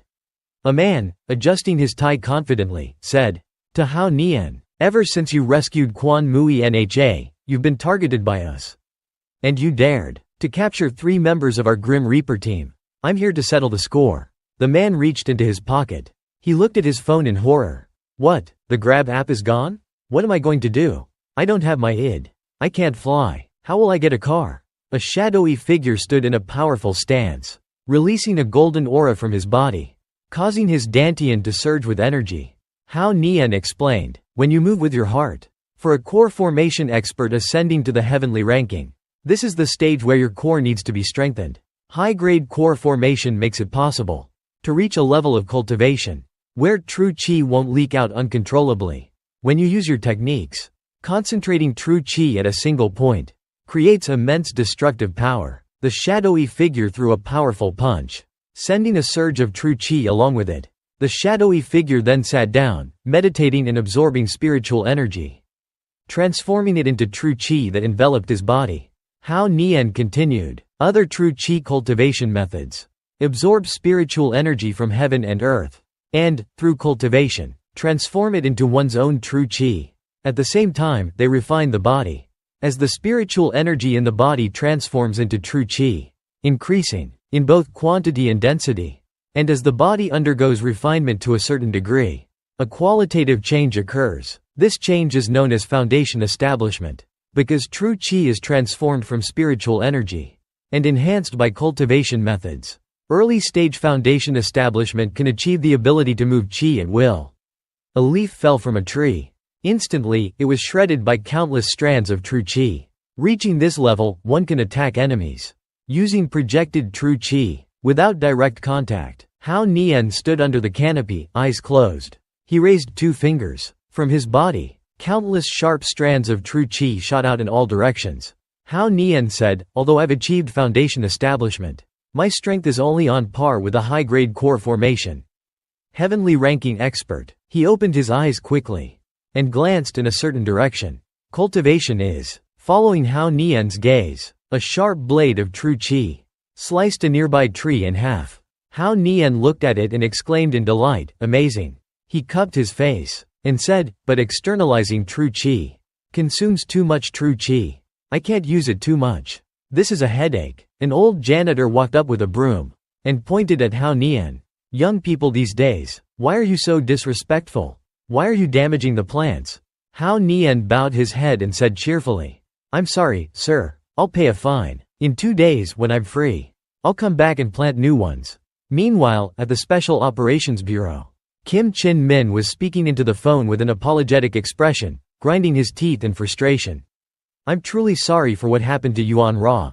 I didn't expect Hao Nian to not only break through to the heavenly ranking, but also be chosen to join the divine organization. Moreover, the Dragon Group, War Group, and Mystic Group all hold him in high regard. We can't touch him now." Hearing something from the other side of the phone, Chin Min asked in surprise, "What? Foreign and Chinese experts have infiltrated Hu Nha? It's pays from the Japanese Grim Reaper and an unidentified assassin." Chin Min suddenly understood what the person on the phone meant. He smiled slyly. "Mr. Chin, I understand. If it's inconvenient for you, just leave it to me." 2 days later, in a remote mountain forest, a Japanese man, dressed in traditional samurai attire, with a katana at his waist, stood waiting. This was Tanaka, a master swordsman from Japan. He asked in confusion, "We were supposed to duel at the Great Wall. Why are we at this desolate mountain?" Hao Nian chuckled and said, "This is not a desolate mountain. At the foot of this mountain is the bustling Jiabaoshan People's Commune. It's very lively, and behind us, there are countless ghosts floating in the air." Nearby, a saleswoman was advertising her services. She raised 5 fingers and said cheerfully, "Hello, get a tomb while they last. Only 580,000. Comes with paper money and paper flowers." Tanaka frowned and shouted, "I'm not buying." Seeing that she didn't make a sale, the saleswoman waved and walked away. She turned back and said cheerfully, "Shin, Chinese people are so petty. Handsome, you go get him. Beat him to a pulp." Hao Nian chuckled in response. Then he turned to Tanaka and said, "The Great Wall is a place for true Chinese heroes. A swordsman of your caliber isn't worthy of going there." Tanaka asked in confusion, "My caliber? What caliber?" Hao Nian said with a shameless grin, "There are noble swords, average swords, and then there are lowly swords. You may not understand noble swords and average swords, but you've certainly mastered lowly swords. No one in the world can compare to you in that regard." Tanaka stroked his chin as if he understood. "Oh, I see. Lowly sword. I am the unrivaled master of lowly swords." Suddenly, laughter erupted from the nearby bushes. "Ha ha ha." Tanaka, confused and angry, gritted his teeth and asked, "What's so funny?" The person behind the bushes, covering their mouth and laughing with tears streaming down their face, said, "Sorry, please continue. I'm just here to maintain security." Tanaka, finally realizing what was said, exclaimed in anger, "Lowly sword. Despicable." He pointed at Hao Nian and shouted, "You dare insult me? I'm the third-ranked heavenly ranking fighter in Japan." Hao Nian, feigning indifference, raised his hand and said, Yeah, I know. I'm just an ordinary guy who just reached the heavenly ranking. What can I say? It's your fault for not daring to fight Long Yishi." Enraged, Tanaka quickly assumed a sword-drawing stance, gritting his teeth as he said, "HMPH, let's see how long you can keep laughing." True chi surged from Hao Nian's head and face. He said with amusement, "Oh, that aura and true chi manipulation is lie do. Before reaching the heavenly ranking, I couldn't beat Black Widow. Now, I get to face Tanaka, who's even colder than Black Widow." Tanaka charged at Hao Nian, swinging his sword and releasing a wave of sword chi. Hao Nian also assumed a sword-wielding stance, creating countless golden afterimages of his sword. The speed is good, and the power is impressive. But unfortunately, it's too well-known. People have already analyzed it thoroughly. And your attacks are too straightforward. Hao Nian ducked, effortlessly dodging the sword chi. Breaking through it isn't difficult. As he spoke, he thrust his sword towards Tanaka. "Huh?" Tanaka exclaimed in surprise. He quickly dodged Hao Nian's thrust. "How did you break through?" Hao Nian simply replied, "Guess." Tanaka gritted his teeth and shouted, "HMPH, so what if you broke through? Die." With that, he swung his sword at Hao Nian. Hao Nian remained calm, holding his sword in one hand, and forming a hand seal with the other, as if channeling the golden true chi around his body into his sword. Golden afterimages trailed his every swing. Maintaining his hand seal, he struck with his sword. Tanaka's sword followed his movement, leaving afterimages behind it. Hao Nian continued to wield his sword, leading Tanaka's sword along with his own. Frustrated, Tanaka gritted his teeth and exclaimed, "Why is my sword following his?" In a flash, Hao Nian thrust his sword, drawing blood from Tanaka. Caught off guard, Tanaka leapt back, evading Hao Nian's sword. After regaining his footing, Tanaka looked in astonishment at the bleeding wound on his shoulder. He let out a grunt. Regaining his composure, his expression turned serious. He held his sword in front of him with both hands, channeling true chi into it, and said, "I've witnessed Chinese swordsmanship. It's nothing special. Now, I'll get serious." Hao Nian's expression remained unchanged. "Witnessed?" he sighed. At a nearby pavilion, Long Yishi, Jian, Hua Ji, and Sanji were observing the fight. Hua Ji crossed his arms and said seriously, "Did they drink too much radioactive water? Their brains must be fried." Sanji said, "To Hao Nian only used 3 basic sword techniques, and he thinks he's witnessed it all?" The 3 men, standing in the pavilion, watched as Tanaka and Hao Nian prepared to clash again. They continued to comment, "What can we say? Japanese swordsmanship only knows how to slash and stab. They have no idea about the various forms of Wudang swordsmanship. We can't blame these islanders, can we?" Tanaka, with his sword enveloped in true chi, charged forward and shouted, "I've seen your Chinese martial arts. All style, no substance. Useless. But our Japanese swordsmanship is all about decisive strikes. It's meant for real combat." Hearing this, Hao Nian burst into laughter, tears streaming down his face. He retorted sarcastically, "Putin has already seen your Japanese martial arts performances." He almost forgot to clap. Chinese martial arts are truly impressive. Tanaka's sword was thrusting toward him. Hao Nian remained expressionless, withdrawing some true chi from his head. His eyes flashed with golden light. "A decisive strike, not bad. But your moves are too simple. It means they're easy to see through." He effortlessly dodged Tanaka's sword. Tanaka quickly changed his attack, slashing at him again. Hao Nian easily blocked it with his sword. Tanaka's strikes came at Hao Nian's sword with blinding speed. Their swords clashed so fast that afterimages appeared. Tanaka gritted his teeth. "You want to stop my sword? And block my attacks? Don't overestimate yourself. Hao Nian leaned back and deflected Tanaka's strike with his sword. He said calmly, without your speed, you can no longer launch decisive strikes. Tanaka was astonished as he saw his attack, easily countered by Hao Nian.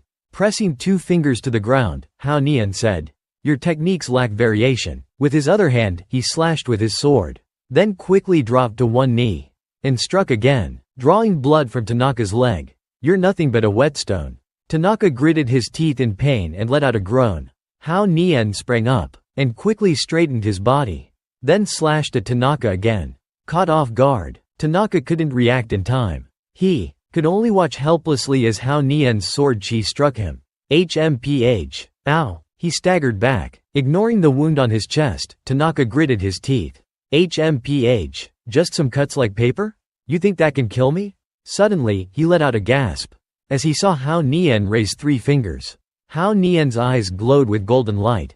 He said confidently, 3 more moves and your life will be mine. From within the pavilion, Hua Ji asked skeptically, 3 moves? Isn't that exaggerating a little? Long Yishi said, I think it's going to be difficult. Sanji said cheerfully, my brother, if he says 3 moves, it'll definitely be 3 moves.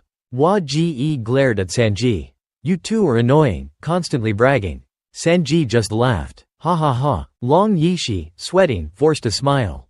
Tanaka stomped his foot and launched himself into the air. From midair, he swung his sword, his true chi slashing down towards Hao Nian's head. Hao Nian smoothly dodged to the side and raised his sword to block the attack. Then, he loosened his grip, allowing Tanaka's blade to slide down along his sword. Tanaka, covered in wounds, gritted his teeth and shouted, this move, using a sword to deflect my attack. If I slash horizontally, he won't be able to dodge. HMPH. Japan is the land of warriors. No one can use the same move twice. He shouted, as he leapt into the air again. Did you really think I'd jump again? Hao Nian spun around using his movement technique. Fool. He instantly appeared next to Tanaka. Your repertoire of techniques is too small. So you think everyone is the same? Caught off guard, Tanaka had no time to react. He could only grunt. 1 move. Hao Nian thrust his sword. Tanaka narrowly dodged, but suffered a cut on his face. Long Yishi, watching from the side, exclaimed, close. That almost took his head off. Tiu En Dao, standing next to him, couldn't help but comment. That sword is too long. He can't retract it in time. 3 moves. 1 move and he would be dead. Sanji laughed gleefully. Hee hee, that's my brother for you. Tanaka winced as the blade grazed his face. You want to take my head? He pulled a throwing knife from his sleeve. Raising it to block Hao Nian's blade, he gritted his teeth. Not a chance. He attacked, forcing Hao Nian to dodge. Take my Tishin Hao, Sanji exclaimed in outrage. He's done for. A swordsman using kunai. Long Yishi, standing next to him, could only smile wryly. Tiu En Dao shook her head in disapproval. I thought you were a monk. It's fine for Hao Nian to use kunai. There weren't any weapon restrictions at the start, after all. But Tishin Hao, that's a technique from Chinese Bajiquan. You, a Japanese swordsman, have the nerve to use that?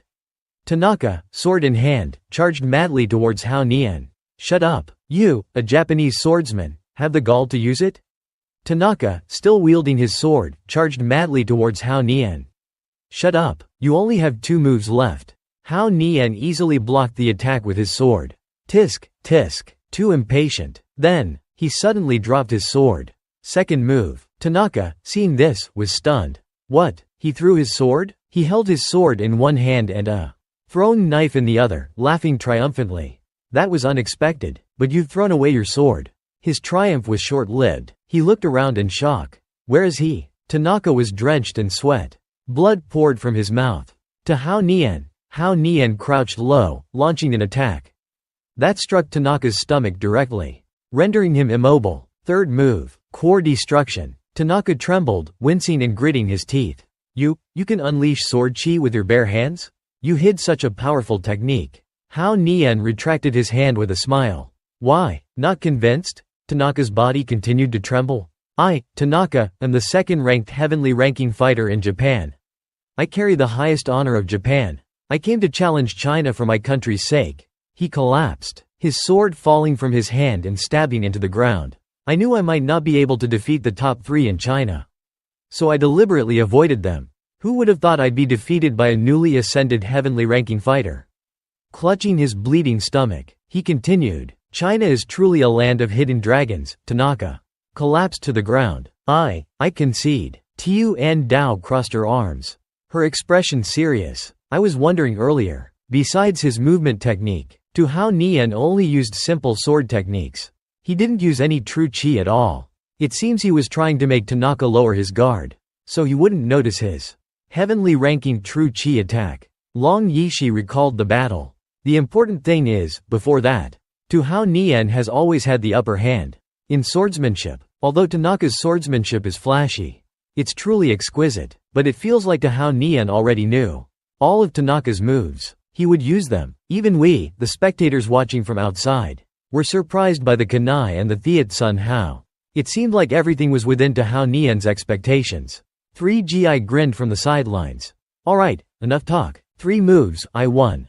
Pay up. Thiat An Dao reluctantly handed over the money. This monk is the craftiest. Long Nyat beside him also sighed helplessly. Just wait until I meet Hung Tang. I'll definitely report back to him. Alright, the money's been transferred. In a secluded corner, Tian sat hugging his knees, pouting helplessly. Both Tu Hao Nian are too strong.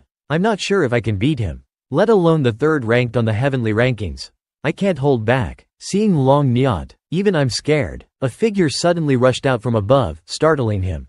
Huh? Who's there? The man from above gritted his teeth and charged towards Tu Hao Nian. I'm here to avenge my 3 brothers. Tian, panicked, called out from the bushes, Hao Nian, be careful. An, upon seeing this, wasn't surprised at all. On the contrary, he felt a little bored. Number 3, Sweet Potato Spirit, another mindless clone, huh? As soon as the man touched down, without even wearing the death gloves. Are you here to give me your life to complete the set? He casually delivered a kick to the man's stomach. Blood spurted from the man's mouth uncontrollably. Suddenly, the man's tongue shot out, gaping open. Anne was slightly surprised by this. A snake gene mutant? He used his hand to block the attack from the tongue. The man fell flat on the ground, his face contorted in pain. Damn it, Tu Hao Nian underestimated me. I have the venom of the king cobra. You're as good as dead. He clutched his arm, which he had used to block the attack. Tian hurriedly rushed towards Hao Nian from afar. Behind him, another man appeared. He swooped down from above, towards An's back. Ha ha ha, Tu Hao Nian. He was wearing something on his hand, known as the death gloves. He sneered, I've been waiting for this moment. You dared to provoke our Mizumo? We'll stop at nothing to kill you. The man sneered as he recalled how Tu Hao Nian had humiliated them before, by taking everything from them. Tu Hao Nian, you dared to snatch our precious Na-Tu from us? That's the same as messing with the interests of our Mizumo. He immediately thought of An's smug face when he defeated his men and took their death gloves. Haha, the death gloves are mine. He recalled a masked man saying, Tu Hao Nian has a duel. We, the Mizumo, must. 3 members of the death squad infiltrated Wak Kwak. 3 people fought you head on and ended up being ambushed and killed by you. Even the death gloves were stolen. He adjusted his tie and recalled the masked man saying, Tu Hao Nian has a duel. It's unheard of for our Mizumo to be robbed. Therefore, today, we've specially prepared this trap for you. As for you people from Wak Kwak, of course there will be those who want to see you dead. People from the special operations team contacted me, specifically to tell me about this duel today. He thought back to not long ago, when Tu Hao Nian was fighting the mutant, and outside, 3GI, Long Nyat, and Thiat An Dao were furious. Someone's ambushing Hao Nian, be careful. While he was hiding behind a nearby rock. I'm hiding here, no one can see me. When your duel with Tanaka is over, 9 p.m. will be when you're at your weakest. My 4 brothers and I are willing to sacrifice ourselves to poison you. He continued to play out the scenario in his head, of him using a single palm strike to knock Tu Hao Nian down. Arg, I'll have just finished a fight and be poisoned. That way, it'll be easy for me to deal with you. Then I'll capture you and make you hand over the death gloves. He envisioned images of him capturing Anne and using him to control the others. Get out of my way, or I'll crush his head. Please don't kill me. I'll return the death gloves to everyone. Damn it, I was careless. After killing Anne, he would escape to Mizumo. Mizumo, I'm coming back. Then I'll kill Tu Hao Nian. Swim back to the submarine in international waters. Mission accomplished. Back in reality, He charged towards Anne with the death gloves. Ha ha ha, this plan is truly flawless. To Hao Nian, today is the day you die. A voice rang out, attracting his attention. So you've finally shown yourself. 3GI, Long Nyat. And Thiet and Dao, with mischievous expressions, flew down from above, leaving him speechless in shock. We've been waiting for you. He was then sent crashing to the ground, bruised and battered. Why? Long Nyat asked. Did you think that our Wak only had the Special Operations Department? We also have the Intelligence and Reconnaissance Department. Thiet and Dao crossed his arms and added. The moment you entered Wak waters, we detected you. Out of the 4 brothers, only one survived. It's something we already knew. 3GI crossed his arms and chuckled. We knew someone was plotting against you. So we set a trap with a few friends and waited for you. Tian jumped out from nowhere, giving a thumbs up. I was sitting nearby, just to make you feel at ease. After all, it's not good without real security. As for the sweet potato spirit, do you really think someone ranked 3rd on the heavenly rankings wouldn't be able to stop him? A newly ascended mutant? Tu Hao Nian finally spoke. Tanaka, it was obvious from the start that you couldn't beat me. So our goal from the beginning wasn't just to defeat you. The silkworm bloodline in my body nullifies all poisons. That's why I pretended to be poisoned just now. It was all to lure you out. The man, his face bruised and swollen, looked at them in disbelief. The 5 of them huddled together, looking down at him. Long Nyat spoke first. For 1,000 years, your country has played all sorts of dirty tricks. Then it was Tian's turn. We discussed this beforehand. Tu Hao Nian added. Do you really think you can fool us with your petty tricks? The man, bruised and battered, lay on the ground, wailing, I give up. I give up. The sky was clear and blue. The trees provided cool shade. Brother, congratulations on passing the Then 2's test and officially becoming a member of the Then 2. Long Nyat stood to the side. We'll get together again sometime. Thiet and Dao, as usual, stood with his arms crossed. Later on, when we're free, we definitely have to have a match. Tian put one hand in his pocket and smiled. If you want to fight, go find those 2. While they're eating, I'll take you to eat 7 courses of dog meat. Anne offered politely. Haha, I don't eat dog meat. 3GI burst into laughter. So what are you going to do next? He looked at them and replied. Get a good night's sleep and recover some energy. And then, his face filled with determination, return to Matsuyama and consummate the marriage. It's not easy experiencing the mortal world and cultivating one's mind. This time, I won't hold back. Upon hearing this, the monk and the other members of the 13 Fames were struck speechless. They couldn't say another word. Under a cool pavilion on a cliff, you turned Kyoto upside down. There are a lot of people here who want you gone. Leave everything else to us.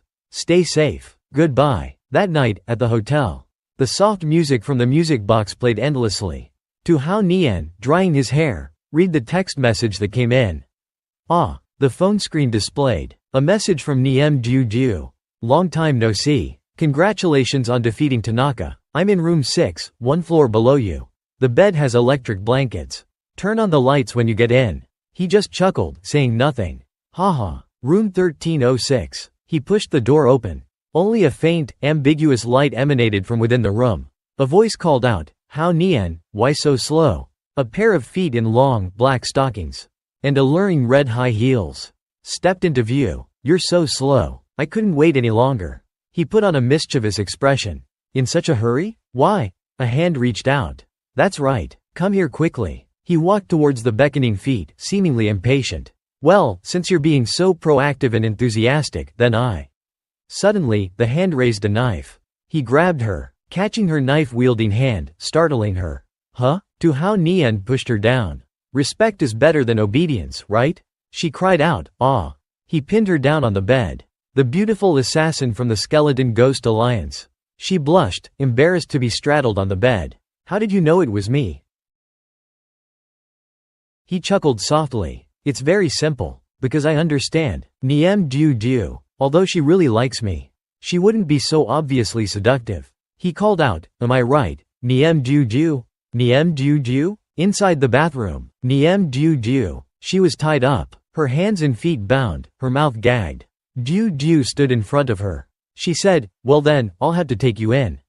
If I didn't have some questions for you, I would have already thrown you in the bathroom. Skelet showed no fear. She even provoked them. Go ahead and ask. I won't say a word anyway. Infiltrating Wak Wak. Kidnapping a police officer, attempting to assassinate a Wak Wak official.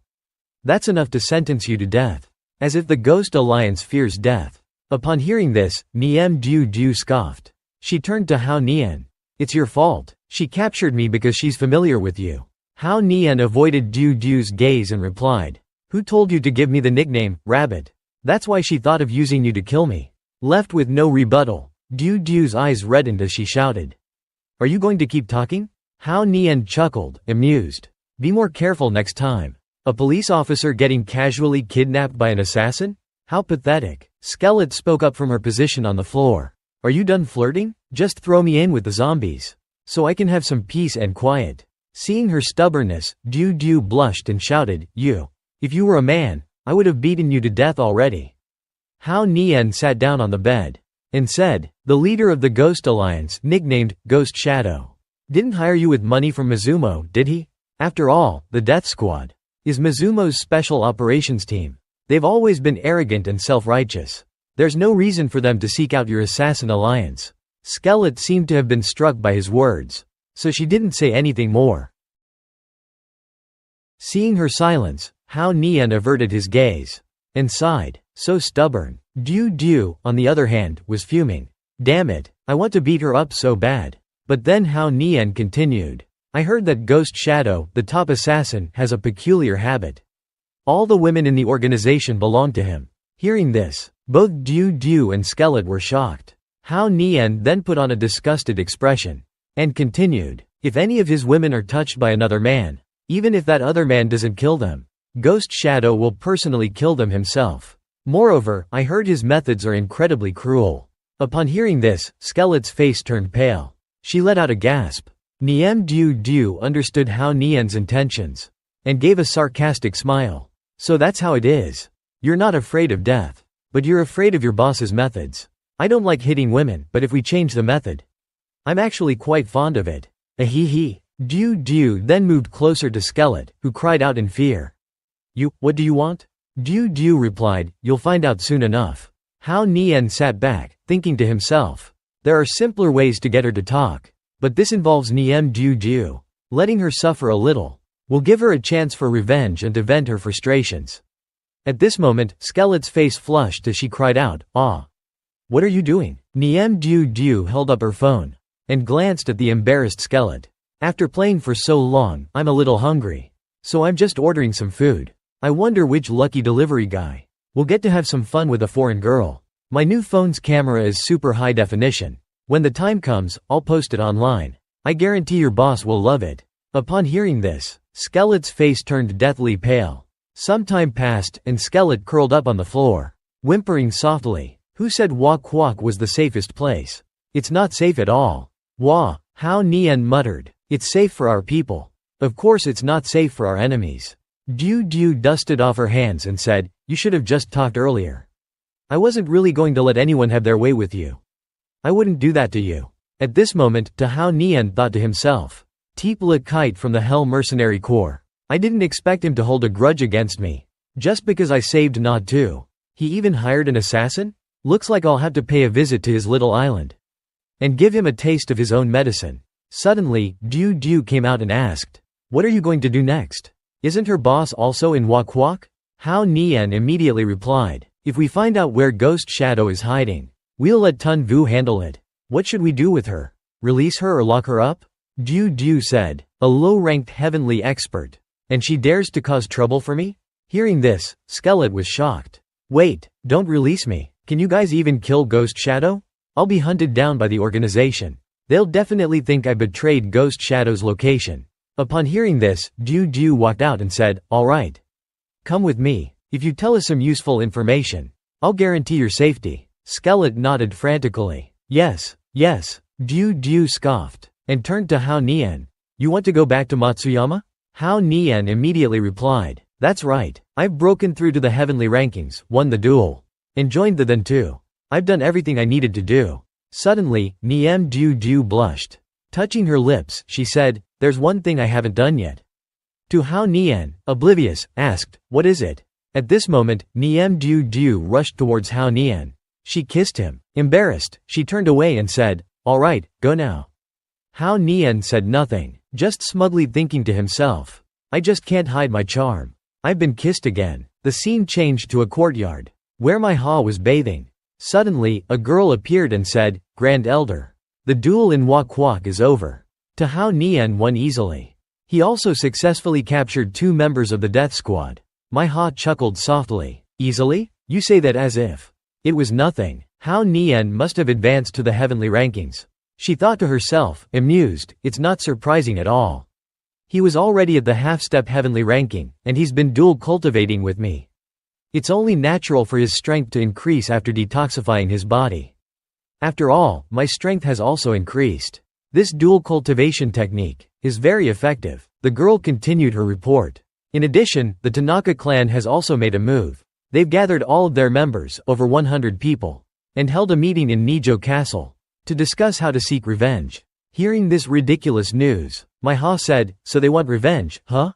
Gathering their entire clan? They're making things easier for me. My Ha stepped out of the bath and, wrapping herself in a towel, gave an order. The Tanaka clan still has 5 heavenly experts, correct? Gather 30 Jonin and eliminate the Tanaka clan. Do it quietly. Leave no trace. The girl acknowledged the order. My Ha, walking away, pondered. So they won't cause any more trouble for Hao Nian. Thinking of Hao Nian, my Ha chuckled softly. Time passed, and on the second day, in the capital of Wak Kwak, Hao Nian was sound asleep in bed. He woke up with a groan, sat up, stretched, and said, Ah, that was a good sleep. Now that I'm well rested, it's time to go back to Matsuyama and see my wife. Suddenly, a muscular man appeared in front of Hao Nian, startling him. Huh? Who are you? The man laughed loudly and replied, Ha ha. To Hao Nian, you have an extraordinary aura and great natural talent. To Hao Nian, naked at the moment, blushed and shouted, Who are you, senior? What are you doing here? The man replied, I'm your leader, Thu 7 Hung Tang. Hao Nian turned pale upon hearing this. Leader Hung? Why are you here? He thought to himself, he's the true inheritor of the heavenly eye. Then his master attacked and stole it from him. He came to my doorstep without a sound.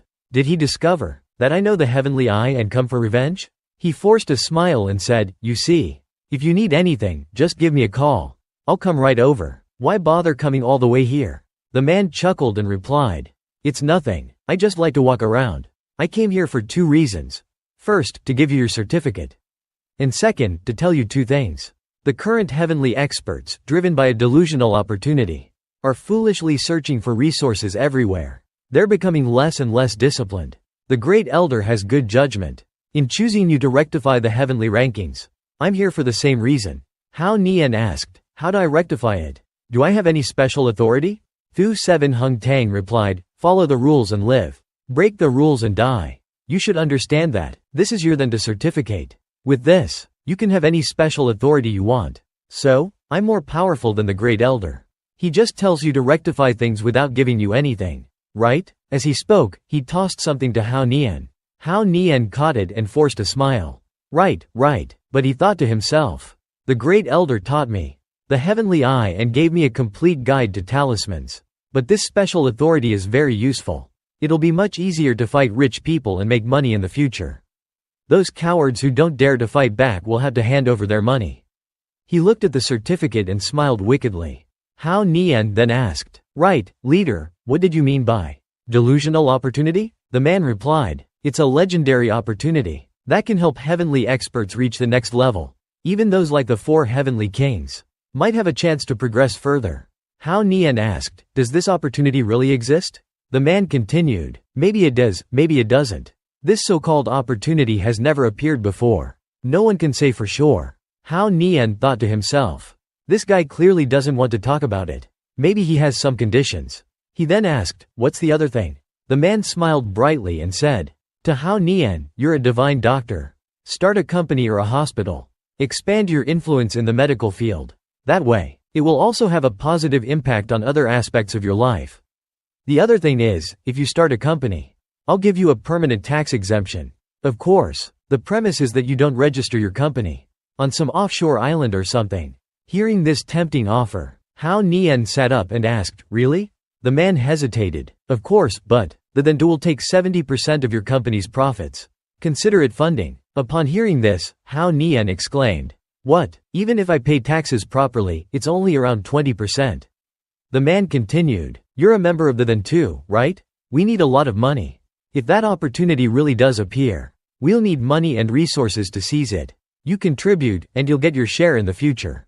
Hao Nian listened to his words, feeling like he was being exploited. He wailed, I'm so miserable. As he walked out, the man added, if you want to use the Duong Corporation's name to start a company and deceive me, then I'll take 70% of the entire Duong Corporation's profits. Understand? I'm leaving. No need to see me out. Hao Nian lay on the bed, dumbfounded. He had nothing more to say. Time passed. That afternoon, at the Duong Corporation building in Matsuyama, in a high-rise building, inside a conference room where only Hao Nian and Tam Di were present. She was being forcefully kissed by him, her face flushed. To Hao Nian and Duong Tam Di were passionately kissing. Suddenly, Tam Di turned her head away and said, Hao Nian, not here. What's wrong with here? Nobody's coming in anyway. Duong Tam Di said shyly, this is the company conference room. To Hao Nian chuckled softly. The Duong Corporation is yours. If you don't want anyone coming in, nobody will come in. Tam Di blushed. No, stop it. Hearing her words, To Hao Nian complained, come on, I went to the capital to fight people. Killed 3 assassins. And now I can't even kiss my wife when I get back. Duong Tam Di struggled, her shoe slipping off her foot. Touching Hao Nian's shoulder, she said, I said no. She shouted, no, and pushed Hao Nian away with all her might. Surprised by her actions, Hao Nian exclaimed in bewilderment, huh? Tam Di? Pulling her dress up, she said shyly, it's my first time. How can we do it here? Hao Nian replied, oh, I was too hasty. Tam Di blushed, and, avoiding his gaze, continued. Besides, didn't you come back for work? Let's take care of business first, and then we can go home and… At this moment, Hao Nian trembled. Seeing his reaction, Tam Di asked, huh? Are you angry? Hao Nian's eyes lit up. He shouted, all right, let's take care of business first. Seeing An Kuei Tam's determination, Duong Tam Di gave a forced smile and replied, should I hide before 1 o'clock later at the meeting room? Tam Di went with the leaders to study together. And so, her busy afternoon began. Although they couldn't use Duong Ti's name to open a company, Duong Ti had extensive experience in this field. Their experience was extremely abundant. Therefore, all the work was entrusted to Duong Ti to represent. Meanwhile, he went to the pharmacy to prepare products for the company. The medicinal cauldron was brought out from the ancient tomb, and the medicine inside was analyzed. Although the entire prescription couldn't be fully deciphered, by combining the deciphered parts of the prescription with his own understanding of pharmacology, he could still create superior traditional medicines. At this time, at Hao Nian Duong, Hao Nian had refined a few pills, when suddenly a ringtone came from his pocket. He opened his phone and saw a message from Tun Vu, saying that Kai An, the leader of the Kai An alliance, had been beaten half to death by him and handed over to the authorities.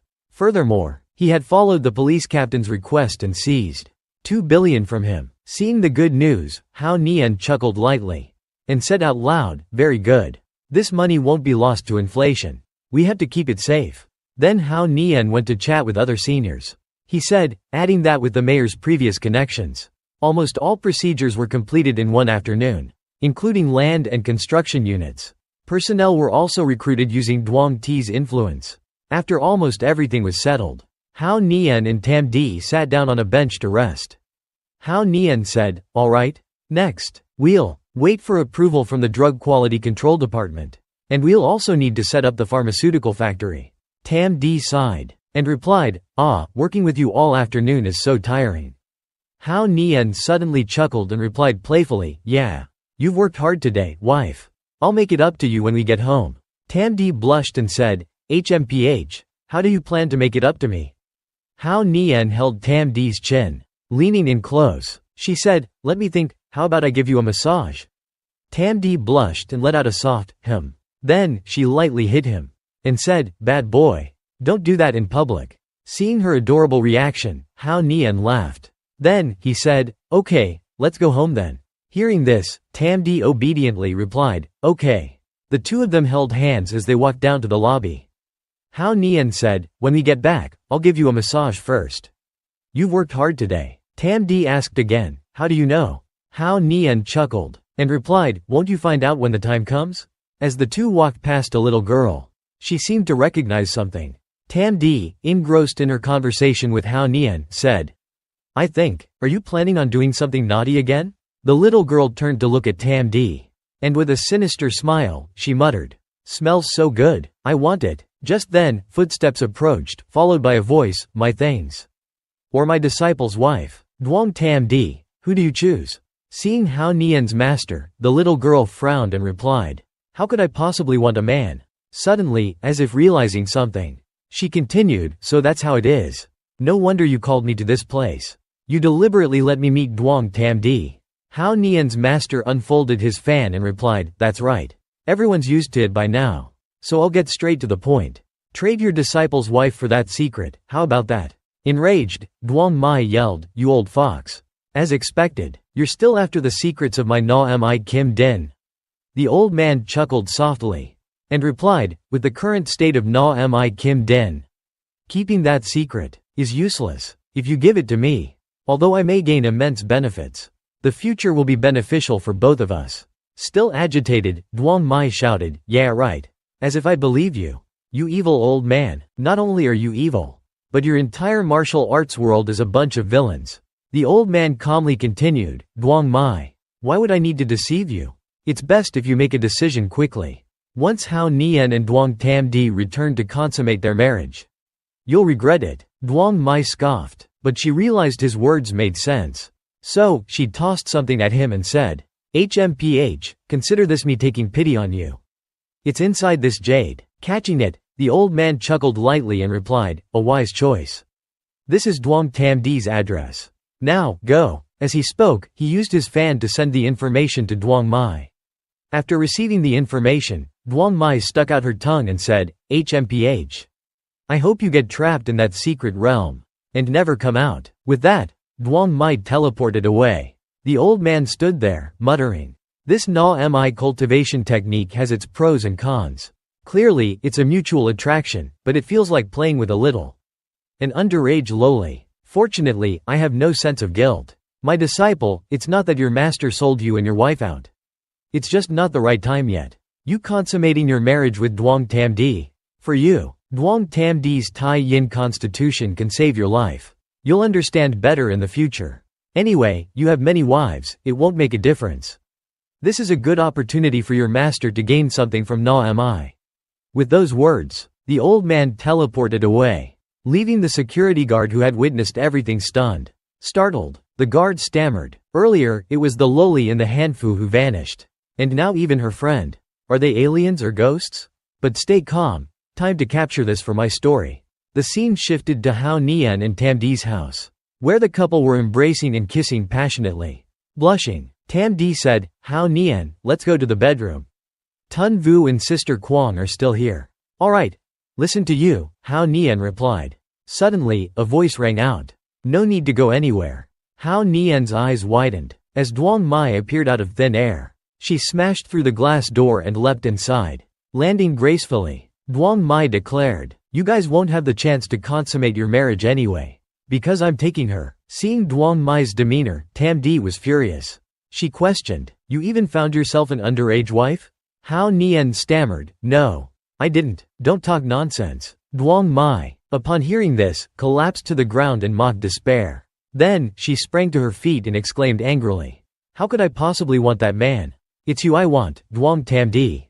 Dumbfounded, Tam Di asked, "Why me, little girl? What's your name? Do I know you?" But, Hao Nian, wary of the girl, interrupted, "Don't come any closer." Confused, Tam Di asked, "Huh? What's wrong?" Lost in thought, Hao Nian pondered, "Even with my heavenly eyes and heavenly vision, I can't see through her. To remain unreadable to me, only the 4 heavenly beings possess such power. Could this little girl be? Could she be one of the 4 heavenly beings?" Suddenly, the door swung open, and Tun Vu and Sister Kwang rushed in. "Boss, what's going on?" Sister Kwang asked. "Whoa," Tun Vu exclaimed, "I thought you guys were just fooling around. But then I heard a strange noise." Then, his eyes fell on Duong Mai, and he gasped, "Huh? Who's this little girl? She's so pretty, just a little young, maybe in 15 years, all." Reaching out, he attempted to pat her head. Tun Vu, Sister Kwang yelled. Duong Mai, enraged, shouted, insolent. She then channeled some energy towards Tun Vu, sending him flying with a yelp. Seeing this, Sister Kwang rushed over and yelled, Tun Vu. Standing tall, Duong Mai declared, HMPH. You should consider yourself lucky. I am Duong Mai of Na Mi Kim Den. If it weren't for my acquaintance with Master Hao Nian, you would already be dead. Upon hearing her announce her identity, Hao Nian thought to himself, Duong Mai of Na Mi Kim Den. As I thought, she really is on the same level as Master. Lost in a daze, Hao Nian suddenly snapped back to reality, letting out a yelp as he jolted awake, his spirit returning. He sat up and exclaimed, finally, I get to sleep in my wife's bed. But, where's my wife? She isn't in bed. That woman, she's playing dirty. I finally reached the heavenly rankings, and thought I could finally have our wedding night. And now she dares to take my wife away as her disciple? Suddenly, he heard a voice echoing in his head. Didn't your master tell you not to talk carelessly about cultivation matters? Do you really wish to be killed by someone even stronger than the four heavenly beings? Hao Nian gasped in shock as he heard these words. Duong Mai's voice continued. Furthermore, me taking Duong Tam Di as my disciple is a huge opportunity for her. Why should you be the only one who gets to cultivate, while she is left behind? Have you never heard of gender equality? Enraged, Hao Nian shouted back. You're using voice transmission to mock me for having insufficient cultivation. You need to be able to see someone to use voice transmission. Remote voice transmission. So impressive, isn't it? Fuming with anger, he jumped out of bed. As he stormed towards the door, he shouted, even if you want to take her as your disciple, you can't just snatch her away after we've consummated our marriage, ruining our wedding night. Don't you have any shame? Are you blind? Duong Mai calmly replied, if you ruin Duong Tam Di's Tai Yin constitution, her path of cultivation will become far more arduous. Ultimately, you are only thinking of yourself, without any regard for your wife's future. You're so selfish. Hearing her arrogant tone, Hao Nian was beyond furious. What? He roared. Clearly, your Na Mi Kim Din techniques are the problem. I won't rely on such underhanded methods. I earned my title as the youngest heavenly ranked expert in Hua Nation with my own abilities. Return Tam Di to me this instant. Let me be her teacher. And I guarantee that, within 2 years, she will reach the heavenly rankings. Give her back. Let me teach her, and it won't take 2 years. She'll definitely reach the heavenly rankings. Duong Mai continued, if your cultivation technique could truly help Tam Di, your master, Illusion Master, would have taken her as his disciple long ago. Why would it be your turn? Me staying in your house to teach Duong Tam Di is already showing great consideration for your relationship. Don't provoke me any further. Otherwise, I'll take her back to Na Mi Kim Den, and only return her after she reaches foundation establishment.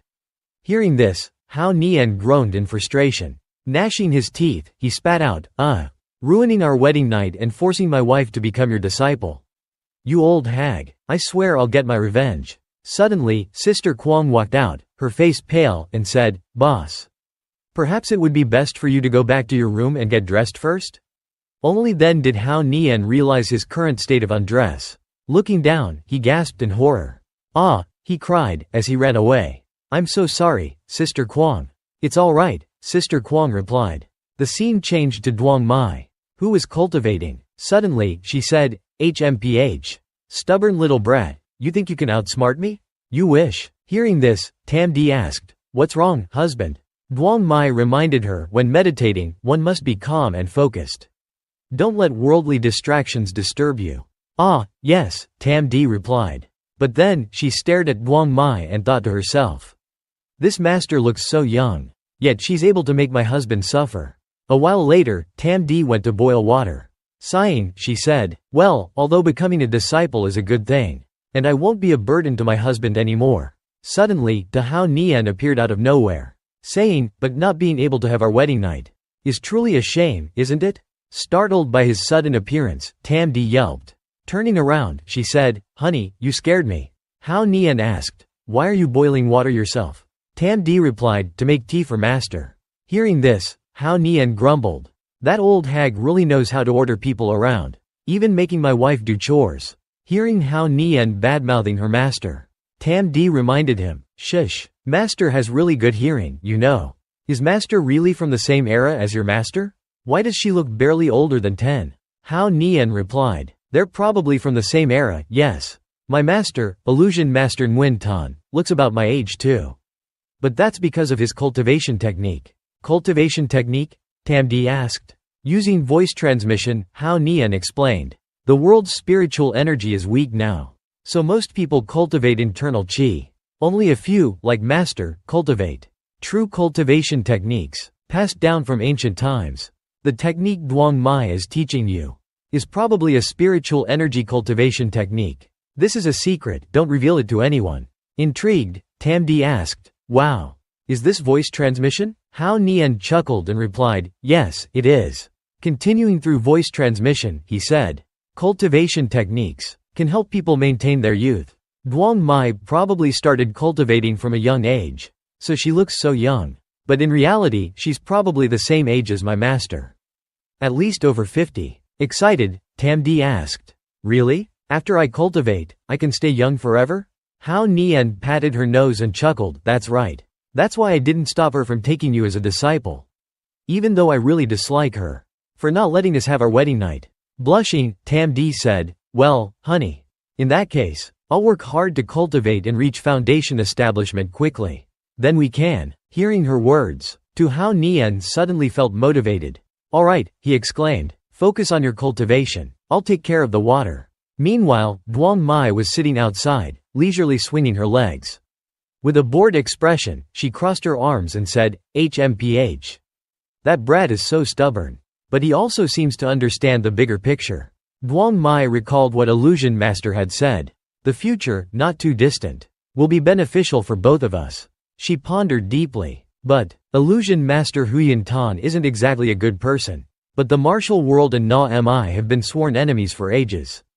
He's never been so vague. When plotting against someone before, he and Great Desert Master are close, and both can see the future. Huyen Tan, Great Desert Master. Both can see the future to a certain extent. It's a little concerning. She shook her head, pushing those thoughts aside. What will be, will be. What matters now is to teach my disciple and spread the glory of Na Mi. This disciple of mine, I traded a precious secret of Na Mi for her. After finishing boiling the water, Tamdi poured tea into a cup.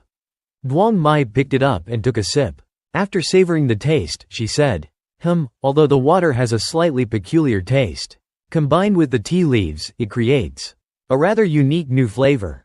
Hearing the praise, Tamdi beamed and replied, as long as master likes it. Suddenly, Hao Nian walked out and said, Duong Mai, I boiled that water. Aren't you going to compliment me? Since you've had some tea, shouldn't you share some with everyone else? Duong Mai glared at him and said, HMPH. Boiling water is so simple, what's there to compliment? This tea is all mine. If you want some, make it yourself. Seeing Duong Mai's unreasonable behavior, he thought to himself, you think I actually want to drink your precious tea? If you like it so much, I'll leave it all for you every morning from now on. Then, Hao Nian said out loud, Tisk, how petty. Not only are you flat-chested, but your personality is petty too. Hearing this, Duong Mai exploded, yelling, who are you calling small? Seeing this unfold, Tamdi didn't know whose side to take. She just stood there, watching them bicker. Duong Mai continued, let me tell you, I am no younger than your master. Hao Nian chuckled lightly and said, oh really? So you're Grandma Duong Mai then? Duong Mai was speechless, only managing to sputter. You? Hao Nian continued with his taunts, hey, Grandma Duong Mai. You're so old, are you even married yet? You've lived for so long. How many kids do you have already? Infuriated, Duong Mai gritted her teeth and yelled to Hao Nian, you insolent brat. With that, she unleashed a blast of blue spiritual energy towards Hao Nian, forcing him to grunt in pain as he raised his arms in defense. Even though he managed to block the attack, the force of it sent him flying backwards. Worried, Tamdi asked, are you alright, Hao Nian? Hao Nian's body trembled slightly as he coughed up some strawberry syrup and stammered, I'm fine. It's fine, but at this moment, Yang Mei is still fuming. So she keeps talking. Su Hao ran, let me tell you. You should know that my MA Golden Summit follows the authentic lineage. We simply don't get married, let alone bear children.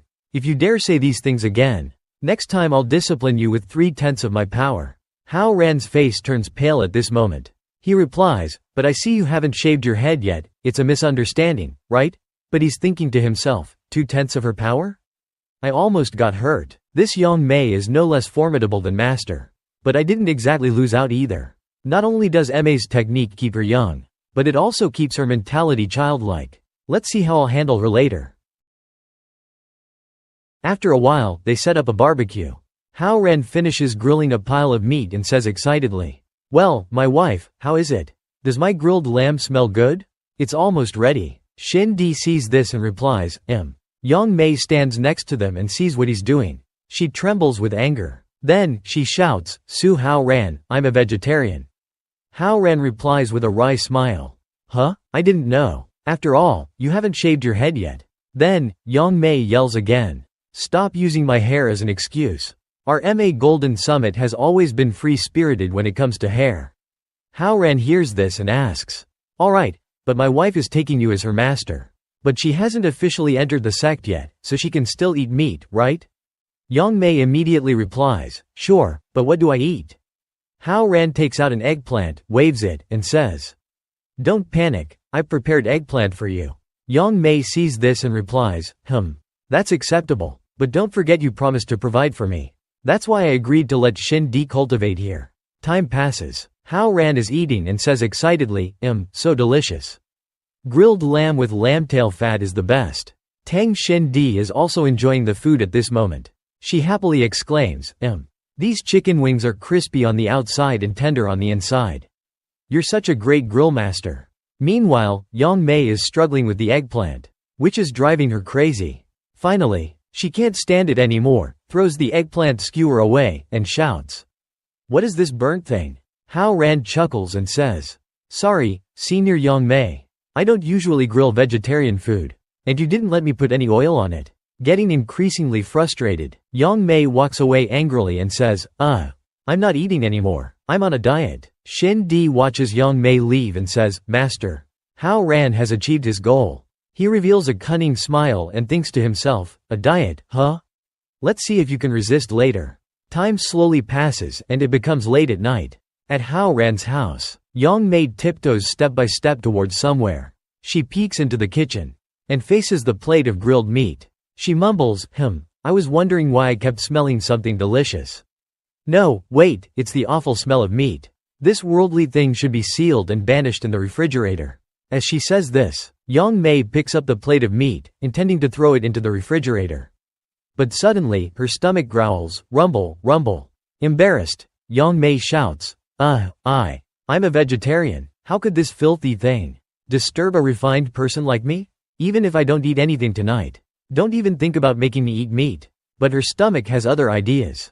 It keeps growling, rumble, rumble. Embarrassed, Yang Mei's face turns bright red. Yang Mei picks up a grilled meat skewer and thinks to herself, "Since I've entered the mortal world and taken on a disciple, I shouldn't be so strict. If there's Buddha in my heart, meat is acceptable. I'll just have one bite. Everyone's probably asleep already. No one will know if I have just one bite." Suddenly, Su Hao Ren rushes out and yells, "Audacious thief! Where did you crawl out from? How dare you break into Su Hao Ran's kitchen?" This makes Yang Mei jump in fright. "Huh? Hao Ran?" At this moment, he's still joking, holding up his phone. "Quickly turn around, so I can take your picture. Call the police, and post it online to make you famous. My phone camera is incredible. It can take clear pictures even without the flash. Let's see who you are." Yang Mei is terrified. She turns around trembling, stammering, I. Then, she jumps away and yells, "You don't know me. I've never met you before. I'm nobody." With that, Yang Mei jumps out of the window. Su Hao Ran sees her reaction and thinks to himself in surprise, Yang Mei, from the same generation as Master, was scared enough to break the window and run away? Hao Ran chuckles in admiration. The scene shifts to another room. Yang Mei is anxious and sits on the bed, muttering, "He didn't get a picture, right? I reacted very quickly. He probably couldn't have captured it. But if he did, and posts it online, my reputation is ruined. My life, a lifelong vegetarian like me, eating meat? And most importantly, I didn't even get to eat enough. Boo-hoo." Suddenly, there's a knocking sound at the door. Yang Mei hears this and shouts, "Huh? Who's outside?" Yang Mei is now scared and thinking to herself, "No way. He's here to confront me already? He couldn't have taken a picture, right? What should I do? If he tries to blackmail me, I'll kill him and silence him. Su Hao ran, don't push me. With these thoughts, Yang Mei walks towards the door, trembling. She opens the door, but when she opens the door, she sees no one. She says, huh? No one? She sees a tray of food in front of her, along with a note. It says, hungry from not eating dinner? I'm not very good at grilling vegetarian food, but my noodles are quite delicious. Seeing the note, Yang Mei thinks to herself, he must have seen through me. But he didn't mention anything from earlier. Why did he even give me a bowl of noodles? Yang Mei picks up a noodle with her chopsticks. She takes a bite and excitedly says, no poison, and it tastes amazing. Su Hao ran, you're quite thoughtful. I'll reluctantly accept this, but this bowl is so big. How am I going to finish it all? Yang Mei picks up the tray of food and heads back to her room. After bringing it in, she puts it on the table. As she eats, she says contentedly, considering your good intentions, I won't hold anything against you from now on. Delicious. At this moment, Su Hao ran is standing outside. He uses his heavenly eye and heavenly vision to observe Yang Mei. After seeing Yang Mei happily eating and drinking, he lies down and thinks to himself, eat all the noodles you want. After this, you'll have to show me 3/10 of respect in everything. Plus, there's my essence in the tea you drink every day. Trying to outsmart me? You're still too naive. Later, with the help of the Tang family, Su Hao Ran's pharmaceutical company is quickly formally established. Tang Corporation helps Su Hao Ran organize a large product pre-order event. Almost all major pharmacies and pharmaceutical distributors, all of them were invited. With Miracle Dr. Sus fame and Tang Corporation's business moves, as well as help from officials, Su Hao Ran's product pre-order event was a resounding success. The orders that day were as abundant as straw. Following that, the pharmaceutical factory accelerated the production of dragon bone elixir. Tang Xindi's strength was also growing rapidly under Yang Mei's guidance. At this time, Tang Xindi is training very diligently. Su Hao Ran uses his heavenly eye to observe the two of them. He thinks to himself, although Xindi has a good physique, and her years of practicing yoga have made her body very fit, I must admit that the MA Golden Summit technique is really suited for women to cultivate. She's already reached Earth-ranking strength after only a short period of training. MA is quite remarkable, huh? Yang Mei, it's best if you quickly help my wife reach foundation establishment. For every day it takes, you'll have to drink one more day's worth. As he thinks about this, he takes some of his bodily fluids and puts it into the tea. Suddenly, his phone rings. Hao Ran says, It's Mei Ha sending him a message. It says, Master, how have you been lately? Mei Ha misses you. Japan's top expert, Yamato, under the control of the Japanese government, will be arriving in China by plane this afternoon.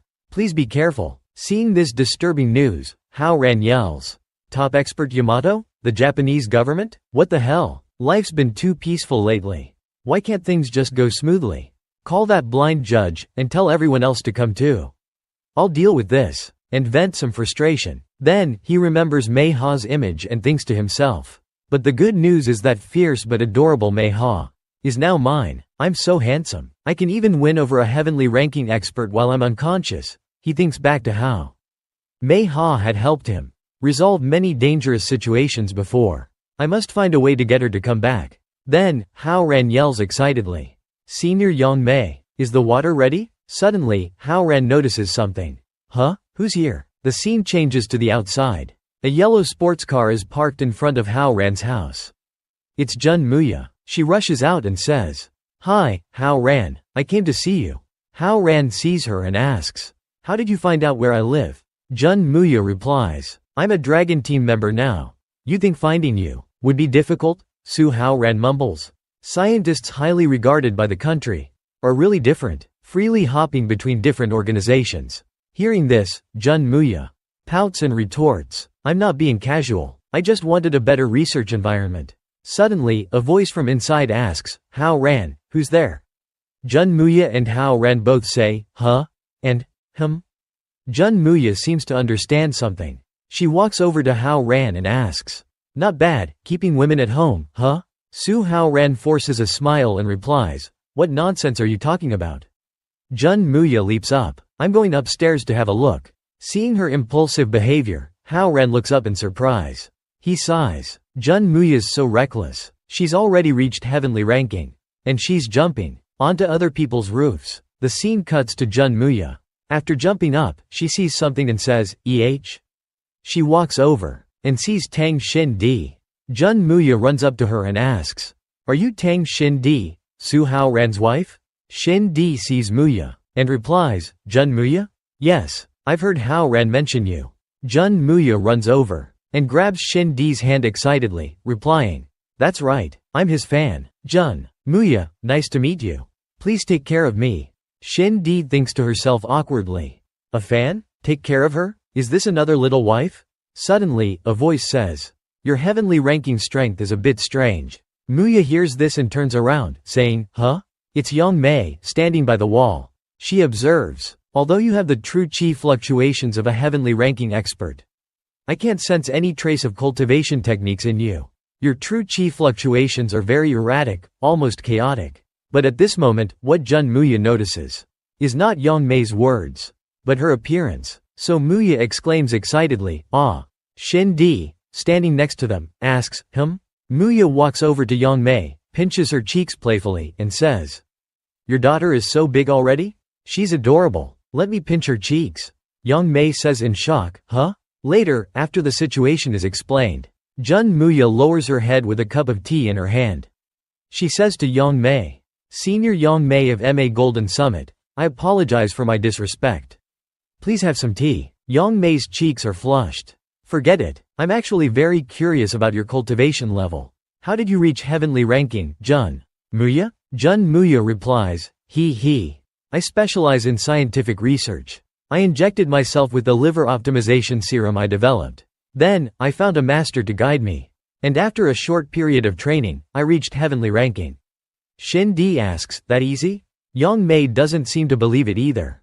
"That's all it took?" Jun Muya replies, "That's right. I'm probably the heavenly ranking expert, with the shortest training time. After all, I'm a researcher. Even if I don't have any real combat abilities, at least I can protect myself, right?" Yang Mei, intrigued by Muya, continuously praises her. "Impressive. Your gene-altering serum, plus focusing on training. It might help more people get on the heavenly ranking." Tam Di was interested in that too. So she excitedly asked me if I could use Sao. Hearing this, Duong Mai frowned and said, "Don't think I don't know what you're up to. You have to master the basics first." Hearing that, Tam Di chuckled awkwardly. Haha. Then, Quan Moi Na excitedly said, "Of course, but wait a minute, sister. Because I went to the Dragon Group and got the blood of that heavenly ranking expert. Through research in saving their liver, my liver optimization serum will work very quickly and be even more effective." Tu Hao Nian, standing next to him, suddenly asked, "You went to the Dragon Group? Wasn't it just for Long Nyat's blood?" Moi Na immediately replied, "Of course, the research environment is better there, including better research subjects." At that moment, a horrifying scene suddenly appeared. Long Nyat was struggling and screaming miserably. "Sis, you already drew a liter of blood from me this week." Moi Na, at that time, was holding a syringe and poking it into Long Nyat's arm. With a sinister look on her face, she said, "Be good. All members of the Dragon Group are like that. You won't lose out." Thinking about that scene, Hao Nian shuddered and said, "Poor Long Nyat. Good thing I'm in the God Group." Seeing him dodging like that, Moi Na pouted and said, "HMPH, that old monk wouldn't let me into the God Group. I also want to take his blood for research." "Oh right, Duong Mai. Senior, you're on the same level as Hung Tam, an expert beyond heavenly treasure." Seeing Moi Na suddenly mentioning her, Duong Mai was startled and asked, "Huh?" Moi Na then took out a giant syringe. She continued, "Our Hua nation can have even more experts." Senior Duong Mai, seeing that sinister look, Duong Mai shuddered and asked, "My god, is that syringe that big?" "Ah, not enough yet." Moi Na comforted, almost there, just one more minute." Seeing this situation, Tu Hao Nian turned pale and said, "Good thing she doesn't need heavenly ranking blood anymore." Tam Di stood there, chuckling awkwardly, and replied, "Scientists are all crazy like that." Sao. After finishing, Quan Moi Na excitedly ran out and said, "Yes, I got the blood of an expert beyond the heavenly ranking." Tam Di walked up to Duong Mai and asked, "Master, are you alright?" Quan Moi Na came out and said, "Sister Tam Di, I'm going back to my research. You should cultivate too. If it's successful, It might help you reach the heavenly ranking in one step. Tam D stood there and asked, you don't need my blood, do you? Moi Na immediately replied, of course not. Then, Moi Na glanced at Hao Nian and thought to herself, hee, catching Sister Tam D is like catching to Hao Nian. I won't have to waste effort on the harem anymore. Seeing Moi Na's gaze, Hao Nian was startled and thought to himself, what is she up to? Time passed after lunch. Duong Mai sighed and muttered, phew, finally finished eating.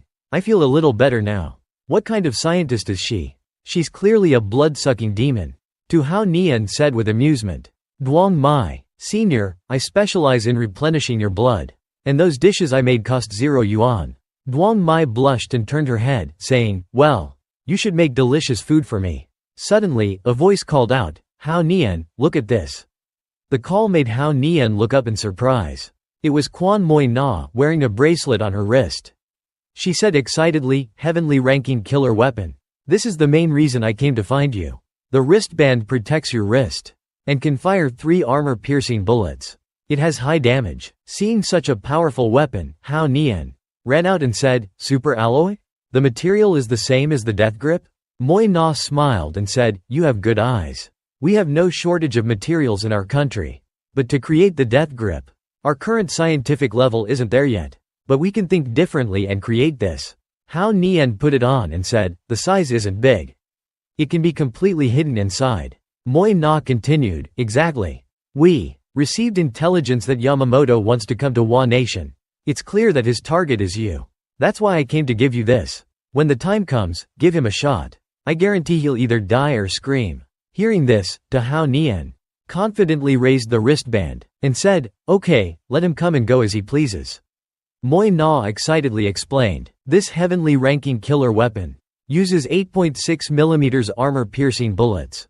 Type 19. Produced by our country. You can get it from the military region. It's very convenient. I'll give you 6 rounds first, enough for 2 uses. Even the heavenly ranking's true chi protection can't defend against it at all. But because the target is special, it's best to be within 5 meters when firing. Seeing that Moi Na only gave him this much, Hao Nian complained, well, that's stingy. I gave you a few death grips. And you only gave me 6 bullets. Moi Na retorted irritably, with your status, it's easier for you to get bullets than me. Plus, as soon as it was finalized, I gave it to you. I'm just afraid you'll be at a disadvantage against those foreign experts. I'm thinking of you, and you're calling me stingy? To Hao Nian was stunned and asked directly, well, now I know I had to kiss you to make you stop being angry. Moi Na blushed and turned away, continuing, really? That's how much I care about you. Suddenly, a sound made the two of them turn around. Hao Nian exclaimed, Duong Tam Di? After hearing that, she was furious and fuming with anger. Seeing Tam Di like that, Moi Na stammered, sis Tam Di, I was just kidding. Without your permission, I wouldn't dare act rashly. Tam Di said at this time, for the sake of you caring about Hao Nian. I'll allow it this time.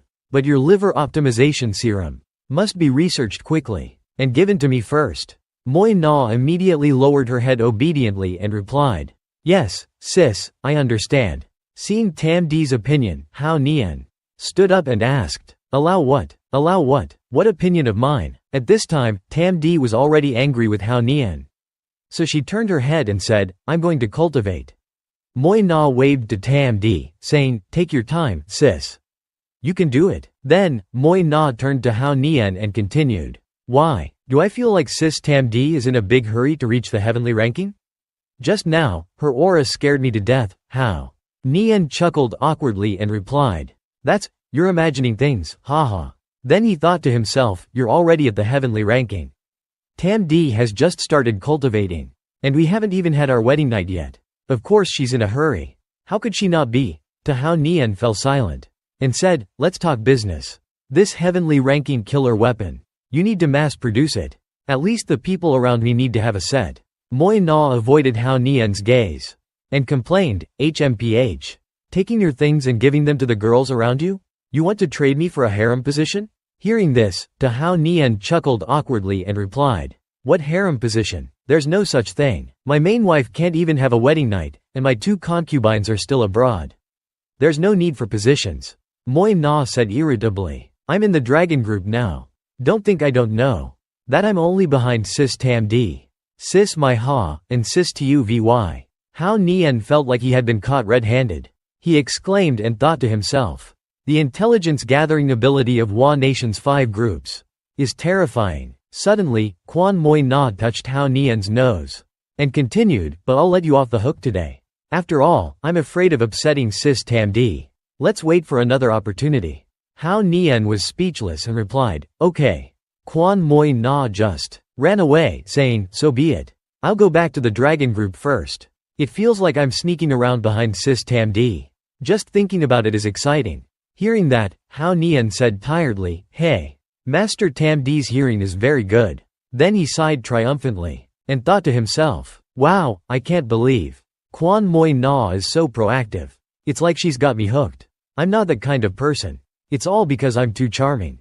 Time passed, and that night, Duong Tam D and Duong Mai were still cultivating together. Suddenly, Duong Mai opened her eyes and said, he's here.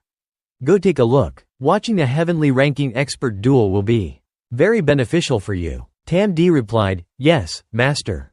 Outside Hao Nian's house, there were footsteps. The footsteps of a man. The old assassin stepped forward and announced, I am Yamamoto, the #1 expert in our country. You are to Hao Nian, right? The old man looked at Hao Nian, who was wearing a face mask, and looked very sloppy. Seeing the old man, to Hao Nian yawned and asked, what? Our country's intelligence is that outdated? You want to challenge me, without even knowing what I look like? And why are you here alone? Where's the blind judge? The old man replied, who else would accept a challenge like yours? What blind judge? I don't know what you're talking about. Hao Nian said, Tisk, not only is your judge blind, but I'm afraid you're blind too. You must be blind to be this late. I'm about to fall asleep. The old Yamamoto replied, to Hao Nian, I'm not here to spar with you this time, but to fight to the death. It's about life and death, not winning or losing. You better listen carefully, so you won't blame me for being too heavy-handed later. But Hao Nian wasn't fazed at all. On the contrary, he mocked the old man, I heard you. But if you die, who should I give your body to? It'd be convenient to just throw it into the sea. And can you tell me the password? To your foreign bank account? It would be easier to prove that your money belongs to me after you die. The old man couldn't listen anymore, and charged at him, shouting, if I die, just throw my body into the wilderness, and feed it to wild dogs. Seeing that the old man was still calm, Hao Nian thought to himself, he's very calm. Even after being provoked like that, he's still angry. It seems that this #1 expert of our country has some skills. I won't test him anymore. I'll go all out. Thinking this, he threw a punch. But as soon as he did, the old Yamamoto teleported away. This startled Hao Nian. Tun Vu and Quang Tai, who were watching from outside, were also surprised and shouted, amazing.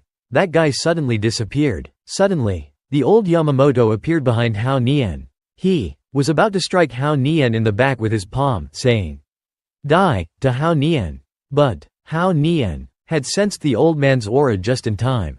He looked down and said with amusement, interesting, so you're not just a heavenly ranking expert. You're even half a step beyond the heavenly ranking. But relying on this stealth technique to kill me is too naive. As he spoke, he dodged the palm. But his face mask flew off and hit Yamamoto. The old man was hit by the face mask and cried out in surprise. Tu Hao Nian seized the moment when the old man was distracted and threw a punch, thinking to himself, I'll try the heavenly ranking killer weapon now. But before he could use it, Yamamoto jumped back and threw 3 darts at Hao Nian.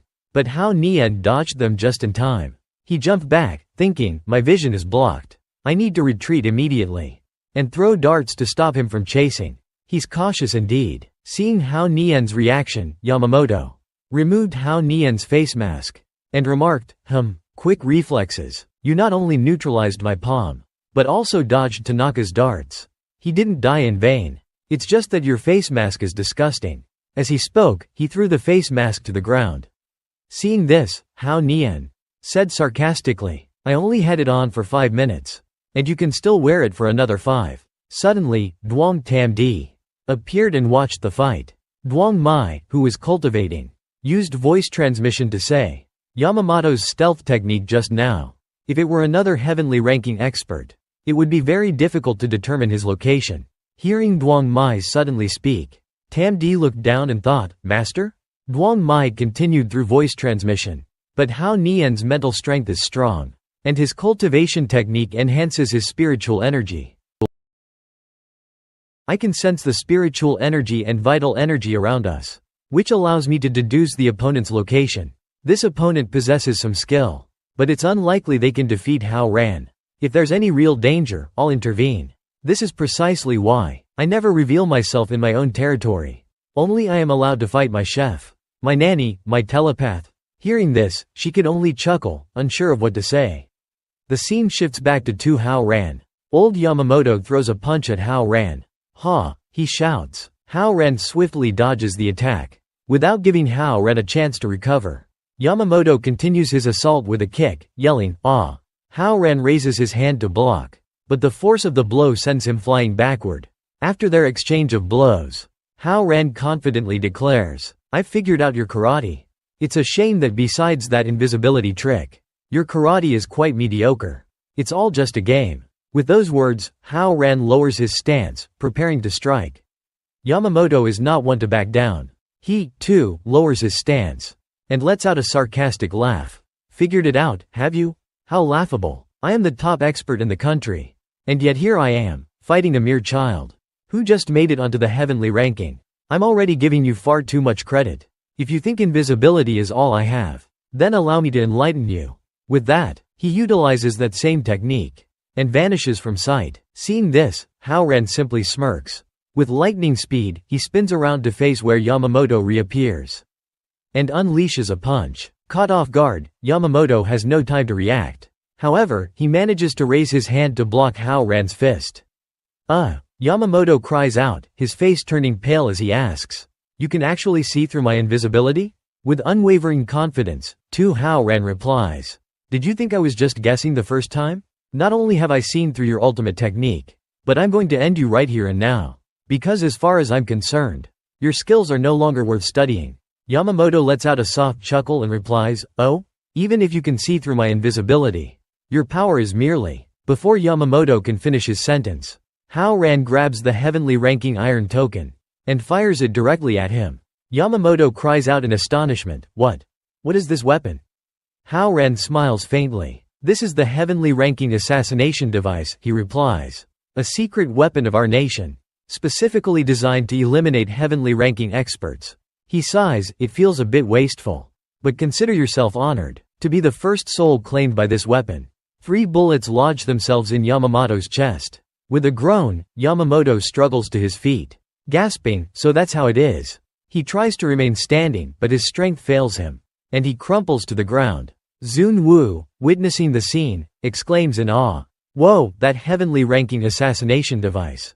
I want one." Kang Jia glances at him sideways. "Even if you had it," she says, "you would have been dead when Yamamoto used his invisibility." Zun Wu chuckles awkwardly. "I saw through it," he mumbles, "but I decided to keep quiet. We're all friends here, after all, right?" Kang Jia simply replies, "I would have done the same." Tang Xindi, watching from afar, sees Hao Ran emerge victorious. Overjoyed, she cries out, "Honey, you won. You were amazing." Suddenly, Duong Mai appears behind Hao Ran as if by magic. "To Hao Ran," she calls out. Hao Ran spins around, startled. "Huh?" he utters, seeing Duong Mai. "Senior Duong Mai, what's going on?" Tang Xindi, still observing, is stunned to find Duong Mai gone from her previous spot. "Huh? When did Master go down there?" she wonders aloud. The scene shifts to Duong Mai. She looks at Hao Ran and says flatly, "Nothing much. I'm just curious about the power of this heavenly ranking assassination device. You still have bullets left, don't you? Why not test them out on me?" Her words take Hao Ran aback. Hao Ran is bewildered. "What?" he blurts out, taken aback. He frowns, his expression troubled. "Shoot you? That wouldn't be right." He shakes his head. "That's just wrong." His thoughts race. This lowly granny, speaking so boldly. Censorship wouldn't allow for this. I'll have to change the dialogue. Hao Ran gestures towards the heavenly ranking assassination device, forcing a smile. "With all due respect, Senior, while I know your strength is extraordinary, this device just eliminated a heavenly ranking expert." Duong Mai, however, remains undaunted. "Please," she scoffs, her confidence unwavering. "How can you compare me to that heavenly ranking fellow? Men, so long-winded. Just hurry it up. Hao Ran is speechless. His face pales slightly as he concedes, alright, I'll shoot. As he aims the device, a twinge of guilt runs through him. This feels so wrong. With a sigh of resignation, Hao Ran fires another 3 bullets towards Duong Mai. Just as the bullets are about to hit her, a protective barrier materializes around Duong Mai, deflecting all 3 shots harmlessly. The bullets fall to the ground with a clatter. Hao Ran stares in astonishment. I knew it wouldn't work on her, he thinks to himself. But seeing it firsthand is still incredible. However, the protective barrier Duong Mai summoned is now beginning to crack and shatter. Hao Ran's eyes widen in alarm. It's breaking. Duong Mai explains, this is the Golden Peak Mystic Maiden Shield, a supreme technique of the Na Mi Golden Peak sect. And that was with a mere fraction of my power. With just a sliver of my strength, I was barely able to deflect a single blow from your heavenly ranking assassination device. Such is the might of modern technology. Hao Ran is flabbergasted. A fraction? He repeats incredulously. You mean you weren't even using your full power before? The power of Chinese science and technology. Hao Ran processes her words for a moment. A fraction? What does that even mean? He asks, perplexed. You used what you called a fraction of your power earlier, and still managed to injure me. And now you're saying you used another fraction to block this weapon? Sensing Hao Ran's confusion, Duong Mai smirks. For someone of my level, at the demi-immortal stage, she explains, each fraction of my power is vastly superior to the entirety of your heavenly ranking strength. 2 fractions were enough to slightly injure you. 2 more would have left you critically wounded. And with just a little extra effort, I could block that weapon of yours entirely. With 3 fractions of my power, I could easily obliterate a golden core cultivator. Hao Ran's jaw drops. What? He exclaims. You're saying you could have defeated me with 3 fractions of your power? Duong Mai nods smugly. 10 of you wouldn't stand a chance. Think twice before crossing me again. Now, focus on your cultivation. Hasten your progress and reach the first stage of the demi-immortal level. With that, she turns and walks away. Hao Ran stands there, dumbstruck. What are the different levels within the demi-immortal stage? He asks, curiosity piqued. And what level are you, Senior Duong Mai? Duong Mai replies nonchalantly. Anyone who surpasses the heavenly ranking is considered a demi-immortal. The West refers to us as demigods. There are 4 major realms: awakening, heavenly watch, unity, and sainthood. She pauses for effect. If you want to know my level, you'll have to surpass the heavenly ranking and reach awakening yourself. Otherwise, she adds pointedly, you'll never reach my level, no matter how hard you train in this lifetime. Hao Ran's face flushes. Well, excuse me, he thinks to himself sarcastically. It's not like I have to drink a vat of your essence every morning. The scene shifts to a peaceful forest clearing. Tang Xindi and Duong Mai are meditating peacefully. Suddenly, Duong Mai senses something. She glances down the path and smirks. Heh. She spots Hao Ran, deep in meditation further down the path. I just gave him a little pep talk, she says, her voice a low murmur. And he's already training diligently. Such an obedient child. Hao Ran, deep in concentration, hears her voice echo in his mind. He opens his eyes, startled. He spots Duong Mai and Tang Xindi sitting far off in the distance. Duong Mai's divine sense, he thinks, amazed. She can project her voice over such a distance. Mine can't even reach half that far. Duong Mai continues speaking, her voice still echoing in his head. My divine sense is quite extensive, she says matter-of-factly. I couldn't help but notice you sneaking off to train. But don't feel embarrassed about it. After all, I am your senior. Hao Ran bristles at her words. Sneaking off? He thinks indignantly. So she's bullying me because my transmission range is smaller? Trying to show off, is she? He raises his voice. Senior Duong Mai. He tries to keep his voice even. Please stop using your divine sense to peek on us. We can't even use the bathroom in peace. Duong Mai and Tang Xindi, startled by his outburst, jump in surprise. Huh? Kang Jia, who has just finished bathing, yelps in alarm. Zun Wu, currently on the toilet, grumbles, oh, come on. Back in the clearing, Duong Mai is fuming. She whirls around, focusing her anger on Hao Ran. To Hao Ran, you scoundrel. She roars. How dare you accuse me of such a thing? Prepare yourself for the wrath of my 3-fraction mystic maiden shield. With that, she charges towards him, ready to unleash her fury. Hao Ran's eyes widen in fear. Wait, he stammers. Senior Duong Mai, think of the poor plants. Tang Xindi watches their exchange with amusement. And so, amidst the tranquil beauty of the forest, life goes on. Hao Ran entrusts the day-to-day operations of Hao Ran Duong to Duong Vu Nung. He only steps in when particularly challenging issues arise. One day, at Hao Ran Duong, Duong Vu Nung finishes her work for the day. She sighs, stretching. I wish I could live in that villa too, she muses. Imagine getting to warm the boss's bed every night. Meanwhile, at Hao Ran Pharmaceuticals, business is booming under Duong Ti's capable leadership. Everything runs smoothly. Ho Li, however, can't help but grumble. That old monk took so much from me. It's so hard to operate now. When I get a break, I'll have to make Hao Ran compensate me. Time passes, and a week goes by. The scene cuts to Hao Ran. He stares intently at his phone, having received a message. Huh? He utters. The message is from Thatch Trung Nok. Hao Ran, it reads. Dui Nian and I just went to the Kyoto Jade auction and got you some wedding gifts. But our car broke down and needs repairs. Could you drive over and pick us up? We'd like to head back early. It's going to take a few days to fix. And I'm worried about leaving the gifts unattended. Plus, Thatch Dui Nian misses you so much, she can't sleep. After reading the message, Hao Ran grabs his car keys. Another concubine on the way, he sighs. And she even brought wedding gifts. I wasn't planning on taking another. But everyone keeps trying to add to my harem. This life is so hard. He drives for a while and reaches a spot near the highway. Thatch Trung Nok spots him and waves with a smile. Hao Ran, you made it. I don't know what happened, but the car suddenly decided to act up. Thatch Dui Nian blushes and mumbles. It's been a while. Seeing her awkwardness, Thatch Trung Nok leans in and whispers in her ear. Why are you addressing him like that? You can't even say the words? He sighs. Even I can't help you with this. She blushes even deeper. Huh? Hao Ran, oblivious to their whispered conversation, looks at them, puzzled. Suddenly, Thatch Dui Nian steps forward, her face flushed. Honey, she stammers. I've missed you so much. Hao Ran forces a laugh. Haha, I've missed you too. He thinks to himself, how can anyone handle this? Suddenly, his senses alert him to something. He glances around cautiously. Danger, he shouts. Both of you, get in my car now. Run. High above, an old man stands on a cliff. To Hao Ran, he calls out, his voice booming.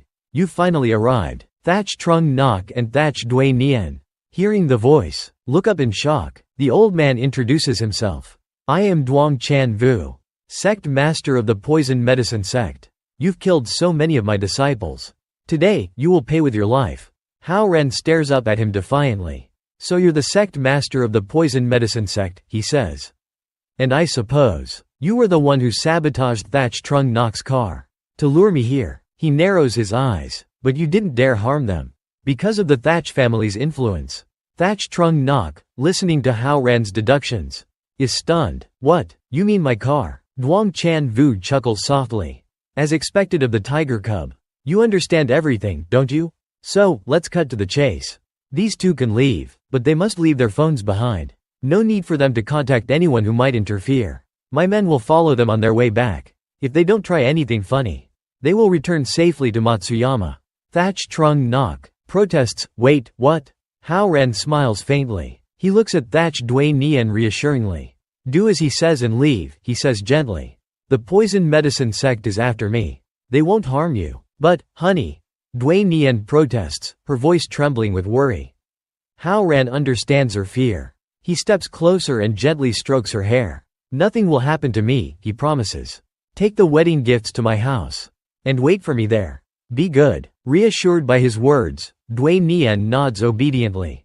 Okay, but promise you'll come back and marry me. Hao Ran forces a smile. I promise, he says, holding out his pinky finger. They link pinkies, sealing the promise.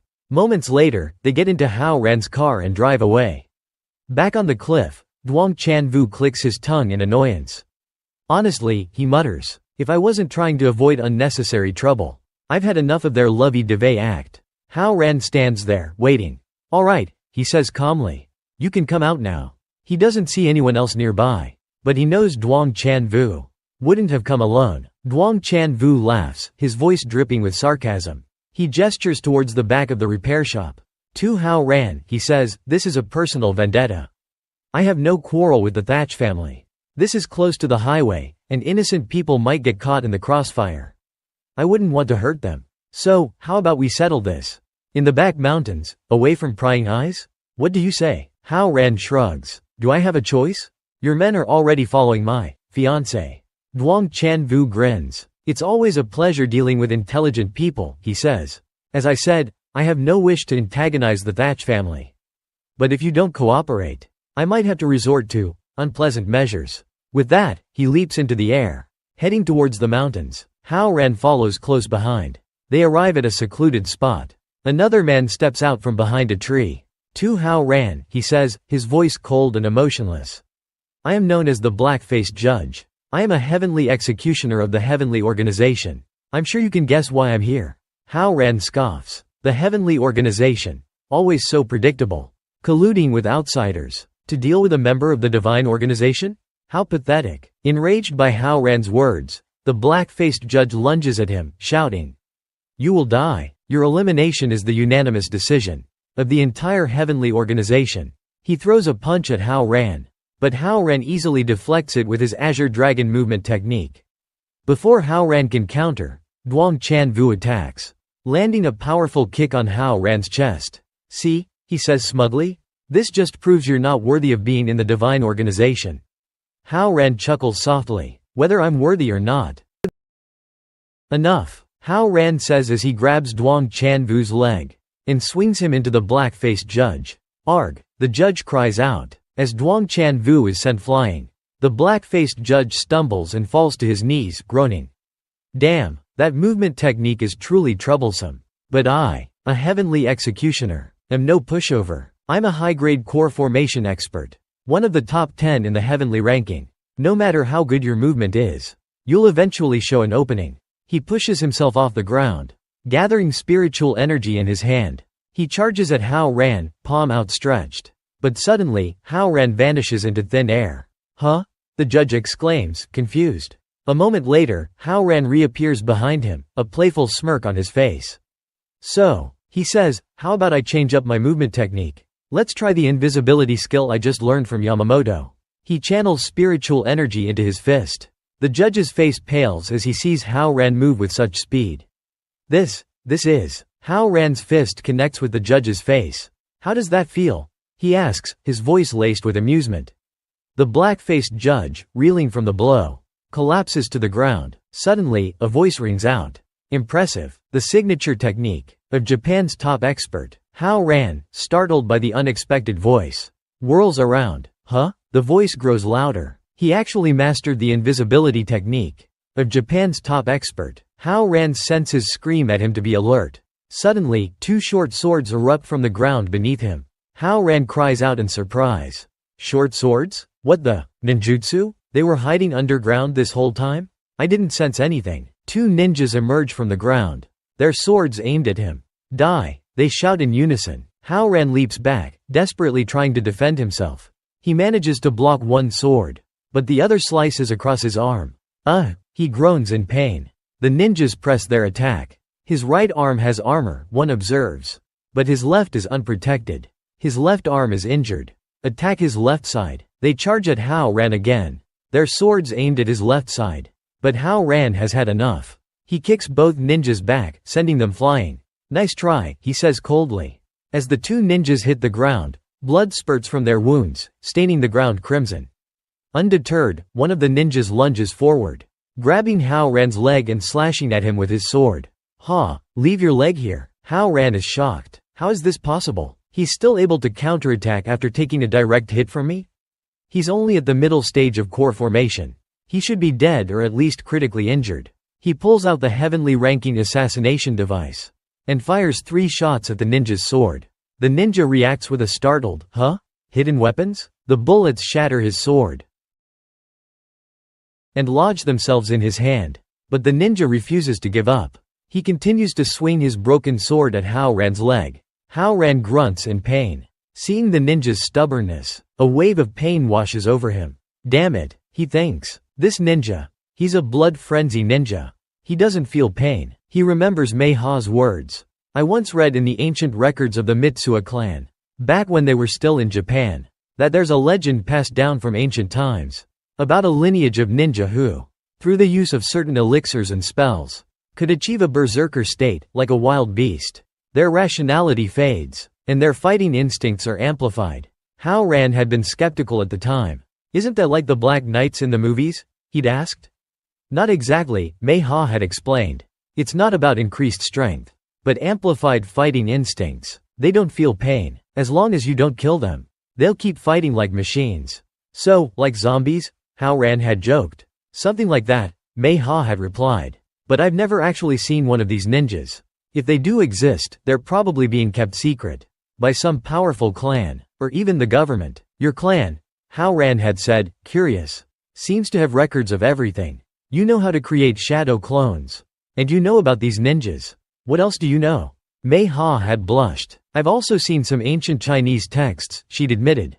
But I'm not allowed to talk about them. Even if you ask, I can't tell you. Hao Ran had been left speechless. Snapping back to the present, his leg still in the ninja's grasp. Hao Ran pushes the ninja away and scrambles back. His face is pale. Now that I think about it, he thinks. What Mei Ha didn't say back then. Maybe it was about the cure I found in Miao territory. It must have been some ancient Chinese dual cultivation method. But the two ninjas don't let him ponder for long. They charge at him again, screaming, die. Hao Ran sighs wearily. Thinking about Mei Ha brought back so many memories, he mutters. But at least I have a better understanding of these ninjas now. This should be easier to handle. He narrows his eyes. As long as they're moving, their bloodline is their weakness. As long as it relies on a bloodline, I can seal it. As he speaks, he throws out a handful of needles. The needles pierce the ninja's body, causing him to cry out in pain. He collapses to the ground, motionless. The other ninja stares in disbelief. What did you do? What was that? We're on a mission. Why did you suddenly collapse? I don't know, the fallen ninja replies weakly.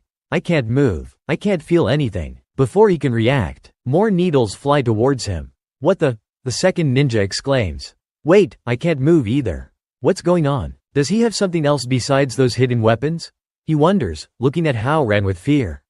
Hao Ran walks towards them slowly. If you're truly comrades, he says, his voice cold, then you should share each other's burdens. Blood frenzy ninja, right? Immune to pain, aren't you? Without another word, Hao Ran stomps on the fallen ninja's head, crushing it.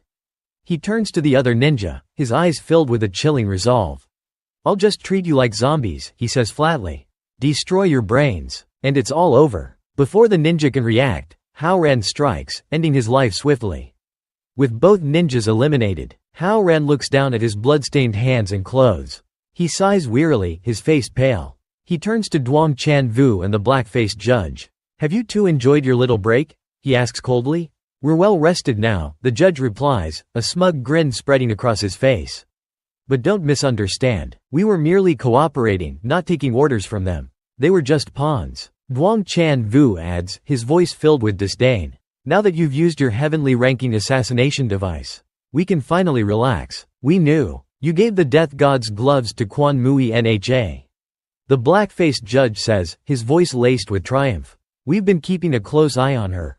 And as soon as she finished researching the heavenly ranking assassination device, she gave it to you. My poison medicine sect, Duong Chan Vu says darkly, has suffered greatly at your hands. Today, I finally get to witness the power of that weapon firsthand. They both laugh menacingly. So, Duong Chan Vu says, you're out of heavenly ranking assassination device bullets. And we know how to defend against it now. Plus, you're injured. Even with a heavenly ranking body's accelerated healing, you won't recover instantly. Hao Ran listens to their gloating, forcing an awkward smile. Without your annoying movement technique, the black-faced judge continues. It'll take at least an hour for Thatch Trung Nok to reach your house and call for help. Plenty of time for us to have our revenge. Hao Ran listens to them chatter, a sinister smile spreading across his face.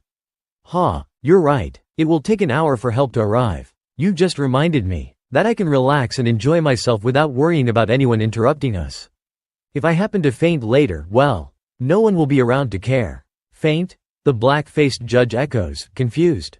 Hao Ran pulls out a few more needles from his sleeve. That's right, he says calmly. The last time I did this, I fainted because my body couldn't handle the combined effects of the poison and the needles. With all the blood I've lost, Hao Ran continues, a faint smile playing on his lips. I'm afraid my body might not be able to handle it this time either. Duong Chan Vu laughs coldly. Do you really think we won't be able to dodge a few needles? Suddenly, to their astonishment, Hao Ran plunges 2 of the needles into his own head. Exactly, he says calmly.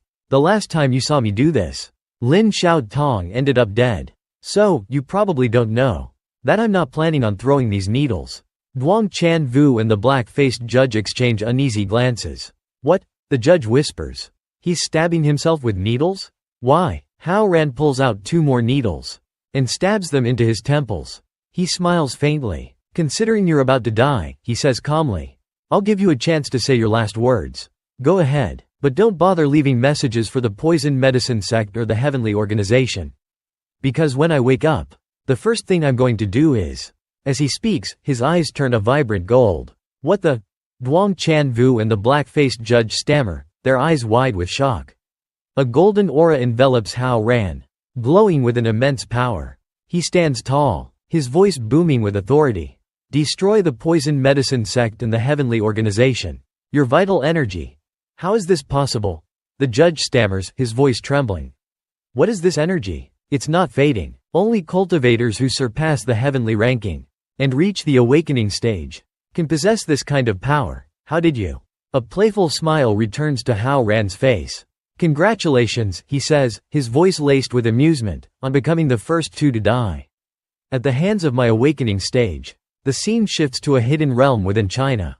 A shadowy figure stands there, accompanied by the sound of heavy breathing. It's Hao Ran's master, Yi. My cultivation.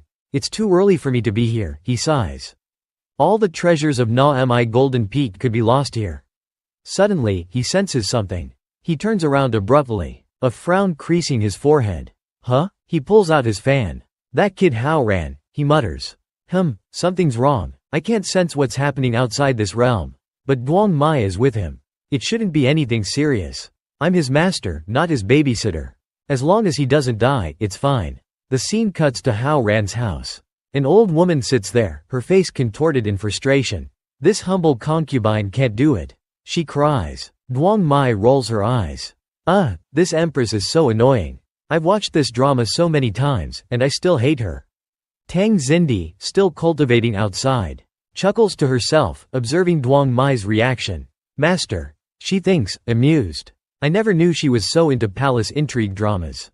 But she's only like this because Hao Ran isn't around. She puts on such a dignified act in front of him, she thinks, shaking her head. Back at the repair shop, Hao Ran's golden aura blazes fiercely.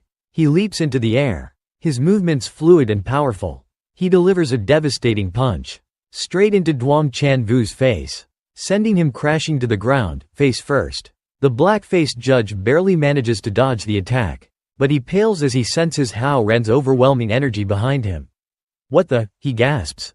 Hao Ran doesn't give him a chance to react. He delivers a swift kick to the judge's backside, sending him sprawling to the ground. Face first, just like Duong Chan Vu.